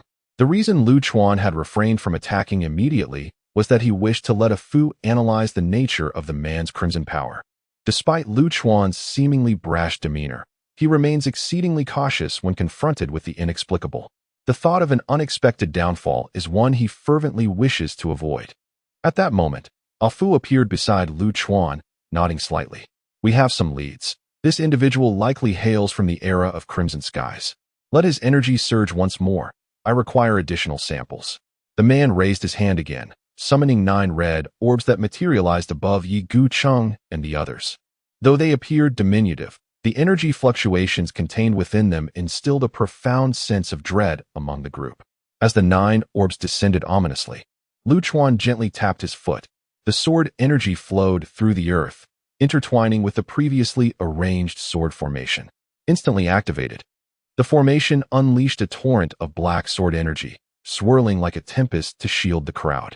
As the orbs crashed down, they collided violently with the sword formation, resulting in a cataclysmic explosion that radiated an exceptionally brilliant black-red flash. This was followed by a thunderous roar of detonation, accompanied by the emergence of a high-temperature, high-pressure black-red energy mass. After its ferocious eruption, the mass began to cool rapidly, transforming into a swirling cloud of red and black smoke. The land outside the sword formation was once again ravaged, and from the epicenter of the explosion, shattered earth was propelled upwards, sending boulders and dust skyward, creating an ever-expanding pillar of debris. This pillar connected with the red-black smoke, coalescing into a colossal mushroom-shaped cloud. The energy was highly explosive, intensely pressurized, and exceedingly volatile. However, its instability posed a risk of backlash against its wielder. This was Ah Fu's analysis of the crimson energy. "Almost there. I still need a bit more time to ascertain his identity. You can go out and show off now," Ah Fu remarked cheerfully, playfully flicking his tongue toward Lu Chuan's face. In an attempt to distract Lu Chuan while he focused on the man, Ah Fu aimed for an exaggerated lick. "I'll take you down." Lu Chuan retaliated by kicking Ah Fu away. "You insolent fool, a lick 1T cost you a thing." The clash between the sword formation and the crimson orbs rapidly concluded. To everyone's astonishment, those who had believed themselves doomed, Yi Gucheng and his companions, survived unscathed. Their eyes brightened at the sight of the familiar black sword energy, realizing that escaping death brought with it an unparalleled sense of joy. The man's pupils constricted sharply as he beheld the black sword formation. The fact that this sword energy could contend with his crimson tempest was entirely unexpected. "Come out," he suddenly shouted, turning his head sharply towards the shadows nearby. The interaction with Ah Fu had inadvertently allowed some of Lu Chuan's aura to escape, which the man had detected. "Oh dear, must you be so aggressive?" Lu Chuan drawled, adopting a mocking tone as he leisurely stepped out from the shadows. Observing the young master, Lu Chuan, the man heightened his vigilance to the utmost. The fact that this fellow had been hiding here for an indeterminate length of time without his notice was almost unbearable for him. "Who dares approach?" The man squinted slightly, beginning to regard the youth before him with utmost seriousness. "Zhao Zilong of Changshan." Lu Chuan instinctively replied, only to quickly amend his statement. No, I am your father." "Oh." Upon hearing this, the man could not suppress a chuckle. "Do you know who my father is?" "Who could it be? Am I not your father?" Lu Chuan adorably tilted his head in confusion. "Haha." The man laughed heartily, but suddenly, his demeanor shifted to one of fury as he struck. His fist, enveloped in a seething crimson energy, surged toward Lu Chuan. "Little master, be careful. This fellow possesses extraordinary strength, far surpassing the threshold of the half-step emperor realm. Yi Guqing urgently warned. Understood, you all retreat first. Lu Chuan mimicked the man, enveloping his own fist with sword energy. Boom. The black fist collided with the red one, and the impact unleashed a mushroom cloud into the sky. The onlookers felt a chill run down their spines, and the impulse to assist Lu Chuan evaporated instantly as they turned to flee. Chapter 124. Do you have a way to deal with this evil spirit? Subsequently, Lu Chuan exchanged several blows with the man. This territory was utterly ravaged by their opposing forces, rendering it inhospitable for any living creature that might dare to approach. The man was the first to retreat, his fists throbbing with pain. In stark contrast, Lu Chuan maintained an expression of serene indifference, showing no signs of discomfort whatsoever. In this contest of brute strength, the man found himself at a disadvantage. Who are you truly? Your power is certainly not of this world, the man exclaimed, twisting his neck. Instantly, fine black scales began to envelop his entire body. These scales shimmered with a myriad of colors, exuding an extraordinary aura. It appeared that he was preparing to get serious. I am your father. Did I not just mention that? Lu Chuan replied with a cheerful demeanor. Humph. I hope your strength is as formidable as your tongue, the man retorted, a crimson long blade materializing in his hand. The blade was strikingly vibrant, as if it had just been drenched in blood. An overwhelming aura of sharpness emanated from the blade, causing the surrounding space to tremble and emit a piercing hum. An excellent blade. Lu Chuan recognized its worth, suspecting that it had been forged through an exceptionally unique process, akin to his own sword. Since it is a fine weapon, let us see what makes it so special, the man declared, swinging the long blade in a horizontal arc. His sinister crimson energy coalesced into an exceptionally refined blade aura. Initially, the blade aura measured merely a foot in length, but as it surged forward, it expanded to span several dozen meters by the time it reached Lu Chuan. At the moment the blade aura was about to make contact, Lu Chuan swiftly drew his sword. With a simple yet unadorned slash, a crescent-shaped sword aura emerged, effortlessly shattering the blade aura. Good. The man's pupils constricted as he brought his blade down with force. A shadow of the blade, hundreds of meters long, loomed over Lu Chuan. Is this amusing to you? Lu Chuan casually waved his sword to sever the blade shadow. I shall grant you another opportunity to strike. Should you continue this probing, your demise is inevitable. Lu Chuan's eyes narrowed slightly, losing their previous languor, now shining with a fierce brilliance. Upon hearing this, the man was momentarily shaken, quickly succumbing to a surge of fury. What audacity and arrogance! Aside from my father, no one has ever dared to speak to me in such a manner. His raven hair whipped wildly as a terrifying crimson storm surged within him. This newly unleashed crimson tempest was on an entirely different scale compared to the previous one. If the earlier storm were likened to a single drop of water, this eruption resembled an entire ocean. The red tempest surged skyward, painting the dim sky before dawn a blood-red hue. You shall pay dearly for your arrogance. 6 paths converge, crimson wheel. Thud. The man suddenly stirred, and at that moment, the world resonated with a heartbeat. A colossal crimson wheel materialized behind him, adorned with 6 inky black apertures, each symbolizing the 6 realms of reincarnation. A mere glance into these openings seemed capable of siphoning one's very soul. The man floated at the center of the wheel, resembling the lord of the underworld, surveying all living beings with an air of omnipotence. Do not be swayed by the false reincarnation of the 6 realms. The true reincarnation resides solely in your homeland. The specifics shall be disclosed later. The audacity of this young scoundrel to evolve reincarnation within his own path is astonishing. He seems blissfully unaware of the meaning of death. Afu appeared beside Lu Chuan, chattering rapidly before vanishing in haste. Lu Chuan, however, remained unfazed. His curiosity merely lingered for a fleeting moment. Do you fancy reincarnation?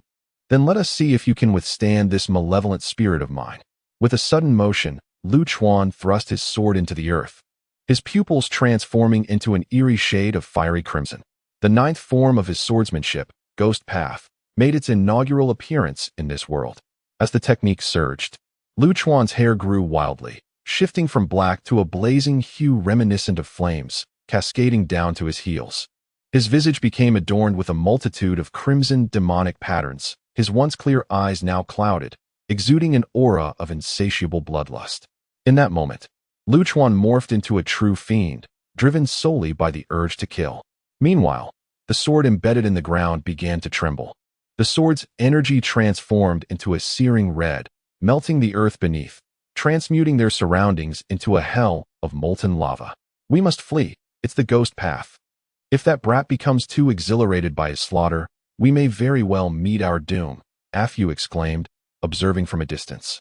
Bearing the nine-tailed fox and leading Yi Gucheng and others to safety, Lu Chuan stood atop the lava hell. His crimson gaze lifted towards the wheel of reincarnation in the sky. Those were no longer the eyes of a human. All emotion had evaporated, replaced solely by a fervent desire for bloodshed. The sight of Lu Chuan sent a shiver through the man, who questioned whether his own reincarnation was genuine or merely an illusion. The answer could only be revealed through trial. Yet the man was resolute, his spirit unwavering. The influence of Lu Chuan's ghost path did not linger long upon him. Evil ghost path, he proclaimed, swinging his long knife, causing an aperture within the wheel to suddenly awaken. This void detached from the wheel, hurtling down towards Lu Chuan. The air filled with the wails of countless tormented souls, instilling a profound dread. Meanwhile, outside the dojo in Fubo City, 2 men and a woman were seated in a tea house, engaging in casual conversation. These 3 were exuding an extraordinary aura, clearly not of ordinary ilk. I warned you not to enter the dojo, lest you face peril. Yet Qi Shu refuses to heed my words. Alas, seated at the head of the table, a young man delicately toyed with 2 pieces of turtle shell, letting out a soft sigh. Beside him, a woman with striking features furrowed her brows, pondering the improbability that anyone could pose a threat to Qi Shu. Yet here they were, facing an ominous divination. The young man shook his head. It's unclear. My 9 heavens divination cannot discern the truth, as something obscures it.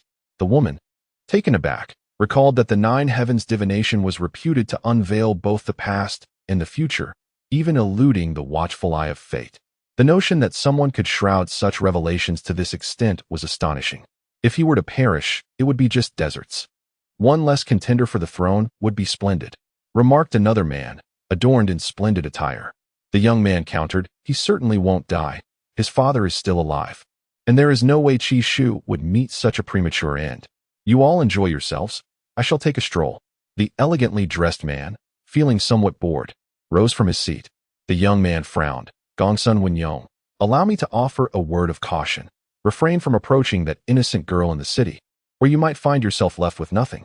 Gong Suan's eyelids twitched at the warning, and he ultimately returned to his seat in resignation. What do you take me for? A lecherous fiend? Why would I pursue a mere child? He muttered discontentedly. I am merely in need of a maid to serve tea. Such a pure-hearted girl would be ideal. Then by all means, go ahead. Fewer competitors for the throne would be all the better. The young man cheerfully lifted his tea bowl. Chapter 125. The Mad Ghost Path. A black hole-like malevolence descended upon the realm of the ghosts. Lu Chuan, having plunged into this abyss, was utterly consumed by the consciousness of slaughter, choosing not to evade but to embrace the darkness enveloping him. An insignificant display. It appears that your prowess falls short of your boasts. The man in the sky finally allowed a smile to grace his lips, exhaling a breath of rancor that dissipated his pent-up fury. Just as he believed victory was assured, the malevolent force surrounding Lu Chuan suddenly expanded with ferocious speed. A torrent of crimson sword energy surged forth, akin to a tempestuous sea in the midst of a storm. The black aperture brimmed with this violent red energy, stretching wider and wider, and before the man could fully expel his breath of rancor, the ghostly domain erupted violently. Lu Chuan's scarlet figure soared into the heavens with astonishing speed. The man, momentarily stunned, spewed forth a mouthful of blood. Haraha! Meanwhile, a strange and rhythmic laughter, resonating with an unsettling health, echoed throughout the cosmos. The path of Azura. The man had no time to ponder the recent events. He ignited the reincarnation disk behind him. Instantly, his form transformed. The black, intricate scales morphed into a deep crimson hue. A pair of enormous wings sprouted from his back, and twin horns emerged from his forehead, while his once handsome visage twisted into a fearsome countenance. This was the quintessential appearance of a nightmarish demon. Lu Chuan's velocity was staggering as the man completed his transformation. A black long sword came crashing down upon him. Hastily, he raised his blade to parry. Boom! Upon the clash of metal, the man felt an irresistible force overwhelm him, sending him hurtling through the air, blood gushing from his mouth. Lu Chuan's healthy laughter reverberated incessantly. Before the man could even touch the ground, Lu Chuan's figure darted forth once more. Boom!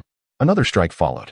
Although the man managed to block it, the sheer terror of the force rendered him incapable of controlling his body to mitigate the impact.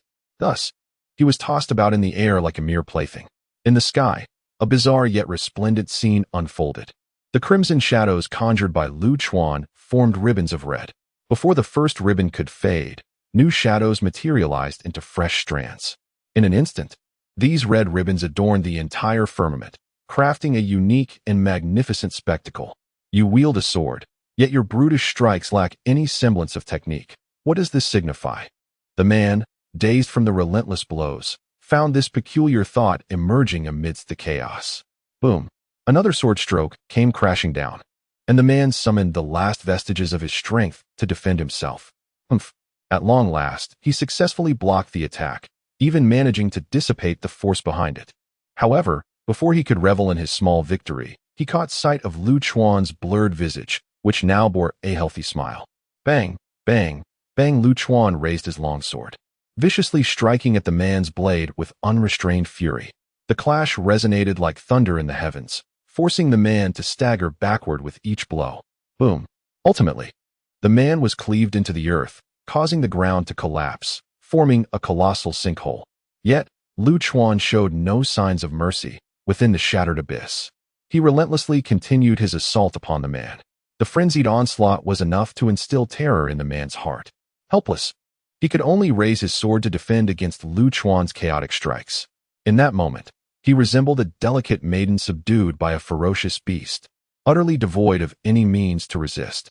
Bang! After an unknown number of strikes, the long sword in the man's grasp shattered, disintegrating into motes of luminescent light that dissipated into the air. Thud! His life's precious artifact had been brutally destroyed, inflicting grievous wounds upon him, blood gushing forth uncontrollably. The man felt a wave of indignation, nearly moved to tears by the sheer humiliation of the battle. Never had he faced such a dire situation. Unable to unleash his full potential, reduced to being butchered by a madman. Enough! The man suddenly bellowed, his voice echoing like thunder. This roar momentarily halted Lu Chuan's relentless strikes.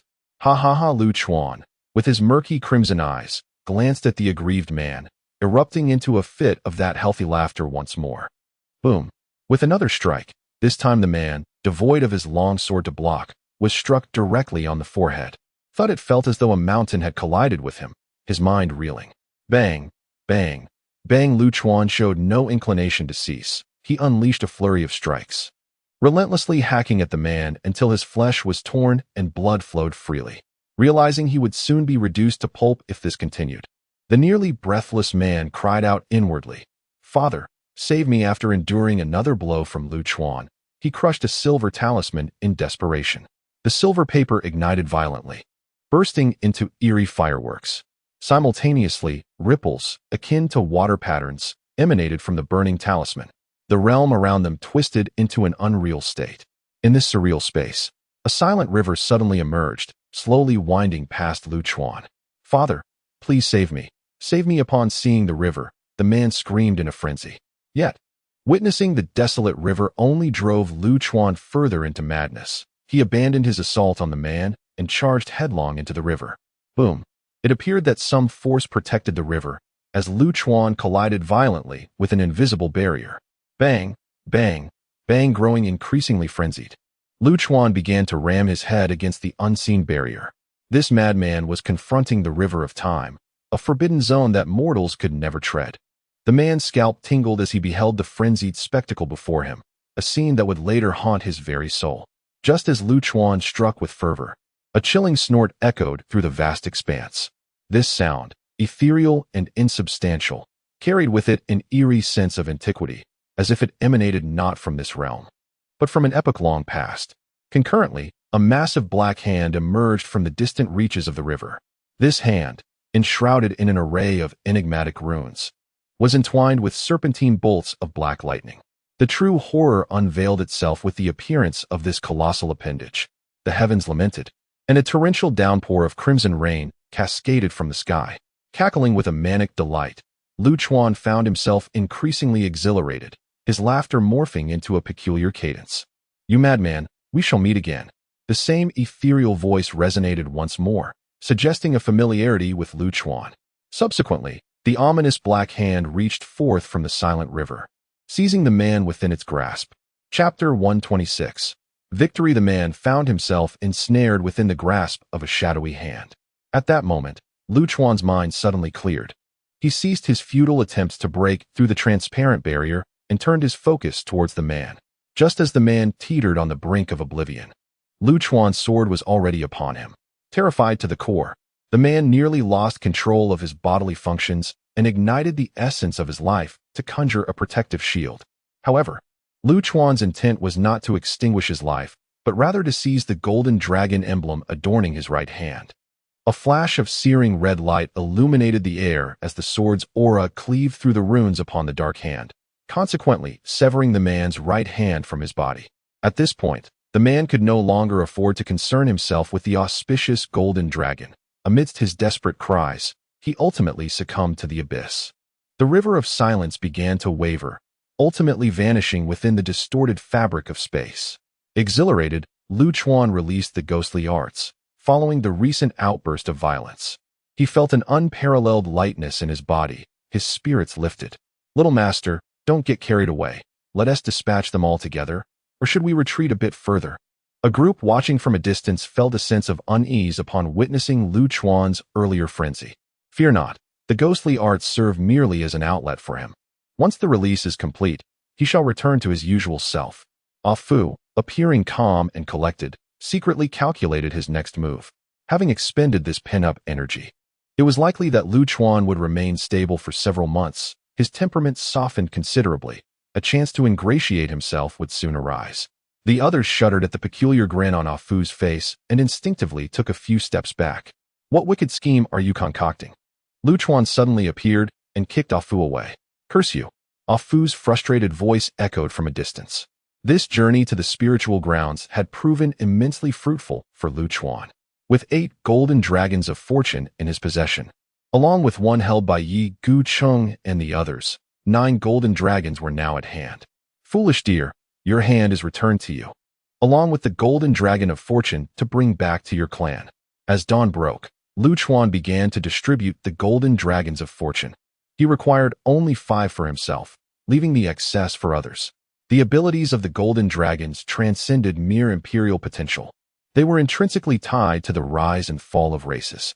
The presence of a single golden dragon of fortune within a race would invariably herald a great fortune-bearer, leading their kin towards prosperity.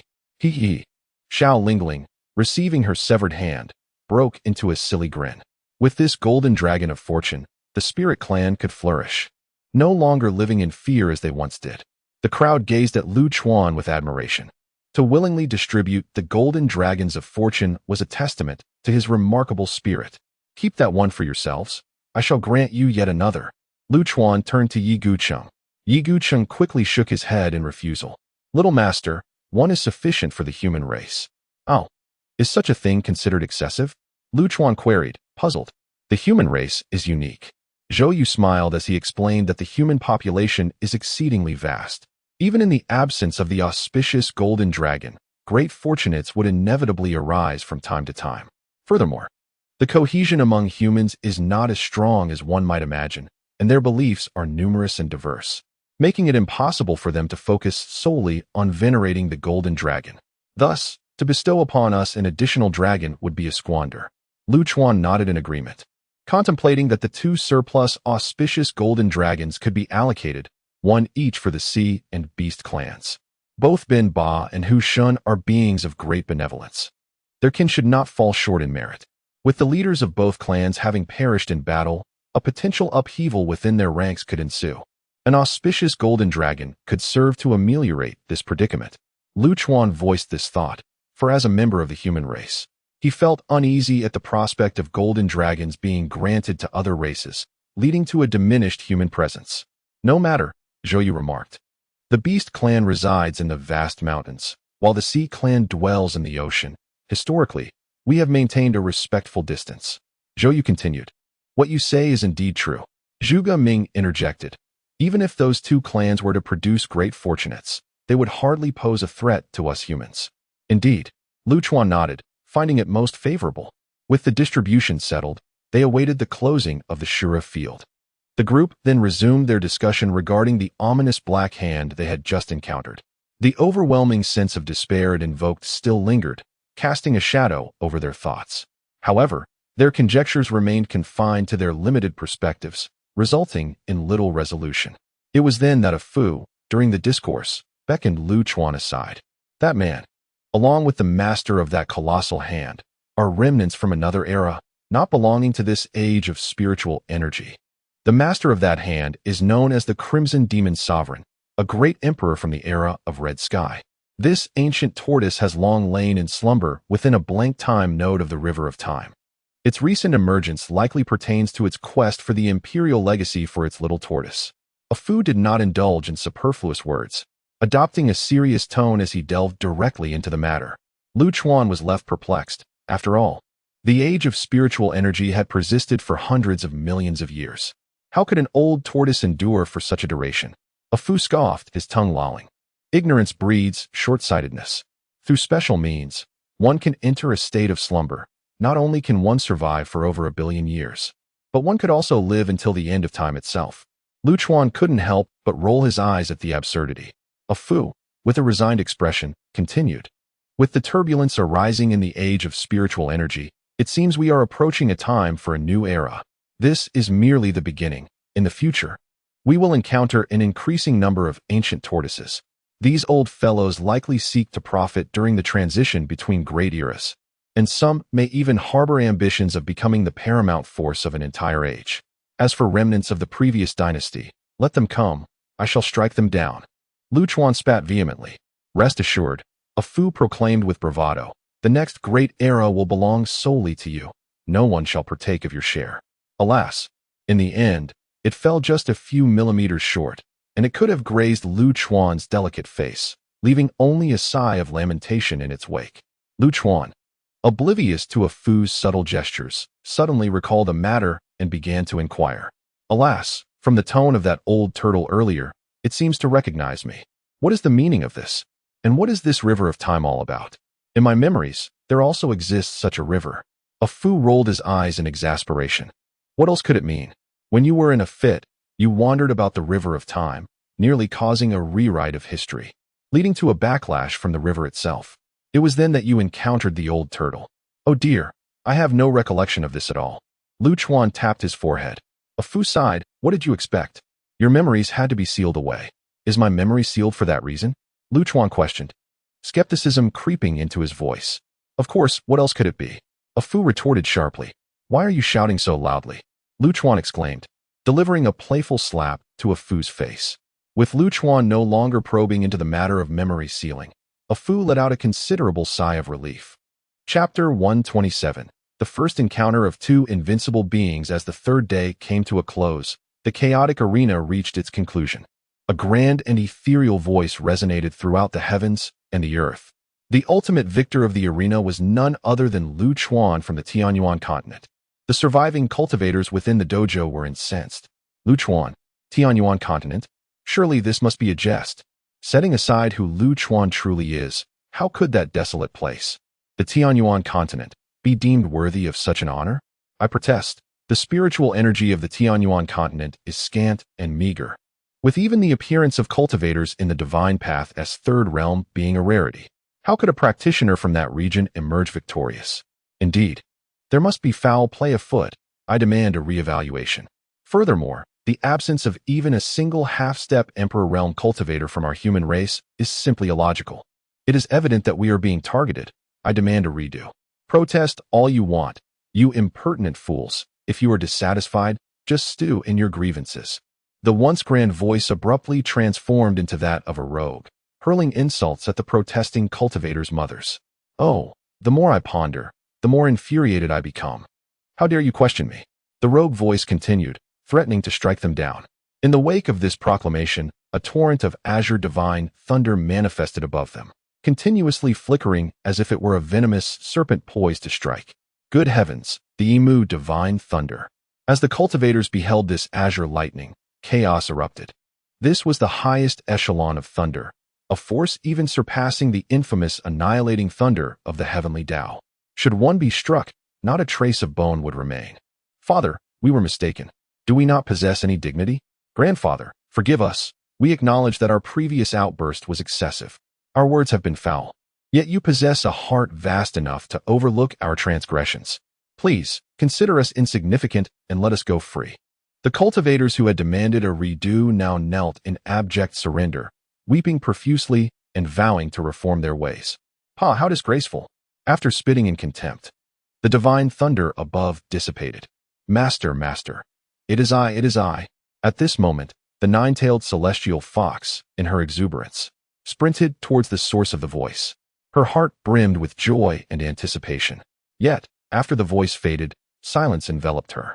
The nine-tailed fox lost her shoes and stumbled numerous times, yet she remained unperturbed. Her sole desire was to meet the one she longed for. Ultimately, her mortal body could no longer endure. A searing pain erupted within her chest. Black blood gushed forth from her mouth uncontrollably. She had never been able to keep pace with her master, neither in the past nor in the present. Overcome by her own inadequacy, the nine-tailed fox collapsed, biting down hard on her lip, oblivious to the blood that flowed freely. Alas, it was merely a fragment of divine consciousness, not his corporeal being. Lu Chuan approached the nine-tailed fox, employing his sword aura to purge the toxic energy surging within her. Should such a toxin erupt once more, it would spell her end. I longed for him, yearned for him, unable to restrain myself. The nine-tailed fox stifled its sorrow, striving to hold back tears. Lu Chuan gently patted the head of the nine-tailed fox. There. Aren't you supposed to visit his hometown? If you succumb to despair, there will be nothing left to see. Lu Chuan's warm hand gradually calmed the nine-tailed fox's tumultuous emotions. At that moment, a beam of golden light descended from the heavens, enveloping Lu Chuan. Suddenly, he vanished from sight. As the scenery shifted, Lu Chuan found himself in a quaint courtyard. In the pavilion, a figure squatted on a stone bench, facing away from him. Clad in a tank top, shorts, and flip-flops, the tank top was yellowed with 2 tattered holes, revealing its long wear. The gaudy shorts were a favorite among the local ruffians. Strands of greasy hair hung limply. This appearance was unmistakable. It was none other than Lu Chuan's unsophisticated compatriot. Oh, little fellow from the homeland. Ha! Our place sure produces characters. At this moment, the greasy man turned around, grinning cheekily at Lu Chuan. Lu Chuan then discerned the visage of this self-proclaimed strongest man in history. He was not unattractive. In fact, he was quite handsome. However, the most distinctive feature was the slight downturn of his mouth, which bore a hint of sorrow even when he smiled. Seeing a familiar face, Lu Chuan, with his exuberant nature, waved cheerily. A shot from behind. Both spoke the latter phrase simultaneously, bursting into laughter. After their merriment, they leaned against the pavilion, savoring the gentle breeze, and an unexpected silence ensued. Initially, there had been something to discuss, but upon seeing you, I thought better of it. Ultimately, it was the ruffian who broke the silence first. It must be your legacy. Why let it go? Lu Chuan inquired, intrigued. What do you see written on my face? The ruffian leaned closer, presenting his scruffy visage to Lu Chuan. Sloppy. Lu Chuan could think of no other descriptor upon seeing that face. Pa, what's sloppy? A fine young man. Why can't you speak kindly?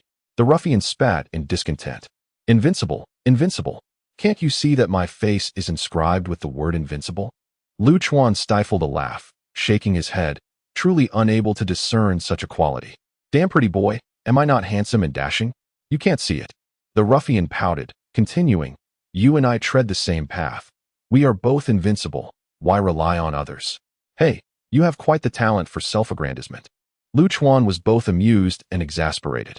The ruffian nodded with a grin, then suddenly adopted a serious demeanor. Seeing you, I feel at ease. Before I depart, there are many matters I couldn't attend to. I leave them in your hands. Lu Chuan retorted with irritation. Am I to be your free labor? I find no desire to expound upon grand principles. Ultimately, when the time comes, you shall navigate the situation on your own. A rogue is inherently a carefree individual. and there is no need for superfluous words. There remains a bit of time. Do you have any inquiries? Indeed. Lu Chuan promptly cleared his throat and asked, "How do I return home? I wish to go back. Upon entering the imperial realm, you shall acquire the ability to return," the rogue remarked, tapping his forehead. Returning is imperative. Your homeland encompasses many elements, the most significant being the cycle of 6 paths left behind by the Pangu Emperor. By my estimation, it is nearing restoration. Well, that was a plethora of nonsense, Lu Chuan retorted, rolling his eyes. The rogue chuckled. Heh, you aspire to transcend dimensions without even entering the imperial realm? You, a mere pretty boy, truly dare to dream. Very well, my second question, where have you been? Lu Chuan expressed a modicum of curiosity regarding this matter. The rogue pointed skyward, above. Above? How high? Lu Chuan felt a surge of frustration, as the response was akin to nothingness. About the height of 3 stories. The rogue replied with a playful grin. Ha! Lu Chuan couldn't help but laugh. Many matters unfold progressively. Only when your strength reaches a certain threshold will you be entitled to unveil those truths. As he spoke, the rogue's figure began to fade. The path to becoming an emperor lies along the ancient starry road. Remember, do not show mercy. Eliminate all who enter the ancient path. By the way, why do you, a grown man, look so astonishingly beautiful? None of your business. Lu Chuan retorted fiercely. Haha, none of your business. The rogue mimicked Lu Chuan, even striking a delicate pose. And with laughter, his figure completely vanished. Chapter 128. Farewell and departure. Within the tea house of Fubo City, the dust has settled, and the old master, Yao, has intervened, thus preserving Qi Shu's life. How amusing it is to think of Qi Shu, that troublesome fellow, and to wonder what expression the immortal old Yao wears now. A man adorned in splendid garments wore a face of schadenfreude. What shall we do now? It is time for us to take our leave. Should we linger any longer, our lives may well be at risk. It is time to depart from the vast realm of Howren and venture into other worlds in search of the opportunity to ascend to imperial status. Until we meet again on the ancient starry path. The 3 individuals, exuding an ethereal grace, departed Fubo City as Lu Chuan attained his victory. On this very day, the imperial covenant safeguarding the Howren realm officially ceased to exist. This heralded the onset of true chaos, with countless eyes from myriad worlds now focused upon Lu Chuan. Simultaneously, news of Lu Chuan spread back to the Tianyuan continent at remarkable speed. Due to Lu Chuan's influence, the fortunes of the Tianyuan continent shifted towards this desolate land, causing a surge of spiritual energy. Notably, within the courtyard where Lu Chuan once resided, a spiritual spring emerged at Mingyue Pavilion. The energy gushing from the spring took on a tangible form, nurturing the entire mountain gate of Mingyue Pavilion. As a result, Mingyue Pavilion ascended to become a new sanctuary for cultivators in the world. Today, Mingyue Pavilion convened a sect conference. The exquisitely beautiful Nangong Chushua, donned in ceremonial attire, solemnly announced this momentous news within the Grand Hall. As the first sect Lu Chuan joined upon arriving in this world, Mingyue Pavilion would rise to its zenith alongside his growing strength. A statue of Lu Chuan was erected atop the main peak of Mingyue Pavilion, destined to endure alongside the sect for eternity. Countless cultivators journeyed day and night to reach Mingyue Pavilion, eager to partake in this newfound fortune. The maidens of Mingyue Pavilion also received unprecedented honor. Yet, amidst this flourishing locale, Nangong Chushua found no joy. She understood that as Lu Chuan grew stronger, he drifted further away from her. One day, she would no longer see his silhouette or hear of his deeds. Gazing at the towering statue, she realized that her heart had long since departed with Lu Chuan. A resounding dragon's roar echoed throughout Fubo City as Lu Chuan emerged from the dojo, his aura manifesting an astonishing spectacle, with golden divine light soaring into the heavens. Without tarrying in Fubo City, Lu Chuan entrusted 2 golden dragons of fortune to Yi Guqing, requesting that he deliver them to the Sea Clan and the Beast Clan, leading a frail donkey, upon which sat a delicate beauty, with a silly girl trailing beside him. Lu Chuan gradually receded from view under the watchful gaze of Yi Guqing and the others. The next time they hear news of their little master, it would likely be when he ascends to imperial status. Yi Guqing gazed toward the horizon, sincerely blessing Lu Chuan in his heart. Indeed, it seems we have made this journey in vain, remarked Zhou Yu, unable to suppress his teasing. It is fortunate to have encountered a figure like the young master. It is not without merit. The couple from the heavenly pool bid farewell to the gathering, embarking on a journey to traverse the world once more, resolutely committed to contributing to the stability of this land. Tongs, it is time for us to return. I have been away for too long and miss home, Zhuge Ming remarked with a smile, elegantly waving his feather fan. Zhao Tong silently positioned himself behind Zhuge Ming, this taciturn man ever consistent in his demeanor. Brother Zhuge, is there still conflict between the Western Shu and the Great Wu? Zhou Yu inquired loudly. With both prosperous and tumultuous times approaching, let us refrain from infighting. Zhuge Ming's voice faded into the distance. Zhou Yu, the dojo has closed. Should you not fulfill your promise? A beautiful woman approached gracefully, her smile directed at Zhou Yu. Beside her, Yi Gucheng exchanged knowing glances with Zhou Yu. Let us depart and marry, Zhou Yu said with a playful eye roll at Yi Gucheng, confidently taking the woman's hand. You also promised me that the day of our marriage would coincide with the dissolution of the Qiuhong Tavern. Of course, he replied. Has he left? Sun Lianxue arrived at the city gate, lamenting her misfortune in missing him for the last time. Yi Gucheng, observing the despondent girl, nodded helplessly. He understood that someone like Lu Chuan would not be ensnared by emotions, nor would he halt his journey for any individual. Will I see him again? Sun Lianxue's eyes glistened with unshed tears. I do not know, Yi Gucheng replied with a gentle shake of his head. But I know that the stronger you become, the closer you shall draw to him. Indeed, Sun Lianxue affirmed with a resolute nod. Little beauty, wait for me. You cannot abandon me. How could I survive without you? The long-absent Feng Hui Sanyu finally made his appearance, looking utterly disheveled, with his hair singed and half burned away, presenting a sight of utter disarray. It turned out that this unfortunate fellow had become ensnared in a perilous situation upon entering the dojo, surrounded by scorching flames that nearly turned him into a roasted pig. Had the Shura stage not closed after 3 days, he might have remained trapped indefinitely. Sanyu, what has happened to you? Yi Gucheng could not help but chuckle at Feng Hui Sanyu's condition. The mountains remain unchanged, and the waters flow eternally. Lord Yi, we shall meet again. Without further ado, Feng Hui Sanyu dashed off in pursuit of Lu Chuan. Lu Chuan was heading towards the turbulent Sky Continent, the second most powerful land in the vast world of Hauran. True to its name, the continent is characterized by chaos.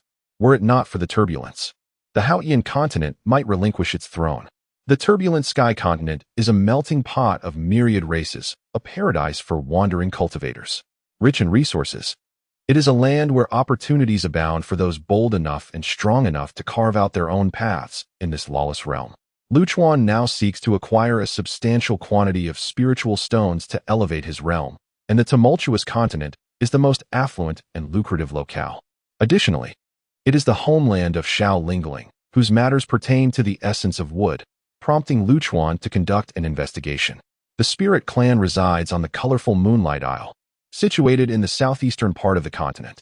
This small island is perpetually shrouded in mist and safeguarded by a natural barrier, rendering it a relatively secure abode for the spirit clan. However, the island is lacking in resources, compelling the spirit clan to periodically send emissaries to the mainland for trade. This presents the sole opportunity for spirit hunters to capture members of the spirit clan. In the past, the naive Xiao Lingling, having ventured out to play, encountered a spirit hunter. Had it not been for the timely intervention of the nine-tailed fox, she might very well have met a dire fate. Due to frequent hunting, the spirit clan tends to be reclusive and may exhibit hostility towards outsiders. Thus, one should exercise caution. The nine-tailed fox was quick to offer Lu Chuan a word of warning to prevent him from inadvertently attacking those unsuspecting spirits. Chapter 129. The 7 Little Blessings Fear Not. They are merely a band of fools who dare to disrespect the little beauty. I shall deal with them harshly. The fiery March pounded his chest vigorously. The reason why March follows Lu Chuan is quite simple. He is a local tyrant in the chaotic land, and with him by Lu Chuan's side, many matters can be resolved with ease. For this reason, Lu Chuan permitted this eccentric to accompany him. Keep your distance, or I shall shatter your skull, Lu Chuan warned menacingly as March leaned in closer. Hee. March awkwardly scratched his head. Brother Donkey, why does the little beauty seem so much gentler now? After failing to make advances, March inched closer to Ah Fu. Just a few days prior, If March had dared to approach so brazenly, he would have surely received several slaps. Yet today, not only did he avoid a beating, but Lu Chuan's tone was also noticeably less harsh. You know nothing. Ah Fu retorted flamboyantly, flicking his tongue. The ghost path is a sword technique meant for venting emotions. After traversing the ghost path, my dear child's demeanor will draw ever closer to normalcy. This is a splendid opportunity. March's eyes sparkled with excitement. Hee, could it be that there is a chance? Smack. Before March could finish his thought, Ah Fu kicked him away. Ha! Ah Fu spat vehemently. Look at yourself. What right do you have to covet my dear child? Scoundrel. Brother Lu Chuan, wait. Let me treat you to a delicious meal. Xiao Lingling led the way ahead, frequently glancing back at Lu Chuan. Over the past few days, this foolish creature had been trying to cozy up to Lu Chuan. And for this, he had endured his fair share of beatings. As they conversed, a dense fog soon materialized before them. Who goes there? Just as they approached the mist, several tiny figures burst forth, blocking Lu Chuan and his companions. These diminutive beings, each no larger than a fist, sported fluffy beast-like ears and little tails, resembling spirits conjured from cats. Clad in adorable floral dresses and wielding fork-like weapons, they appeared both endearing and comical.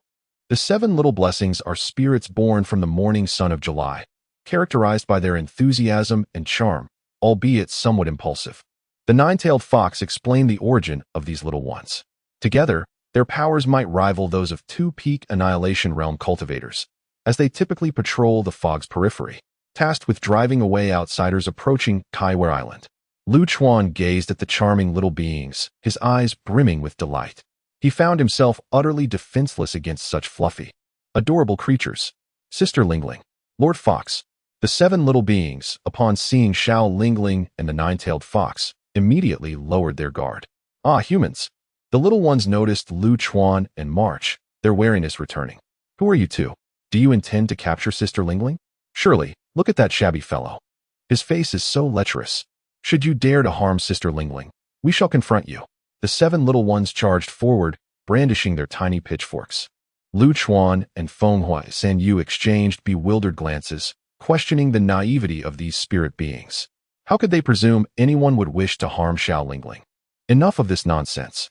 Jiawei could not help but rub her forehead, effortlessly lifting 2 of the little ones. Lord Tianhu, release us. We yearn to battle the wicked human race. The 2 little ones squirmed in her grasp. Despite Jiawei currently being an ordinary human, they could easily escape her hold. Yet, their adorably innocent demeanor compelled Jiawei to set them down. This brother is a good person. You 7 little rascals must cease your mischief. Xiao Lingling swiftly gathered the remaining 5 in her hands. Sister Lingling, have you been ensnared by an illusion? Why do you speak on behalf of the malevolent human race? One little one brandished a pitchfork, poking at the back of Xiao Lingling's hand, attempting to break her from the spell. Cough, cough. Lu Chuan now comprehended why the spirit race faced such hardships. With individuals like these, it was no wonder their circumstances were dire. Beside him, Jiawei sighed in resignation. These little ones were simply born this way, lacking a certain wit. 7 little rascals, open the rainbow bridge and let our esteemed guests enter. A voice of authority rang out. Yes, mother. Understood, mother. No problem, mother. The 7 little ones stood at attention immediately. Lu Chuan found their antics thoroughly amusing. They were undeniably entertaining. Soon, a vibrant rainbow bridge extended from the mist, reaching down to the feet of the assembly. You 2 are too lecherous. You cannot enter. However, Fenghua San Yu and A Fu were blocked by the 7 little ones. Upon hearing this rationale, A Fu and Fenghua San Yu nearly spat blood in disbelief. Do you know who I am? Do you know who I am? Fenghua San Yu bellowed. We know, a little one nodded. Fenghua San Yu proudly lifted his chin, pleased to find his name had some recognition. There are many like you in the human city. Yes, the ones with broken bowls, begging for food at others' doors. Indeed, the ones who throw tantrums on the ground when denied. I am not a beggar. I am not a beggar. I am Fenghua San Yu, the most renowned ranger of the Tianluan continent. Fenghua San Yu's expression darkened. I am a ranger. Not refuse. Step back quickly, or we shall not hold back. The little ones raised their pitchforks menacingly. Refuse. Wow, where's the refuse? The youngest, Xiao Qi, was always a beat behind, nibbling her finger and drooling. Xiao Qi, stop biting your finger. There is no refuse. only human scum. I, Feng Huasan Yu, is honored to have been promoted from refuse to scum. However, even more unfortunate was the reality that Feng Huasan Yu might not stand a chance against these 7 little ones. Cease your foolishness. Allow them all to enter. The authoritative female voice resonated once more. Understood, mother. Acknowledged, mother. No problem, mother. The 7 little ones promptly stood at attention. Enter. And should you dare to cause any trouble, I shall strike your behind. After being duly threatened, the 2 miscreants were finally permitted to enter. Do you have any grease on you? Little 7 inquired, biting his finger and inching closer to Feng Huasanyu. No, I am scum, ugh. I am a ranger. Feng Huasanyu appeared somewhat disoriented. Ah, scum sounds so melodious, chuckled Afu, grinning widely with a gleeful expression. What breed are you? A mutated dog, perhaps? The little ones redirected their curiosity towards Afu. How peculiar. I have never seen one like you before. Look at its eyes. It seems rather dim-witted. Indeed, it appears both foolish and wicked. Doggy, bark for us. Afu was left in a perplexed state. Donkey, I am a donkey. Ha ha ha. Feng Huasanyu erupted in laughter, finding the situation quite amusing. Chapter 130. The Great Banyan Tree. Upon entering the island, Lu Chuan discovered a hidden paradise. The island was lush and verdant, adorned with leaves the size of houses and mushrooms resembling umbrellas, while the air was infused with the fragrance of unknown blossoms. Various small creatures, whose names eluded him, scurried about, each alert, mischievous, and brimming with vitality. A narrow path stretched beneath his feet, vanishing into the horizon. Under the warm spring sun, the place exuded tranquility and ease, as if he had stepped into a fantastical fairy tale. The arrival of Lu Chuan and his companions shattered this serene ambience. Humans have arrived. The humans have breached Kaiwei Island. Quick, flee for your lives. The small creatures and little folk hurriedly conveyed the news, some even shouldering tiny bundles in preparation for escape. Lu Chuan found himself both amused and somewhat heartbroken. Amid the chaos, in the heart of the island, a colossal banyan tree suddenly came to life. Countless roots emerged from the ground, gently ensnaring the startled little beings. Enough of this folly. These are our esteemed guests. A gentle feminine voice resonated, bringing calm to the once tumultuous island. The one referred to as Mother was not merely a spirit. She was a tree demon that had existed for countless ages. Jiawei gazed at the towering tree in the distance, her eyes filled with reverence. The Ling tribe, being rootless drifters, were born across various lands, often destined to serve as mere sustenance for cultivators. The presence of Mother offered these naive little creatures a home, a sanctuary to rely upon. In truth, 1,000,000 years ago, Mother had the chance to ascend to emperorhood, yet she relinquished that opportunity for the sake of these little ones. Jiawei, the celestial fox, shook her head and sighed deeply, lamenting that Mother had grown too old, spending most of her time in slumber, rarely experiencing moments of wakefulness. Lu Chuan nodded in understanding. Even the usually irreverent Feng Huasanyu showed profound respect. Feng Huasanyu understood the immense courage it required to forego the opportunity for ascension. Following the narrow path, Lu Chuan and his companions arrived beneath the great banyan tree. It was evident that many parts of the tree had withered and decayed, and the entire tree appeared lackluster. I apologize, my condition does not allow me to present myself properly. Please forgive my rudeness, the gentle voice spoke. No trouble at all, Lu Chuan replied with a smile, settling cross-legged beneath the banyan. Greetings, Lord Celestial Fox. The tender voice addressed Jiawei. Greetings, Lord Dragon Tree. Jiawei performed a graceful bow. Greetings, Lord Sanyu. Came the acknowledgement for Feng Huasanyu. Hello. Feng Huasanyu quickly bowed to the great tree, not surprised that it knew his name. Such an ancient entity could easily glean information. Greetings, esteemed one. Finally, a greeting was exchanged with Afu. Hello, it has been a long time. I did not expect to find you still among the living. Afu gently nodded. A life devoid of purpose, merely existing in this world, has surely become a source of amusement for the elders. A gentle voice, tinged with self-mockery, let out a soft laugh. What? You know each other? Lu Chuan inquired. Somewhat bewildered, Afu nodded. This story is rather lengthy. I shall share it with you when time permits. Mother, look what I have brought back. At that moment, Xiao Lingling approached, proudly waving the golden dragon mark on the back of her hand before the grand tree. I see. You are quite the mischievous one. The tree replied with a playful reproach. Hee. Xiao Lingling sheepishly stuck out her tongue. Lingling, please take our guests for a stroll. I have some matters to discuss with the young master, the tree indicated, clearly referring to Lu Chuan. The others, understanding the cue, rose without waiting for Xiao Lingling to speak and wandered off into the distance. Once they were alone, the tree continued, first and foremost. I wish to express my gratitude to you, young master. No need for such formalities. Lu Chuan waved his hand dismissively. Is there something specific you wish to discuss with me? I am nearing my end, and before I depart, I hope to see these little spirits of the Ling tribe find a new guardian. I wish for you to protect them, the tree stated directly, its tone surprisingly indifferent to the gravity of life and death. I must return home. I have my own matters to attend to. Lu Chuan shook his head, declining the tree's request. This is not in conflict, the tree replied softly. What do you mean, not in conflict?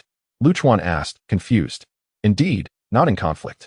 The tree affirmed gently, explaining that one simply needed to locate the source of wood. The little ones are spirits born of heaven and earth, inherently attuned to the source. They merely need to be placed within it. You can carry the source along with these unfortunate children back to your homeland. This does not create a conflict.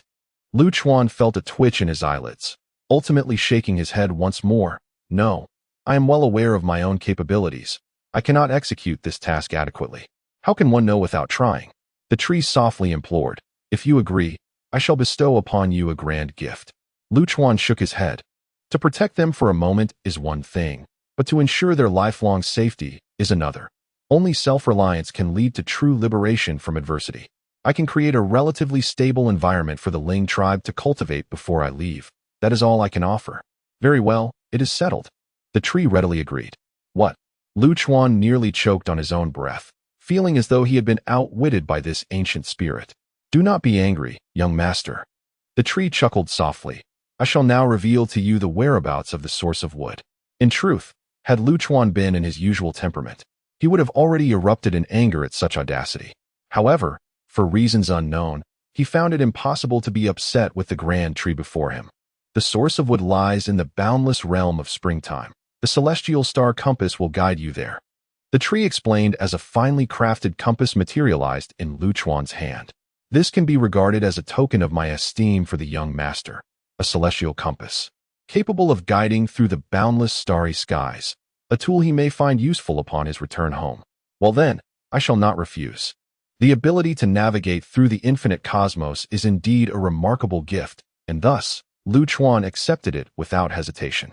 At this moment, he remained unaware of the true worth of this small compass. Its navigational and treasure-seeking capabilities are treasures that, regardless of location, could incite great turmoil. Subsequently, Lu Chuan engaged in further discourse with the great tree regarding the issues confronting the Spirit Clan. The primary challenge facing the Spirit Clan is the threat posed by an organization known as the River Gang. Comprised of spirit hunters, the River Gang roams the seas, pursuing the Spirit Clan while also engaging in piracy against merchant vessels. If the River Gang could be eradicated, it would significantly enhance the security of the Spirit Clan. In any commerce, where there are buyers, there are sellers. Every business attracts participants, and I see no reason to eliminate them. Lu Chuan's thought process diverges from that of others. Moreover, the River Gang has not wronged him.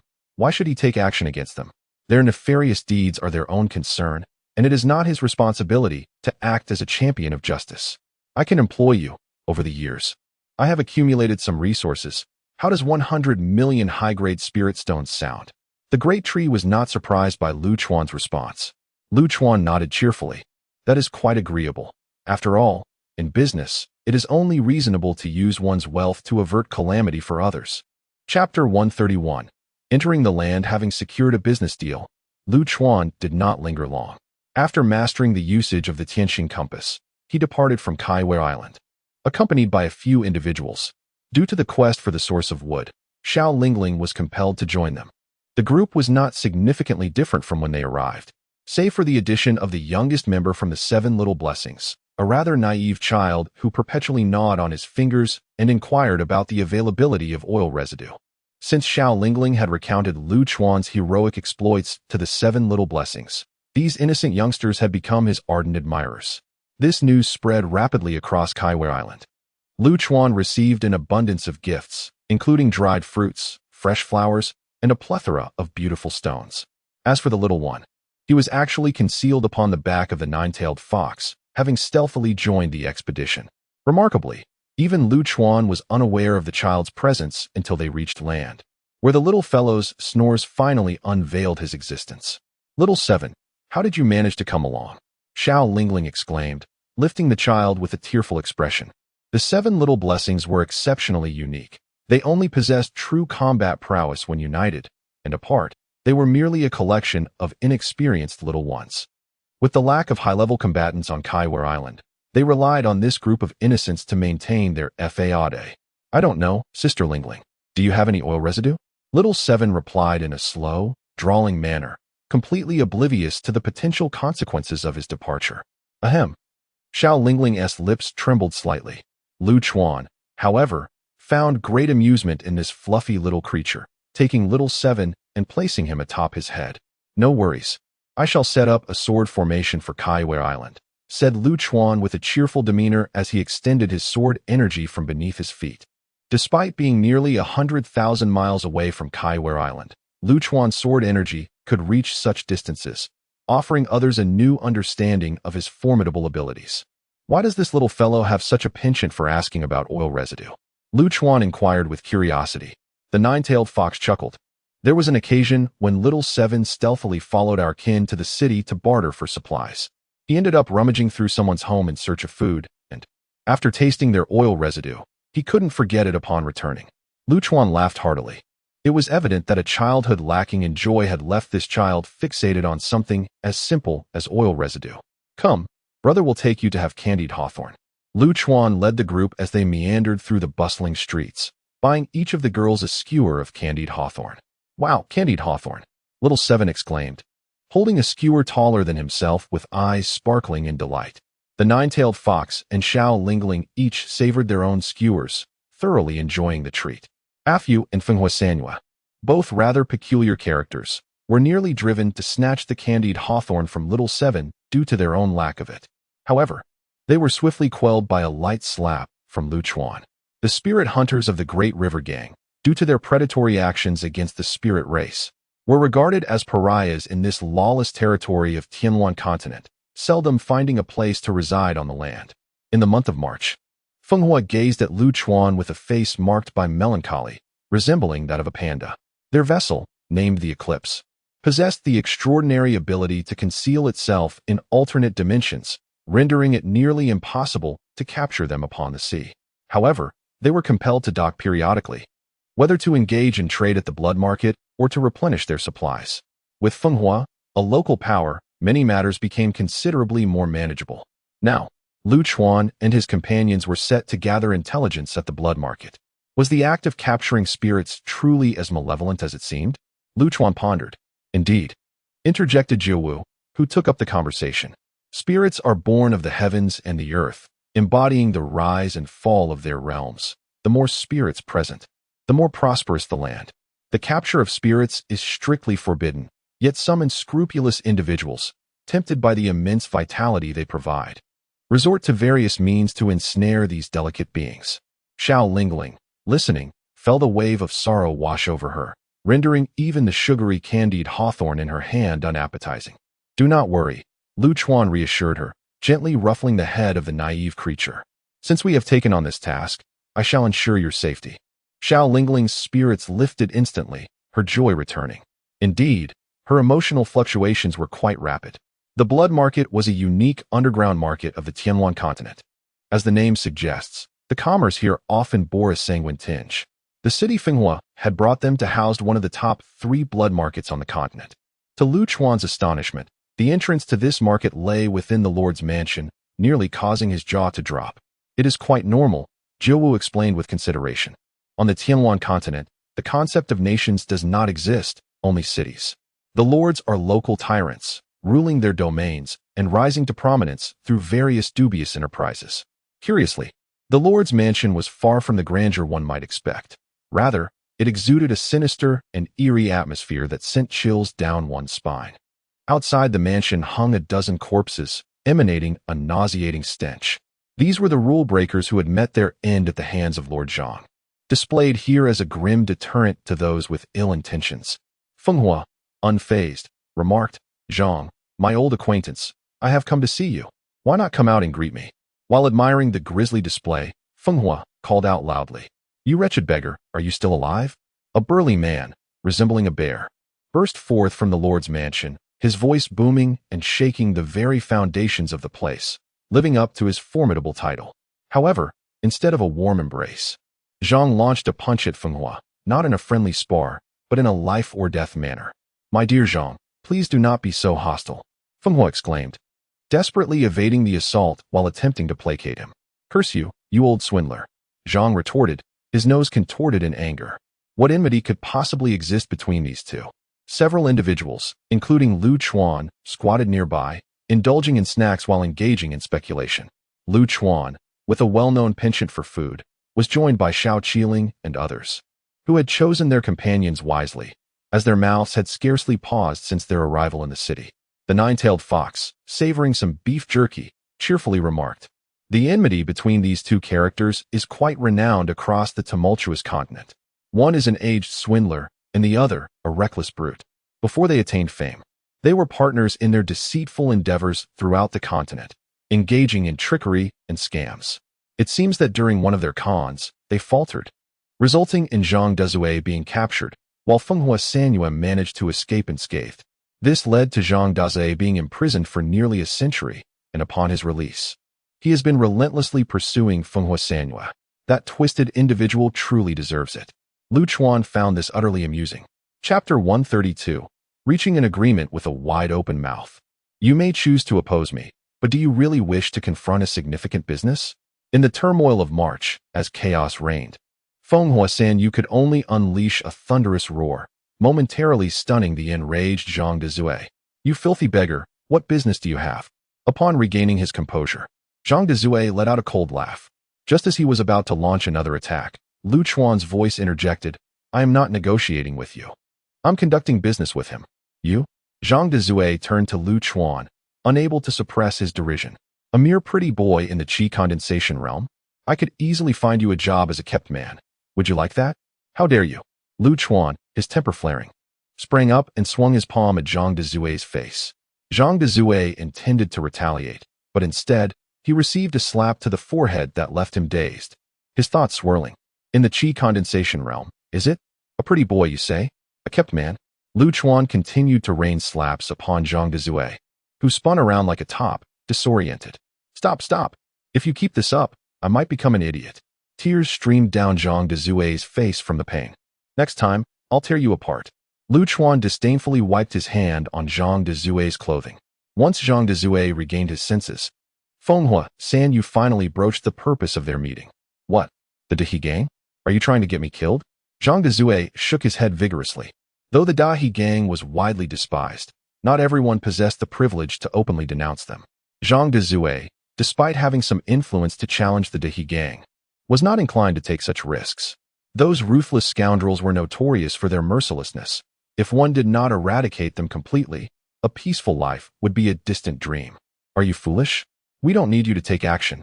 Feng Hua Sanyue felt an urge to slap the slow-witted man again. At last, Zhang Dezue seemed to awaken to the reality. "You mean, I only need to assist?" "Exactly." Feng Hua Sanyue nodded. "It is impossible to capture the Night Phantom at sea. We must lure them to shore." "Don't be absurd. The leader of the Dahe gang hasn't brought the Night Phantom ashore in over 10,000 years. Not even when his own mother passed away could he manage that." Zhang Dezue shook his head vigorously. "What about Xiao Lingling, the next leader of the Spirit Clan? Could we use her as bait?" Feng Hua Sanyue glanced toward Lu Chuan. Lu Chuan nodded slightly, granting him permission to proceed. "What?" Zhang Dezue gasped, looking at Xiao Lingling. "She is the next leader of the Spirit Clan?" "Absolutely." Feng Hua Sanyue emphatically patted Zhang Dezue on the shoulder. "Now this is getting interesting." Zhang Dezue stroked his chin thoughtfully. "There are rumors that the old hag from the Divine Water Palace offered a fortune to acquire this girl. The Dahe gang took on this job, yet delivery has yet to be made."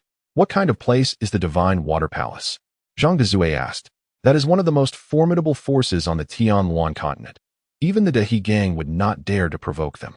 If they take on this job and then default, The Dehi gang will never see the light of day again. Can you take action? With your wisdom, you could undoubtedly achieve splendid results, right?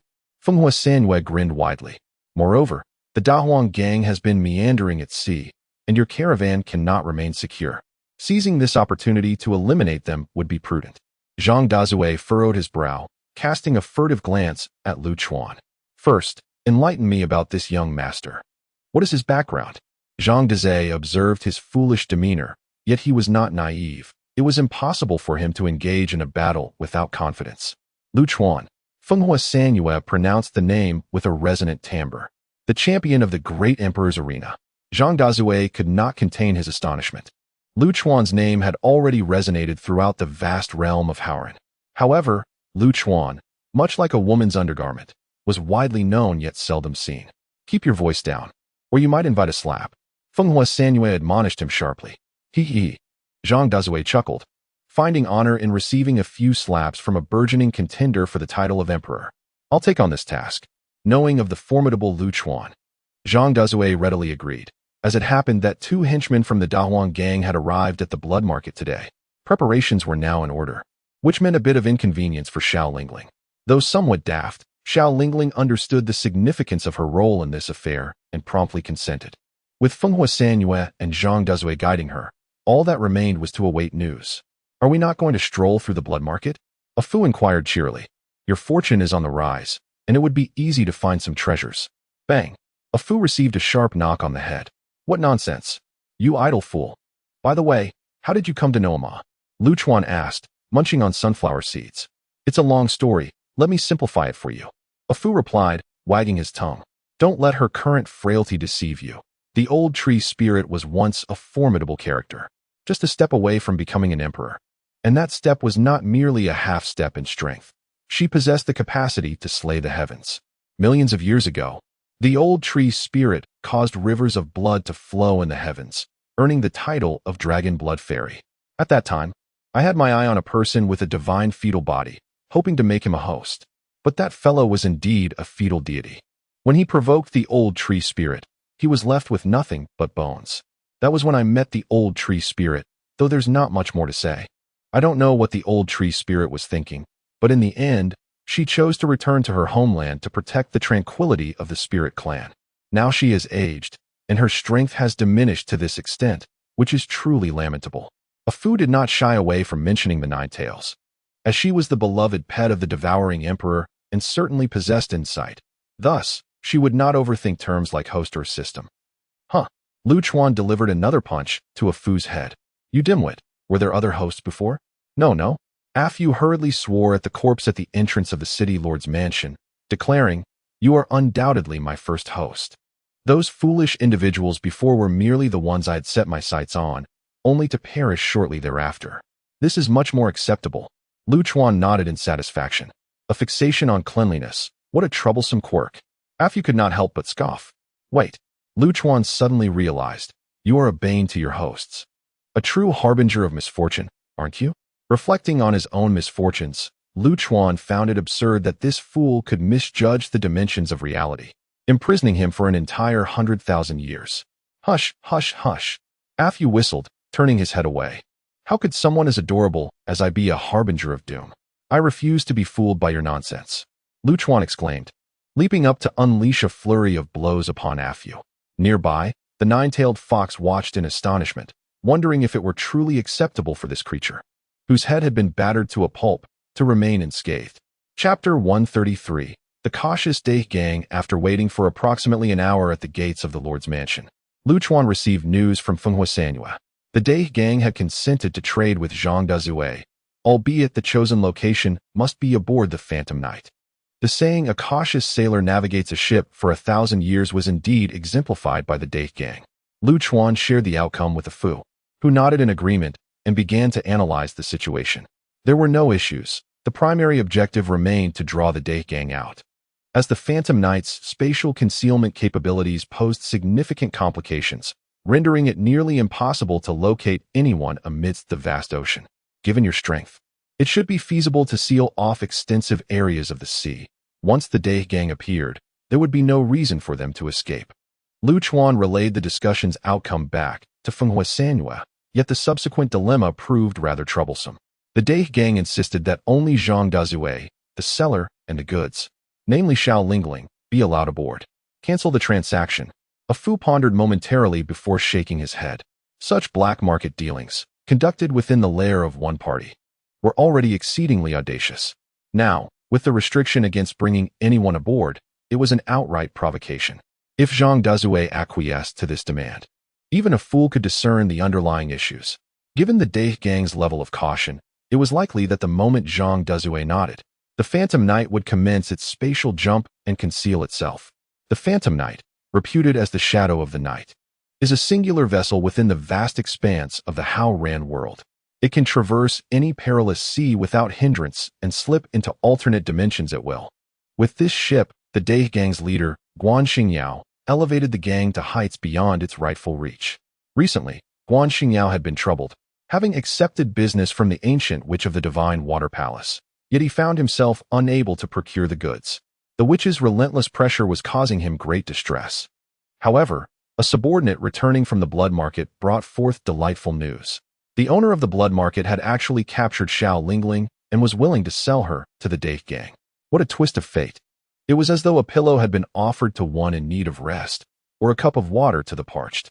The Dai gang had sought to capture Xiao Lingling for nearly 3 centuries without success, yet now she had been seized by the muscle-bound Zhang Dazue. The unusual circumstances aroused Guan Xingyao's suspicion of a conspiracy.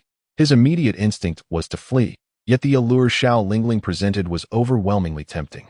Moreover, the Dai gang's foremost spirit hunter had vanished days prior. Xiao Lingling, at the pinnacle of the Annihilation realm, surpassed typical practitioners of that level, compounded by the presence of 7 foolish guards on the periphery of Kaiwei Island. The Dai gang could no longer afford the means to capture Xiao Lingling. Guan Xingyao had no choice but to take a gamble. Failing to close this deal would render the Dai gang irretrievably marooned. His prudent thoughts prompted him to probe Zhang Dazue. Should Zhang Dazue dare to agree, he would not hesitate to make his escape. Leader, Zhang Dazue has refused the trading process and canceled the transaction. At that moment, a shimmering water mirror illuminated before Guan Xingyao. The reflection in the mirror revealed the figure of his subordinate, who reported the current situation. Guan Xingyao felt a slight sense of relief. The trading location had been changed to the coastal town of Sunset Town. The place of transaction had indeed shifted to Sunset Town at the estuary. A somewhat irritated voice echoed in Lu Chuan's mind, reminiscent of the turbulent march. No matter. As long as they emerged, that sufficed, Lu Chuan replied cheerfully. Next, the discussion turned to pricing, and it was ultimately settled at 200 million high-quality spirit stones. Upon hearing this figure, Lu Chuan's eyelids twitched. Were these pirates truly so affluent? Observing Lu Chuan's adorably naive demeanor, Jiawei couldn't help but chuckle. The Great River Gang had pillaged for many years, engaging in ventures with no initial investment. Thus, it was quite normal for them to possess some wealth.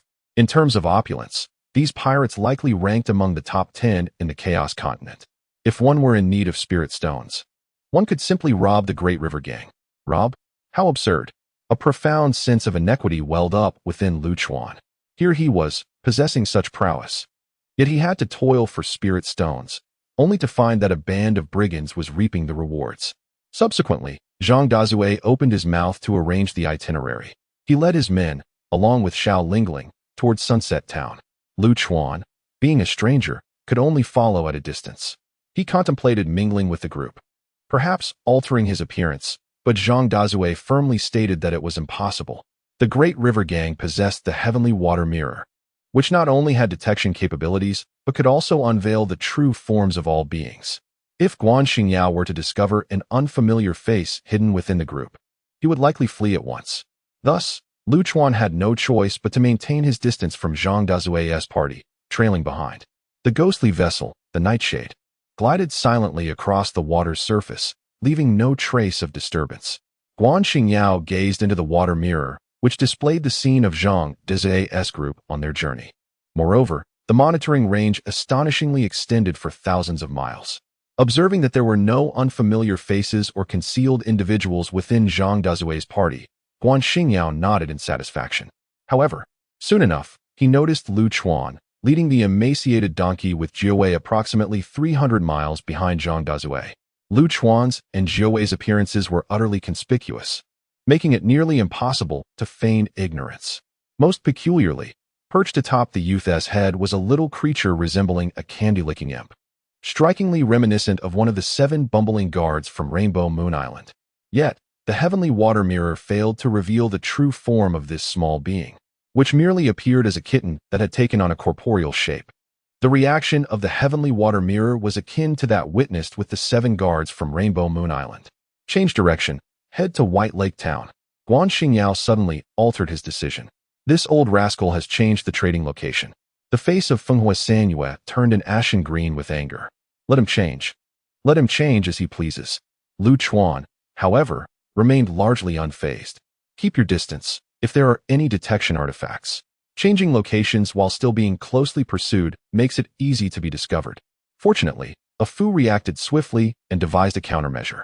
Zhang Dazue's group arrived at Baihu Town, only to receive new orders to divert to Canfeng City. Exercising patience, Zhang Dazue and his entourage embarked on a night journey towards Canfeng City. However, midway through, Guan Xingyao altered the destination once more. In a fit of rage, he cursed and cancelled the transaction. A Fu offered Zhang Dazue a suggestion. By the heavens, I curse you, Zhang Dazue exclaimed, raising his finger defiantly towards the sky. Guan Xingyao, you old wretch. I know you can see this. I'm no longer playing your game. I'll head straight to negotiate with that old witch at the Divine Water Palace. Farewell. True to his moniker, Zhang Dazue proved to be quite adept at cursing others, extending his invectives to every female in Guan Xingyao's household. Meanwhile, Guan Xingyao, who remained aboard the Nightshade, turned pale with anger. Yet this outburst allowed him to finally breathe easy, realizing that this was indeed the expected reaction from the muscle-headed Zhang Dazue. Furthermore, the ethereal duo had not reappeared after the change of location. Let us proceed to Beima Town. There we shall conduct our transaction in person. Guan Xingyao opted for an alternative seaport as the ultimate site for the exchange. Chapter 134. Discontent and folly in the tranquil darkness of Whitehorse Town. An eerie stillness enveloped the air, laced with an elusive, delicate fragrance that wafted through the streets. The entire town seemed to have succumbed to a profound slumber, devoid of any sound. It was unnaturally quiet.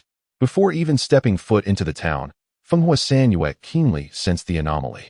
He gestured for his subordinates to halt, scrutinizing the dimly lit settlement. Given Guan Xingyao's notorious character, one could only anticipate a treacherous scheme was afoot. Should we proceed or retreat? Rapping his forehead, Fenghua Sanyue mused that it was unlikely Guan would act too recklessly, for he had a desperate need for Xiao Lingling.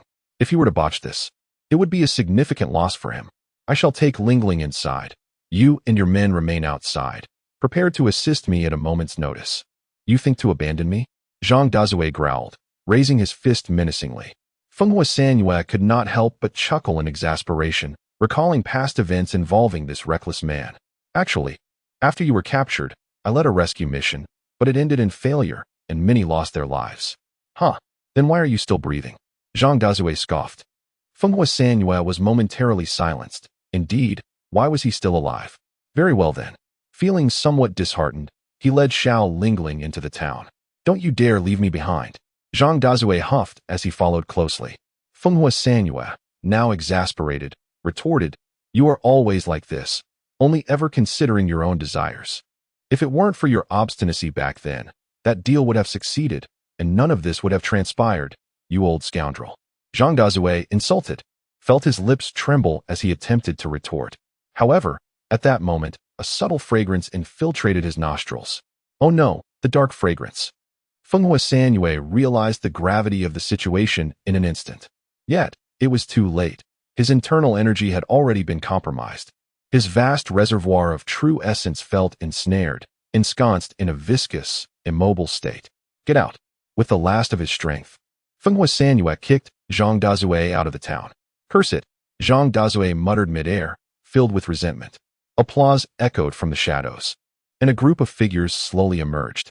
The leader, a middle-aged man with a pallid complexion and a grim demeanor, chuckled, truly impressive. Chile the Ranger, your reflexes are remarkable. Guan Xingyao, you old tortoise, what is the meaning of this, scattering dark fragrance throughout the town? Fenghua Sanyue pulled Xiao Lingling protectively behind him, glaring intently at the man in front. Dark fragrance, a special substance derived from the high-level sea beast known as the Dragon Gate whale, was an exclusive concoction that only the likes of the Dahu gang, who resided perpetually by the sea, could accumulate in such quantities. While not outright poison, it held a peculiar lethality for cultivators. It could stifle the flow of their true essence, rendering it stagnant. This state could not last long, but in those fleeting moments, it could prove fatal. Do not misunderstand, Brother Sanyue. Guan Xingyao smiled, casting a covetous glance at Xiao Lingling behind Fenghua Sanchun. Xiao Lingling shivered in fear, yet this time, she did not retreat. Instead, she met Guan Xingyao's gaze head-on. With her mother aging, if she continued to exhibit such timidity, the fate of the spirit clan would only worsen. Maturity sometimes arrives in the blink of an eye, necessitated by the assurance of one's own safety, albeit through subtle machinations. Guan Xingyao smirked, revealing a delicate ring in his hand. 200 million top-tier spirit stones, not a single one less. Brother Sanchun may verify. He tossed the ring toward Fenghua Sanchun. In this scenario, he had ensured an impeccable outcome. Moreover, Fenghua Sanchun's suspicions were not unfounded. Guan Xingyao had no intentions of betrayal at this moment. Everything was merely to secure his own safety. Illusory beauty. Fenghua Sanchun scoffed as he caught the ring, gazing mockingly at Guan Xingyao. The figure before him was not the true Guan Xingyao, but a manifestation of the divine technique known as illusory beauty, merely a replicated avatar. The man's caution was unparalleled. The Dahuang gang's survival to this day was certainly no stroke of luck. Yet, Fenghua Sanchun understood that the true Guan Xingyao was undoubtedly watching from a nearby vantage point. Caution ensures longevity. I seek merely a fair trade, and you should be pleased. Guan Xingyao shook his head with a smile. Fenghua Sanchun rolled his eyes, infusing the meager amount of genuine essence he could muster into the ring. The ring brimmed with top-tier spirit stones, and a mental scan revealed their satisfactory quantity. Very well, he nodded, unwilling to linger. In dealings with such an ancient creature, any flaw would be swiftly detected. Trusting Lu Chuan implicitly, Fenghua Sanchun resolved to present Xiao Lingling first. He pushed her forward, declaring, "Here she is, we are square." Delightful. Guan Xingyao grinned, casting a black barrier that ensnared Xiao Lingling within. Dark chains emerged, binding her like a crab. "I will make you pay." Xiao Lingling glared fiercely at Guan Xingyao. "Ah, little one, you've caused us quite a bit of trouble." Guan Xingyao chuckled, the weight on his heart finally lifting. Is the little beauty asleep? Meanwhile, Lu Chuan remained silent, causing Fenghua Sanchun to grow increasingly anxious. "Brother Sanchun, please hold." At that moment, Guan Xingyao unexpectedly called out to Fenghua Sanchun. "What is it?" Fenghua Sanchun felt a sudden unease. "The situation is favorable. I wish to amend my previous stance." Guan Xingyao's smile twisted into something more sinister. "Of course, I shall honor your reputation as the Crimson Thunder Ranger. Return the 200 million top-tier spirit stones to me, and I shall allow you to leave unscathed. The dog cannot change its nature." Fenghua Sanchun shook his head with a smile, yet his expression darkened abruptly. "What if I refuse?" With the Crimson Thunder Ranger achieving the pinnacle of the Annihilation realm, there are no more than 3 individuals within the entire Tianluan continent capable of confronting you. Guan Xingyao ambled leisurely, hands clasped behind his back. However, there are moments when intellect falters. No matter how great one's prowess, it proves futile. In such a scenario, do you possess the right to utter a refusal? What harm is there in simply saying no? Suddenly, a thunderous roar erupted as Zhang Dezue, with mouth agape and mask in place, stormed in. "What are you doing here? Are you out of your mind?" Fenghua San Yu nearly lost his composure in fury. "Don't think you can abandon me again. You scoundrel." Zhang Dezue spat vehemently. "Covering your nose is futile. The fragrance can seep through the skin." Fenghua San Yu had truly reached his limit with this dim-witted companion. "Is that so? Ugh." Before Zhang Dezue could finish his sentence, he felt his stomach churn violently and promptly retched. His strength paled in comparison to Fenghua San Yu, and his resistance was weak, leading to symptoms of discomfort. Truly, it was a pity for Brother San Yu to be burdened with such a foolish companion. Guan Xingyao seized the opportunity to mock. "Now that Zhang Dezue has joined the fray, I can reluctantly take over your blood market." Judging by his tone, it seemed he had no intention of allowing either of them to leave alive. Chapter 135. I am willing to wait for a moment of friendship. The situation was firmly in hand, yet Guan Xingyao, gazed at Feng Huasanyue, an inexplicable sense of foreboding gnawing at his heart. This intuition had been honed through countless brushes with death. Feng Huasanyue's lips curled into a faint, mocking smile. Under such circumstances, should a rational individual not be begging for mercy? Are you laughing? Guan Xingyao furrowed his brow, perplexed by what could possibly warrant amusement. Did I smile? Feng Huasanyue's eyes narrowed slightly, yet the mirth at the corners of his mouth grew more pronounced. At present, Lu Chuan remained unresponsive, which stirred a sense of trepidation within him. However, he recognized that someone like Guan Xingyao was typically rife with suspicion. Thus, the objective now was to buy time. You've been laughing incessantly. Observing Feng Huasanyue's demeanor, Guan Xingyao began to feel paranoid, peering around him. Yet the old fox quickly regained his composure. The entire town was suffused with a hidden fragrance, rendering it a no-go zone for outsiders. No cultivator could venture forth unless they sought their demise. Feng Huasanyue was merely stalling for time. See them off, Guan Xingyao commanded, now alert to the situation. Feng Huasanyue's eyelids twitched. He detested dealing with such cunning old foxes, for one could hardly outmaneuver them. Qilong. Feng Huasanyue suddenly bellowed.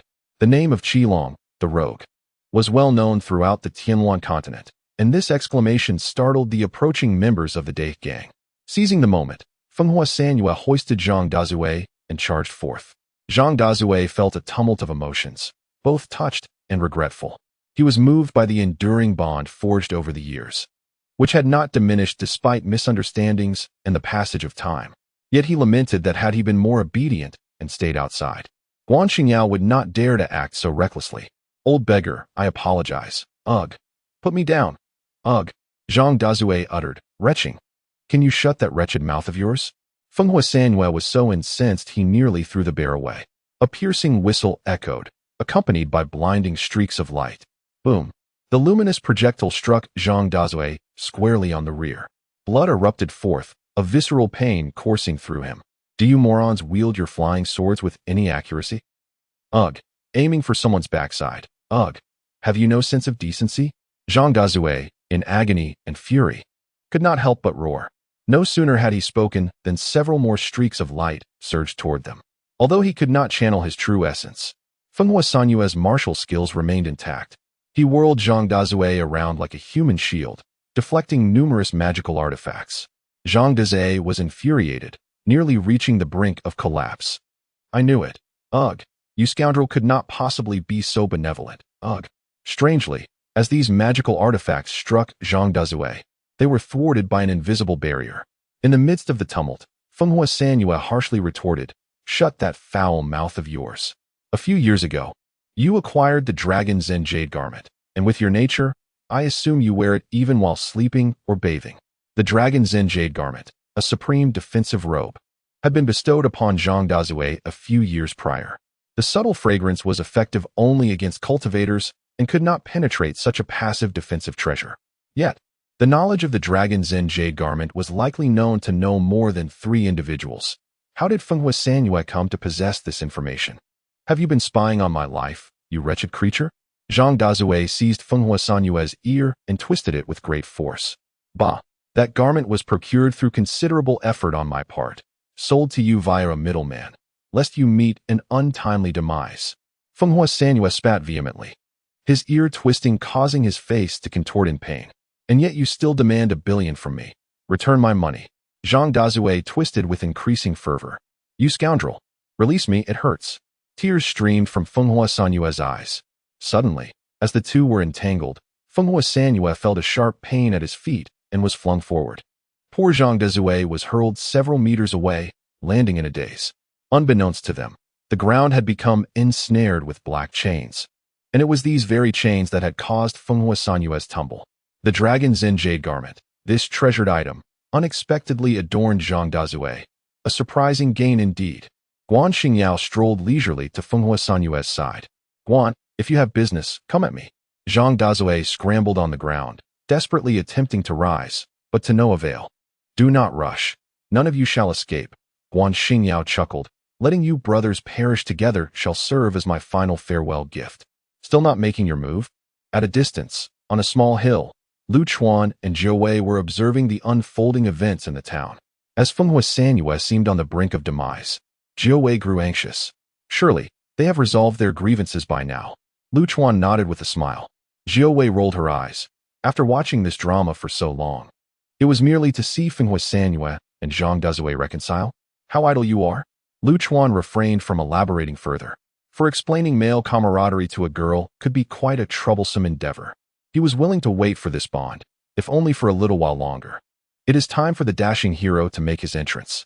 Lu Chuan leaped onto a Fu's back, lifting Jiao Wei in the process. Jiao Wei shivered slightly at the corner of her mouth, seemingly oblivious to the distinction between genders. Charge! Lu Chuan slapped a Fu's head. Excited, a Fu exhaled clouds of vapor through his nostrils, having not been ridden in many days. With a voice like a broken gong, a Fu let out a mighty roar and bolted towards the town. Within the town, Guan Xingyao raised a soul-destroying nail, poised to end Fenghua Sanyue's life. However, an unexpected voice resonated, one that would linger in his memory even in the afterlife, often awakening him from nightmares. A robbery ensued, with men positioned to the left, women to the right, and those of indeterminate gender standing in the center. Surrender your spirit stones and magical treasures. With this proclamation, Guan Xingyao beheld a peculiar scene. A dandy, cradling a stunning beauty in his arms, charged forth upon a gaunt donkey, brazenly shouting. It was audacious and wild, yet strikingly out of place. Guan Xingyao realized it was time to flee, for in the eyes of that dandy, he detected only exhilaration and mockery, akin to a cat toying with its prey. However, it was too late. No one could escape once they laid eyes upon Lu Chuan. No one at all. Jian San, calamity, piercing. Lu Chuan, riding a Fu, surged forward, deftly plunging his sword into the earth. A torrent of sword energy churned beneath the surface, reminiscent of a volcano ready to erupt.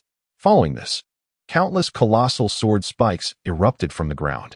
Though Lu Chuan's swordplay was brutal, it was imbued with an ineffable elegance and beauty. Help, boss!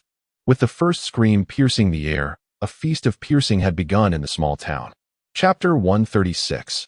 The fall of the Great River Gang. From beneath the feet of the members of the Great River Gang, spikes of sword energy erupted from the ground, leaving them with little room for resistance. Amidst their anguished cries, they were impaled, forming a grotesque tableau of blood.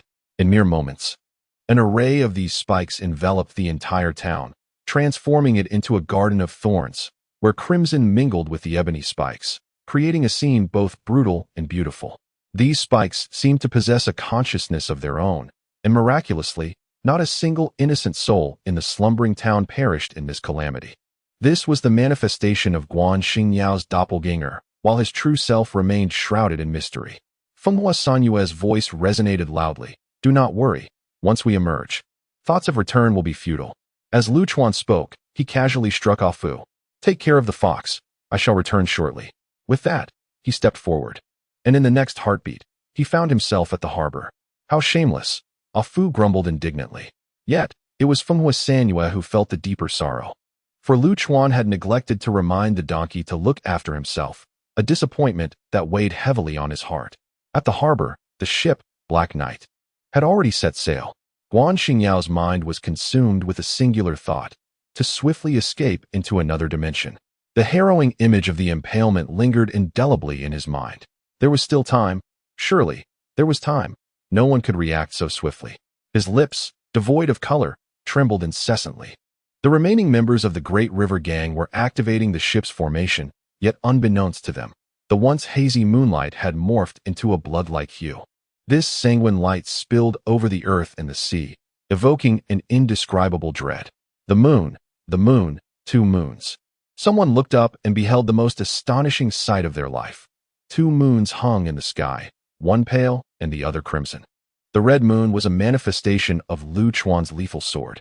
Though the onlookers sensed the strangeness of this moon, they could not suppress their inner yearning.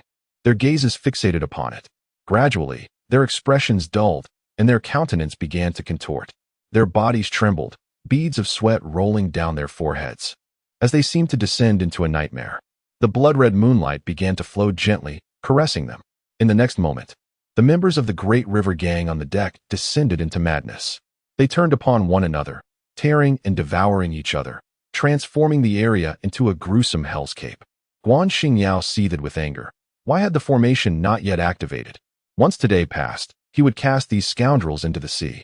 With a grim determination, he reluctantly stepped out of the fortified chamber. Before he even reached the deck, the acrid scent of blood assaulted his nostrils.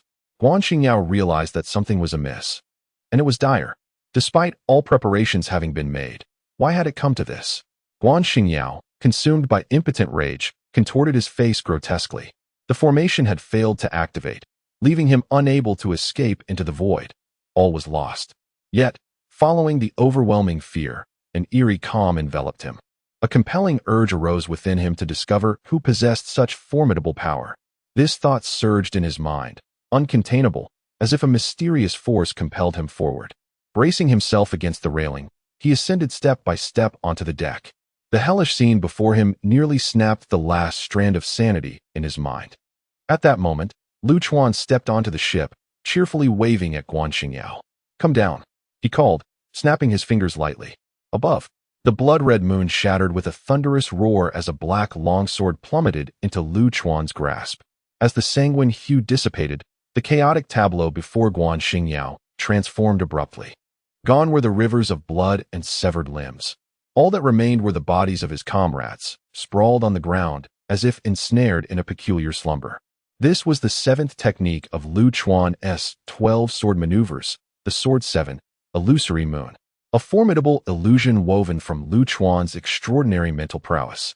It rendered onlookers entranced by mere moonlight, without the need for the blood moon's gaze. Fortunately, Lu Chuan had dispelled it just in time. Otherwise, anyone who beheld that moon tonight would have succumbed to madness. Relieved, Guan Xingyao wiped his forehead with trembling hands. This is not good. Lu Chuan waved his sword, and with a surge of sword energy, the members of the Dahuang gang, ensnared in the illusion, were obliterated in an instant. Lu Chuan, grinning gaily, bore no hint of remorse, as if he had merely slaughtered a few hundred chickens. Yet, even such a massacre would typically stir some discomfort. Lu Chuan, however, felt none of that. "What are you doing?"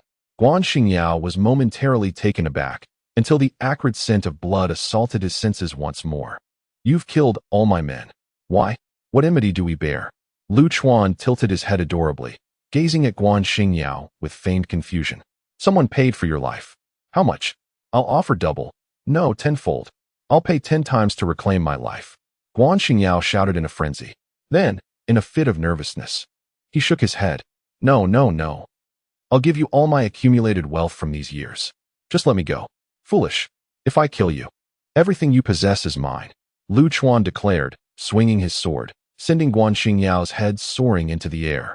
Before the bloodied head even hit the ground, Lu Chuan enveloped it in sword energy. With a swift kick, he sent the head flying far away. Perhaps Guan Xingyao could never have imagined that his severed head would bid farewell to his body, embarking on an unanticipated journey. It soared over the sea, traversed small islands, and crossed countless mountains and rivers, ultimately landing upon the shores of colorful Moon Island. Lu Chuan gazed at the distant severed head, pondering when his own might also soar away, far into the abyss, never to find its way back. The Dahu gang had perished, and it had taken merely a single night. Zhang Dezue arrived with his men to seize control of the Nightshade.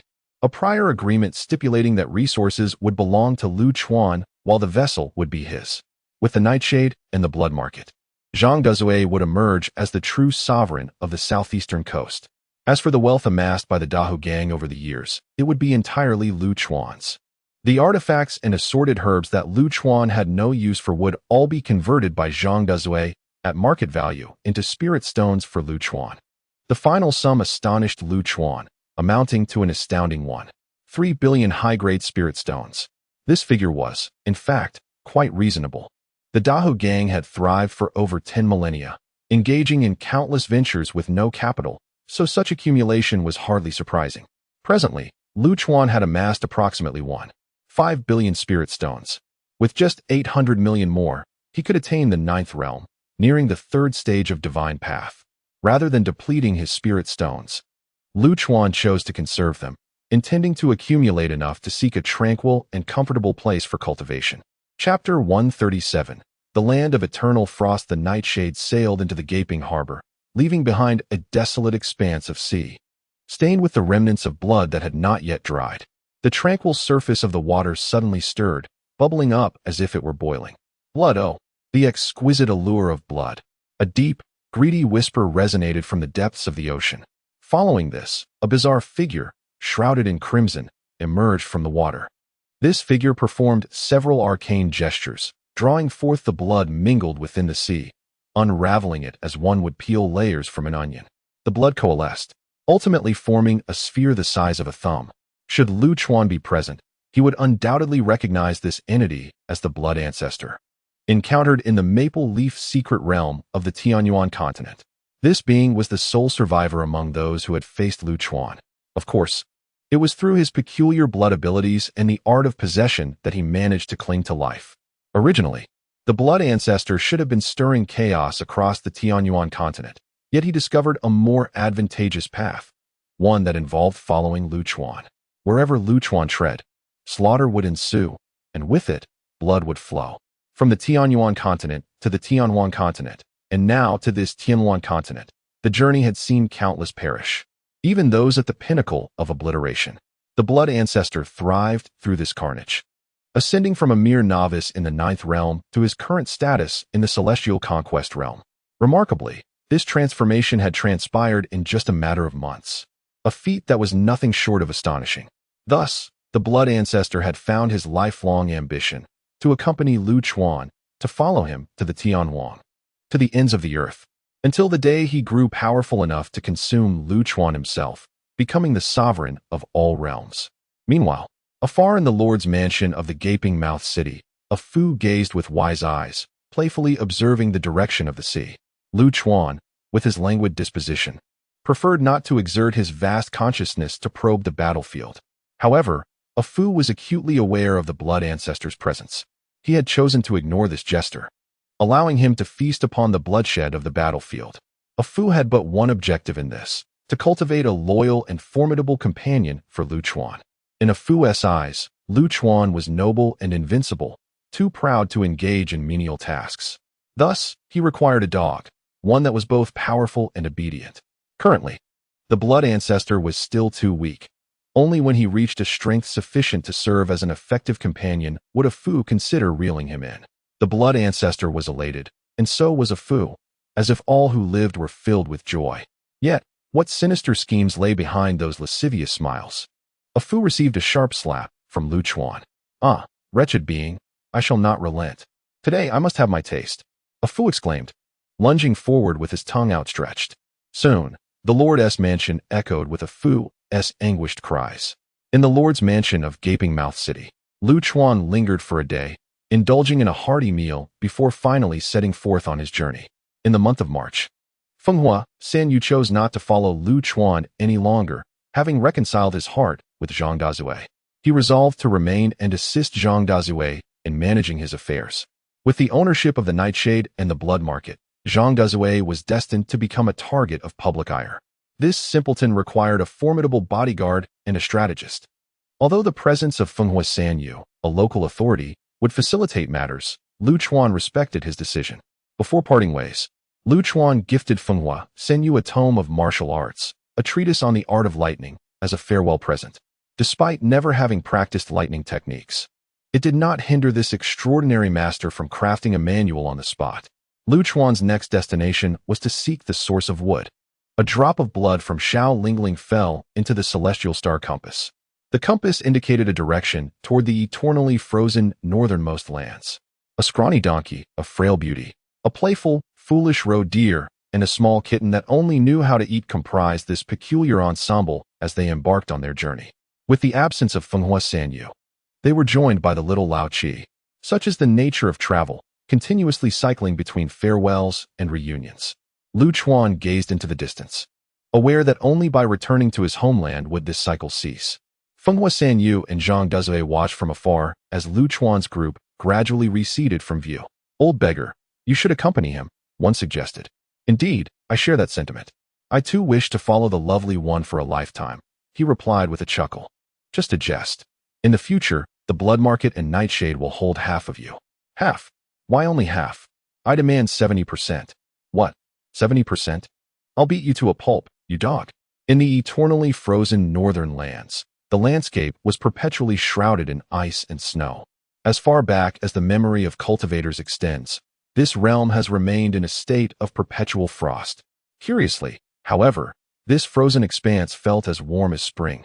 Devoid of any hint of chill, the Divine Water Palace, the largest faction in the tumultuous continent, stood majestically atop the white night prairie of the frozen lands. In this chaotic world, one could provoke the River Gang, a band of ruthless killers, or challenge wanderers like Fenghua Sanyu. Yet, one must never dare to provoke the Divine Water Palace. These individuals could only be described with one phrase: they devour their victims, leaving no bones behind. This consumption bears two meanings, one literal and the other metaphorical. The Divine Water Palace is home to many exotic races.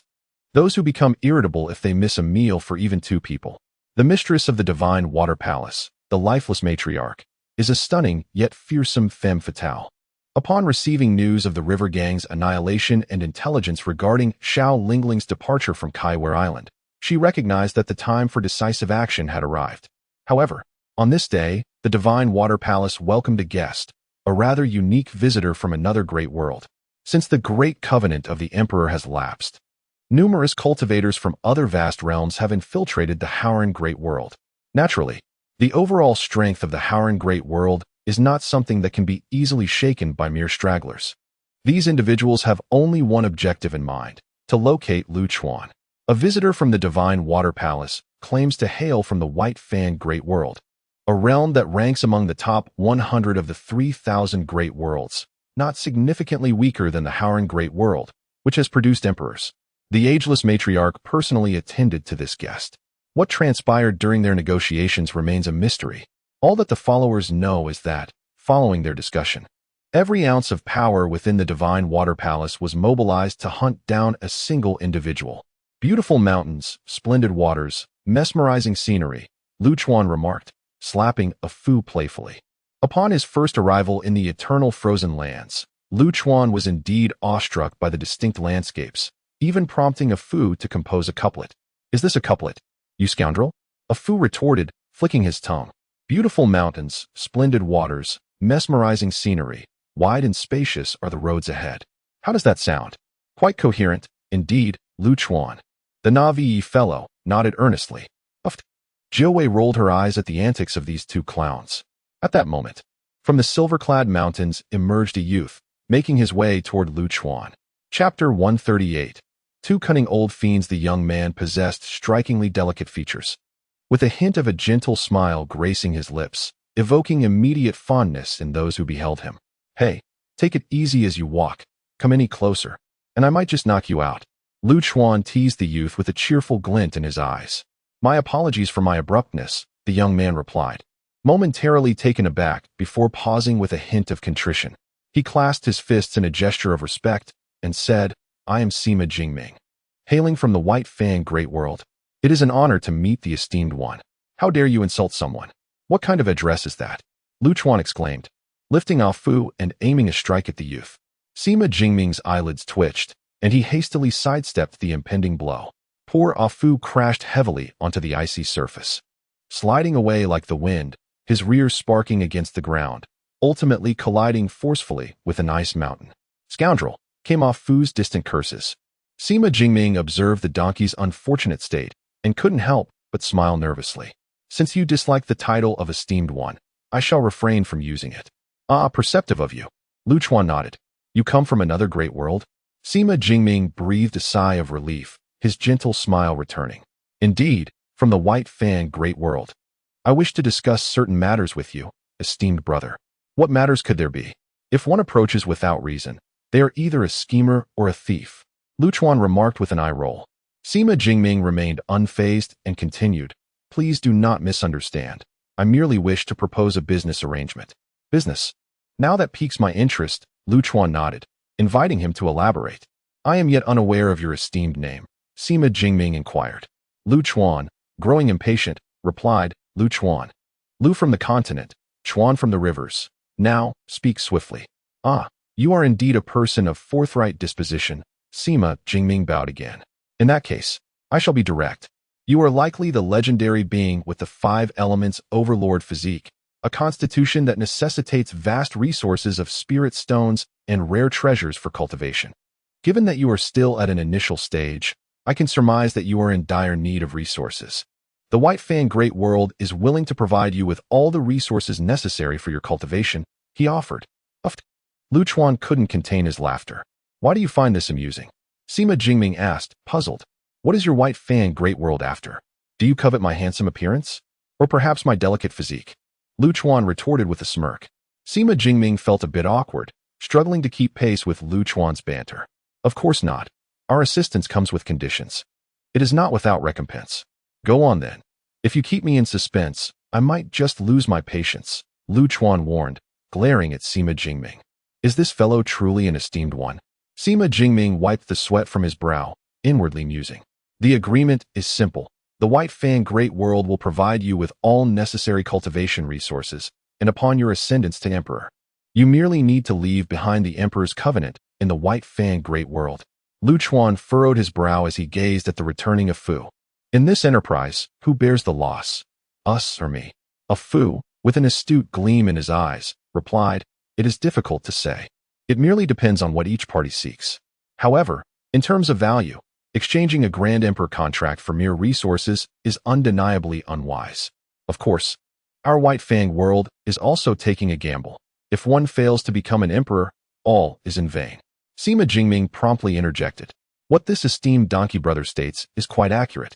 Silence your tongue. Lu Chuan rolled his eyes. Donkey, does the emperor contract truly hold significance? Fu contemplated. For a weaker realm, the emperor contract serves as an irreplaceable protective barrier. For a powerful world, it may be deemed unnecessary. Yet, one crucial point remains. Where there is an emperor contract, the opportunity to ascend to emperor status lingers. This is its true worth. Let it be then. Lu Chuan shook his head, disinterested in further discussion about the business. Sima Jingming appeared anxious. Why? Lu Chuan waved his hand, having lost interest. I have obtained the chance to ascend to emperor status in the Howren Great World, and naturally, I intend to leave this artifact here. It would be unthinkable for me to take something acquired in the Howren Great World and bestow it upon another realm. I cannot act so ungratefully. Then I shall not intrude any longer. Sima Jingming bid farewell to the group, disappointment evident in his tone. This fellow has issues. After Sima Jingming departed, both Jiu Wei and Fu simultaneously voiced this sentiment. Lu Chuan was puzzled. He is quite a fine lad. Handsome, polite, and without fault. He gave up too quickly. Jiu Wei shook her head, dissenting with Lu Chuan's perspective. Sima Jingming relinquished his pursuit far too hastily. He expended significant time and energy to reach the Howren Great World, only to abandon this business due to a few words from you. Does that not seem rather childish? Indeed, he did relinquish too swiftly. Fu nodded in agreement. However, there is another crucial reason. Why would Sima Jingming choose you, a mere novice? Among the 3,000 great worlds, there are certainly more than just the Howren Great World where one can attain emperor qualifications. Worlds that have previously birthed emperors, along with those hidden old turtles, possess the capability to seize great fortune and achieve emperor status. Even if the White Fang world lacks the means to produce an emperor, they would not resort to placing their bets on someone of your meager standing. Could it be that I possess charm? What if he is simply drawn to my handsome visage?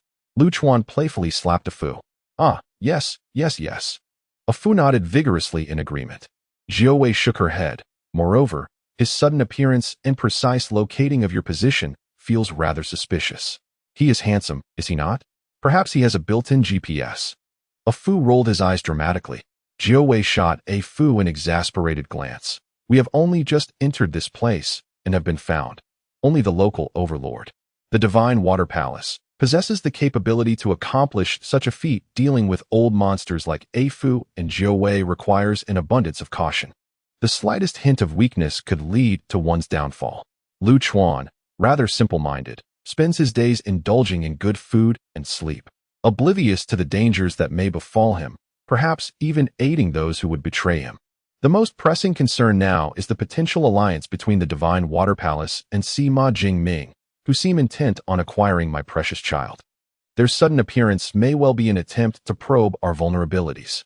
Fu has completely abandoned the conversation with Lu Chuan and turned to engage with Jiu Wei instead. Jiu Wei nodded. acknowledging the audacity of the old hag from the divine water palace, who would indeed resort to treachery against her own world. But what could be her justification? What motives lie beneath? A Fu felt perplexed. If Sima Jingming covets the golden dragon's fortune that resides within Lu Chuan, what does the old hag desire? Chapter 139. My own endeavors if there were not sufficient benefits. The old witch of the divine water palace would never condescend to confront a prince. The secrets of the eternal frozen land. At this moment, the nine-tailed fox chuckled. With a flick of his tongue, Lu Chuan laughed, finding it quite delightful. He appeared rather disheveled. The nine-tailed fox shot him a disapproving glance. Secrets? What secrets? A Fu's wise gaze sharpened. It was connected to the heavenly Tao. Theoretically, anything known to the heavenly Tao should also be known to it. However, it could not discern any secrets regarding the eternal frozen land. Once, my master brought me here, the nine-tailed fox reminisced, momentarily lost in thought. The master mentioned that something was sealed beneath the eternal frozen land, possibly a lost artifact of the vast world. Artifacts? What are those? Can they be eaten? Such nonsensical queries. Lu Chuan muttered under his breath. The nine-tailed fox, feeling somewhat exasperated, tapped her forehead, pondering how to explain this to the simple-minded fellow. Let us compare it to divine artifacts. After some consideration, the nine-tailed fox concluded that while divine artifacts possess characteristics that cannot be replicated, artifacts are unique in their own right. They emerged alongside the formation of the world, existing since the dawn of creation. Artifacts should be akin to the world's will, a manifestation formed over time, distinct from the ever-changing heavenly Tao. Artifacts rarely make an appearance. They emerge only in times of catastrophic peril to save the world. Wow, that is impressive. Lu Chuan listened to the story with rapt attention. The nine-tailed fox felt a strong urge to give him a few good knocks. His carefree demeanor was rather infuriating. However, according to what the master said, the artifacts of the vast world had not manifested even during the era of spiritual energy. When the demonic forces invaded and the world was in turmoil, the artifacts remained silent, and it was ultimately the master who dealt with the demons. Later, the master ventured to the eternal frozen land to investigate the whereabouts of the artifact, sensing weak fluctuations indicating its presence. The master speculated that either the artifact was damaged and self-sealing, or that some unfathomable entity was suppressing the artifact within the vast world. Why didn't the master retrieve the artifact back then? Lu Chuan scratched his head, puzzled. The nine-tailed fox shook her head. Because the master was uncertain about the artifact's condition. If it were in the process of self-repair, removing it could result in unforeseen consequences. Furthermore, the master had already utilized a pact of the great emperor to safeguard the vast world, rendering the presence of the artifact somewhat trivial. A Fu nodded in agreement. If that is the case, it makes sense. The old witch, in her pursuit of the artifact, conspired with other worlds to ambush the prince. This implies that the individuals from the White Fang world possessed the capability to melt the eternal frost here. A Fu laughed mischievously. What is so funny? You sly one. Lu Chuan delivered a slap to A Fu. Haven't you eaten? Put a bit more strength into it. A Fu retorted with a hint of mockery before continuing. The permafrost here, so closely connected to the essence of water, can only be melted with the essence of fire. Lu Chuan's eyes sparkled with understanding. This implied that those from the white-toothed great world possessed the essence of fire. A Fu nodded in agreement, stating, the probability is quite high. Without the essence of fire, they would likely need to rely on their own artifacts to collide with the permafrost, which is a rare occurrence. However, considering your fortune, all favorable individuals and circumstances will gravitate towards you. You require the 5 elemental essences. Thus, it is highly probable that individuals from the white-toothed great world possess the essence of fire. Isn't this akin to receiving free gear? Lu Chuan rubbed his hands in anticipation. If the Eternal Mother were present, upon hearing the conjectures of these two ancient beings, she would probably wish to strangle Sima Jingming. This was because her transaction with Sima Jingming indeed followed this pattern. He would use the essence of fire to melt the permafrost and assist her in controlling the artifact, while the Eternal Mother would help him seize the Golden Dragon's fortune from Lu Chuan. At this moment, within the Divine Water Palace, Sima Jingming was discussing the details of dealing with Lu Chuan with the Eternal Mother. He had just met Lu Chuan and found him rather unimpressive, especially when compared to other worldly emperors. However, Upon hearing that this fool had audaciously met with Lu Chuan, the Eternal Mother was filled with murderous intent.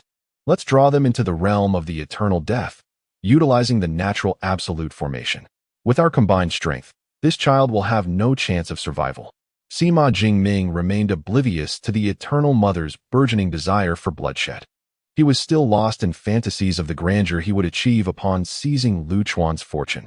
Ultimately, the Eternal Mother refrained from acting, for she desperately needed this opportunity. Having lived for so long, she risked exhausting her lifespan without a breakthrough.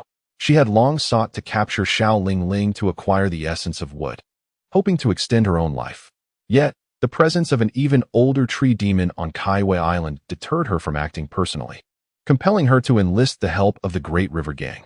Now that the Great River Gang had been annihilated, and with Xiao Ling Ling at the side of the Emperor, along with that bothersome nine-tailed fox, the chances of capturing Xiao Ling Ling had diminished significantly. With Sima Jingming now presenting an opportunity, despite his unforgivable blunder, the Eternal Mother decided to take a gamble. If she could obtain the artifact, she would have a chance to break through. As a half-step emperor, advancing further would not only greatly extend her lifespan, but would also equip her with the power to pursue the elusive position of the Great Emperor.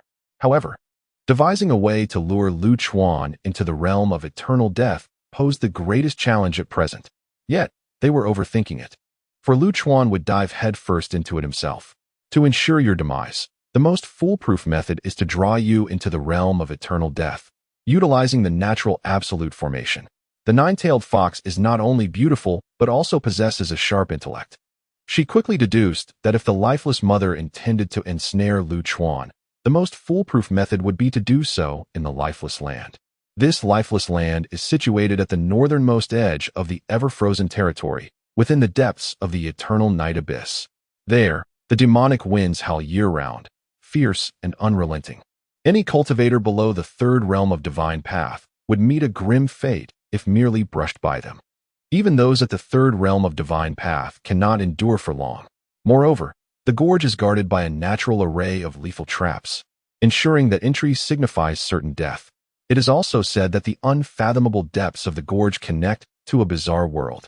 The existence of this array is to prevent indescribable entities from entering the vast and righteous world. Let us proceed to the lifeless land.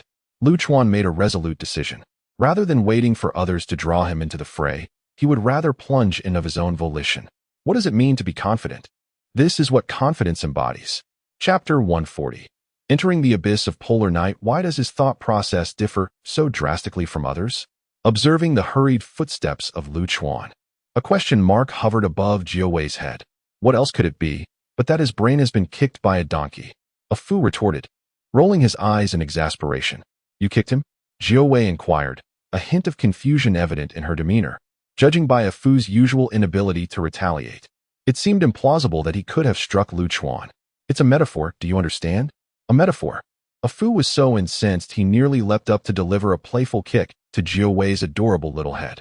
Jiawei covered her mouth and giggled. I was just teasing you. Such a big reaction. A Fu stretched his mouth into a wide grin. Is it amusing? I truly dislike you, girl. It is utterly impossible for you to become my child's bride. Jiawei spat dismissively, as if I would care. Meanwhile, as Lu Chuan journeyed towards the lifeless abyss, intelligence was accurately relayed back to the Divine Water Palace. Both the lifeless matriarch and Sima Jingming were left bewildered, still pondering how to guide Lu Chuan to the lifeless abyss without raising suspicion. Now, Lu Chuan was heading straight for the abyss of polar night, much to their astonishment. Investigate further and report back. The lifeless matriarch felt a sense of uncertainty. She was unsure of the emperor's true intentions. However, after a full day had passed, when Lu Chuan and his company reached the brink of the abyss of polar night, the lifeless matriarch finally dared to confirm their arrival. You may remain here. After a day and night of travel, Lu Chuan had arrived at the outskirts of the abyss of polar night. Gazing into the distance, the sky above shimmered with dazzling auroras, exuding an indescribable eeriness. This was the expanse above the abyss. After days of arduous travel, Jiawei appeared severely fatigued. Having her powers sealed, she was barely stronger than an ordinary person and could not withstand such intense exertion. Her face was weary, her lips chapped and devoid of color. Given these circumstances, She could not accompany him into the abyss. Lu Chuan felt a pang of guilt. He had been so focused on their journey that he neglected Jiu Wei's condition. Once I resolve matters here, I will take you to the underworld to find the antidote. All right. Jiu Wei smiled faintly, offering no further words, merely nodding gently. Little Lao Qi, take care of her, Lu Chuan instructed, capturing little Lao Qi, who was munching on a fried cake, and handing her over to a Fu. Bring her along. A Fu cast a meaningful glance at Lu Chuan. Huh. Lu Chuan raised his hand playfully. Hey, don't get physical. A Fu quickly jumped back, stating earnestly, you are now a wielder of grand fortune. Anyone who stands by your side serves a purpose. Lu Chuan furrowed his brow, realizing the truth in a Fu's words, how the fire march had helped him draw out the Great River Gang, and how Xiao Lingling had guided him to the source of wood. Take her. She embodies the dawn and is a natural adversary to this perpetual night. A Fu's tone was laden with concern and care, due to the need to attend to Jiu Wei and Xiao Lingling. A Fu could not remain by Lu Chuan's side. No matter how powerful Lu Chuan was, in a Fu's eyes, he was still a child in need of companionship. Very well. Lu Chuan nodded. Caring for a little one was hardly a challenge. He nestled the small Lao Qi into his embrace. Who are you? And why are you eating fried cakes? I shall strangle you. The hungover De Chue, awakened by the ruckus, clamored for a resolution to the little Lao Qi. Whoa. I am scared. The adorably naive Lao Qi raised his tiny fists, squaring off against De Chue. Lu Chuan's eyelids twitched, despite Lao Qi's innocent appearance. He was not one to be trifled with. Lu Chuan seized De Chue and lifted him above his head. If you continue to fight, there will be no more snacks or drinks. This statement effectively silenced the two little rascals. Brother Lu Chuan, my heart is racing fiercely, as if something is calling to me. At that moment, Xiao Lingling gazed vacantly at the aurora shimmering in the distant sky, her demeanor somewhat amiss. What's wrong? Lu Chuan approached and touched Xiao Lingling's forehead, which felt feverishly hot. The essence of wood is calling her. Ah Fu, grinning broadly, chuckled.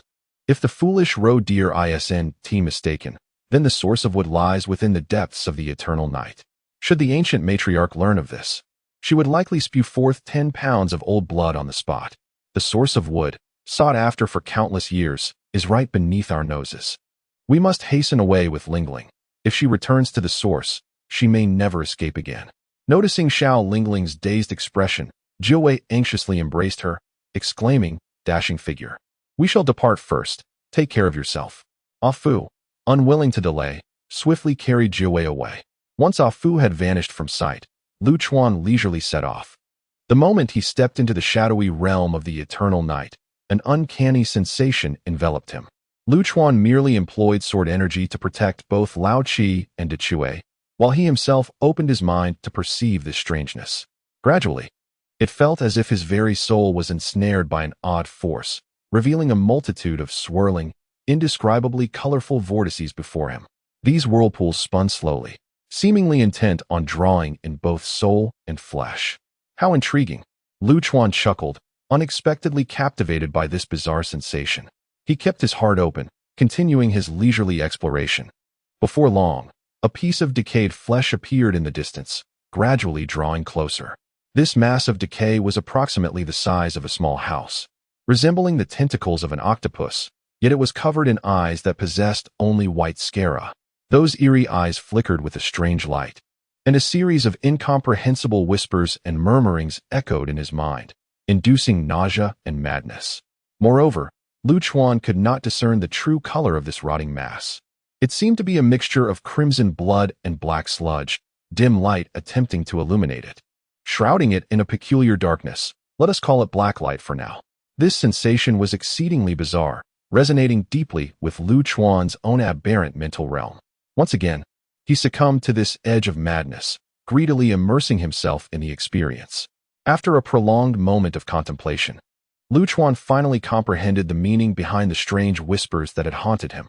To descend to the abyss's depths and unravel the seals, that is the essence of the matter. How dare you? Who are you to command me so casually?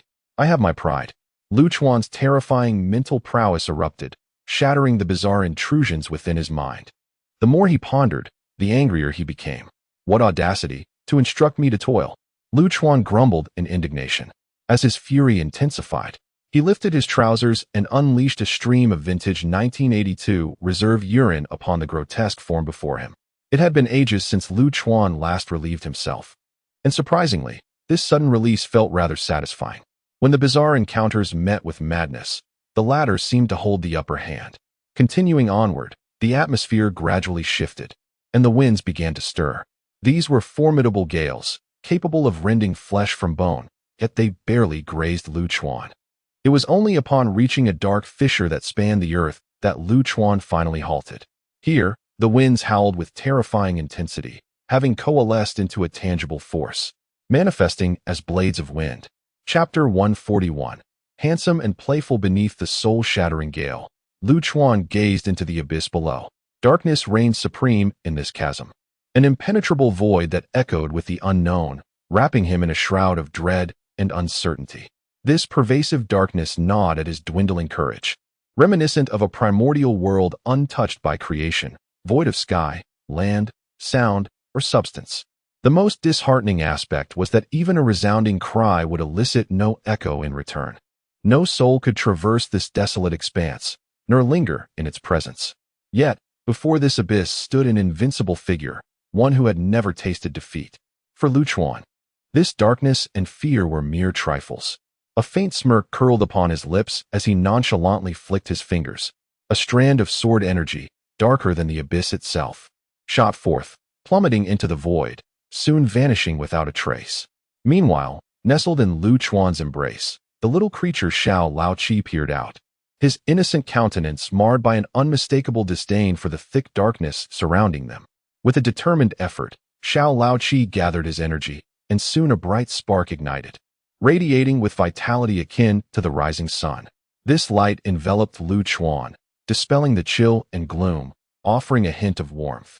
Amused by the little one's flushed face, Lu Chuan chuckled softly. His own powers rendered the light unnecessary, yet he graciously accepted the gesture.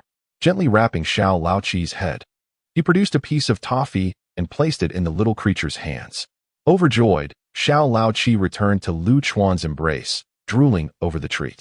After a brief wait, the expected feedback from the sword energy did not return, surprising Lu Chuan. His chaotic sword energy should have been impervious to consumption unless dissipated naturally.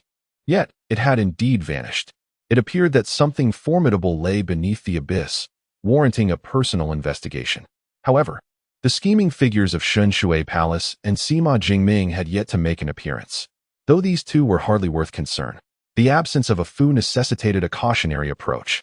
Lu Chuan enveloped the vicinity with his mental energy, shielding against prying eyes, then extended his middle finger, letting forth a torrent of intricate sword energy from its tip.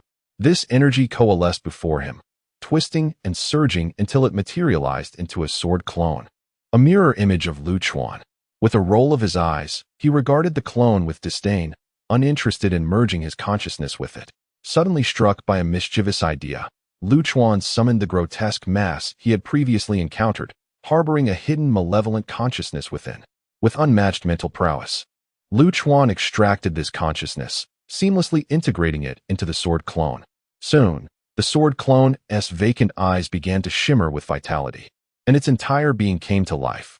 A peculiar smile crept upon the sword clone's visage, stretching its lips into an exaggerated arc that almost reached behind its ears, presenting an exceedingly bizarre appearance. "Huh, what a wretched sight," Lu Chuan exclaimed, raising his hand to deliver several resounding slaps across the clone's face. The clone's mouth twitched, and just as it attempted to speak, more slaps came crashing down. Now, the clone could no longer muster a smile, standing obediently with lowered eyes. "How quaint that this little ant still dares to resist. You are to fish here diligently and draw out those two sinister beings for me to eliminate," Lu Chuan instructed. A murky awareness flickered in Lu Chuan's mind, conveying a sense of understanding. With a cheerful pat on the clone's shoulder, he encouraged, "Do well, and if I am pleased, this sword clone shall be yours to command in the future." Lu Chuan had grasped the art of incentives, combining reward with reprimand. "I shall take my leave now," he declared before leaping into the abyss, simultaneously dissolving the mental barrier that enveloped the area. "Chaos. Clone, henceforth, I shall accompany you." After Lu Chuan departed, the clone began to move, unable to conceal its inner jubilation, clumsily articulating the language of the grand world. Meanwhile, the hidden Wuxing Laomu and Sima Jingming were employing magical artifacts to observe Lu Chuan's actions. The moment Lu Chuan descended into the abyss, a grand formation would be triggered, presenting them with a prime opportunity for extermination. However, a mental barrier unexpectedly enveloped the area, rendering their detection artifacts ineffective. Until the mental force dissipated, Lu Chuan remained stationary. And astonishingly, the grand formation within the abyss did not activate. His behavior was peculiar. Had he been tainted by the abyss's enigma? At this moment, the magical artifact displayed that Lu Chuan had commenced a mechanical patrol, moving from left to right and back again, resembling a foolish automaton. Let us observe further. The likelihood is substantial. Such behavior was indeed strange, and even Wuxing Laomu suspected that Lu Chuan had succumbed to the peculiar influence. Yet, they could never fathom that this Lu Chuan was, in fact, the enigma itself. As Lu Chuan plummeted into the abyss, his form transformed into a streak of black lightning. Darting swiftly through the darkness, he concealed his life signs, harnessing the chaotic attributes of his sword aura to merge into the shadows. This was precisely why he had not triggered the grand formation. If one were to deem Lu Chuan foolish, at times, he indeed exhibited folly, much like the earlier sword clone, which he could have easily controlled himself yet opted for theatrics. Had that anomaly escaped alongside Lu Chuan's chaotic clone, the calamity would have been unimaginable. Conversely, if one were to label Lu Chuan as clever, he truly was. By leveraging the inclusive nature of chaos to blend into the darkness and avoid triggering the grand formation. Such ingenuity was not commonplace. As Lu Chuan plummeted rapidly into the abyss, the thick darkness was drawn into bizarre hues by his swift descent, inducing an almost surreal sensation of traversing through time and space. This chasm proved to be far deeper than he had anticipated. It took him a full half-hour to reach the bottom. Am I plunging straight to the Earth's core? Lu Chuan could not help but voice his sarcasm as he stood upon solid ground. He then released his spiritual awareness to survey the surroundings. To his surprise, the bottom of the abyss was remarkably tranquil and not particularly expansive. A solitary path, colored in shades of black and crimson, stretched out before him and behind him, leading to an unknown destination. Furthermore, the wind blades and darkness had not encroached upon this place. Hello, is anyone there? Lu Chuan called out. But the only response was the echo of his own voice reverberating through the air. Which way should I go? He pondered, somewhat perplexed. Wah, spicy head. Little Lao Chi emerged, chewing on a piece of toffee, and pointed in the direction behind Lu Chuan. Spicy head, then it must be spicy head. Lu Chuan chuckled and took out a small dried fish, placing it into little Lao Chi's embrace. Chapter 142.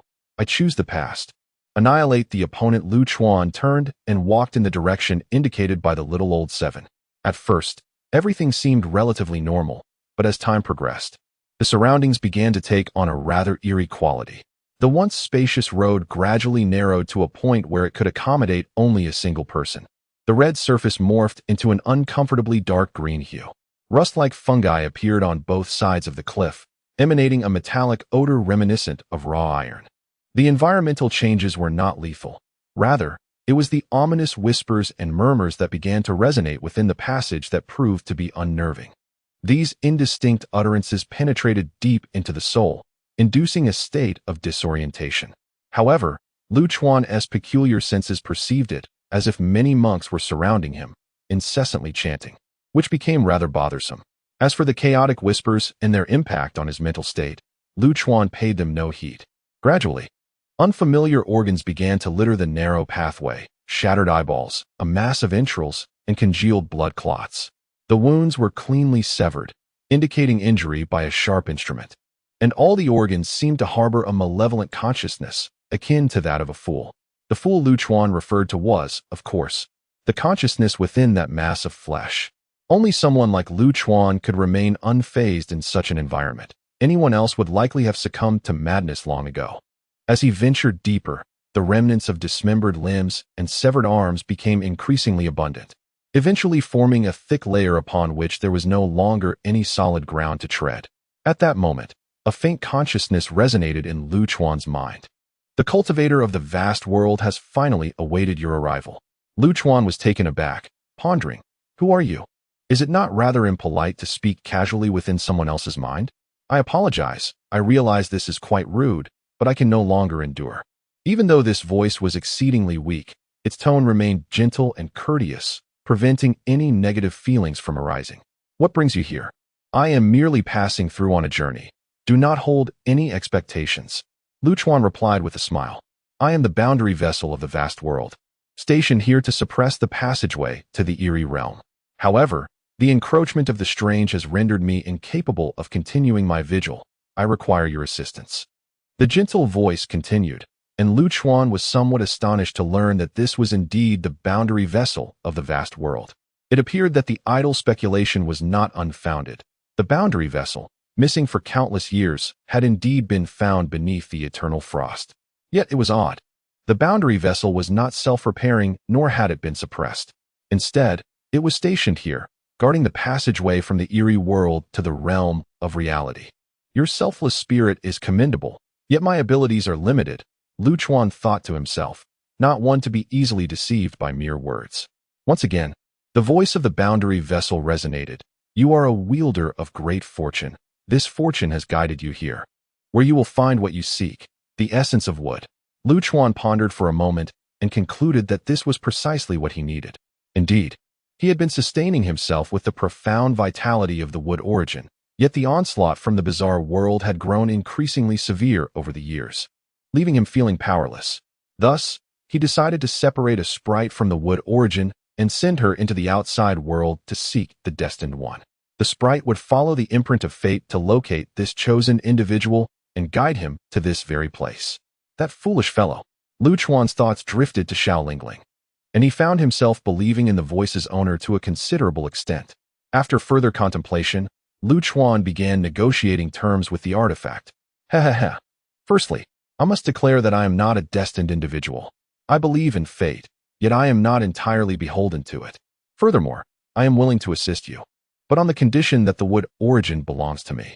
I am a man of business, devoid of sentimental attachments, honest in dealings, and fair in pricing. What say you? Excellent. The artifact's tone barely concealed its elation. How shall we proceed? Since our business is settled, we can begin. After a moment's thought, the artifact replied, I still have some time. You must journey to the road of no return and retrieve 5 sacred heavenly sealing stones to complete our transaction. What nonsense is this? Lu Chuan couldn't help but roll his eyes. Do you think you are a system, issuing quests? Besides, Afu has recently grown disinterested in assigning me tasks, especially since I have yet to claim my reward from the last one. I refuse to go. It's a round trip, and I can't be bothered. Lu Chuan cheerfully declined the artifact's proposal. A moment of silence ensued. Amused, Lu Chuan thought, why not consider an alternative approach? Why must everything remain sealed? The bizarre entities can enter, so why can't we venture forth? Come now, send me over, and I shall eradicate them completely. Wouldn't that resolve all matters? Cough, cough. The artifact seemed taken aback by Lu Chuan's words, clearing its throat twice. That world is filled with indescribable and incomprehensible beings, which cultivators cannot contend with. Huh. Lu Chuan tilted his head charmingly. Who said I am a cultivator? I am, in fact, a swordsman. Is there really a distinction? The artifact appeared perplexed. Of course. As a swordsman, I am invincible. Lu Chuan proudly lifted his chin. Ah, enough of this idle chatter. You can either send me to the bizarre world, or I shall seize the wood origin and flee. Choose wisely. In truth, Lu Chuan was somewhat unscrupulous and could easily abscond with the wood origin. However, even he could not stoop so low as to betray a selfless artifact. The artifact was rendered utterly speechless. Do I have a choice? Having a choice brings torment. Lacking a choice compels one to stake everything, Lu Chuan teased with a smile. Yet, this seemingly light-hearted remark bore profound significance. How splendid. I never imagined I could utter such philosophical words. Lu Chuan couldn't help but flamboyantly toss his hair. The device, perhaps amused by the audacity displayed, let out a soft chuckle. I will escort you there and ensure a passage for your return, but it will only remain open for 3 days. Beyond that, I cannot sustain it. No need. Conserve your strength and focus on your recovery. Lu Chuan declined the offer of the device. It will either be my foes who perish or myself. There exists no alternative outcome. Regardless of the result, a return passage is unnecessary. Lu Chuan has always approached his endeavors with resolute determination. If a matter can be resolved in one decisive action, he would never leave room for aftermath. Very well. Take this source of wood with you. Its immense vitality will lend you support. It seemed the device, weary of the surroundings, was eager to seize this opportunity for a bold endeavor. Chapter 143. The emergence of the ancient deity. The essence of wood is the gentlest of origins. Do not resist it intentionally.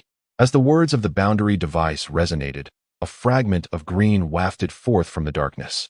This green was not the sickly, deathly hue of dark green that induces discomfort. Instead, it was vibrant and dripping with vitality, brimming with exuberance and life. Soon, under the guidance of the boundary device, this speck of green entered into Lu Chuan's body. An indescribable surge of vigor meandered through his meridians. Lu Chuan could feel the tiny green point joyfully traversing his robust channels. Wherever it passed, everything was revitalized, radiating the freshness of rebirth. It seems to take quite a liking to you. I have never seen it so joyful before, the boundary device remarked with a hint of envy. Huh. What can I say? Such irresistible charm. Lu Chuan boasted unabashedly. I shall guide you in.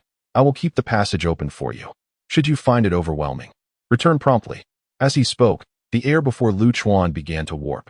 The distorted air gradually coalesced into a passage resembling a black hole. An indescribable dread surging forth violently. Close it. You do not appear to be in the best condition. Do not waste your energy, the boundary device advised. With a decisive step, Lu Chuan entered the passage, vanishing from this realm. The sky was gray, the ground was gray, the sea was gray. Everything was shrouded in a dismal hue, emanating a sense of endless despair. Such was this eerie world, an empty expanse devoid of life, where all was engulfed in a terrifying silence. Yet, Lu Chuan sensed something watching him, lurking not far away, within the depths of the dark sea. Let me see what manner of beings you truly are. Lu Chuan refrained from immediate action, for he was uncertain of the truth behind the boundary device's words. Even though the device held more credibility, Lu Chuan had always relied on his own judgment and never allowed others to sway him. If these anomalies were not invaders, then obliterating a world without understanding the reasons would undoubtedly invite divine retribution. Though Lu Chuan was not afraid of divine wrath, such matters required careful consideration. With a single step, he found himself upon the tranquil surface of the sea. Come forth, let us converse. Lu Chuan gazed down upon the sea, exuding the arrogance of a judge wielding dominion over life and death. As his words fell, the placid sea stirred to life. The entire surface soon roiled violently, akin to boiling water, forming a colossal funnel at the heart of the boundless ocean. The surrounding waters surged madly into that funnel. Suddenly, grandiose singing resonated throughout the world. Looking up, the sky soared high above. Night descended, and stars filled the heavens. The era of prosperity had faded. The apocalypse had arrived, breaking free from confinement. The awakened deity returned with a vengeance, blood staining the earth. In his name, the epic is being reshaped. This is a chant, a summons, akin to the faithful calling upon their supreme lord. The gray sky has vanished, and countless stars emerge, revealing the grandeur and magnificence of the cosmic river above. In stark contrast to this breathtaking splendor, beneath the waves lies an unending tide of despair and terror. Fear, the most ancient and intense of emotions, is absent from Lu Chuan's experience, for the void of emotion has rendered him incapable of grasping such sentiments. From the colossal funnel rises a viscous substance and enormous green tendrils, a terrifying concentration of material energy coalescing within that slime. With each compression, this energy solidifies, gradually manifesting a colossal entity, reminiscent of an asteroid, emerging from the depths of the ocean. Lu Chuan finds himself at a loss to describe its nature. Surrounding this being, its flesh writhes and contorts, while its wings, seemingly as delicate as gossamer, harbor an unimaginable power. Soon, heavy and robust masses of flesh form armor upon its limbs. Its head resembles a swirling green ocean in the void, with undulating tendrils akin to gentle waves. Amidst these waves, two yellow eyes gleam with an eerie light. The great ancient god reveals its form. The grand chant transforms into a lamenting cry. At this moment, a streak of radiant light suddenly rushes from afar, bearing explosive energy, crashing toward the so-called ancient god in the sea. A blinding brilliance ignites, illuminating the heavens and the earth. I will slay you, foul beast. A frenzied roar resonates amidst the explosive energy. Insect. The ancient god's indistinct will rises, scornful of all. Boom. In the next instant, the tendrils beside the ancient god begin to sway gently. The space becomes severely compressed and distorted, like a chaotic blade, unleashing a fierce tempest.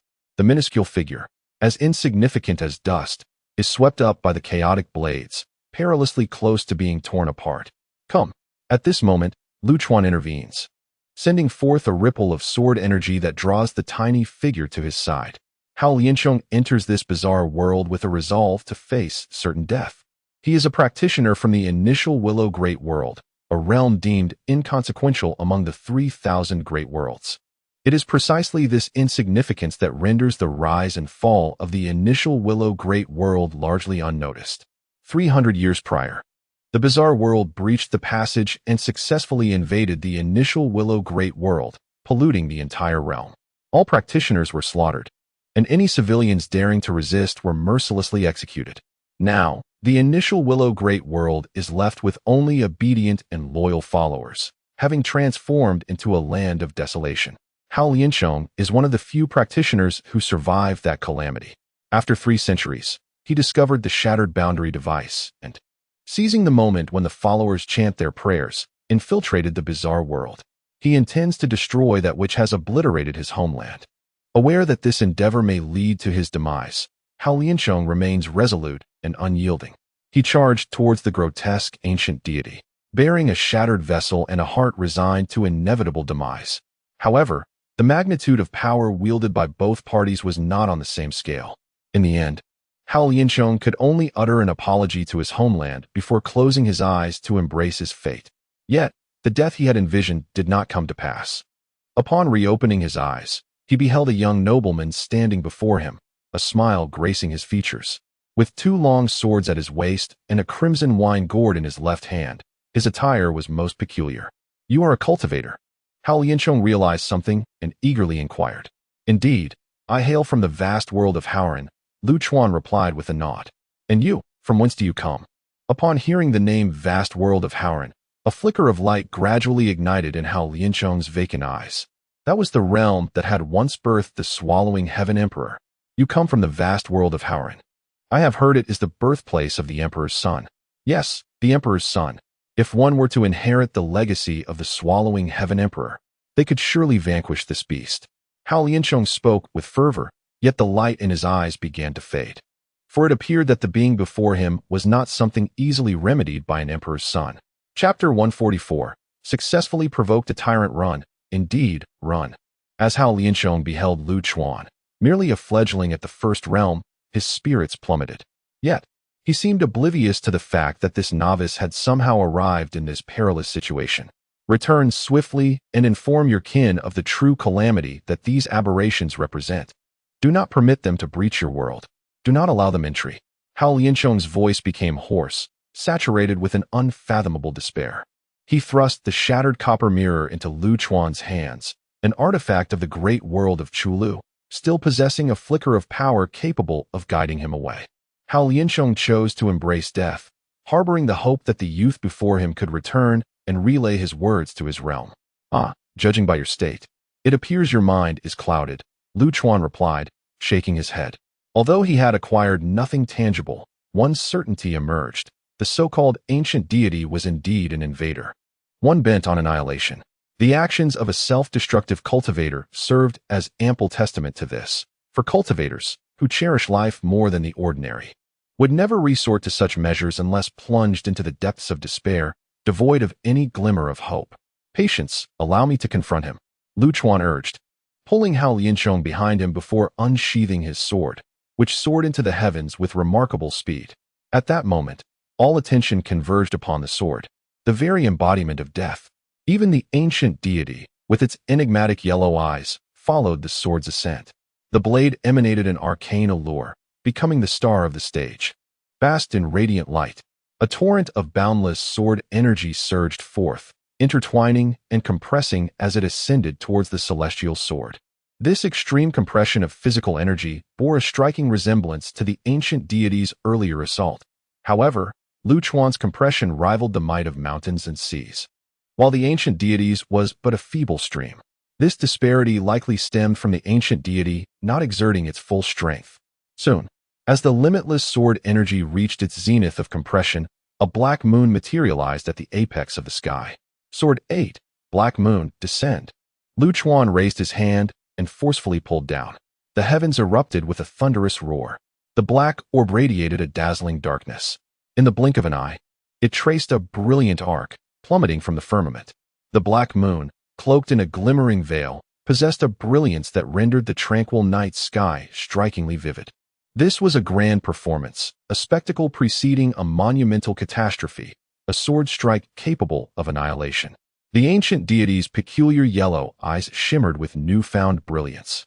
Recognizing the formidable strength of this youth, powerful enough to obliterate even itself. However, within his gaze, there was no terror, no panic, and certainly no fear, but rather a sense of anticipation. For he awaited this very day. Primitive civilizations vie for the control of material resources, while advanced civilizations contend for the mastery of rules. Yet, what the deities yearn to seize is far more rudimentary, the mere act of surviving in this world. Indeed, it is simply the desire to endure in this void of existence. They seek to evade encounters with more formidable deities. The ancient gods are acutely aware that a confrontation with powers greater than their own is inevitable, yet it seems this day has arrived sooner than anticipated. In his eyes, that insignificant human, akin to mere dust, was not human at all, but a deity capable of wielding dominion over life and death. Nonetheless, he had no intention of passively awaiting his fate. As the full moon plummeted, he initiated his resistance. The tendrils surrounding him ceased their gentle undulations and instead writhed violently. The very fabric of this gray world began to compress and distort. Space itself tore apart, giving rise to countless blades capable of severing all. Under these blades, the world lay devastated, reduced to a mere shadow of its former self. Countless devotees were mercilessly torn to shreds, their great god offering no protection, but rather absorbing the outpouring of life and blood. Then, these blades surged upward, forming a terrifying tempest of spatial fury, directed towards the descending black moon. As the endless storm of blades approached the falling moon, the surrounding time began to ensnare it like chains. The moon, exuding boundless power, oscillated between upward and downward motions, as if time were perpetually resetting upon its form. Simultaneously, a potent and nauseating mental force surged forth, aimed squarely at Lu Chuan. This mental energy, arid and sharp, lashed out at Lu Chuan's spiritual realm. Yet his vast and boundless mental landscape showed no fear of this dry and piercing force, voraciously consuming it instead. However, this distraction caused Lu Chuan to neglect the impending black moon. To his astonishment, the falling moon erupted midway due to the relentless tug of space and time. Lu Chuan's sword technique was unexpectedly thwarted, countered by the ancient god's triad of defenses encompassing time, space, and spirit. A profound silence then enveloped the world, as if all sound had vanished. The only noise that remained was the jarring sound of Lu Chuan's neck twisting, echoing his anxiety. With his technique dismantled, Lu Chuan succumbed to a fit. A tempestuous storm brewed within his mental realm, heralding the awakening of a tyrant. Behind him, Hao Liancheng observed Lu Chuan's transformation, feeling his very soul tremble, scream, and plead for escape. The essence of terror he experienced surpassed any fear he had felt in the presence of the ancient god. In that moment, Hao Liancheng realized that this youth was the true embodiment of the bizarre. Lu Chuan turned to Hao Liancheng and offered a smile, vibrant and friendly. Bang! Suddenly, Lu Chuan delivered a powerful kick to Hao Liancheng's abdomen, sending the unfortunate soul sprawling into the air. In truth, Lu Chuan was safeguarding him, hastily sending him away before his consciousness was completely consumed by rage. Boom! In the next moment, a torrential wave of sword energy erupted from Lu Chuan's being. This formidable force surged toward the heavens, obscuring the starry sky and plunging the world into an eternal darkness. 1, 2, 3. The sword energy at the zenith began to compress and coalesce in a frenzied manner. A dark circular moon began to form repeatedly. Ultimately, above the firmament, Dozens of black moons manifested. The celestial dome was densely packed, reminiscent of a train during the spring festival, leaving no room to spare. What a breathtaking spectacle it was. Strike! The deranged Lu Chuan swung his hand down with tremendous force. The multitude of round moons, whistling as they descended, bore down upon the earth. Simultaneously, Lu Chuan summoned the essence of slaughter, conjuring a brilliant trail of light in the air, racing toward the ancient deity. Chapter 145. You have no chance to resist. The greatest misstep of the ancient deity in this lifetime was undoubtedly the unraveling of Lu Chuan's sword techniques. Lu Chuan, a man of immense pride, even bordering on arrogance, found his spirit shaken by an ugly creature that dared to call itself a god, one that had deciphered his swordplay. How could such a proud heart find solace? Madness had completely seized control of Lu Chuan's mental realm, leaving him with a singular thought: to slay the wretch before him. This was a quintessential manifestation of mental illness, a symptom of mania. To prevent Lu Chuan from succumbing to his affliction, a Fu had always refrained from retaliating against his verbal barbs, careful not to provoke him further. Recently, Lu Chuan had vented his pent-up energy through the use of ghostly arts, suggesting that his mental state would remain stable for some time. Had a Fu known that such a reckless entity would provoke Lu Chuan, he would have never allowed the latter to enter this realm. In an instant, Lu Chuan's figure shattered the fabric of space, arriving at the ancient deity's side in the blink of an eye.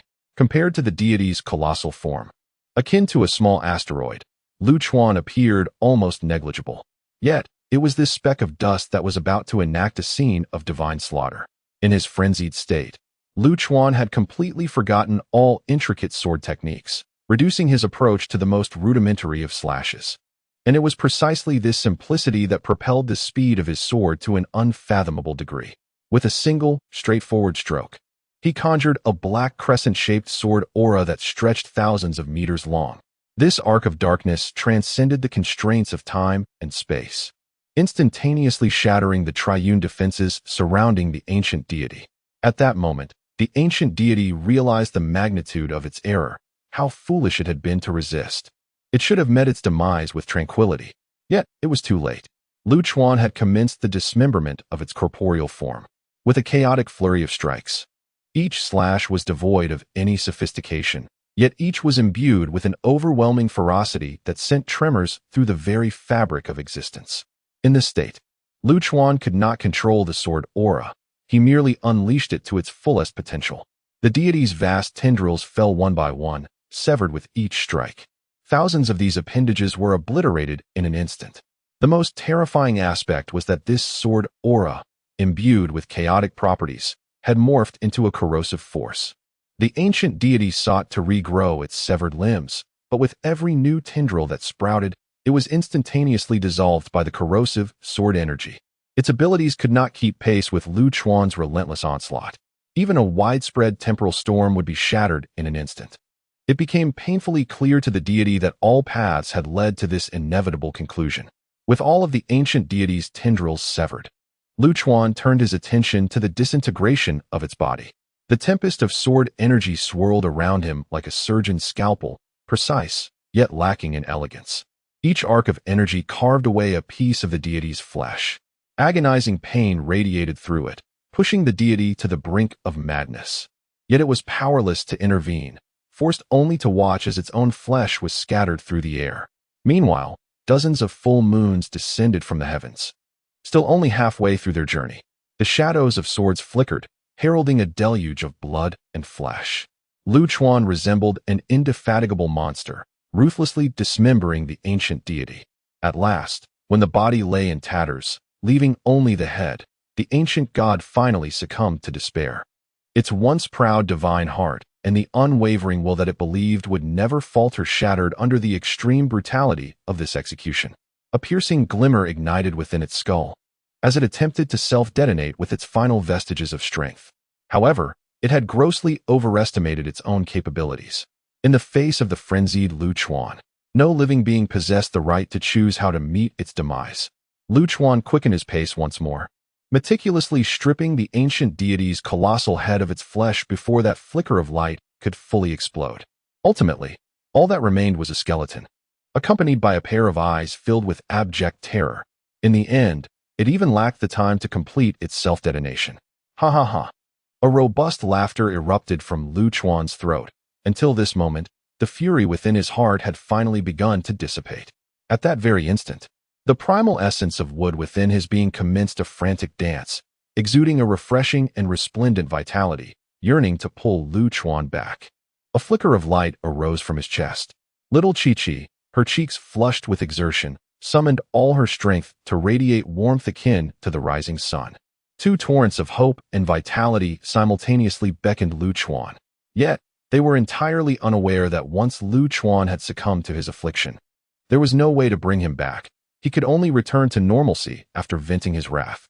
Of course, these two forces were not without effect. They at least temporarily restored Lu Chuan to a semblance of normalcy. In that fleeting moment, Lu Chuan discerned two concealed objects within the ancient deity's enormous skeleton. Origin runes. Lu Chuan instantly recognized what they were, having encountered these origin runes in Fubo City. He swiftly grasped the two runes in his hands. Waves of madness and destruction emanated from the runes, beginning to infiltrate Lu Chuan's mental realm. However, the origin runes had no inkling that the spirit they were invading was far more powerful than the madness and destruction they transmitted. The spiritual energy conveyed by the origin runes was swiftly devoured. Simultaneously, the flickering runes fell silent. A bizarre scene unfolded at that moment. The ancient deity, having lost the origin runes, found its remaining pair of eyes suddenly regain clarity. Its gaze, once bewildered, quickly transformed into self-reproach and regret. It seemed as though it had awakened from an interminable nightmare. "Do not approach the runes. They bring misfortune and calamity," warned the awakened ancient deity. "I am willing to embrace death. Though it cannot atone for my transgressions, I have no other recourse." Lu Chuan curled his lips in a sneer, his eyes brimming with derision. The mistakes had already been made, and whether actively or passively, one must bear the corresponding responsibilities. Your demise is preordained. Do not elevate yourself to a status of nobility.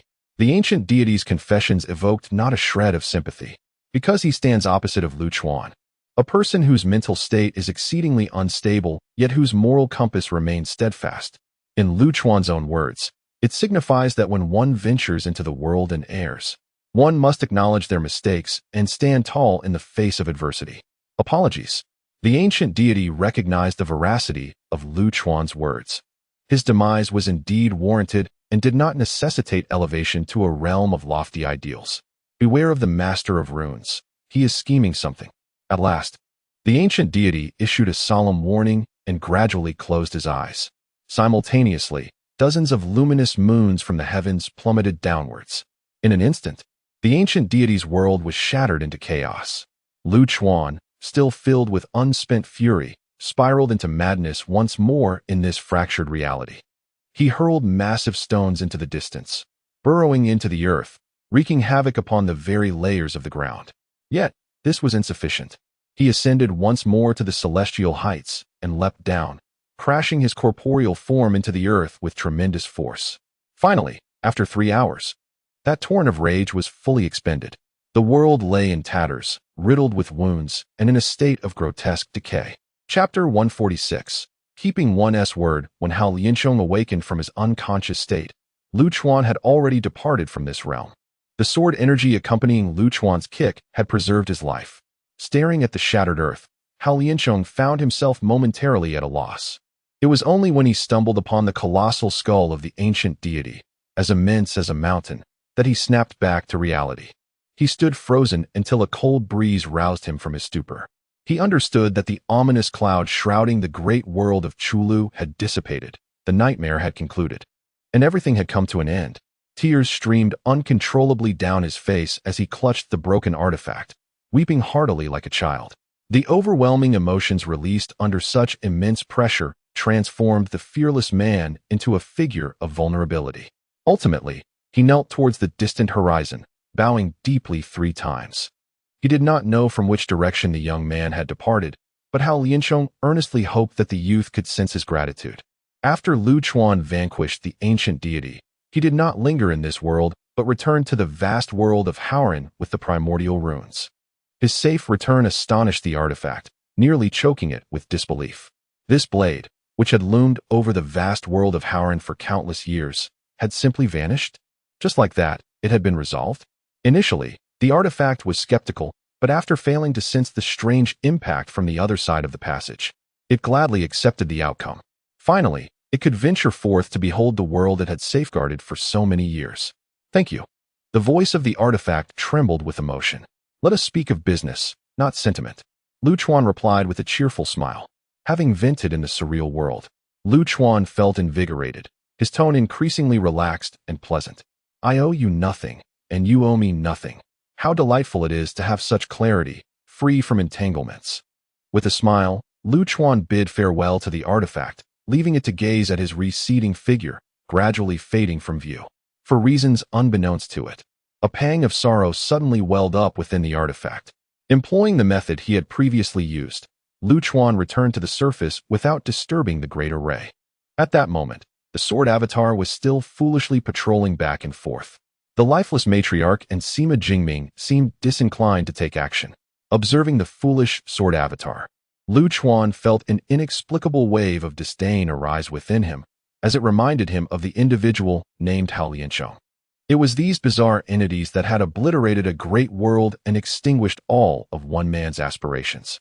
With a flicker of thought, Lu Chuan caused the sword avatar to shatter violently, the strange entity it housed being crushed by the sword energy, utterly dissipating from existence. The unfortunate entity had just been daydreaming about a future filled with indulgence alongside Lu Chuan. Meanwhile, the lifeless matriarch and Sima Jingming, observing this sudden emergence of Lu Chuan, immediately sensed something amiss. The foolish Lu Chuan they had encountered was merely an avatar, yet they found it perplexing that they had been unable to discern the difference. The mother of all things understood that it was time to depart.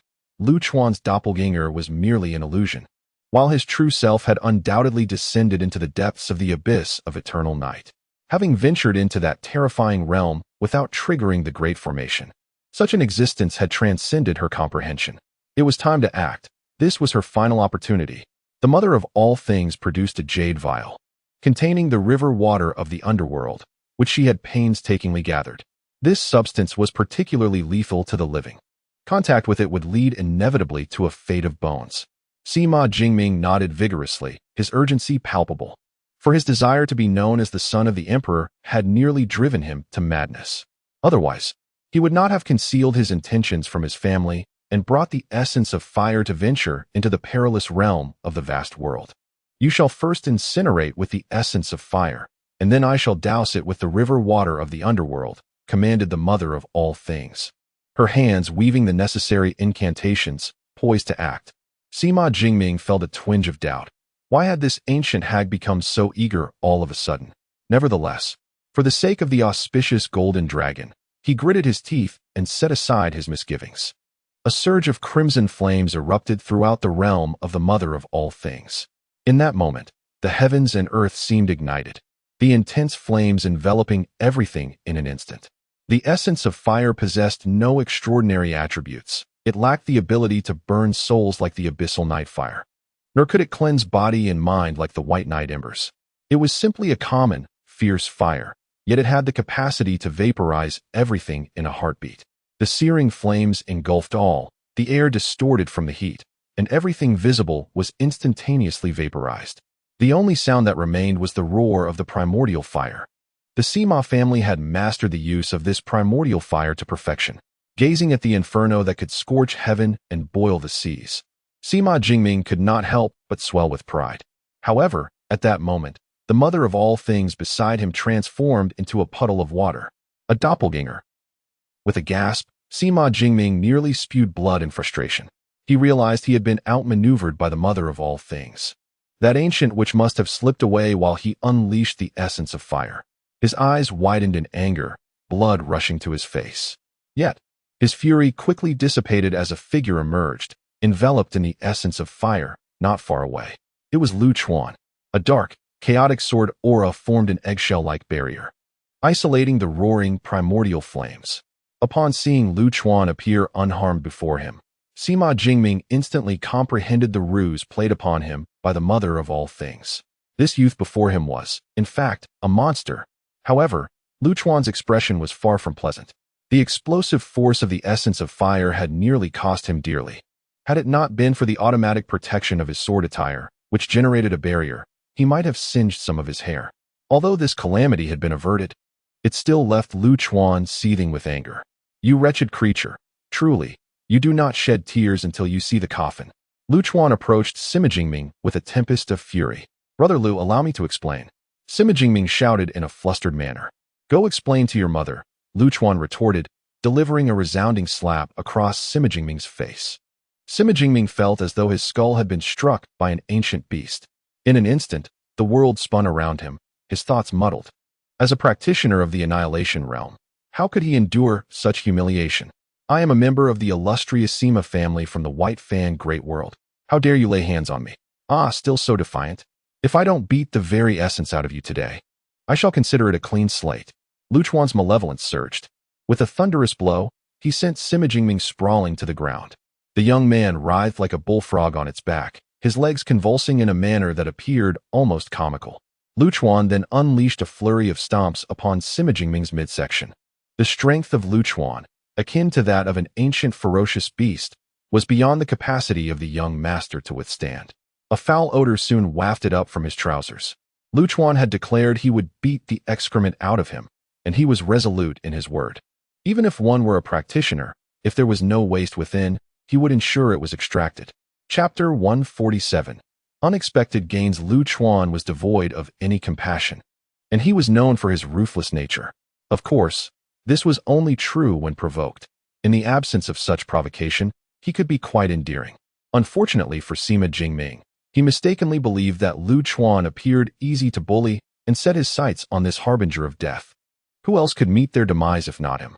With a ceremonial demeanor, Lu Chuan thoroughly trampled Sima Jingming, inflicting such brutality that not only his bowels, but everything else was crushed.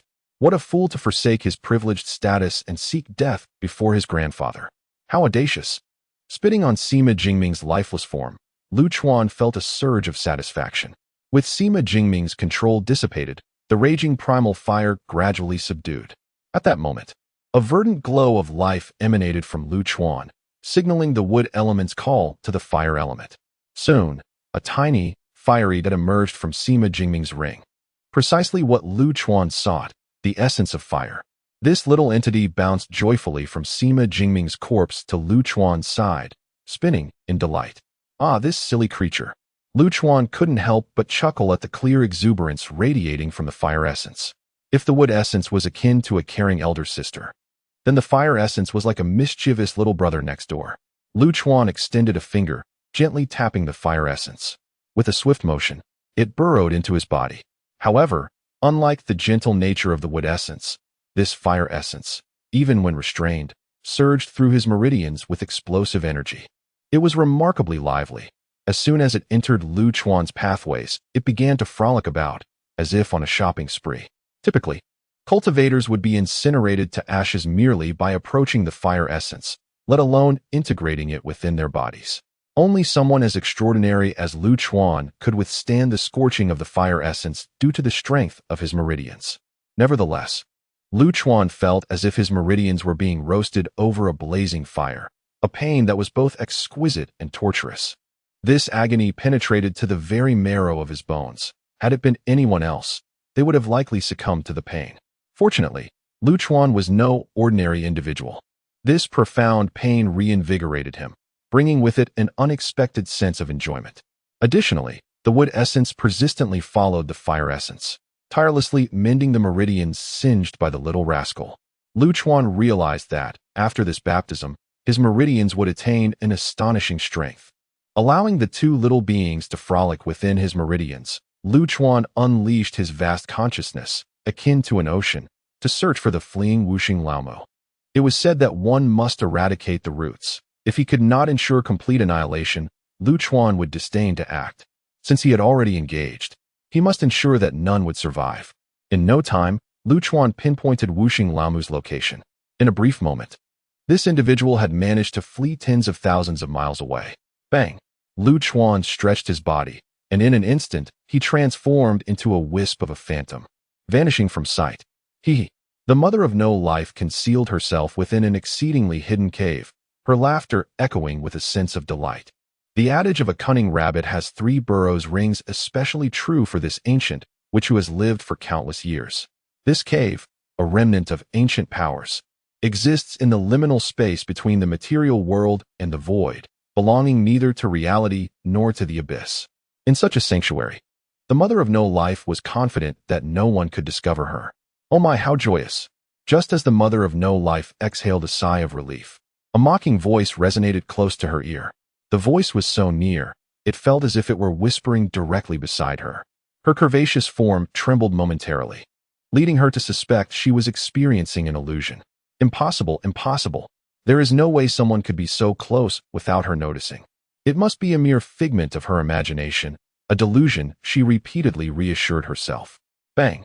However, a fist abruptly shattered her self-comfort. A powerful blow struck her on the head, nearly causing her entire being to collapse. I'm sorry. Please, spare me. Ignoring her pain, the Mother of No Life quickly scrambled to her feet, bowing deeply before Lu Chuan. Lu Chuan paid her no mind, instead surveying the cave around him. The reason he refrained from immediately dispatching her was due to the dense, profound aura of Yin energy emanating from the depths of the cave. Indeed, it was the kind of special Yin energy typically associated with specters. What manner of place is this? Lu Chuan inquired cheerfully. His handsome visage belied the ruthless demeanor of a killer, prompting the Mother of No Life to respond with unusual candor. This cave is known as 3 parts of spring color, and it is said to be a site of cultivation left behind by ancient powers. What is the source of that Yin energy deep within the cave? Lu Chuan asked, his curiosity piqued. Observing his naive demeanor, the Mother of No Life felt a surge of elation. Deep within the cave lies a connection to a black river, possibly the fabled river of the underworld.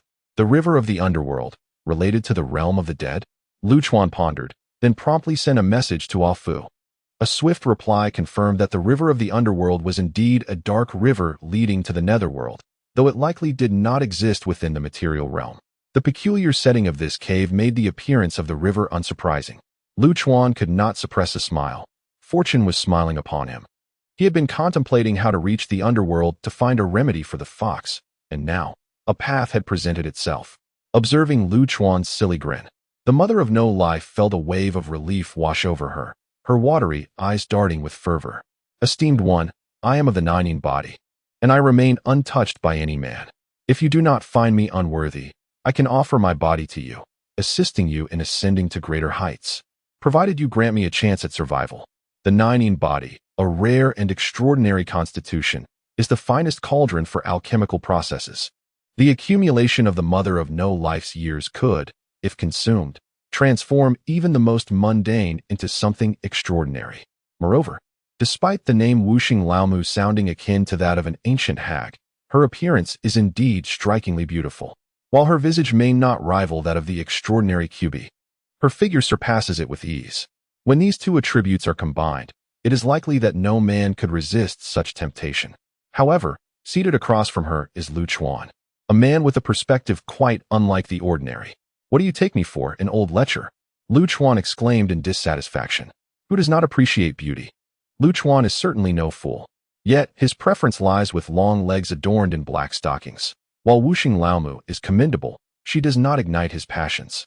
Wuxing Laomu, trembling with fear, repeatedly bowed her head, pleading, Great One, please show mercy. I seek only a glimmer of hope. Why were you so timid when plotting against me? Lu Chuan rolled his eyes and unleashed a surge of sword energy from his fingertips. In an instant, Wuxing Laomu's head was severed. Concerned that her demise might not be thorough enough, he further utilized his sword energy to shatter her meridians and internal organs. Chapter 148.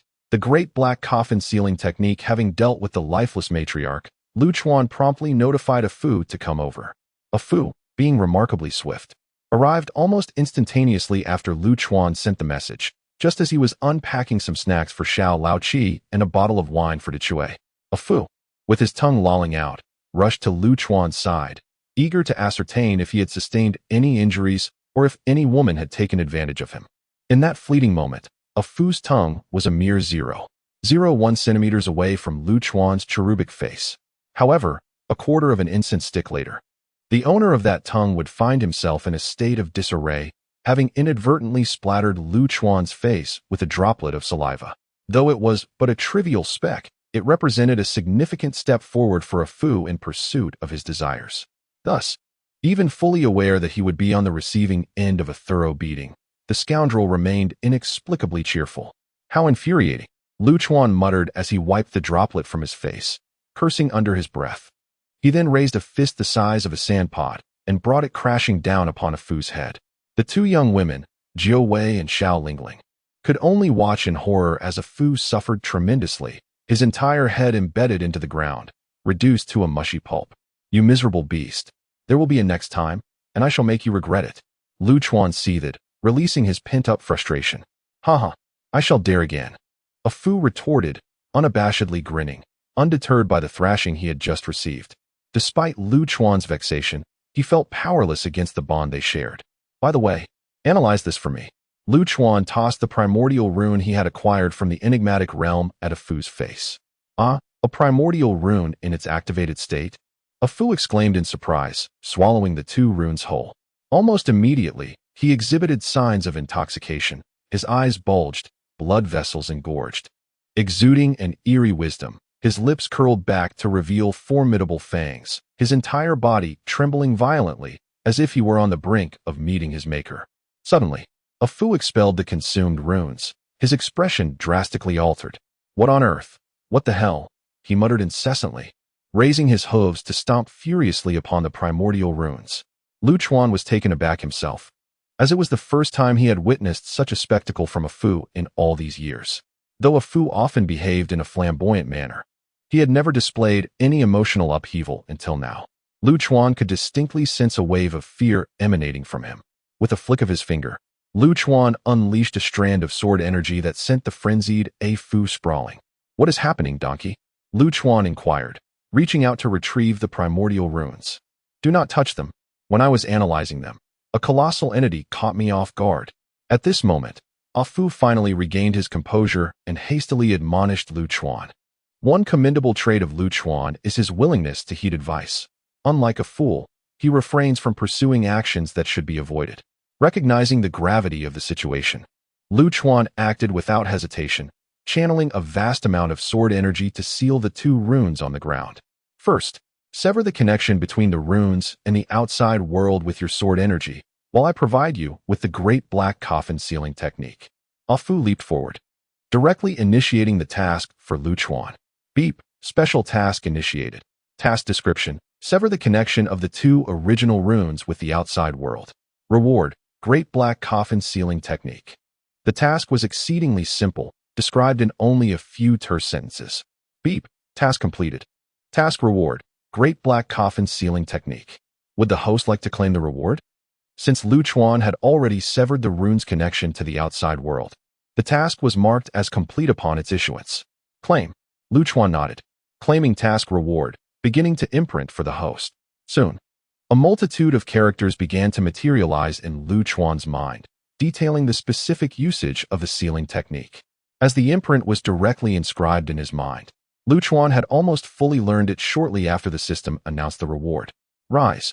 Lu Chuan wasted no time. A torrent of sword energy surged from his body, and he swiftly began to form the hand seals. This was Lu Chuan's first experience utilizing a technique of this nature, and he felt somewhat awkward at the beginning of the seal formation. However, this prodigy quickly grasped the nuances of the seals. The speed of his hand gestures accelerated, eventually producing afterimages. The sword energy swirling around him began to rapidly compress and transform in response to Lu Chuan's seals. As Lu Chuan completed the final seal, the sword energy had coalesced into a diminutive black coffin. To his astonishment, the black coffin shimmered with radiant colors, reminiscent of the legendary multicolored black seal. Lu Chuan commanded in a low voice. Boom. The small black coffin struck the two original runes, enveloping them entirely. Despite its small size, the coffin's power nearly caused the cavern to tremble with its might. With a resounding crash, the black coffin ascended into the air, surrounding the original runes. The surrounding space began to exhibit a rift, revealing a void of darkness behind it. From this abyss, 9 slender black chains emerged, each no thicker than a thumb. The chains were adorned with peculiar runes, emanating a disquieting energy. Swiftly, the 9 chains bound the suspended coffin securely. Suppress. Lu Chuan forcefully waved his hand, and a massive black, ghostly hand emerged from the torn void. The black hand grasped the coffin, drawing it into the abyss. At last, the space returned to normalcy, and tranquility enveloped the surroundings. Until this moment, the 2 girls remained utterly bewildered, unaware of what had transpired. Goodness gracious, you nearly frightened me to death. A Fu finally exhaled a deep sigh of relief. What happened? Who caught you? Lu Chuan inquired, furrowing his brow. Lu Chuan had never witnessed a Fu fear anything. Yet this time it was evident that he was genuinely terrified. I have saved the image from the connection earlier. You should take a look for yourself. A Fu refrained from offering an explanation and instead transmitted an image to Lu Chuan. What he saw was darkness, an endless abyss of blackness. It was so dense that it seemed to coalesce into a tangible form. Just a fleeting glance at it felt as though one were sinking into an inescapable quagmire of despair. This was Lu Chuan's initial impression of the image lodged in his mind. Soon, he discerned that, amidst the blackness, there were other entities. A nebula? Indeed. It was a vast, swirling nebula. More accurately, it should be described as a deceased nebula, for the celestial bodies within it radiated no light, exuding no signs of life, shrouded instead in that oppressive darkness. Chapter 149, Targeted? Suddenly, amidst the pitch-black canvas, the tangible darkness began to stir, cascading like gentle ocean waves. Within this abyss of black, 2 immense eyes, radiant like the sun, slowly emerged. What manner of eyes were these? Lu Chuan found himself at a loss to articulate what he beheld. These eyes were both regal and fallen, sacred yet shrouded in darkness, exuding a profound sense of contradiction. They resembled the dual personalities of a split psyche, embodying the extremes within a single form. As Lu Chuan gazed into these eyes, they too regarded him intently. In that shared moment, a message was conveyed through those colossal orbs. A tempest of chaos and destruction surged violently within Lu Chuan's heart. Yet, this imagery was captured by a Fu. It should not have affected him. Lu Chuan opened the vast expanse of his mental realm, unleashing his frenzied spiritual power to contend with the encroaching chaos and ruin. This struggle endured for a full 10 minutes until those eyes gradually faded from view. You shall become a faithful disciple. I await you amidst chaos and destruction. Such was the final message imparted by those eyes. What in the world was this? Lu Chuan wiped the beads of sweat from his forehead. The recent mental confrontation had left him feeling somewhat vulnerable. While mental combat was not Lu Chuan's forte, his vast and tumultuous spiritual world was not something to be trifled with. In this bizarre realm, the so-called deity appeared as insignificant as dust within Lu Chuan's mental landscape. How do you feel? Have you discerned what it is? A Fu inquired with genuine concern, leaning closer to Lu Chuan. In response, Lu Chuan delivered a sharp slap to a Fu's face. Irate. What the hell? You come to ask me? How could I know when you yourself are clueless? I'm not omniscient. A Fu retorted, feeling aggrieved. Forget it. Let us focus on resolving the matter at hand. Lu Chuan, unfazed, remained nonchalant. The colossal eyes had unmistakably targeted him, yet he exhibited no sense of urgency. By the way, that thing has its sights on me, so keep your wits about you. After some contemplation, Lu Chuan decided to share this information with the Fu. While he was carefree, some necessary precautions were still warranted. If it dares, I will tear it apart. A Fu seethed, his head nearly smoking with indignation at the audacity of anyone attempting to set their sights on Lu Chuan. Foolish dear, you and little Lao Chi should return first. Our dealings with that ancient tree spirit are nearly complete. With the great river gang's downfall and the demise of the lifeless mother, the living conditions for the spirit clan should significantly improve. From here on, they must forge their own path. Can I stay with brother Lu Chuan? Xiao Lingling's eyes brimmed with tears as she rubbed them vigorously.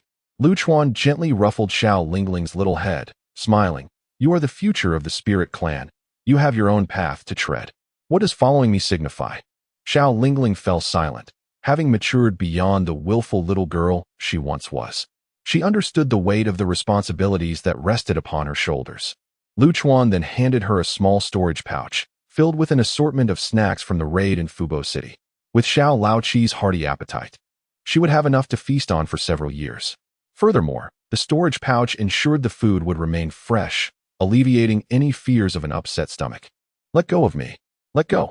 Seeing that Lu Chuan was abandoning her, Xiao Laoqi swiftly leapt onto Lu Chuan's head, clutching a tuft of his hair with an iron grip, refusing to let go.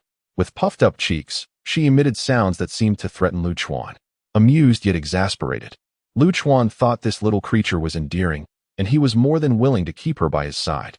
However, the treacherous journey ahead filled him with dread. Should any harm befall her, he would find it unbearable. He never wished to relive the tragedies that had befallen the maidens of Mingyue Pavilion. Consider this tuft of hair a parting gift, Lu Chuan said, severing the hair that Xiao Laoqi clung to. A Fu watched with envy, nearly rushing to snatch the hair, lamenting that he had never collected a single strand of Lu Chuan's hair, as he himself did not suffer from hair loss. Xiao Lingling quickly seized Xiao Laoqi, tucking both her and the tuft of hair snugly into her embrace. Wah wah wah. Unable to assert her will, Xiao Laoqi burst into tears. So be it. May fate allow us to meet again. Lu Chuan gently nudged Xiao Lingling out of this space, simultaneously casting a strand of sword energy upon her. This energy would safeguard her, ensuring her safe return to Kaiwei Island. Let us proceed to the underworld. Lu Chuan lifted Jiawei and placed her onto a Fu's back. Is it truly appropriate to so casually carry a girl? Jiawei teased with a smile. Huh. Lu Chuan tilted his head. Aren't you a fox? How can you be a girl? I. Jiawei's eyelids twitched. Deep within the cave, in a place where dark energy converged, there lay a black opening approximately 3 meters in diameter, from which the sound of flowing water occasionally echoed. A Fu began his assessment. Theoretically, the passages to the underworld should have been sealed, making the presence of this segment of the river of the underworld rather peculiar. Chop chop, hurry up. If not for Jiawei perched on a Fu's back, he likely would have received a sound thrashing by now. Huh, go ahead and hit me. You fool. A Fu retorted with a grin. I. Observing the mischievous grin on Jiawei's face, Lu Chuan lowered the fist he had raised. The river of the underworld was indeed genuine, but whether it led to the underworld remained uncertain. A Fu expressed his confusion. What is it? Is something amiss? Lu Chuan inquired, furrowing his brow. A Fu shook his head. Not quite amiss, but it seems as though this segment of the river of the underworld has been deliberately placed here. The cavern appeared to have been deserted for over 10 million years. Who, in a fit of excess, would bring a section of a river to such a desolate place? Could it be that some wretched soul intends to scheme against me? Lu Chuan felt a surge of irritation.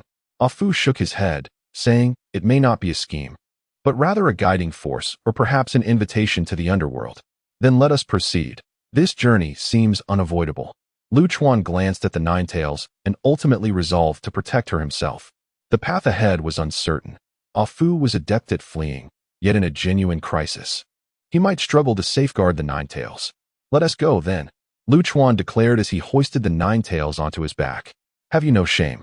So brazenly taking advantage of me? The Nine Tails' face flushed crimson as she pinched Lu Chuan. Lu Chuan rolled his eyes and retorted, do not speak carelessly. I, too, am quite the sight to behold.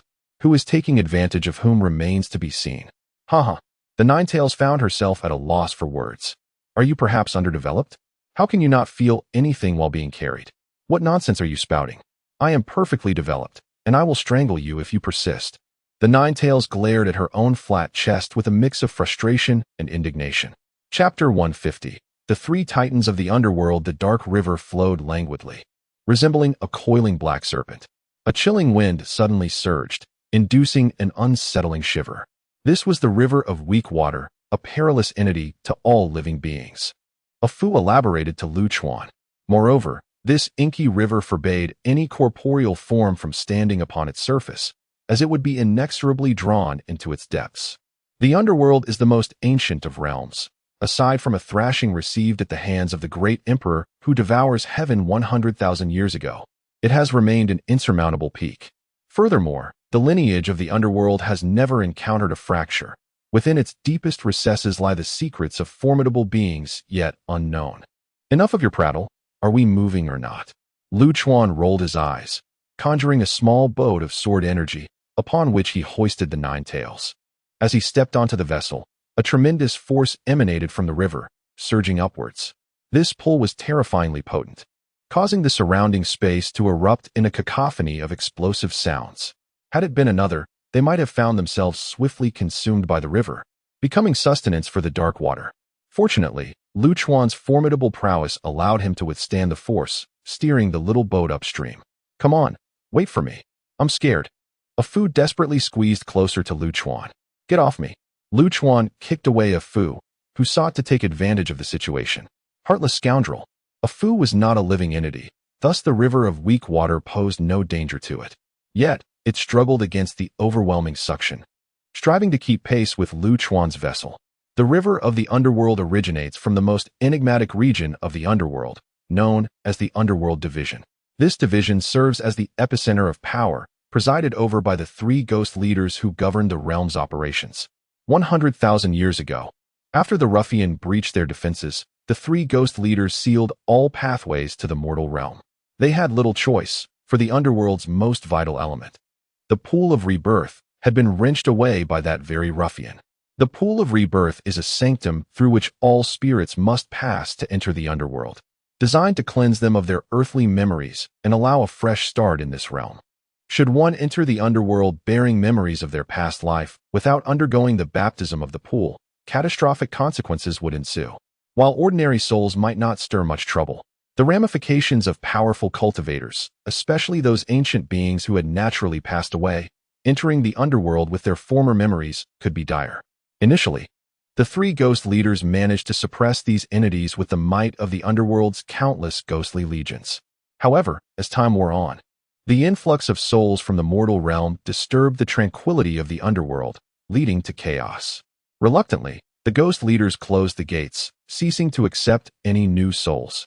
Yet, this birthed a new dilemma. Countless deceased beings from the vast world were left without a haven. Weaker souls dissipated into nothingness over time, while stronger ones discovered new paths of cultivation, evolving into distinct ghostly practitioners. Thus, the vast world became embroiled in turmoil instigated by these ghostly cultivators. Nonetheless, this is not the gravest matter at hand. The most dire predicament lies in the absence of death as restraint, which has allowed certain formidable and bizarre horrors to flourish within the void. This issue must be resolved swiftly, otherwise, both the mortal realm and the underworld will endure catastrophic consequences. In the realm of the underworld, within the wondrous assembly of spirits, three prominent ghostly leaders have gathered today for a rare convergence to deliberate pressing matters. Seated in the center is the fearsome Baizhua, a ghostly chief distinguished by his full beard, broad mouth, and a visage more terrifying than any specter. For millions of years, during the absence of the underworld emperor, Baizhua has overseen most affairs of the underworld and possesses the authority to mobilize its grand army. Is such a course of action viable? Baizhua gazed at the two other ghostly leaders and let out a profound sigh. To his right sat the enchanting Tianze, adorned in a flowing blue gown that accentuated her graceful figure. As the chief presiding over legal matters, her power ranks just below that of Baizhua. She too sighed in resignation. What else could be done? The underworld and the mortal realm teeter on the brink of collapse, and if we do not act soon, we shall all face ruin. Feasible, declared the final member, a scholarly youth known as Ingui. It is said that he was born during the ghost month, hence his name. As a civil servant, Ingui primarily executes the policies decreed by Baizhua. Observing the two other leaders, he raised his hands in exasperation. With the pool of rebirth's whereabouts unknown, our only recourse is to wager on the 6 paths of reincarnation. Alas, Baizhua sighed deeply once more. The Pangu covenant remains in effect, thereby preventing our access to that world. Thus, we must rely on this young lad. Ingui waved his hand, conjuring an image before the trio, revealing Lu Chuan navigating against the current in the river of the underworld. Upon seeing Lu Chuan's figure, Baizhua huffed in irritation, his green pupils involuntarily rolling. Is there no one else from that world? Ingui and Tianze exchanged knowing glances, barely stifling laughter. After all, Baizhua had suffered immensely at the hands of the Devourer Emperor, leaving him with lingering trepidation. This is our only option. Ingui shook his head, continuing. Through my observations over these past days, this lad named Lu Chuan displays a temperament even more malevolent than that of the Devourer Emperor. Baizhua nearly spat blood in shock. Why was this not mentioned earlier? Now that he has been drawn into the underworld, you choose to disclose this? Ingui shrugged. Would you have consented if I had brought it up before? Damn you, Baizhua exclaimed, his urgency causing beads of cold sweat to form. To confront a being with a temperament worse than that of the Devourer Emperor is unfathomable. Calm down, old Bai, do not be hasty. Ingwe reassured him with a smile. Despite his malevolent nature, this young man is rather amenable, as long as he is not provoked. We should be able to coexist peacefully. Moreover, in contrast to the formidable and unruly nature of the great Emperor of the Sky, this young lad, though tempestuous, possesses a certain moral compass. Baiduo finally released a sigh of relief. If another rogue were to appear and further disrupt the underworld, how would he face the King of Hell? He would have no choice but to take his own life in atonement. Have you considered how to approach him? Baiduo inquired. The leader of the Tying Ghosts nodded affirmatively. The young one currently lacks the elemental origins of water and metal. The origin of water resides within the river of the underworld, which we can provide. The origin of metal is associated with a fallen formidable being, and we can assist in locating it. In essence, we shall supply him with whatever he lacks, utilizing all available resources to aid the young one in ascending to the realm of emperors. Should he fail to achieve this, all would be naught but an illusion, a vain discourse. I refuse to believe that with the might of the underworld, we cannot elevate this young soul. Chapter 151. The unexpected Lu Chuan ascended against the flow of the River of Souls, gradually observing that the condition of the Nine Tails was rather unusual. Oh dear, what troubles you, Fox? Sensing the weakening of the Nine Tails' breath and the intense heat radiating from its body, Lu Chuan hastily inquired. At that moment, the Nine Tails was drenched in sweat, its heart racing uncontrollably. I don't know. It feels as though something is affecting the toxins within my body. The Nine Tails stammered, its eyelids growing heavier. The Black Lotus of the 9th grade is nearby. Afu finally caught up to Lu Chuan and, upon glancing at the Nine Tails, immediately discerned the source of the problem. Lu Chuan quickly halted, frowning as he questioned, "Isn't it supposed to be poisoned? Why is it being affected by the essence of the Black Lotus of the 9th grade? The Black Lotus was known to be a potent poison. It was likely that it had already cultivated its power. Given that the Nine Tails harbored its toxins, it was not surprising it was influenced." Afu turned his head, scanning the surroundings. However, they had not yet officially entered the territory of the underworld. The Black Lotus could not traverse beyond its realm. Someone must have deliberately placed the Black Lotus here, intending to poison you. Cough, cough. At that moment, the Nine Tails erupted into a violent fit of coughing, expelling 2 large mouthfuls of black blood that splattered onto Lu Chuan's neck. Feeling the warm blood trickling down his neck, Lu Chuan's anxiety escalated into a furious tempest. "Why you? I'm so sorry for staining you." The Nine Tails attempted to wipe the blood from Lu Chuan's neck. Yet, its hands felt as though burdened by an immense weight, unable to lift even slightly. Previously, in Fubo City, the toxins within had already erupted once. Now, they surged again. If an antidote could not be found this time, the fox would truly perish. "Find it for me, find it. Where is that cursed lotus?" Lu Chuan bellowed in fury. In an instant, his frenzied mental energy erupted like a whirlwind, enveloping the space caught between the mortal realm and the underworld. Damn it, I shall obliterate you completely." Witnessing Lu Chuan's rage reaching a critical point, Afu hurriedly tried to console him. Do not panic. There is still time. The celestial fox possesses 9 lives. It cannot perish just yet. Before Afu could finish his words, the Nine Tails coughed up another large spurt of blood. At this rate, not even 9 lives would suffice. If they could not locate it, perhaps the Black Lotus of the 9th grade had been concealed in a different dimension. Charge into the underworld. Into the Underworld Bureau to retrieve the antidote. Afu, unable to detect the location of the Black Lotus, was left with no choice but to resort to this strategy. "Hold on, Fox.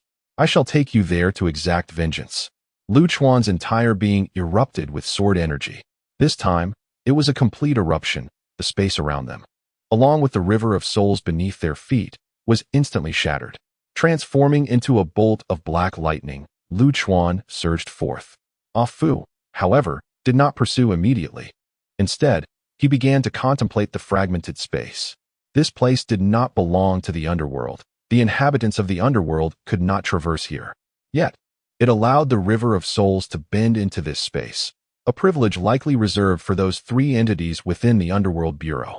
They are intentionally leading Lu Chuan into the underworld, likely with ulterior motives. Moreover, that group of individuals having suffered the wrath of the Devourer Emperor 100,000 years ago, should not be so forgetful as to provoke an invincible being once again.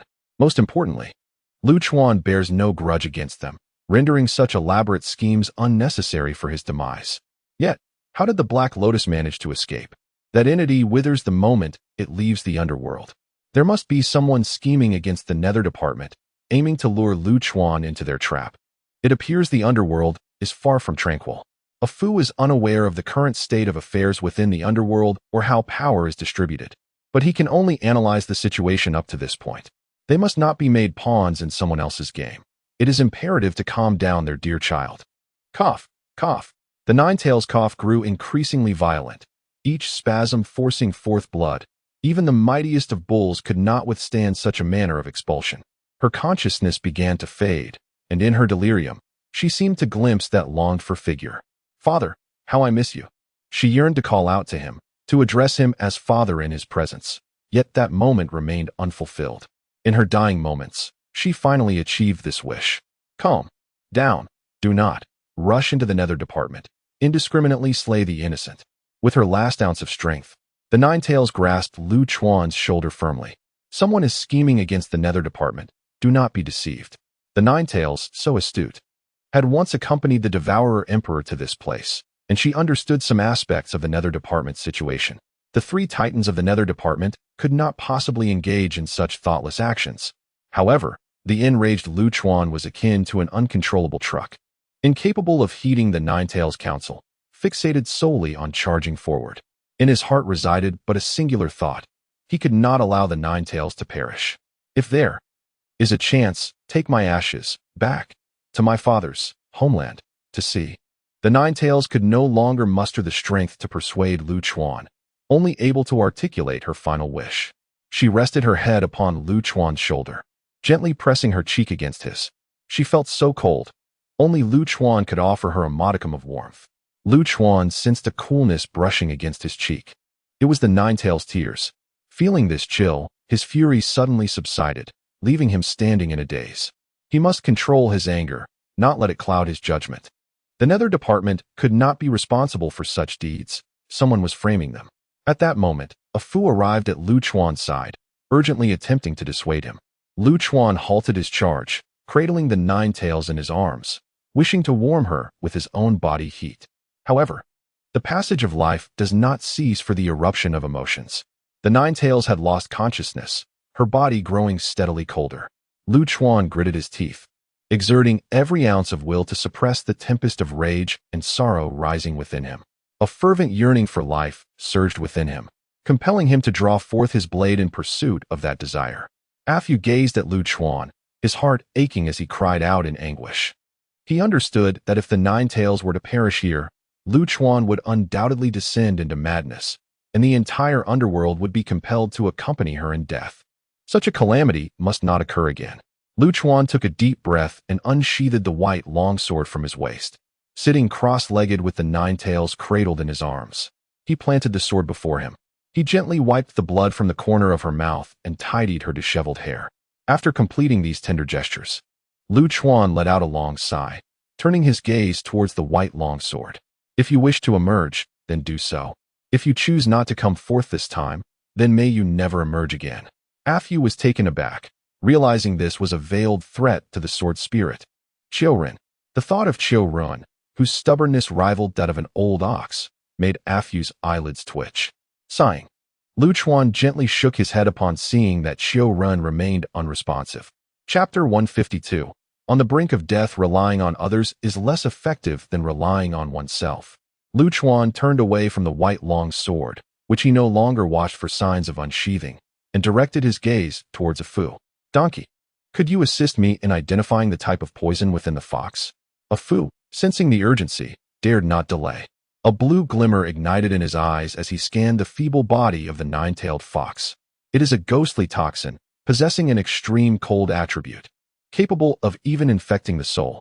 The fox's body is generating heat in an effort to combat the poison. Is there a way to extend the nine-tailed fox's lifespan? Lu Chuan inquired, his tone devoid of emotion. A Fu was startled, fully aware that Lu Chuan in this state was the most formidable, with the potential for an explosive outburst at any moment, an outburst that could not be contained. Transfusion. The blood within the fox has nearly drained. Use your blood to prolong its life. A Fu contemplated briefly, realizing that in such dire circumstances, one must resort to desperate measures. Whether the fox could endure Lu Chuan's blood remained to be seen, dependent on her destiny. Begin. Without hesitation, Lu Chuan sliced open the artery in his wrist. Blood gushed forth, and then he proceeded to cut the wrist of the nine-tailed fox. Please check my blood type, Lu Chuan reminded. A Fu's eyelids twitched in alarm. In his haste, he had overlooked such a crucial detail. Damn it, I must trust in science after all, a Fu quipped. Then, two streams of blue light emanated from a Fu's eyes, illuminating Lu Chuan's flowing blood. How foolishly anxious I am. In fact, there is no need for conversion. You are inherently chaotic in nature, harmonizing with all things. Merely controlling the quantity of blood will suffice. Though a Fu spoke reassuringly, Lu Chuan remained apprehensive. His blood was too potent, and the fox might not withstand such overwhelming force and perish. For the sake of the fox's safety, Lu Chuan insisted that a Fu properly convert the blood type. Once preparations were complete, Lu Chuan cautiously guided his blood into the body of the nine-tailed fox, all the while moving towards the realm of the underworld. A reminder, a Fu interjected, the realm of the underworld is likely implicated with this sudden turn of events. They may be even more anxious than we are. They must have someone delivering the antidote to us. If we proceed towards the underworld, we are likely to encounter them along the way. All right. Lu Chuan nodded, maintaining his stance as he uprooted a section of ground, carrying the nine-tailed fox towards the underworld. Why must you be so stubborn? After Lu Chuan departed, a Fu gazed at the left-behind white long sword, letting out a deep sigh. To err is human. Why do you cling so tightly to the past, unable to move beyond that hurdle? The white long sword, embedded in the ground, began to tremble softly. Ah, right. A Fu rolled his eyes, uncertain of what he had just heard. You are but a special manifestation of Lu Chuan's consciousness. Should he abandon you, you would swiftly dissipate. Furthermore, I must convey to you that your so-called compassion and altruism are, at times, utterly futile. Henceforth, the path of Lu Chuan will become increasingly arduous, and the challenges he encounters will grow ever more terrifying. Are you truly expecting a person imbued with empathy and sentimentality to confront such horrors? Do you wish for your master to perish even more swiftly? Your purported kindness and compassion, if devoid of teeth, are nothing but a manifestation of ineffectual cowardice. To be candid, I was opposed to Lu Chuan's decision to separate you. You ought to have been obliterated outright. I would rather see Lu Chuan wade through mountains of corpses and seas of blood, with the stars extinguished above, than witness him meet a bewildering demise due to your so-called love. Ah Fu vented his frustrations, feeling a profound sense of relief. Are you truly going to linger in this forsaken place, dissipating due to your master's abandonment? With a resounding clang, a white longsword suddenly rose from the ground and struck Ah Fu sharply upon the rear. Hey, you get irritable just from a few words? Why not take a cue from the sturdy hammer? Relax, eat well, sleep well. When the sky falls, there will be someone to support it. The pulsating blood coursed into the body of the nine tails, yielding results that exceeded expectations. Her emaciated form, weakened from blood loss, gradually regained its fullness as she slowly opened her eyes. Yet, the horrific poison continued to take its toll. The blood Lu Chuan had just infused into the nine tails was swiftly expelled. Moreover, the impact of Lu Chuan's blood exacerbated the internal condition of the nine tails. No. It's futile. She attempted to plead with Lu Chuan, yet even keeping her eyelids open was a struggle, let alone finding the strength to dissuade him. Fear not. You shall not perish, Lu Chuan reassured with a smile, carefully managing the blood flow. Do you perhaps harbor feelings for me, putting forth such effort to save me? The nine tails inquired teasingly between coughs of blood, displaying little fear in the face of death. Indeed, I do like you. How could one not admire such a beautiful girl? Lu Chuan gently adjusted the nine tails' head, ensuring her own blood did not choke her. But I must admit, I do not fancy you too much. Your beauty might lead others to think I am merely a kept man. Suddenly, the nine tails' complexion flushed with vitality, and her spirits began to lift, even her speech becoming more coherent. A fleeting moment of resurgence. Lu Chuan felt a jolt as the suppressed fury surged back within him. Taking a deep breath, he gritted his teeth, the muscles in his jaw visibly taut from the exertion. Being a pretty boy isn't so bad. It brings prestige when one is out and about. Lu Chuan chuckled, hoping to offer some solace to the Ninetales. The Ninetales could not contain her laughter. Aware that Lu Chuan was merely indulging her, he did not truly harbor feelings for her, or for anyone, for that matter. Yet, this realization did not diminish her happiness. Lu Chuan lifted his gaze to the distant, hazy horizon. According to the locations sent by a Fu, reaching the underworld would require at least 2 more hours. Even if someone from the underworld were hastening towards him with the antidote, a meeting would take no less than an hour. However, the Ninetales could hardly endure such a duration, and Lu Chuan lacked the blood to spare for her. At this moment, Lu Chuan, having already lost an excessive amount of blood, was showing symptoms of severe blood loss. You cannot perish. Should you succumb, countless souls would accompany you in death, surely. That is not a sight you wish to behold. With no other recourse, Lu Chuan resorted to threats. You think you can intimidate me? I am not one to be easily frightened, the Ninetales retorted with an exasperated eye roll. Suddenly, her hand seized Lu Chuan's wrist with fierce determination, staunching the wound from which blood flowed freely. Do not let anger govern your actions. Do not let my demise lead to a massacre without end. These were the fox's final words, and with that, her hand fell limply. Just as Lu Chuan was on the verge of losing control, a Fu's voice rang out, "Boss, catch the sword." Chapter 153. The Sword of Benevolence unleashed. A streak of white light surged forth with remarkable speed, and Lu Chuan raised his hand to deftly catch the white longsword, the Sword of Benevolence. A warm aura emanated from the blade, dispelling the shadows of despair and anger that lingered in Lu Chuan's heart. In that fleeting moment, an astonishing transformation unfolded within his pupils. No longer merely radiating heat as in previous instances, his eyes began to morph, soon forming an intricate petal pattern. Within those petals, a luminous glow flowed, brimming with boundless vitality. The attire enveloping Lu Chuan underwent a metamorphosis, shifting from its original white with black patterns to a pristine white. His once jet-black hair suddenly transformed into a brilliant snow-white cascade. Lu Chuan himself became a radiant figure, resembling the brightest star in the firmament. Before him, the world began to alter, fading into a blur as if veiled by a gossamer mist, rendering everything ethereal. Amidst this haze, Lu Chuan beheld a newly unveiled realm. The Ninetales, astonishingly, stood upright, unmarred by any injuries, as though restored to its former glory. Yet, this vision of the Ninetales appeared so insubstantial, so unreal.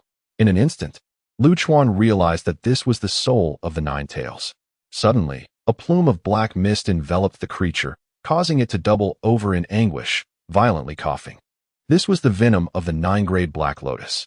The eye of the mayfly had been activated, revealing the very roots of life and death, compelling Lu Chuan to sever these roots with the Sword of Benevolence.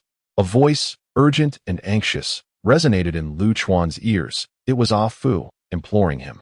The eye of the mayfly could only capture the essence of death for a fleeting moment. Should Lu Chuan fail to seize this opportunity, the Ninetales would truly perish. With determination, Lu Chuan grasped the hilt of the sword, a surge akin to the pulse of life coursing through the immaculate blade.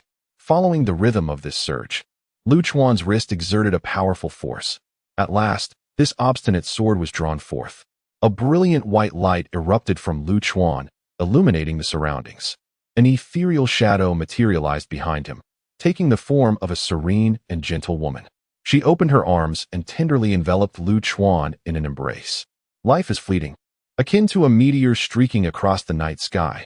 So humble is existence, like dust beneath the vast heavens. Yet, how short-sighted we are. Akin to blind men in a darkened room, groping for the truth. We often believe today is lengthy, and tomorrow stretches into eternity. We assume ourselves invincible, mistaking the summit for the ultimate peak. In our limited time, we squander excessively. We trample recklessly upon the vast cosmos. We must hold reverence for life, cherish it. To rediscover our true selves, go forth. Innocent souls should not bear punishment. They must not confront such agonizing demise. The woman's voice resonated within Lu Chuan's heart, like the thunder of spring. With his eyes closed, Lu Chuan raised the sword in his hand. A surge of white sword energy erupted forth, cleaving directly toward the Ninetales. There was no cataclysmic upheaval, no thunderous roars, only the gentle warmth of a soft breeze. This surge of sword energy pierced through the spirit of the nine-tailed fox, expelling the insidious black toxins clinging to her. At last, Afu released a long sigh of relief. Fortunately, this fellow did not persist stubbornly, or who could fathom what might have transpired. All returned to tranquility, the abnormalities surrounding Lu Chuan dissipated, and the mysterious woman vanished. Lu Chuan gazed at his empty right hand, puzzled. Had he not drawn the sword? Yet now, it was in his left hand, showing no signs of having been unsheathed.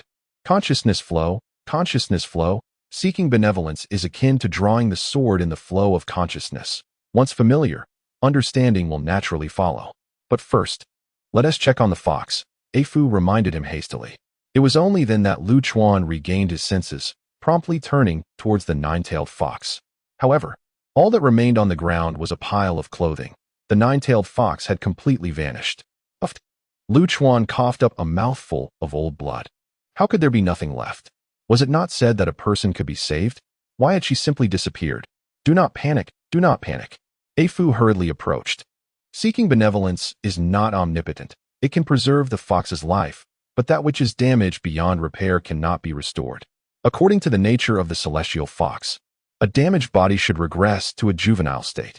As Afu spoke, the clothing of the nine-tailed fox suddenly stirred.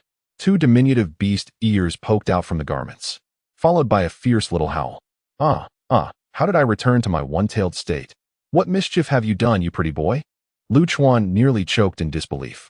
The fierce tone combined with such a childlike voice was utterly incongruous. Simultaneously, Lu Chuan felt relieved. Regardless of the circumstances, the life of the nine-tailed fox had been preserved, and her cultivation could gradually be restored. Lu Chuan bent down to observe the young nine-tailed fox up close. Yet before he could approach, he was met with two playful punches to the face. Are you being lewd? I'll knock you dead, do you believe me? The nine-tailed fox threatened, her fists raised as she curled back into her clothing. My apologies, I forgot you have no clothes on. Lu Chuan scratched his head awkwardly, gently snapping his fingers, and a sleek black sword dress enveloped the little nine-tailed fox. Now that's more like it. The young nine-tailed fox cast Lu Chuan a knowing glance before inspecting her new dress, nodding in satisfaction. At last, Lu Chuan lowered himself to closely examine the little nine-tailed fox. To his astonishment, he nearly swooned at the sight. In her juvenile form, the nine-tailed fox stood a mere 40 centimeters tall. She sported adorable beast ears and a chubby, round face. Her hands and feet were plump and white, resembling lotus roots. And behind her swayed a tail, larger than her body, covered in fluffy white fur. Her little ears twitched occasionally, and her big, watery eyes sparkled with life, exuding both cuteness and vivacity. What are you staring at? Is there anything worth looking at? The little nine-tails exclaimed, raising her fist defiantly. Hee. Lu Chuan chuckled, suddenly grasping the collar of the little nine-tails. Let go of me, you scoundrel. Do you wish to perish? The little nine-tails protested, her tiny limbs flailing in the air. From now on, you shall remain here until your strength is restored, Lu Chuan said cheerfully, placing the little nine-tails upon his shoulder. Hey, are you implying that you will take responsibility for me? She questioned, tugging at a lock of Lu Chuan's hair with determination. Of course, Lu Chuan nodded. Though the poison has been dispelled, I did not foresee you ending up in this state. The responsibility lies with me. I shall care for you until you return to your former self, and only then will our pact be fulfilled. Upon hearing this, the nine-tails paused, a charming smile breaking across her adorable, round face. If you dare to renege on your promise, I shall scratch that pretty little face of yours. Chapter 154. The uprising of the underworld. As predicted by Afu, the nine-tailed fox was unexpectedly assaulted by the ninth-rank Black Lotus, catching the three formidable leaders of the underworld off guard. Almost immediately, the Ghost King of Tianza personally set out with the antidote to the location where Lu Chuan had appeared in the underworld. However, in an unforeseen turn of events, the Ghost King of Tianza encountered an ambush en route. In his haste, he had only brought 2 personal guards with him. A shocking assassination unfolded, reverberating throughout the entire underworld. The news of the Ghost King of Tianza and his 2 guards being slain left by Zhuo and Taiyin in a state of disbelief. The strength of these 3 Ghost Kings was unparalleled within the underworld, and they could not fathom what force could pose a threat to the Ghost King of Tianzi. Upon confirming the authenticity of the news, both leaders nearly collapsed into their chairs. Strangely, the news of the Ghost King of Tianzi's demise spread almost instantaneously. They had no time to contain the information. The entire underworld received this terrifying news almost immediately. Chaos ensued, with the Department of Punishment, overseen by the Ghost King of Tianzi, being the first to descend into turmoil. Without his deterrent presence, the countless malevolent spirits imprisoned there began to revolt. Should these entities escape, the underworld would once again be engulfed in a bloody tempest. 2 garrisons stationed at the underworld river suddenly disobeyed orders and made their way directly to the Department of Punishment. The remaining 2 Ghost Kings understood that a cataclysmic disaster was now unfolding against the underworld. Put the army on high alert. I shall leave the city to rendezvous with that young one. We cannot afford any further mishaps, Baizhua commanded, appearing suddenly aged and weary. The loss of the Ghost King of Tianzi, a companion of 1,000,000 years, was a shock he struggled to accept. We cannot allow you to go, Tyne swiftly interjected. Those capable of ambushing Tianzi can also target you. If you were to fall into peril, the underworld would indeed face utter ruin. Taking a deep breath, Baizhua endeavored to suppress the rising fury within him. He recognized the truth in Taine's words. Should he venture out and encounter another calamity, the entire underworld would be plunged into irreversible chaos. At this moment, it was paramount to identify the perpetrators behind Tianzi's assassination. Remaining level-headed, Taine methodically began to issue orders. The forces stationed at the underworld river were to remain motionless. Any unauthorized troop movements would be met with lethal consequences. All guards were to be on high alert, ensuring the safety of the Department of Punishment. The Department of Punishment would be temporarily managed by the Ghost King of Qingdai, and should any unrest arise among the malevolent spirits under its jurisdiction, they were permitted to act decisively. All passages connecting to the mortal realm were to be inspected for any signs of compromised seals. The orders were swiftly disseminated. Yet news of the 2 armies advancing toward the Department of Punishment also reached them. A grand battle was imminent. It was unlikely that the ghosts from Tianshui City were instigating the unrest. They lacked the capability to infiltrate the ghostly forces. The Taine Ghost Sovereign gazed at the Baiduo Ghost Sovereign, his face etched with concern. Tianshui City is a grand metropolis inhabited by ghost cultivators. Since the great Emperor of Devouring Heaven relocated the Pool of Rebirth 100,000 years ago, the underworld has birthed uncontrollable ghost cultivators. These specters, unrestrained, have long been at odds with the Department of the Underworld. Their ranks have continuously expanded, ultimately compelling the underworld to seal all pathways to the mortal realm. This measure averted a catastrophic upheaval that could have been wrought by the ghost cultivators. After millennia of suppression and negotiation, the Department of the Underworld eventually allocated a prime piece of land to these specters, permitting them to pursue their endeavors, with the stipulation that they must not step beyond the confines of Tianshui City. Though Tianshui City boasts a formidable military presence and poses a significant concern for the Department of the Underworld, infiltration into the Ghost Army remains an impossibility. The Ghost Army is comprised solely of seasoned veterans, having not recruited any new soldiers since the Pool of Rebirth was moved. These veterans have fought countless battles for the underworld, exhibiting unwavering loyalty, regardless of their formidable abilities. The ghost cultivators of Tianshui City lack the power to penetrate the Ghost Army. Over the past several millennia, the Department of the Underworld and Tianshui City have coexisted in relative peace, with minimal conflict. Moreover, with the pathways to the mortal realm closed, the ghost cultivators' ranks are not being replenished, and they are reluctant to instigate hostilities. Crucially, should the underworld face catastrophic turmoil, it would bring no benefit to these specters. Their cultivation relies on the underworld's energy, and if it were to perish, they would be left to fend for themselves. The mobilization of the Ghost Army is indeed perplexing. I must investigate personally. Ultimately, the Baiduo Ghost Sovereign resolved to venture out. Anyone can go, but you must not. The Taine Ghost Sovereign asserted with rare assertiveness. The Ghost Army has been subverted. This matter must be clarified. As he spoke, a layer of black armor enveloped his form. Take 1/3 of the guards with you. I'll manage the other affairs, he instructed. The Baiduo Ghost Sovereign stepped forward and firmly clasped the Taine Ghost Sovereign's shoulder, saying, "Take care." Though they held a superior subordinate relationship, in private, They were akin to brothers, sharing drinks and tales. Both felt a pang in their hearts, uncertain if this farewell would be their last. Take care, the Tian ghost sovereign nodded in acknowledgement. And do ensure the safety of that little one, he suddenly recalled.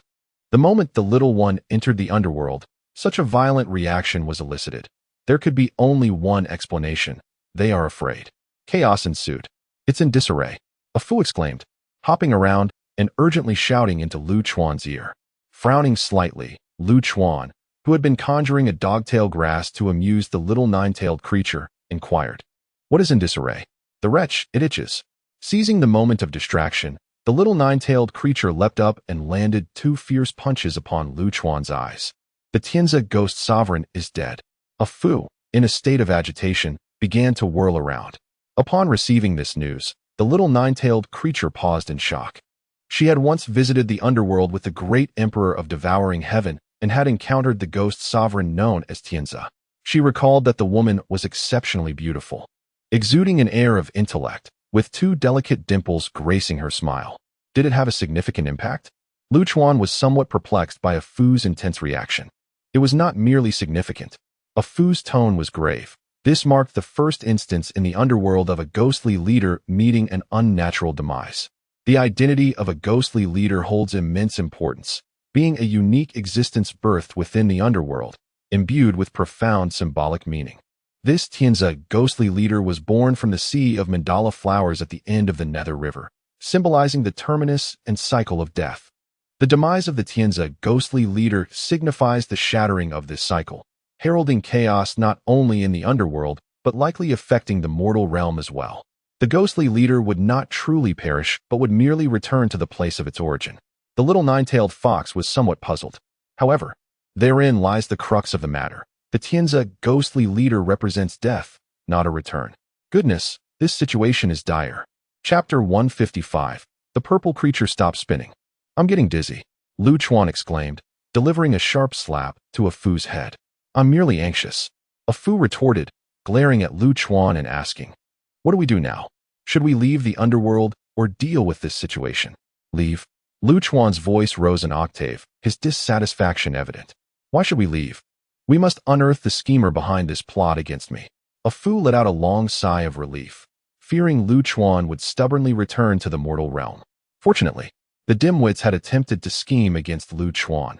Otherwise, given his penchant for avoiding unnecessary trouble, he might not have intervened at all. I don't fully understand the specifics, but let's discuss it further at the Underworld Bureau, a Fu suggested, his eyes darting around, seemingly plotting something. Lu Chuan sensed that a Fu harbored no malicious intent. Thus, he refrained from probing too deeply. He raced towards the Underworld Bureau with the little nine-tailed fox in tow. Along the way, a Fu began analyzing the situation for Lu Chuan. The one who managed to slay the Ghost King in the Underworld is not someone to be trifled with. You must tread carefully. Moreover, your arrival in the underworld coincides with this incident. On the surface, it appears to target those 3 bigwigs. But the true aim may be you. Blabbering on endlessly, are we? Lu Chuan interrupted, delivering a punch to a Fu's head, silencing the incessant chatter. Ungrateful. I'm doing this for you, you know. A Fu's indignant voice echoed in the distance. As they progressed, various spirits were seen fleeing in panic, passing through several ghost cities. It was evident that they were mostly deserted, the situation far worse than anticipated. Why does the death of a mere ghost king seem to herald the apocalypse? Stopping in an empty city, Lu Chuan, perplexed by the underworld's operational dynamics, felt overwhelmed by the chaos. You understand nothing. All you do is play with cats and walk dogs. The Ghost King's demise signifies the shattering of order. The entire underworld may collapse as a result, a Fu scolded, watching Lu Chuan amuse the little nine-tailed fox with a tuft of grass. Suddenly, Lu Chuan furrowed his brow, sensing an impending danger, and tucked the little nine-tailed fox into his embrace. Who is it? Who dares to provoke death? The little nine-tailed fox, still caught in a drunken stupor, attempted to protest. But the large hammer in Lu Chuan's arms began to shout, raising its tiny fists in defiance. The 2 little creatures quickly became embroiled in a playful tussle, their giggles filling the air. Silence. Something lurks beneath the ground. Lu Chuan hissed softly. Both the little nine-tailed fox and the large hammer paused momentarily, only to resume their playful brawl. Suddenly, A deafening roar reverberated as the ground split open violently, a chasm stretching for tens of thousands of meters, cleaving the empty city in twain. A torrent of purple light erupted from the fissure, engulfing the visible realm in its ominous glow. Coldness, despair, trembling, and filth. These were Lu Chuan's immediate impressions of the purple radiance. Observing the two little creatures, the Ninetails and the Big Hammer, they have abandoned their squabble and nestled into a protective embrace, trembling with trepidation.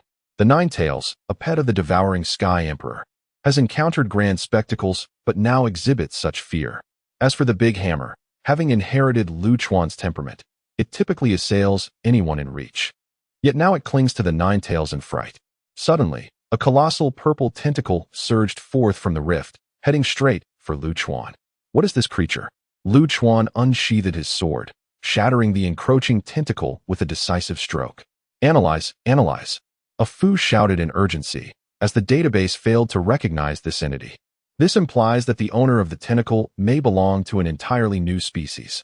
Once again, from the rift, not just one but countless tentacles emerged, flooding the vicinity with chaotic tendrils, and a purple radiance surged skyward.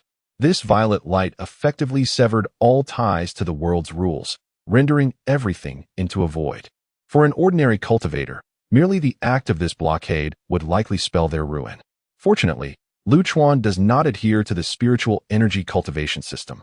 Thus, the severed space bore no adverse effect upon him. His body erupted with sword energy, transforming into an unbounded storm of blades that swiftly reduced the tentacles to mere fragments. However, these severed tentacles morphed into purple light, assimilating into the surrounding space, intensifying the pressure within. This entity cannot be slain further. With each strike, the entire dimension would face increasing oppression, potentially leading to a catastrophic implosion of this realm. The void, the insatiable devourer, devoid of clear emotions. I cannot locate any information on this entity. It may be a nascent species. Proceed with caution. A Fu advised as he trailed behind Lu Chuan. Fifth sword. Falling flowers. Lu Chuan intoned inwardly, as a torrent of black sword energy erupted forth once more. The overwhelming sword aura surged skyward, staining the violet canopy with darkness. Let us go, Lu Chuan called to a Fu, transforming into a streak of black light and dashing into the distance, as a multitude of tentacles surged from the rift in pursuit. Lu Chuan's speed was extraordinary, covering thousands of miles in an instant, leaving the throng of tentacles to trail behind in a cloud of dust. He arrived at the boundary enveloped in the purple glow, which functioned as a barrier. Be cautious. Do not provoke a chain reaction, a Fu earnestly reiterated his analysis. Boom. Yet, Lu Chuan violently breached the purple shield, bursting forth into freedom. Hey, are you even listening? Such reckless destruction won't resolve the issue. A Fu protested loudly. At that moment, Lu Chuan's sword technique erupted, prompting a Fu to hastily follow suit. Above, the black sword aura that tainted the zenith began to undergo an eerie transformation, morphing into countless delicate black blossoms that cascaded toward the immense rift.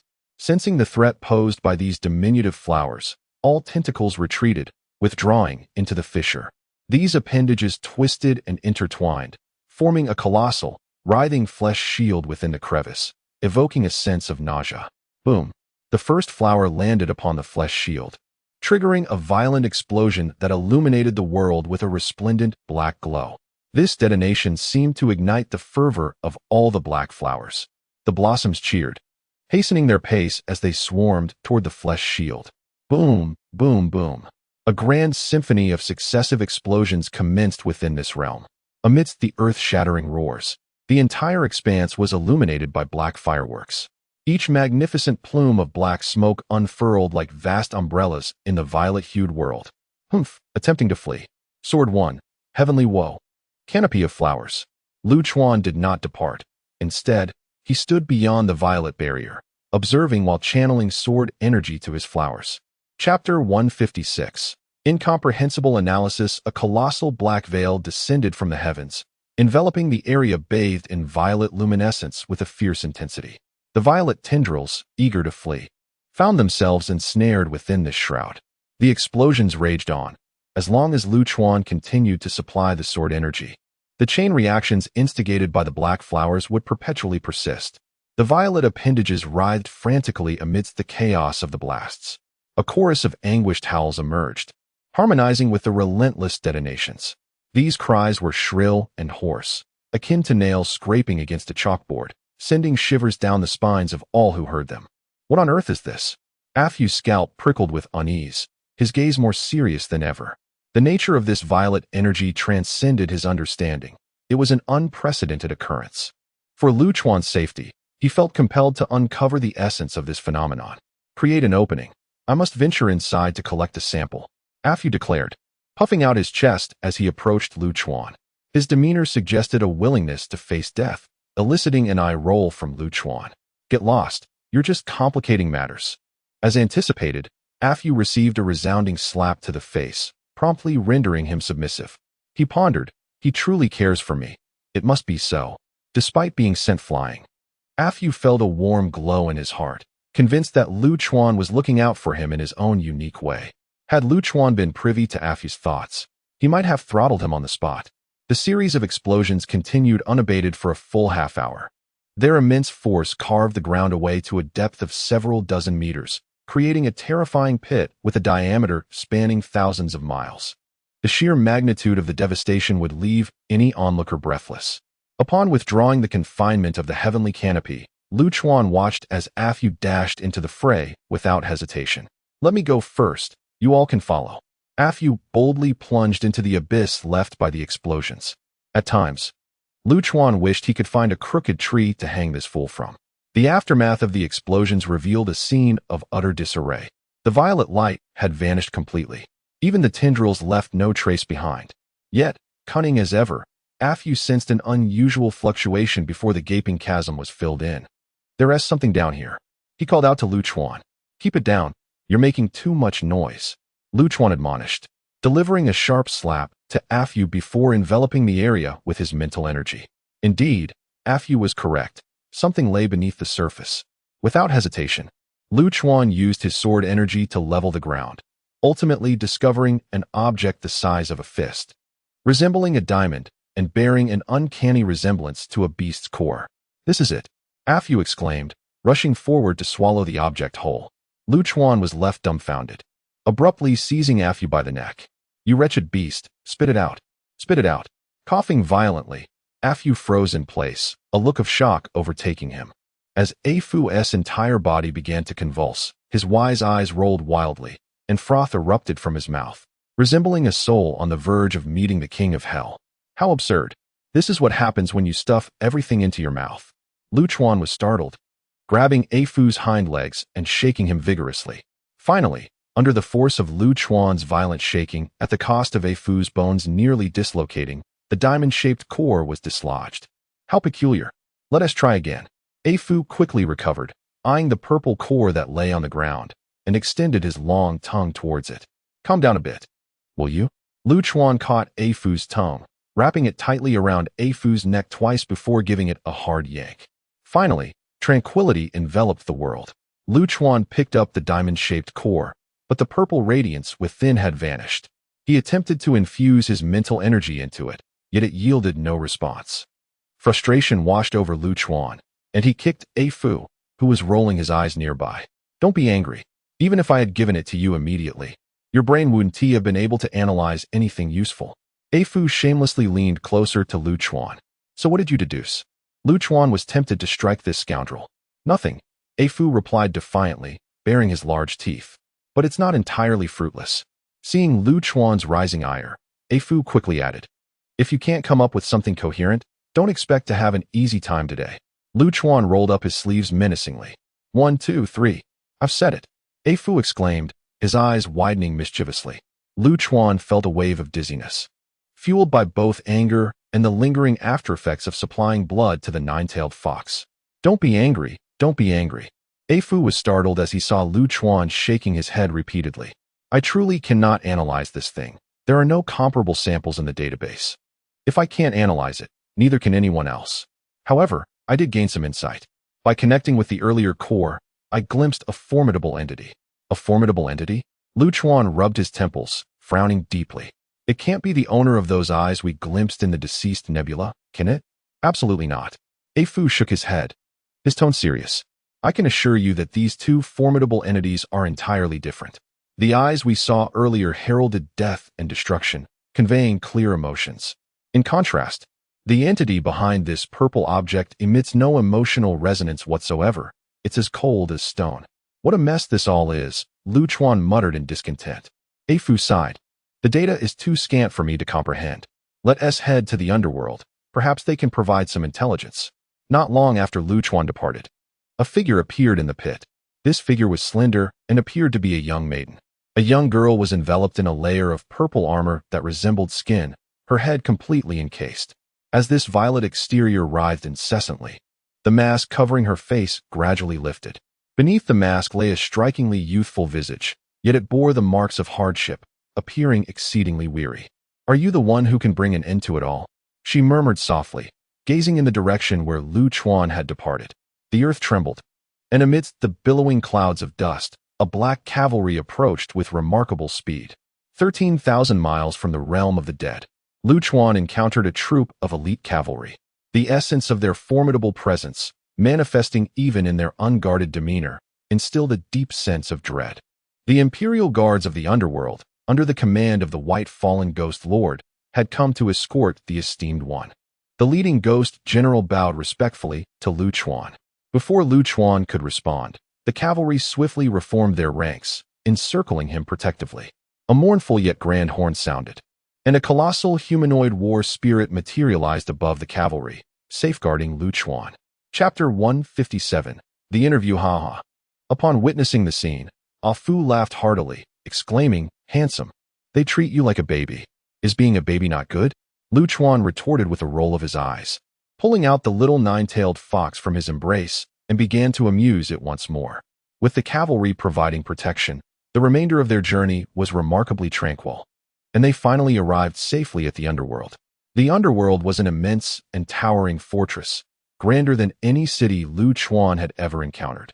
Gazing up at the sky-piercing black walls that seemed to isolate the world, Lu Chuan was left in awe. "Look at your naive expression." Ah Fu proudly shook his head and began to explain to Lu Chuan. "The underworld has existed since the dawn of the netherworld. Do not assume that the city you see before you is merely an ordinary place.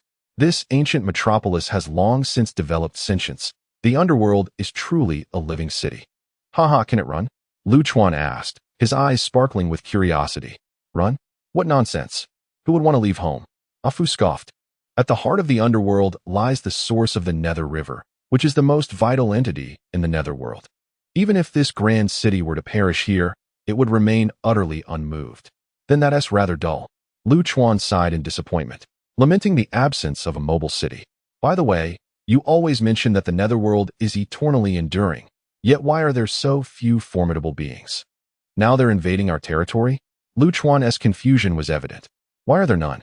Ah Fu shook his head. "The netherworld has the Nether Emperor, a genuine imperial powerhouse. Although he lacks an official throne, his strength is certainly not inferior to that of typical emperors. Moreover, deep within the netherworld, in a place known as the Abyss of Unknowing, there resides a super ancient entity, the God of the Nether." "The God of the Nether, what a magnificent name." Lu Chuan's eyes gleamed with excitement. "Don't get ahead of yourself." Ah Fu grimaced slightly. "The God of the Nether has always remained reclusive, only emerging 100,000 years ago to assist the Devourer Emperor against external threats. Originally, this ancient being was supposed to depart, but for reasons unknown, he chose to stay. If that entity ever seeks you out, you will truly know what it means to have a headache." "Oh, then I hope he doesn't come looking for me." Lu Chuan puffed his cheeks in trepidation. Little friend, a booming voice suddenly resonated, prompting all the cavalry to kneel simultaneously. A robust man with a full beard and a broad face strode forth. "The white fallen ghost lord, the current de facto leader of the netherworld," Ah Fu murmured. Lu Chuan, however, appeared perplexed and asked, "Is the little friend referring to me? Is this ugly creature serious?" Ah Fu nearly burst into laughter. "Calling you little friend is a courtesy. The white fallen ghost lord is at least 10,000 years old. Your age is but a fraction of his. It's fortunate he didn't refer to you as an embryo." Bang! Ah Fu received a heavy blow to the head, followed by the menacing voice of Lu Chuan. "What a joke. At your age, still so pathetic, what is there to boast about?" "Bah! You think everyone is as monstrous as you? Afu rolled his eyes in indignation. Hello, young friend. I am Bai Zhua. No need for formality. Just call me Brother Bai. Bai Zhua, the Ghost King, casually greeted Lu Chuan. Infuriated, Lu Chuan retaliated with a swift slap. Who do you think you are? Do I know you? Coming here all brotherly. Are you some kind of socialite? You look more terrifying than a ghost. How dare you call me brother? Wait, calm down, Bai Zhua exclaimed, hopping about from the sting of the slap. With all these subordinates watching, let's keep a little face. Though he maintained a playful demeanor, Bai Zhua was internally astonished. He had not anticipated being unable to evade Lu Chuan's strike. It seemed the Taiyin Ghost King had underestimated this young man's true prowess. After satisfying his urge to strike, Lu Chuan reluctantly withdrew his hand. Addressing the awkward Bai Zhua directly, he stated, let's not beat around the bush. I have 2 questions. First, who plotted against me? Second, what was your purpose in luring me into the underworld? I expect a satisfactory answer. Bai Zhua nodded and continued, let us discuss this further in the city. The underworld is currently unstable. I won't be going. I can't be bothered to walk, Lu Chuan declared, sitting down on the ground and spreading out a blanket. Preparing to cook. After several days of busyness, a proper meal was of utmost importance. However, beside him, Afu gazed meaningfully at the vast city in the distance. Lu Chuan's ephemeris eye had fully awakened, allowing him to perceive the very roots of death in all things. This eye, a unique birthright, enabled him to see the origins of life's demise and even foresee the end of existence. The concept of seeking benevolence was a stream of consciousness birthed from this ephemeris eye. Initially, Lu Chuan had described the city as ordinary, but for one endowed with the ephemeris eye, it was impossible to overlook the fact that this city was alive. In truth, Lu Chuan might have glimpsed the impending demise of this grand city of the underworld. Given his tendency to avoid trouble, he was unlikely to venture inside. Seeing that Lu Chuan was not inclined to grant him any leniency, Bai Zhua could only smile awkwardly. As for your first question, we have yet to clarify that. We must wait for the Taiyin Ghost King to return with answers. However, I can address your second inquiry. Then let us proceed with the second question. Lu Chuan replied dismissively, slicing a thin piece of ham and placing it before the little nine-tailed fox. Upon seeing the ham, the nine-tailed fox expressed disdain, tentatively licking it. It was unexpectedly delicious, and with newfound joy, it embraced the treat and began to nibble eagerly. The white fallen Ghost King nonchalantly seated himself, striving to muster a smile. To guide children into the netherworld, we harbor no malice. We merely wish to engage in a business transaction with you. The mere mention of business struck a chord with Lu Chuan. Why didn't you say so earlier? Ha. Come, let us share a meal. Lu Chuan immediately transformed his demeanor, retrieving bowls and chopsticks for the white fallen Ghost King. However, as he gazed at the utensils before him, the white fallen Ghost King felt increasingly awkward. Who has ever witnessed a spectral being consuming mortal food? The king could only feign normalcy, placing a couple of slices of ham into the bowl while cheerfully conversing. The netherworld is rather tumultuous these days. You must have sensed it on your journey. At its core, it stems from the long-standing refusal to accommodate spirits. Lu Chuan was taken aback, puzzled. Isn't the unrest due to the death of the Ghost King? The white fallen Ghost King sighed, his eyes filled with sorrow. That is merely the catalyst. The issues have been festering for millennia, and they merely erupted alongside the demise of Tianzi Ghost King. Chapter 158. A greeting gift in the present world. Malevolent spirits abound, yet the underworld dares not accept them. If this continues, all shall come to ruin. The leader of the white fallen spirits could no longer suppress the smile upon his face, his eyes filled with lament. Lu Chuan, however, appeared somewhat perplexed. He turned to Afu and inquired, spirits? I scarcely encountered any in the vast world of righteousness. Afu pondered for a moment and replied, perhaps it is due to the influence of the Emperor's pact. These ethereal entities cannot thrive in the vast world of righteousness. That makes some sense, Lu Chuan suddenly realized. His expression shifted as he tilted his head and remarked to the leader of the white fallen spirits, what relevance does this have to me? If you do not discuss business, I might take my leave. Cough. The white fallen spirit's leader nearly sputtered blood in disbelief. He genuinely feared Lu Chuan would depart, and hastily added, the only solution to this predicament lies within the potential existence of the 6 paths of reincarnation in your homeland. Lu Chuan furrowed his brow, about to speak, but a Fu interjected, "They are interconnected with all living worlds. It is not surprising they are aware of your origins." "Oh," Lu Chuan nodded, "but what connection do the 6 paths of reincarnation have with me?"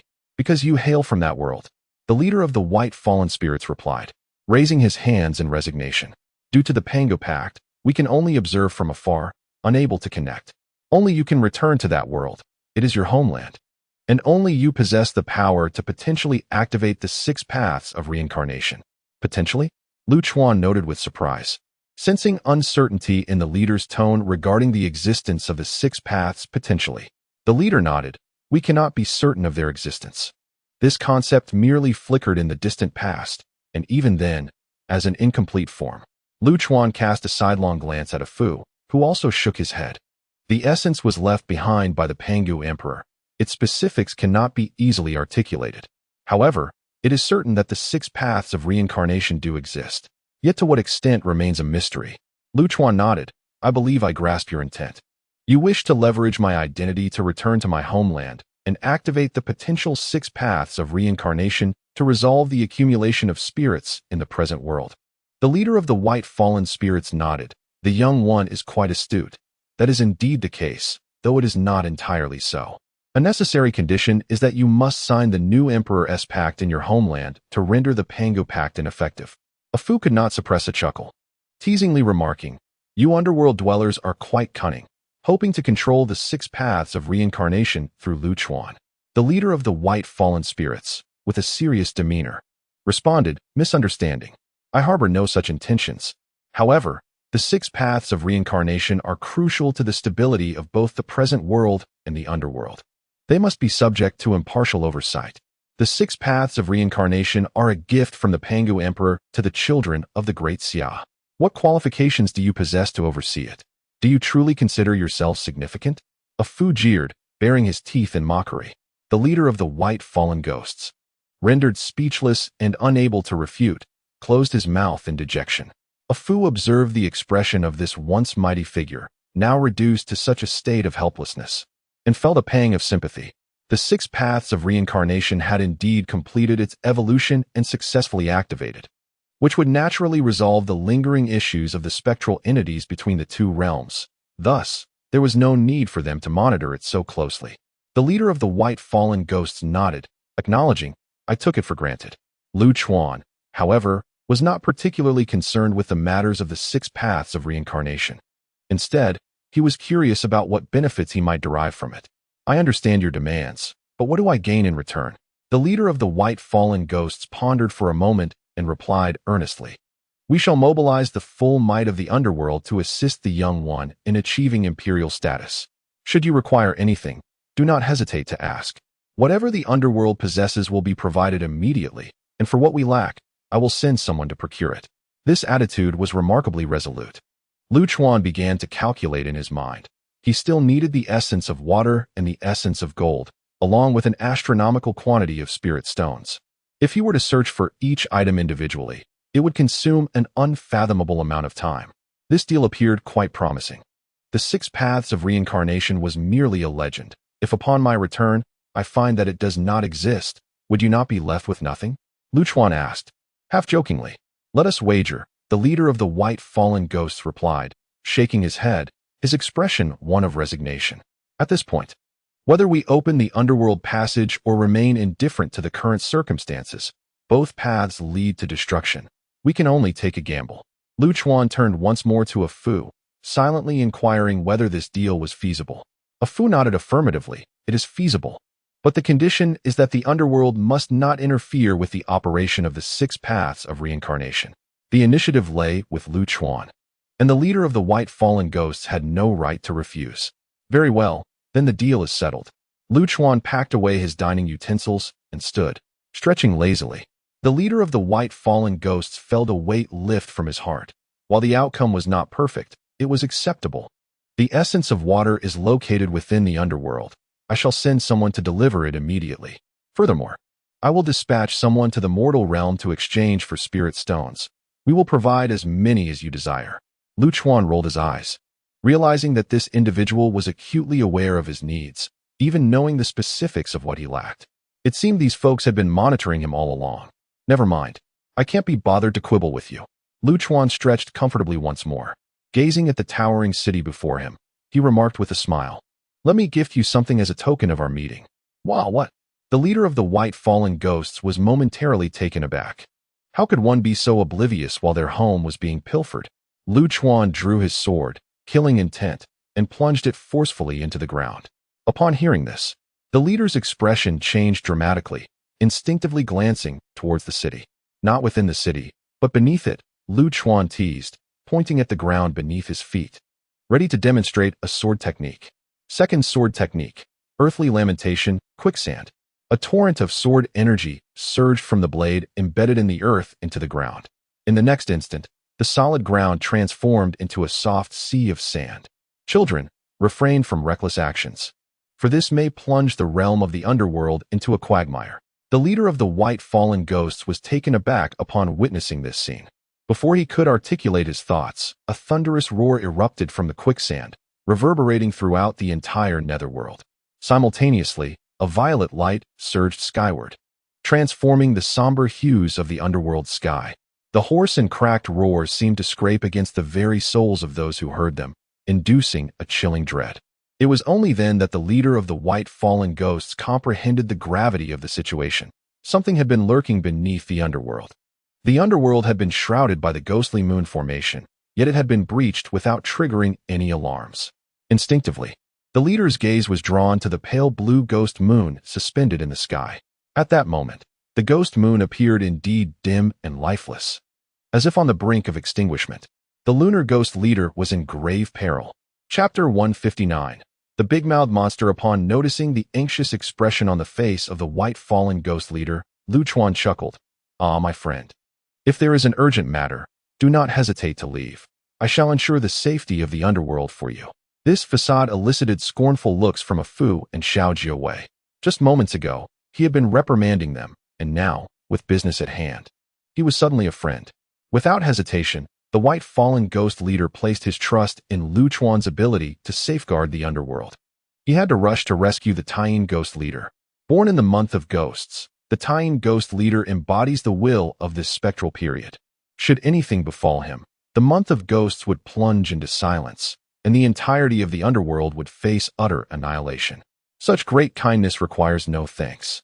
The White Fallen Ghost leader bowed to Lu Chuan before galloping away with his cavalry. Once he departed, Lu Chuan's demeanor shifted abruptly. His expression darkened as he listened intently to the roars emanating from beneath the shifting sands. He needed to clarify the nature of this ominous presence. The sensation it evoked was utterly dreadful. Indeed, if possible, capturing a live specimen would be ideal. A Fu, unusually serious, proclaimed, "I shall descend. You remain above to provide support." As he spoke, Lu Chuan pressed the palm of his right hand against the hilt of the killing sword embedded in the earth. Sword 2. Earthly Wail, Eternal Solidification. With a somber incantation, the ground of quicksand abruptly ceased its tumultuous movement. A multitude of sword energies transformed into countless invisible threads, intricately weaving together the grains of sand and rendering the ground an unshakable layer. Such a masterful technique could only be executed with immense sword energy and formidable mental prowess. With the underworld secured atop this sandy foundation, Lu Chuan tucked Xiao Jiawei into his embrace and plunged downward. Like a determined groundhog, he burrowed deeper into the earth, the terrifying roars growing ever closer. After an indeterminate descent, the surrounding air became increasingly sweltering, and the influence of the quicksand diminished. Suddenly, Lu Chuan found himself suspended in midair. He deftly adjusted his position and landed safely upon a scorching surface. To his astonishment, he discovered an expansive underground cavern that seemed to stretch into infinity. Rivers of molten rock flowed languidly, exuding a pungent sulfuric aroma that sent dizziness coursing through his mind. In the darkness, the relentless roar continued, accompanied by pulsating bursts of purple light, as if the abyss itself were breathing. What manner of place is this? Lu Chuan could not help but furrow his brow. The environment bore no resemblance to a naturally formed setting. The leaders of the underworld must possess astonishing ignorance not to have detected such a colossal entity beneath their domain. Even more perplexing to Lu Chuan was the fact that his quicksand had no effect here. The incessant roar conveyed emotions of aridity, violence, and profound anguish. Surely, it could not be giving birth. The cries were too harrowing. Lu Chuan jested lightly as he transformed into a streak of dark light, racing toward the depths of darkness. As he approached the source of the roar, the surroundings underwent a dramatic transformation. The cave walls cloaked in a purple substance that resembled decaying flesh. Countless objects, resembling silken cocoons, hung from the flesh-like walls. These cocoons quivered incessantly, as if they were nurturing something within. Suddenly, a loud crack echoed. One of the cocoons burst open. A ghostly silhouette leapt from the cocoon with such swiftness that even Lu Chuan could scarcely discern its form. As Lu Chuan, like an inquisitive child, scanned the surroundings in search of the creature, a fierce gust of wind erupted behind him. How careless! Such a loud attack. Lu Chuan could not help but murmur to himself. Just as the wind was about to make contact with his back, Lu Chuan instinctively swung his hand back. With a sharp crack, a blurred figure was sent flying, crashing violently against the purple flesh wall. Seizing this opportunity, Lu Chuan finally glimpsed the creature. It was not particularly large, roughly the size of an adult, possessing 8 sharp, bony legs reminiscent of a giant spider. However, its body did not resemble that of a spider. Instead, it bore a circular maw brimming with fine, sharp teeth. In essence, it was a grotesque entity with 8 legs, presenting a rather repulsive sight. To Lu Chuan's astonishment, the creature's resilience exceeded his expectations. After enduring his slap, it remained lively, bouncing back with vigor. The grotesque creature, having been sent sprawling, now clung to the flesh wall, swiftly moving about while emitting a series of piercing shrieks from its monstrous maw. The entire cavern erupted with fervor in response to this cacophony. Bang, bang, bang. As if the shrieks served as a signal, countless cocoons split open in unison, and a multitude of these monstrous maws sprang forth. They converged together in a throng, an overwhelming tide surging toward Lu Chuan. The air thickened with tension. With a casual wave of his hand, Lu Chuan summoned a tempest of sword energy. Rather than dispersing, the whirlwind coalesced around him, forming a colossal black vortex. The surrounding creatures were instantly torn to shreds by the tempest. The dismembered remains transformed into violet luminescence, merging seamlessly with the flesh wall. This gruesome spectacle failed to deter the remaining creatures, who charged forward fearlessly. Emotionless killing machines. That was Lu Chuan's assessment of these grotesque entities. Their movements were synchronized, devoid of any discernible emotional transmission, indicating they were likely engineered as guardians. I'll take one back for Afu to play with. As Lu Chuan pressed onward against the relentless tide of monstrous maws, he unleashed a strand of sword energy. This precise strike ensnared one of the creatures. With a swift motion, he created an opening and yanked forcefully, pulling the unfortunate beast into the vortex's center. This creature, full of life, struggled vigorously against its bindings. Lu Chuan expertly ensnared the creature, rendering it akin to a giant crab. Before the cacophony of the beast could subside, it erupted in a cataclysm of overwhelming energy. Goodness, is it a self-destructing truck? Lu Chuan rolled his eyes, brushing off the dust from his attire. Subsequently, he employed the same method to draw in another unfortunate soul. Just before this hapless creature could detonate, Lu Chuan infiltrated its mind with his psychic powers, aiming to seize control. However, he discovered that there were other entities connected to the psyche of the beast. A brilliant flash of purple energy began to clash with Lu Chuan within the depths of the creature's consciousness. Surprisingly, this violet mental force was not as formidable as anticipated, and with a few deft maneuvers, Lu Chuan swiftly vanquished it. Soon, he had commandeered the body of the beast. Oddly, it felt as though it should possess considerable strength, yet it seemed somewhat feeble. Lu Chuan murmured to himself, dragging the now-bound creature along as he pressed onward. As he ventured deeper, drawing ever closer to the source of the roaring, the frenzied beast grew increasingly manic, beginning to encircle and self-destruct around the vortex of sword energy. Chapter 160. The birth of something remarkable. Lu Chuan found himself somewhat vexed by the explosive antics of these monstrous creatures. In a moment of resolve, he conjured 2 swirling blades of energy, restoring a semblance of tranquility to the chaos. Approximately 15 minutes later, he finally arrived at the deepest recesses of the underground cavern. However, the sight before him caused his eyelids to flutter in disbelief. The teasing remark he had made earlier had inexplicably manifested into reality. Someone was indeed giving birth. Before him lay a modest circular clearing, its surface adorned with a network of purple, web-like strands that felt soft and yielding beneath his feet. At the center of this space rested a grand bed, the presence of which bewildered Lu Chuan. Upon it lay a striking beauty with cascading purple hair that flowed like a waterfall, reminiscent of a blooming violet. The woman possessed an alluring visage, her figure delicate, evoking a sense of fragility akin to that of a fabled maiden. At that moment, she was writhing in agony, seemingly in the throes of labor. Although her form appeared human, the anguished roars emanating from her throat were far from anything a human could produce. Sensing Lu Chuan's approach, she abruptly turned her head, casting a fierce glare in his direction. Her deep violet eyes struggled to convey a torrent of anger. Gazing into those gem-like orbs, Lu Chuan experienced a peculiar sensation. This woman, let us refer to her as human for convenience, seemed unaccustomed to the expression of emotion, akin to a child newly introduced to the world, capable only of conveying instinctual feelings.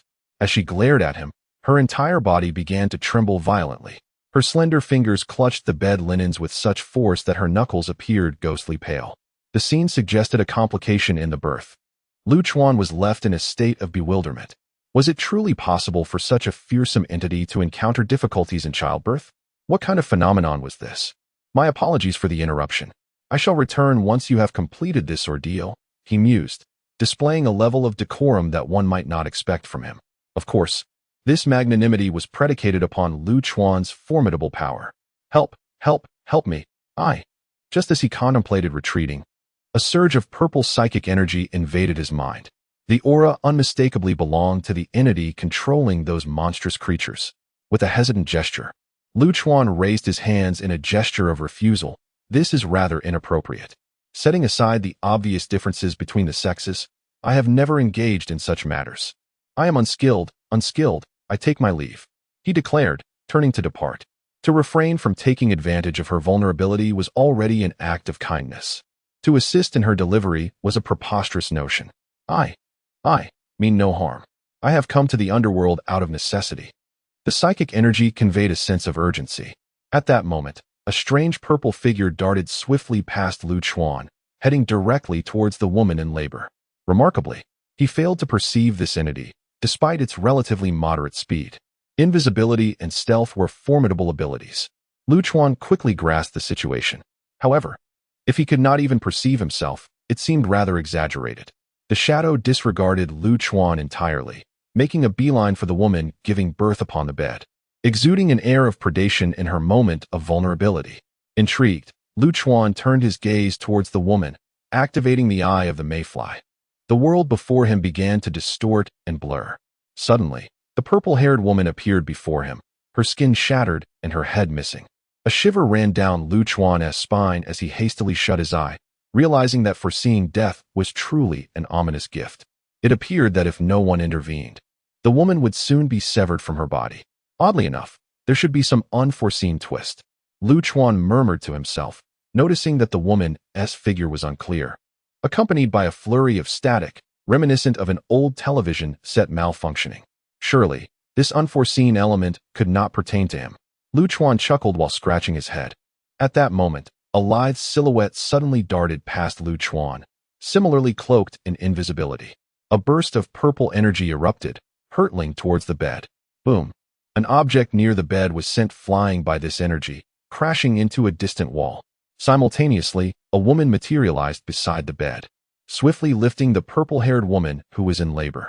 This newly appeared woman was clad in a form-fitting suit of purple armor, reminiscent of skin, with her head completely enveloped. Tall and voluptuous, she radiated an aura of purple energy, exuding an air of elegance and prowess. Did you lure the predator here to your mother and simply abandon her? The armored woman's helmet shifted slightly, revealing a striking face, though weariness etched across her features like a weary traveler who had long been deprived of rest. Do not slander me. I have no idea what you mean by predator. Be careful lest I accuse you of defamation, Lu Chuan retorted, casually munching on sunflower seeds, embodying the quintessential onlooker who relished in chaos. Humph, a person of poor character. Despite possessing great strength, the armored woman scoffed coldly. Lu Chuan nearly choked. How could she deduce his character so readily? While he acknowledged some flaws, they should not be glaring enough to be discerned upon first meeting. Quickly, we must leave. The leader is coming. The purple-haired woman grasped the armored woman's arm tightly, her voice frail. The armored woman's pupils constricted sharply as she hastily covered her face with her helmet once more and ascended rapidly, cradling the vulnerable woman. Lu Chuan shook his head in disbelief. Did she think herself a pangolin? They were miles from the ground, surely tens of thousands of meters high. It was impressive if one could burst forth into the open air. The purple skin on the armored woman's back writhed, unfurling 8 fleshy wings. A surge of violet energy erupted from the meat wings, violently striking the cavern's overhead walls. The silhouette of the armored woman swiftly vanished into the depths of the cave. Are you truly akin to a pangolin? Lu Chuan exclaimed, nearly choking on his own blood. You've taken a wrong turn. There's something above your head. He called out with a chuckle. Boom. A tremendous roar echoed as the passage created by the armored woman suddenly trembled violently. Bang. Subsequently, the armored woman tumbled down from the cave, cradling the violet-haired girl in a disheveled manner. The cave's entrance began to collapse, and a torrent of debris rained down, swiftly burying them. A faint purple shadow descended from above, darting towards the rubble that concealed the 2 women. An eruption of ferocious energy surged forth from beneath the stones, manifesting into whips that lashed out wildly at the surrounding space. Chapter 161. Mastering the situation. The surrounding space, where the whip was wielded, became impenetrable, rendering the lavender figure's ambush futile for the moment. Seizing this opportunity, the armored woman lunged out from the pile of rubble. But it appeared that the purple-haired girl in her arms was in dire straits. A copious amount of purple blood had soaked her garments, and her pallid complexion was alarmingly reminiscent of one on the verge of meeting their maker. Lu Chuan, intrigued by this peculiar purple energy, noted that while it seemed devoid of overt power, it nonetheless evoked a sense of trepidation. He lowered his defenses, extending a finger to make contact with the purple energy, allowing it to flow into his body. Through this visceral experience, he finally comprehended the source of the unsettling sensation. This purple energy possessed an ability to assimilate, or rather, to corrupt. The energy coursing through his meridians began to taint Lu Chuan's own strength, even his physical form. He shattered this force, though his expression turned grave. While it posed no threat to him, thanks to his formidable strength, it could spell doom for others. If this purple energy were to spread, it could corrupt and assimilate an entire world in an instant. Suddenly, amidst his contemplation, the armored woman soared into the air, crashing violently against the wall before tumbling down to land at Lu Chuan's feet. He pressed his foot firmly upon her head, his countenance dark as he inquired, "What are you creatures? Why does this purple energy possess such potent corruptive and assimilative abilities?" The armored woman attempted to rise, but found herself pinned down, her struggles futile against the weight of his foot, which felt as immovable as granite. A deafening explosion of air accompanied the arrival of the lavender figure, which had pursued them. "Vile wretch, do you not see that I am in the midst of interrogation?" Lu Chuan turned, his hand slicing through the air with ferocity. It appeared as though he were merely grasping at nothing. Yet, fortuitously, the lavender figure charged directly into his grasp. This was the art of anticipation. A piercing scream erupted as Lu Chuan seized the lavender figure, revealing its form under the primal force he exerted. It resembled a humanoid mantis, brandishing 2 gleaming scythes. The mantis flailed, swinging its massive blades, but the sword aura surrounding Lu Chuan deflected every assault. With the armored woman beneath his foot and the assassin mantis in his grip, he held dominion over the situation. "Speak. What manner of beings are you?"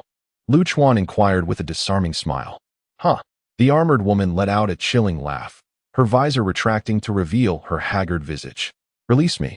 She glared at Lu Chuan, resentment simmering within her. "Were it not for my mother's childbirth, my powers would not have been diminished to this extent." Suddenly, a searing pain radiated from the woman's head, spreading throughout her entire being. Lu Chuan began to exert his strength, gradually pressing the armored woman's head into the firm ground. "I will count to 3.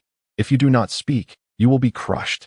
Lu Chuan raised an eyebrow, a mocking expression adorning his face, akin to a cat that had cornered a mouse. 1. The armored woman gazed at Lu Chuan with a cold, unyielding stare. 2. 2.5. "Hey, Your bones are quite tough. Let's deal with this little vixen first. A sudden surge of sword energy shot towards the armored woman and the purple-haired girl in her arms. Go. The armored woman suddenly exerted her strength, her skin like armor rapidly shedding and enveloping the purple-haired girl. An uncanny scene unfolded as the purple-haired girl vanished right before Lu Chuan's eyes. The black sword energy grazed the chest of the armored woman, leaving no mark. That wasn't intentional, do you believe me? Lu Chuan, feeling somewhat awkward, scratched his head while gazing at the bare woman. Blood gushed forth from her chest. A vivid red, confirming her humanity. If you kill your mother, you will face an uncontrollable void in the future, a presence more terrifying than a dying star. Think carefully.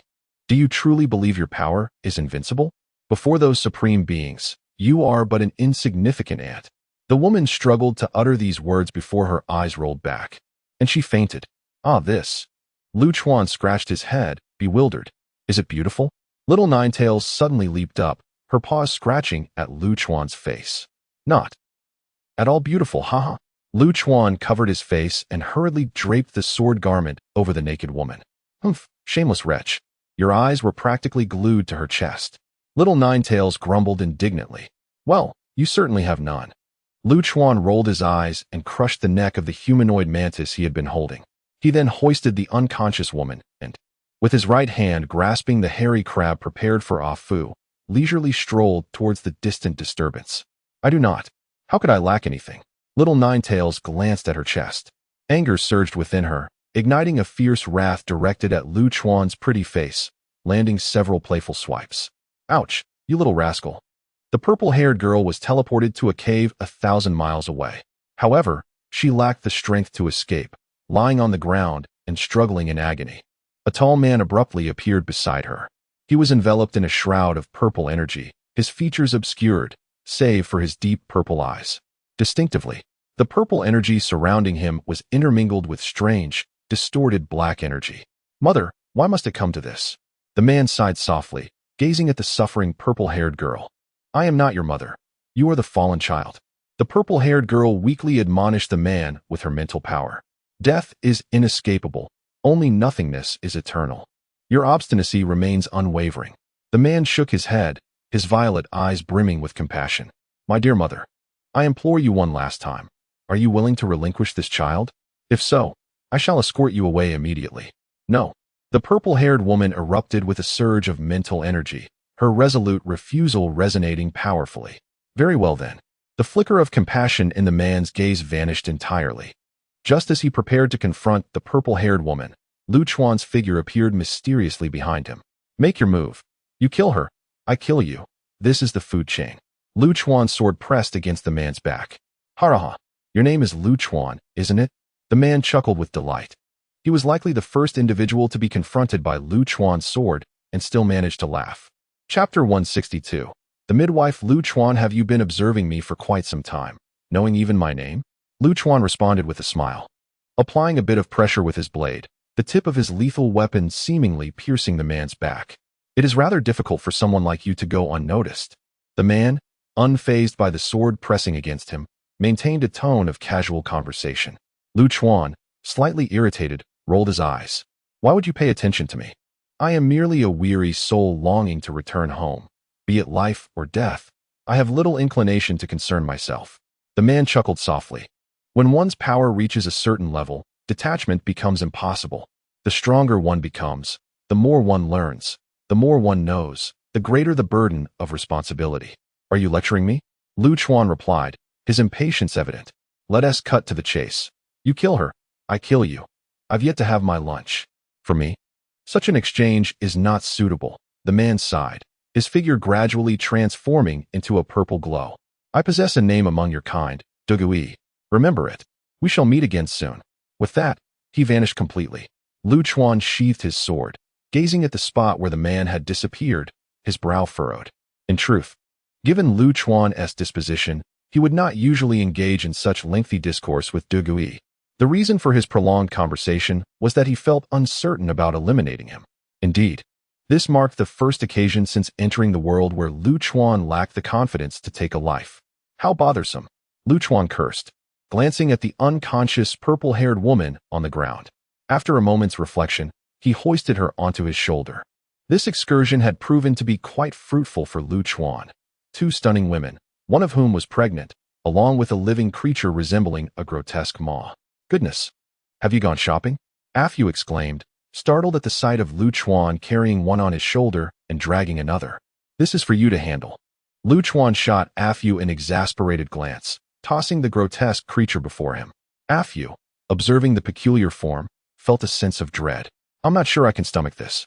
Shouldn't we find something else? This is the one. If you're not interested, fine. But two young ladies, what would it mean if you were to swallow it and then spit it out? Lu Chuan firmly rejected A Fu's hesitations. Great. Encountering you has truly been a stroke of bad luck. A Fu grumbled, eyeing the fearsome maw. With a steely resolve, he opened his mouth wide, the grotesque creature splitting into 4 segments, and he consumed it in one swift motion. Lu Chuan grimaced in disgust. Keep that monstrous mouth away from me in the future. Who do you think I'm risking my life for? A Fu retorted, disregarding Lu Chuan as he began to analyze their situation. Lu Chuan laid the 2 unconscious women upon the ground. Looking at the heavily pregnant woman, he found himself in a quandary. He had no knowledge of midwifery. I can help. Let me. The little 9-tailed fox eagerly raised its small hand. You're not even as large as she is. How could you assist in her delivery? Come on, you can't be serious. Lu Chuan placed the little 9-tailed creature beside the violet-haired woman. Rogue. The little 9-tailed glanced at the violet-haired woman and then jumped back, realizing that her size was indeed quite diminutive.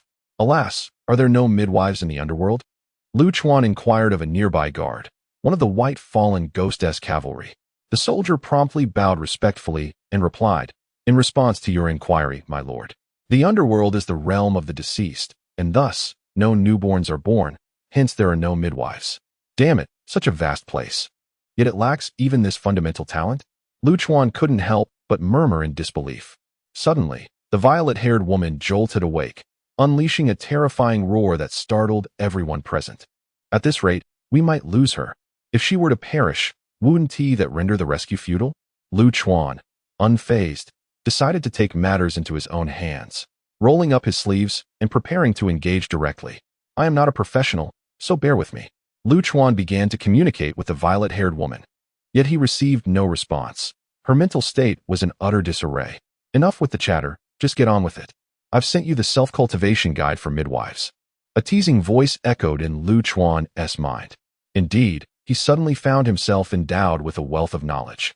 As a being of his caliber, he could grasp anything with but a glance. Within moments, he had transformed into a midwife replete with theoretical knowledge. All that remained was practical experience. Foolish donkey. I'll settle accounts with you later. Lu Chuan took a deep breath and then used his sword energy to obscure his vision, relying solely on his spiritual awareness to connect with the violet-haired woman. I am now a doctor. Yes, indeed, a healer of the ailing, though I can scarcely believe it myself. Bah! He continuously reassured himself internally, yet it bore little fruit. All of you, avert your eyes. Do not tarnish the maiden's reputation. With resolve, Lu Chuan bent down. Deep breath. Inhale, exhale. Oh dear, don't grab me like that. Wait, why are you biting? The pain surged through him. But his focus remained steadfast. Yes, just like that. Strangely enough, as Lu Chuan commenced his midwifery, the situation for the violet-haired woman began to improve rapidly. Her consciousness started to return, and her cries became less anguished. I see it. Ahead. Push harder, for heaven's sake. Sister, haven't you eaten? At that moment, A Fu, having completed his analysis of the large-mouthed creature, approached. Ha! Look at you, Lu Chuan, blindfolded and drenched in sweat, with your arms bruised from her grip. He couldn't help but laugh uproariously. You must do well in this. This child is destined to be born and is profoundly connected to you. Only you possess the ability to bring this child into the world. No one else has that capability. Oh dear, you still wish to strike me at this juncture? Spare yourself. TSK, a 10,000-year-old young rooster. Tasked with such a laborious endeavor, truly a challenge for you. Fear not, for I shall bestow upon you 365 wives. You may change one each day. And on leap years, enjoy an additional day of respite. Ha ha ha. Seizing this rare opportunity, A Fu indulged in wild mockery. Lu Chuan nearly lost his composure under A Fu's relentless taunts, his teeth almost grinding to dust in frustration. Ah, at long last, a resounding and vibrant cry echoed through the heavens and the earth. With the arrival of this infant, the oppressive gloom that shrouded the gray skies of the underworld was dispelled. It was as if the birth of this child illuminated the entire world. Clad in a sword robe, Lu Chuan gazed at the wrinkled infant in his hands, filled with a profound sense of accomplishment as he adorned the child with their very first garment. At the moment of the baby's inaugural wail, a colossal purple vortex began to tumultuously materialize high above in the distant firmament. Chapter 163. The emergence of the Great One. Lu Chuan lifted his gaze towards the celestial dome, where an eerie silence enveloped him, rendering the world around him utterly invisible. He stood alone in this desolate expanse, cradling a newborn in his arms, with only the rhythmic cadence of his heartbeat and breath punctuating the stillness. Above him, the infinite heavens appeared barren and void. Yet, Lu Chuan sensed something lurking in that direction, an entity, thick with an essence of murderous intent, peering at him from the whirlpool beyond. Malice, profound and palpable. Lu Chuan was uncertain whether this malevolence was aimed at him or the child nestled in his embrace. A cold bead of sweat trickled down his forehead. Indeed, it was cold sweat, for he felt an indescribable pressure weighing upon him. Surrender the virtual child, and I shall spare your life.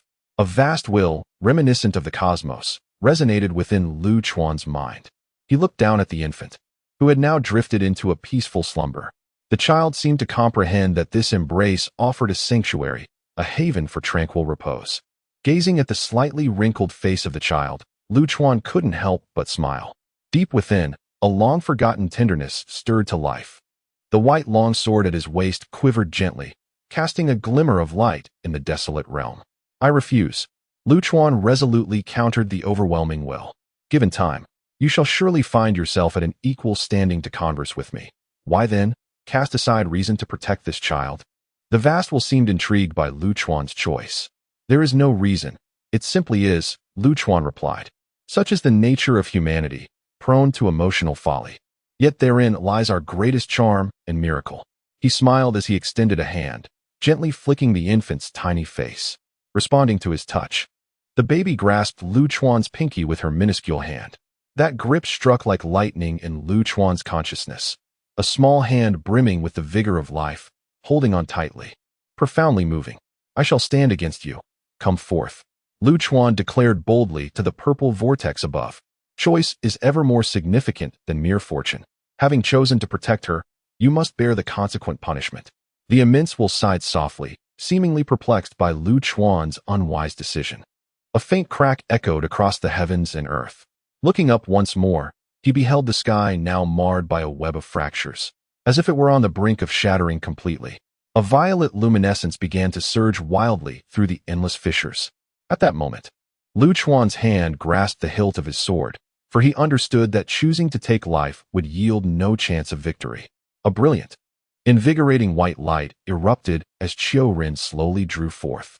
The ethereal figure of a woman appeared behind Lu Chuan, gently enveloping him and the child in her embrace. I shall protect you until the end. Her soft voice resonated, warm like a mother's whisper, as the white light soared skyward. The clash of white and purple lights, two utterly opposing forces, converged in midair. These powers, potent enough to rend the underworld asunder, began to collide with fervor. There were no terrifying explosions, no earth-shattering collisions. Only annihilation ensued. All that existed was swiftly obliterated beneath the weight of these forces. At the point of their collision, a black singularity emerged, drawing everything into its depths. Even time and space could not elude this calamity, as all would collapse into this singularity. Alas, what a tumultuous autumn! At this moment, a profound sigh echoed throughout the underworld. A figure, perhaps a man, abruptly manifested in this desolate realm, clad in a vibrant red theatrical costume. His face adorned with an enigmatic mask that seemed to smile mockingly, he held a green lantern in his hand. The striking combination of red and green rendered him akin to a flamboyant moth. Is it truly the moment to act? He mused, gazing at the impending shattering of the firmament. He raised the green lantern high, releasing an immeasurable green light that separated the white and purple forces. Oh, you still delight in your theatrics, O god of the underworld, a vast voice resounded, tinged with mockery. The man known as the god of the underworld, unfazed by the taunt, reiterated, "All things have their fate. It is not yet the time for you to exert your power from the void. Have you truly considered the implications of your actions? Huh, what is fate?" The vast consciousness scoffed. "Fate is but the measure of humanity, though fixed. It is subject to change." The god of the underworld patiently elucidated, "But you must understand. Can you bear the consequences of that change? Intriguing, indeed. Then I shall indulge in this trial." Suddenly, the heavens above shattered with a thunderous roar, revealing a desolate purple world beyond. This purple realm was vast, lonely, and profound, seemingly eternal and unchanging. A tremendous sound shattered the tranquility of this purple domain. A colossal purple lightning, akin to a great dragon, emerged, followed by a cacophony of purple dragons dancing wildly. A great purple hand extended from the depths of this barren world, casting shadows over both realms. An aura of destruction looming ominously. Under the weight of this hand, everything appeared minuscule, as insignificant as dust. Yet, beneath the shadow of this colossal hand, Lu Chuan's grip on his sword grew increasingly steadfast. Lu Chuan smiled faintly, closed his eyes, and began to breathe rhythmically. Inhale, exhale.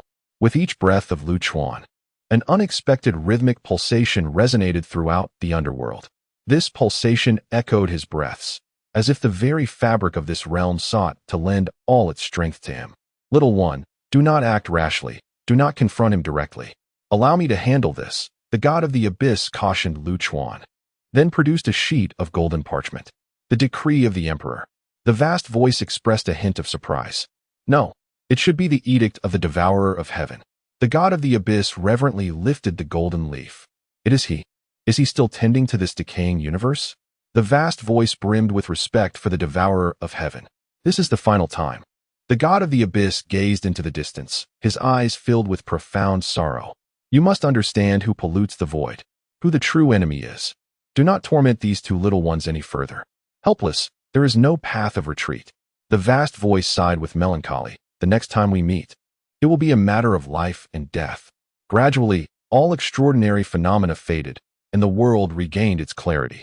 Hurry to become an emperor, otherwise, you will remain merely a fish in a pond. The god of the abyss cast a final glance at Lu Chuan, imparting this solemn admonition before his figure dissipated into the ether. Chapter 164. The catastrophe of the void. "You are instructing me on how to conduct myself." Lu Chuan raised his middle finger at the retreating god of the abyss, yet received no response. Only the howling wind remained. The appearance of the god of the abyss had temporarily averted this crisis, simultaneously enlightening Lu Chuan with a profound realization. There are realms beyond realms, and individuals beyond individuals. The two young maidens have awakened. We must inquire about what transpired. At that moment, a Fu approached. Bang, bang, bang. Before a Fu could react, Lu Chuan had already kicked him to the ground, unleashing a torrent of punches. Soon, the air was filled with a Fu's anguished cries. "I am Bai Yi, hailing from the void, and this is my mother, the embodiment of the void," by Jianjia. Perhaps recalling the earlier moment when Lu Chuan scrutinized her thoroughly, a blush crept upon the pallid face of the weary woman as she introduced herself. "I sincerely apologize for my earlier rudeness." The young woman named Bai Yi bowed deeply to Lu Chuan. He, however, nonchalantly waved his hand, passing the child in his arms to Bai Jianjia. After all, she was the child's mother, and it was inappropriate for him to continue holding her. Bai Jianjia appeared to be a delicate woman, speaking little. With the child in another's care, she could only anxiously tug at Bai Yi's sleeve, casting a pitiful glance at Lu Chuan. Upon receiving the child, Bai Jianjia's entire face lit up with a smile. "Now that the matter is temporarily resolved, it is your turn to divulge what I wish to know." Lu Chuan directed his gaze towards Bai Yi, his eyes imbued with inquiry. "Certainly, I shall reveal to you all that you desire to know." Bai Yi nodded solemnly. "What exactly is the void?" Lu Chuan pondered for a moment before methodically posing his question. "In simple terms, the void is akin to the starry sky you inhabit. It is a vast realm," Bai Yi replied, settling down wearily. Lu Chuan nodded, glancing at a Fu, who was sulking not far away. A Fu rolled his eyes in exasperation but ultimately nodded, affirming Bai Yi's assertion. Lu Chuan and a Fu had already reconciled. Previously, a Fu had acquired some fundamental information about the void from the Great Mouth Monster. The reason for his inquiries with Bai Yi he was to guard against any deceit on her part. His second question was of greater concern to him. Why do you seek to invade this universe? Because the void has been tainted. Bai Yi sighed, a bitter smile gracing her lips. It began approximately 100,000 years ago. Your universe suddenly birthed an incomprehensible will of death, which infiltrated the void through rifts, corrupting the entire realm. Lu Chuan furrowed his brow, pondering what had transpired during the era of the Swallowing Sky Emperor 100,000 years ago. What transgressions had that rogue committed? My mother was also born during that time. Sensing the peril of the void, the will of the void materialized to confront this calamity. Bai Yi he glanced at Bai Jianjia, who was amusing the child, a smile unconsciously tugging at her lips. It seems there has been no resolution. Otherwise, you would not have ventured into the realm of the dead, Lu Chuan remarked with curiosity. Indeed, Bai Yi nodded. The incomprehensible will of death is simply insurmountable. We had no choice but to escape the void and seek refuge here. And what of this child? Where is the child's father? Lu Chuan raised an eyebrow. I do not know. Bai Yi shook his head. The child's arrival was quite abrupt, and there is no father. Lu Chuan's eyelids twitched in disbelief. Is it possible for one to conceive automatically? How extraordinary. She is, after all, the embodiment of will, perceiving an insurmountable catastrophe, and thus birthed the child of destiny. That should provide some clarity. At this moment, a Fu interjected. You think you're so clever. Lu Chuan rolled his eyes. Indeed. I am well versed in all matters of astronomy and geography. Unlike you, a mere brute. A Fu smirked, baring his large lips in mockery. I will deal with you later. I have no time for this nonsense right now, Lu Chuan threatened venomously. And that enormous hand. What is its origin? Lu Chuan described the terrifying purple hand to Bai Yi. The Void Lord, once the sovereign of the void. Bai Yi appeared to recall something dreadful, his body trembling slightly as he glanced upward with concern. The void was once tranquil and desolate. Ever since that will invaded, everything has changed. We have been discovered.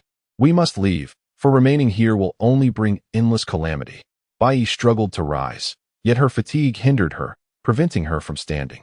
Observing Bai Yi's exhaustion, Lu Chuan decided against further inquiries. It was best for her to recuperate here for the time being, as it seemed relatively safe. Without waiting for Bai Yi's consent, Lu Chuan darted over to a Fu, grasping its tail. Come, we need to talk. A talk is a talk. I fear you not. A Fu replied defiantly, lifting its head. Clearly, this bravado would not spare it from a severe beating. What that little one said is likely true. The pressing issue now is the child's fate. A Fu, sporting panda-like eyes, wore a contrite expression, its earlier bravado dissipating. The child? Lu Chuan frowned. What does this have to do with the child? Are you foolish? A Fu wished to pry open Lu Chuan's head to see if it contained mere fluff. Think carefully. Why would the corrupted beings of the void go to such lengths, even crossing dimensions, to hunt down this child? Fear? Lu Chuan pondered uncertainly. Exactly. They fear. They fear the potential of this child as she matures. A Fu nodded with satisfaction, pleased with Lu Chuan's burgeoning intellect. To phrase it nicely, this child was born of necessity. To phrase it less delicately, she was born of calamity. This child is destined to play an indispensable role in the fight against the void. You would do well to keep her close. Lu Chuan's eyelids twitched again. What does this have to do with me? I'd rather they fight to the death. I simply wish to return home. Do you think you can remain uninvolved? A Fu scoffed. Let us set aside the fact that you have just offended the ethereal sovereign. The most straightforward point is that your entry into the world, coupled with your formidable prowess, will inevitably draw countless gazes upon you.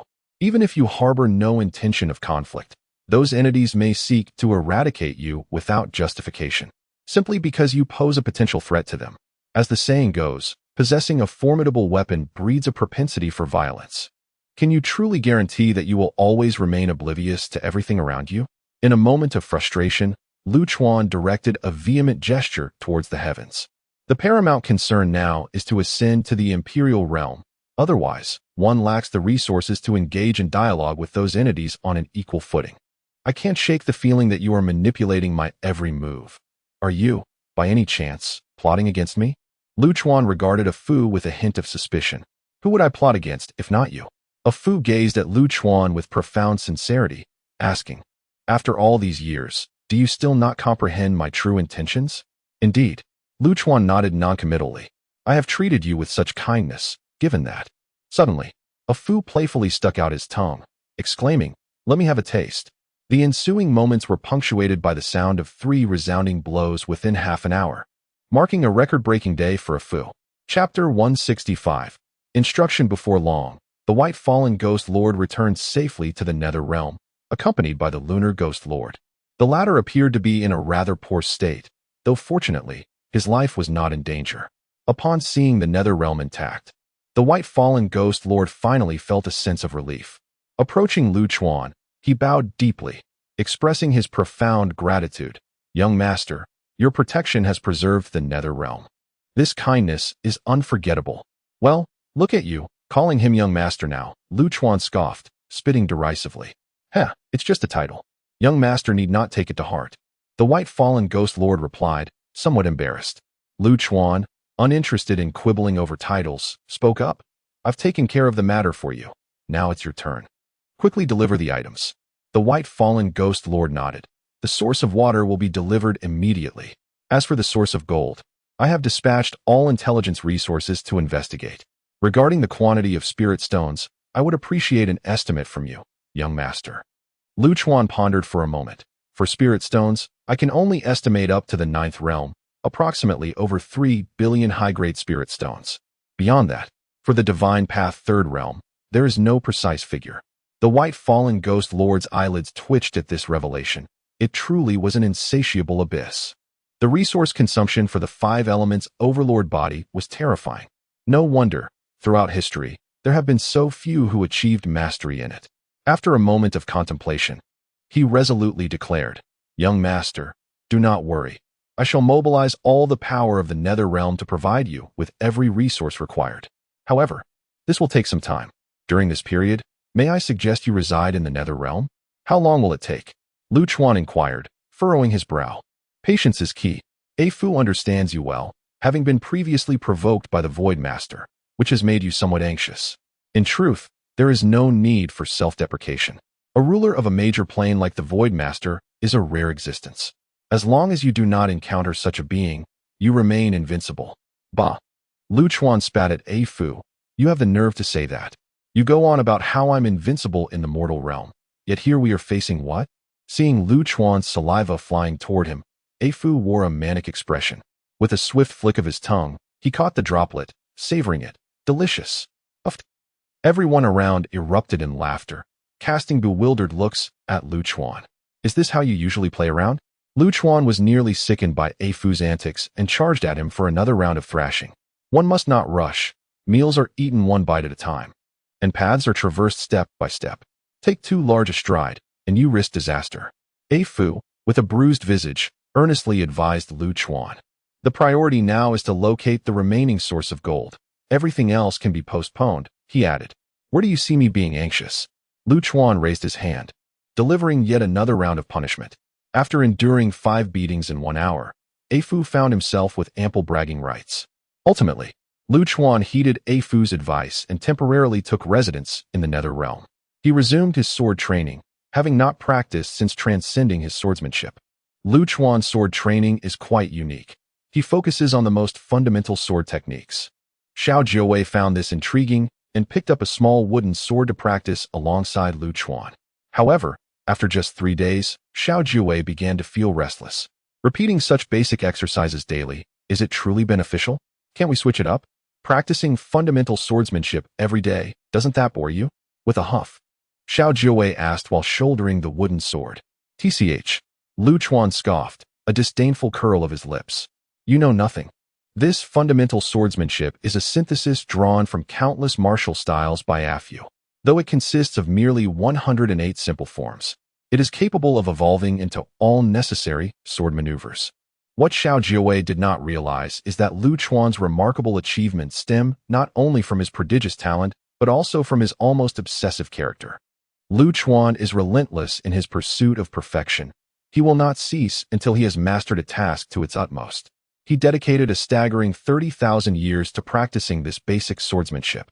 Through those 30 millennia of unceasing swordplay, Lu Chuan became a swordsmanship master unparalleled in history. This is also why he can effortlessly conjure sword techniques at any moment, as all variations reside within those 108 foundational forms. Somewhat reasonable. But I choose to sleep. Xiao Jiawei, with a lively and spirited personality, could not endure the monotony of sword practice and promptly gave up. While Xiao Jiawei ceased her training, someone else was eager to learn. Bai Yihua approached Lu Chuan, wishing to take him as her mentor. The combat methods of the void creatures are exceedingly simplistic: stealth, invisibility, and the explosive force of purple energy, lacking in any intricate techniques. Previously, Bai Yihua had dismissed the importance of techniques, but after being soundly defeated by Lu Chuan a few days ago, she came to appreciate their significance. To Bai Yihua, techniques represent a rational distribution and application of one's own power. Given my current state, perhaps it's best to refrain from seeking a mentor. If you wish to learn, simply practice alongside me and inquire about anything you find unclear. Lu Chuan had no intention of teaching as a formal instructor. Bai Yihua did not press the matter. Simply being able to train alongside him was a considerable opportunity. At first, Bai Yihua, like Xiao Jiawei, found herself bewildered and numbly repeating the exercises. However, gradually, she began to perceive the intricacies within those 108 sword techniques. Strike, defend, attack. These 108 forms encompass nearly all combat necessities. You are swift and proficient in stealth. It would be advantageous to enhance your speed. As the adage goes, all martial arts can be overcome, but speed is invincible. Speed is indeed strength. Your purple energy possesses the ability to devour and corrupt. You must create techniques that best suit your unique attributes. Lu Chuan's approach of teaching concepts rather than specific techniques transcends that of most instructors. Of course, the prerequisite for students to embrace such philosophies is exceptional talent. A less gifted individual would struggle to develop their own techniques, no matter how hard they tried. It is evident that Bai Yihua belongs to the exceptionally talented category. After a month of training under Lu Chuan, Bai Yihua successfully developed his first unique technique. Observing Bai Yihua in a stealth mode, skillfully dividing the violet energy into countless fine points that coalesced into a sword aura reminiscent of a torrential downpour, Lu Chuan felt a sense of satisfaction and an unexpected sense of achievement. One must not be confined by form, since form can change. It is essential to assess the situation during combat, to identify the most advantageous point, and to amplify this point through technique, for this is the foundation of invincibility. In simpler terms, it entails the spontaneous crafting of sword techniques on the battlefield. The difficulty of creating techniques in real time is beyond imagination. The dynamics of the battlefield shift rapidly, making it exceedingly challenging to seize that advantageous point. Only a prodigy like Lu Chuan could accomplish such a feat with effortless grace. Chapter 166. The City of Eternal Youth. Lu Chuan spent a full 3 months in the underworld, during which he diligently practiced swordsmanship with Bai Yi. The benefits Bai Yi reaped are self-evident. With such a master to guide him, coupled with his inherent exceptional talent, his prowess soared to new heights. As for Lu Chuan, he attained the tranquility he sought, a state of serenity that only graced him during sword practice. Throughout his journey, he had approached every matter and individual with a domineering demeanor, until the emergence of the Void Master shattered that sense of invincibility. Lu Chuan, a man of great pride bordering on arrogance, could not abide anyone standing above him, gazing down. This pride rendered his heart tumultuous in the face of the Void Master. The 3 months granted him a period of respite, allowing his heart to settle into a peaceful state. Yet, this very pride would compel Lu Chuan to grow ever stronger. Young master, we have discovered the whereabouts of the source of gold. The Taiyin ghost head sought out Lu Chuan. Despite the ghost's genteel demeanor, Lu Chuan felt a certain fondness for him. Is there an issue? Lu Chuan sheathed his sword, deciding it was time to conclude this 3-month period of self-cultivation. Indeed, the Taiyin ghost head nodded, his face betraying a hint of concern. It matters not. Simply tell me where it is, Lu Chuan reassured him. After a moment's reflection, the Taiyin ghost head continued. Through various channels, we have deduced that the last perfected Titan was Tsang Shu Yufeng, who lived 30 million years ago. Information on this individual is scarce. He is known for one significant act, severing the connection between the City of Eternal Youth and the cosmos. This singular deed has left an indelible mark on the annals of the stars. Furthermore, we possess ample reason to believe he resides within the City of Eternal Youth. The City of Eternal Youth? Lu Chuan was momentarily bewildered, glancing at the sunbathing of Fu. What a wretched place. A Fu lazily flipped over, seeking an even sunbathe. How wretched? Lu Chuan inquired, curiosity piqued.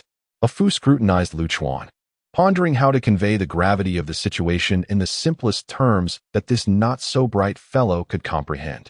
You should be familiar with the phrase restoration of the Ming dynasty, a Fu remarked, his eyes glimmering with wisdom. What on earth? Lu Chuan's eyes widened in disbelief. You study history now? You know nothing.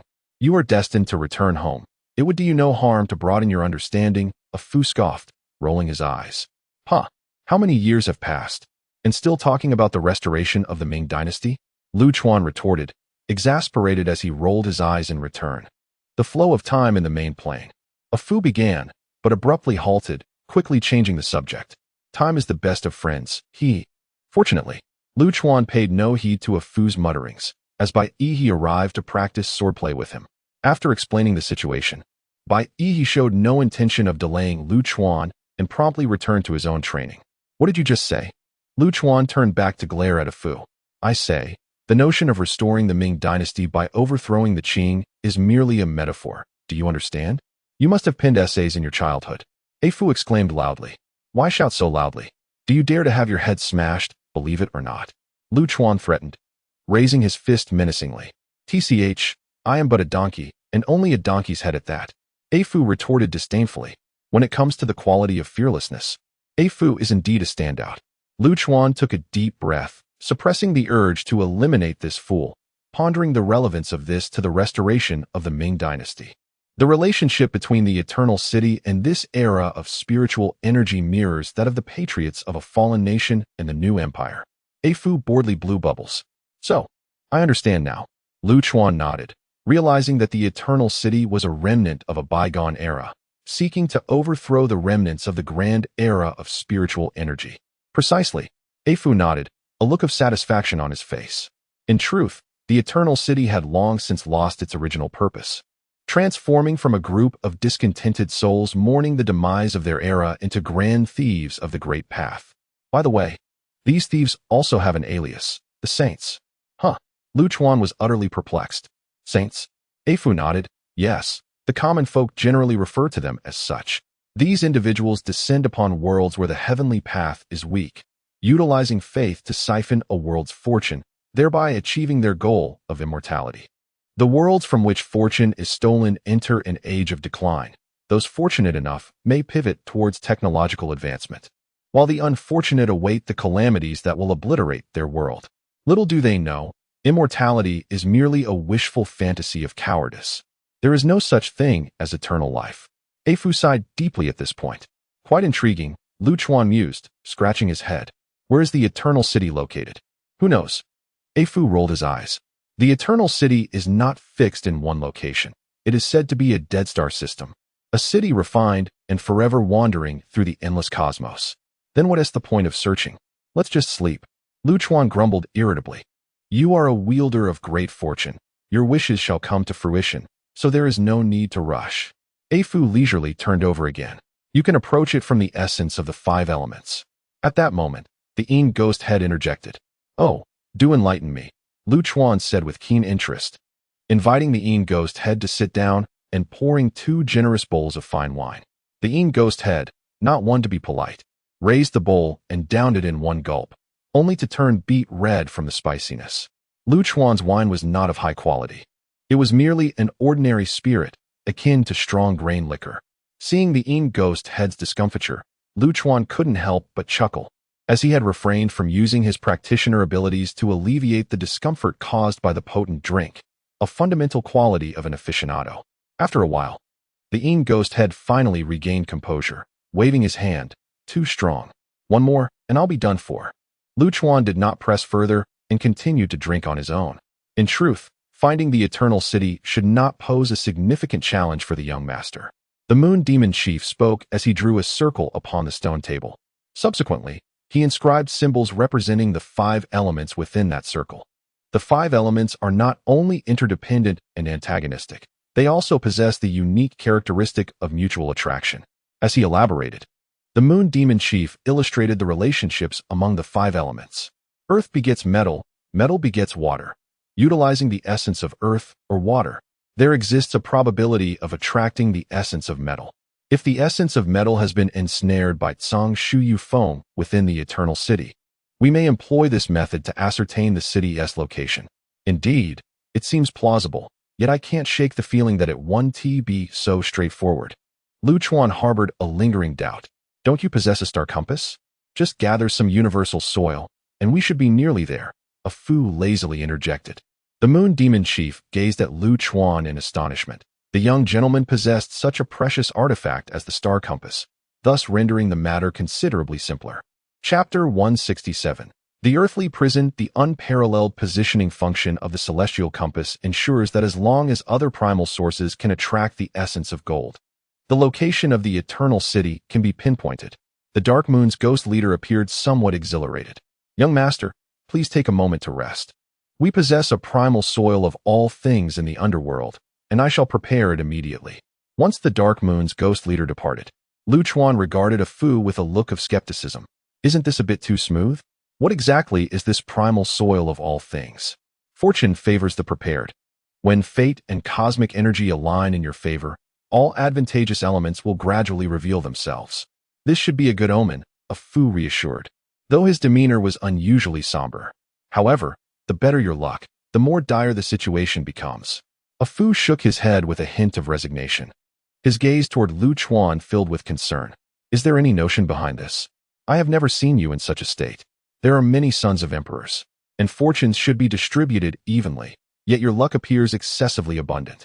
This signifies that the cosmic forces are beginning to tilt resources in your direction, placing their bets on you, a Fu remarked, glancing toward the heavens while murmuring to himself, pondering what could have led you to lose your absolute rationality and require a choice. I do not wish for you to venture forth. A Fu suddenly altered his stance, fixing a serious gaze upon Lu Chuan. Lu Chuan, bewildered, questioned, what happened to your earlier encouragement for me to handle this matter? Why the sudden change of heart? Never mind. It is too late to withdraw now. A Fu sighed, shaking his head in dismay. Curse it, are you mocking me? Lu Chuan exclaimed, rolling up his sleeves and preparing to unleash a flurry of blows. Hey. Let us converse civilly. There is no need for violence. Are you not well fed? The so-called primal soil of all things is the very first handful of earth in existence, the origin of all life, from which the 5 elemental essences are born. A Fu, sporting dark circles under his eyes, pitifully elaborated to Lu Chuan. This substance is a genuine treasure. It is likely that only the underworld, an uninterrupted realm, possesses a modicum of it. Goodness, what merit do I possess to utilize such a thing? Lu Chuan mused, feeling overwhelmed by his own extraordinary fortune. Indeed, it appears the situation is far more grave than anticipated. A Fu shifted his position, basking in the sun. By the way, while we have a moment, let us retrieve the essence of earth from the gourd. Almost forgetting this crucial task, Lu Chuan nodded in agreement. A Fu cautioned, be cautious upon entering. The earthly prison may harbor unknown entities. If you can eliminate them, do so. If not, attempt to bring them under your command as subordinates. Are you not going in? Lu Chuan inquired, perplexed. I must guard the gourd. During such times, I trust no outsider. A Fu replied with a fierce grin. Lu Chuan nodded, recognizing a Fu's dependability. Placing the wine gourd upon the stone table, he glanced at the little 9-tailed creature nestled in his arms, ultimately deciding it was best to keep her close. While entrusting her care to Afu would pose no issue, any potential mishap could hinder Afu's escape. Given the presence of such a delicate being, Afu activated the wine gourd, drawing Lu Chuan into its depths. Upon entering, Lu Chuan observed the vast sky above. Releasing a deep sigh, the incomprehensible nature of death, the elusive void master, the ageless city, and the secrets hidden within the river of time and its blank nodes, he chuckled darkly. A motley crew indeed. Should they overstep their bounds, I would not hesitate to restore my dear child's memories, and we would all meet our end together. Oh, the great Tao! You wish to bind my child to your will. We shall see how well you can endure the consequences. As Lu Chuan was absorbed into the gourd, he found himself in the deepest recesses of a dimly lit space. Before him stood a stone door, approximately 3 meters tall, its surface worn and its intricate patterns faded beyond recognition. Hello? Lu Chuan knocked on the stone door, infusing his greeting with a hint of jest. Is anyone there? If not, I shall be entering. With an air of elegance, he adjusted his attire and placed his hand upon the door. The little nine-tailed creature clung to his shoulder, rolling her eyes in exasperation, sharing her master's apparent insanity. Just as Lu Chuan prepared to exert force to push the door open, it unexpectedly began to move on its own. With a deep rumble, the door of this long-sealed, earthly prison gradually creaked open. A warm, yellow light seeped through the crack, casting a dappled shadow that seemed to transport Lu Chuan through time, ushering him into the ancient, weathered epoch of yore. As the door fully opened, Lu Chuan raised his eyelids to behold a shadowy passageway beyond. This corridor stretched onward, its destination unknown, flanked by unadorned gray stone walls. Every 3 paces, an oil lamp hung upon the walls, its contents nearly depleted, uncertain of how many more years it could endure. The little nine-tailed creature wrinkled her nose adorably, clearly disliking the oppressive dampness of her surroundings, her hands tightly gripping a lock of Lu Chuan's hair. Noticing her unease, Lu Chuan couldn't help but chuckle. This little one, usually fearless, now displayed a hint of trepidation. With a gentle wave of his hand, a stream of white sword energy unfurled from his fingertips. Since he had acquired the ability to draw forth the blade of compassion, his sword energy could seamlessly transition between the realms of black death and white life. The energy coalesced, transforming into a delicate white lantern, perfectly suited for the little nine-tailed creature to carry. Lu Chuan ignited the lantern as flame with his sword energy and presented it to her. A warmth, reminiscent of spring, dispelled the dampness and darkness. As the little nine-tailed creature joyfully accepted the lantern, "You cannot possibly harbor any fondness for me, yet you treat me with such kindness." The little nine-tailed fox swayed its lantern and burst into joyous laughter. "I have a fondness for small creatures, particularly those like you, plump and adorably fluffy, with fur yet to fully grow." Lu Chuan playfully tugged at the chubby cheeks of the little nine-tailed fox. "You mischievous little rascal, do you dare to bite?" The little fox retorted fiercely, revealing its small, sharp teeth. Observing the little fox's adorable demeanor, Lu Chuan couldn't help but feel a delightful thrill. "Now, are you no longer fearful? Let us proceed." As we ventured deeper, the scent in the air transformed from a musty odor to that of decay, reminiscent of a dead rat. Drip, drip. At some unknown point, the gray ceiling above began to incessantly drip with blood, black blood. A pair of crimson eyes shimmered in the dim light. Listening to the increasingly approaching footsteps, excitement and greed surged uncontrollably within those eyes. Lu is truly invincible. Do not question it further. On another note, RNG is impressive. We are champions. How delightful. Chapter 168. Remnants and Night Scorpions. Ah, my friend resides in a single room. The treatment appears quite satisfactory. Little did the owner of those crimson eyes anticipate that one day they would be teased by a frail human. Even more perplexing was the suddenness of the encounter. Despite hearing the approaching footsteps from a distance, the figure now stood right before him. Lu Chuan gently tapped on the stone bricks at the jail's entrance, smiling amiably at the creature confined within. This solitary cell was not particularly spacious, merely akin to the size of an ordinary living room. Within the dim and damp chamber lay a grotesque entity, a creature with the visage of a man and the body of a serpent, adorned with wings, standing approximately 2 meters tall. Remnants, a notorious beast from ancient times, was a hybrid born from the union of humans and the devouring serpent, known for its ravenous appetite for the souls of cultivators. It was an abhorrent abomination. The little nine-tailed fox, holding a lantern, dutifully served as Lu Chuan's impromptu translator. A cacophony of unsettling laughter echoed from within the confines. The serpent-like eyes of Remnants narrowed slightly, intrigued by the little fox. "To think there still existed a creature that remembered my presence. You must belong to the Tianhu clan." "Little girl." The little nine-tailed fox disdainfully curled her lip, her eyes brimming with scorn. "What clan I belong to is none of your concern. I am far superior to you." This pitiful creature caught between human and demon. Remnants twitched in irritation, but quickly suppressed the anger that bubbled within. Turning to Lu Chuan, it forced a congenial smile. "Young brother, shall we strike a bargain?" "Certainly. I relish the prospect of business," Lu Chuan replied cheerfully, nodding enthusiastically. Seeing Lu Chuan's eager compliance, Remnants felt somewhat bewildered. "Do you even know who I am?" it inquired uncertainly. "Not at all, nor do I wish to," Lu Chuan responded nonchalantly. whimsically exploring the surroundings with an inquisitive demeanor. Observing Lu Chuan's inattentiveness, Remnants felt a twitch at the corner of its mouth. Could it be that humanity had grown so audacious? Or had its own reputation faded into obscurity? Young brother, release me, and I shall impart the supreme techniques of our kind, ensuring your ascendance. Ascend in a single step? Lu Chuan tilted his head curiously. If that is the case, how did you find yourself imprisoned here? Ahem. Remnants cleared its throat awkwardly, the embarrassment palpable. It is not impossible to release you. As Lu Chuan spoke, he tapped on a peculiar brick adorned with strange markings at the jail's entrance. Remnant's heart raced at the sight of Lu Chuan's actions, for that marked brick was the key to unsealing the prison door. However, there are conditions for your release. You must either serve as a dog or perish. Only one option can be chosen. Before Remnants could respond, Lu Chuan smashed the sealing brick with a swift motion. Ha ha ha. A chilling laughter erupted, echoing with an intensity born from extreme repression, now unleashed in madness.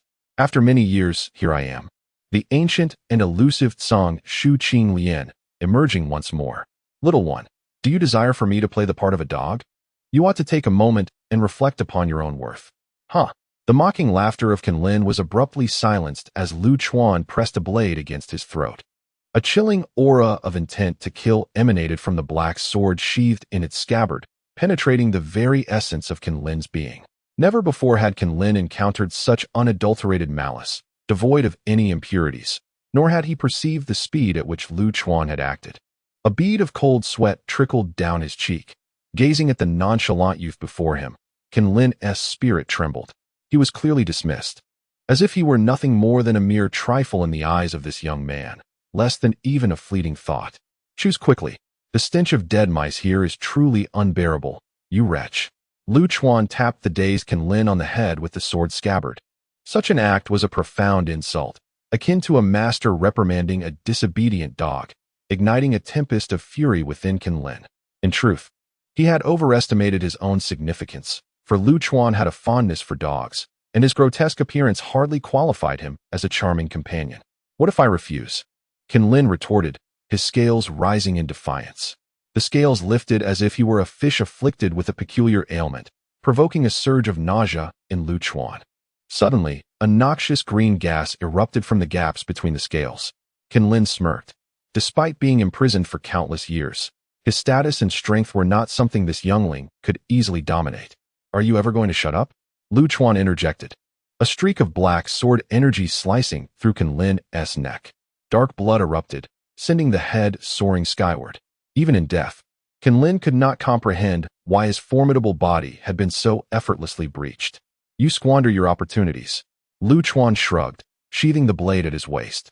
With a flick of his sword energy, he conjured a fishing rod, casually hooking Kan Lin's head and resting it upon his shoulder. Release me. I shall willingly be a dog, an obedient one. Suddenly, a deep voice resonated from the opposite cell, startling Lu Chuan. He turned to face the shadowy confines of the prison. A plume of black smoke began to rise, twisting and contorting until a phantasmal figure emerged. The Night Scorpion, a legendary creature born from the fusion of human and dragon blood, renowned for its prowess in stealth and assassination. The little nine-tailed fox pressed closely against Lu Chuan's face, trembling slightly. No wonder he had overlooked this being. It possessed extraordinary talents. Lu Chuan mused quietly to himself. Very well, it is settled then. Lu Chuan nodded with satisfaction, shattering the ceiling bricks of the prison with ease. Such a decisive act left even the Night Scorpion unsure if this was indeed reality. Is it really that simple? The Night Scorpion inquired hesitantly. Indeed it is. Simply accompany me, and I shall summon you when needed. Lu Chuan yawned, his boredom palpable. Are you not afraid I might run away? Night Scorpion found it difficult to comprehend the logic of the youth before him. There are myriad methods to exert control over a person: blood contracts, soul fragmentation. Such means can ensure absolute dominance. Yet, the young man opted for the most effortless approach, simply following along. If you wish to flee, so be it. As long as you do not fall into my grasp, your ability to escape will be your merit. Lu Chuan, uninterested in further conversation, continued his trek with the fishing rod in tow. Night Scorpion observed Lu Chuan's retreating figure, and his dark eyes gradually sparkled with an unusual brilliance. This confidence and demeanor were not characteristic of an ordinary individual. Moreover, the head of the remnant scales served as a formidable warning. Perhaps following him is a prudent choice. If it had known that Lu Chuan's aversion to employing controlling methods stemmed solely from laziness, it would have pondered quite differently. My lord, Knight Scorpion vowed to follow sincerely. My lord, Lu Chuan furrowed his brow. You may address me as Chancellor. W. What? Knight Scorpion struggled to keep pace with Lu Chuan's thoughts. Haha, just a jest. I have no interest in married women. What a peculiar notion. Chapter 169. The Crows and the Night Scorpions. How do you merge with other beings? Does it require certain activities? Lu Chuan, the embodiment of unrestrained speech, brazenly posed such a question. Initially, the Night Scorpion was taken aback, uncertain of the implications of certain activities. However, upon reflection, realization dawned upon him, leaving him drenched in sweat. Wiping his brow, the Night Scorpion respectfully replied, My lord, our transformation is a result of a calamity. In ancient times, a demon star fell into the wild world, leading to the fusion and aberration of all living beings. This revelation was decidedly uninspiring. Lu Chuan's disappointment was palpable. He had anticipated tales of epic, tragic romances between man and beast. The very thought elicited a chuckle from the Night Scorpion, who nearly burst out laughing at the absurdity of it all. What kind of thrill are you seeking? He wondered, suddenly regretting his association with Lu Chuan. Are all those imprisoned here aberrations? Lu Chuan inquired, a spark of curiosity igniting within him. Indeed, my lord, the Night Scorpion responded, bowing humbly as he trailed behind Lu Chuan. The aberration has given rise to countless incredible entities. Some manage to retain their essence, while others, succumbing to madness and slaughter, have been cast into this earthly prison by Tsang Shu Qing Lian. And what of you? Lu Chuan asked with a smile. The Night Scorpion paused, then replied, My lord, I am not merely a beast of slaughter. I have a personal vendetta against Tsang Shu Qing Lian. However, I never fought her, which is why I find myself imprisoned here. Tsang Shu Qing Lian, Tsang Shu Yu Feng, Lu Chuan mused, noting the rarity of such a surname. Indeed, my lord. The Tsang Shu family are guardians, priding themselves on their righteousness, often meddling in affairs that do not concern them, the Night Scorpion retorted, a hint of indignation in his tone. You seem rather discontent, Lu Chuan observed, bemused. Once, I confessed my feelings to Tsang Shu Qing Lian, and for that, I was cast into this earthly prison, the Night Scorpion recounted, his anger palpable as he recalled the incident. Haha, that is indeed a tragic tale. Lu Chuan chuckled, understanding that the circumstances were likely more complex than the Night Scorpion had suggested. It was improbable that someone would be imprisoned for a mere confession of love, subjected to an eternity of confinement. Nonetheless, it was not his place to pry into personal matters. As they conversed, they reached the entrance of the next cell. To their dismay, they found only a pile of bones within. It was uncertain how long the unfortunate soul had languished in this desolate place, the bones already in a state of decay. Crimson corpse, the Night Scorpion murmured, gazing at the skeletal remains, struggling to recall the details. Ultimately, he shook his head. It has been too long. I have forgotten when it took its own life. The oppressive atmosphere of this place was stifling. Even a few centuries of confinement could drive one to madness, let alone the unfortunate soul who had been imprisoned for who knows how long. Lu Chuan pressed on. How many are imprisoned here in total? 9 unparalleled fiends. The Night Scorpion replied after a moment's reflection. Of those I am aware, approximately 4 have taken their own lives, while the fate of the others remains unclear. The remnants of the scales had even been slain by their own kind. Aside from the Night Scorpion, only 3 remained. Lu Chuan rolled his eyes. As they continued their journey, they passed by 3 prisons, all displaying the stark remains of skeletons. It appeared that these adjacent cells had conspired to take their own lives. The next prison should contain the Folded Crow, a being forged from the fusion of the 9 nether wraith and a crow, known for its eccentric and brutal temperament. It had once devoured billions of souls across an entire continent, and was now confined here by Tsang Shu Qing Lian. Why go through the trouble of imprisoning it? Why not simply execute it? Lu Chuan found Tsang Shu Qing Lian's methods perplexing.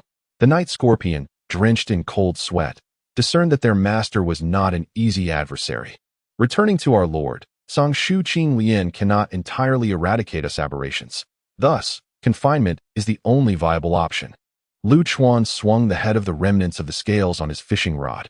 Why can't it be killed? Isn't that rather straightforward? The night scorpion felt a chill run down its spine.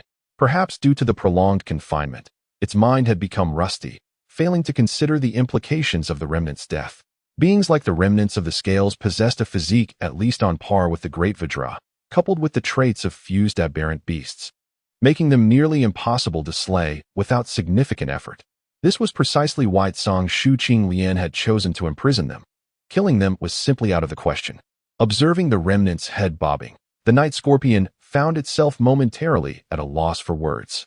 Suddenly, a thunderous explosion erupted, and the door of a nearby cell trembled violently. The scent of the living, the scent of the living. A frenzied voice echoed, followed by the sound of greedy inhalation. The faint fragrance of flowers wafted through the air. Exquisite and enchanting. This creature must be somewhat unhinged. My lord, please do not be enraged. The night scorpion hastily intervened. Folded Crow, after all these years of confinement, you remain unchanged. Night scorpion, my dear friend, how have you escaped? How have you escaped? The frenzied voice resounded once more. Behind the prison stood a pitch-black humanoid figure. It bore a human head atop a crow's body, occasionally enveloped in flickering black flames that licked at its form. Its feathers were so sparse that it resembled a molting rooster. Release me quickly, let me out. My dear friend, I am so hungry. The folded crow's dark pupils ignited with a raging black flame. Such a peculiar sight. Lu Chuan staggered to the prison door, unable to suppress his laughter at the sight of the featherless giant rooster. Meat, meat, meat. Upon seeing Lu Chuan, the folded crow lost its last shred of rationality, frantically shaking the prison door. Yet the door remained immovable, as if rooted in place, indifferent to the folded crow's frantic attempts. You know it. Lu Chuan glanced at the night scorpion. I do. It is my childhood friend. The night scorpion nodded. Release it. You can explain the rules. If it doesn't understand, let it perish. Before the night scorpion could voice any objections, Lu Chuan shattered the ceiling bricks with a single punch. Meat, meat, meat. Jia drooled as it lunged towards Lu Chuan. Boom. In the next moment, it was violently thrust back into its prison by the night scorpion. My dear friend, my cherished companion. Why do you restrain me? Jia bared its teeth, struggling frantically. Just as it seemed the night scorpion could no longer contain Jia, Lu Chuan asked with a smile. Would you like some assistance? Grateful for the Lord's concern, the subordinate assured, I shall surely persuade this wretch. Fearing that Lu Chuan might slay Jia outright, the night scorpion summoned all its strength to press it down once more. Then, without hesitation, the night scorpion sliced a generous chunk of raw flesh from its own thigh. Crimson-black blood gushed forth, causing the night scorpion to tremble from the pain. Yet, it paid no heed, forcefully stuffing the flesh into Jia's mouth. Eat, eat, eat. Indulge to your heart's content. The aromatic raw meat silenced Jia instantly, as it greedily chewed the morsel. The frenzy gradually subsided, and a flicker of rationality ignited within its pitch-black eyes. Suddenly, it halted its chewing, tears streaming forth. My dear friend, my beloved companion, this is your flesh, your flesh. Jia wept bitterly, embracing the night scorpion. Chapter 170. The enormous frog as the night scorpion and Jia wept inconsolably. An utterly discordant sound resonated at the prison's entrance.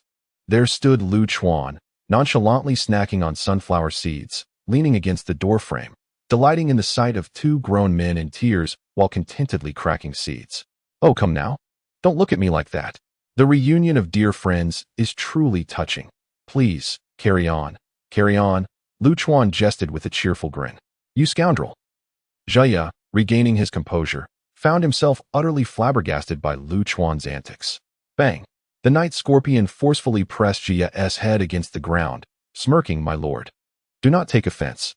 Jia is simply of this temperament. My lord. Yes, but a mere child. What merit does he possess?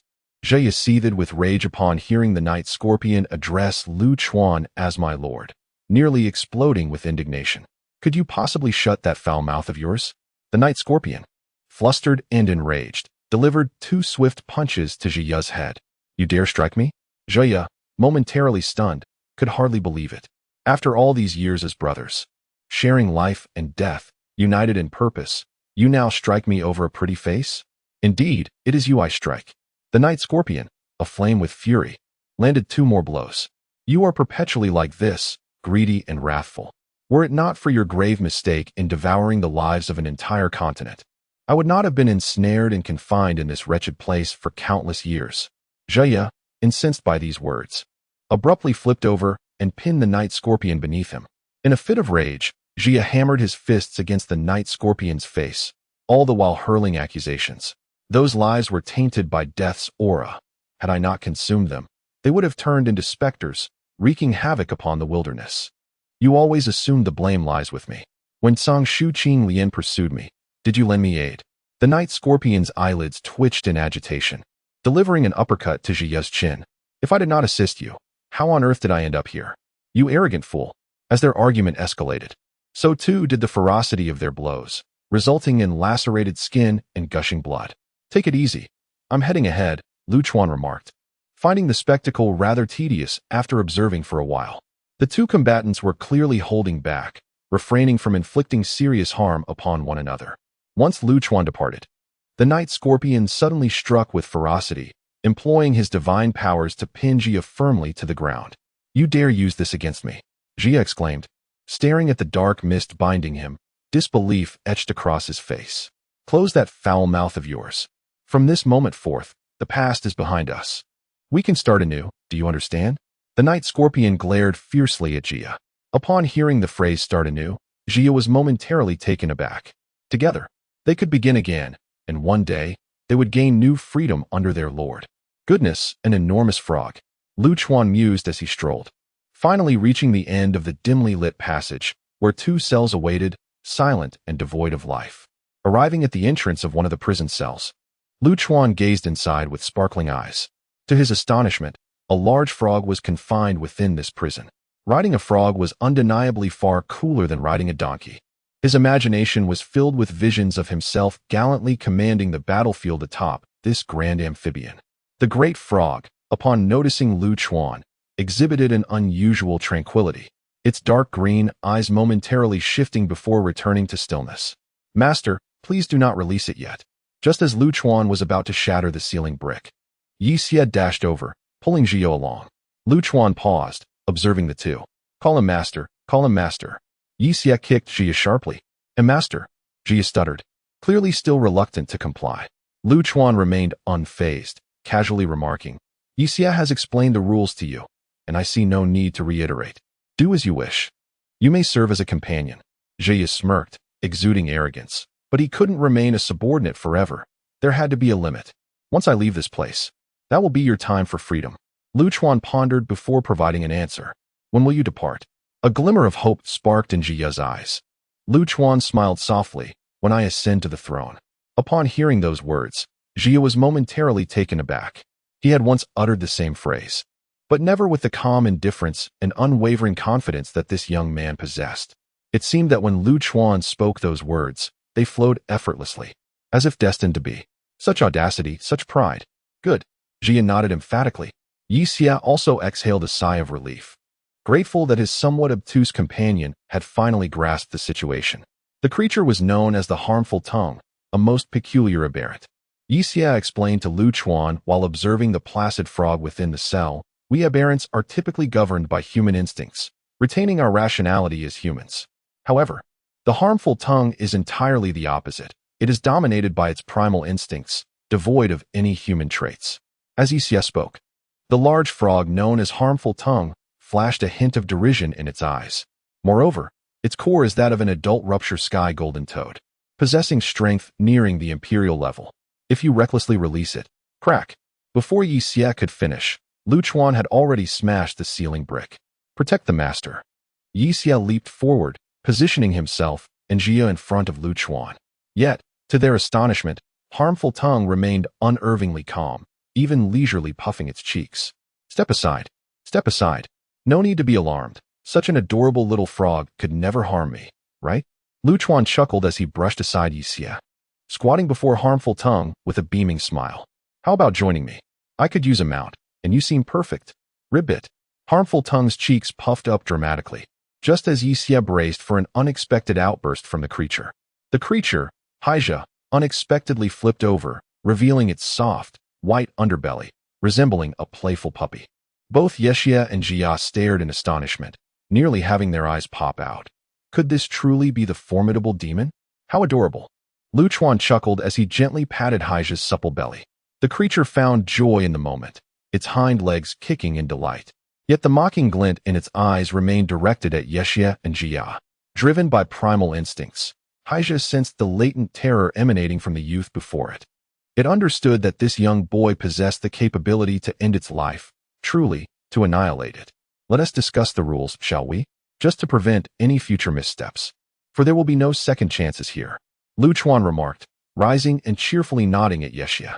A chill coursed through Yexia's heart as he recalled the unfortunate fate of the unfortunate remnant scale. Chapter 171. The Demon Buddha. As the Night Scorpion elaborated on the rules, Lu Chuan wandered to the deepest part of the passage, approaching the last cell door. The atmosphere abruptly fell silent, and the three members of the Night Scorpion turned their gazes toward Lu Chuan in unison. What kind of look is that? What do they want? Lu Chuan felt a twinge of curiosity. Master, perhaps we should reconsider the last one, Night Scorpion suggested, swallowing nervously. Jia nodded in agreement, his voice deep and resonant. Indeed, this individual is notoriously treacherous and enjoys stabbing others in the back. Quack! Haishi exclaimed, though it was unclear what he intended to convey. His eyes sparkled with admiration as they fixated on Lu Chuan. This unexpected behavior from Haishi surprised Night Scorpion, who did not anticipate the creature would act so obediently. Haish's instinctive reverence for strength was evident, prompting Night Scorpion to wonder just how formidable Lu Chuan truly was to elicit such endearing compliance from this anomaly. Lu Chuan, unfazed, chuckled and waved his hand dismissively. It's all right. If it enjoys mischief, we can simply eliminate it. Upon hearing this, the three ancient super demons momentarily experienced a mental freeze. The notion of slaughtering a mere chick seemed as effortless as eating or drinking. As Lu Chuan approached the final prison door, the other three stepped back in unison, huddling closely together, evidently wary of whatever lay behind the last cell. Looking into the pitch-black enclosure, Lu Chuan was unexpectedly met not with a dreadful sight, but rather a refreshing scene. The cell was devoid of clutter and free from any foul odors. At the center of the cell sat a youthful monk, cross-legged, appearing to be around 15 or 16 years of age. His features bore a gentle smile that easily invited affection, embodying the essence of an enlightened sage. Would you care to come out? Lu Chuan inquired with a grin. The young monk opened his eyes, revealing a striking peculiarity. One eye was golden, the other pitch black. One radiated divinity, while the other exuded a sinister allure. The monk smiled softly and nodded. Master, think carefully. Night Scorpion and Jia rushed forward to shield Lu Chuan. Haishi also leapt forward, positioning himself protectively in front of Lu Chuan, glaring fiercely at the young monk. How disrespectful. Lu Chuan frowned. Master, please calm your anger. Night Scorpion and Jia quickly knelt on one knee. This individual is known as the Demon Buddha, a creature born from the fusion of the great Zen sect and the first celestial demon. His demonic nature is as potent as his divine essence. It was he who orchestrated the first bloodbath in the wild lands, resulting in the obliteration of countless lives. Song Shu Qing Lian perished in the attempt to seal him, ultimately succumbing to exhaustion. At the mention of Song Shu Qing Lian, Night Scorpion's voice quivered, his eyes filled with sorrow. The true terror of this entity lay not merely in his power, but in his unparalleled patience. He had meticulously plotted that massacre over the course of 3 million years. Quack! Haishi seemed to agree with Night Scorpion, issuing a faint call of affirmation. The Night Scorpion Master spoke with gravity. Dust returns to dust, and earth to earth. I merely guide all living beings to their rightful place. The young monk clasped his hands together, uttering these words softly. Ah, a sprinkling of water. Lu Chuan chuckled as he patted the shoulders of Night Scorpion and Jia. Rise, for since I have arrived at this place, it is to grant you an opportunity for a fresh beginning. Quack! Noticing that Lu Chuan had not patted him, the shy Haija approached, his large eyes brimming with anticipation. Observing the corpulent frog, Lu Chuan was perplexed, wondering if this creature was also a peculiar being like a Fu. Quack! Haija called out again, nudging Lu Chuan with his head. With a sigh, Lu Chuan gently patted Haija's head. Content, Haija hopped back, resuming his standoff with the demonic Buddha. Night Scorpion and Jia stood in astonishment, witnessing the transformation of a formidable demon into a bashful maiden. Who could have imagined? Release you now, let the Night Scorpion speak. Lu Chuan said with a smile, shattering the ceiling bricks. In an instant, a black fog and the mournful cries of the night owl erupted simultaneously, alongside a dazzling display of colors emanating from Haisha. The three ancient demons stood poised, ready to strike down the demonic Buddha at the slightest hint of wrongdoing. You hold me in too high regard. There is no need for such caution. The demonic Buddha emerged with an air of nonchalance. He clasped his hands together in reverence and bowed deeply to Lu Chuan before silently positioning himself behind him. All right, we shall all be one family henceforth. There is no need for weapons to be drawn. Lu Chuan cheerfully urged Night Scorpion and the others to lower their defenses. Seeing that the demonic Buddha appeared relatively compliant, Night Scorpion and the others gradually relaxed. By the way, where is the source of earth? Lu Chuan queried, glancing around in confusion. In response to the master, once the ceiling bricks of the 9 prisons are shattered, the source of earth will naturally emerge. Night Scorpion stepped forward to elucidate. Ah, I see, Lu Chuan nodded. He had neglected to manage a few individuals who had taken their own lives. Gathering the remaining beings, they returned to shatter the remaining ceiling bricks. As the last brick was broken, the entire passage trembled, and the prison began to collapse. A swirling vortex of earth appeared at the center of the passage, voraciously drawing in everything around it. That wicked woman had left a hidden trap. It was the dragon-swallowing vortex. Witnessing this, Jia was incensed, nearly jumping in frustration. Quickly, the dragon-swallowing vortex will consume everything. If we are drawn in, we will be trapped at the core of the source of earth and truly never escape. The pulling force intensified, and the surrounding space felt inexplicably constrained. The 4 great demons, having been imprisoned for too long, found their strength reduced to less than 1/10 of their peak.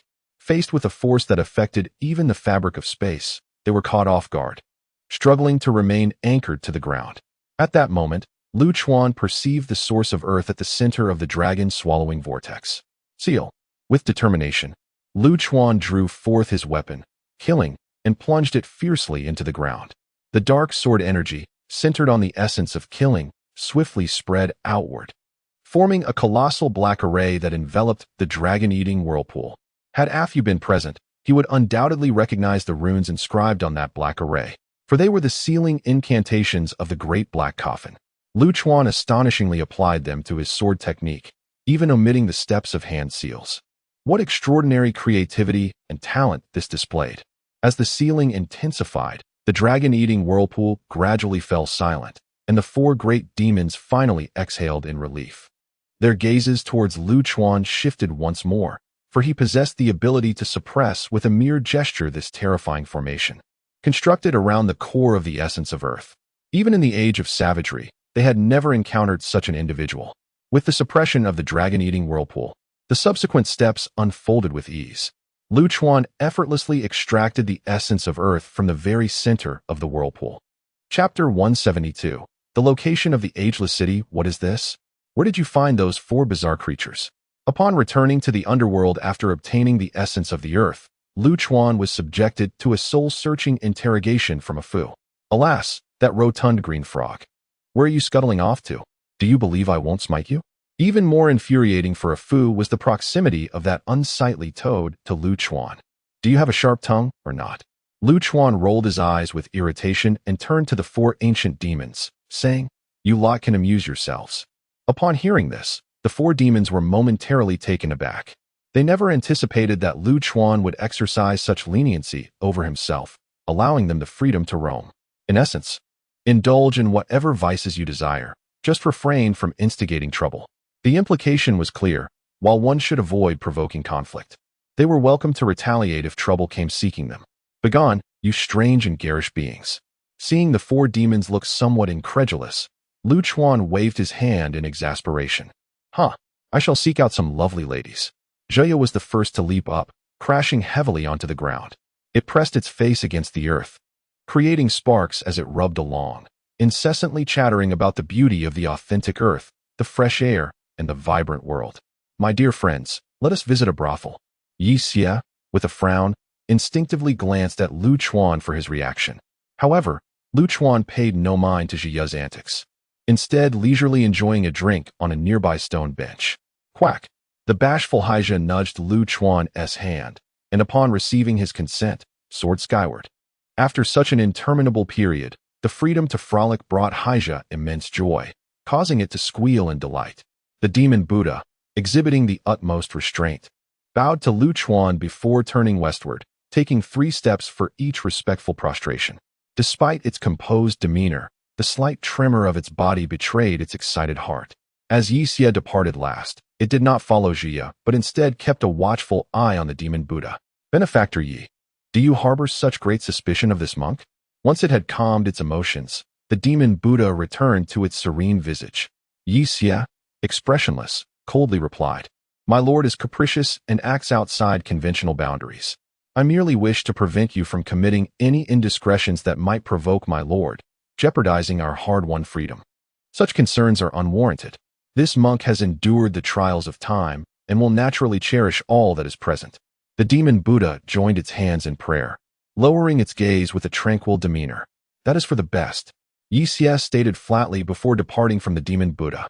"My lord is delectable. I shall find an opportunity to devour him." No sooner had Yixia left than the demon Buddha's appearance transformed. From the guise of a wise monk, it morphed into a captivating young woman. This was the allure of the demon Buddha, the manifestation of its original demonic persona. Soon, a look of struggle surfaced on the enchanting visage of the demon Buddha. This face oscillated rapidly between that of a monk and a celestial demon, as if they were vying for dominion over the body. Ultimately, the monk triumphed, emerging victorious from this tug-of-war. Amitba, upon regaining composure, the demon Buddha bowed deeply in the direction of Lu Chuan. "Damn that foul frog. I shall eventually strip its skin." A Fu's eyes bulged with indignation. "Oh dear, what has gotten into you?" Lu Chuan mocked while sipping his drink. "My child, my poor child." A Fu wailed, tears streaming down his face. "I am aware of the hardships you have endured over the years, but no matter the circumstances, one should never harbor such thoughts towards a great frog. Today, if I do not beat the filth out of you, consider yourself lucky." Lu Chuan erupted in fury, pummeling a Fu. "Oh dear, actually, it's not so bad. These 4 great demons, though quite the eyesore, possess formidable strength. They are among the elite combatants beneath the emperors. And once they fully regain their power, they will assist you in managing certain matters effectively." After receiving a beating, a Fu shifted his tone and expressed admiration for the 4 ancient demon lords. "How shameless," Lu Chuan grumbled under his breath. Before long, the Yin ghost leader arrived with the earth of all things to meet Lu Chuan. Lu Chuan took out the star compass and extracted 2 sources connected to the essence of gold from within himself. The Yin ghost leader gazed at the 2 elemental sources with envious eyes. Each of the 5 elemental sources is a treasure among treasures. Acquiring even one is a monumental fortune, and Lu Chuan had collected 4 in total. This further attests to Lu Chuan being a person of destiny. If he can successfully ascend to emperor status, resolving the issues of the underworld will be within reach. The subsequent tasks were left to the Yin ghost leader to execute. This leader was busy for a full half-month. During this time, the 4 great demons gradually returned to Lu Chuan. Aside from Jia, who appeared pale and unsteady, the other 3 seemed rejuvenated and full of vigor. Additionally, Lu Chuan had procured a vast array of heavenly materials and earthly treasures from the underworld to aid in restoring the strength of these 4 formidable beings. They had nearly fully regained their powers. To Lu Chuan's pleasant surprise, the strength of these 4 beings surpassed all expectations. Hailing from a different era, their powers were difficult to gauge, yet one thing was certain. They completely transcended the realm of annihilation, and each possessed a terrifying physical strength. They were indeed 4 highly qualified hellhounds. "I've located the position of the Eternal City." At last, the Yin ghost leader brought forth good news, confirming his earlier suspicions that the essence of gold resided within the Eternal City. The current location of the Eternal City was in the realm of the Phoenix. The Yin ghost leader placed the star compass before Lu Chuan. The celestial compass has now been fully activated, illuminating a map of starlit pathways in its gentle white glow. "Did you not assert that Song Shu Yufeng severed the connection between the Eternal City and the starry skies? Why then do they still descend upon the world?" Lu Chuan felt somewhat perplexed. The Lunar Ghost King expressed a sense of helplessness, acknowledging that this matter was merely recorded in ancient texts, leaving the specifics shrouded in mystery. However, a Fu sensed something amiss. How could the eternal city dare to manifest in the great world? Had these remnants lost their sanity?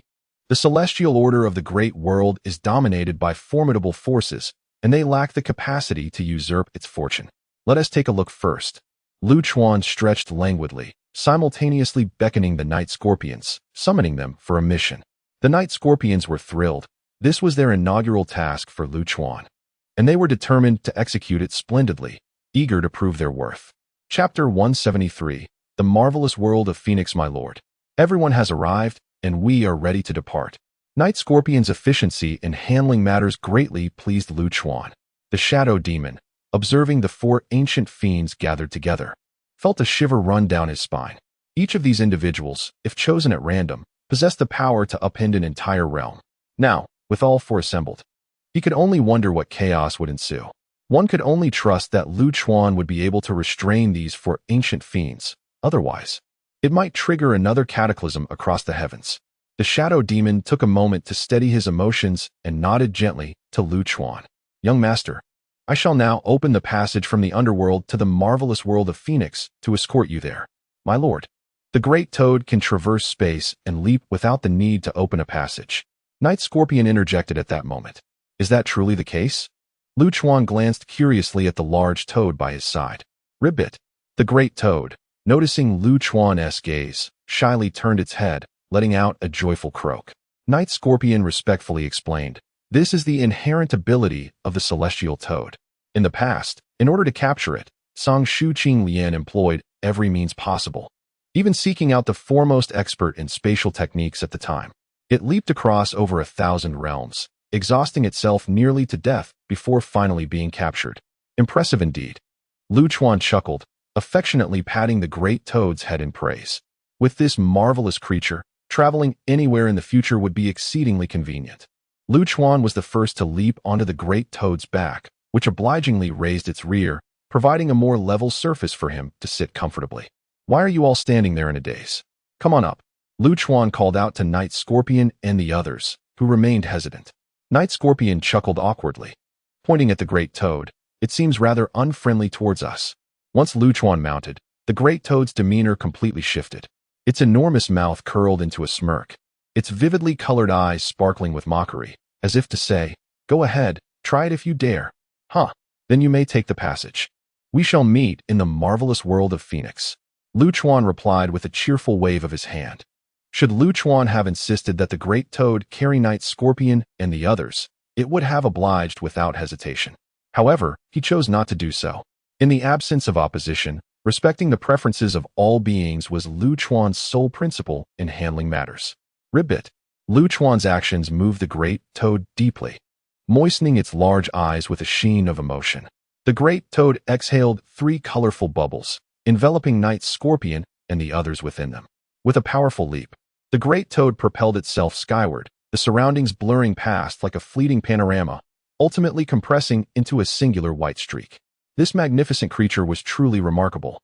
The marvelous world of Phoenix, situated at the lower end of the 3,000 great realms, possessed a notable characteristic. It was teeming with an extraordinarily vast number of mortals.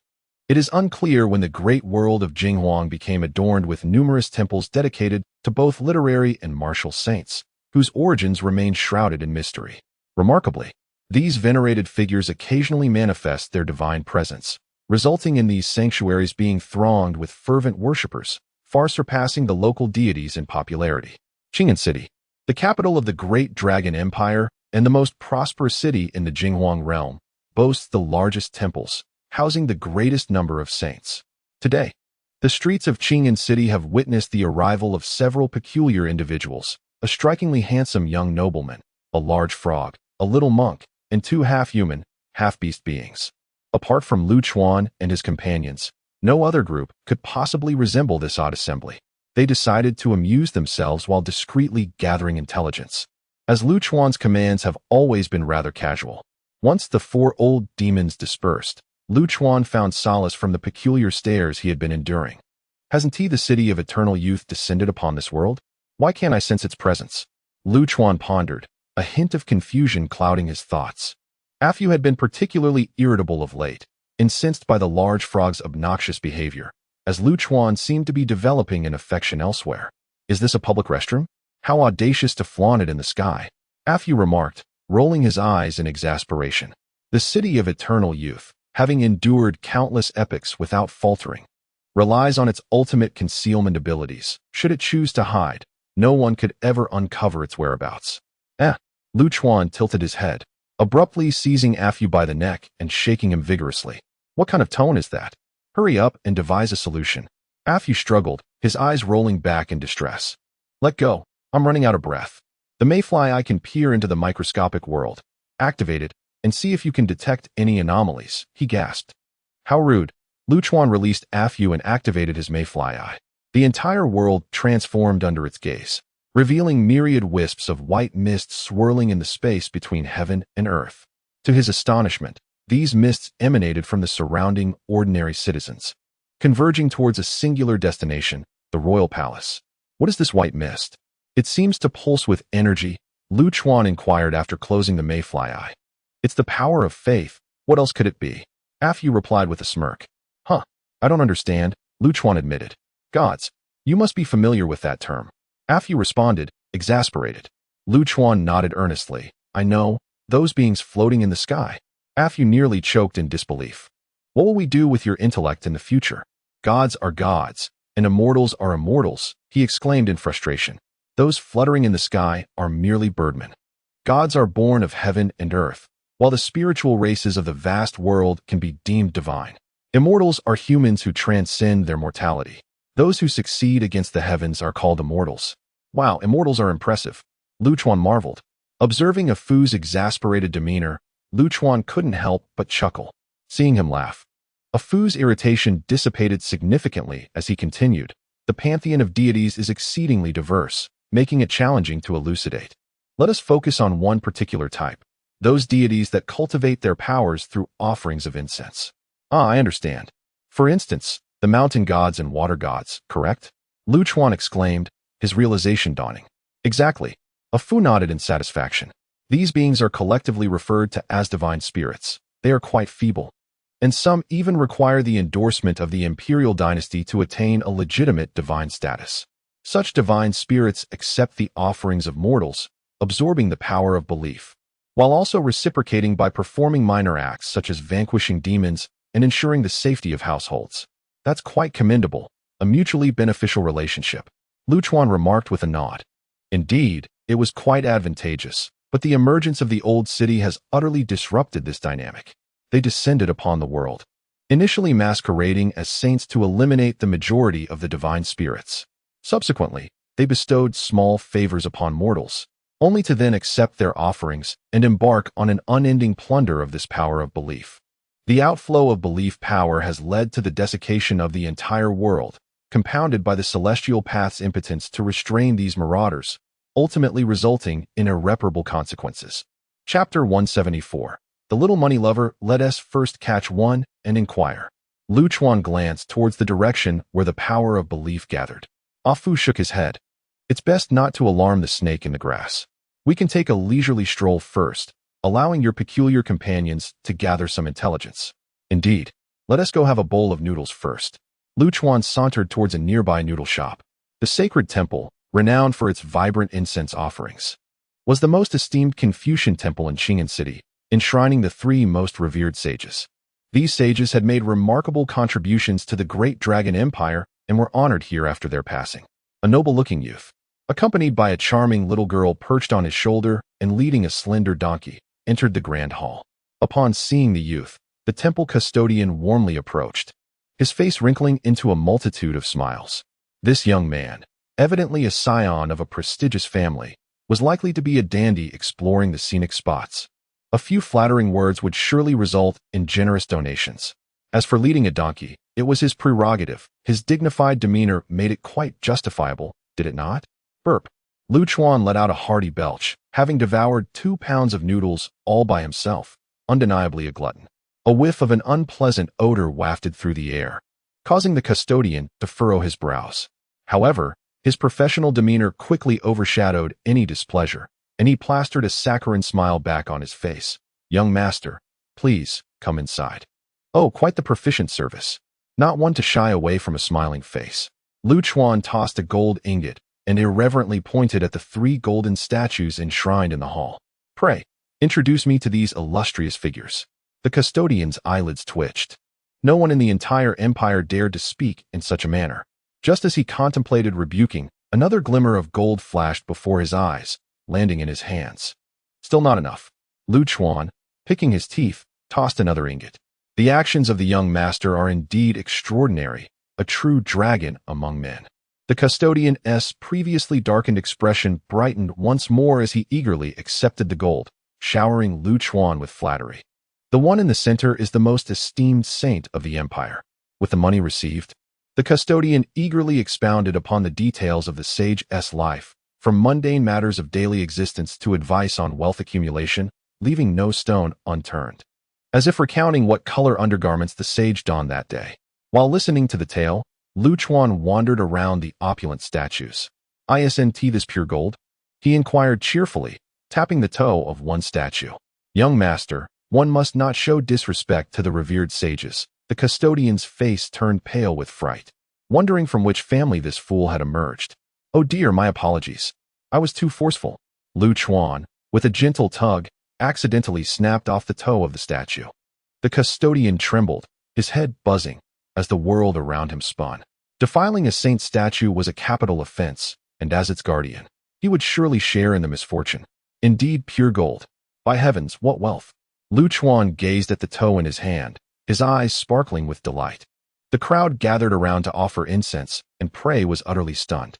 With a resounding crack, as the temple steward regained his senses, Lu Chuan had astonishingly pried off the entire soul of the statue. This wasn't merely a capital offense. It was a matter that could lead to the annihilation of 9 generations. "A madman, a lunatic," the temple steward shouted in a fury, dashing out of the great hall and disappearing into the sea of people. If not now, when? Waiting to be beheaded, perhaps. Goodness, this fellow possesses quite the audacity. Watching the temple steward flee with remarkable speed, Lu Chuan couldn't help but chuckle. If he were to participate in athletics, he would surely bring home several championships. "How dare you desecrate the revered master? Seize him." Soon, a group of imperial soldiers stormed into the hall, surrounding Lu Chuan. He found it rather peculiar, glancing around, searching for any practitioners. The world was on the brink of a degenerate era. Where were the so-called practitioners? Ah Fu rolled his eyes in exasperation. Lu Chuan shrugged, expressing, "No wonder I sensed no spiritual energy. I thought perhaps the feng shui here was unfavorable." Engaging in such brazen conversation was utterly reckless, and the leading officer seethed with fury, ordering, "Take him down." "Stop!"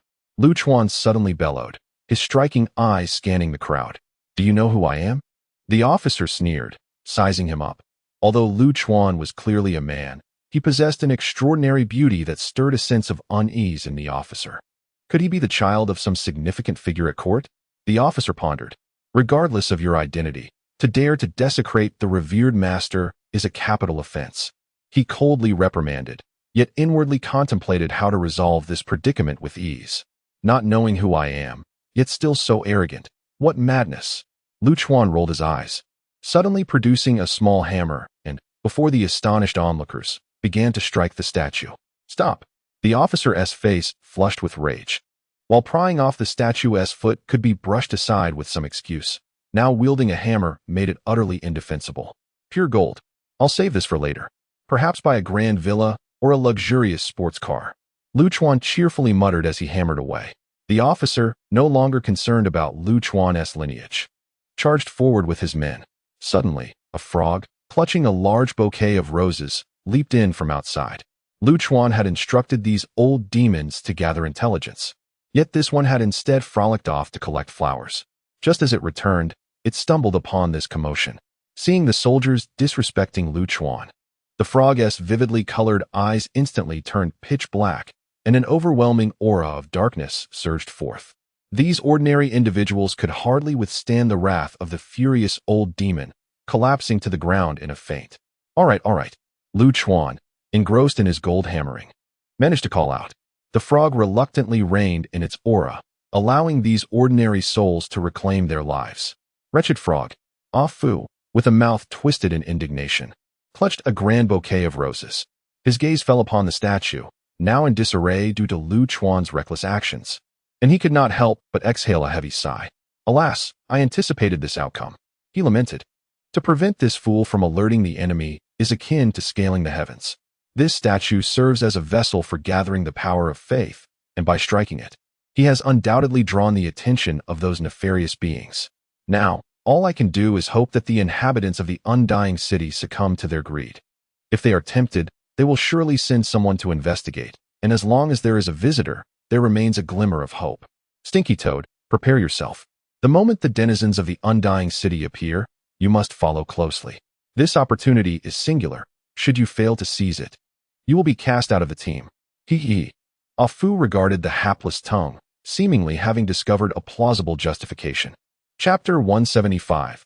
Visitors from the Ageless City. The Ageless City, a realm steeped in countless epics, serves as a sanctuary for remnants of bygone eras. A city transformed into something unrecognizable.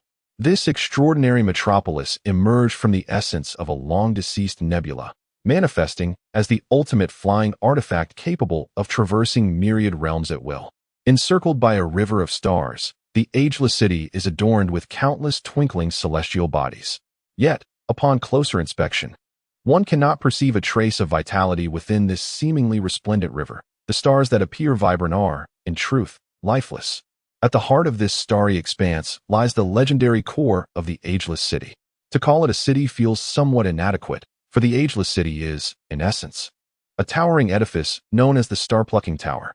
This tower stands as the epicenter of power, with each of its 99 levels inhabited by a formidable prodigy. Surrounding the tower are the remains of deceased stars, where lesser cultivators reside. 3 million years prior, the Ageless City was plunged into silence following the cataclysm wrought by Changshu Yufeng. However, as the old adage suggests, misfortune may conceal blessings. Amidst this calamity, the city garnered the favor of an extraordinary entity. This being, beyond comprehension, dismantled the city's restrictions, vanquished Changshu Yufeng, and bestowed upon them immense power. This newfound strength emboldened the Ageless City to emerge into the grand world and seize its fortunes. Presently, the figure in charge of the Ageless City is Mu Jingchuan, an elder who has survived since the Primal Age. Like the four peculiar beings alongside Lu Chuan, he too has been transformed by the forces of alteration. Standing atop the Star-Plucking Tower, enveloped by the desolate expanse of the cosmos, Mu Jingchuan gazes upon the distant stars as if they are within reach. His eyes rise to the pinnacle of the tower, where a pair of white, withered bones dangles, a remnant of its former owner, Changshu Yufeng, who once bore a name of great renown. A faint smile graces Mu Jingchuan's lips. Truly, only those who endure can savor the ultimate triumph. The artifacts of the Phoenix world have been destroyed. Is it time to depart? A deep voice resonates. I am aware. Mu Jingchuan refrains from turning, his brow slightly furrowed. Only one individual possesses the audacity to ascend to the highest level of the Star-Plucking Tower, Ren Liuji, the former Tower Master. Since Mu Jingchuan aligned himself with that incomprehensible being and acquired unimaginable power, he has dictated the course of events here, for strength is the bedrock of all. Meanwhile, Ren Liuji is relegated to a desolate existence upon the surrounding dead stars, a situation that brings Mu Jingchuan considerable satisfaction. Were it not for Ren Liuji's lingering prestige, Mu Jingchuan would have long since cast him into the void. Ren Liuji, you should take a look. We are but a step away from seizing everything this grand world has to offer. Let us not falter at the final hurdle. You, Sai? The weary visage of Ren Liuji, weathered by the trials of time, is etched with exhaustion and resignation. He is fatigued. His existence predates even that of Mu Jingchuan. Such an enduring struggle for survival has rendered him utterly drained, yet ironically, he still clings to the desire for life. Ren Liuji attempted to persuade, stating that the celestial phenomena had been unusual in recent months, with several hidden, extraordinary demonic stars emerging in the world, suggesting it would be prudent to avoid the impending turmoil. Mu Jingchuan could not help but chuckle, saying, Ren Liuji, have you not yet accepted your new identity? I am not seeking your counsel. This is an order. Ren Liuji's lips twitched, ultimately conceding with a reluctant nod. Lu Chuan took the rose from the mouth of the mischievous tongue and couldn't suppress a smile. It was the first time in his life that he had received flowers from the opposite sex. Although the giver was a large frog, it did not diminish Luchuan's joy. Ribbit, ribbit. The mischievous tongue twirled in delight. Nearby, Afu was nearly fermenting with jealousy, feeling infuriated at himself for not having thought of such an approach. Just as he pondered how to win Luchuan's affections back, a defaced statue suddenly emitted a faint ripple. Someone was approaching. Afu nodded, his expression turning serious. How dare the ageless city send someone to investigate? It seemed that no one could escape the grip of greed. If the ageless city were to flee, his group would indeed be at a loss. Soon, a blinding white light illuminated the sky. A grand, righteous voice resonated throughout the realm. Which demon dares to desecrate my temple in the mortal realm? The white light coalesced into rain, gently cascading down and enveloping the entire Qing'an city. A divine manifestation. The most holy sage has appeared. This white rain seemed to possess a peculiar effect, invigorating those who bathed in it, as if they had inhaled opium. Countless ordinary citizens in Qing'an city, having never witnessed such flamboyant spectacle, fell to their knees, reverently bowing towards the figure appearing in the heavens. Wow, this is something. Luchuan sat on the threshold of the temple, picking through the withered petals of the rose in his hand while playfully mocking the scene. Bah! A bunch of lowly beings using demonic arts to manipulate the hearts of ordinary people, bringing shame to their ancestors. Afu spat disdainfully. As the white rain intensified, the ethereal figure began to approach the temple. Simultaneously, crowds of ordinary citizens surged from all directions, eager to glimpse the countenance of the sage. At this moment, the mischievous tongue also slipped into another dimension, preparing to follow the people from the ageless city. A cultivator? The approaching figure descended rapidly, arriving just outside the temple. It was Ren Liuji, who had come to investigate the destruction of the artifact. Bathed in the holy white light, Ren Liuji indeed exuded an air of sanctity. Wait for you a moment. Luchuan cheerfully looked up at Ren Liuji, saying, "No need to be agitated. I merely seek the essence of gold. As for your concerns, I have little interest." "Hee, you must be from another world," Ren Liuji responded with a smile, though caution began to stir within her. Although the youth appeared frail and delicate, his ability to traverse vast worlds was undeniably more complex than it seemed. "What business is it of yours to question the origin of the source of gold?" Luchuan replied with a hint of impatience. Ren Liuji furrowed his brow, struggling to fathom the boy's confidence. The source of gold was naturally where it belonged. What right did you have to covet such a divine artifact? After the fall of Tsang Shuyu Feng, the source of gold was placed within the star-picking tower, serving as the source of power for the city as protective array, thus becoming an inseparable part of the tower. This is not the true form. Do not act impulsively. Observing Luchuan's inclination towards recklessness, Afu quickly cautioned him. These old schemers were exceedingly cautious. How could they allow the true form to descend so freely? Chapter 176. A malevolent disposition. You inquire about my qualifications? This, indeed, is my qualification.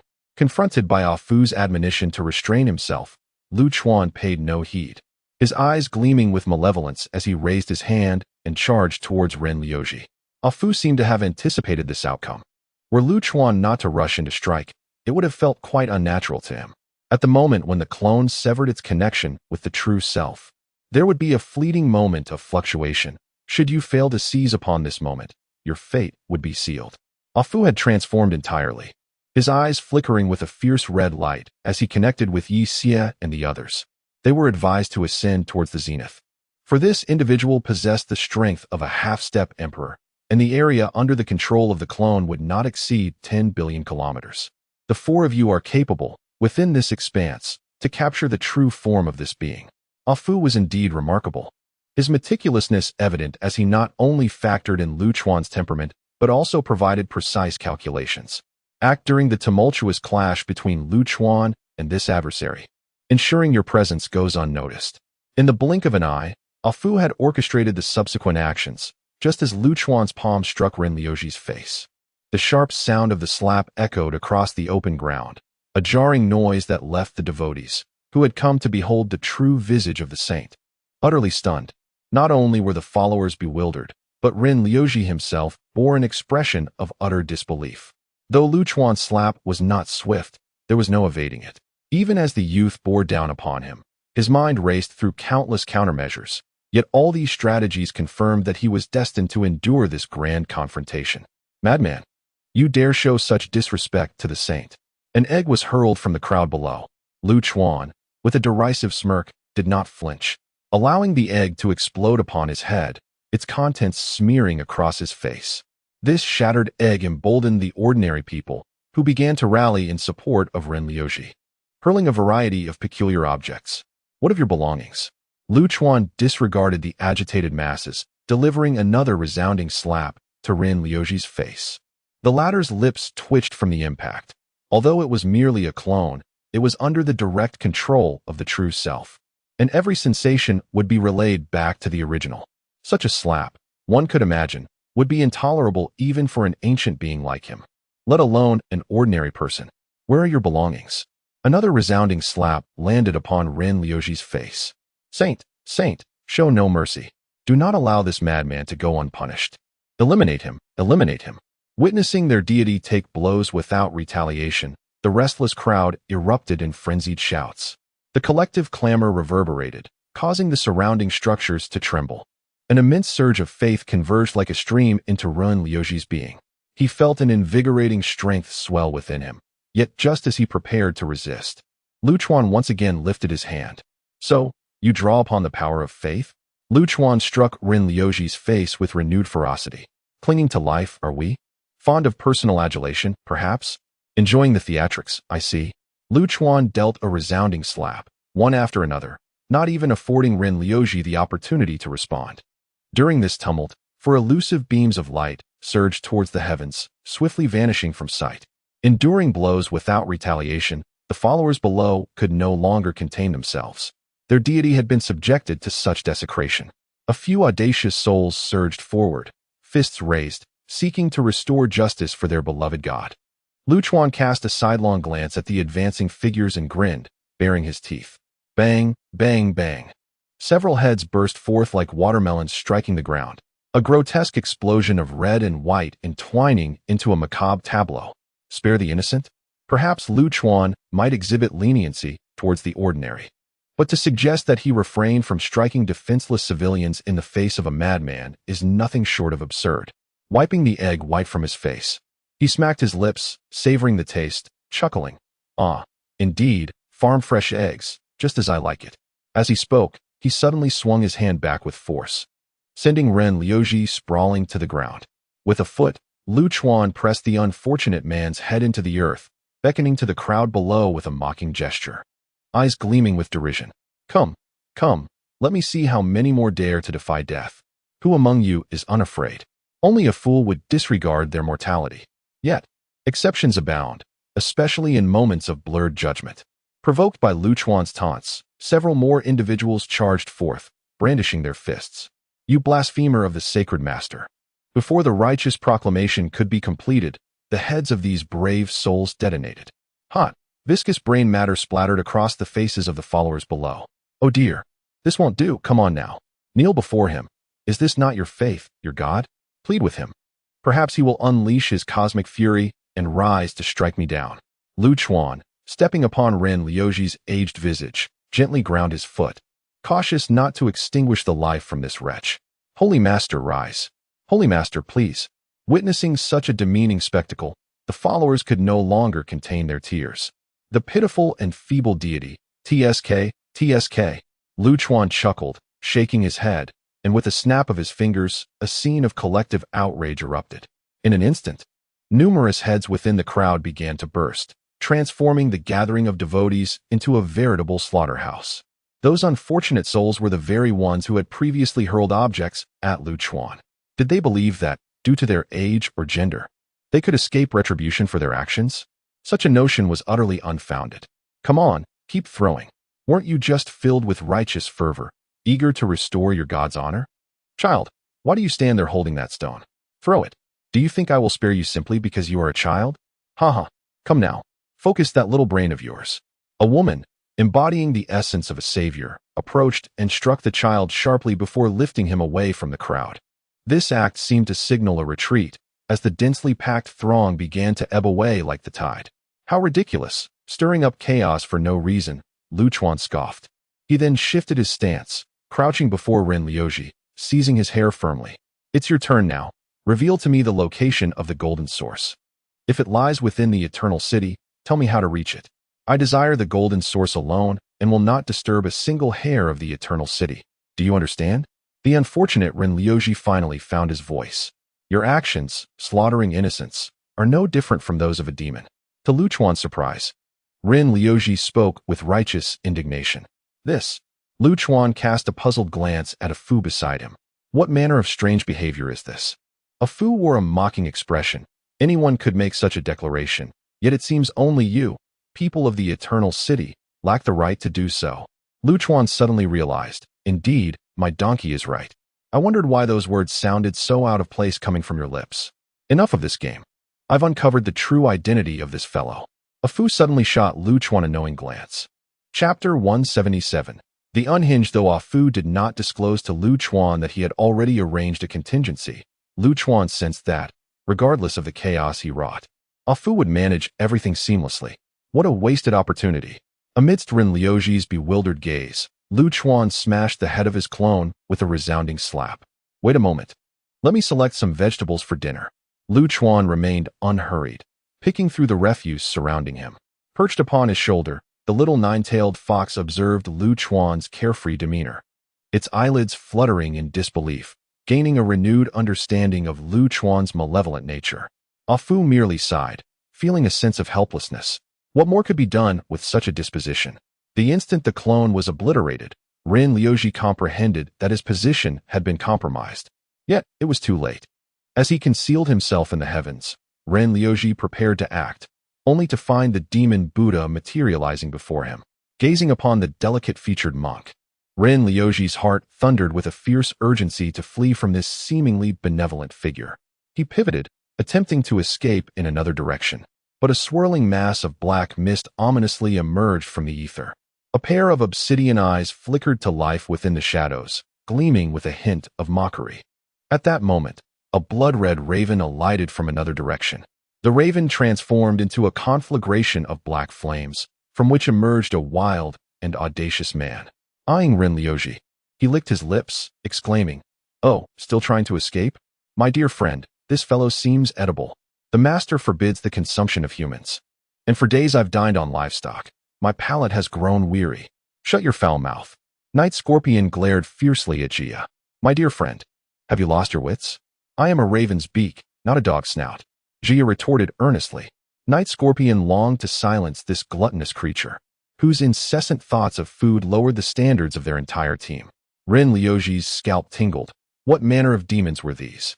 Each exuding an overwhelming aura akin to ferocious beasts and possessing the veneer of half-step emperor-level prowess?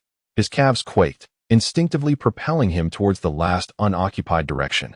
Yet, Night Scorpion and his companions regarded Ren Liuji with derisive amusement, akin to a jester. Though he faced no obstacles in his escape, Ren Liuji's heart sank, knowing that unseen adversaries likely guarded this path. Bang! His instincts proved accurate, as he soon collided with an invisible wall. Quack! An irate cry echoed, and the figure of the tongue of malice gradually emerged. Not only did the tongue possess extraordinary spatial abilities, but its stealth capabilities were unparalleled. Its skin could seamlessly adapt, perfectly blending into any environment. Infuriated by the collision, the tongue's cheeks bulged. How could its pristine form be touched by such a mere insect? Were it not for the fact that this individual was desired by the master, the tongue would have surely devoured him on the spot. Upon encountering the enormous frog before her, Ren Liuji's thoughts of escape vanished entirely. "I will say anything. I beseech you, grant me my life," she uttered, raising her trembling hands in submission.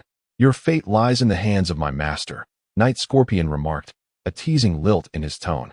"Behave yourself, and you may suffer less." "Master?"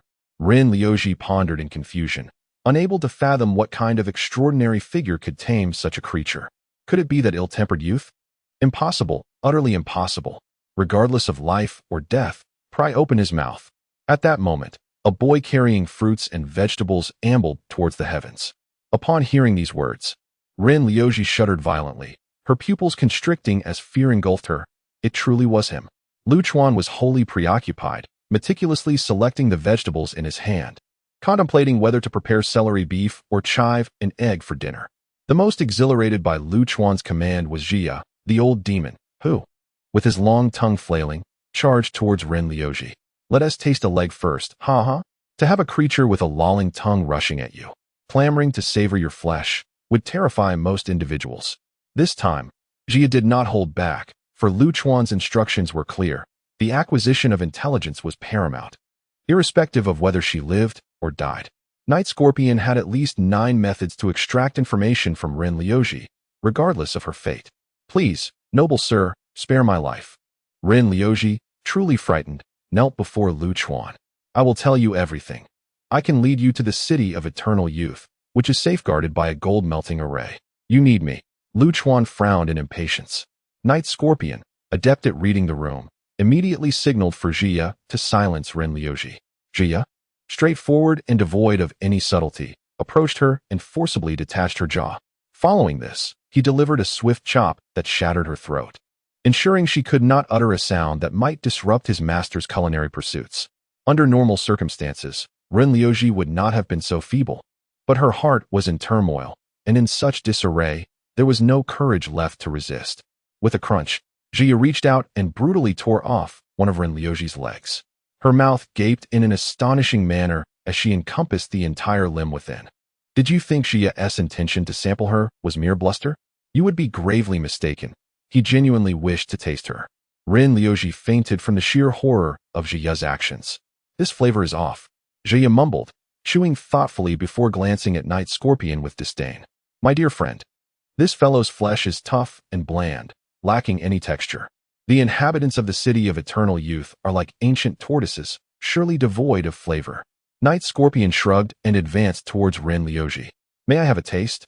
At this moment, the demon Buddha stepped forward, bowing respectfully to Night Scorpion. The Night Scorpion recalled some past events concerning the enigmatic monk, nodding gently in acknowledgement. Thank you. A fleeting glimmer of excitement flickered in the Devil Buddha's uniquely colored irises. You perverse fiend. Jia seemed to recollect something as well, shuddering and distancing herself from Ren Liuji. Quack. The attention of the mischievous tongue was entirely diverted from Ren Liuji. The tongue, in a cheerful demeanor, shrank its form and leaped beside Lu Chuan, observing him with earnest fascination as he prepared the meal. Would you like some? Lu Chuan solidified a space with his sword energy, bringing forth pots and pans, cheerfully inquiring of the curious tongue. Quack. The tongue, somewhat bashful, nodded vigorously in agreement. You audacious frog, I shall not back down. A Fu's jealousy surfaced unabashedly, as he lifted his hoof and aimed a kick at the tongue's chin. Chapter 178. The preferences of the demon Buddha. The malevolent tongue was utterly unperturbed by Afu, as the two rascals engaged in a playful tussle, exchanging kicks and jabs.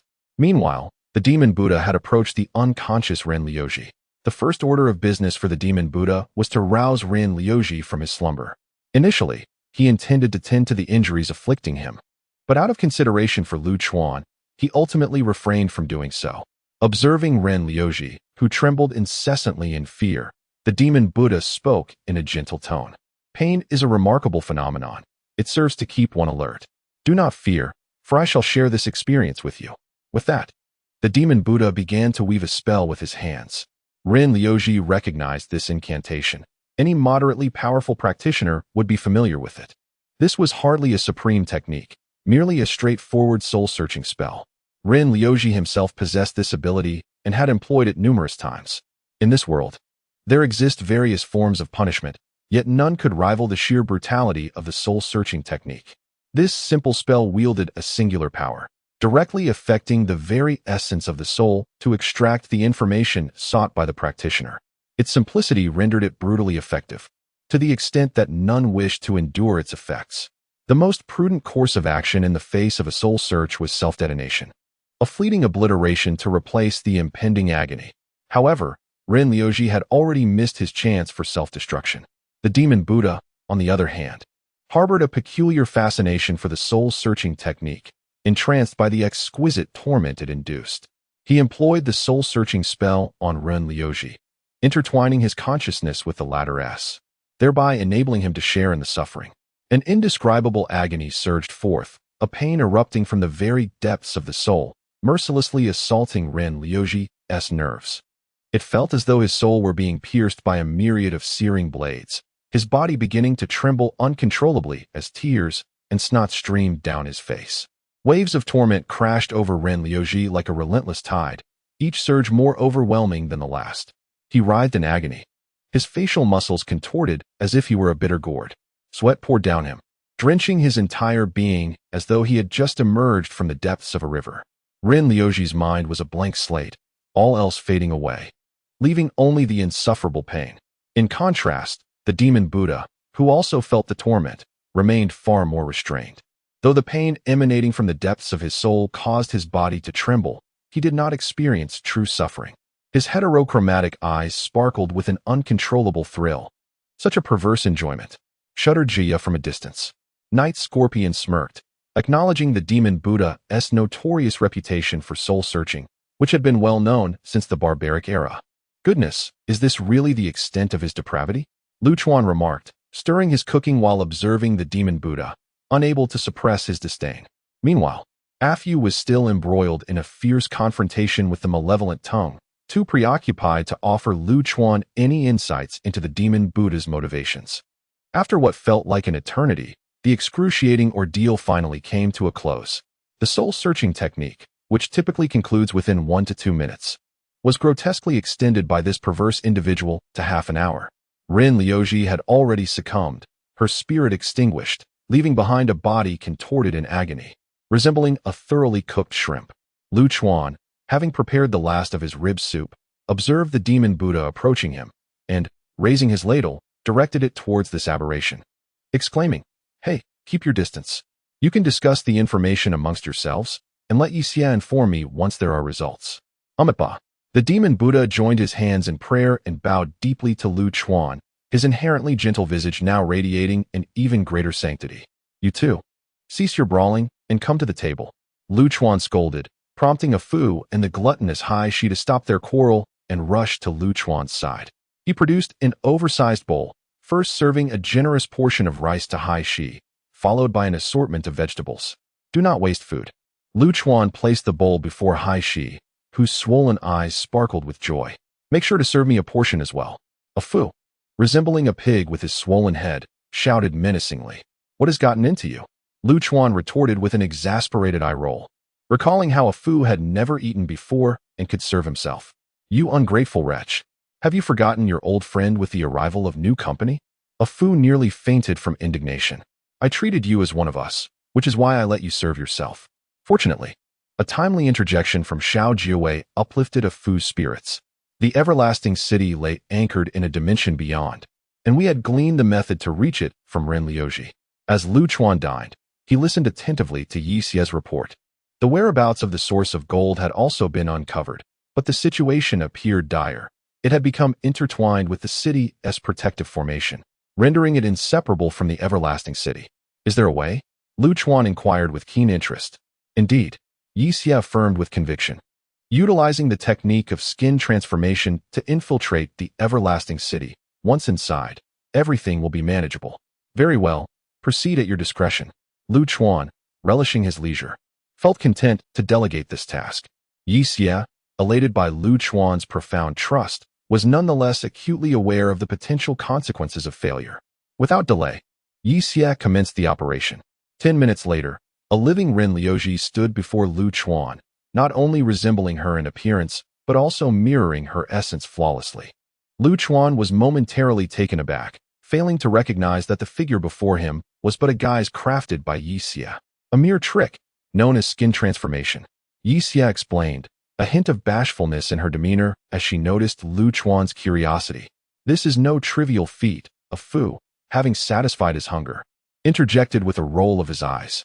"Skin transformation is the pinnacle of disguise sorcery, long thought lost due to its cruelty. I never imagined you would master it." The technique of skin transformation requires a complete human skin to activate, allowing the wielder to replicate the victim's every action and even their spiritual fluctuations. Afyu referred to it as the pinnacle of disguise, a characterization that is not without merit. The question of cruelty is irrelevant. Existence itself justifies all. The Night Scorpion offered an awkward smile. "How do you plan to lead us into the city of eternal youth?" Lu Chuan inquired while washing the dishes. The Night Scorpion turned to the charming Haija and remarked, "My dear, might I borrow your bubble for a moment? Upon hearing this endearment, Haija's heart fluttered with delight as she released a colorful bubble. Just hide within this bubble, she instructed. To enter the city of eternal youth, we must navigate 3 formidable defenses. The first 2 can be circumvented using the painted skin and the bubble, but for the final golden melting array, we must force our way through. According to the intelligence we have gathered, the strength of the golden melting array suggests that the 4 of us, united, can create a breach, but the opportunity will be fleeting. Chapter 179. Entering the city of eternal youth after enveloping Lu Chuan and his companions within the protective bubble of the harmful tongue and completing the necessary preparations. Night Scorpion produced a small black box. This object, obtained from Ren Liuji, was the sole means to establish contact with the city of eternal youth. A beam of black light surged forth from the box, disappearing into the profound silence of the starry sky. Before long, the space before Night Scorpion began to tear irregularly, gradually forming a black vortex. Without hesitation, Night Scorpion plunged into the swirling depths. The scene that unfolded before him was nothing short of breathtaking. Despite having witnessed the rugged beauty of the wild lands and the exquisite elegance of this era, the vista before him evoked an involuntary gasp of wonder. A ribbon of starlight wound its way through the cosmos, creating a shimmering river of stars, countless celestial bodies twinkling within its depths. Beyond this stellar river lay an expanse of deceased stars, their ashen forms exuding an absolute tranquility that followed death. At the heart of this enchanting scene stood a towering edifice, magnificent and resplendent, gracefully positioned at the center as if it were the most captivating figure beneath the spotlight. In truth, upon reaching this point, everything could have concluded, for as long as Lu Chuan could behold the precise location of the city of eternal youth, this legendary city would have no chance of escape. However, Lu Chuan did not emerge. Instead, he urged Night Scorpion to continue. Respecting the efforts of his subordinates was an essential quality of true leadership. Night Scorpion composed himself and stepped into the River of Stars. The stellar river served as the first line of defense for the city of eternal youth, its seemingly chaotic stars concealing a complex defensive formation. A misstep could trigger an immediate alert from the formation. Cautiously, Night Scorpion navigated through the stars, his ability to simulate appearances allowing him to traverse this first line of defense unscathed. Emerging from the stellar river, he was met by several streaks of light that shot forth from the stars surrounding the star-seizing tower, blocking his path. This constituted the second line of defense for the city of eternal youth, a human inspection. For Night Scorpion, this barrier was significantly less complicated than the previous stellar river. With impeccable disguise, even Ren Liuji's mother would be unable to recognize him. After passing the inspection, Night Scorpion stood before the final line of defense leading to the star-seizing tower, the gold-melting array. Everything within the city of eternal youth was meticulously arranged for survival. And while the gold-melting array sounded like an aggressive formation, it functioned as a mirror to reveal falsehoods. Its purpose was to prevent anyone from infiltrating the city under the guise of extreme disguise. This array was indeed the nemesis of all deceptive transformations. A counterfeit would always remain a counterfeit. No matter how convincing the disguise, it could never be the original. Commence. Night Scorpion wasted not a moment. For having already devised a final, forceful assault plan, there was no need to tread cautiously into the gold-melting array. Jaya, harmful tongue, and Demon Buddha immediately materialized from the spatial bubble. The 4 joined forces, unleashing a barrage at a specific point of the gold-melting array. These 4 individuals, seasoned as they are, have encountered all manner of scenarios. Despite this being their inaugural collaboration, there is no hint of awkwardness or hesitation. The combined might of 4 formidable beings, each surpassing the realm of the half-step emperor, managed to create a small breach in the molten gold formation. This opening, however, was fleeting, swiftly beginning to close. Yet, regardless of how rapid this closure may be, it sufficed for Yi Xie and his companions. For time is the greatest ally. As long as there is a delay, the harmful tongue can traverse the expanse of space. With a swift flick of its elongated tongue, it enveloped the remaining 3 and vanished from sight. A once dormant star ignited, radiating a vibrant crimson glow. Mu Jingshun gazed at the luminous star, momentarily stunned. Unable to recall how many eons had passed since this warning star last shone. 300,000 years. Or perhaps 200,000. After this bewilderment came a surge of profound dread. For Mu Jingshun understood that anyone capable of infiltrating the city of eternal youth was of the caliber akin to the legendary Tsang Shu Yufeng. He was not eager to confront a being of such stature once more. Flee. This was Mu Jingxuan's immediate instinct, yet he soon found himself chuckling at the irony. Accustomed to flight, he had forgotten that he was no longer the man he once was. Now, even faced with 10 Tsang Shu Yufengs, he felt confident in his ability to prevail. A smile graced his lips as 2 enigmatic runes flickered in his eyes. Do not misunderstand. There is no malevolence here. Merely a request for an item. As the practitioners surged forth from the dead stars, Lu Chuan smiled pleasantly and waved his small hand. A request for an item, indeed. You are the first to venture here with such demands. Instead of responding, Lu Chuan furrowed his brow, directing his gaze towards the pinnacle of the star-gathering tower. In that fleeting moment, he perceived the tremors of the primal runes. Something had traversed this space, leaving behind a foul stench of death. Afu narrowed his eyes. The entity that Afu referred to was undoubtedly the colossal presence sensed earlier through the primal runes. With souls in decay and enshrouded in dark miasma, these practitioners were tainted by death. Afu's eyes glowed a fierce red as he surveyed the practitioners. If you dare to manifest your tricks here, let us see what weight you carry. Upon hearing Afu's words, the practitioners scoffed derisively. 3,000 against 5, plus an additional donkey. How could the odds not favor them? Even if Tsang Shu Yufeng were to return, what of it? The city of eternal youth is no longer the bastion it once was. Leave this to you. I shall ascend to the rooftop. Lu Chuan cheerfully snapped his fingers. My lord, may I partake? Jia exclaimed excitedly. Do as you wish, provided you do not mind the taste. Lu Chuan replied, his form suddenly soaring towards the summit of the star-gathering tower. He. The remaining 4, their eyes gleaming with fervor, gazed merrily at the thousands of practitioners before them. Does this truly resemble a disadvantaged position? The 3,000 cultivators of the ageless city joined in laughter, mocking the 4 figures who straddled the line between human and ghost, utterly oblivious to their own folly. Yes, let them laugh, for it is only in maintaining a joyful disposition that the flavor of flesh may become all the more delectable. Suddenly, Jia transformed, an intense black flame erupting like a tsunami. Within the inferno, a pitch-black crow gradually materialized, its overwhelming demonic aura surging forth like a breached river. At this sight, all laughter ceased abruptly. They had never witnessed such a dense concentration of malevolence, a testament to the countless lives extinguished to attain such power. Let me have a taste. Jia cackled, breaking free from the black flames, its form becoming a streak of light as it surged into the crowd. From the crow's beak emerged a human-like scarlet tongue, which lashed out, ensnaring dozens of cultivators into its maw. The sound of crunching and grinding, accompanied by the sickening crack of bones, echoed painfully, leaving all the cultivators shaken to their core. It became apparent that this beast truly feasted upon humans. Its declaration of wanting a taste was no jest. Chapter 180. Arrogance and destruction. The brutality of the broken crow surpassed all imagination, devouring dozens of cultivators as if indulging in a lavish feast. These individuals, far from being the elite of the city of eternal youth, were utterly demoralized under such terrifying circumstances. They sought refuge at the star-picking tower, yet were confronted by a colossal frog. The frog's vividly colored skin appeared even more sinister in the oppressive atmosphere. The gluttonous tongue, having abandoned its appetite for human flesh, was not previously so picky.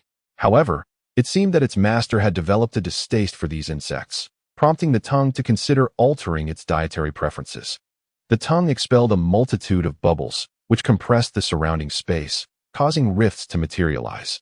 From within these fissures, wailing winds echoed, accompanied by a ghastly, continuous laughter, connecting to an unknown realm.